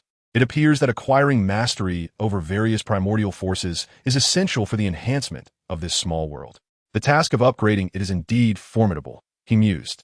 After further exploration within the small world and confirming the absence of other elements, he withdrew back to reality. I am now invincible in this Douluo. Next, I shall aid Xiao Xue in unifying this world, beginning with the Xingluo Empire. After exiting the small realm, Ma Yun prepared to execute his next plan, to annihilate the Xingluo Empire. Thus, he returned to the Wuhuan Temple to meet Bibi Dong. At that moment, Bibi Dong was engaged in discussions with Qian Ruan Xue regarding national reform policies, seemingly indifferent to the impending war. Witnessing this scene, Ma Yun could not help but sigh, covering his face. Even before the battle has begun, Bibi Dong and her associates are already contemplating reforms post-conquest of the Xingluo Empire. This, however, subtly indicated their confidence in Ma Yun's prowess. After all, he could effortlessly obliterate a sect. The Xingluo Empire was merely a larger sect. Even without enhancing his strength, he could still annihilate the Luo Empire, albeit with considerable exertion. As of now, he could easily vanquish the Luo Empire. Xiao Xue, Bidong. Have there been any updates regarding the Luo Empire? Having acquired sufficient strength to easily obliterate the Luo Empire, Ma Yun was eager to inquire about their status and whether he could take action. Currently, there are no updates from the Luo Empire. However, considering the time, the envoy should be returning to Luo City soon, and we should receive news shortly. Bibi Dong responded upon hearing Ma Yun's inquiry. Very well, I shall wait a little longer. With Bibi Dong's response, Ma Yun ceased to focus on the situation concerning the Luo Empire. He merely needed to await their move. Meanwhile, as Ma Yun leisurely awaited, the envoy from the Luo Empire had returned to the imperial palace. Your Majesty, this is the compensation I received from the Wuhuan Empire, the envoy, just back from the Wuhuan Empire, said joyfully to Dai Mu Bai's father, feeling elated, believing he had accomplished a significant task. Oh, is that so? Dai Mu Bai's father looked puzzled, wondering how easily Bibi Dong would concede. Bring me the letter. What? You scoundrel! Dai Mu Bai's father exclaimed angrily, as the kneeling envoy appeared bewildered. You fool! Take a look for yourself. The envoy picked up the letter, only to find that the cities mentioned were Luo City and Douluo City. Despair washed over him as he foresaw his grim fate. Dai Mu Bai's father then summoned the guards. Seize this scoundrel and execute him. What? Your Majesty, please, grant me another chance. The envoy cried desperately. Moments later, silence enveloped the palace, as the civil and military officials dared not utter a sound, fearing misfortune. If Bibi Dong were to learn of this, she would undoubtedly find it amusing. After Dai Mu Bai's father calmed down, he recognized the gravity of the situation and bellowed for the court to disperse. The officials hastily exited the grand hall, as if fleeing from some calamity, leaving only Dai Mu Bai's father behind. He then made his way to a concealed location within the Luo Empire, known as the Worship Hall. Only Soul, Douluo, and Title Douluo were permitted entry, dedicated to safeguarding the Luo Empire, emerging only in dire circumstances. Honor worshippers, I have a critical matter to discuss with you. Has the Empire encountered a catastrophe threatening its very existence? Inquired a Title Douluo clad in white embroidered with a white tiger, his hair and brows as white as snow. Indeed, the newly established Wuhuan Empire harbors intentions of waging war against our Luo Empire. Dai Mu Bai's father then presented the letter from the envoy to the worshippers, detailing the formidable strength of the Wuhuan Empire. A newly established empire, though powerful, is not to be trifled with. Then I must trouble you, esteemed worshippers. I shall proceed to arrange our defenses. With that, Dai Mu Bai's father departed the worship hall, dispatching orders to reinforce their defenses and to gather intelligence on the Wuhuan Empire. Meanwhile, the Wuhuan Empire was aware that the Luo Empire had received the letter and was deliberating their next course of action. Ma Yun, it would be prudent for you to exercise restraint during this war. While conflict inevitably incurs casualties, your method of attack is akin to a cataclysm, leaving no living creature within a 100-mile radius. Such brutality is not conducive to winning the hearts of the Luo Empire's populace, Bibi Dong cautioned. Very well. I shall endeavor to control the extent of my power, Ma Yun acknowledged, aware that his previous display of force had left a profound impression, sowing doubt regarding his control over his abilities. Yet, it was not entirely his fault. He had been consumed by wrath at the time and had inadvertently gone too far. However, this time, he resolved to exercise restraint, minimizing casualties while ensuring the complete annihilation of his primary adversaries, the royal family of the Luo Empire. After their discussion, Ma Yun bid farewell to Qian Ruin Xue and prepared to return to his residence. Upon returning, Ma Yun found himself at a loss for what to do. Reflecting on how long he had been in this world, he realized he had spent most of his time either training or attending to various matters, and had not taken a moment to rest. Just then, Qian Ruin Xue arrived at Ma Yun's abode. Ma Yun, are you home? Ma Yun stepped out. Xiao Xue, what brings you here? Is there something you need? He inquired, puzzled. Can't I come without a reason? I was merely bored and thought to seek your company. Oh, I feel the same. Shall we go for a stroll? Certainly, let's go. Qian Ruin Xue responded with delight, and Ma Yun took her hand as they ventured out, her cheeks tinged with a blush. Subsequently, Mo Yun led Qian Ruin Xue to a sea of blossoms, where, as night fell, the moon emerged, and the petals swayed in the breeze, creating a scene reminiscent of a dream. The presence of Qian Ruin Xue and Mo Yun rendered the atmosphere even more ethereal.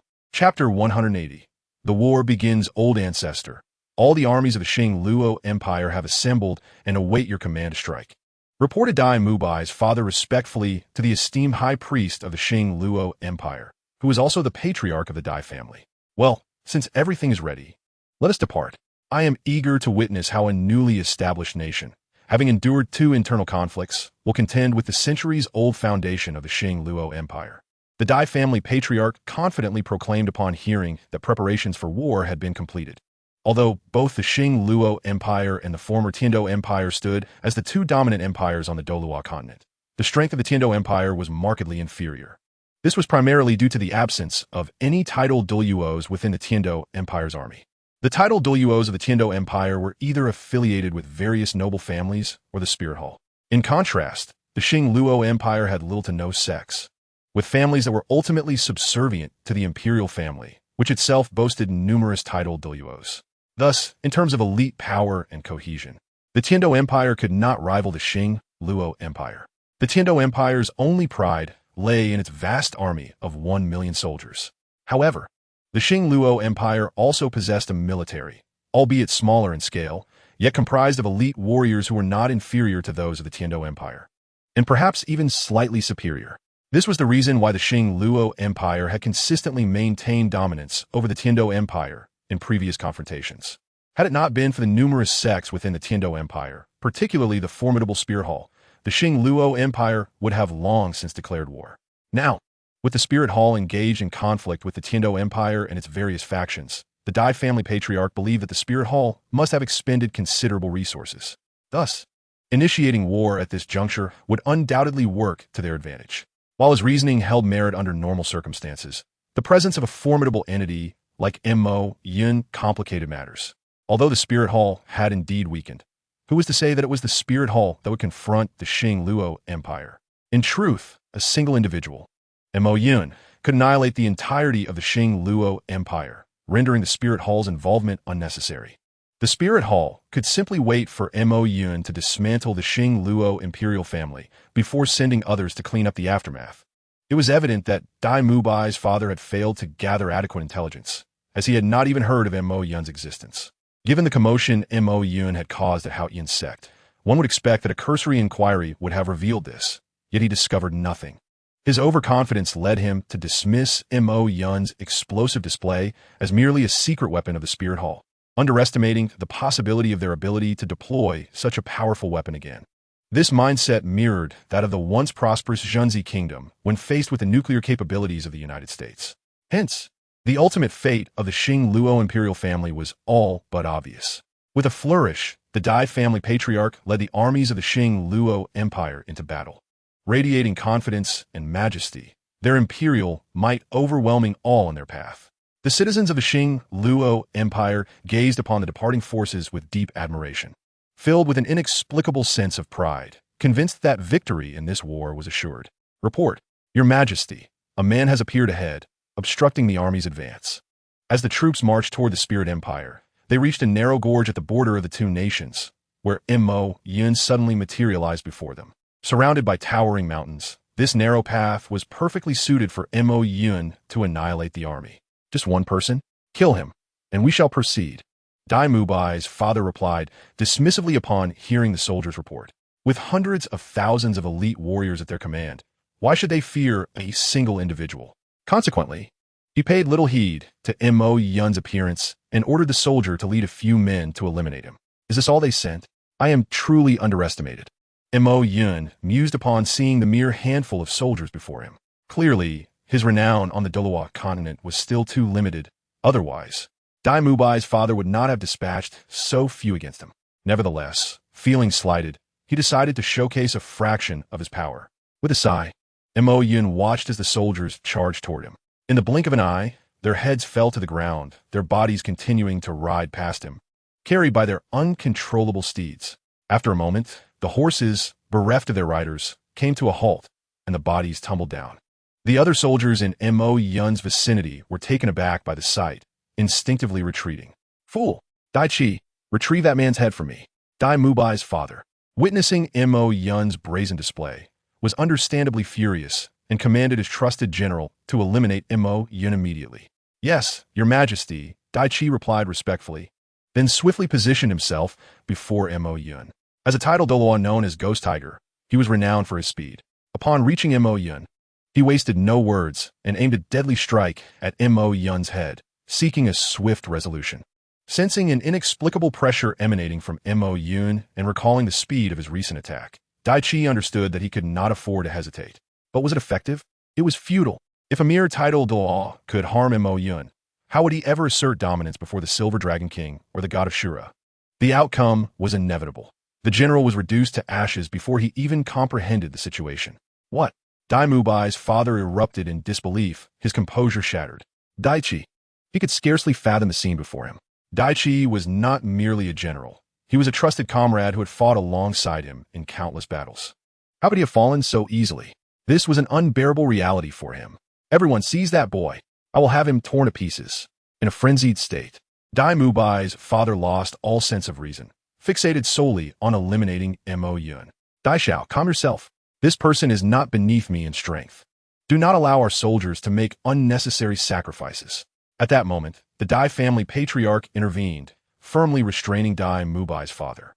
Chapter 180. A reader's contribution. The following day, Mo Yun returned to the spirit hall alongside Qianren Xue. Xiao Xue, I have matters to attend to, so I must take my leave, Mo Yun said, gazing at Qianren Xue. All right, she replied. Subsequently, Mo Yun took flight. It was imperative to devise a strategy to confront the Xing Luo Empire. Though unafraid, considerations for Xiao Xue's safety were paramount. The earlier incident where Tang San attacked Qianren Xue had lingered in Mo Yun's mind. Meanwhile, the Xing Luo Empire had dispatched numerous spies to infiltrate the Wuhan Empire. Your Majesty, we have gleaned nothing from the Wuhan Empire. A panicked spy in black attire reported to Dai Mubai's father. Incompetence. You cannot even accomplish this simple task. What use are you? Dai Mubai's father thundered in fury. The spy continued, Your Majesty, none of my companions survived. I was fortunate to escape. A bead of cold sweat trickled down the spy's brow. Mo Yun's reconnaissance was formidable. Leaving this spy alive was a tactic to dissuade the Xing Luo Empire from pursuing futile endeavors. It was evident that the Wuhan Empire was keenly vigilant against our spies. Dai Mubai's father realized the stringent defenses within the Wuhan Empire. Acknowledging the futility of further espionage, he refrained from sending more men to their demise. With a grim expression, he departed the Grand Hall. Later, Dai Mubai's father arrived at the sanctuary. Esteemed members, this is the current situation, he declared with a heavy countenance. The most powerful among the members wore solemn expressions. The outcome of this great war is not dependent on numbers. Only those of title Douluo rank can determine it. If we eliminate their title Douluo, no matter how many they send, it will be in vain, remarked one title Douluo member. Moreover, we are not without contingency plans, Dai Mubai's father responded. Our sanctuary possesses an artifact capable of summoning the evil Saint King. Under divine power, mortals cannot contend. Yet, he understood the steep cost of utilizing such artifacts. For the survival of the empire, he thought it unwise to dwell on the potential consequences, though he feared being ambushed by other forces during a moment of weakness. Amidst the clouds of despair in the Xing Luo Empire, Mo Yun appeared to have made a discovery. System, I wish to procure items with defensive capabilities. What do you recommend? Mo Yun declared with an air of affluence. He needed a few more points to acquire a suitable defensive item. Master, I recommend the Linglong necklace, which can conjure a protective shield when the wearer is in danger. The system explained patiently. Oh, what level of attacks can it withstand? Master, this item can defend against attacks from limit Douluo and deities, the system clarified, leaving Mo Yun astounded. What?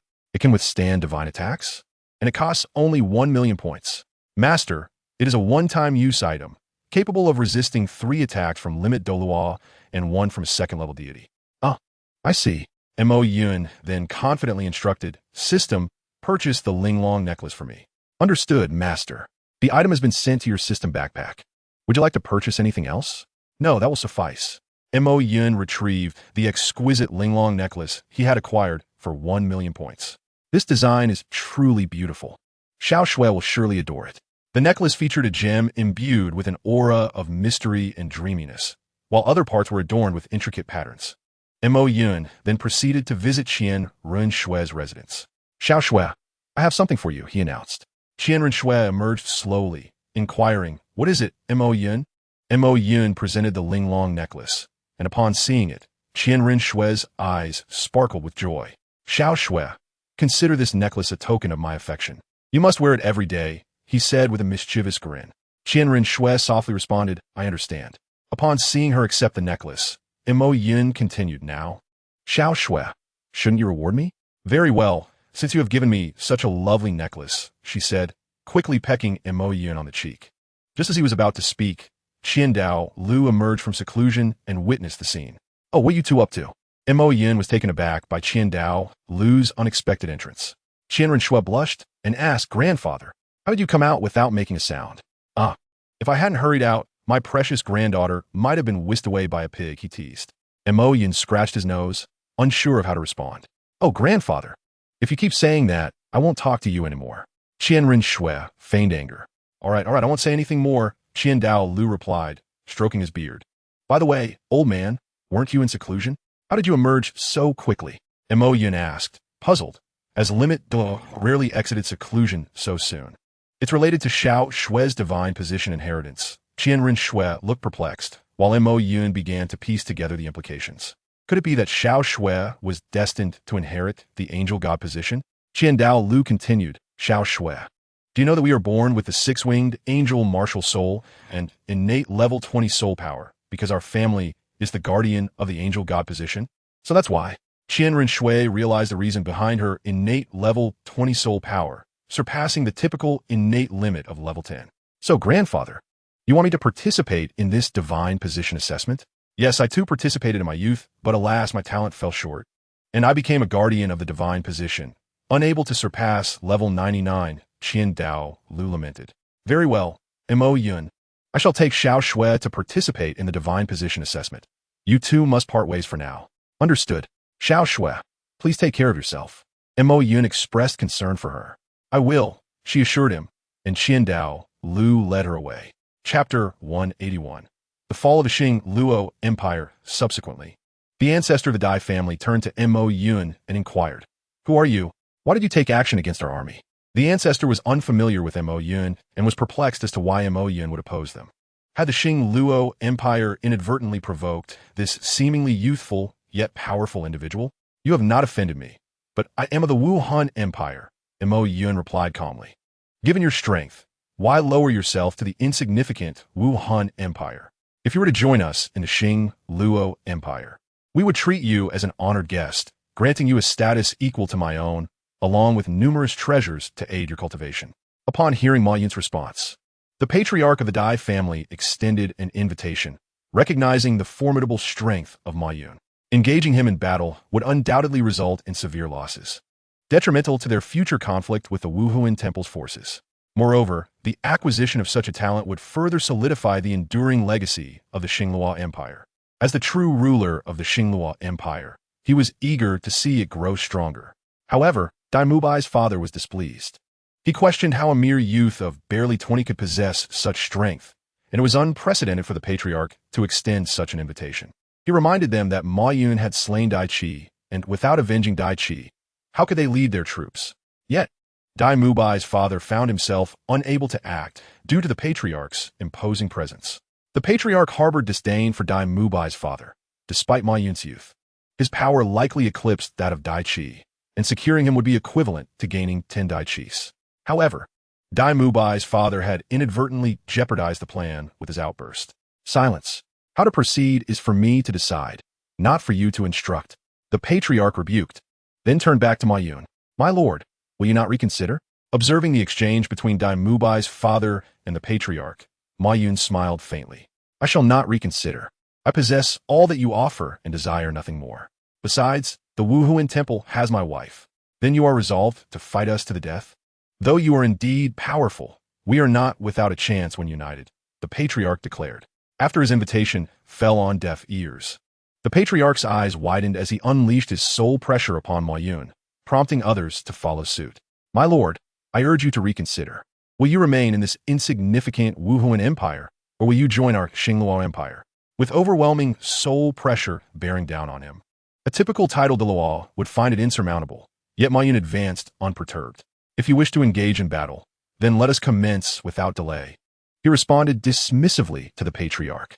With a mere flick of his finger, he shattered the patriarch's soul pressure and unleashed his mental force towards him. "How dare you?"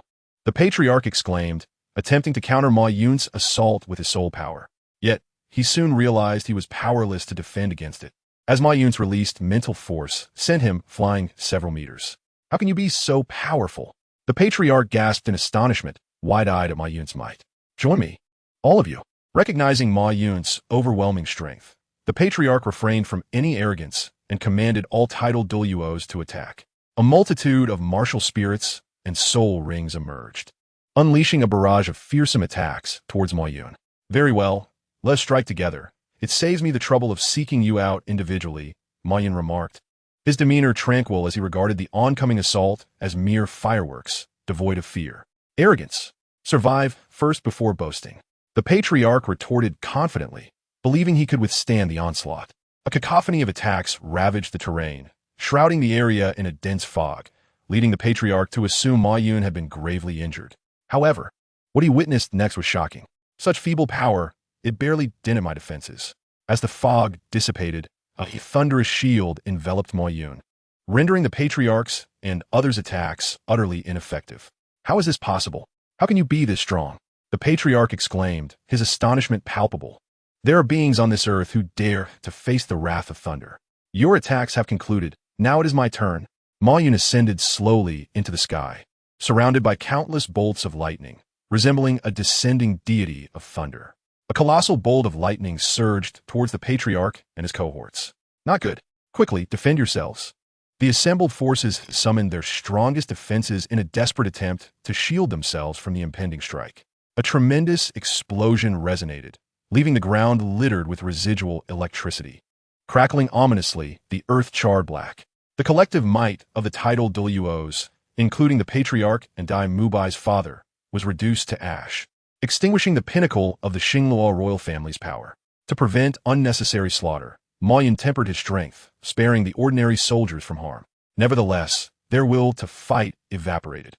Their general lay slain, the emperor had perished, and the patriarch was no more, rendering further conflict meaningless. One by one, they cast aside their weapons in surrender. Ma Yun paid them no mind, for this was a matter for the Wuhuan Temple. He swiftly made his way to the capital of the Xingluo Empire. Upon reaching the Grand Hall of Dai Mubai's father, he found a mere handful of sold Douluos and several thousand soldiers remaining, who quickly recognized Ma Yun's presence. "Who dares? Who are you, and what brings you here?" they demanded. Ma Yun, disinterested in dialogue, unleashed a formidable bolt of lightning, obliterating them all. Under the thunder's wrath, the once resplendent grand hall lay in ruins, only remnants of its former glory remaining as silent witnesses to the empire's past splendor. The common folk, drawn by the thunderous noise, hurried to investigate. "What has happened? What is this?" Voices clamored in confusion. Ma Yun soared into the sky, amplifying his voice with soul power. "From this day forth, the Xingluo Empire shall be renamed the Wuhuan Empire, and you shall henceforth be our subjects. Rest assured, we shall not impose any perilous actions upon you." Having delivered his proclamation, Ma Yun departed, preparing to return to the Wuhuan Temple. The remnants of the Xingluo Empire. Now the Wuhuan Empire found themselves engulfed in tumult, unable to fathom the swift demise of their once great empire. Yet the populace would gradually forget. Upon returning to the Wuhuan Temple, Ma Yun promptly informed Qianru Xue and Bibi Dong of the events. "What? You single-handedly annihilated the Xingluo Empire?" Qianru Xue exclaimed in disbelief. Bibi Dong, initially skeptical, soon recalled Ma Yun's ascension to godhood and ceased her doubts. She immediately set out for the Wuhuan Empire to pacify the populace and organize the ensuing affairs.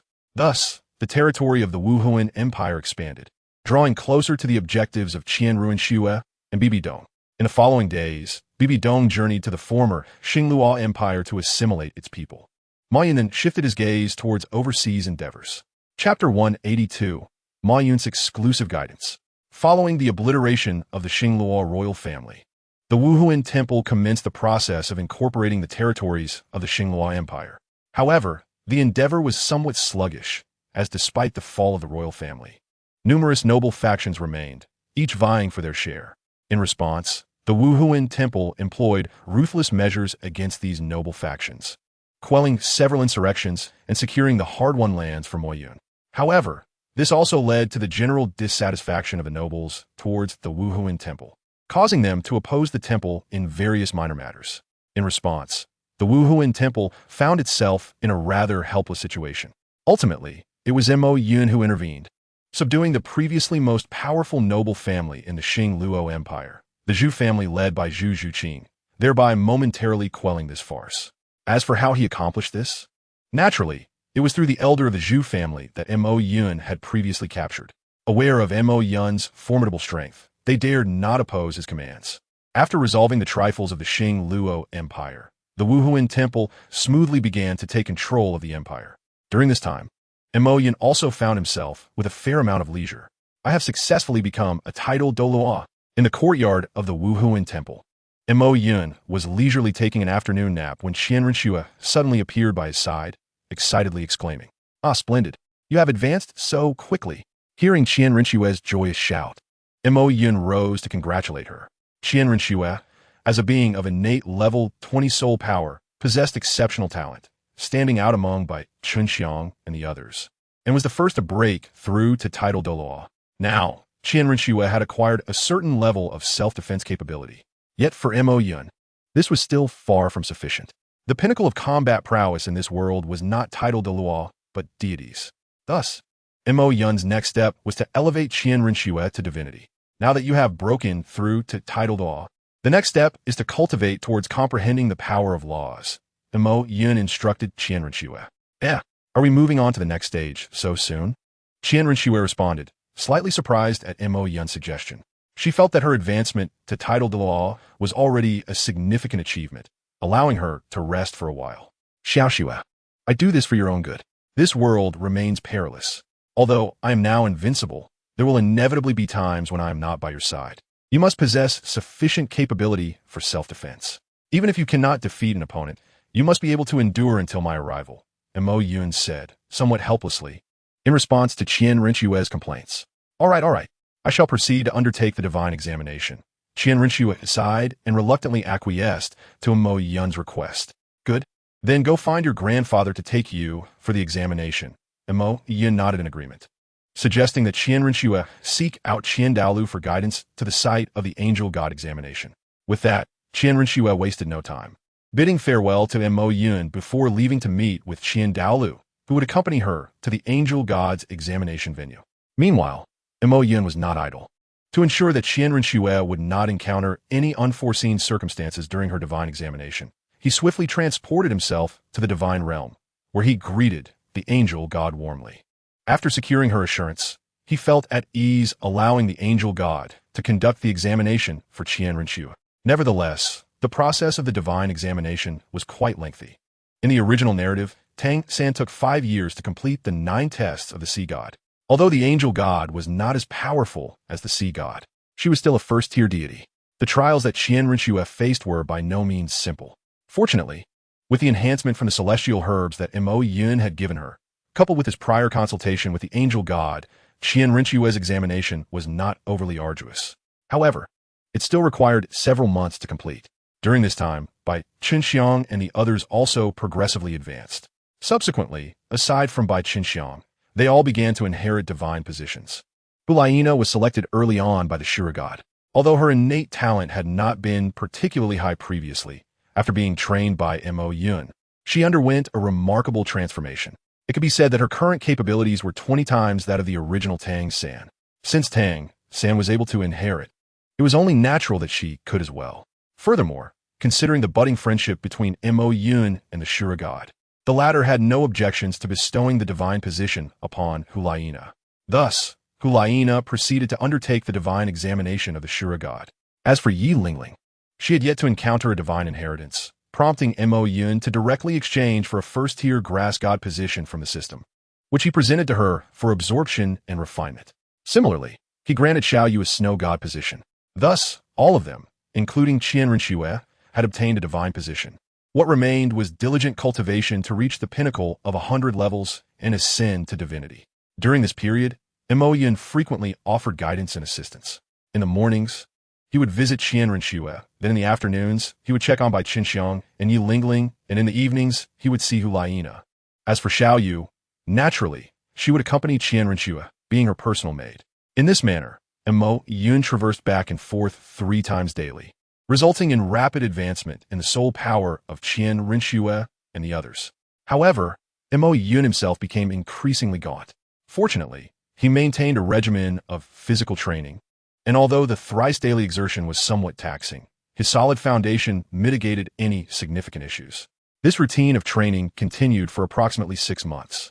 With the triple enhancement from celestial herbs, Mo Yun, and their divine positions, the soul power of Qian Renxue and the others soared to level 99, just 1 step away from ascension.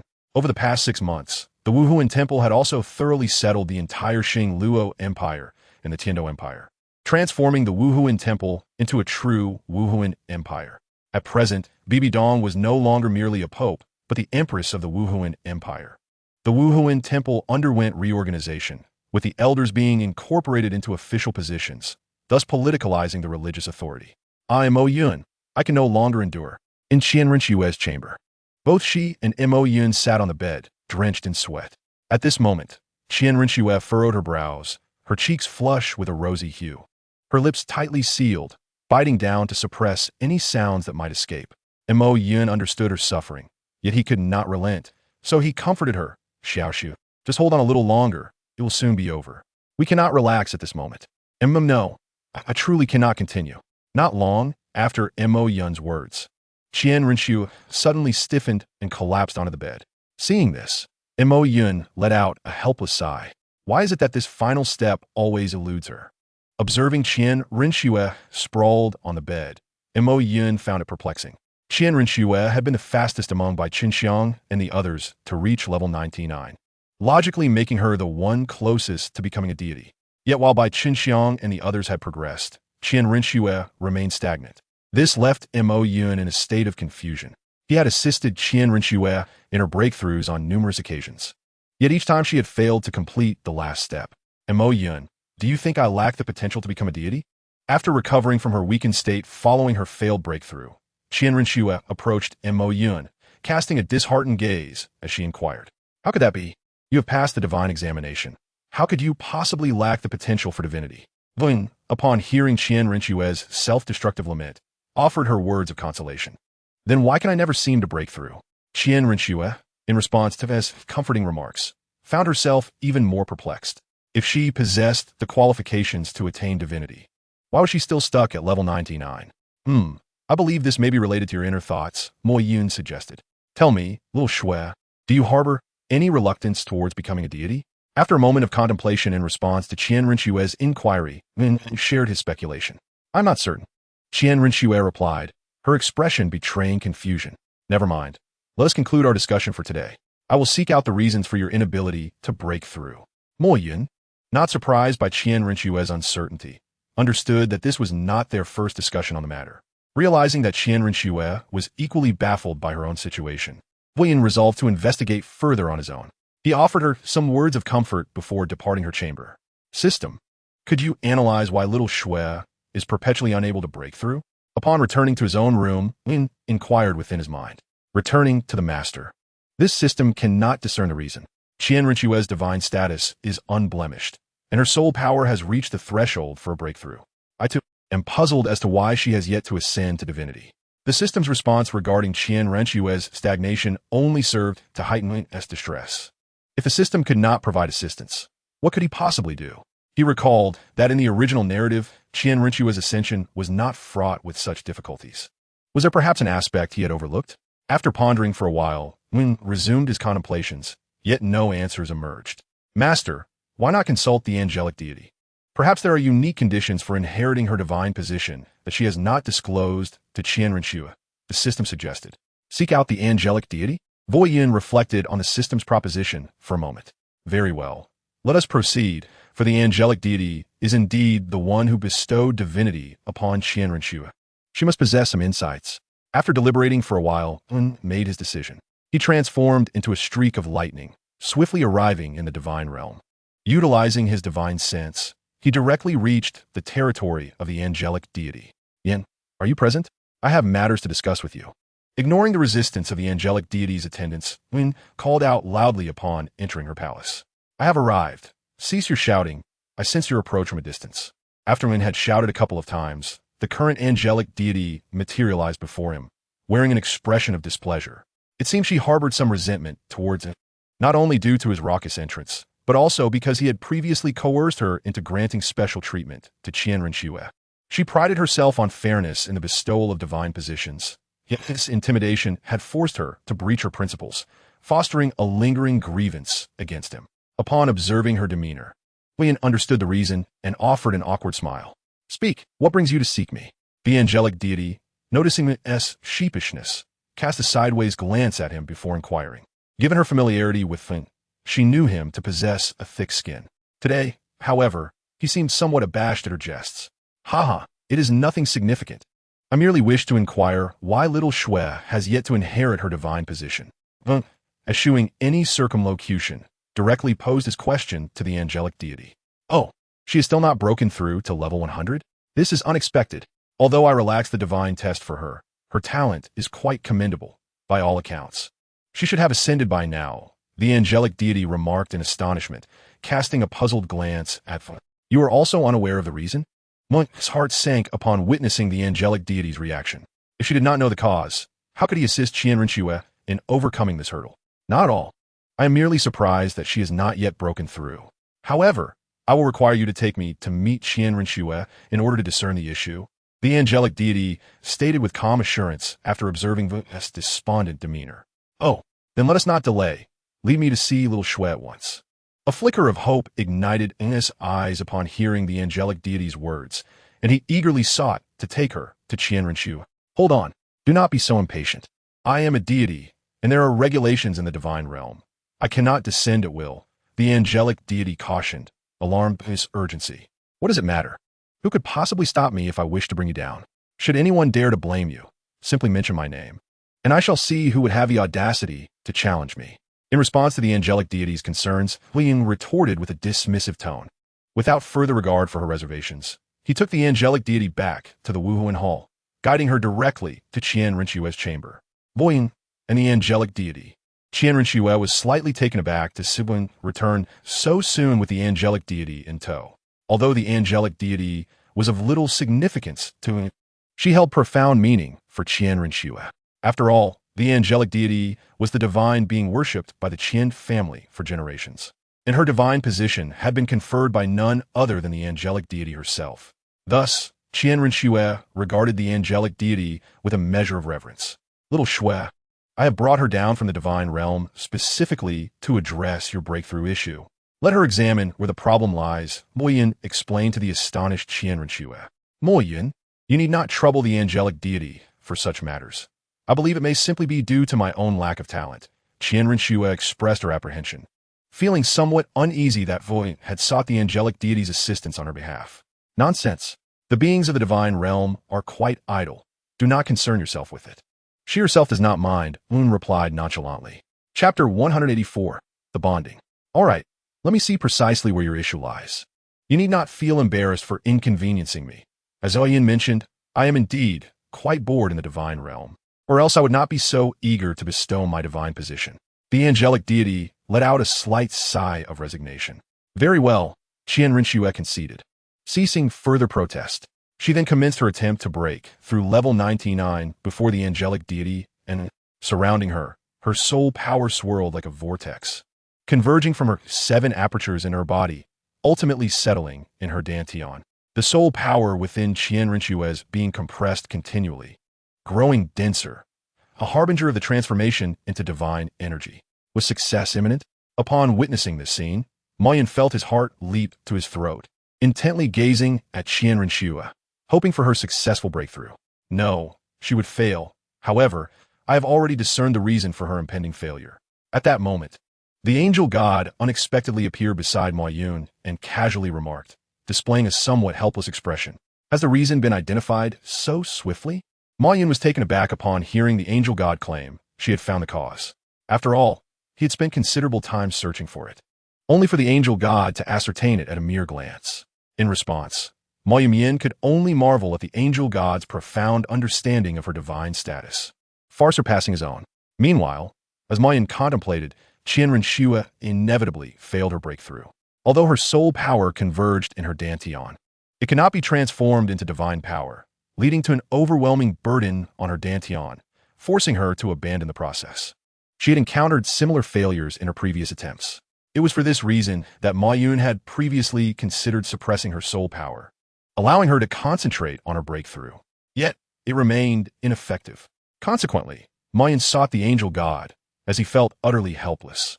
After her failure, Qianren Xue's complexion turned pale, gasping for breath, a result of the excessive burden on her dantian. Xiao Su, Ma Yun skillfully approached her side, producing a qi blood pill for her to consume, while he assisted in clearing her meridians to help her regain her breath. "I'm sorry, Ma Yun. I failed again," Qianren Xue said, feeling a twinge of guilt as she looked at him after regaining a semblance of composure under his care. She felt she had let down Ma Yun's support. "It's all right. Failure is nothing to lament. Yin has already identified the cause. Once we resolve this issue, you shall surely succeed." Ma Yun comforted the dejected Qianren Xue. She gently responded, and with Ma Yun's assistance, she adjusted her breath and soon felt revitalized. Subsequently, she approached the angel god to inquire about the reason for her unsuccessful breakthrough. "Great angel god, what precisely has hindered my advancement?" "Well, it is not a grave issue," the angel god said, withholding her response initially. "What is the reason then?" Qianren Xue sighed in relief, encouraged by the angel god's assurance that it was not a major problem, and pressed on. "I can inform you of the reason later, but first, I must ask you a question," the angel god replied, diverting the conversation. Certainly. What question would the great angel god wish to pose to me?" Qianren Xue asked, slightly taken aback. "It is not a significant matter. There is no need to be anxious. I simply wish to inquire about the nature of your relationship with Ma Yun." The angel god reassured her, noting her nervousness before directly stating her query. "My relationship with Ma Yun? Why you ask this, great angel god?" Qianren Xue responded, perplexed. "This is directly related to your inability to break through. It would be prudent to answer me honestly," the angel god patiently elucidated. "All right then." Reluctantly, Qianren Xue agreed to respond to the angel god's question. Yet, just as she was about to answer, she suddenly realized she might struggle to articulate her thoughts. Although Ma Yun had expressed his feelings for her, she had never reciprocated. Their relationship had always been ambiguous, leading her to assume they shared such a bond, hence her silence towards Ma Yun. "This is where your dilemma lies," the angel god stated calmly as Qianren Xue began to grasp the issue. "Achieving divinity requires focused concentration on gathering soul power. However, your mind is cluttered with distractions, and your resolve is wavering. This results in immense pressure during soul power accumulation, preventing your success. In essence, you must recognize your true feelings," the angel god explained gently. "Is that truly the reason?" Qianren Xue was astonished at the angel god's insights. However, upon reflection, it indeed seemed to correlate. Yilingling, despite possessing the least talent among them, was the first to achieve a breakthrough, owing to her unwavering heart, singularly focused on Ma Yun.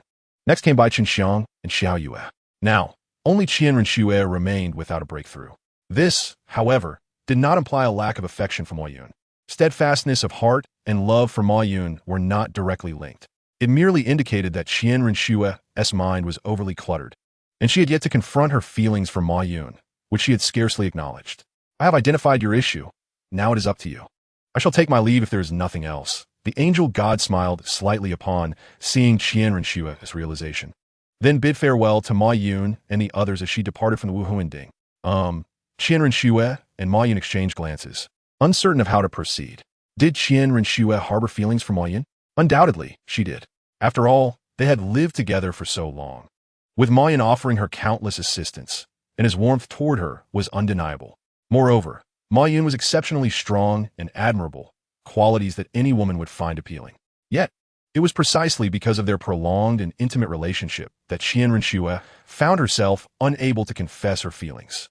She had always viewed Ma Yun as a child, and even as he matured, she continued to see him as a younger brother. It was only when Ma Yun confessed his feelings that she realized he had grown more mature than her, a revelation she was still grappling with. A reminder, this book has not garnered much attention, and I am somewhat reluctant to continue writing. However, in order to fulfill my obligations, I must complete this month's installments. Thus, the forthcoming chapters may be particularly lackluster. Subscriptions are unnecessary, Simply glance at the chapter titles and return for the grand conclusion. Chapter 185, Qian Renshue's Breakthrough. After recognizing the root of her issues, Qian Renshue pondered for a considerable time, seemingly contemplating her next course of action. Suddenly, her gaze sharpened, and she turned to Ma Yun, requesting, "Ma Yun, will you go on a date with me?" Upon hearing Qian Renshue's unexpected request, Ma Yun was momentarily taken aback, as they had never formally gone on a date despite their flirtatious interactions.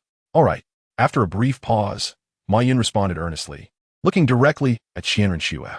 Subsequently, she took his hand, and they left the Wu Huinding. Once on the bustling streets, Qian Renshue found herself at a loss for what to do, as this was their first date. "Xiao Su, are we just going to wander around the streets like this?" Mo Yin gazed at Qian Rengshu and remarked that this date felt rather different. Qian Rengshu, unsure of how to respond, was experiencing her first date with Feng. Suddenly, a ragged yet charming little girl approached, holding a basket of fresh flowers, and exclaimed to him, "Sir, do you need flowers? You could buy one for your girlfriend. I have many flowers for you to choose from, just 1 copper coin." The little girl's eyes reflected a hint of disappointment, revealing that she had already asked many passers-by. Qian Rengshu's face exhibited sympathy. Mo Yin spoke up, "We will take them all." "Really, sir? Then these flowers will be 1 silver coin." The girl's eyes shimmered with tears, but also hope. Generously, Mo Yin handed her a gold soul coin. "All right, you need not give change." "Thank you, sir." The little girl quickly tucked the coin into her clothing and hurried away. "Xiao Xue, these flowers are for you." "Thank you." Qian Rengshu replied, a blush gracing her cheeks. For it was the first time someone had gifted her flowers. Mo Yin felt that the date was finally taking on a semblance of romance, and he then summoned the system. "System, do you sell ice cream?" "Yes, master, we have various flavors available for just 10 points." Mo Yin chose an expensive ice cream and purchased many delectable treats. "Xiao Xue, come with me to a special place. I have a surprise for you." "What surprise?" Qian Rengshu asked, her face puzzled. "If I tell you, the surprise will be spoiled. Just come with me and you'll see." With that, Mo Yin took Qian Rengshu's hand and swiftly disappeared. Upon opening her eyes, she found herself standing on a cloud. "Mo Yin, where have you brought me? Where's the surprise?" It's coming. Mo Yin conjured a table, adorned with a vase of flowers and an array of delicious food. "Look, Xiao Xue, this is the surprise I prepared." The table was laden with many items Qian Rengshu had never seen before, all purchased from the system: cola, hamburgers, ice cream, and more. "What is this?" Qian Rengshu inquired curiously.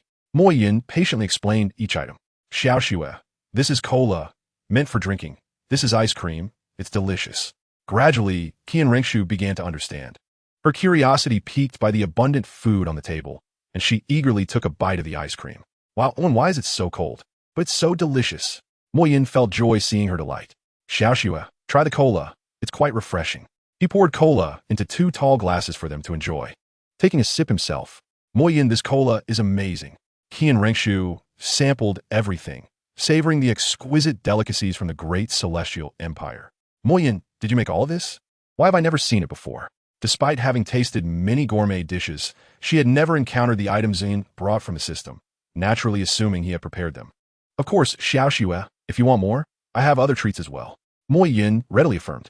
"You're incredible, Mo Yin." Qian Rengshu's eyes sparkled with admiration, and Mo Yin felt a swell of pride. As time flowed on unknowingly, evening descended, and Qian Rengshu sat together, gazing at the moon and the myriad stars. "It's so beautiful. Mo Yin, this feels truly wonderful. It's my first time seeing the moon like this." Mo Yin shared enchanting tales of the moon with her, and she listened, entranced. "All right, Xiao Xue, let's make a wish. It is said that wishes made under the moon come true." "Okay," they each made their wishes. "Done," Qian Rengshu exclaimed joyfully. She turned to the moon and, expressing, "Thank you for this delightful date. I'm very happy." "As long as you're happy, Xiao Xue, I am too." Leaning closer, Qian Rengshu whispered, "I like you." Mo Yin was momentarily taken aback, but responded earnestly, "I feel the same, Xiao Xue." Thus, they officially confirmed their romantic relationship, their silhouettes under the moonlight expressing their affection for one another, while the moon seemed shyly veiled by clouds. The following day, Mo Yin escorted Qian Rengshu back to the Wuhuan Temple, where she resolved her internal conflicts. Qian Rengshu began her breakthrough once again, while Wen harbored worries for her. "Xiao Xue, you must succeed," he silently urged. Soon, immense soul power coalesced around Qian Rengshu, forming a vortex that surged towards her dantian. Thankfully, this breakthrough unfolded seamlessly, lifting a heavy burden from his heart. Moments later, Qian Rengshu successfully ascended. Emanating a formidable. The celestial angel god in the divine realm sensed that Qian Rengshu had fully inherited her divine position. A smile gracing her features before departing from the celestial realm. Suddenly, the angel god appeared in the Wuhuan temple, smiling upon Bian and Qian Rengshu. Angel Lord, what brings you here? Qian Rengshu questioned. You have unlocked your heart and achieved your breakthrough. You may inherit my divine position. Hence, I came to observe. At this, Qian Rengshu recalled the previous night. Her cheeks flushed. The angel god, having lived long enough, recognized it was time to depart, saying to Qian Rengshu, I shall take my leave now. You two may chat. Understood. Angel Lord. With a swift motion, the angel god vanished from the Wuhuan temple. Chapter 186. The resurrection of Tang Sun stood in place, exchanging glances with Qian Rengshu before finally responding. Xiao Xue, congratulations. Monk, if it weren't for your help, I might have failed my breakthrough. Qian Rengshu expressed gratefully. Mo Yin, I need to enter seclusion for a few days to stabilize my strength, so I won't be able to see you. It's all right, Xiao Xue, just take care of yourself. I will, she replied, stepping into the seclusion chamber. Left with little to do, Wen swiftly departed. Unbeknownst to him, his enemy Tang San had been resurrected. 6 months prior, on Sea God Island, Tang San, initially thought to be dead, opened his eyes after a dazzling golden light enveloped him. Before him stood a young man wielding a trident, bare-chested, yet exuding an extraordinary aura. Being clever, Tang San promptly inquired, Esteemed elder, are you the one who resurrected me? Indeed, it was I who brought you back. Tang San immediately expressed his gratitude. There is no need for thanks. I resurrected you to have you inherit my divine position. I am a sea god, and this is my divine inheritance ground, Sea God Island. The sea god elaborated to Tang San, who quickly grasped the situation. Subsequently, the sea god brought Tang San to Poseidon and informed her of the matter. Poseidon, from this day forth, Tang San shall be my successor. Remember to protect him well. Understood, Lord Sea God. Afterward, the sea god watched as Tang San completed the sea god's 9 trials and then returned to the divine realm. Son of the sea god, you shall cultivate on Sea God Island, and I shall ensure your safety. Poseidon then informed him about the 9 sacred pillars of Sea God Island. However, Tang San expressed his desire to return to the Tiando Empire. Initially, Poseidon opposed this, but after Tang San's persistent requests, she relented and left a protective mark on him before he departed. Unbeknownst to Tang San, the Tiando Empire had already transformed into the Wuhuan Empire, and Xiao Wu had also escaped. Realizing that he was no longer in the Tiando Empire but in the Wuhuan Empire, he stealthily returned to Shrek Academy, where Yu Xiaojiang was astonished to see him. Is that you, Xiao San? Yes, teacher. I have been revived by a senior, and now I have returned. Tang San refrained from mentioning the matter of his divine position, as he was currently filled with caution due to the incident involving Tang Hao. By the way, teacher, where is Xiao Wu? Yu Xiaojiang fabricated a story. Xiao Wu was discovered by the Wuhuan Palace, and we secretly helped her escape. Dai Mubai is dead. What? The Wuhuan Palace? Tang San exclaimed in fury. Later, Tang San inquired about the current status of Shrek and found that only Oscar and Ma Hongjun remained, who were collaborating with Yu Xiaojiang in a performance. Tang San learned much.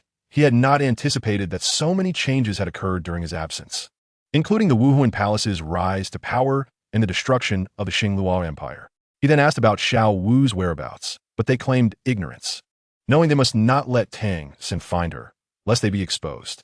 Yu Xiaojiang felt a tinge of happiness, as Tang San's return meant he could continue his research. Teacher, do you know where my father is? You wish to find your father? He is currently in seclusion with your family. Yu Xiaojiang revealed Tang Hao's whereabouts, but he failed to notice the murderous intent hidden in Tang San's eyes. After all, Tang Hao had personally killed him, and how could he not harbor hatred towards him? Tang San then set off to find Tang Hao, and Yu Xiaojiang thought nothing of it. After all, it was natural for a son to seek his father. Tang San arrived at the secluded forest where Tang Hao was hiding and concealed himself in the shadows. Big brother, I have chopped the firewood. Tang Hao called out to Tang Xiao. All right, brother, you've worked hard. Once little sister prepares the meal, we can rest and then plant some grains. Sure, I'll go find some wood to repair the house. All right, take your time. Tang Xiao replied. Tang San remained hidden, fearing that Tang Hao and Tang Xiao were still titled Douluos. However, upon sensing them, he realized they had no soul power left. It turned out they had lost their cultivation. Tang San then planned to seek an opportunity for revenge. Soon, Tang Hao and his companions returned to their home to prepare for dinner, and Tang San approached them. "Father, you seem well." "What? You are Tang San?" Tang Hao was astonished, for he had believed he had killed Tang San, yet here he stood before him alive. Tang Hao was about to activate his martial spirit, but then remembered he was now a cripple. "What is wrong, father? Do you not recognize me? You killed me with your own hands." Tang Hao spoke. "One must bear the consequences of their actions. You may kill me, but spare my elder brother and little sister." "Tang Hao, you were not so selfless when you decided to kill me. Words are futile. I shall not spare any of you." At that moment, Tang Xiao and Tang Yuehua emerged, bewildered by the situation, and were equally shocked to see Tang San. "It's good you came. It saves me the trouble of searching for you." Shortly thereafter, Tang San stepped out. Blood splattered across his face, while Tang Hao and the others lay dead.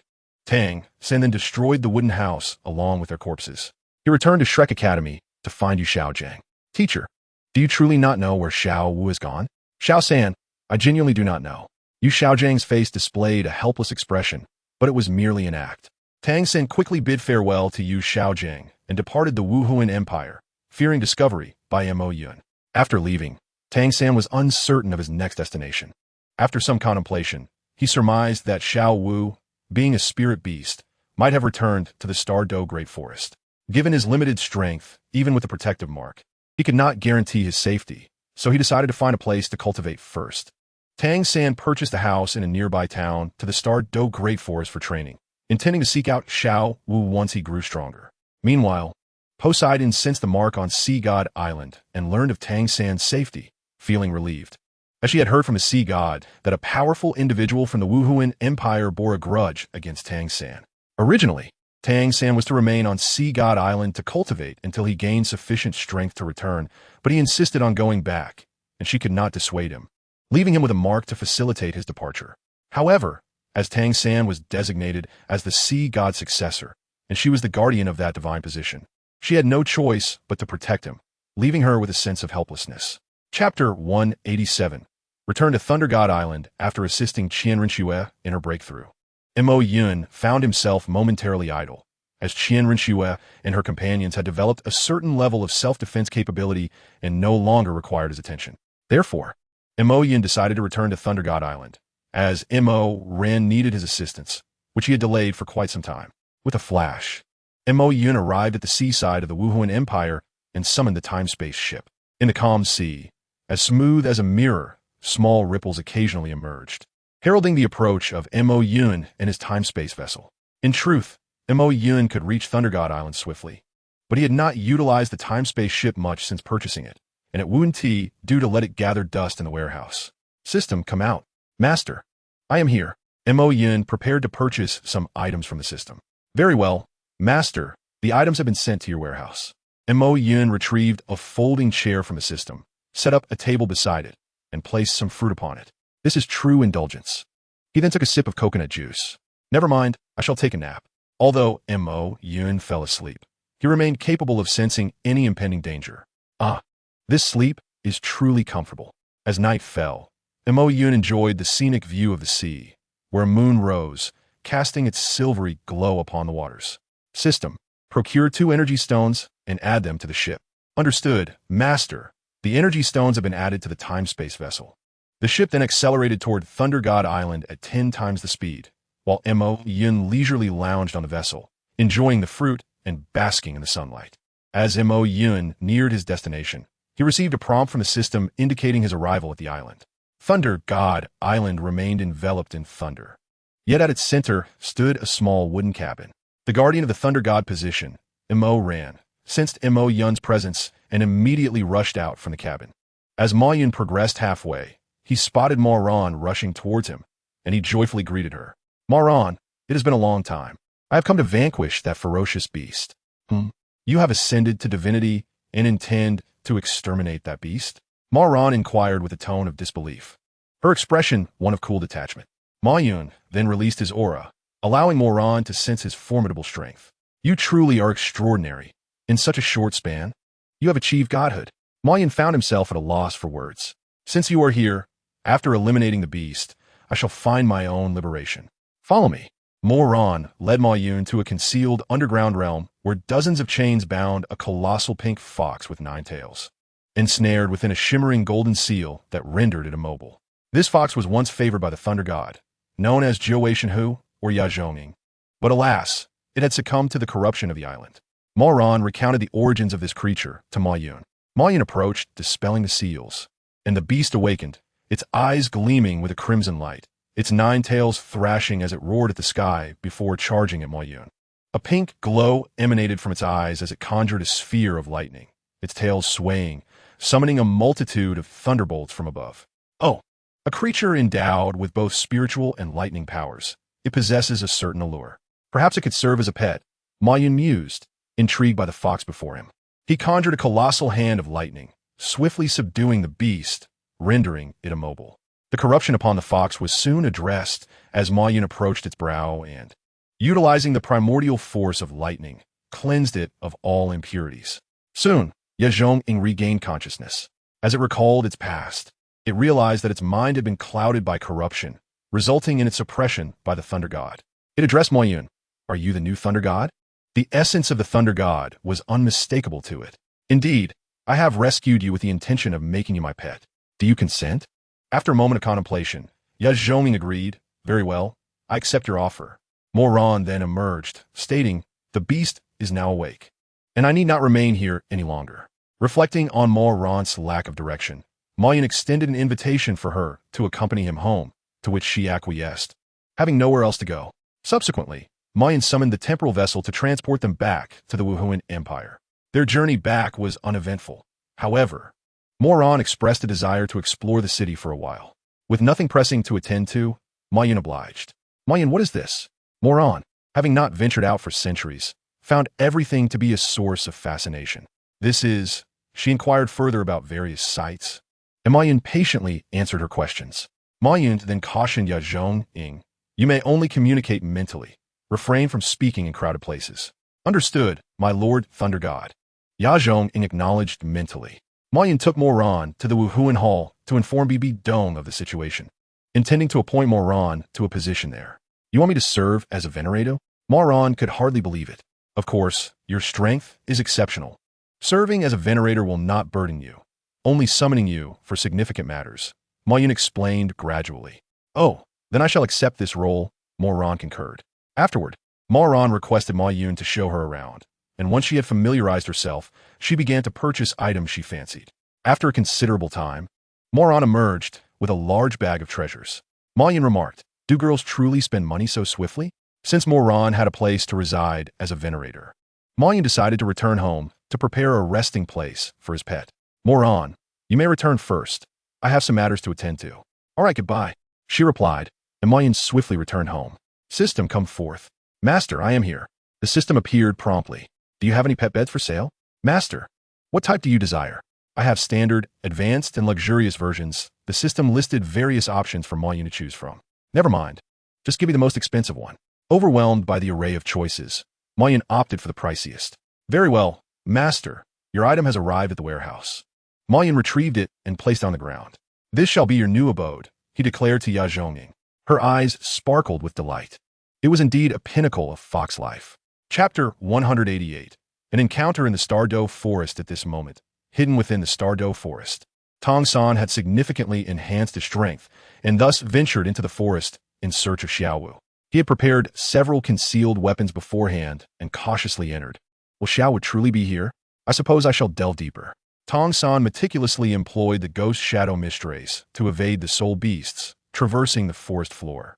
Unsure whether to proceed further, he was aware that he was nearing the domain of 10,000-year soul beasts, yet sensed a more terrifying aura deeper within. I shall press on. I simply need to exercise caution. Tong San continually encouraged himself to remain calm, applying a powder to mask his presence. He swiftly navigated the treetops, the trees and soul beasts behind him fading away, while the forest ahead thickened, with soul beasts becoming increasingly scarce, though the atmosphere grew ever more menacing.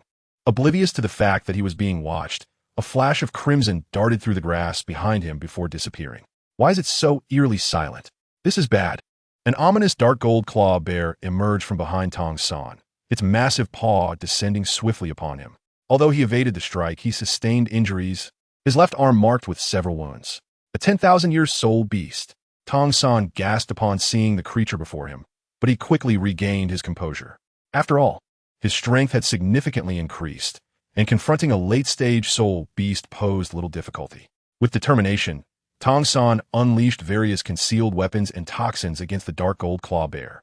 Though the weapons had little effect, the toxins infiltrated its body. Roar! The bear bellowed in agony, seemingly unable to withstand the irritating pests. Yet Tong San was too swift for it to capture. As the battle wore on, Tong San's soul power began to wane. But the dark gold claw bear also staggered under the strain. Tong San decided he could wait no longer. Hao Tian hammer. He struck the dark gold claw bear with a powerful blow, slaying it, and sought a place to recover his soul power. Unaware that a drop of blood had fallen onto a blue silvergrass, Tong San hastily fled, and moments later, a soul beast discovered the corpse of the dark gold claw bear and quickly devoured it before departing. In a vast Stardow forest, the law of survival of the fittest prevails, where even the dead leave no trace behind. After Tang San departed, the blue silver king within the forest sensed a familiar aura. Is this the presence of a king? The bloodline of the empress? As Tang San timely replenished his soul power, he felt a comforting essence enveloping him, as if a voice echoed in his mind. King, please come here. This was the call of the blue silver king. Following the pull of this sensation, Tang San found himself in a lush area brimming with blue silvergrass. King, please come here. Who? Show yourself. Tang San immediately assumed a defensive stance. King, there is no need for alarm. I am the blue silver king. You are the descendant of the blue silver emperor, hence I address you as king. My mother is the blue silver emperor? Tang San inquired, bewildered. Yet the warm aura from the blue silver king instilled in him a sense of belief. The empress had once been a soul beast for 100,000 years. Yet she transformed into a human and entered the realm of humanity. This was a tale recounted by the blue silver king for many years past. Gradually, Tang San began to comprehend his mother's identity. What is the reason for summoning me? To ensure the continuation of the empress's bloodline. Allowing your martial spirit to truly become the blue silver emperor, the blue silver king elucidated. What? My blue silver grass can transform? Indeed, for you are the descendant of the empress. How should I proceed? Tang San was hearing this for the first time. King, use your spiritual power to perceive all the blue silver grass. Understood. As Tang San unleashed his spiritual energy, he discovered a profound bond with the blue silver grass. One by one, the grass melded with his spirit. Tang San sensed the collective joy emanating from each blade of grass, and his perception expanded to an astonishing degree, as if every stalk of blue silver grass had become his eyes, revealing an expanse that could only be described as terrifying. Each blade emitted a faint glow, and countless beams of light surged into Tang San's body. In an instant, he felt an overwhelming surge of energy as an essence assisted him in the fusion. Upon completion, blue-silver grass manifested in Tang San's hands, now adorned with a golden hue, indicating that his martial spirit had transformed into that of the blue-silver emperor. The other blue-silver grass rapidly grew, bowing before him in a gesture of reverence. Tang San's physique slightly contracted, giving him an even taller appearance. Though his body remained unchanged, his once black hair had turned blue, enhancing his handsome visage. Moreover, his vitality surged at an alarming rate. For this was the essence of blue silvergrass. Tang San ascended to level 52. As the blue silver king and the other blue silvergrass had conferred upon him a 10,000-year soul ring, elevating him to the rank of soul king. A day later, Tang San bid farewell to the blue silver king, subsequently departing from that place.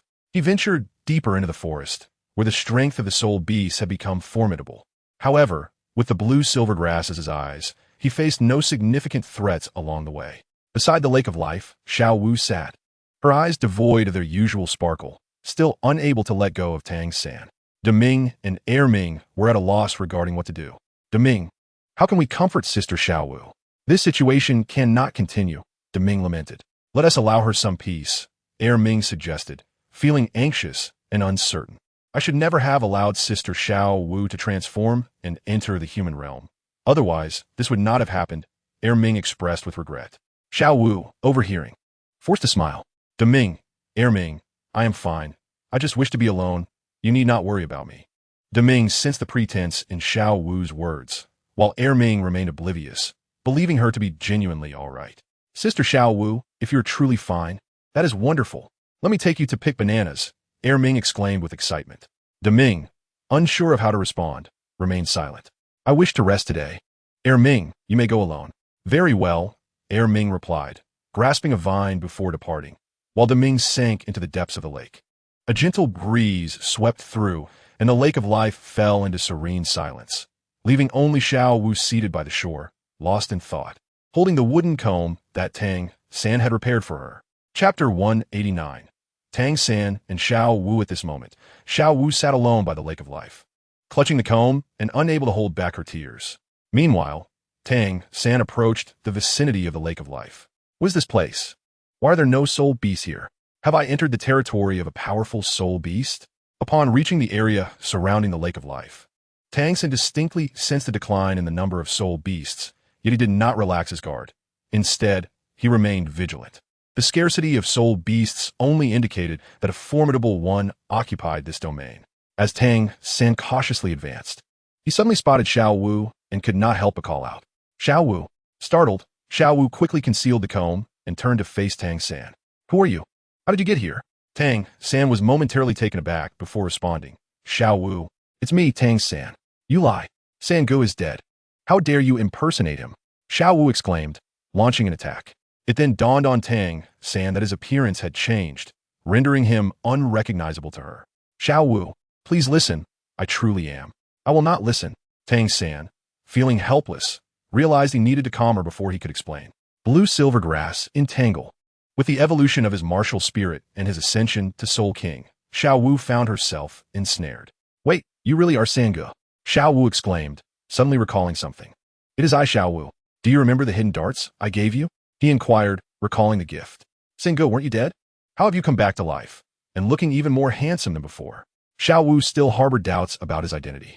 Xiao Wu, let me explain. I did die. But, oh, I see now.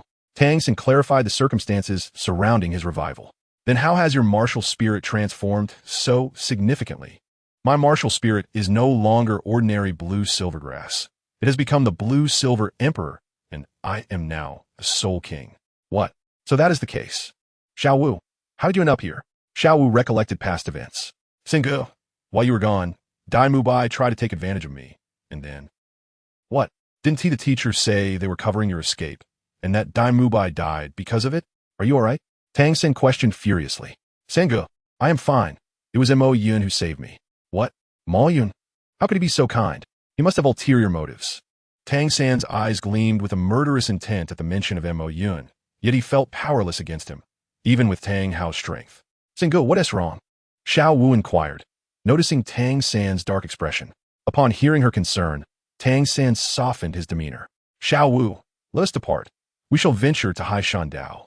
As Tang San expressed his intent to take her away, Xiao Wu inadvertently overlooked the latter part of his sentence. Suddenly, a thought struck her. San Gu, I can accompany you, but I must inform Deming and Ming first. Who are they? Tang San inquired, perplexed. They are my dear friends, with whom I've played since childhood. They are spirit beasts of 100,000 years, and they have always treated me kindly. Ah, I see. No problem. I can wait, Tang San replied, his curiosity satisfied. Thank you, San Gu, Xiao Wu joyfully responded. Subsequently, Xiao Wu called out, as she and Deming and Ming shared a unique way of summoning each other. Soon, a colossal horn emerged from the depths of the lake of life, causing Tang San to feel a twinge of trepidation. Is that the Tianqing Yomeng, a spirit beast of 100,000 years? Deming noticed Tang San's presence, and, despite being a spirit king, he could easily dispatch 10 foes with a mere flick of his tail. Sister Xiao Wu, is there something you need? Yes, but I shall wait until Ming arrives to discuss it. Xiao Wu replied to Deming. Understood. Tang San recalled reading that once a spirit beast transcends the heavenly tribulation, it gains the ability to speak after becoming 100,000 years old. So he found it unsurprising. Nevertheless, he began to contemplate a plan. If I establish Tangmen, could I invite them to join us? Even after facing death, Tang San remained unwavering in his aspiration to rebuild Tangmen. Meanwhile, Ming was joyfully munching on bananas, reclining on a tree, perhaps embodying the simplicity of a monkey's happiness. Suddenly, he heard Xiao Wu's call. Is there something you need, Sister Xiao Wu? Ming, somewhat confused, dropped the half-eaten banana and leaped onto a vine. Before long, he arrived. Sister Xiao Wu, what did you summon me for? He asked. Tang San spotted a massive Titan giant ape approaching. It is as follows. Xiao Wu began to explain to Ming and Ming. Suddenly, Ming noticed Tang San. Human, what brings you here? Due to Xiao Wu's earlier capture, Ming harbored a disdain for humans and swung a powerful punch at Tang San. How dare you come here? Take this. A fist the size of a small mountain barreled toward Tang San, who was taken aback. He swiftly employed the Ghost Shadow Cloak to evade the attack. Xiao Wu was taken aback, not anticipating the turn of events. Ming's assault was now directed at Tang San, and he exerted gravitational pressure, rendering Tang San immobile. Prepare to meet your end. Stop, Ming. Xiao Wu interjected, positioning herself before Tang San. Tang San shouted in alarm, Xiao Wu, get out of the way. Xiao Wu ist Ming's fist connects. Fortunately, Ming halted his attack. Phew, that was close, he remarked. Sister Xiao Wu, why did you stop me? Humans are never to be trusted. They covet your spirit rings and bones. Ming expressed angrily. Ming, Sangu is not that kind of person. I believe in him, Xiao Wu asserted. Then, Sister Xiao Wu, what is the purpose of our meeting? Ming, sensing Xiao Wu's unwillingness to change her mind, shifted the topic. The matter is this. I intend to go to Haishan Dao with Sangu, for he has now attained the status of saint. Thus, you need not worry about me. What? Absolutely not. Sister Xiao Wu, have you forgotten what happened last time? Those so-called classmates of yours had the teacher send you back. Hearing this, Xiao Wu felt disheartened. What? You were sent back by them? Tang San's anger flared. He was astounded that Yu Xiaojiang and the others had deceived him. Humph! Human, do not feign kindness before me. I see that you covet Sister Xiao Wu's spirit ring. I care for Xiao Wu. I would never harm her. Tang San declared to Ming. At this moment, Ming, who had been silent, spoke up. Sister Xiao Wu, you should carefully consider your decision to leave the Stardow Forest. Xiao Wu found herself at a loss for how to proceed. Sister Xiao Wu, humans harbor ill intentions. How could they ever accept us spirit beasts? Ming bellowed. Yet Sangu is genuinely kind to me. He is not like that, Xiao Wu resolutely countered. Ming chimed in. Even if he is not malevolent, what if a tidal Douluo were to attack you? Can this level 53 insect truly protect you? Ming regarded Tang San with disdain. If anyone dares to harm Xiao Wu, they shall have to step over my corpse. Tang San retorted to Ming. Huh. If mere words could kill, we would have perished long ago, Ming responded. Indeed, unless you can defeat me, I will not allow you to take Sister Xiao Wu. Ming declared to Tang San. Ming, how can you be so unreasonable? Sangu, you should leave. You cannot defeat Ming, Xiao Wu said, her face filled with concern for Tang San. However, Tang San was contemplating his options. My hidden weapons, including Guanin's tears and Buddha's fury Tonglian, along with a plethora of poisons, may indeed suffice to defeat him. Moreover, my blue silvergrass has undergone evolution. Have you made up your mind? Stop stalling. If you do not wish to fight, then depart. While Ming appeared to be willing to spare Tang San, his inner thoughts were quite the opposite. Hurry up and fight me. If I accidentally kill you, Sister Xiao will no longer need to accompany you. Ming, observing Ming's shifting gaze, recognized his ploy, but chose not to intervene, as humans and spirit beasts were inherently at odds. Very well, I accept your challenge. If I win, I shall take Xiao Wu with me, Tang San declared to Ming. Good. Human, you possess great courage, but be warned, punches and kicks are blind. Proceed with caution. Ming thought to himself, delighted. Yet Xiao Wu was worried for Tang San. Ming, please do not harm Sangu. Sister Xiao Wu, I understand. Ming replied, before addressing Tang San. All right, human, let us begin. Xiao Wu, stand back, Tang San gently instructed. But Sangu, all right, Xiao Wu, trust me. I will not engage in reckless endeavors. Tang San turned to face Ming earnestly. Let's commence. You are the most courageous human I have encountered, Ming acknowledged. Launching an attack at Tang San. Take my punch. Unfazed, Tang San utilized the Ghost Shadow Cloak to evade and unleashed numerous poison powders and hidden weapons. Human, these trinkets are of no consequence to me. Is that so? Then prepare to witness what follows. Indeed, Tang San aimed to exhaust Ming's strength. For after the evolution of his martial spirit, his recovery ability was formidable, especially in the presence of blue silvergrass. You coward, dodging and weaving. How can we fight like this? I'm growing angry. Gravitational pressure. Tang San felt an abrupt decrease in speed, the weight upon him intense. The pressure was unlike anything he had experienced with Zhao Lao, exceeding it by several magnitudes. Yet, the resilience and vitality of his martial spirit, blue-silver emperor, allowed Tang San to gradually adapt to the strain. Is that the aura of blue-silver emperor? Forget it. I will take you down before I ask. In the distance, Xiao Wu stands atop the Tianqing Yomeng, also worried about Tang San. Da Ming, will Eming hurt Sun Ge? Not yet. Da Ming responds to Xiaovi. That's good. Xiao Wu feels a bit relieved. Meanwhile, the battle situation has shifted. Human, your adaptability is impressive. In that case, let the pressure increase. Suddenly, the pressure on Tang San escalates, and Ming seizes the opportunity to attack. All right, I will no longer play with you. Take this punch. The howling wind of the punch rushes towards him, then abruptly halts, and the pressure on Tang San dissipates. Deming, what is going on? Deming is just as puzzled. It turns out Tang San has unleashed Guanyin Yulei. Ah, you have successfully angered me, human. A massive wound appears on Ming, bleeding profusely, and his eyes turn blood red. Not good. Ming has entered a state of fury due to his injuries. Deming informs Xiao Wu. What? Is Sange in danger? This also adds to Tang San's pressure. An immense weight crushes down on him, immobilizing him as he can only watch Ming charge forward. Damn it, move. Tang San grits his teeth and tries to shift his feet, but is still struck. Cough. If I hadn't T-dodged, I would have been finished. Meanwhile, the poison begins to take effect on Ming, slowing his steps and blurring his vision. Yet he continues to attack Tang San. Then, Tang San spits out blood and summons the Haotian hammer to strike at Ming. Fall. The tremendous force of the Haotian hammer knocks the already severely injured Ming down. Xiao Wu and the others rush over. Ming. Sange. Ming. Tang San also loses consciousness. Upon waking, he sees Xiao Wu by his side. Ah, Sange, you're awake? Ah, Xiao Wu, why are you here? How long was I unconscious? Tang San regains his senses, but still feels intense pain.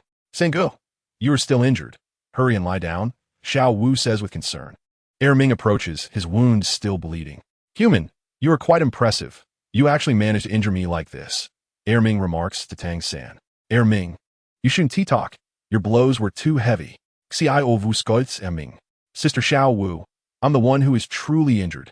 Ming then tells Tang San, since you have defeated me, you may take Sister Xiao Wu with you, but Sister Xiao Wu, you must visit us often. As Ming speaks to Tang San, he shows reluctance toward Xiao Wu. Deming also steps forward. Human, now that you're taking Sister Xiao Wu, remember to protect her well. Otherwise, Ming and I will not spare you. Deming speaks seriously to Tang San. Rest assured, I will never allow harm to come to Xiao Wu. Thank you, Sange. Xiao Wu joyfully expresses her gratitude to Tang San.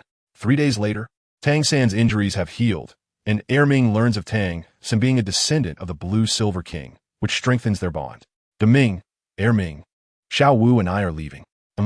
Deming says nothing, but his reluctance is apparent.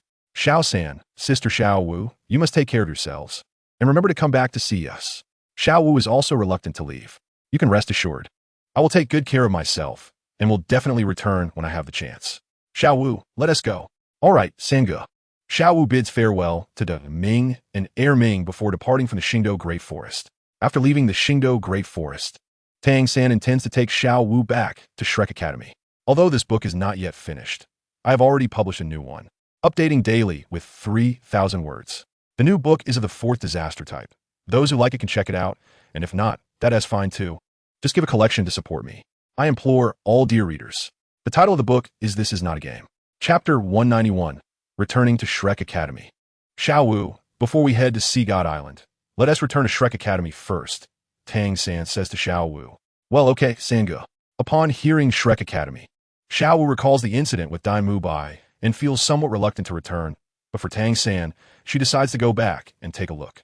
After all, she believed that apart from Dai Mu Bai, everyone else has treated her reasonably well, mainly because she is unaware of the ulterior motives of Yu Xiaojiang and the others. Subsequently, Tang San and Xiao Wu leave the Xingdou Great Forest. They find a coachman in a nearby town to take them to Shrek Academy. Hello, may I ask how much it costs to take us to Shrek Academy? Tang San inquires of a coachman. Guest, I never bargain. I'll take you for 1 gold soul coin. The coachman replies with a sly smile. Tang San feels displeased. Why is it so expensive? The coachman becomes eager. It's not expensive, guest. I'm the only coachman in town right now, ask around. The coachman begins to explain to Tang San. All right. 1 gold soul coin it is. Let us hurry and go. Tang San decides to stop haggling, considering the time. Okay, guest, let me tell you. My speed is the fastest in town. Previous guests have all praised it. However, the coachman has other thoughts. After this trip, I can find Xiao Hong to enjoy myself. Earning money from these women is really easy. Just spread my legs for a silver soul coin. Suddenly, the coachman notices Xiao Wu and feels a surge of desire, plotting against her, and says to Tang San, all right, guest, please get in the carriage. As he speaks, he glances at Xiao Wu's legs. Xiao Wu feels disgusted. San Ge. Tang San notices the scene. What are you looking at? Mind your business, or I'll deal with you. Tang San then releases his soul pressure towards the coachman. Being merely a 28th level soul master, the coachman cannot withstand it and kneels in surrender. My lord, I was wrong. I deserve to die. Please spare me this time. And I promise there will be no next time. Tang San snorts. I'll let you off this time, but if it happens again, my lord, rest assured, there will definitely be no next time. The coachman no longer dares to look at Xiao Wu and starts driving the carriage towards Shrek. With nothing to do, Xiao Wu gazes out at the scenery. Xiao Wu, don't worry.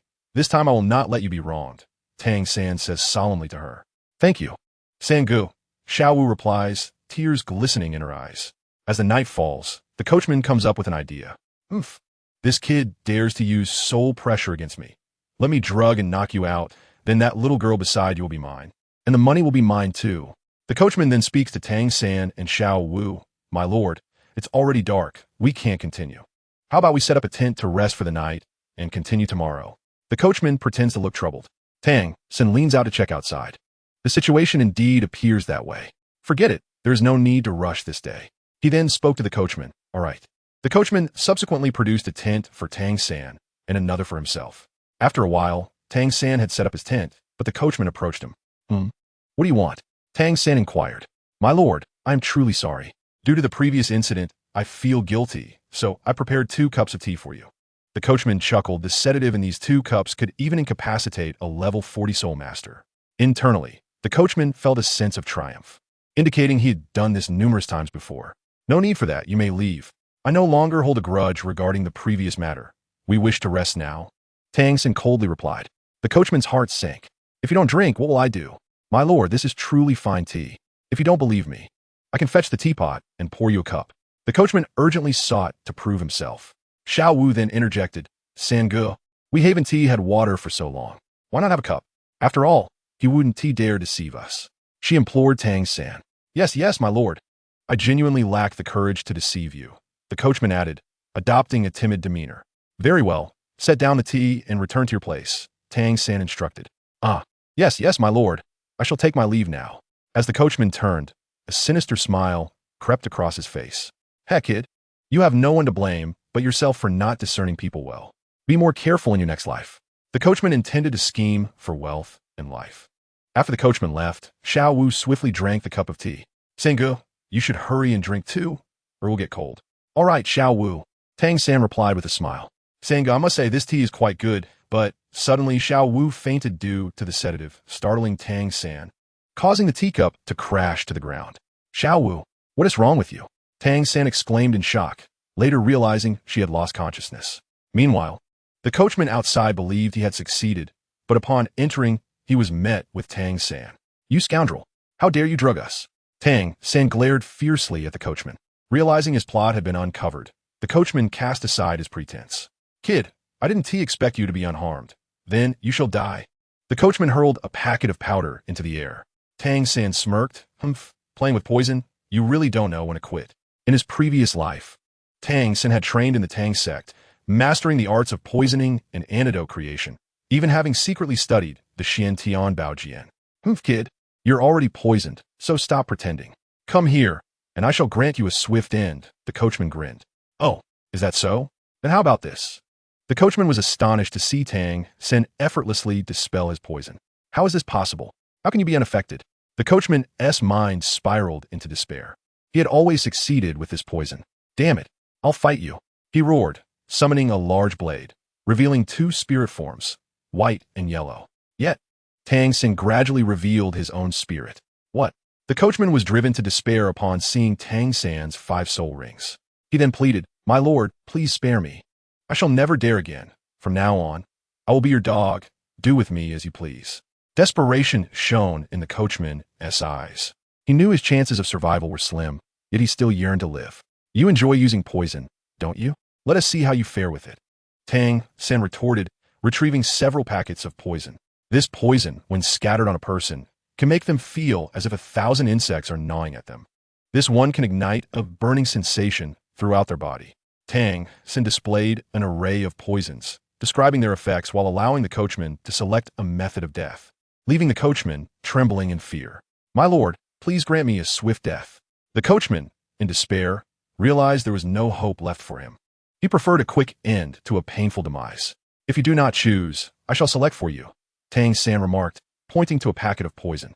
His voice was gentle, yet to the coachman, it sounded like the whisper of a demon. Is this my retribution for the many lives I've taken? He mused. Then I shall begin, Tang San coldly declared. The coachman then spoke. My lord, may I say one last thing? Oh, what is it you wish to say? Tang San inquired, confident that the coachman could not escape his grasp.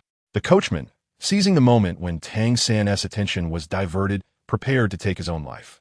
Rather than this, I would prefer to end it myself. He summoned his spirit and aimed at his neck. Oof, want to die? It won't be that easy. Tang San swiftly intervened, seizing the coachman's arm before the blade could make contact. He then cast the poison upon the coachman and bound him with blue silvergrass. Ah, what is this cursed thing? It's excruciating. My lord, grant me a swift end. Tang San sat calmly, stating, this is already the lightest punishment I can bestow. In his previous life, the methods employed by the Tang sect were far more terrifying, with various poisons ensuring one could neither live nor die easily. The coachman, seizing the opportunity, bit off his own tongue, succumbing to agony. Tang San chose not to observe further, to spare Xiao Wu from witnessing the gruesome scene. He disposed of the coachman's body. Humph, dying so easily is indeed too lenient for you, Tang San remarked, staring at the coachman's lifeless form. He then produced a packet of corpse-dissolving powder. As he sprinkled the powder over the body, it rapidly dissolved, leaving behind nothing as a breeze swept by. Tang San remained unfazed. He had seen much worse. Xiao Wu, wake up. He shook her gently, but she remained unresponsive. He then searched the coachman's tent for an antidote. Where is it? What is this? Tang San discovered a vial, likely containing the drug, but found no antidote. It turned out the coachman had skimped on the antidote when purchasing, opting to only buy the sedative. However, facing a master of poison like Tang San, crafting an antidote was a trivial endeavor. Soon, he returned to Xiao Wu, having concocted the antidote from the materials he carried. All right, the antidote is ready. Tang San approached Xiao Wu, preparing to administer the antidote. Yet, he couldn't help but notice her exquisite figure and beautiful long legs, igniting a warmth within him. Xiao Wu, since I like you and you like me, it should be fine, right? Tang San sought to reassure himself, searching for understanding. Subsequently, he unfastened Xiao Wu's clothing, revealing a dense, dark forest. The act of loosening garments does not belittle one's dignity. For her, one can become weary and haggard. Stopping to admire the maple forest at dusk, the frost-kissed leaves appeared redder than the flowers of February. Throughout the night, silence reigned, save for a solitary figure in the tent, persistently moving with effort. The following morning, a ray of sunlight illuminated the entire tent, awakening Xiao Wu as well. Third brother. Tang San also stirred from slumber, his face still bearing a hint of pallor. Aware of his actions from the previous night, he noticed Xiao Wu was still preoccupied with concern for him. Third brother, did that coachman knock me out last night? Are you all right? Do not worry, Xiao Wu. I have already dealt with that coachman and sent him away. Tang San lied to ease her anxiety, and Xiao Wu, believing him, felt reassured. Third brother, your complexion. Xiao Wu assumed Tang San was injured. Do not fret. I am fine, he replied, deceiving her once more. Ah, that's good. Oh, suddenly, Xiao Wu cried out in pain, startling Tang San. Did I perhaps exert too much force last night? He pondered, filled with self-doubt. Third brother, it feels as if our bodies have been pricked by needles, Xiao Wu shyly remarked. However, upon hearing this, Tang San's expression darkened, though he quickly composed himself. Xiao Wu, are you all right? He feigned concern. I am fine now. Let us depart, Xiao Wu replied. Very well.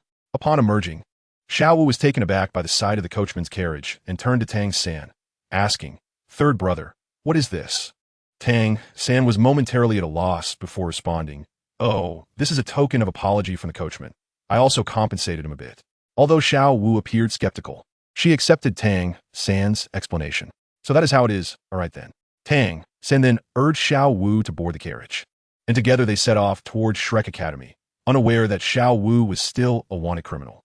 Upon arriving at the entrance of Shrek Academy, the carriage came to a halt, but Tang San instructed Xiao Wu to wait outside for a moment. Xiao Wu, please do not enter yet. Wait for my signal. All right. Third brother. Xiao Wu was quite content to lounge, having no desire to step inside that place. Tang San then proceeded through the school gates, but was stopped by a guard. Halt! Who are you? Outsiders are prohibited from entering. If you wish to enroll, please wait for the next session. The guard addressed Tang San sternly, having encountered many like him before. Mistakenly believing the guard thought he was there to enroll. Tang San intended to clarify his identity, but was also angered by Xiao Wu's words. I am a student here. Please let me in. Just you? I have never seen you around here. Prove it. The guard regarded him with skepticism. I forgot to bring my identification, but I assure you I am a student. You may summon the master for verification. The master would never come out to meet someone like you. Take this silver coin and leave. The guard dismissed him as one might swat away a fly. Tang San's temper flared. Say that again.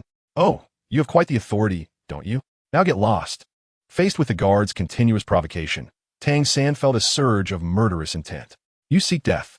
After experiencing betrayal from his kin, his temperament had changed drastically. Unable to endure the taunts, his anger boiled over. Chapter 193. The Encounter with the Soul King. What? You are actually a Soul King. How is this possible? The guard exclaimed in shock upon witnessing the 5 soul rings manifest around Tang San. This is a Soul King. With a mere gesture, he could kill me 10 times over. I am doomed to have provoked such a powerful figure. The guard lamented internally, his eyes filled with despair. Suddenly, he seemed to recall something, looking up at Tang San with great humility, pleading for mercy. My lord, please spare me. I have an elderly parent and young children to care for. I cannot die. The guard cried, tears streaming down his face. Oh, is that so? Having spent years in the Tang sect, Tang San could easily discern that the guard was feigning. Ah, you may rise. The ground is cold, he said gently to the guard. The guard, surprisingly believing Tang San, felt as if he had been granted a reprieve. Thank you, my lord. You are truly a good person. The guard continued to flatter Tang San. It is nothing. You mentioned having an elderly parent and young children. Where are they?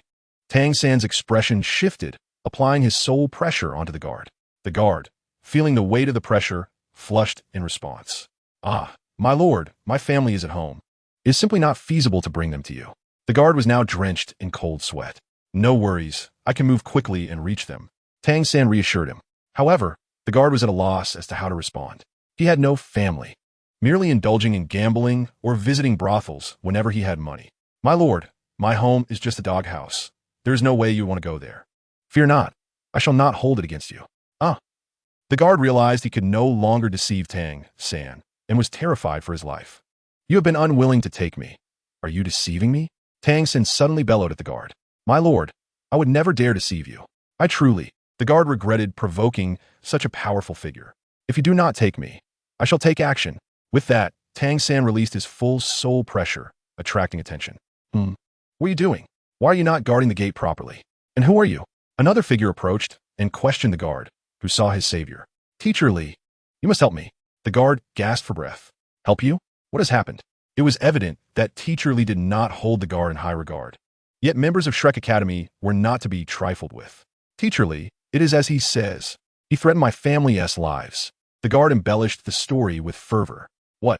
How could this be? Innocent lives should not suffer for your sins. This is outrageous. Teacher Li appeared to take the guard's words at face value. Boy, do you understand your error? Teacher Li is a 61st level soul emperor, while you're merely a lowly soul king. The guard, emboldened by Teacher Li's presence, dared to provoke Tang San further. Young friend, this matter is indeed a mistake on our academy's part. I apologize on his behalf. For my sake, do let it go. Teacher Li attempted to mediate the situation. Since Teacher Li has spoken, I shall spare you this time. The gatekeeper spoke with unabashed arrogance, showing no fear towards Tang San. After a prolonged silence, Tang San finally voiced his thoughts. For your sake, shall I spare him? Who do you think you are? He directed his words towards Teacher Li. What? How audacious! You still refuse my goodwill, brat? The anger on Teacher Li's face revealed his vanity. Listen, I shall grant you one last chance. Apologize to me, and this matter will be forgotten. Otherwise, do not blame me for being unkind. At that moment, 6 soul rings emerged around Teacher Li. The gatekeeper, eager to please, remarked, Brat, how dare you offend Teacher Li? You are truly courting death. Despite the insults, Teacher Li seemed to revel in the attention. You have some courage. I will remember you. No one dares to bully the people of Shrek Academy, he said sternly to Tang San. Thank you, Teacher Li. I owe my gratitude to the Academy, the gatekeeper thought, elated. Apologize? Do you think you are worthy of that? Tang San retorted angrily. You are truly seeking death. Teacher Li summoned his martial soul. If a fight is to ensue, let it begin. Tang San also summoned his martial soul, his aura equally formidable. Teacher Li, do not kill him. Just incapacitate him. We must demonstrate the dignity of Shrek Academy, the gatekeeper urged. Silence. This is not a place for you to speak. Teacher Li roared at the gatekeeper. It was absurd. Although Tang San was merely a soul king, his presence and soul pressure were overwhelmingly powerful, indicating he was a prodigy. Damn it. We have attracted such a person to Shrek Academy. He must not be allowed to live. Teacher Li harbored murderous intent towards Tang San. Brat, for your insolence. You shall die. Tang San responded with aggression, unleashing a barrage of blue silver grass that coalesced into a spear aimed at the gatekeeper. Teacher Li, save me. I am not ready to die. The gatekeeper cried out. How dare you harm a member of Shrek Academy? Teacher Li intervened, blocking the attack. What? I'm still alive? Ha ha ha. I'm not dead. Thank you, Teacher Li. I will surely repay this favor. The gatekeeper gushed, but Teacher Li's expression darkened. Be quiet. Leave at once, or I cannot guarantee your safety. All right. I will leave immediately. The gatekeeper suddenly realized he was in the midst of a duel between a soul king and a soul emperor. Had Teacher Li not intervened, he would have perished. I must leave quickly. This place is too terrifying. Just as he contemplated his escape, a tendril of blue-silver grass shot up from the ground, piercing through his chest. Chapter 194. No. Please, I do not want to die. The gatekeeper shouted in horror as the sharp blue-silver grass mercilessly impaled him. The scene now bore the weight of a lifeless body, the expression frozen in disbelief, while the battle between Tang San and Teacher Li intensified. You shall pay for this. How dare anyone kill a member of Shrek Academy before my eyes? Teacher Li confronted Tang San, his face a mask of fury. Such an insignificant insect should be prepared to face death when provoking a stronger opponent. Tang San replied slowly, viewing the situation as merely crushing an ant beneath his foot. No one from Shrek Academy is subject to your reprimands. He deemed further words pointless and proclaimed, Let us battle. Tang San unleashed all his strength. The fact that such a seemingly useless martial soul as blue silver grass had allowed him to reach level 50 hinted at a hidden secret. He resolved to extract it after defeating Teacher Li. Unbeknownst to Tang San, Teacher Li also sought the secret hidden within him, only to mock it later. Teacher Li summoned his bat martial soul, soaring into the sky, showcasing 6 soul rings. Tang San observed, noting the colors. White, yellow, purple, black. You dare to face me without optimal soul ring configuration? You truly do not understand the gravity of your situation. Tang San laughed at Teacher Li, whose face flushed with indignation. Mere words are useless. In the face of absolute strength, nothing matters. The two engaged in combat, exchanging blows. Outside the gate, Xiao Wu pondered why Tang San had not summoned her inside yet. Who is there? She sensed an unseen presence watching her. Indeed, it is someone from the Wuhuan Hall. How brazen of them to appear. I must report this, a figure clad in black murmured. Explosive, kill, 8-section throw. Is no one there? She wondered aloud, perplexed, unaware that a transparent figure had swiftly vanished from a tree. This figure, bearing a notice, soon approached Mo Yun. How boring it is to be invincible, Mo Yun lamented, idly admiring the flowers in the Wuhuan Hall. Why is Xiao Shui not returned yet? Ling Ling and the others are preoccupied with their own affairs. Montakyun, feeling ennui from his invincibility, would surely infuriate anyone who overheard. Ensure Yi, what brings you here? Mo Yun inquired, puzzled by Ensure Yi's presence. Hearing his name, Ensure Yi felt speechless. It was evident that Mo Yun had grown weary of his invincibility and had taken to naming their spies, like an Yi, an Air, and San, and so forth. Though dissatisfied, Ensure Yi relayed the intelligence. Master, I discovered this individual from the notice outside Shrek Academy. Oh, who is it? It is her. Mo Yun was taken aback to find Xiao Wu's name on the notice. She is not in the Stardow Forest. What could she possibly be doing out here? Mo Yun mused aloud, puzzled. Master, what are you talking about? And Sure Yi asked, bewildered. Oh, it is nothing. And Sure Yi glanced at Xiao Wu's likeness on the notice. Quite lovely. Could it be that the master once had feelings for her? And Sure Yi's imagination spiraled into a narrative, his face flushing, though the black cloak concealed it. Mo Yun discerned in Sure Yi's thoughts. Sigh, what on earth is this child thinking? He sighed, exasperated. Realizing in Sure Yi's thoughts were becoming increasingly absurd, Mo Yun urged him to cease. Cough, Xiao Sure Yi. With a sinister smile, Mo Yun addressed in Sure Yi, and Sure Yi felt a chill run down his spine. Master, please instruct me directly. Oh, let's not be so formal. I simply wish for you to. Mo Yun revealed his intention, aiming for Sure Yi to investigate further why Xiao Wu had returned to Shrek Academy. Oh, so that is it. And Sure Yi has also come to understand the meaning behind Mo Yun's words. Very well, my lord, I shall proceed at once. With that, and Sure Yi hurried towards the Shrek Academy, but as he walked, he found himself daydreaming. The entanglements of affection and animosity surrounding his master were indeed intriguing.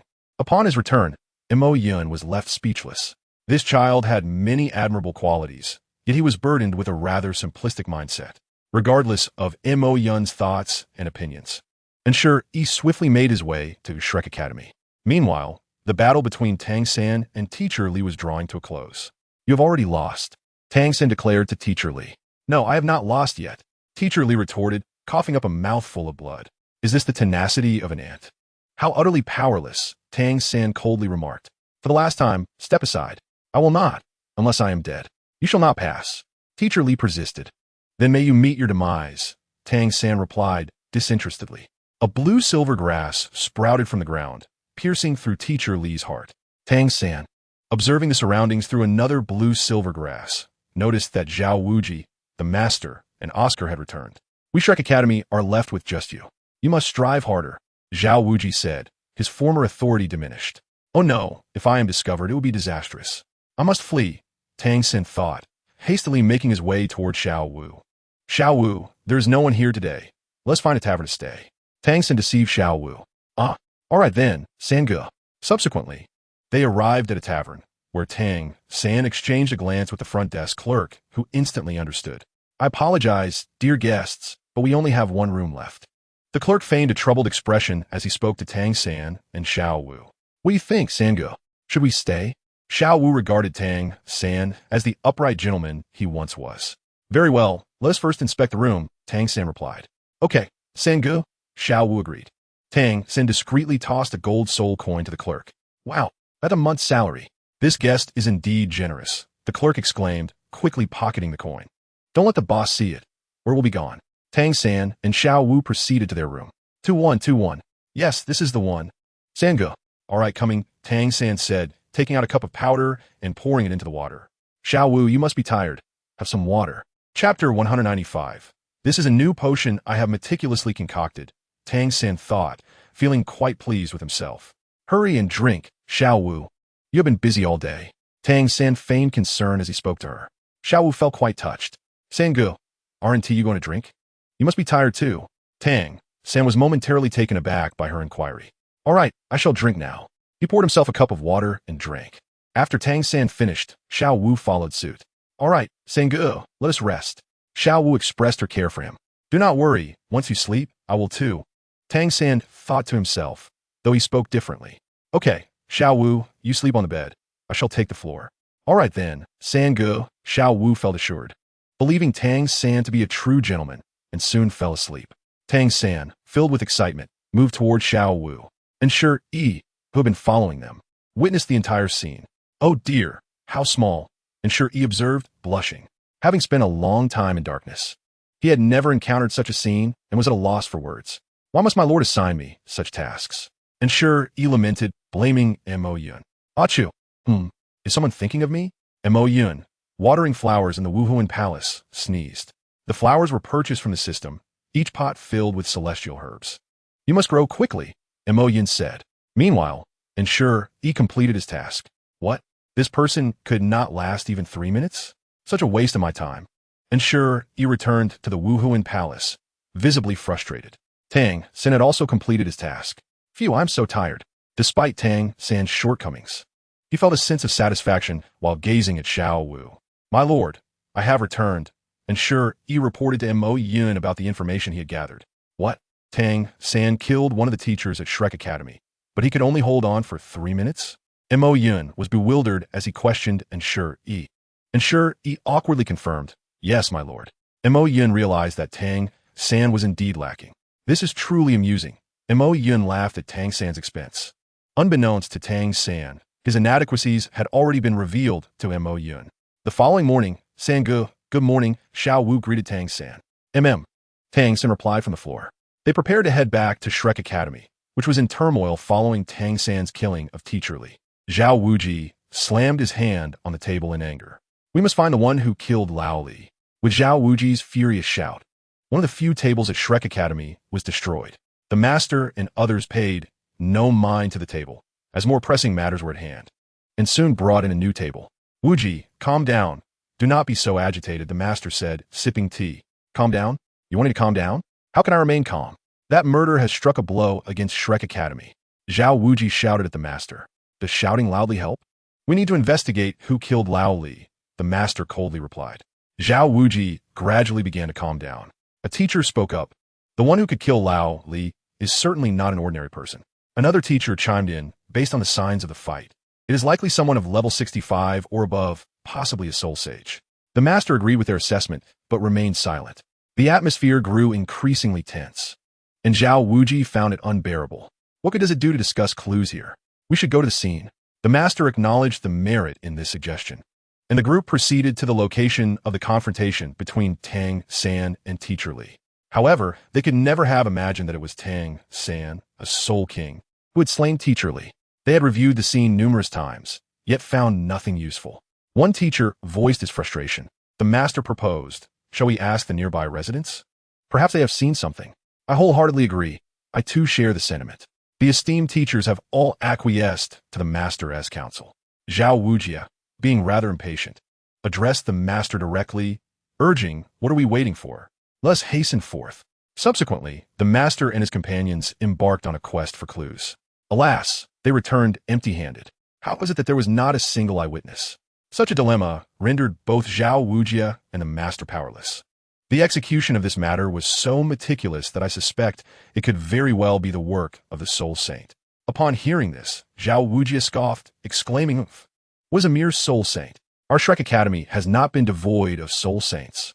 He sighed, for now we must set this matter aside, as we have no evidence to pursue. The master, visibly exasperated, sighed deeply and addressed the others. What? Is this truly the end? Old Li perished because of our Shrek Academy. Zhao Wujia misinterpreted the master's intent. What else can we do? Can you find more clues? The master queried Zhao Wujia. If we cannot find them this time, we shall attempt again. If one effort fails, we shall try a second and a third. We must capture this murderer. Zhao Wujia proclaimed to the assembly.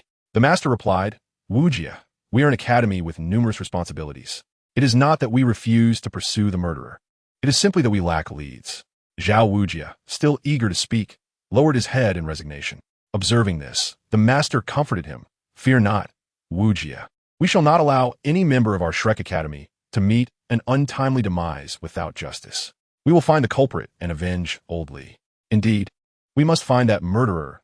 Zhao Wujia responded, his anguish somewhat alleviated, yet a glimmer of despair remained in his eyes. The master, noticing this, said, very well, Wujia, you should return and rest today. There is no need for you to train the students further.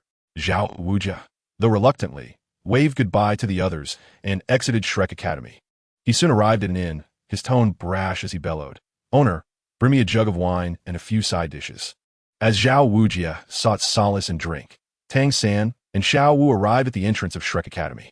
Xiao Wu, wait for my signal before entering, Tang San instructed. Understood, Brother San, Xiao Wu replied, nodding in acknowledgement. Tang San then proceeded inside, only to find that the gatekeeper had changed.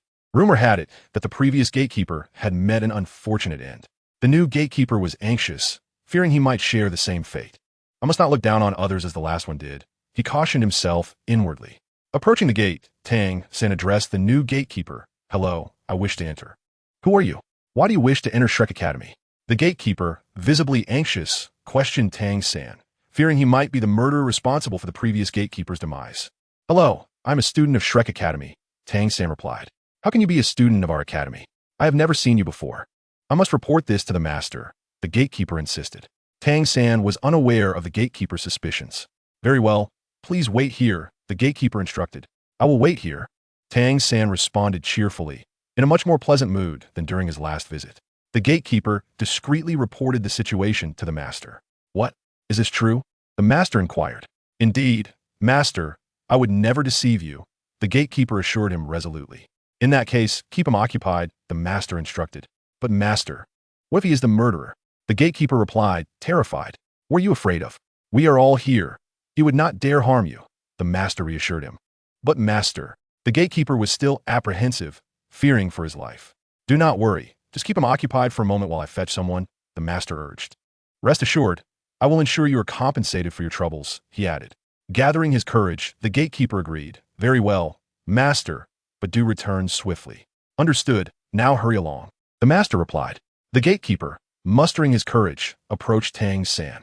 "I apologize. The master has not yet returned. Could you kindly wait here for a moment?" he said, sweat beading on his forehead. "All right, I shall wait here," Tang San replied amiably. "Ah, very well," the gatekeeper thought, relieved that Tang San had so readily agreed. Perhaps this individual was not the murderer after all. Meanwhile, the master sought out Zhao Wujia, who was still at the end drowning his sorrows in drink. "Alas! With Oldly gone, I have no one to drink with," Zhao Wujia lamented.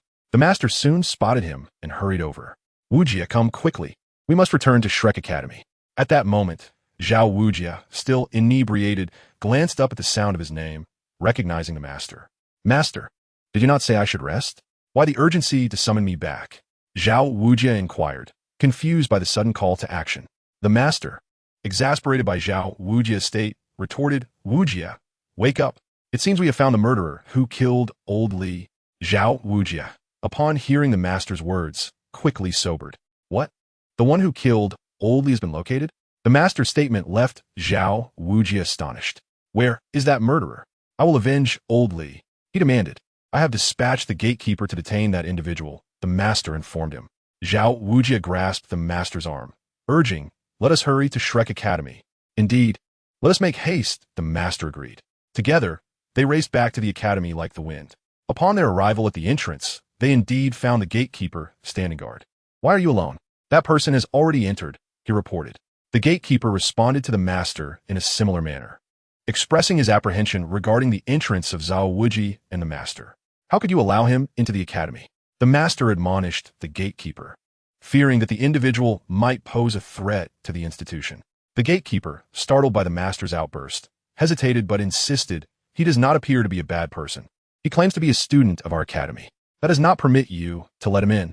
Was it not stated that we must wait for my return?" The master retorted. The gatekeeper began to voice another concern, but the master interrupted him. "Very well, just tell us where he is." The gatekeeper complied, revealing that Tang San had entered moments before their return and should still be within the academy. Upon hearing this, the master hurriedly led Zhao Wujia into the academy, both anxious about the potential harm Tang San could inflict on the two students present. "We must find him quickly. We cannot predict what may occur," the master urged.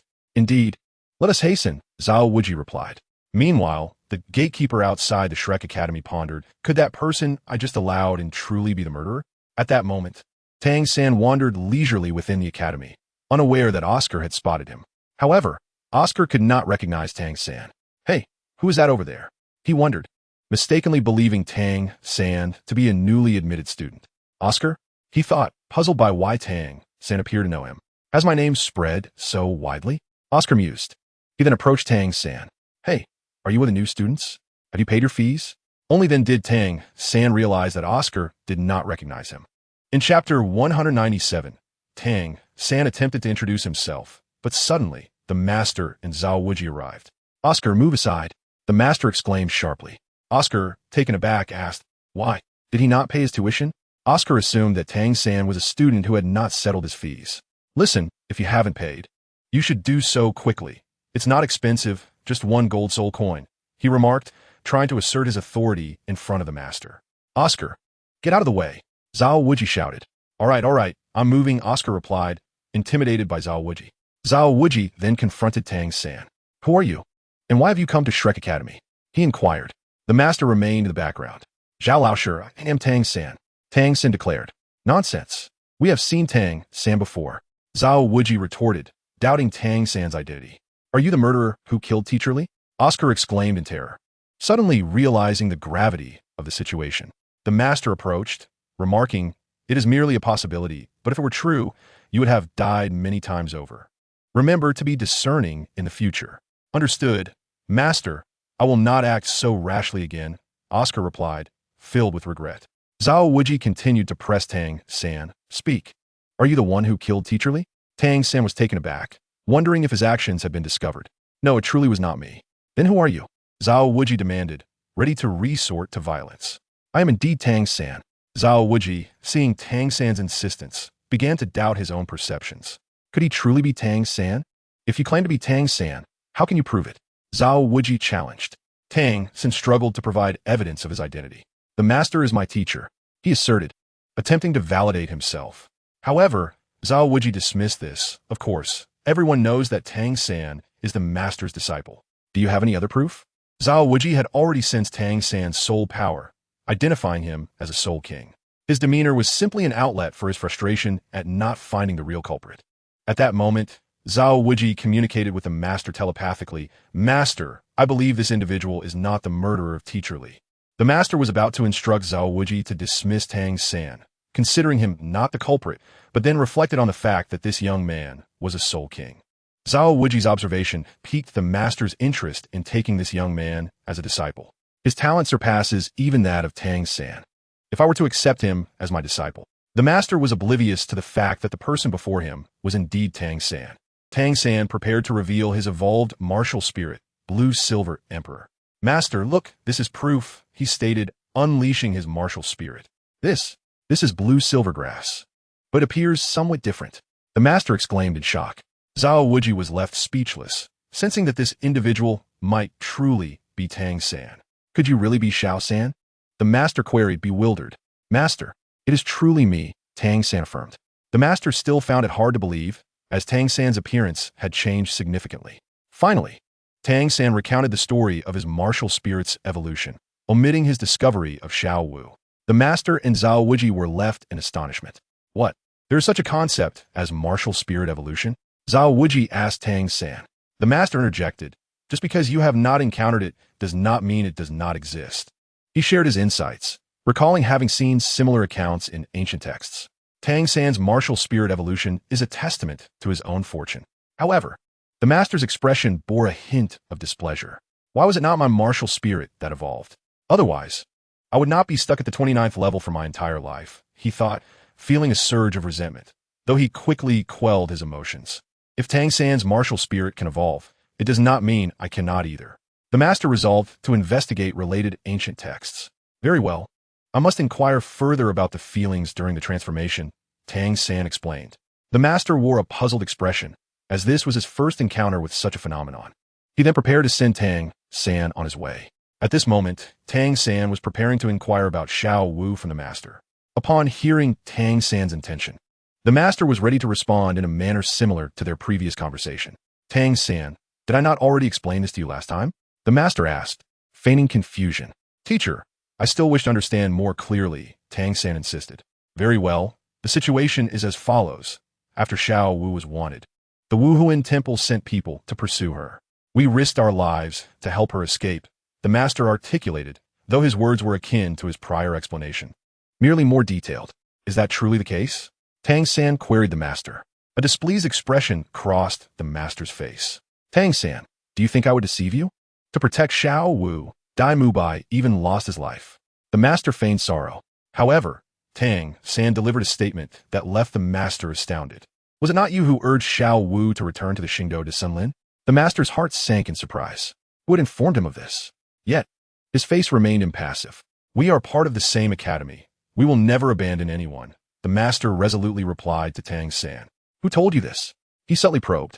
Teacher, are you implying that what that person told me was false? Tang San asked. Of course, it is false. Tang San, do not trust outsiders. They are deceiving you. The master cautioned. Oh, is that so? Then I shall invite that person in, Tang San responded. The master was taken aback. That person you mentioned has arrived? Tang San replied. Xiao Wu, Guomin. Chapter 198. Subsequently, Xiao Wu entered. The master was left momentarily stunned. Xiao Wu, when did you return? Tang San then recounted the master's earlier words to Xiao Wu. Upon hearing this, Xiao Wu became exceedingly irate. Master, I once thought you were a good person, but I never expected you to be like this. Today, Xiao Wu finally discerned the master's true nature. She then disclosed the actual circumstances. The master found himself at a loss for words to counter Xiao Wu's claims. Suddenly, the master recalled something. Tang San, you must believe me. Xiao Wu is a 100,000-year-old soul beast, he asserted, addressing Tang San through Xiao Wu's identity. Tang San, you are my prized disciple. Confusion clouded Tang San's mind. Could it be that Xiao Wu was truly deceiving him? Brother San, do not trust him. I'm telling the truth, Xiao Wu hurriedly implored Tang San. Xiao Wu, how could you be so ungrateful? Have you forgotten how he saved you back then? The master seized the opportunity to cast doubt on Xiao Wu. Meanwhile, Tang San was lost in contemplation. The teacher had guided him for many years. Surely he would not deceive him. Xiao Wu, are you truly not deceiving me? Tang San inquired. Xiao Wu, faced with Tang San's questioning, grew desperate to the point of tears. Brother San, I truly am not deceiving you. The master, meanwhile, continued to play the emotional card. In this predicament, even Tang San found it impossible to resolve the tension. Ultimately, he pondered, Xiao Wu is indeed a 100,000-year-old soul beast. Yet the master has taught me for so long. Whom should I trust? Thus, Tang San made his decision. Xiao Wu, please speak the truth to me. I will not resent you. In the end, Tang San chose to believe the master due to his human identity. The master seized the moment to pressure Xiao Wu. Xiao Wu, just apologize. We are all part of the same collective and will not hold it against you. Xiao Wu was incredulous. She could hardly believe that Tang San did not trust her. Brother San, why do you refuse to believe me? Everything I say is the truth. Tang San was uncertain about how to choose. Seeing this, the master intervened as a mediator. All right, you two stop arguing for now. Go calm down. The master then led Tang San into the study. Tang San, do you know what a 100,000-year-old soul beast is? The master asked. Teacher, I know. It is written in the books, Tang San replied. He then shared his understanding with the master. The master nodded in acknowledgement. Correct. Once a soul beast reaches 100,000 years, it becomes exceedingly powerful. However, there is another choice for a 10,000-year soul beast. What choice? Tang San inquired. That is transformation. For every 100,000 years, a soul beast must undergo a tribulation. Surviving means life. Failing means death, the master elucidated. Indeed. For instance, Xiao Wu is a transformed soul beast. Generally, transformed soul beasts are quite weak, yet their soul rings do not vanish. When killed, they drop precious 100,000-year soul rings and soul bones. The master explained to Tang San. Teacher, what is the implication of you telling me this? Tang San had already surmised the master's intention. Tang San, you are an astute individual. You should be aware of what I am suggesting, the master stated. Unbeknownst to them, Xiao Wu had secretly overheard from the doorway. It cannot be. Brother San will never agree to this, she thought, continuing to listen. Tang San, your Haotian hammer has yet to absorb a soul ring, correct? Indeed, my Haotian hammer has not added any soul rings, Tang San acknowledged. Master, are you suggesting that I absorb Xiao Wu's soul ring? Precisely. I wish for you to absorb Xiao Wu's soul ring, the master declared his intent. Yet Tang San rejected the idea outright. Impossible. I will never absorb Xiao Wu's soul ring. Outside, Xiao Wu felt deeply moved upon hearing this. Indeed, Brother San truly cares for me. She then slowly departed. When Tang San realized Xiao Wu had left, he sighed in relief. The master, however, took it at face value. Tang San, this is the best opportunity to enhance your strength. Do you not wish to avenge your father? The master attempted to manipulate Tang San's emotions regarding his father to persuade him to kill Xiao Wu and absorb her soul ring. Tang San looked at the master and replied, I apologize, teacher. The reason I said that earlier was because Xiao Wu was outside. Tang San conveyed his perception to the master. What? So that is how it is? Then Tang San, you, teacher, I understand. You taught me that great achievers do not sweat the small stuff. But how could I possibly absorb a 100,000-year soul ring? Tang San deliberated on the idea of sacrificing Xiao Wu to enhance his power. Tang San, You should have heard of a method called sacrifice, correct? Sacrifice? What is that? Teacher? Tang San had never heard of such a term before. The essence of the ritual sacrifice is that a soul beast allows a person to absorb its soul rings and soul bones directly, without any adverse effects. The master explained this to Tang San, who was momentarily taken aback. What? I had never heard of such an explanation before. Tang San expressed his confusion. Xiao San, I possess a method that can enable Xiao Wu to perform the sacrifice for you. Master, what is this method? Without hesitation, Tang San inquired. It seems that in Tang San's eyes, Xiao Wu could merely serve as a tool to enhance his power. The master subsequently revealed his method to Tang San. This method is truly remarkable. Tang San agreed enthusiastically. Xiao San, since you are my disciple, I will certainly consider your best interests. The master seized the opportunity to appeal to Tang San's emotions. Unbeknownst to them, Mo Yun had been observing from the void for quite some time. I truly did not expect Tang San to engage in such actions. Mo Yun was astonished. What would happen if Xiao Wu were to discover this? Mo Yun pondered.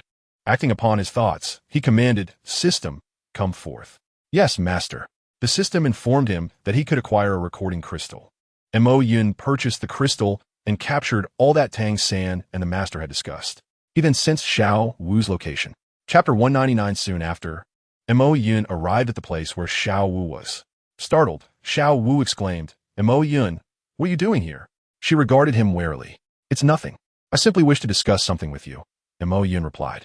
However, Xiao Wu was unwilling to hear him out. I have nothing to say to you. Just leave. In her heart, she thought, no, I must make him go quickly.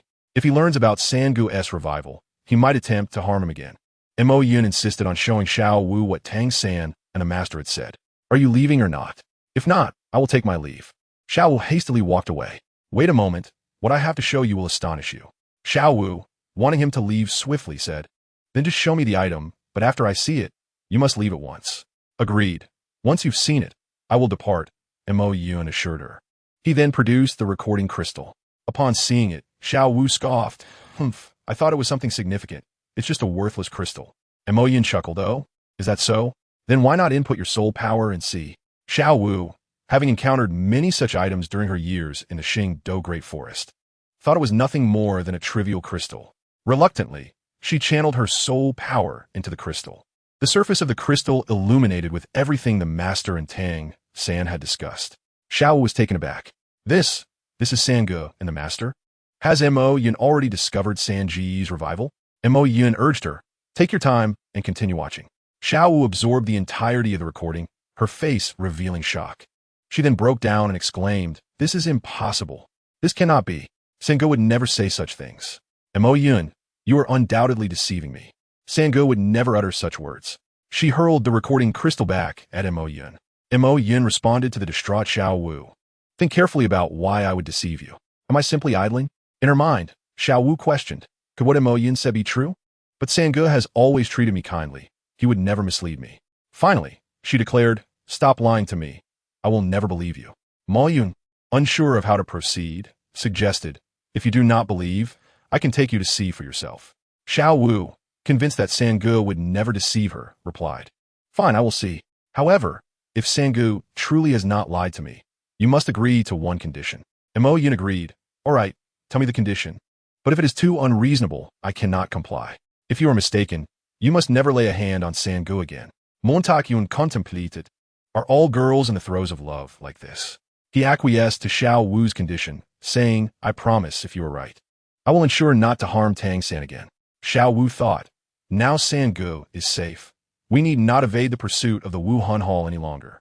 Mo Yun then inquired, and if you lose, what will happen? Xiao Wu hesitated. I can. She was unsure of what she could agree to. Mo Yun instructed, all right, if I win, I will consider my terms and inform you later. Xiao Wu consented. Very well, let us proceed now. Wait. Mo Yun spoke to her, and Xiao Wu, puzzled, asked, what is it? You said you would be quick. Are you afraid? I merely wish to place a concealment on you. Why is it taking so long? Fine. Xiao Wu relented. Mo Yun used his martial spirit to create a thunderous mark on Xiao Wu's arm. What is this? She questioned, fearing Mo Yun was cheating. Do not overthink. This is merely a concealment created by my martial spirit. Mo Yun explained. All right then, Xiao Wu replied, only half convinced. Mo Yun then led Xiao Wu to the door of the room where Tang San and the master were. Outside the door, Xiao Wu overheard a devastating remark. Master, your plan is flawless. This way, I can absorb Xiao Wu's 100,000-year soul ring. Tang San joyfully remarked to the master. Of course. Do you even know who your teacher is? The master boasted within the room. Upon hearing this, Xiao Wu crumbled. How could this be? How could Senga do such a thing? Mo Yun remarked to Xiao Wu. Now you see Tang San's true nature. Yet, unable to restrain herself, Xiao Wu rushed into the room. Senga, how could you say such things? Tang San and the master were left speechless. Tang San then addressed Xiao Wu. Xiao Wu, how is it that you are here? It was I who brought him. Mo Yun has also appeared in the room. Upon seeing Mo Yun, Tang San was filled with rage. Mo Yun, you were the one who caused my demise before, and now you emerge to sabotage my endeavors. After uttering these words, Tang San hurriedly fled, knowing full well that even Tang Hao could not contend with Mo Yun, and he himself stood no chance of victory. Xiao Wu, however, pursued him. Tang San, stop, do not run. Tang San, upon noticing her, felt a headache coming on and summoned the blue-silver emperor. Entwined, Xiao was soon ensnared. Ma Yun, intent on ending Tang San's life, subsequently rescued Xiao Wu. Very well, you should rest for a while. Mo Yun then rendered Xiao Wu unconscious.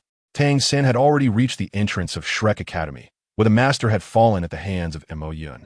As long as I can escape, it will suffice. Tang San thought, but reality proved otherwise. In an instant, Mo Yun appeared before him. Why? Why must this happen? I was so close to escaping. Tang San, upon seeing Mo Yun, was utterly distraught. Enough, you could die now. With that, Mo Yun unleashed a bolt of lightning that claimed Tang San's life, rendering Poseidon's mark useless against his attack. In the aftermath of the news regarding Tang San's demise, Poseidon on Sea God Island sensed the change. How has the mark on the holy sun vanished? It was then that Poseidon realized Tang San had perished. Who could have slain the heir of the sea god? Understanding the gravity of the situation, Poseidon contacted the sea god.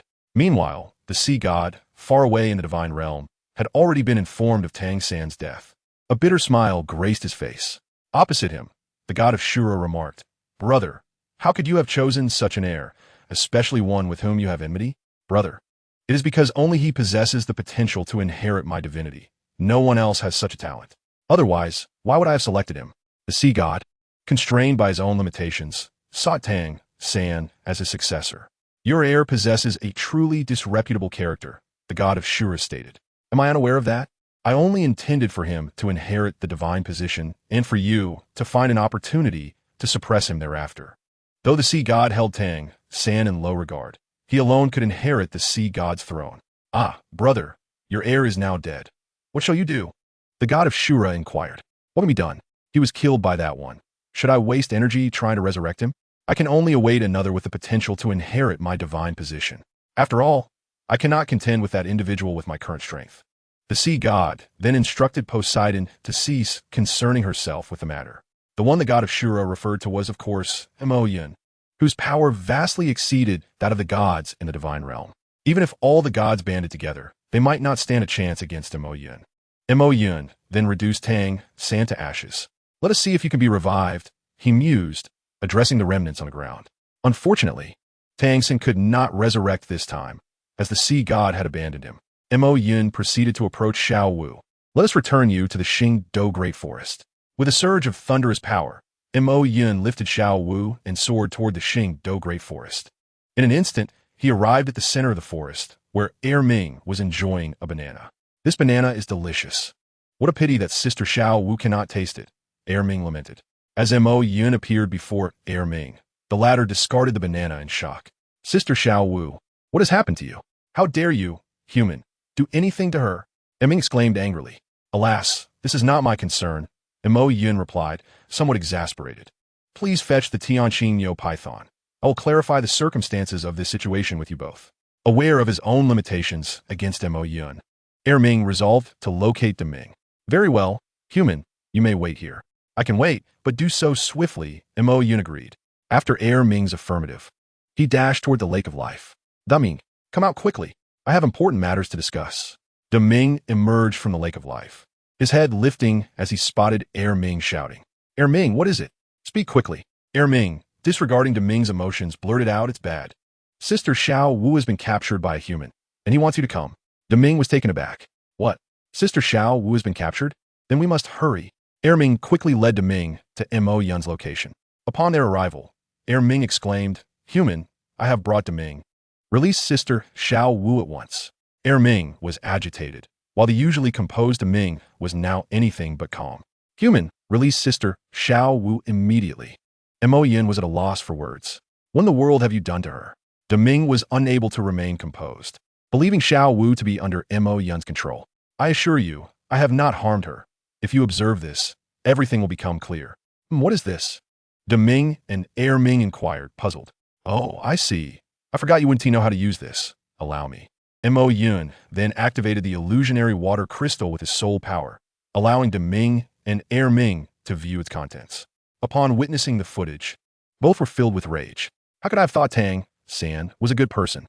I was mistaken about him." Ming regretted his misjudgment of Tang San.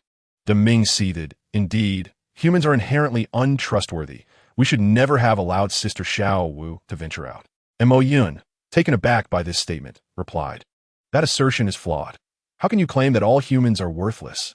Am I not a good person?" Deming and Ming were left speechless. Just then, Xiao Wu began to stir, prompting Mo Yun to render her unconscious once more. "Human, what are you doing?" Dalming roared at Mo Yun. "Do not fret. I simply wish to present you with a choice." Deming, upon hearing this, scoffed at Mo Yun. "Of course, you seek our soul, soul rings, and soul bones. Very well, I can agree to that, but you must release Sister Xiao Wu." Mo Yun countered, "I have no need for your soul rings or soul bones. They hold no value for me." Subsequently, Mo Yun unleashed his martial soul, to the astonishment of Deming and Ming. "Human, since our soul rings and soul bones are of no use to you, what choice do you wish for us to make?" Deming and Ming were perplexed by the nature of the choice Mo Yun sought from them. "Our spirit hall aims to establish a world where all are treated equally, allowing humans and spirit beasts to coexist harmoniously. Thus, I hope you can act as representatives of your spirit kind and engage in friendly exchanges with humanity." However, upon hearing this, Deming and Ming scoffed. "Humans merely covet our soul rings and soul bones. How could we ever engage in amicable dialogue with them?" Yet Mo Yun urged them, "How can you know unless you try?" "Very well, human, propose another condition, and we shall certainly comply. I shall refrain from making demands this time and will assist you, but I hope you will reconsider in the future." In Chapter 201, Mo Yun also erased Xiao Wu's memories. "I have removed her extraneous memories. She now only recalls her transformation." Mo Yun then addressed Ming and Ming. "What? How could memories possibly be erased? We do not believe it." Deming and Ming remained skeptical. "When she awakens, you shall see for yourselves." "Very well. We hope you do not deceive us, human." Deming and Ming replied to Mo Yun. Mo Yun then swiftly returned to the spirit hall, while Xiao Wu gradually regained consciousness. Where's this place? How'd I end up here?" Xiao Wu touched her head in confusion. Deming and Ming gazed at her with excitement. "Sister Xiao Wu, you have finally awakened." Upon seeing them, Xiao Wu inquired, Deming and Ming, what are you doing here?" Their skepticism about Mo Yun's words grew as they observed Xiao Wu's current state. Deming and Ming took the initiative to console her. "Sister Xiao Wu, do not be sad. It is not worth mourning for someone like Tang San." Xiao Wu, puzzled, responded, "Tang San? Who is that? I do not know anyone by that name." Deming and Ming were taken aback, realizing that Mo Yun's claim was indeed true. Xiao Wu's memories had been erased. Deming then remarked to Ming, "This is a good thing. Sister Xiao Wu won't have to remember that incident." "Yes, Deming, you are correct. We should express our gratitude to that individual." Hearing their conversation, Xiao Wu was bewildered. "What are you two talking about? Are you hiding something from me?" she demanded, her eyes wide with curiosity. Sister Xiao Wu, it's nothing at all. By the way, let me take you to pick some bananas," Ming suggested. All right, Ming, hurry and take me," Xiao Wu exclaimed joyfully. Observing this, Deming silently thought, it is best for Sister Xiao Wu to live carefree like this. Xiao Wu then jumped onto Ming's back. "Sister Xiao Wu, hold on tight." Ming carried her, leaping through the forest, echoing with Xiao Wu's laughter. Ming gradually lowered his head. Since Mo Yun returned to the spirit hall, he pondered how the spirit hall should proceed in the future. Now that we have occupied the entire Douluo Continent, it is time to consider overseas ventures. Mo Yin shifted his focus to foreign lands and went to discuss his plans with Bai Bai Dong. Indeed, that is the situation. I believe our spirit hall should set its sights overseas. Once Mo Yin clearly articulated his objectives to Bai Bai Dong, she concurred with his vision. Yes, since we have conquered the continent, it is time to expand our territory. Our next objective should be overseas. Bai Bai Dong, however, advised, let's not rush. We should first manage affairs both within and beyond the continent before venturing overseas. She was mindful of the current state of the empire, which made immediate action unfeasible. Yet, Mo Yin felt unperturbed, believing that the overseas territories belonged to the sea god and that he would grant them respect. No worries, you are well aware of my strength. I can conquer overseas single-handedly. Is that truly possible? Mo Yin assured Bai Bai Dong, who ultimately agreed. Very well, you may proceed. After all, your power is unmatched on the continent, and nothing poses a threat to you. Then I shall depart now. With that, Mo Yin swiftly left the spirit hall, although he did not head directly overseas. Instead, he first visited the divine realm. The Shura god sensed Mo Yin's presence and turned to the sea god seated beside him. Brother, that individual has arrived. Do you think he is here to trouble you? That would be troublesome. The sea god was uncertain whether Mo Yin intended to create discord. I do not know, he replied with a wry smile. However, Mo Yin's visit was not meant to cause trouble. Upon noticing the Shura god and sea god enjoying tea together, he approached them. Oh, you're having tea? He inquired. Yes, would you like a cup? This tea is exquisite. I usually refrain from serving it. The Shura god offered. Really? Since you have brewed such fine tea, I must savor it, Mo Yin replied. This flavor is indeed delightful. Mo Yin raised his cup, taking a sip and sharing his thoughts. Of course, this tea is quite precious, the Shura god boasted, while the sea god remained uncertain about Mo Yin's intentions. Sea god, why aren't you drinking? Do you find the tea unsatisfactory? Mo Yin asked curiously. Oh no, I will drink now. The sea god then took a sip. Mo Yin, unsure of the sea god's demeanor, recalled his previous actions against Tang San. He reassured the sea god, rest assured, I am not here to trouble you this time. I wish to discuss a matter with you. Both the Shura god and sea god sighed in relief. Speak freely. I shall certainly agree to your request. The sea god responded with a generous spirit. It is simply that the overseas territories of Douluo Continent are under your dominion, and I intend to incorporate them into the Spirit Hall's domain. What do you think? Mo Yin stated. Is that all? I can agree to that. Overseas is merely a place for the sea god to absorb the power of belief. The current belief power holds little significance for him. Therefore, rather than retaining the sea god island, it would be more prudent to gift it to Mo Yin as a gesture of goodwill, for the heritage site can be sought anew. Very well. Since you have bestowed overseas upon me, I shall regard this as a bond of friendship. Ha ha ha. Now, I shall send a message to my guardian, instructing her not to resist your spirit hall. Subsequently, the sea god also conveyed to Poseixi the matters discussed with Mo Yin. Poseixi became aware of the situation on the continent. Chapter 202. Should the sea god island be incorporated into the territory of the Spirit Empire?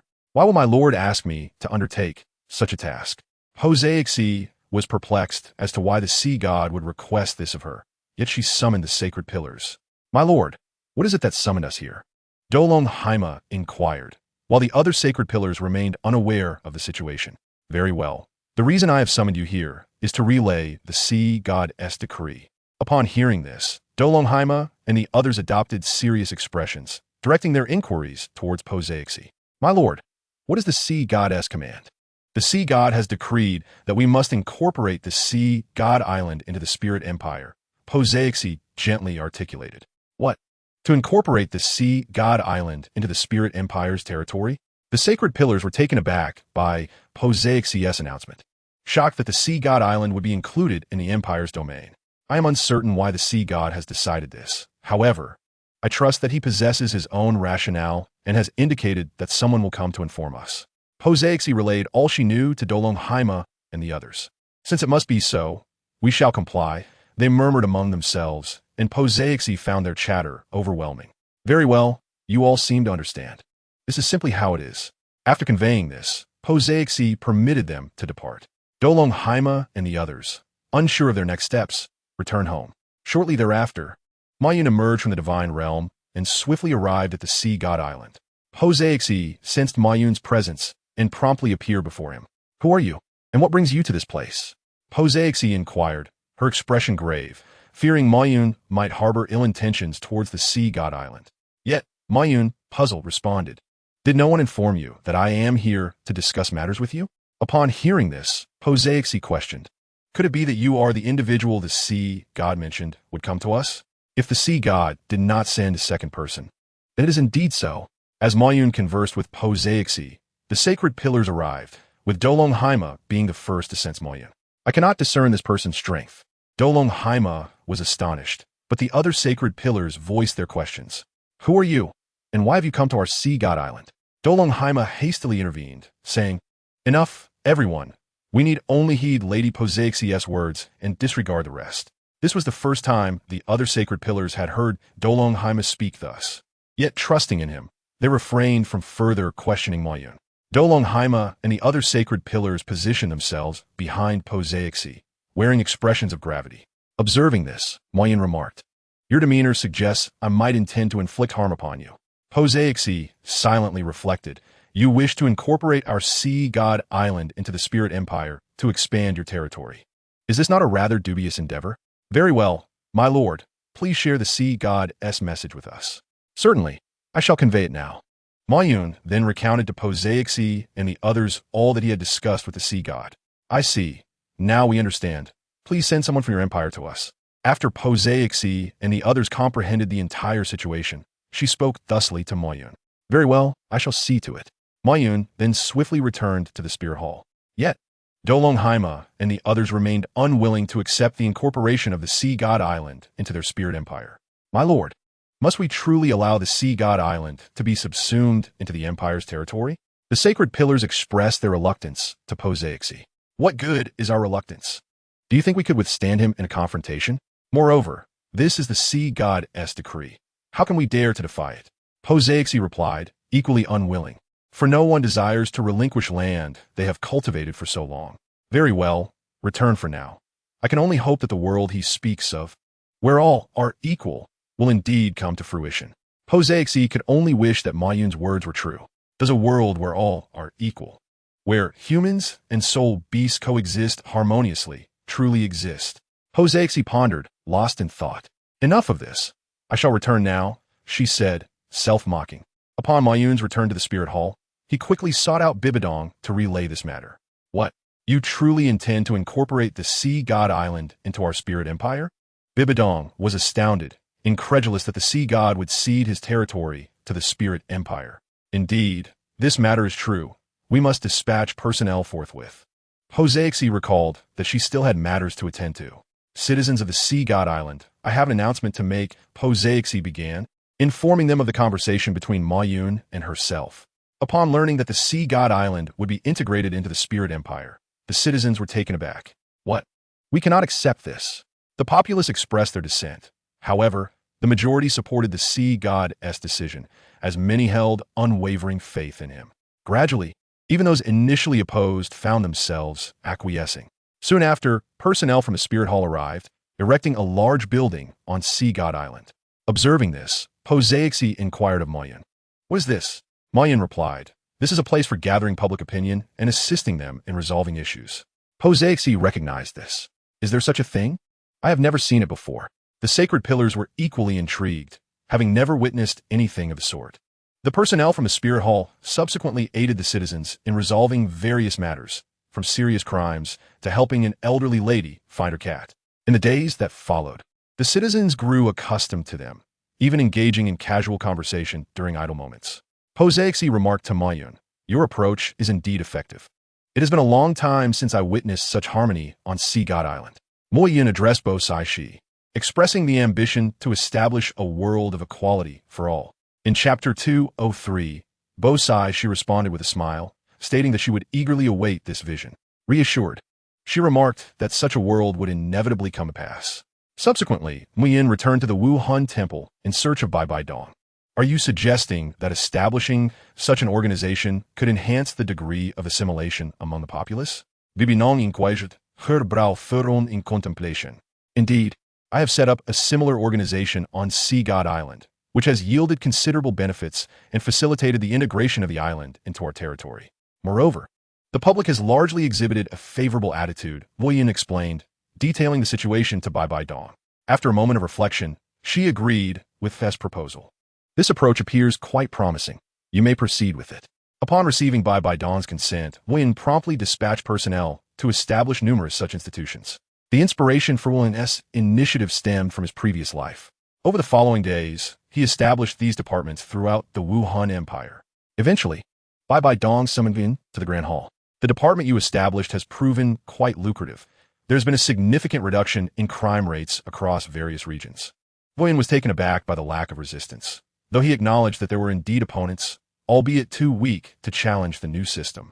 I have additional ideas that I would like you all to consider. Yin shared numerous concepts previously unknown to Bai Bai Dong and her associates, all of which promised to bring stability to the Wuhan Empire. Very well, I approve of this initiative. Feel free to implement it as you see fit. Bai Bai Dong readily assented to Yin's vision. A month later, the citizens of Sea God Island had fully embraced the Wuhan Empire, which was flourishing, with no sign of delinquency visible on the streets. Qianren Shui had also emerged from her seclusion. Thank you for your contributions to the Wuhan Temple. My aspirations are drawing ever closer, Yin expressed.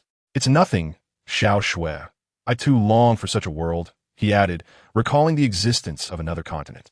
Xiao Shui, I must take my leave. I have a significant matter to report. Very well, you may go. Qianren Shui understood the gravity of what Yin deemed important. Subsequently, Yin proceeded to Bai Bai Dong's Grand Hall to discuss this matter. What do you mean there is another continent? Bai Bai Dong found this revelation hard to fathom. As her understanding encompassed only the present continent and the sea surrounding it, she had never conceived of another landmass. Yin articulated his vision. I can connect the two continents. Being astute, Bai Bai Dong quickly grasped the implications of his words. Let us wait another month to prepare adequately for this endeavor. Agreed, Yin replied before departing. While Bai Bai Dong convened a meeting with several advisors. The advisors, taken aback by the existence of another continent, deliberated on strategies for territorial expansion. We must devise a plan, they concluded alongside Bai Bai Dong. Let us proceed with this course of action, Bai Bai Dong decisively declared, and within a month, the military was mobilized. Yin and Bai Bai Dong observed from the sea. I shall relocate the other continent now. I will await you there. Bai Bai Dong responded before retreating to the Wuhan Empire. Yin harnessed his immense power to gradually shift the continent. However, the inhabitants of the other continent were caught off guard, sensing a tremor beneath their feet. What is happening? They exclaimed, soon realizing Yin's presence. Who are you? And what are you doing? Yin was surprised to discover that the inhabitants of the Ryu continent, who lacked soul power above level 90, could soar into the sky. Is that a soul guide? No wonder they can fly without being titled to law. The individual, frustrated by Yin's silence, declared, how dare you remain silent? Prepare to meet your demise. Subsequently, they activated their soul guides to launch a projectile at Yin. However, with a mere gesture, Yin effortlessly deflected the projectile. Impressive. This attack power rivals that of an average soul sage, if equipped to our army. The individual, witnessing Yin's effortless defense, decided to flee. When did such a formidable being emerge? I must escape. They activated another soul guide to enhance their speed. Think you can flee? Not a chance. Yin casually apprehended the individual. I shall take these devices for further study. Hand them over. Ultimately, Yin confiscated all the soul guides from the individual and kicked them into the sea. It's time to continue with the continent relocation. As Yin exerted his strength, the inhabitants of the Ryu continent beheld a new landmass. Lo and behold, a continent previously undiscovered. They exclaimed with excitement. Quickly, dispatch the military. We must be the first to set foot on this new land, and remember to bring the soul guides. In the end, the two continents were firmly connected to Yin's efforts. Hurry and board, they urged, reveling in their discovery, blissfully unaware of the formidable presence they were about to encounter. As they approached the mainland, they encountered Bai Bai Dong and the Wuhan Temple's military. The leader of the Ryu continent was the first to inquire. Who are you? Before he could finish, Bai Bai Dong issued the command, eliminate them. Leave no survivors. The two armies clashed, with the Ryu forces caught off guard despite their soul guides. How could this happen? We possess soul guides. Retreat. They are not mere mortals. The Ryu forces were left in shock. While the Douluo Continent's warriors had never encountered such weakness capable of delivering powerful attacks. Ultimately, the Ryu forces returned home in disarray. While their empire believed they had secured victory, Once the Ryu military reported back, their empire was left in a state of confusion. In this situation, we must deploy our most powerful soul guide. The Ryu Empire prepared to unleash their mightiest soul guide. In that moment, it appeared before them. You have lost your chance. What? Who are you? The people of the Ryu Empire were taken aback by Luna's sudden appearance. Quickly, summon the soul guide. The emperor of the Ryu Empire bellowed. Hurry, bring forth the soul guide. Mo Yun observed their actions with quiet intrigue, eager to witness the capabilities of the Ryu Empire's soul guides. Subsequently, the soldiers of the Ryu Empire brought forth a colossal cannon. The emperor of the empire arrogantly addressed Mo Yun, declaring, "Let me present to you, just before your demise, our empire's most formidable soul guide device, the Ji Shun Huang Hun." To which Mo Yun candidly replied, "Oh, really? Yet I feel this contraption cannot harm even a single hair on my body." The emperor, convinced of Mo Yun's inevitable demise, retorted, "You shall soon understand." Hastily, the emperor commanded, "Input your soul power." Over 50 soul kings began to channel their energy into the cannon. The energy gauge of this massive artillery gradually filled, culminating in an overwhelming force poised to strike. Rejoice, for you shall be the first to perish under the Ji Shun Huang Hun. Your death will validate its might. The cannon then unleashed its most potent attack upon Mo Yun. Impressive power indeed. This could be of great use to the Wuhan temple, Mo Yun mused internally. As the attack surged towards him, a tremendous energy coalesced into a terrifying assault, sweeping towards Mo Yun, shrouding the area in a cloud of dust, obscuring the events within. This is the fate of those who dare provoke our empire. The emperor firmly believed Mo Yun was dead. Oh, is that so? Mo Yun then emerged unscathed before the emperor of the Ryu Empire, a true inhabitant of the Ryu continent. What? Impossible. You should have perished. No one survives the assault of the Ji Shun Huang Hun. The emperor shouted in disbelief, astonished at this unprecedented sight. How could a frog at the bottom of a well comprehend the strength of the mighty? Mo Yun pondered the attack. This strike could unleash the power of a limit Douluo. Even in my absence, it would safeguard the Wuhan temple. Mo Yun resolved to seize the Ji Shun Huang Hun for himself. With the two continents merged, only one empire could exist. Thus, he coldly addressed the emperor. What? No. Spare me. I can. But the emperor's plea was cut short as Mo Yun reduced him to dust, leaving no one alive. Mo Yun then returned with the Ji Shun Huang Hun to the Wuhan temple, where he reported the events to Bai Bai Dong. Upon hearing of Mo Yun's triumph, Bai Bai Dong was filled with excitement. What? The ability to unleash the power of a limit Douluo. Such a soul guide device actually exists. In the Douluo Continent, soul guides were exceedingly rare, making this revelation a first for Bai Bai Dong. Mo Yun, you have achieved a monumental feat. This artifact could serve as our national treasure, she exclaimed with enthusiasm. Now, let us proceed to conquer the Ryu continent. Bai Bai Dong immediately dispatched reinforcements to seize the territory of the Ryu Empire. For those who resisted, she resolved to crush them without discourse. Our objective is to assimilate the populace of the Ryu Empire, Mo Yun suggested to Bai Bai Dong. Indeed, we must send personnel and remain vigilant against the remnants of the Ryu Empire's forces. Allow me to handle it, Mo Yun confidently offered, given his extensive perceptual range. Very well, you may proceed, Bai Bai Dong acquiesced, recognizing Mo Yun's unparalleled suitability for the task. Mo Yun arrived at the Ryu Empire and released his perception, locating remnants of the empire. We must eliminate that individual and reconstruct the Ryu Empire. They excitedly rallied, unaware of Mo Yun's stealthy approach. Reconstruct the Ryu Empire? Not a chance, he coldly interjected. What? You are that person from yesterday. Everyone attack. With so many of us, how could we fear a single individual? The leader, undaunted, charged at Mo Yun. Since you have all come, I need not search for you individually. Mo Yun unleashed a thunderous strike, instantly decimating half of their ranks. The leader, witnessing this, was paralyzed with fear. What? How could he be so powerful? We're no match for him, run. He shouted desperately, as they were the last hope for restoring their nation. This man is a demon. Do not approach. The cacophony of cries for mercy abruptly ceased moments later. Standing amidst the silence, only Mo Yun remained. To seek restoration under my watch? Impossible. He then concealed the bodies before returning to report to the Wuhan temple. Yes, I have eradicated them all. Mo Yun informed Bai Bai Dong upon his return. Excellent work, Mo Yun. With this, no one can thwart our plans.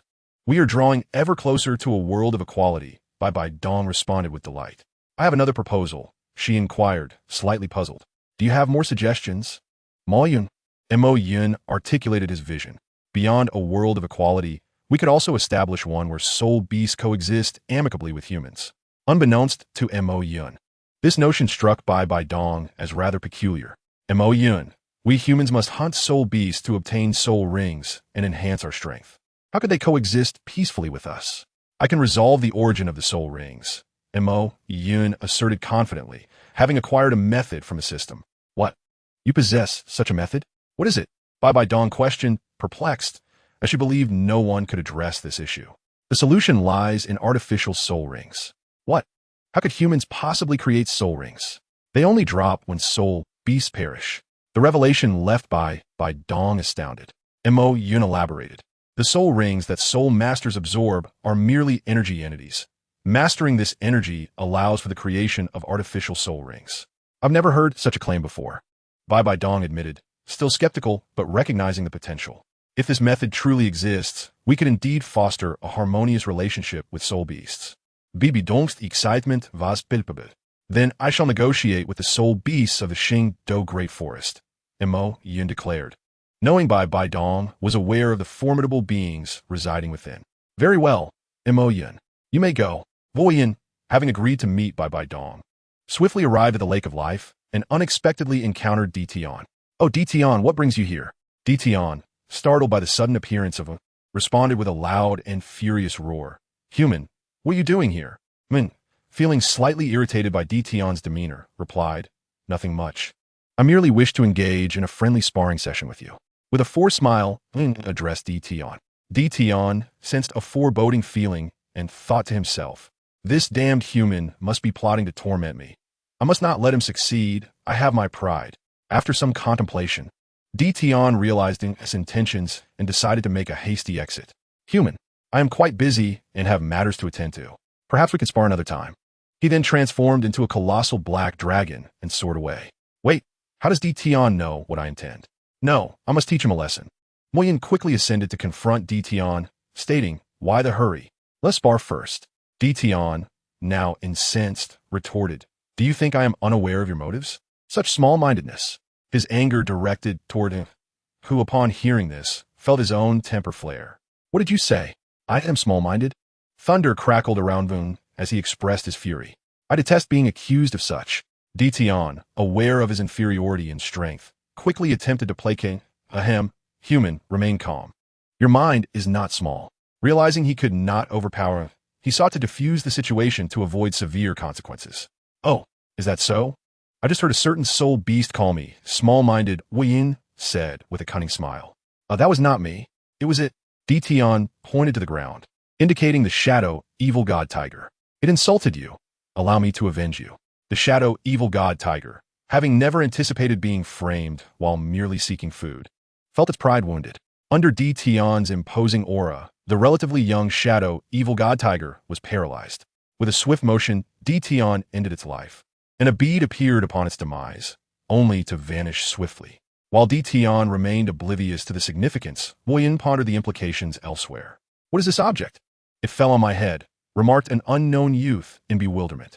Now that the beast that insulted you is dead, we should be at peace, right? Tian said to Yin, who remained unfazed by Tian's actions, knowing that all soul beasts harbor disdain for the shadow, evil god tiger. I suppose this could be considered a service to the beasts, Tian thought proudly. However, Yin's next remark brought him back to reality. That shadow, evil god tiger was merely a few thousand years old, incapable of speech. Yin's expression conveyed that he would not hesitate to strike unless Tian explained himself. Tian stammered, unable to articulate a response. Not only do you insult me, but you also deceive me. I must teach you the meaning of respect for the strong, Yin declared. Tian, exasperated, thought to himself, have you ever seen a strong individual bully the weak in such a manner? Such pettiness.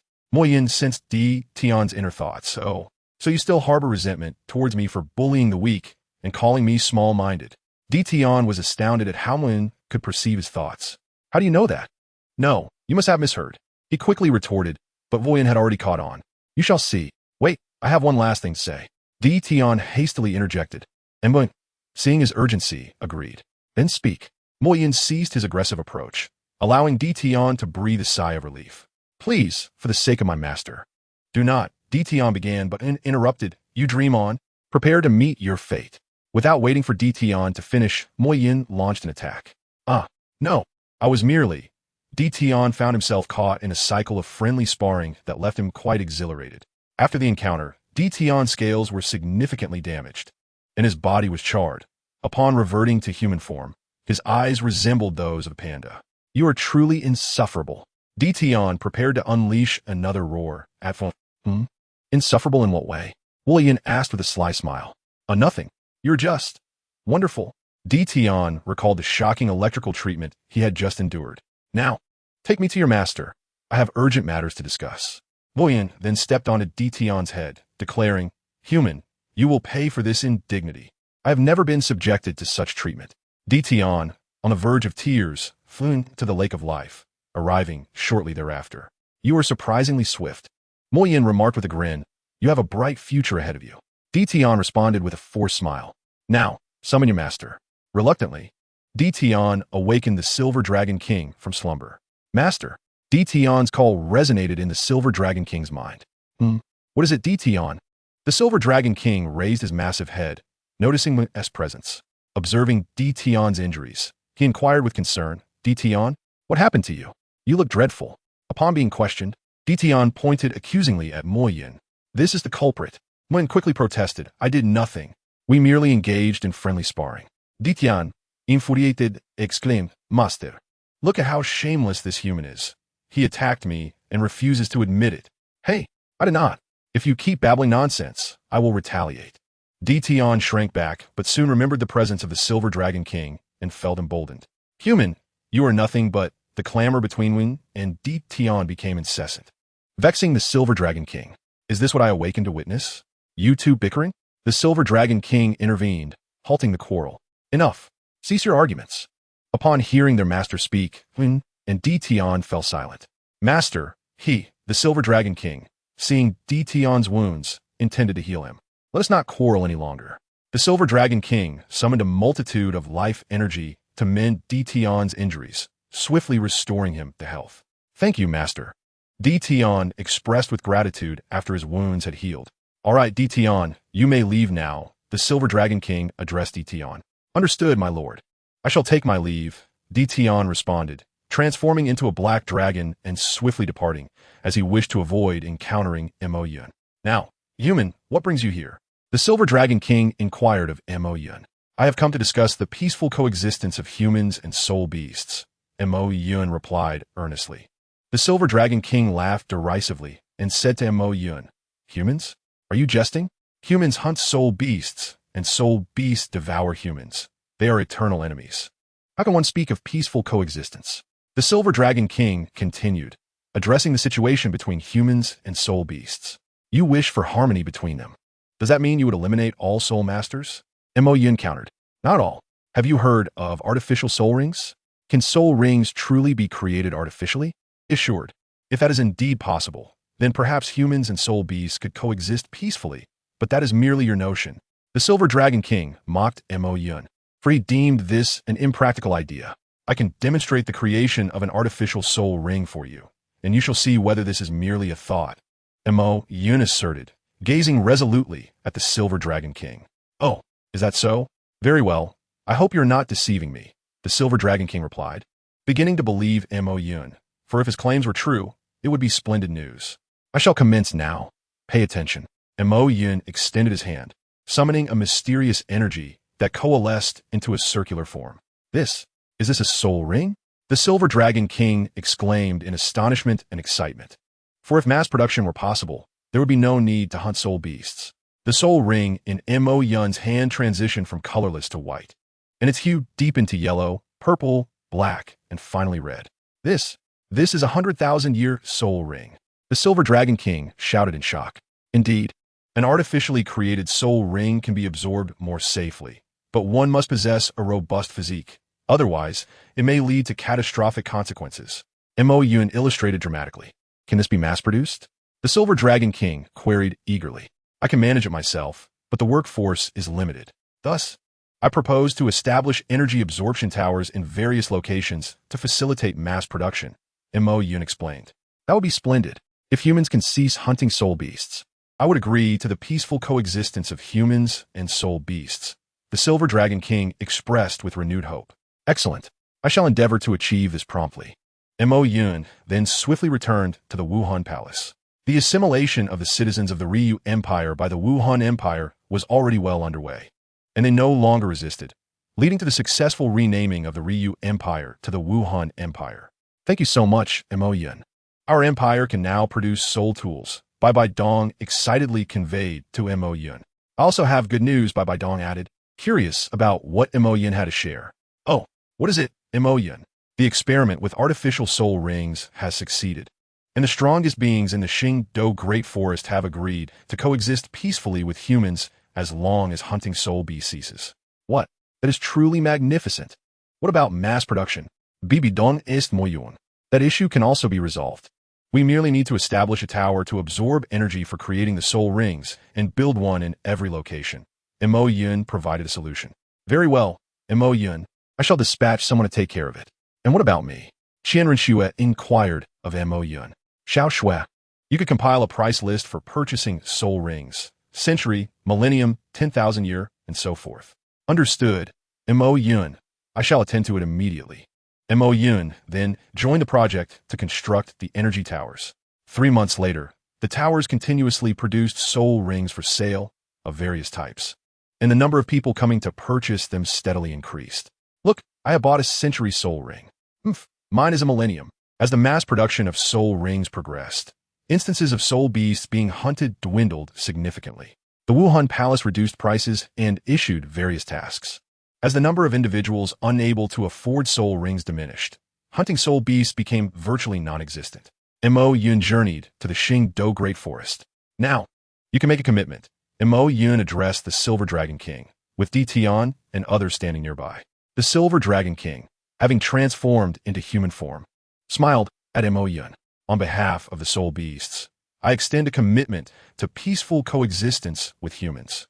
On behalf of humanity, I accept, Mo Yun stated. From the dialogue between Mo Yun and the Silver Dragon King, it was established that from this day forth, humans and soul beasts would coexist peacefully. Bai Dong informed the citizens of the Wuhan Empire. Hey, did you hear? Humans and soul beasts can coexist peacefully. I feel that is indeed possible. After all, there is no need to hunt soul beasts anymore. Initially, people found it difficult to adjust, and soul beasts encountered cities for the first time. However, over time, harmony began to blossom. Mo Yun, thank you for creating such a world, Qian Renxue expressed to Mo Yun. It is no trouble, Xiao Shui. I too delight in witnessing this world, Mo Yun replied.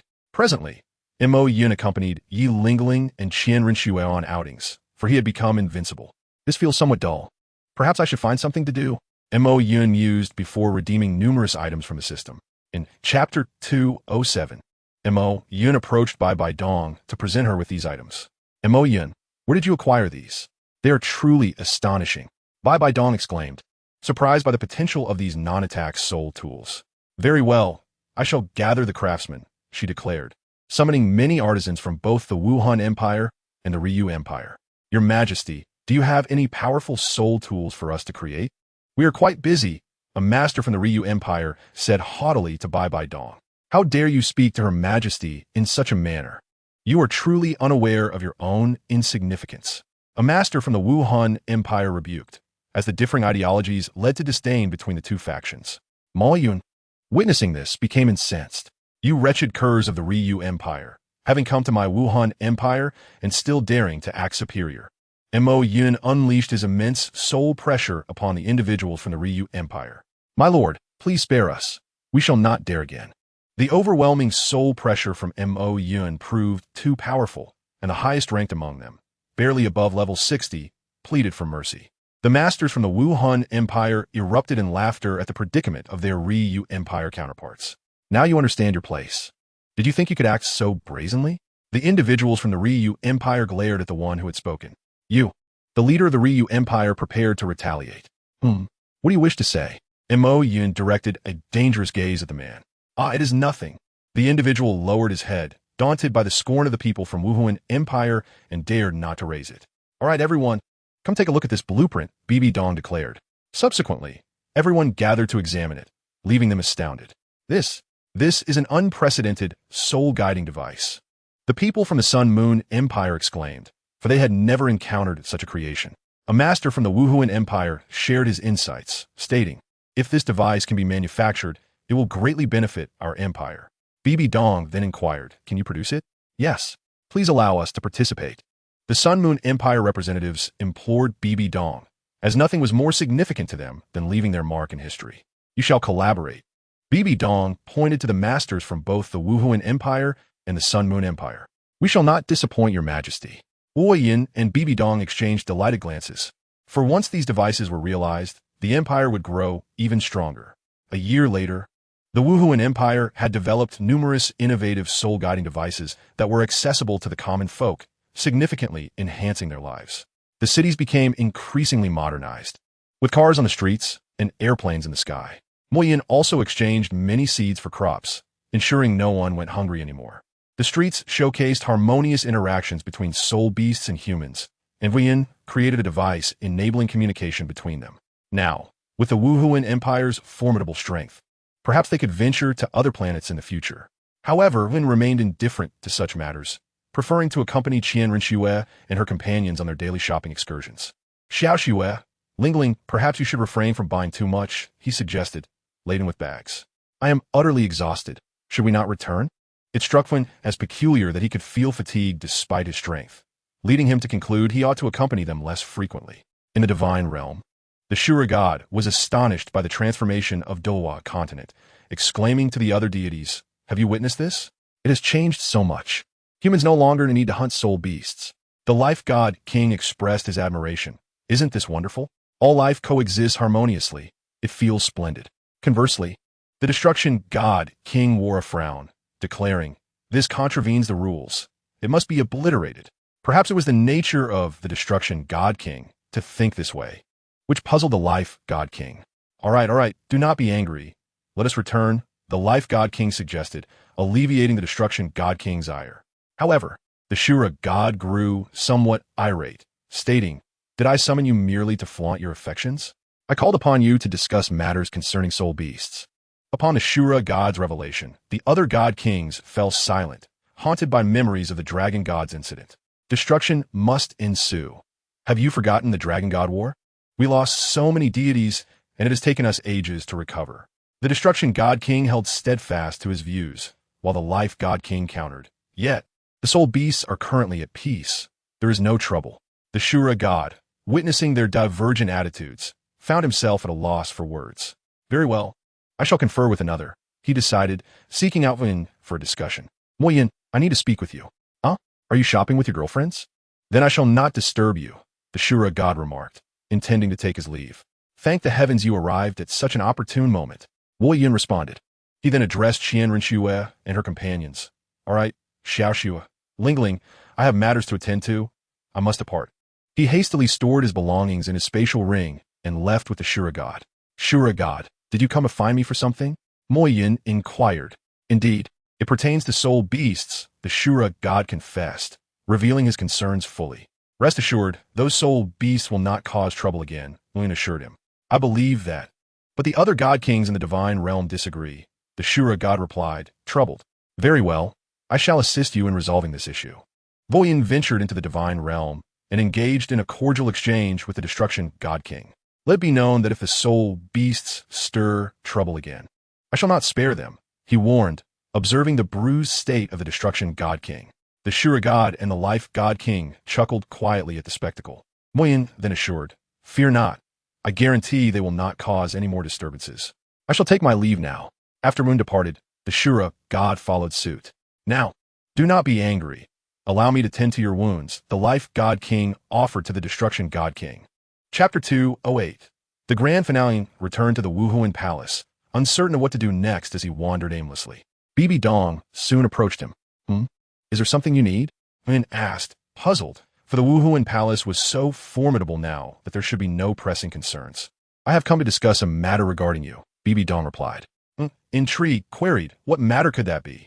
Bibi Dong revealed, It pertains to your marriage. Lin was momentarily taken aback. Despite his long-standing companionship with Qian Renxue and the others, he had never considered this. I have not yet contemplated this, he admitted, sheepishly scratching his head, recognizing it was the first time in both his past and present lives. Bibi Dong, bemused, remarked, how can someone so powerful fear such matters? Well, Qian Renxue and I have already decided. Soon, you shall wed your beloved girlfriends, Bibi Dong informed him. What? Is it that thrilling? Mo Yin realized he was to marry Qian Renxue, Yi Lingling, and Bai Qinxiang. Do you not cherish them? Bibi Dong inquired. How could I not? I hold affection for each of them, Mo Yin confessed, feeling slightly like a cad. Nonetheless, I speak the truth. In that case, they are all in one room. Go find them, Bibi Dong encouraged with a smile. Lung, however, pondered, am I stepping into a trap? This seems less like enjoyment and more akin to torment. Hurry along. They must be eagerly awaiting you, Bibi Dong urged. Very well, Lin acquiesced, steeling himself as he approached the room. What jackpot? Qian Renxue exclaimed, joyfully addressing Yi Lingling and Bai Qinxiang. Sister Xiaoxue, how did you win again? Indeed, Yi Lingling and Bai Qinxiang wore expressions of displeasure as they addressed Qian Renxue. Ha! This is merely luck, Qian Renxue exclaimed excitedly to Yi Lingling and Bai Qinxiang. Let us play another round. This will be the final game. Sister Xiaoxue, you are deceiving us. You said the same thing last time. Yi Lingling coldly exposed Qian Renxue's words without mercy. No, truly, this is the last time. Qian Renxue pleaded with a pitiful look towards Yi Lingling and Bai Qinxiang. No, principles are principles. Even you, Sister Xiaoxue, cannot break them, Yi Lingling replied sweetly, gazing at Qian Renxue. Fine, Qian Renxue conceded, abandoning her goal of having them join in. However, when Mo Yun entered the room and saw their demeanor, he was taken aback. Xiaoxue, are you all having so much fun? Should I not have come in? Mo Yun scratched his head as he spoke to Qian Renxue and the others. You still dare to say that? If it weren't for you inventing this Do Di Zhu, we would have lost all our pocket money. Bai Qinxiang and Yi Lingling reproached Mo Yun vehemently. I didn't know this would involve me. I only taught Qian Renxue and the others out of boredom, Mo Yun replied, perplexed. Since you are here, Mo Yun, take my place and play with Lingling and Qinxiang. Qian Renxue suggested. Okay then, Mo Yun agreed. So you all have no objections now? Qian Renxue inquired of Yi Lingling and Bai Qinxiang. Hooray! Then I shall surely win back my pocket money, Bai Qinxiang exclaimed, still unaware of the significance of the situation. As long as I'm not playing against you. Sister Xiaoxue, I'm fine, Yi Lingling added innocently. Then you all start shuffling the cards, Bai Qinxiang and Yi Lingling remained oblivious to Qian Renxue's ulterior motives. Do Di Zhu is a game Mo Yin taught me, and his skills are exceptionally strong. All right, let's begin dealing the cards. This time I will definitely win all my money back, Bai Qinxiang declared, her eyes gleaming at the bomb in her hand. Yi Lingling observed her cards in silence. All right, in this round, Mo Yun is the landlord. Lingling, I will definitely help you win back the money this time, Bai Qinxiang confidently stated to Yi Lingling. Okay, together we shall defeat him. Mo Yun chuckled to himself as he assessed his cards. You all think you can win? A day passed, and Mo Yun could hardly believe they had spent the entire day playing cards. Well, a month from now is your wedding, Bai Dong said cheerfully to Mo Yun. Yes, I understand, Mo Yun replied, having purchased several items from the system. A month swiftly passed. The venue Mo Yun prepared was astonishingly beautiful, as if set in a dream. Today is my wedding. I hope all of you have eaten and drunk well, Mo Yun announced. The items he provided were extraordinary, capable of enhancing one's soul power and augmenting their talents. His friends, including Yu Tianheng and De Yin, were present, while Qian Dalu occupied a prominent position. Bai Dong was engaged in a lively conversation with Yi Lingling and the clan leaders of Bai Qinxiang's family. Thank you, your majesty, indeed. We should communicate more often. Bai Dong and the clan leaders of Yi Lingling and Bai Qinxiang conversed joyfully. I didn't expect you to arrive earlier than me, Mo Yun, Yu Tianheng remarked. When will you marry, Tianheng? Mo Yun asked with a mischievous smile. Oh well, Yu Tianheng stammered, and De Yin approached. Yes, brother Tianheng. When will you marry me? Yin Yin, I will never let you down. Seeing Yu Tianheng's demeanor, De Yin was filled with joy. All right, I certainly understand. By the way, let me gift you both divine positions, Mo Yun stated. What? Divine positions can be gifted? Yu Tianheng and De Yin were astonished. Of course. This is the legacy of the Thunder God and the Poison God. Thank you, Mo Yun. Yin and I appreciate it, they responded. All right, continue to enjoy my wedding. There is no need for further words. Mo Yun urged Yu Tianheng. The wedding soon concluded, and Mo Yun entered the room with Qian Rinxue and the others. A night passed in silence, though Qian Rinxue and the others could not rise from their beds. A month later, Mo Yun planned to take Qian Rinxue and the others to explore another world. Well, this is what I will present to the Wuhuan Palace. Mo Yun bestowed numerous items upon Bai Dong. A month later, all right, Mo Yun, let us hurry and set off. Qian Rinxue exclaimed eagerly. Mo Yun gazed at them, his heart brimming with joy. All right, let us depart. The time-space vessel gradually vanished into the void. Chapter 1. The dark-haired, lowly Mo Yun, originally an ordinary university student, found himself transported to the Douluo Continent due to an unforeseen accident. He awakened the thunderous powers of Sikong Zhen and a system. Through his own efforts and the assistance of the system, Mo Yun comprehended the essence of thunder, achieving eternity, and aided the Wuhuan Palace in unifying the Douluo Continent. Surrounded by several consorts including Qian Rinxue, Bai Chunxiang, Yi Lingling, and Hu Laina, after the Wuhuan Palace unified the continent, Mo Yun led Qian Rinxue and the others into a small world of joy and play, indifferent to worldly affairs. However, after merely a millennium, Mo Yun grew weary of his tranquil life. Seizing an opportune moment when Qian Rinxue and the others were unaware, he stealthily slipped away aboard the time-space vessel. It has been so long since I ventured out. I feel utterly stifled.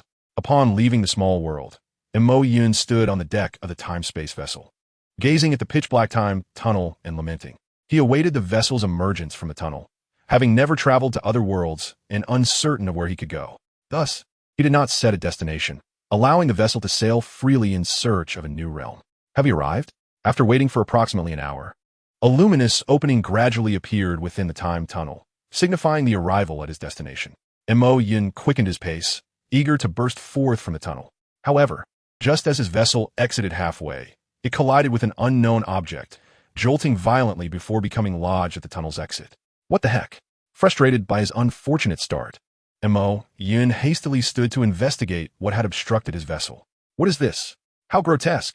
Upon inspection, he discovered a creature the size of a towering mountain blocking his vessel's path.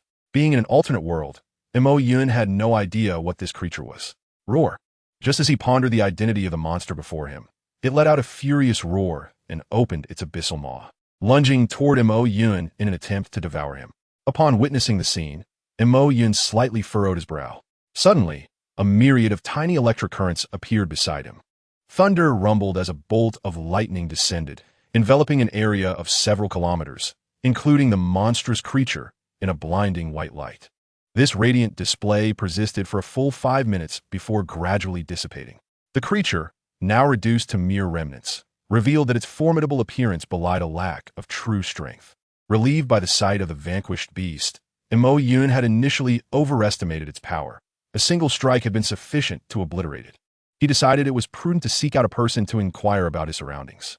Although he had effortlessly defeated the gigantic monster, Mo Yun remained uncertain about the creature's status within this world.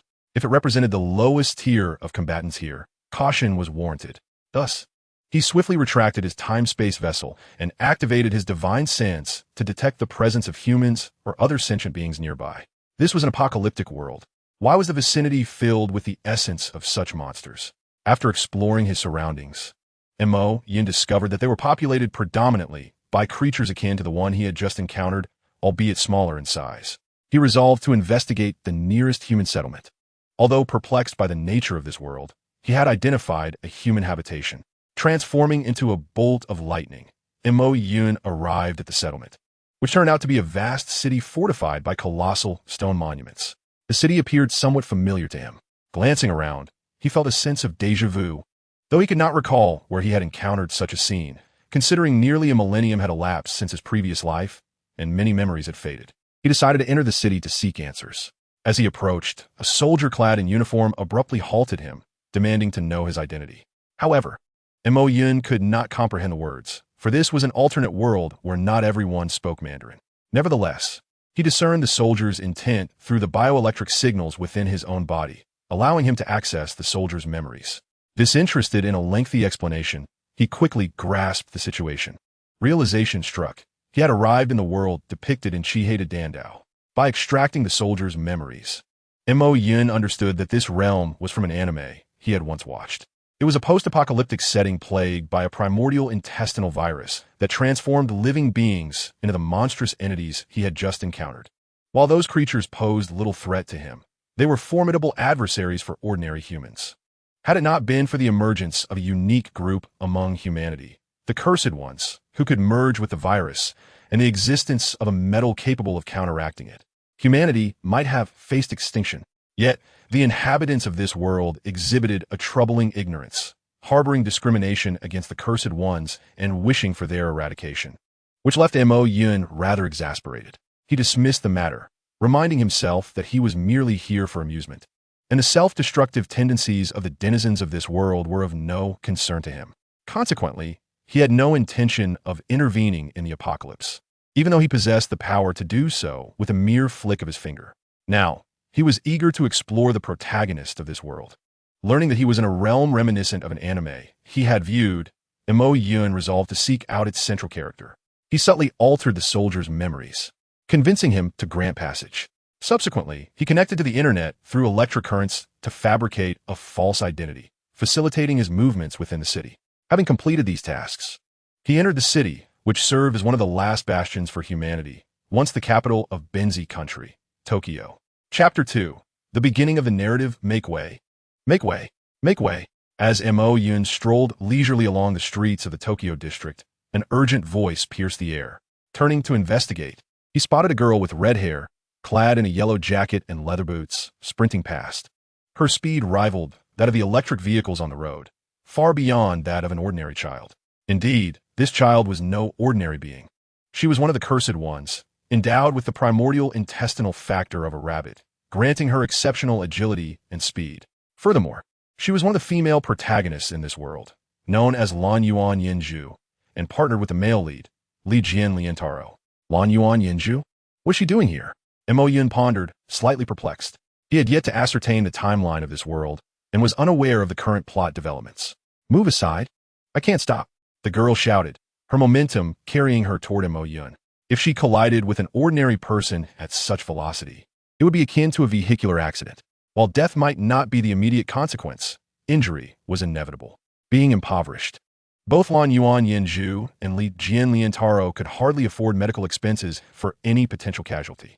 Thus, seeing Mo Yun remain stationary, she grew anxious, not wishing to harm an innocent. However, her concerns were unwarranted. Mo Yun possessed a fundamental power that rendered him impervious to her impact. My apologies, he said coolly, as he placed a hand on her shoulder, halting her advance. Lan Yuan Yinju was taken aback by his swift action. How could he possess such speed and precision? She gazed at him with a look of confusion. Is there something on my face? Mo Yun inquired, locking eyes with her. Oh no, I'm sorry for causing you trouble. She quickly responded, realizing her oversight. Not at all, it's no bother.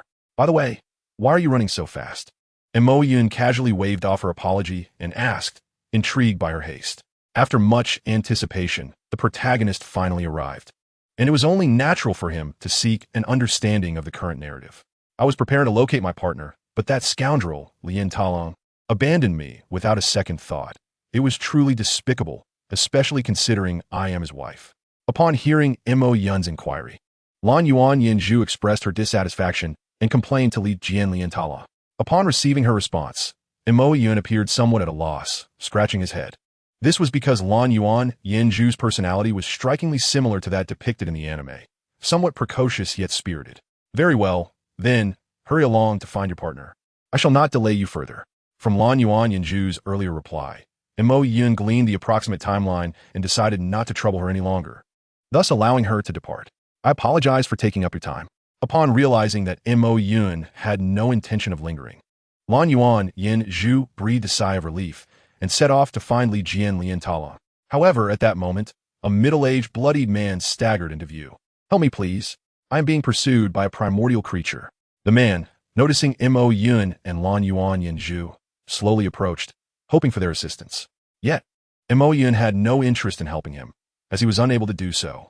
This man was infected with a primordial virus, which had long since taken hold, evidenced by the dried blood on his person. Although Mo Yun possessed great strength, it was primarily in terms of offensive capability. He was not adept at healing or saving lives. In this regard, Yi Lingling might have had a solution. However, with Yi Lingling absent from his side, Mo Yun found himself powerless to assist the man. As for Lan Yuan Yinju, being a local, she knew better than Mo Yun that once infected with this virus, the chances of recovery were nearly non-existent. Thus, she could only display a look of helplessness. "I'm sorry, sir. Do you have any final words you wish for me to convey?" Upon hearing this inquiry, the man realized the gravity of the situation, his eyes widening in terror as he struggled to accept it. Yet, in the next moment, his body began to swell and mutate, transforming into a spider several meters tall, one of the primordial creatures. "Please step back. I must eliminate it." Seeing the man transform, Lan Yuan Yinju's expression shifted dramatically as she prepared for battle, urging Mo Yun to take cover. "That will not be necessary. It is already dead." Upon hearing Lan Yuan Yinju's kind warning, Mo Yun pointed at the recently mutated man, who then exploded. "What?" Lan Yuan Yinju was momentarily stunned by the outcome. "What just happened?" She gazed at Mo Yun with confusion. "Are you a law enforcement officer?" Primordial creatures can only be killed with bullets made of metal or by the children of the curse, who are exclusively female and typically no older than 13 or 14. As for metal bullets, they are generally possessed only by law enforcement.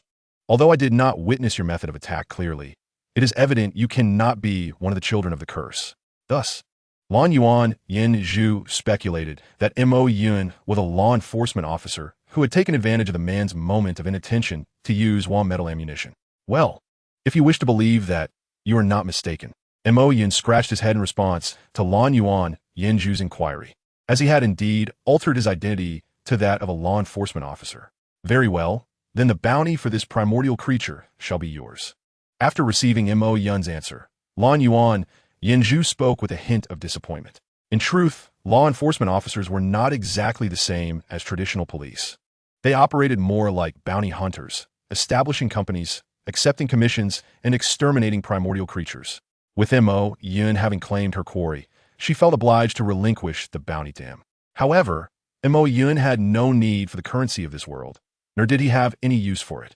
"No need. I shall not steal your credit. This bounty is not significant." Mo Yun waved his hand dismissively at Lan Yuan Yinju. "Oh, is that true?" Upon hearing Mo Yun's words, Lan Yuan Yinju's spirits visibly lifted. Indeed. Introduction. Thunder descends from the heavens. Darkness arises from the earth. The thunderous strike leaves nothing but ruin, shattering darkness with thunder. In the realm of the King's Canyon, the formidable Sikong Zhen wields the power of thunder, slaughtering foes and instilling fear in countless heroes. But what kind of life will Mo Yun, bearing the thunderous might of Sikong Zhen, manifest upon arriving in the Douluo Continent? With thunder in hand and a heart akin to a war god, he will conquer all, leaving no path untraveled.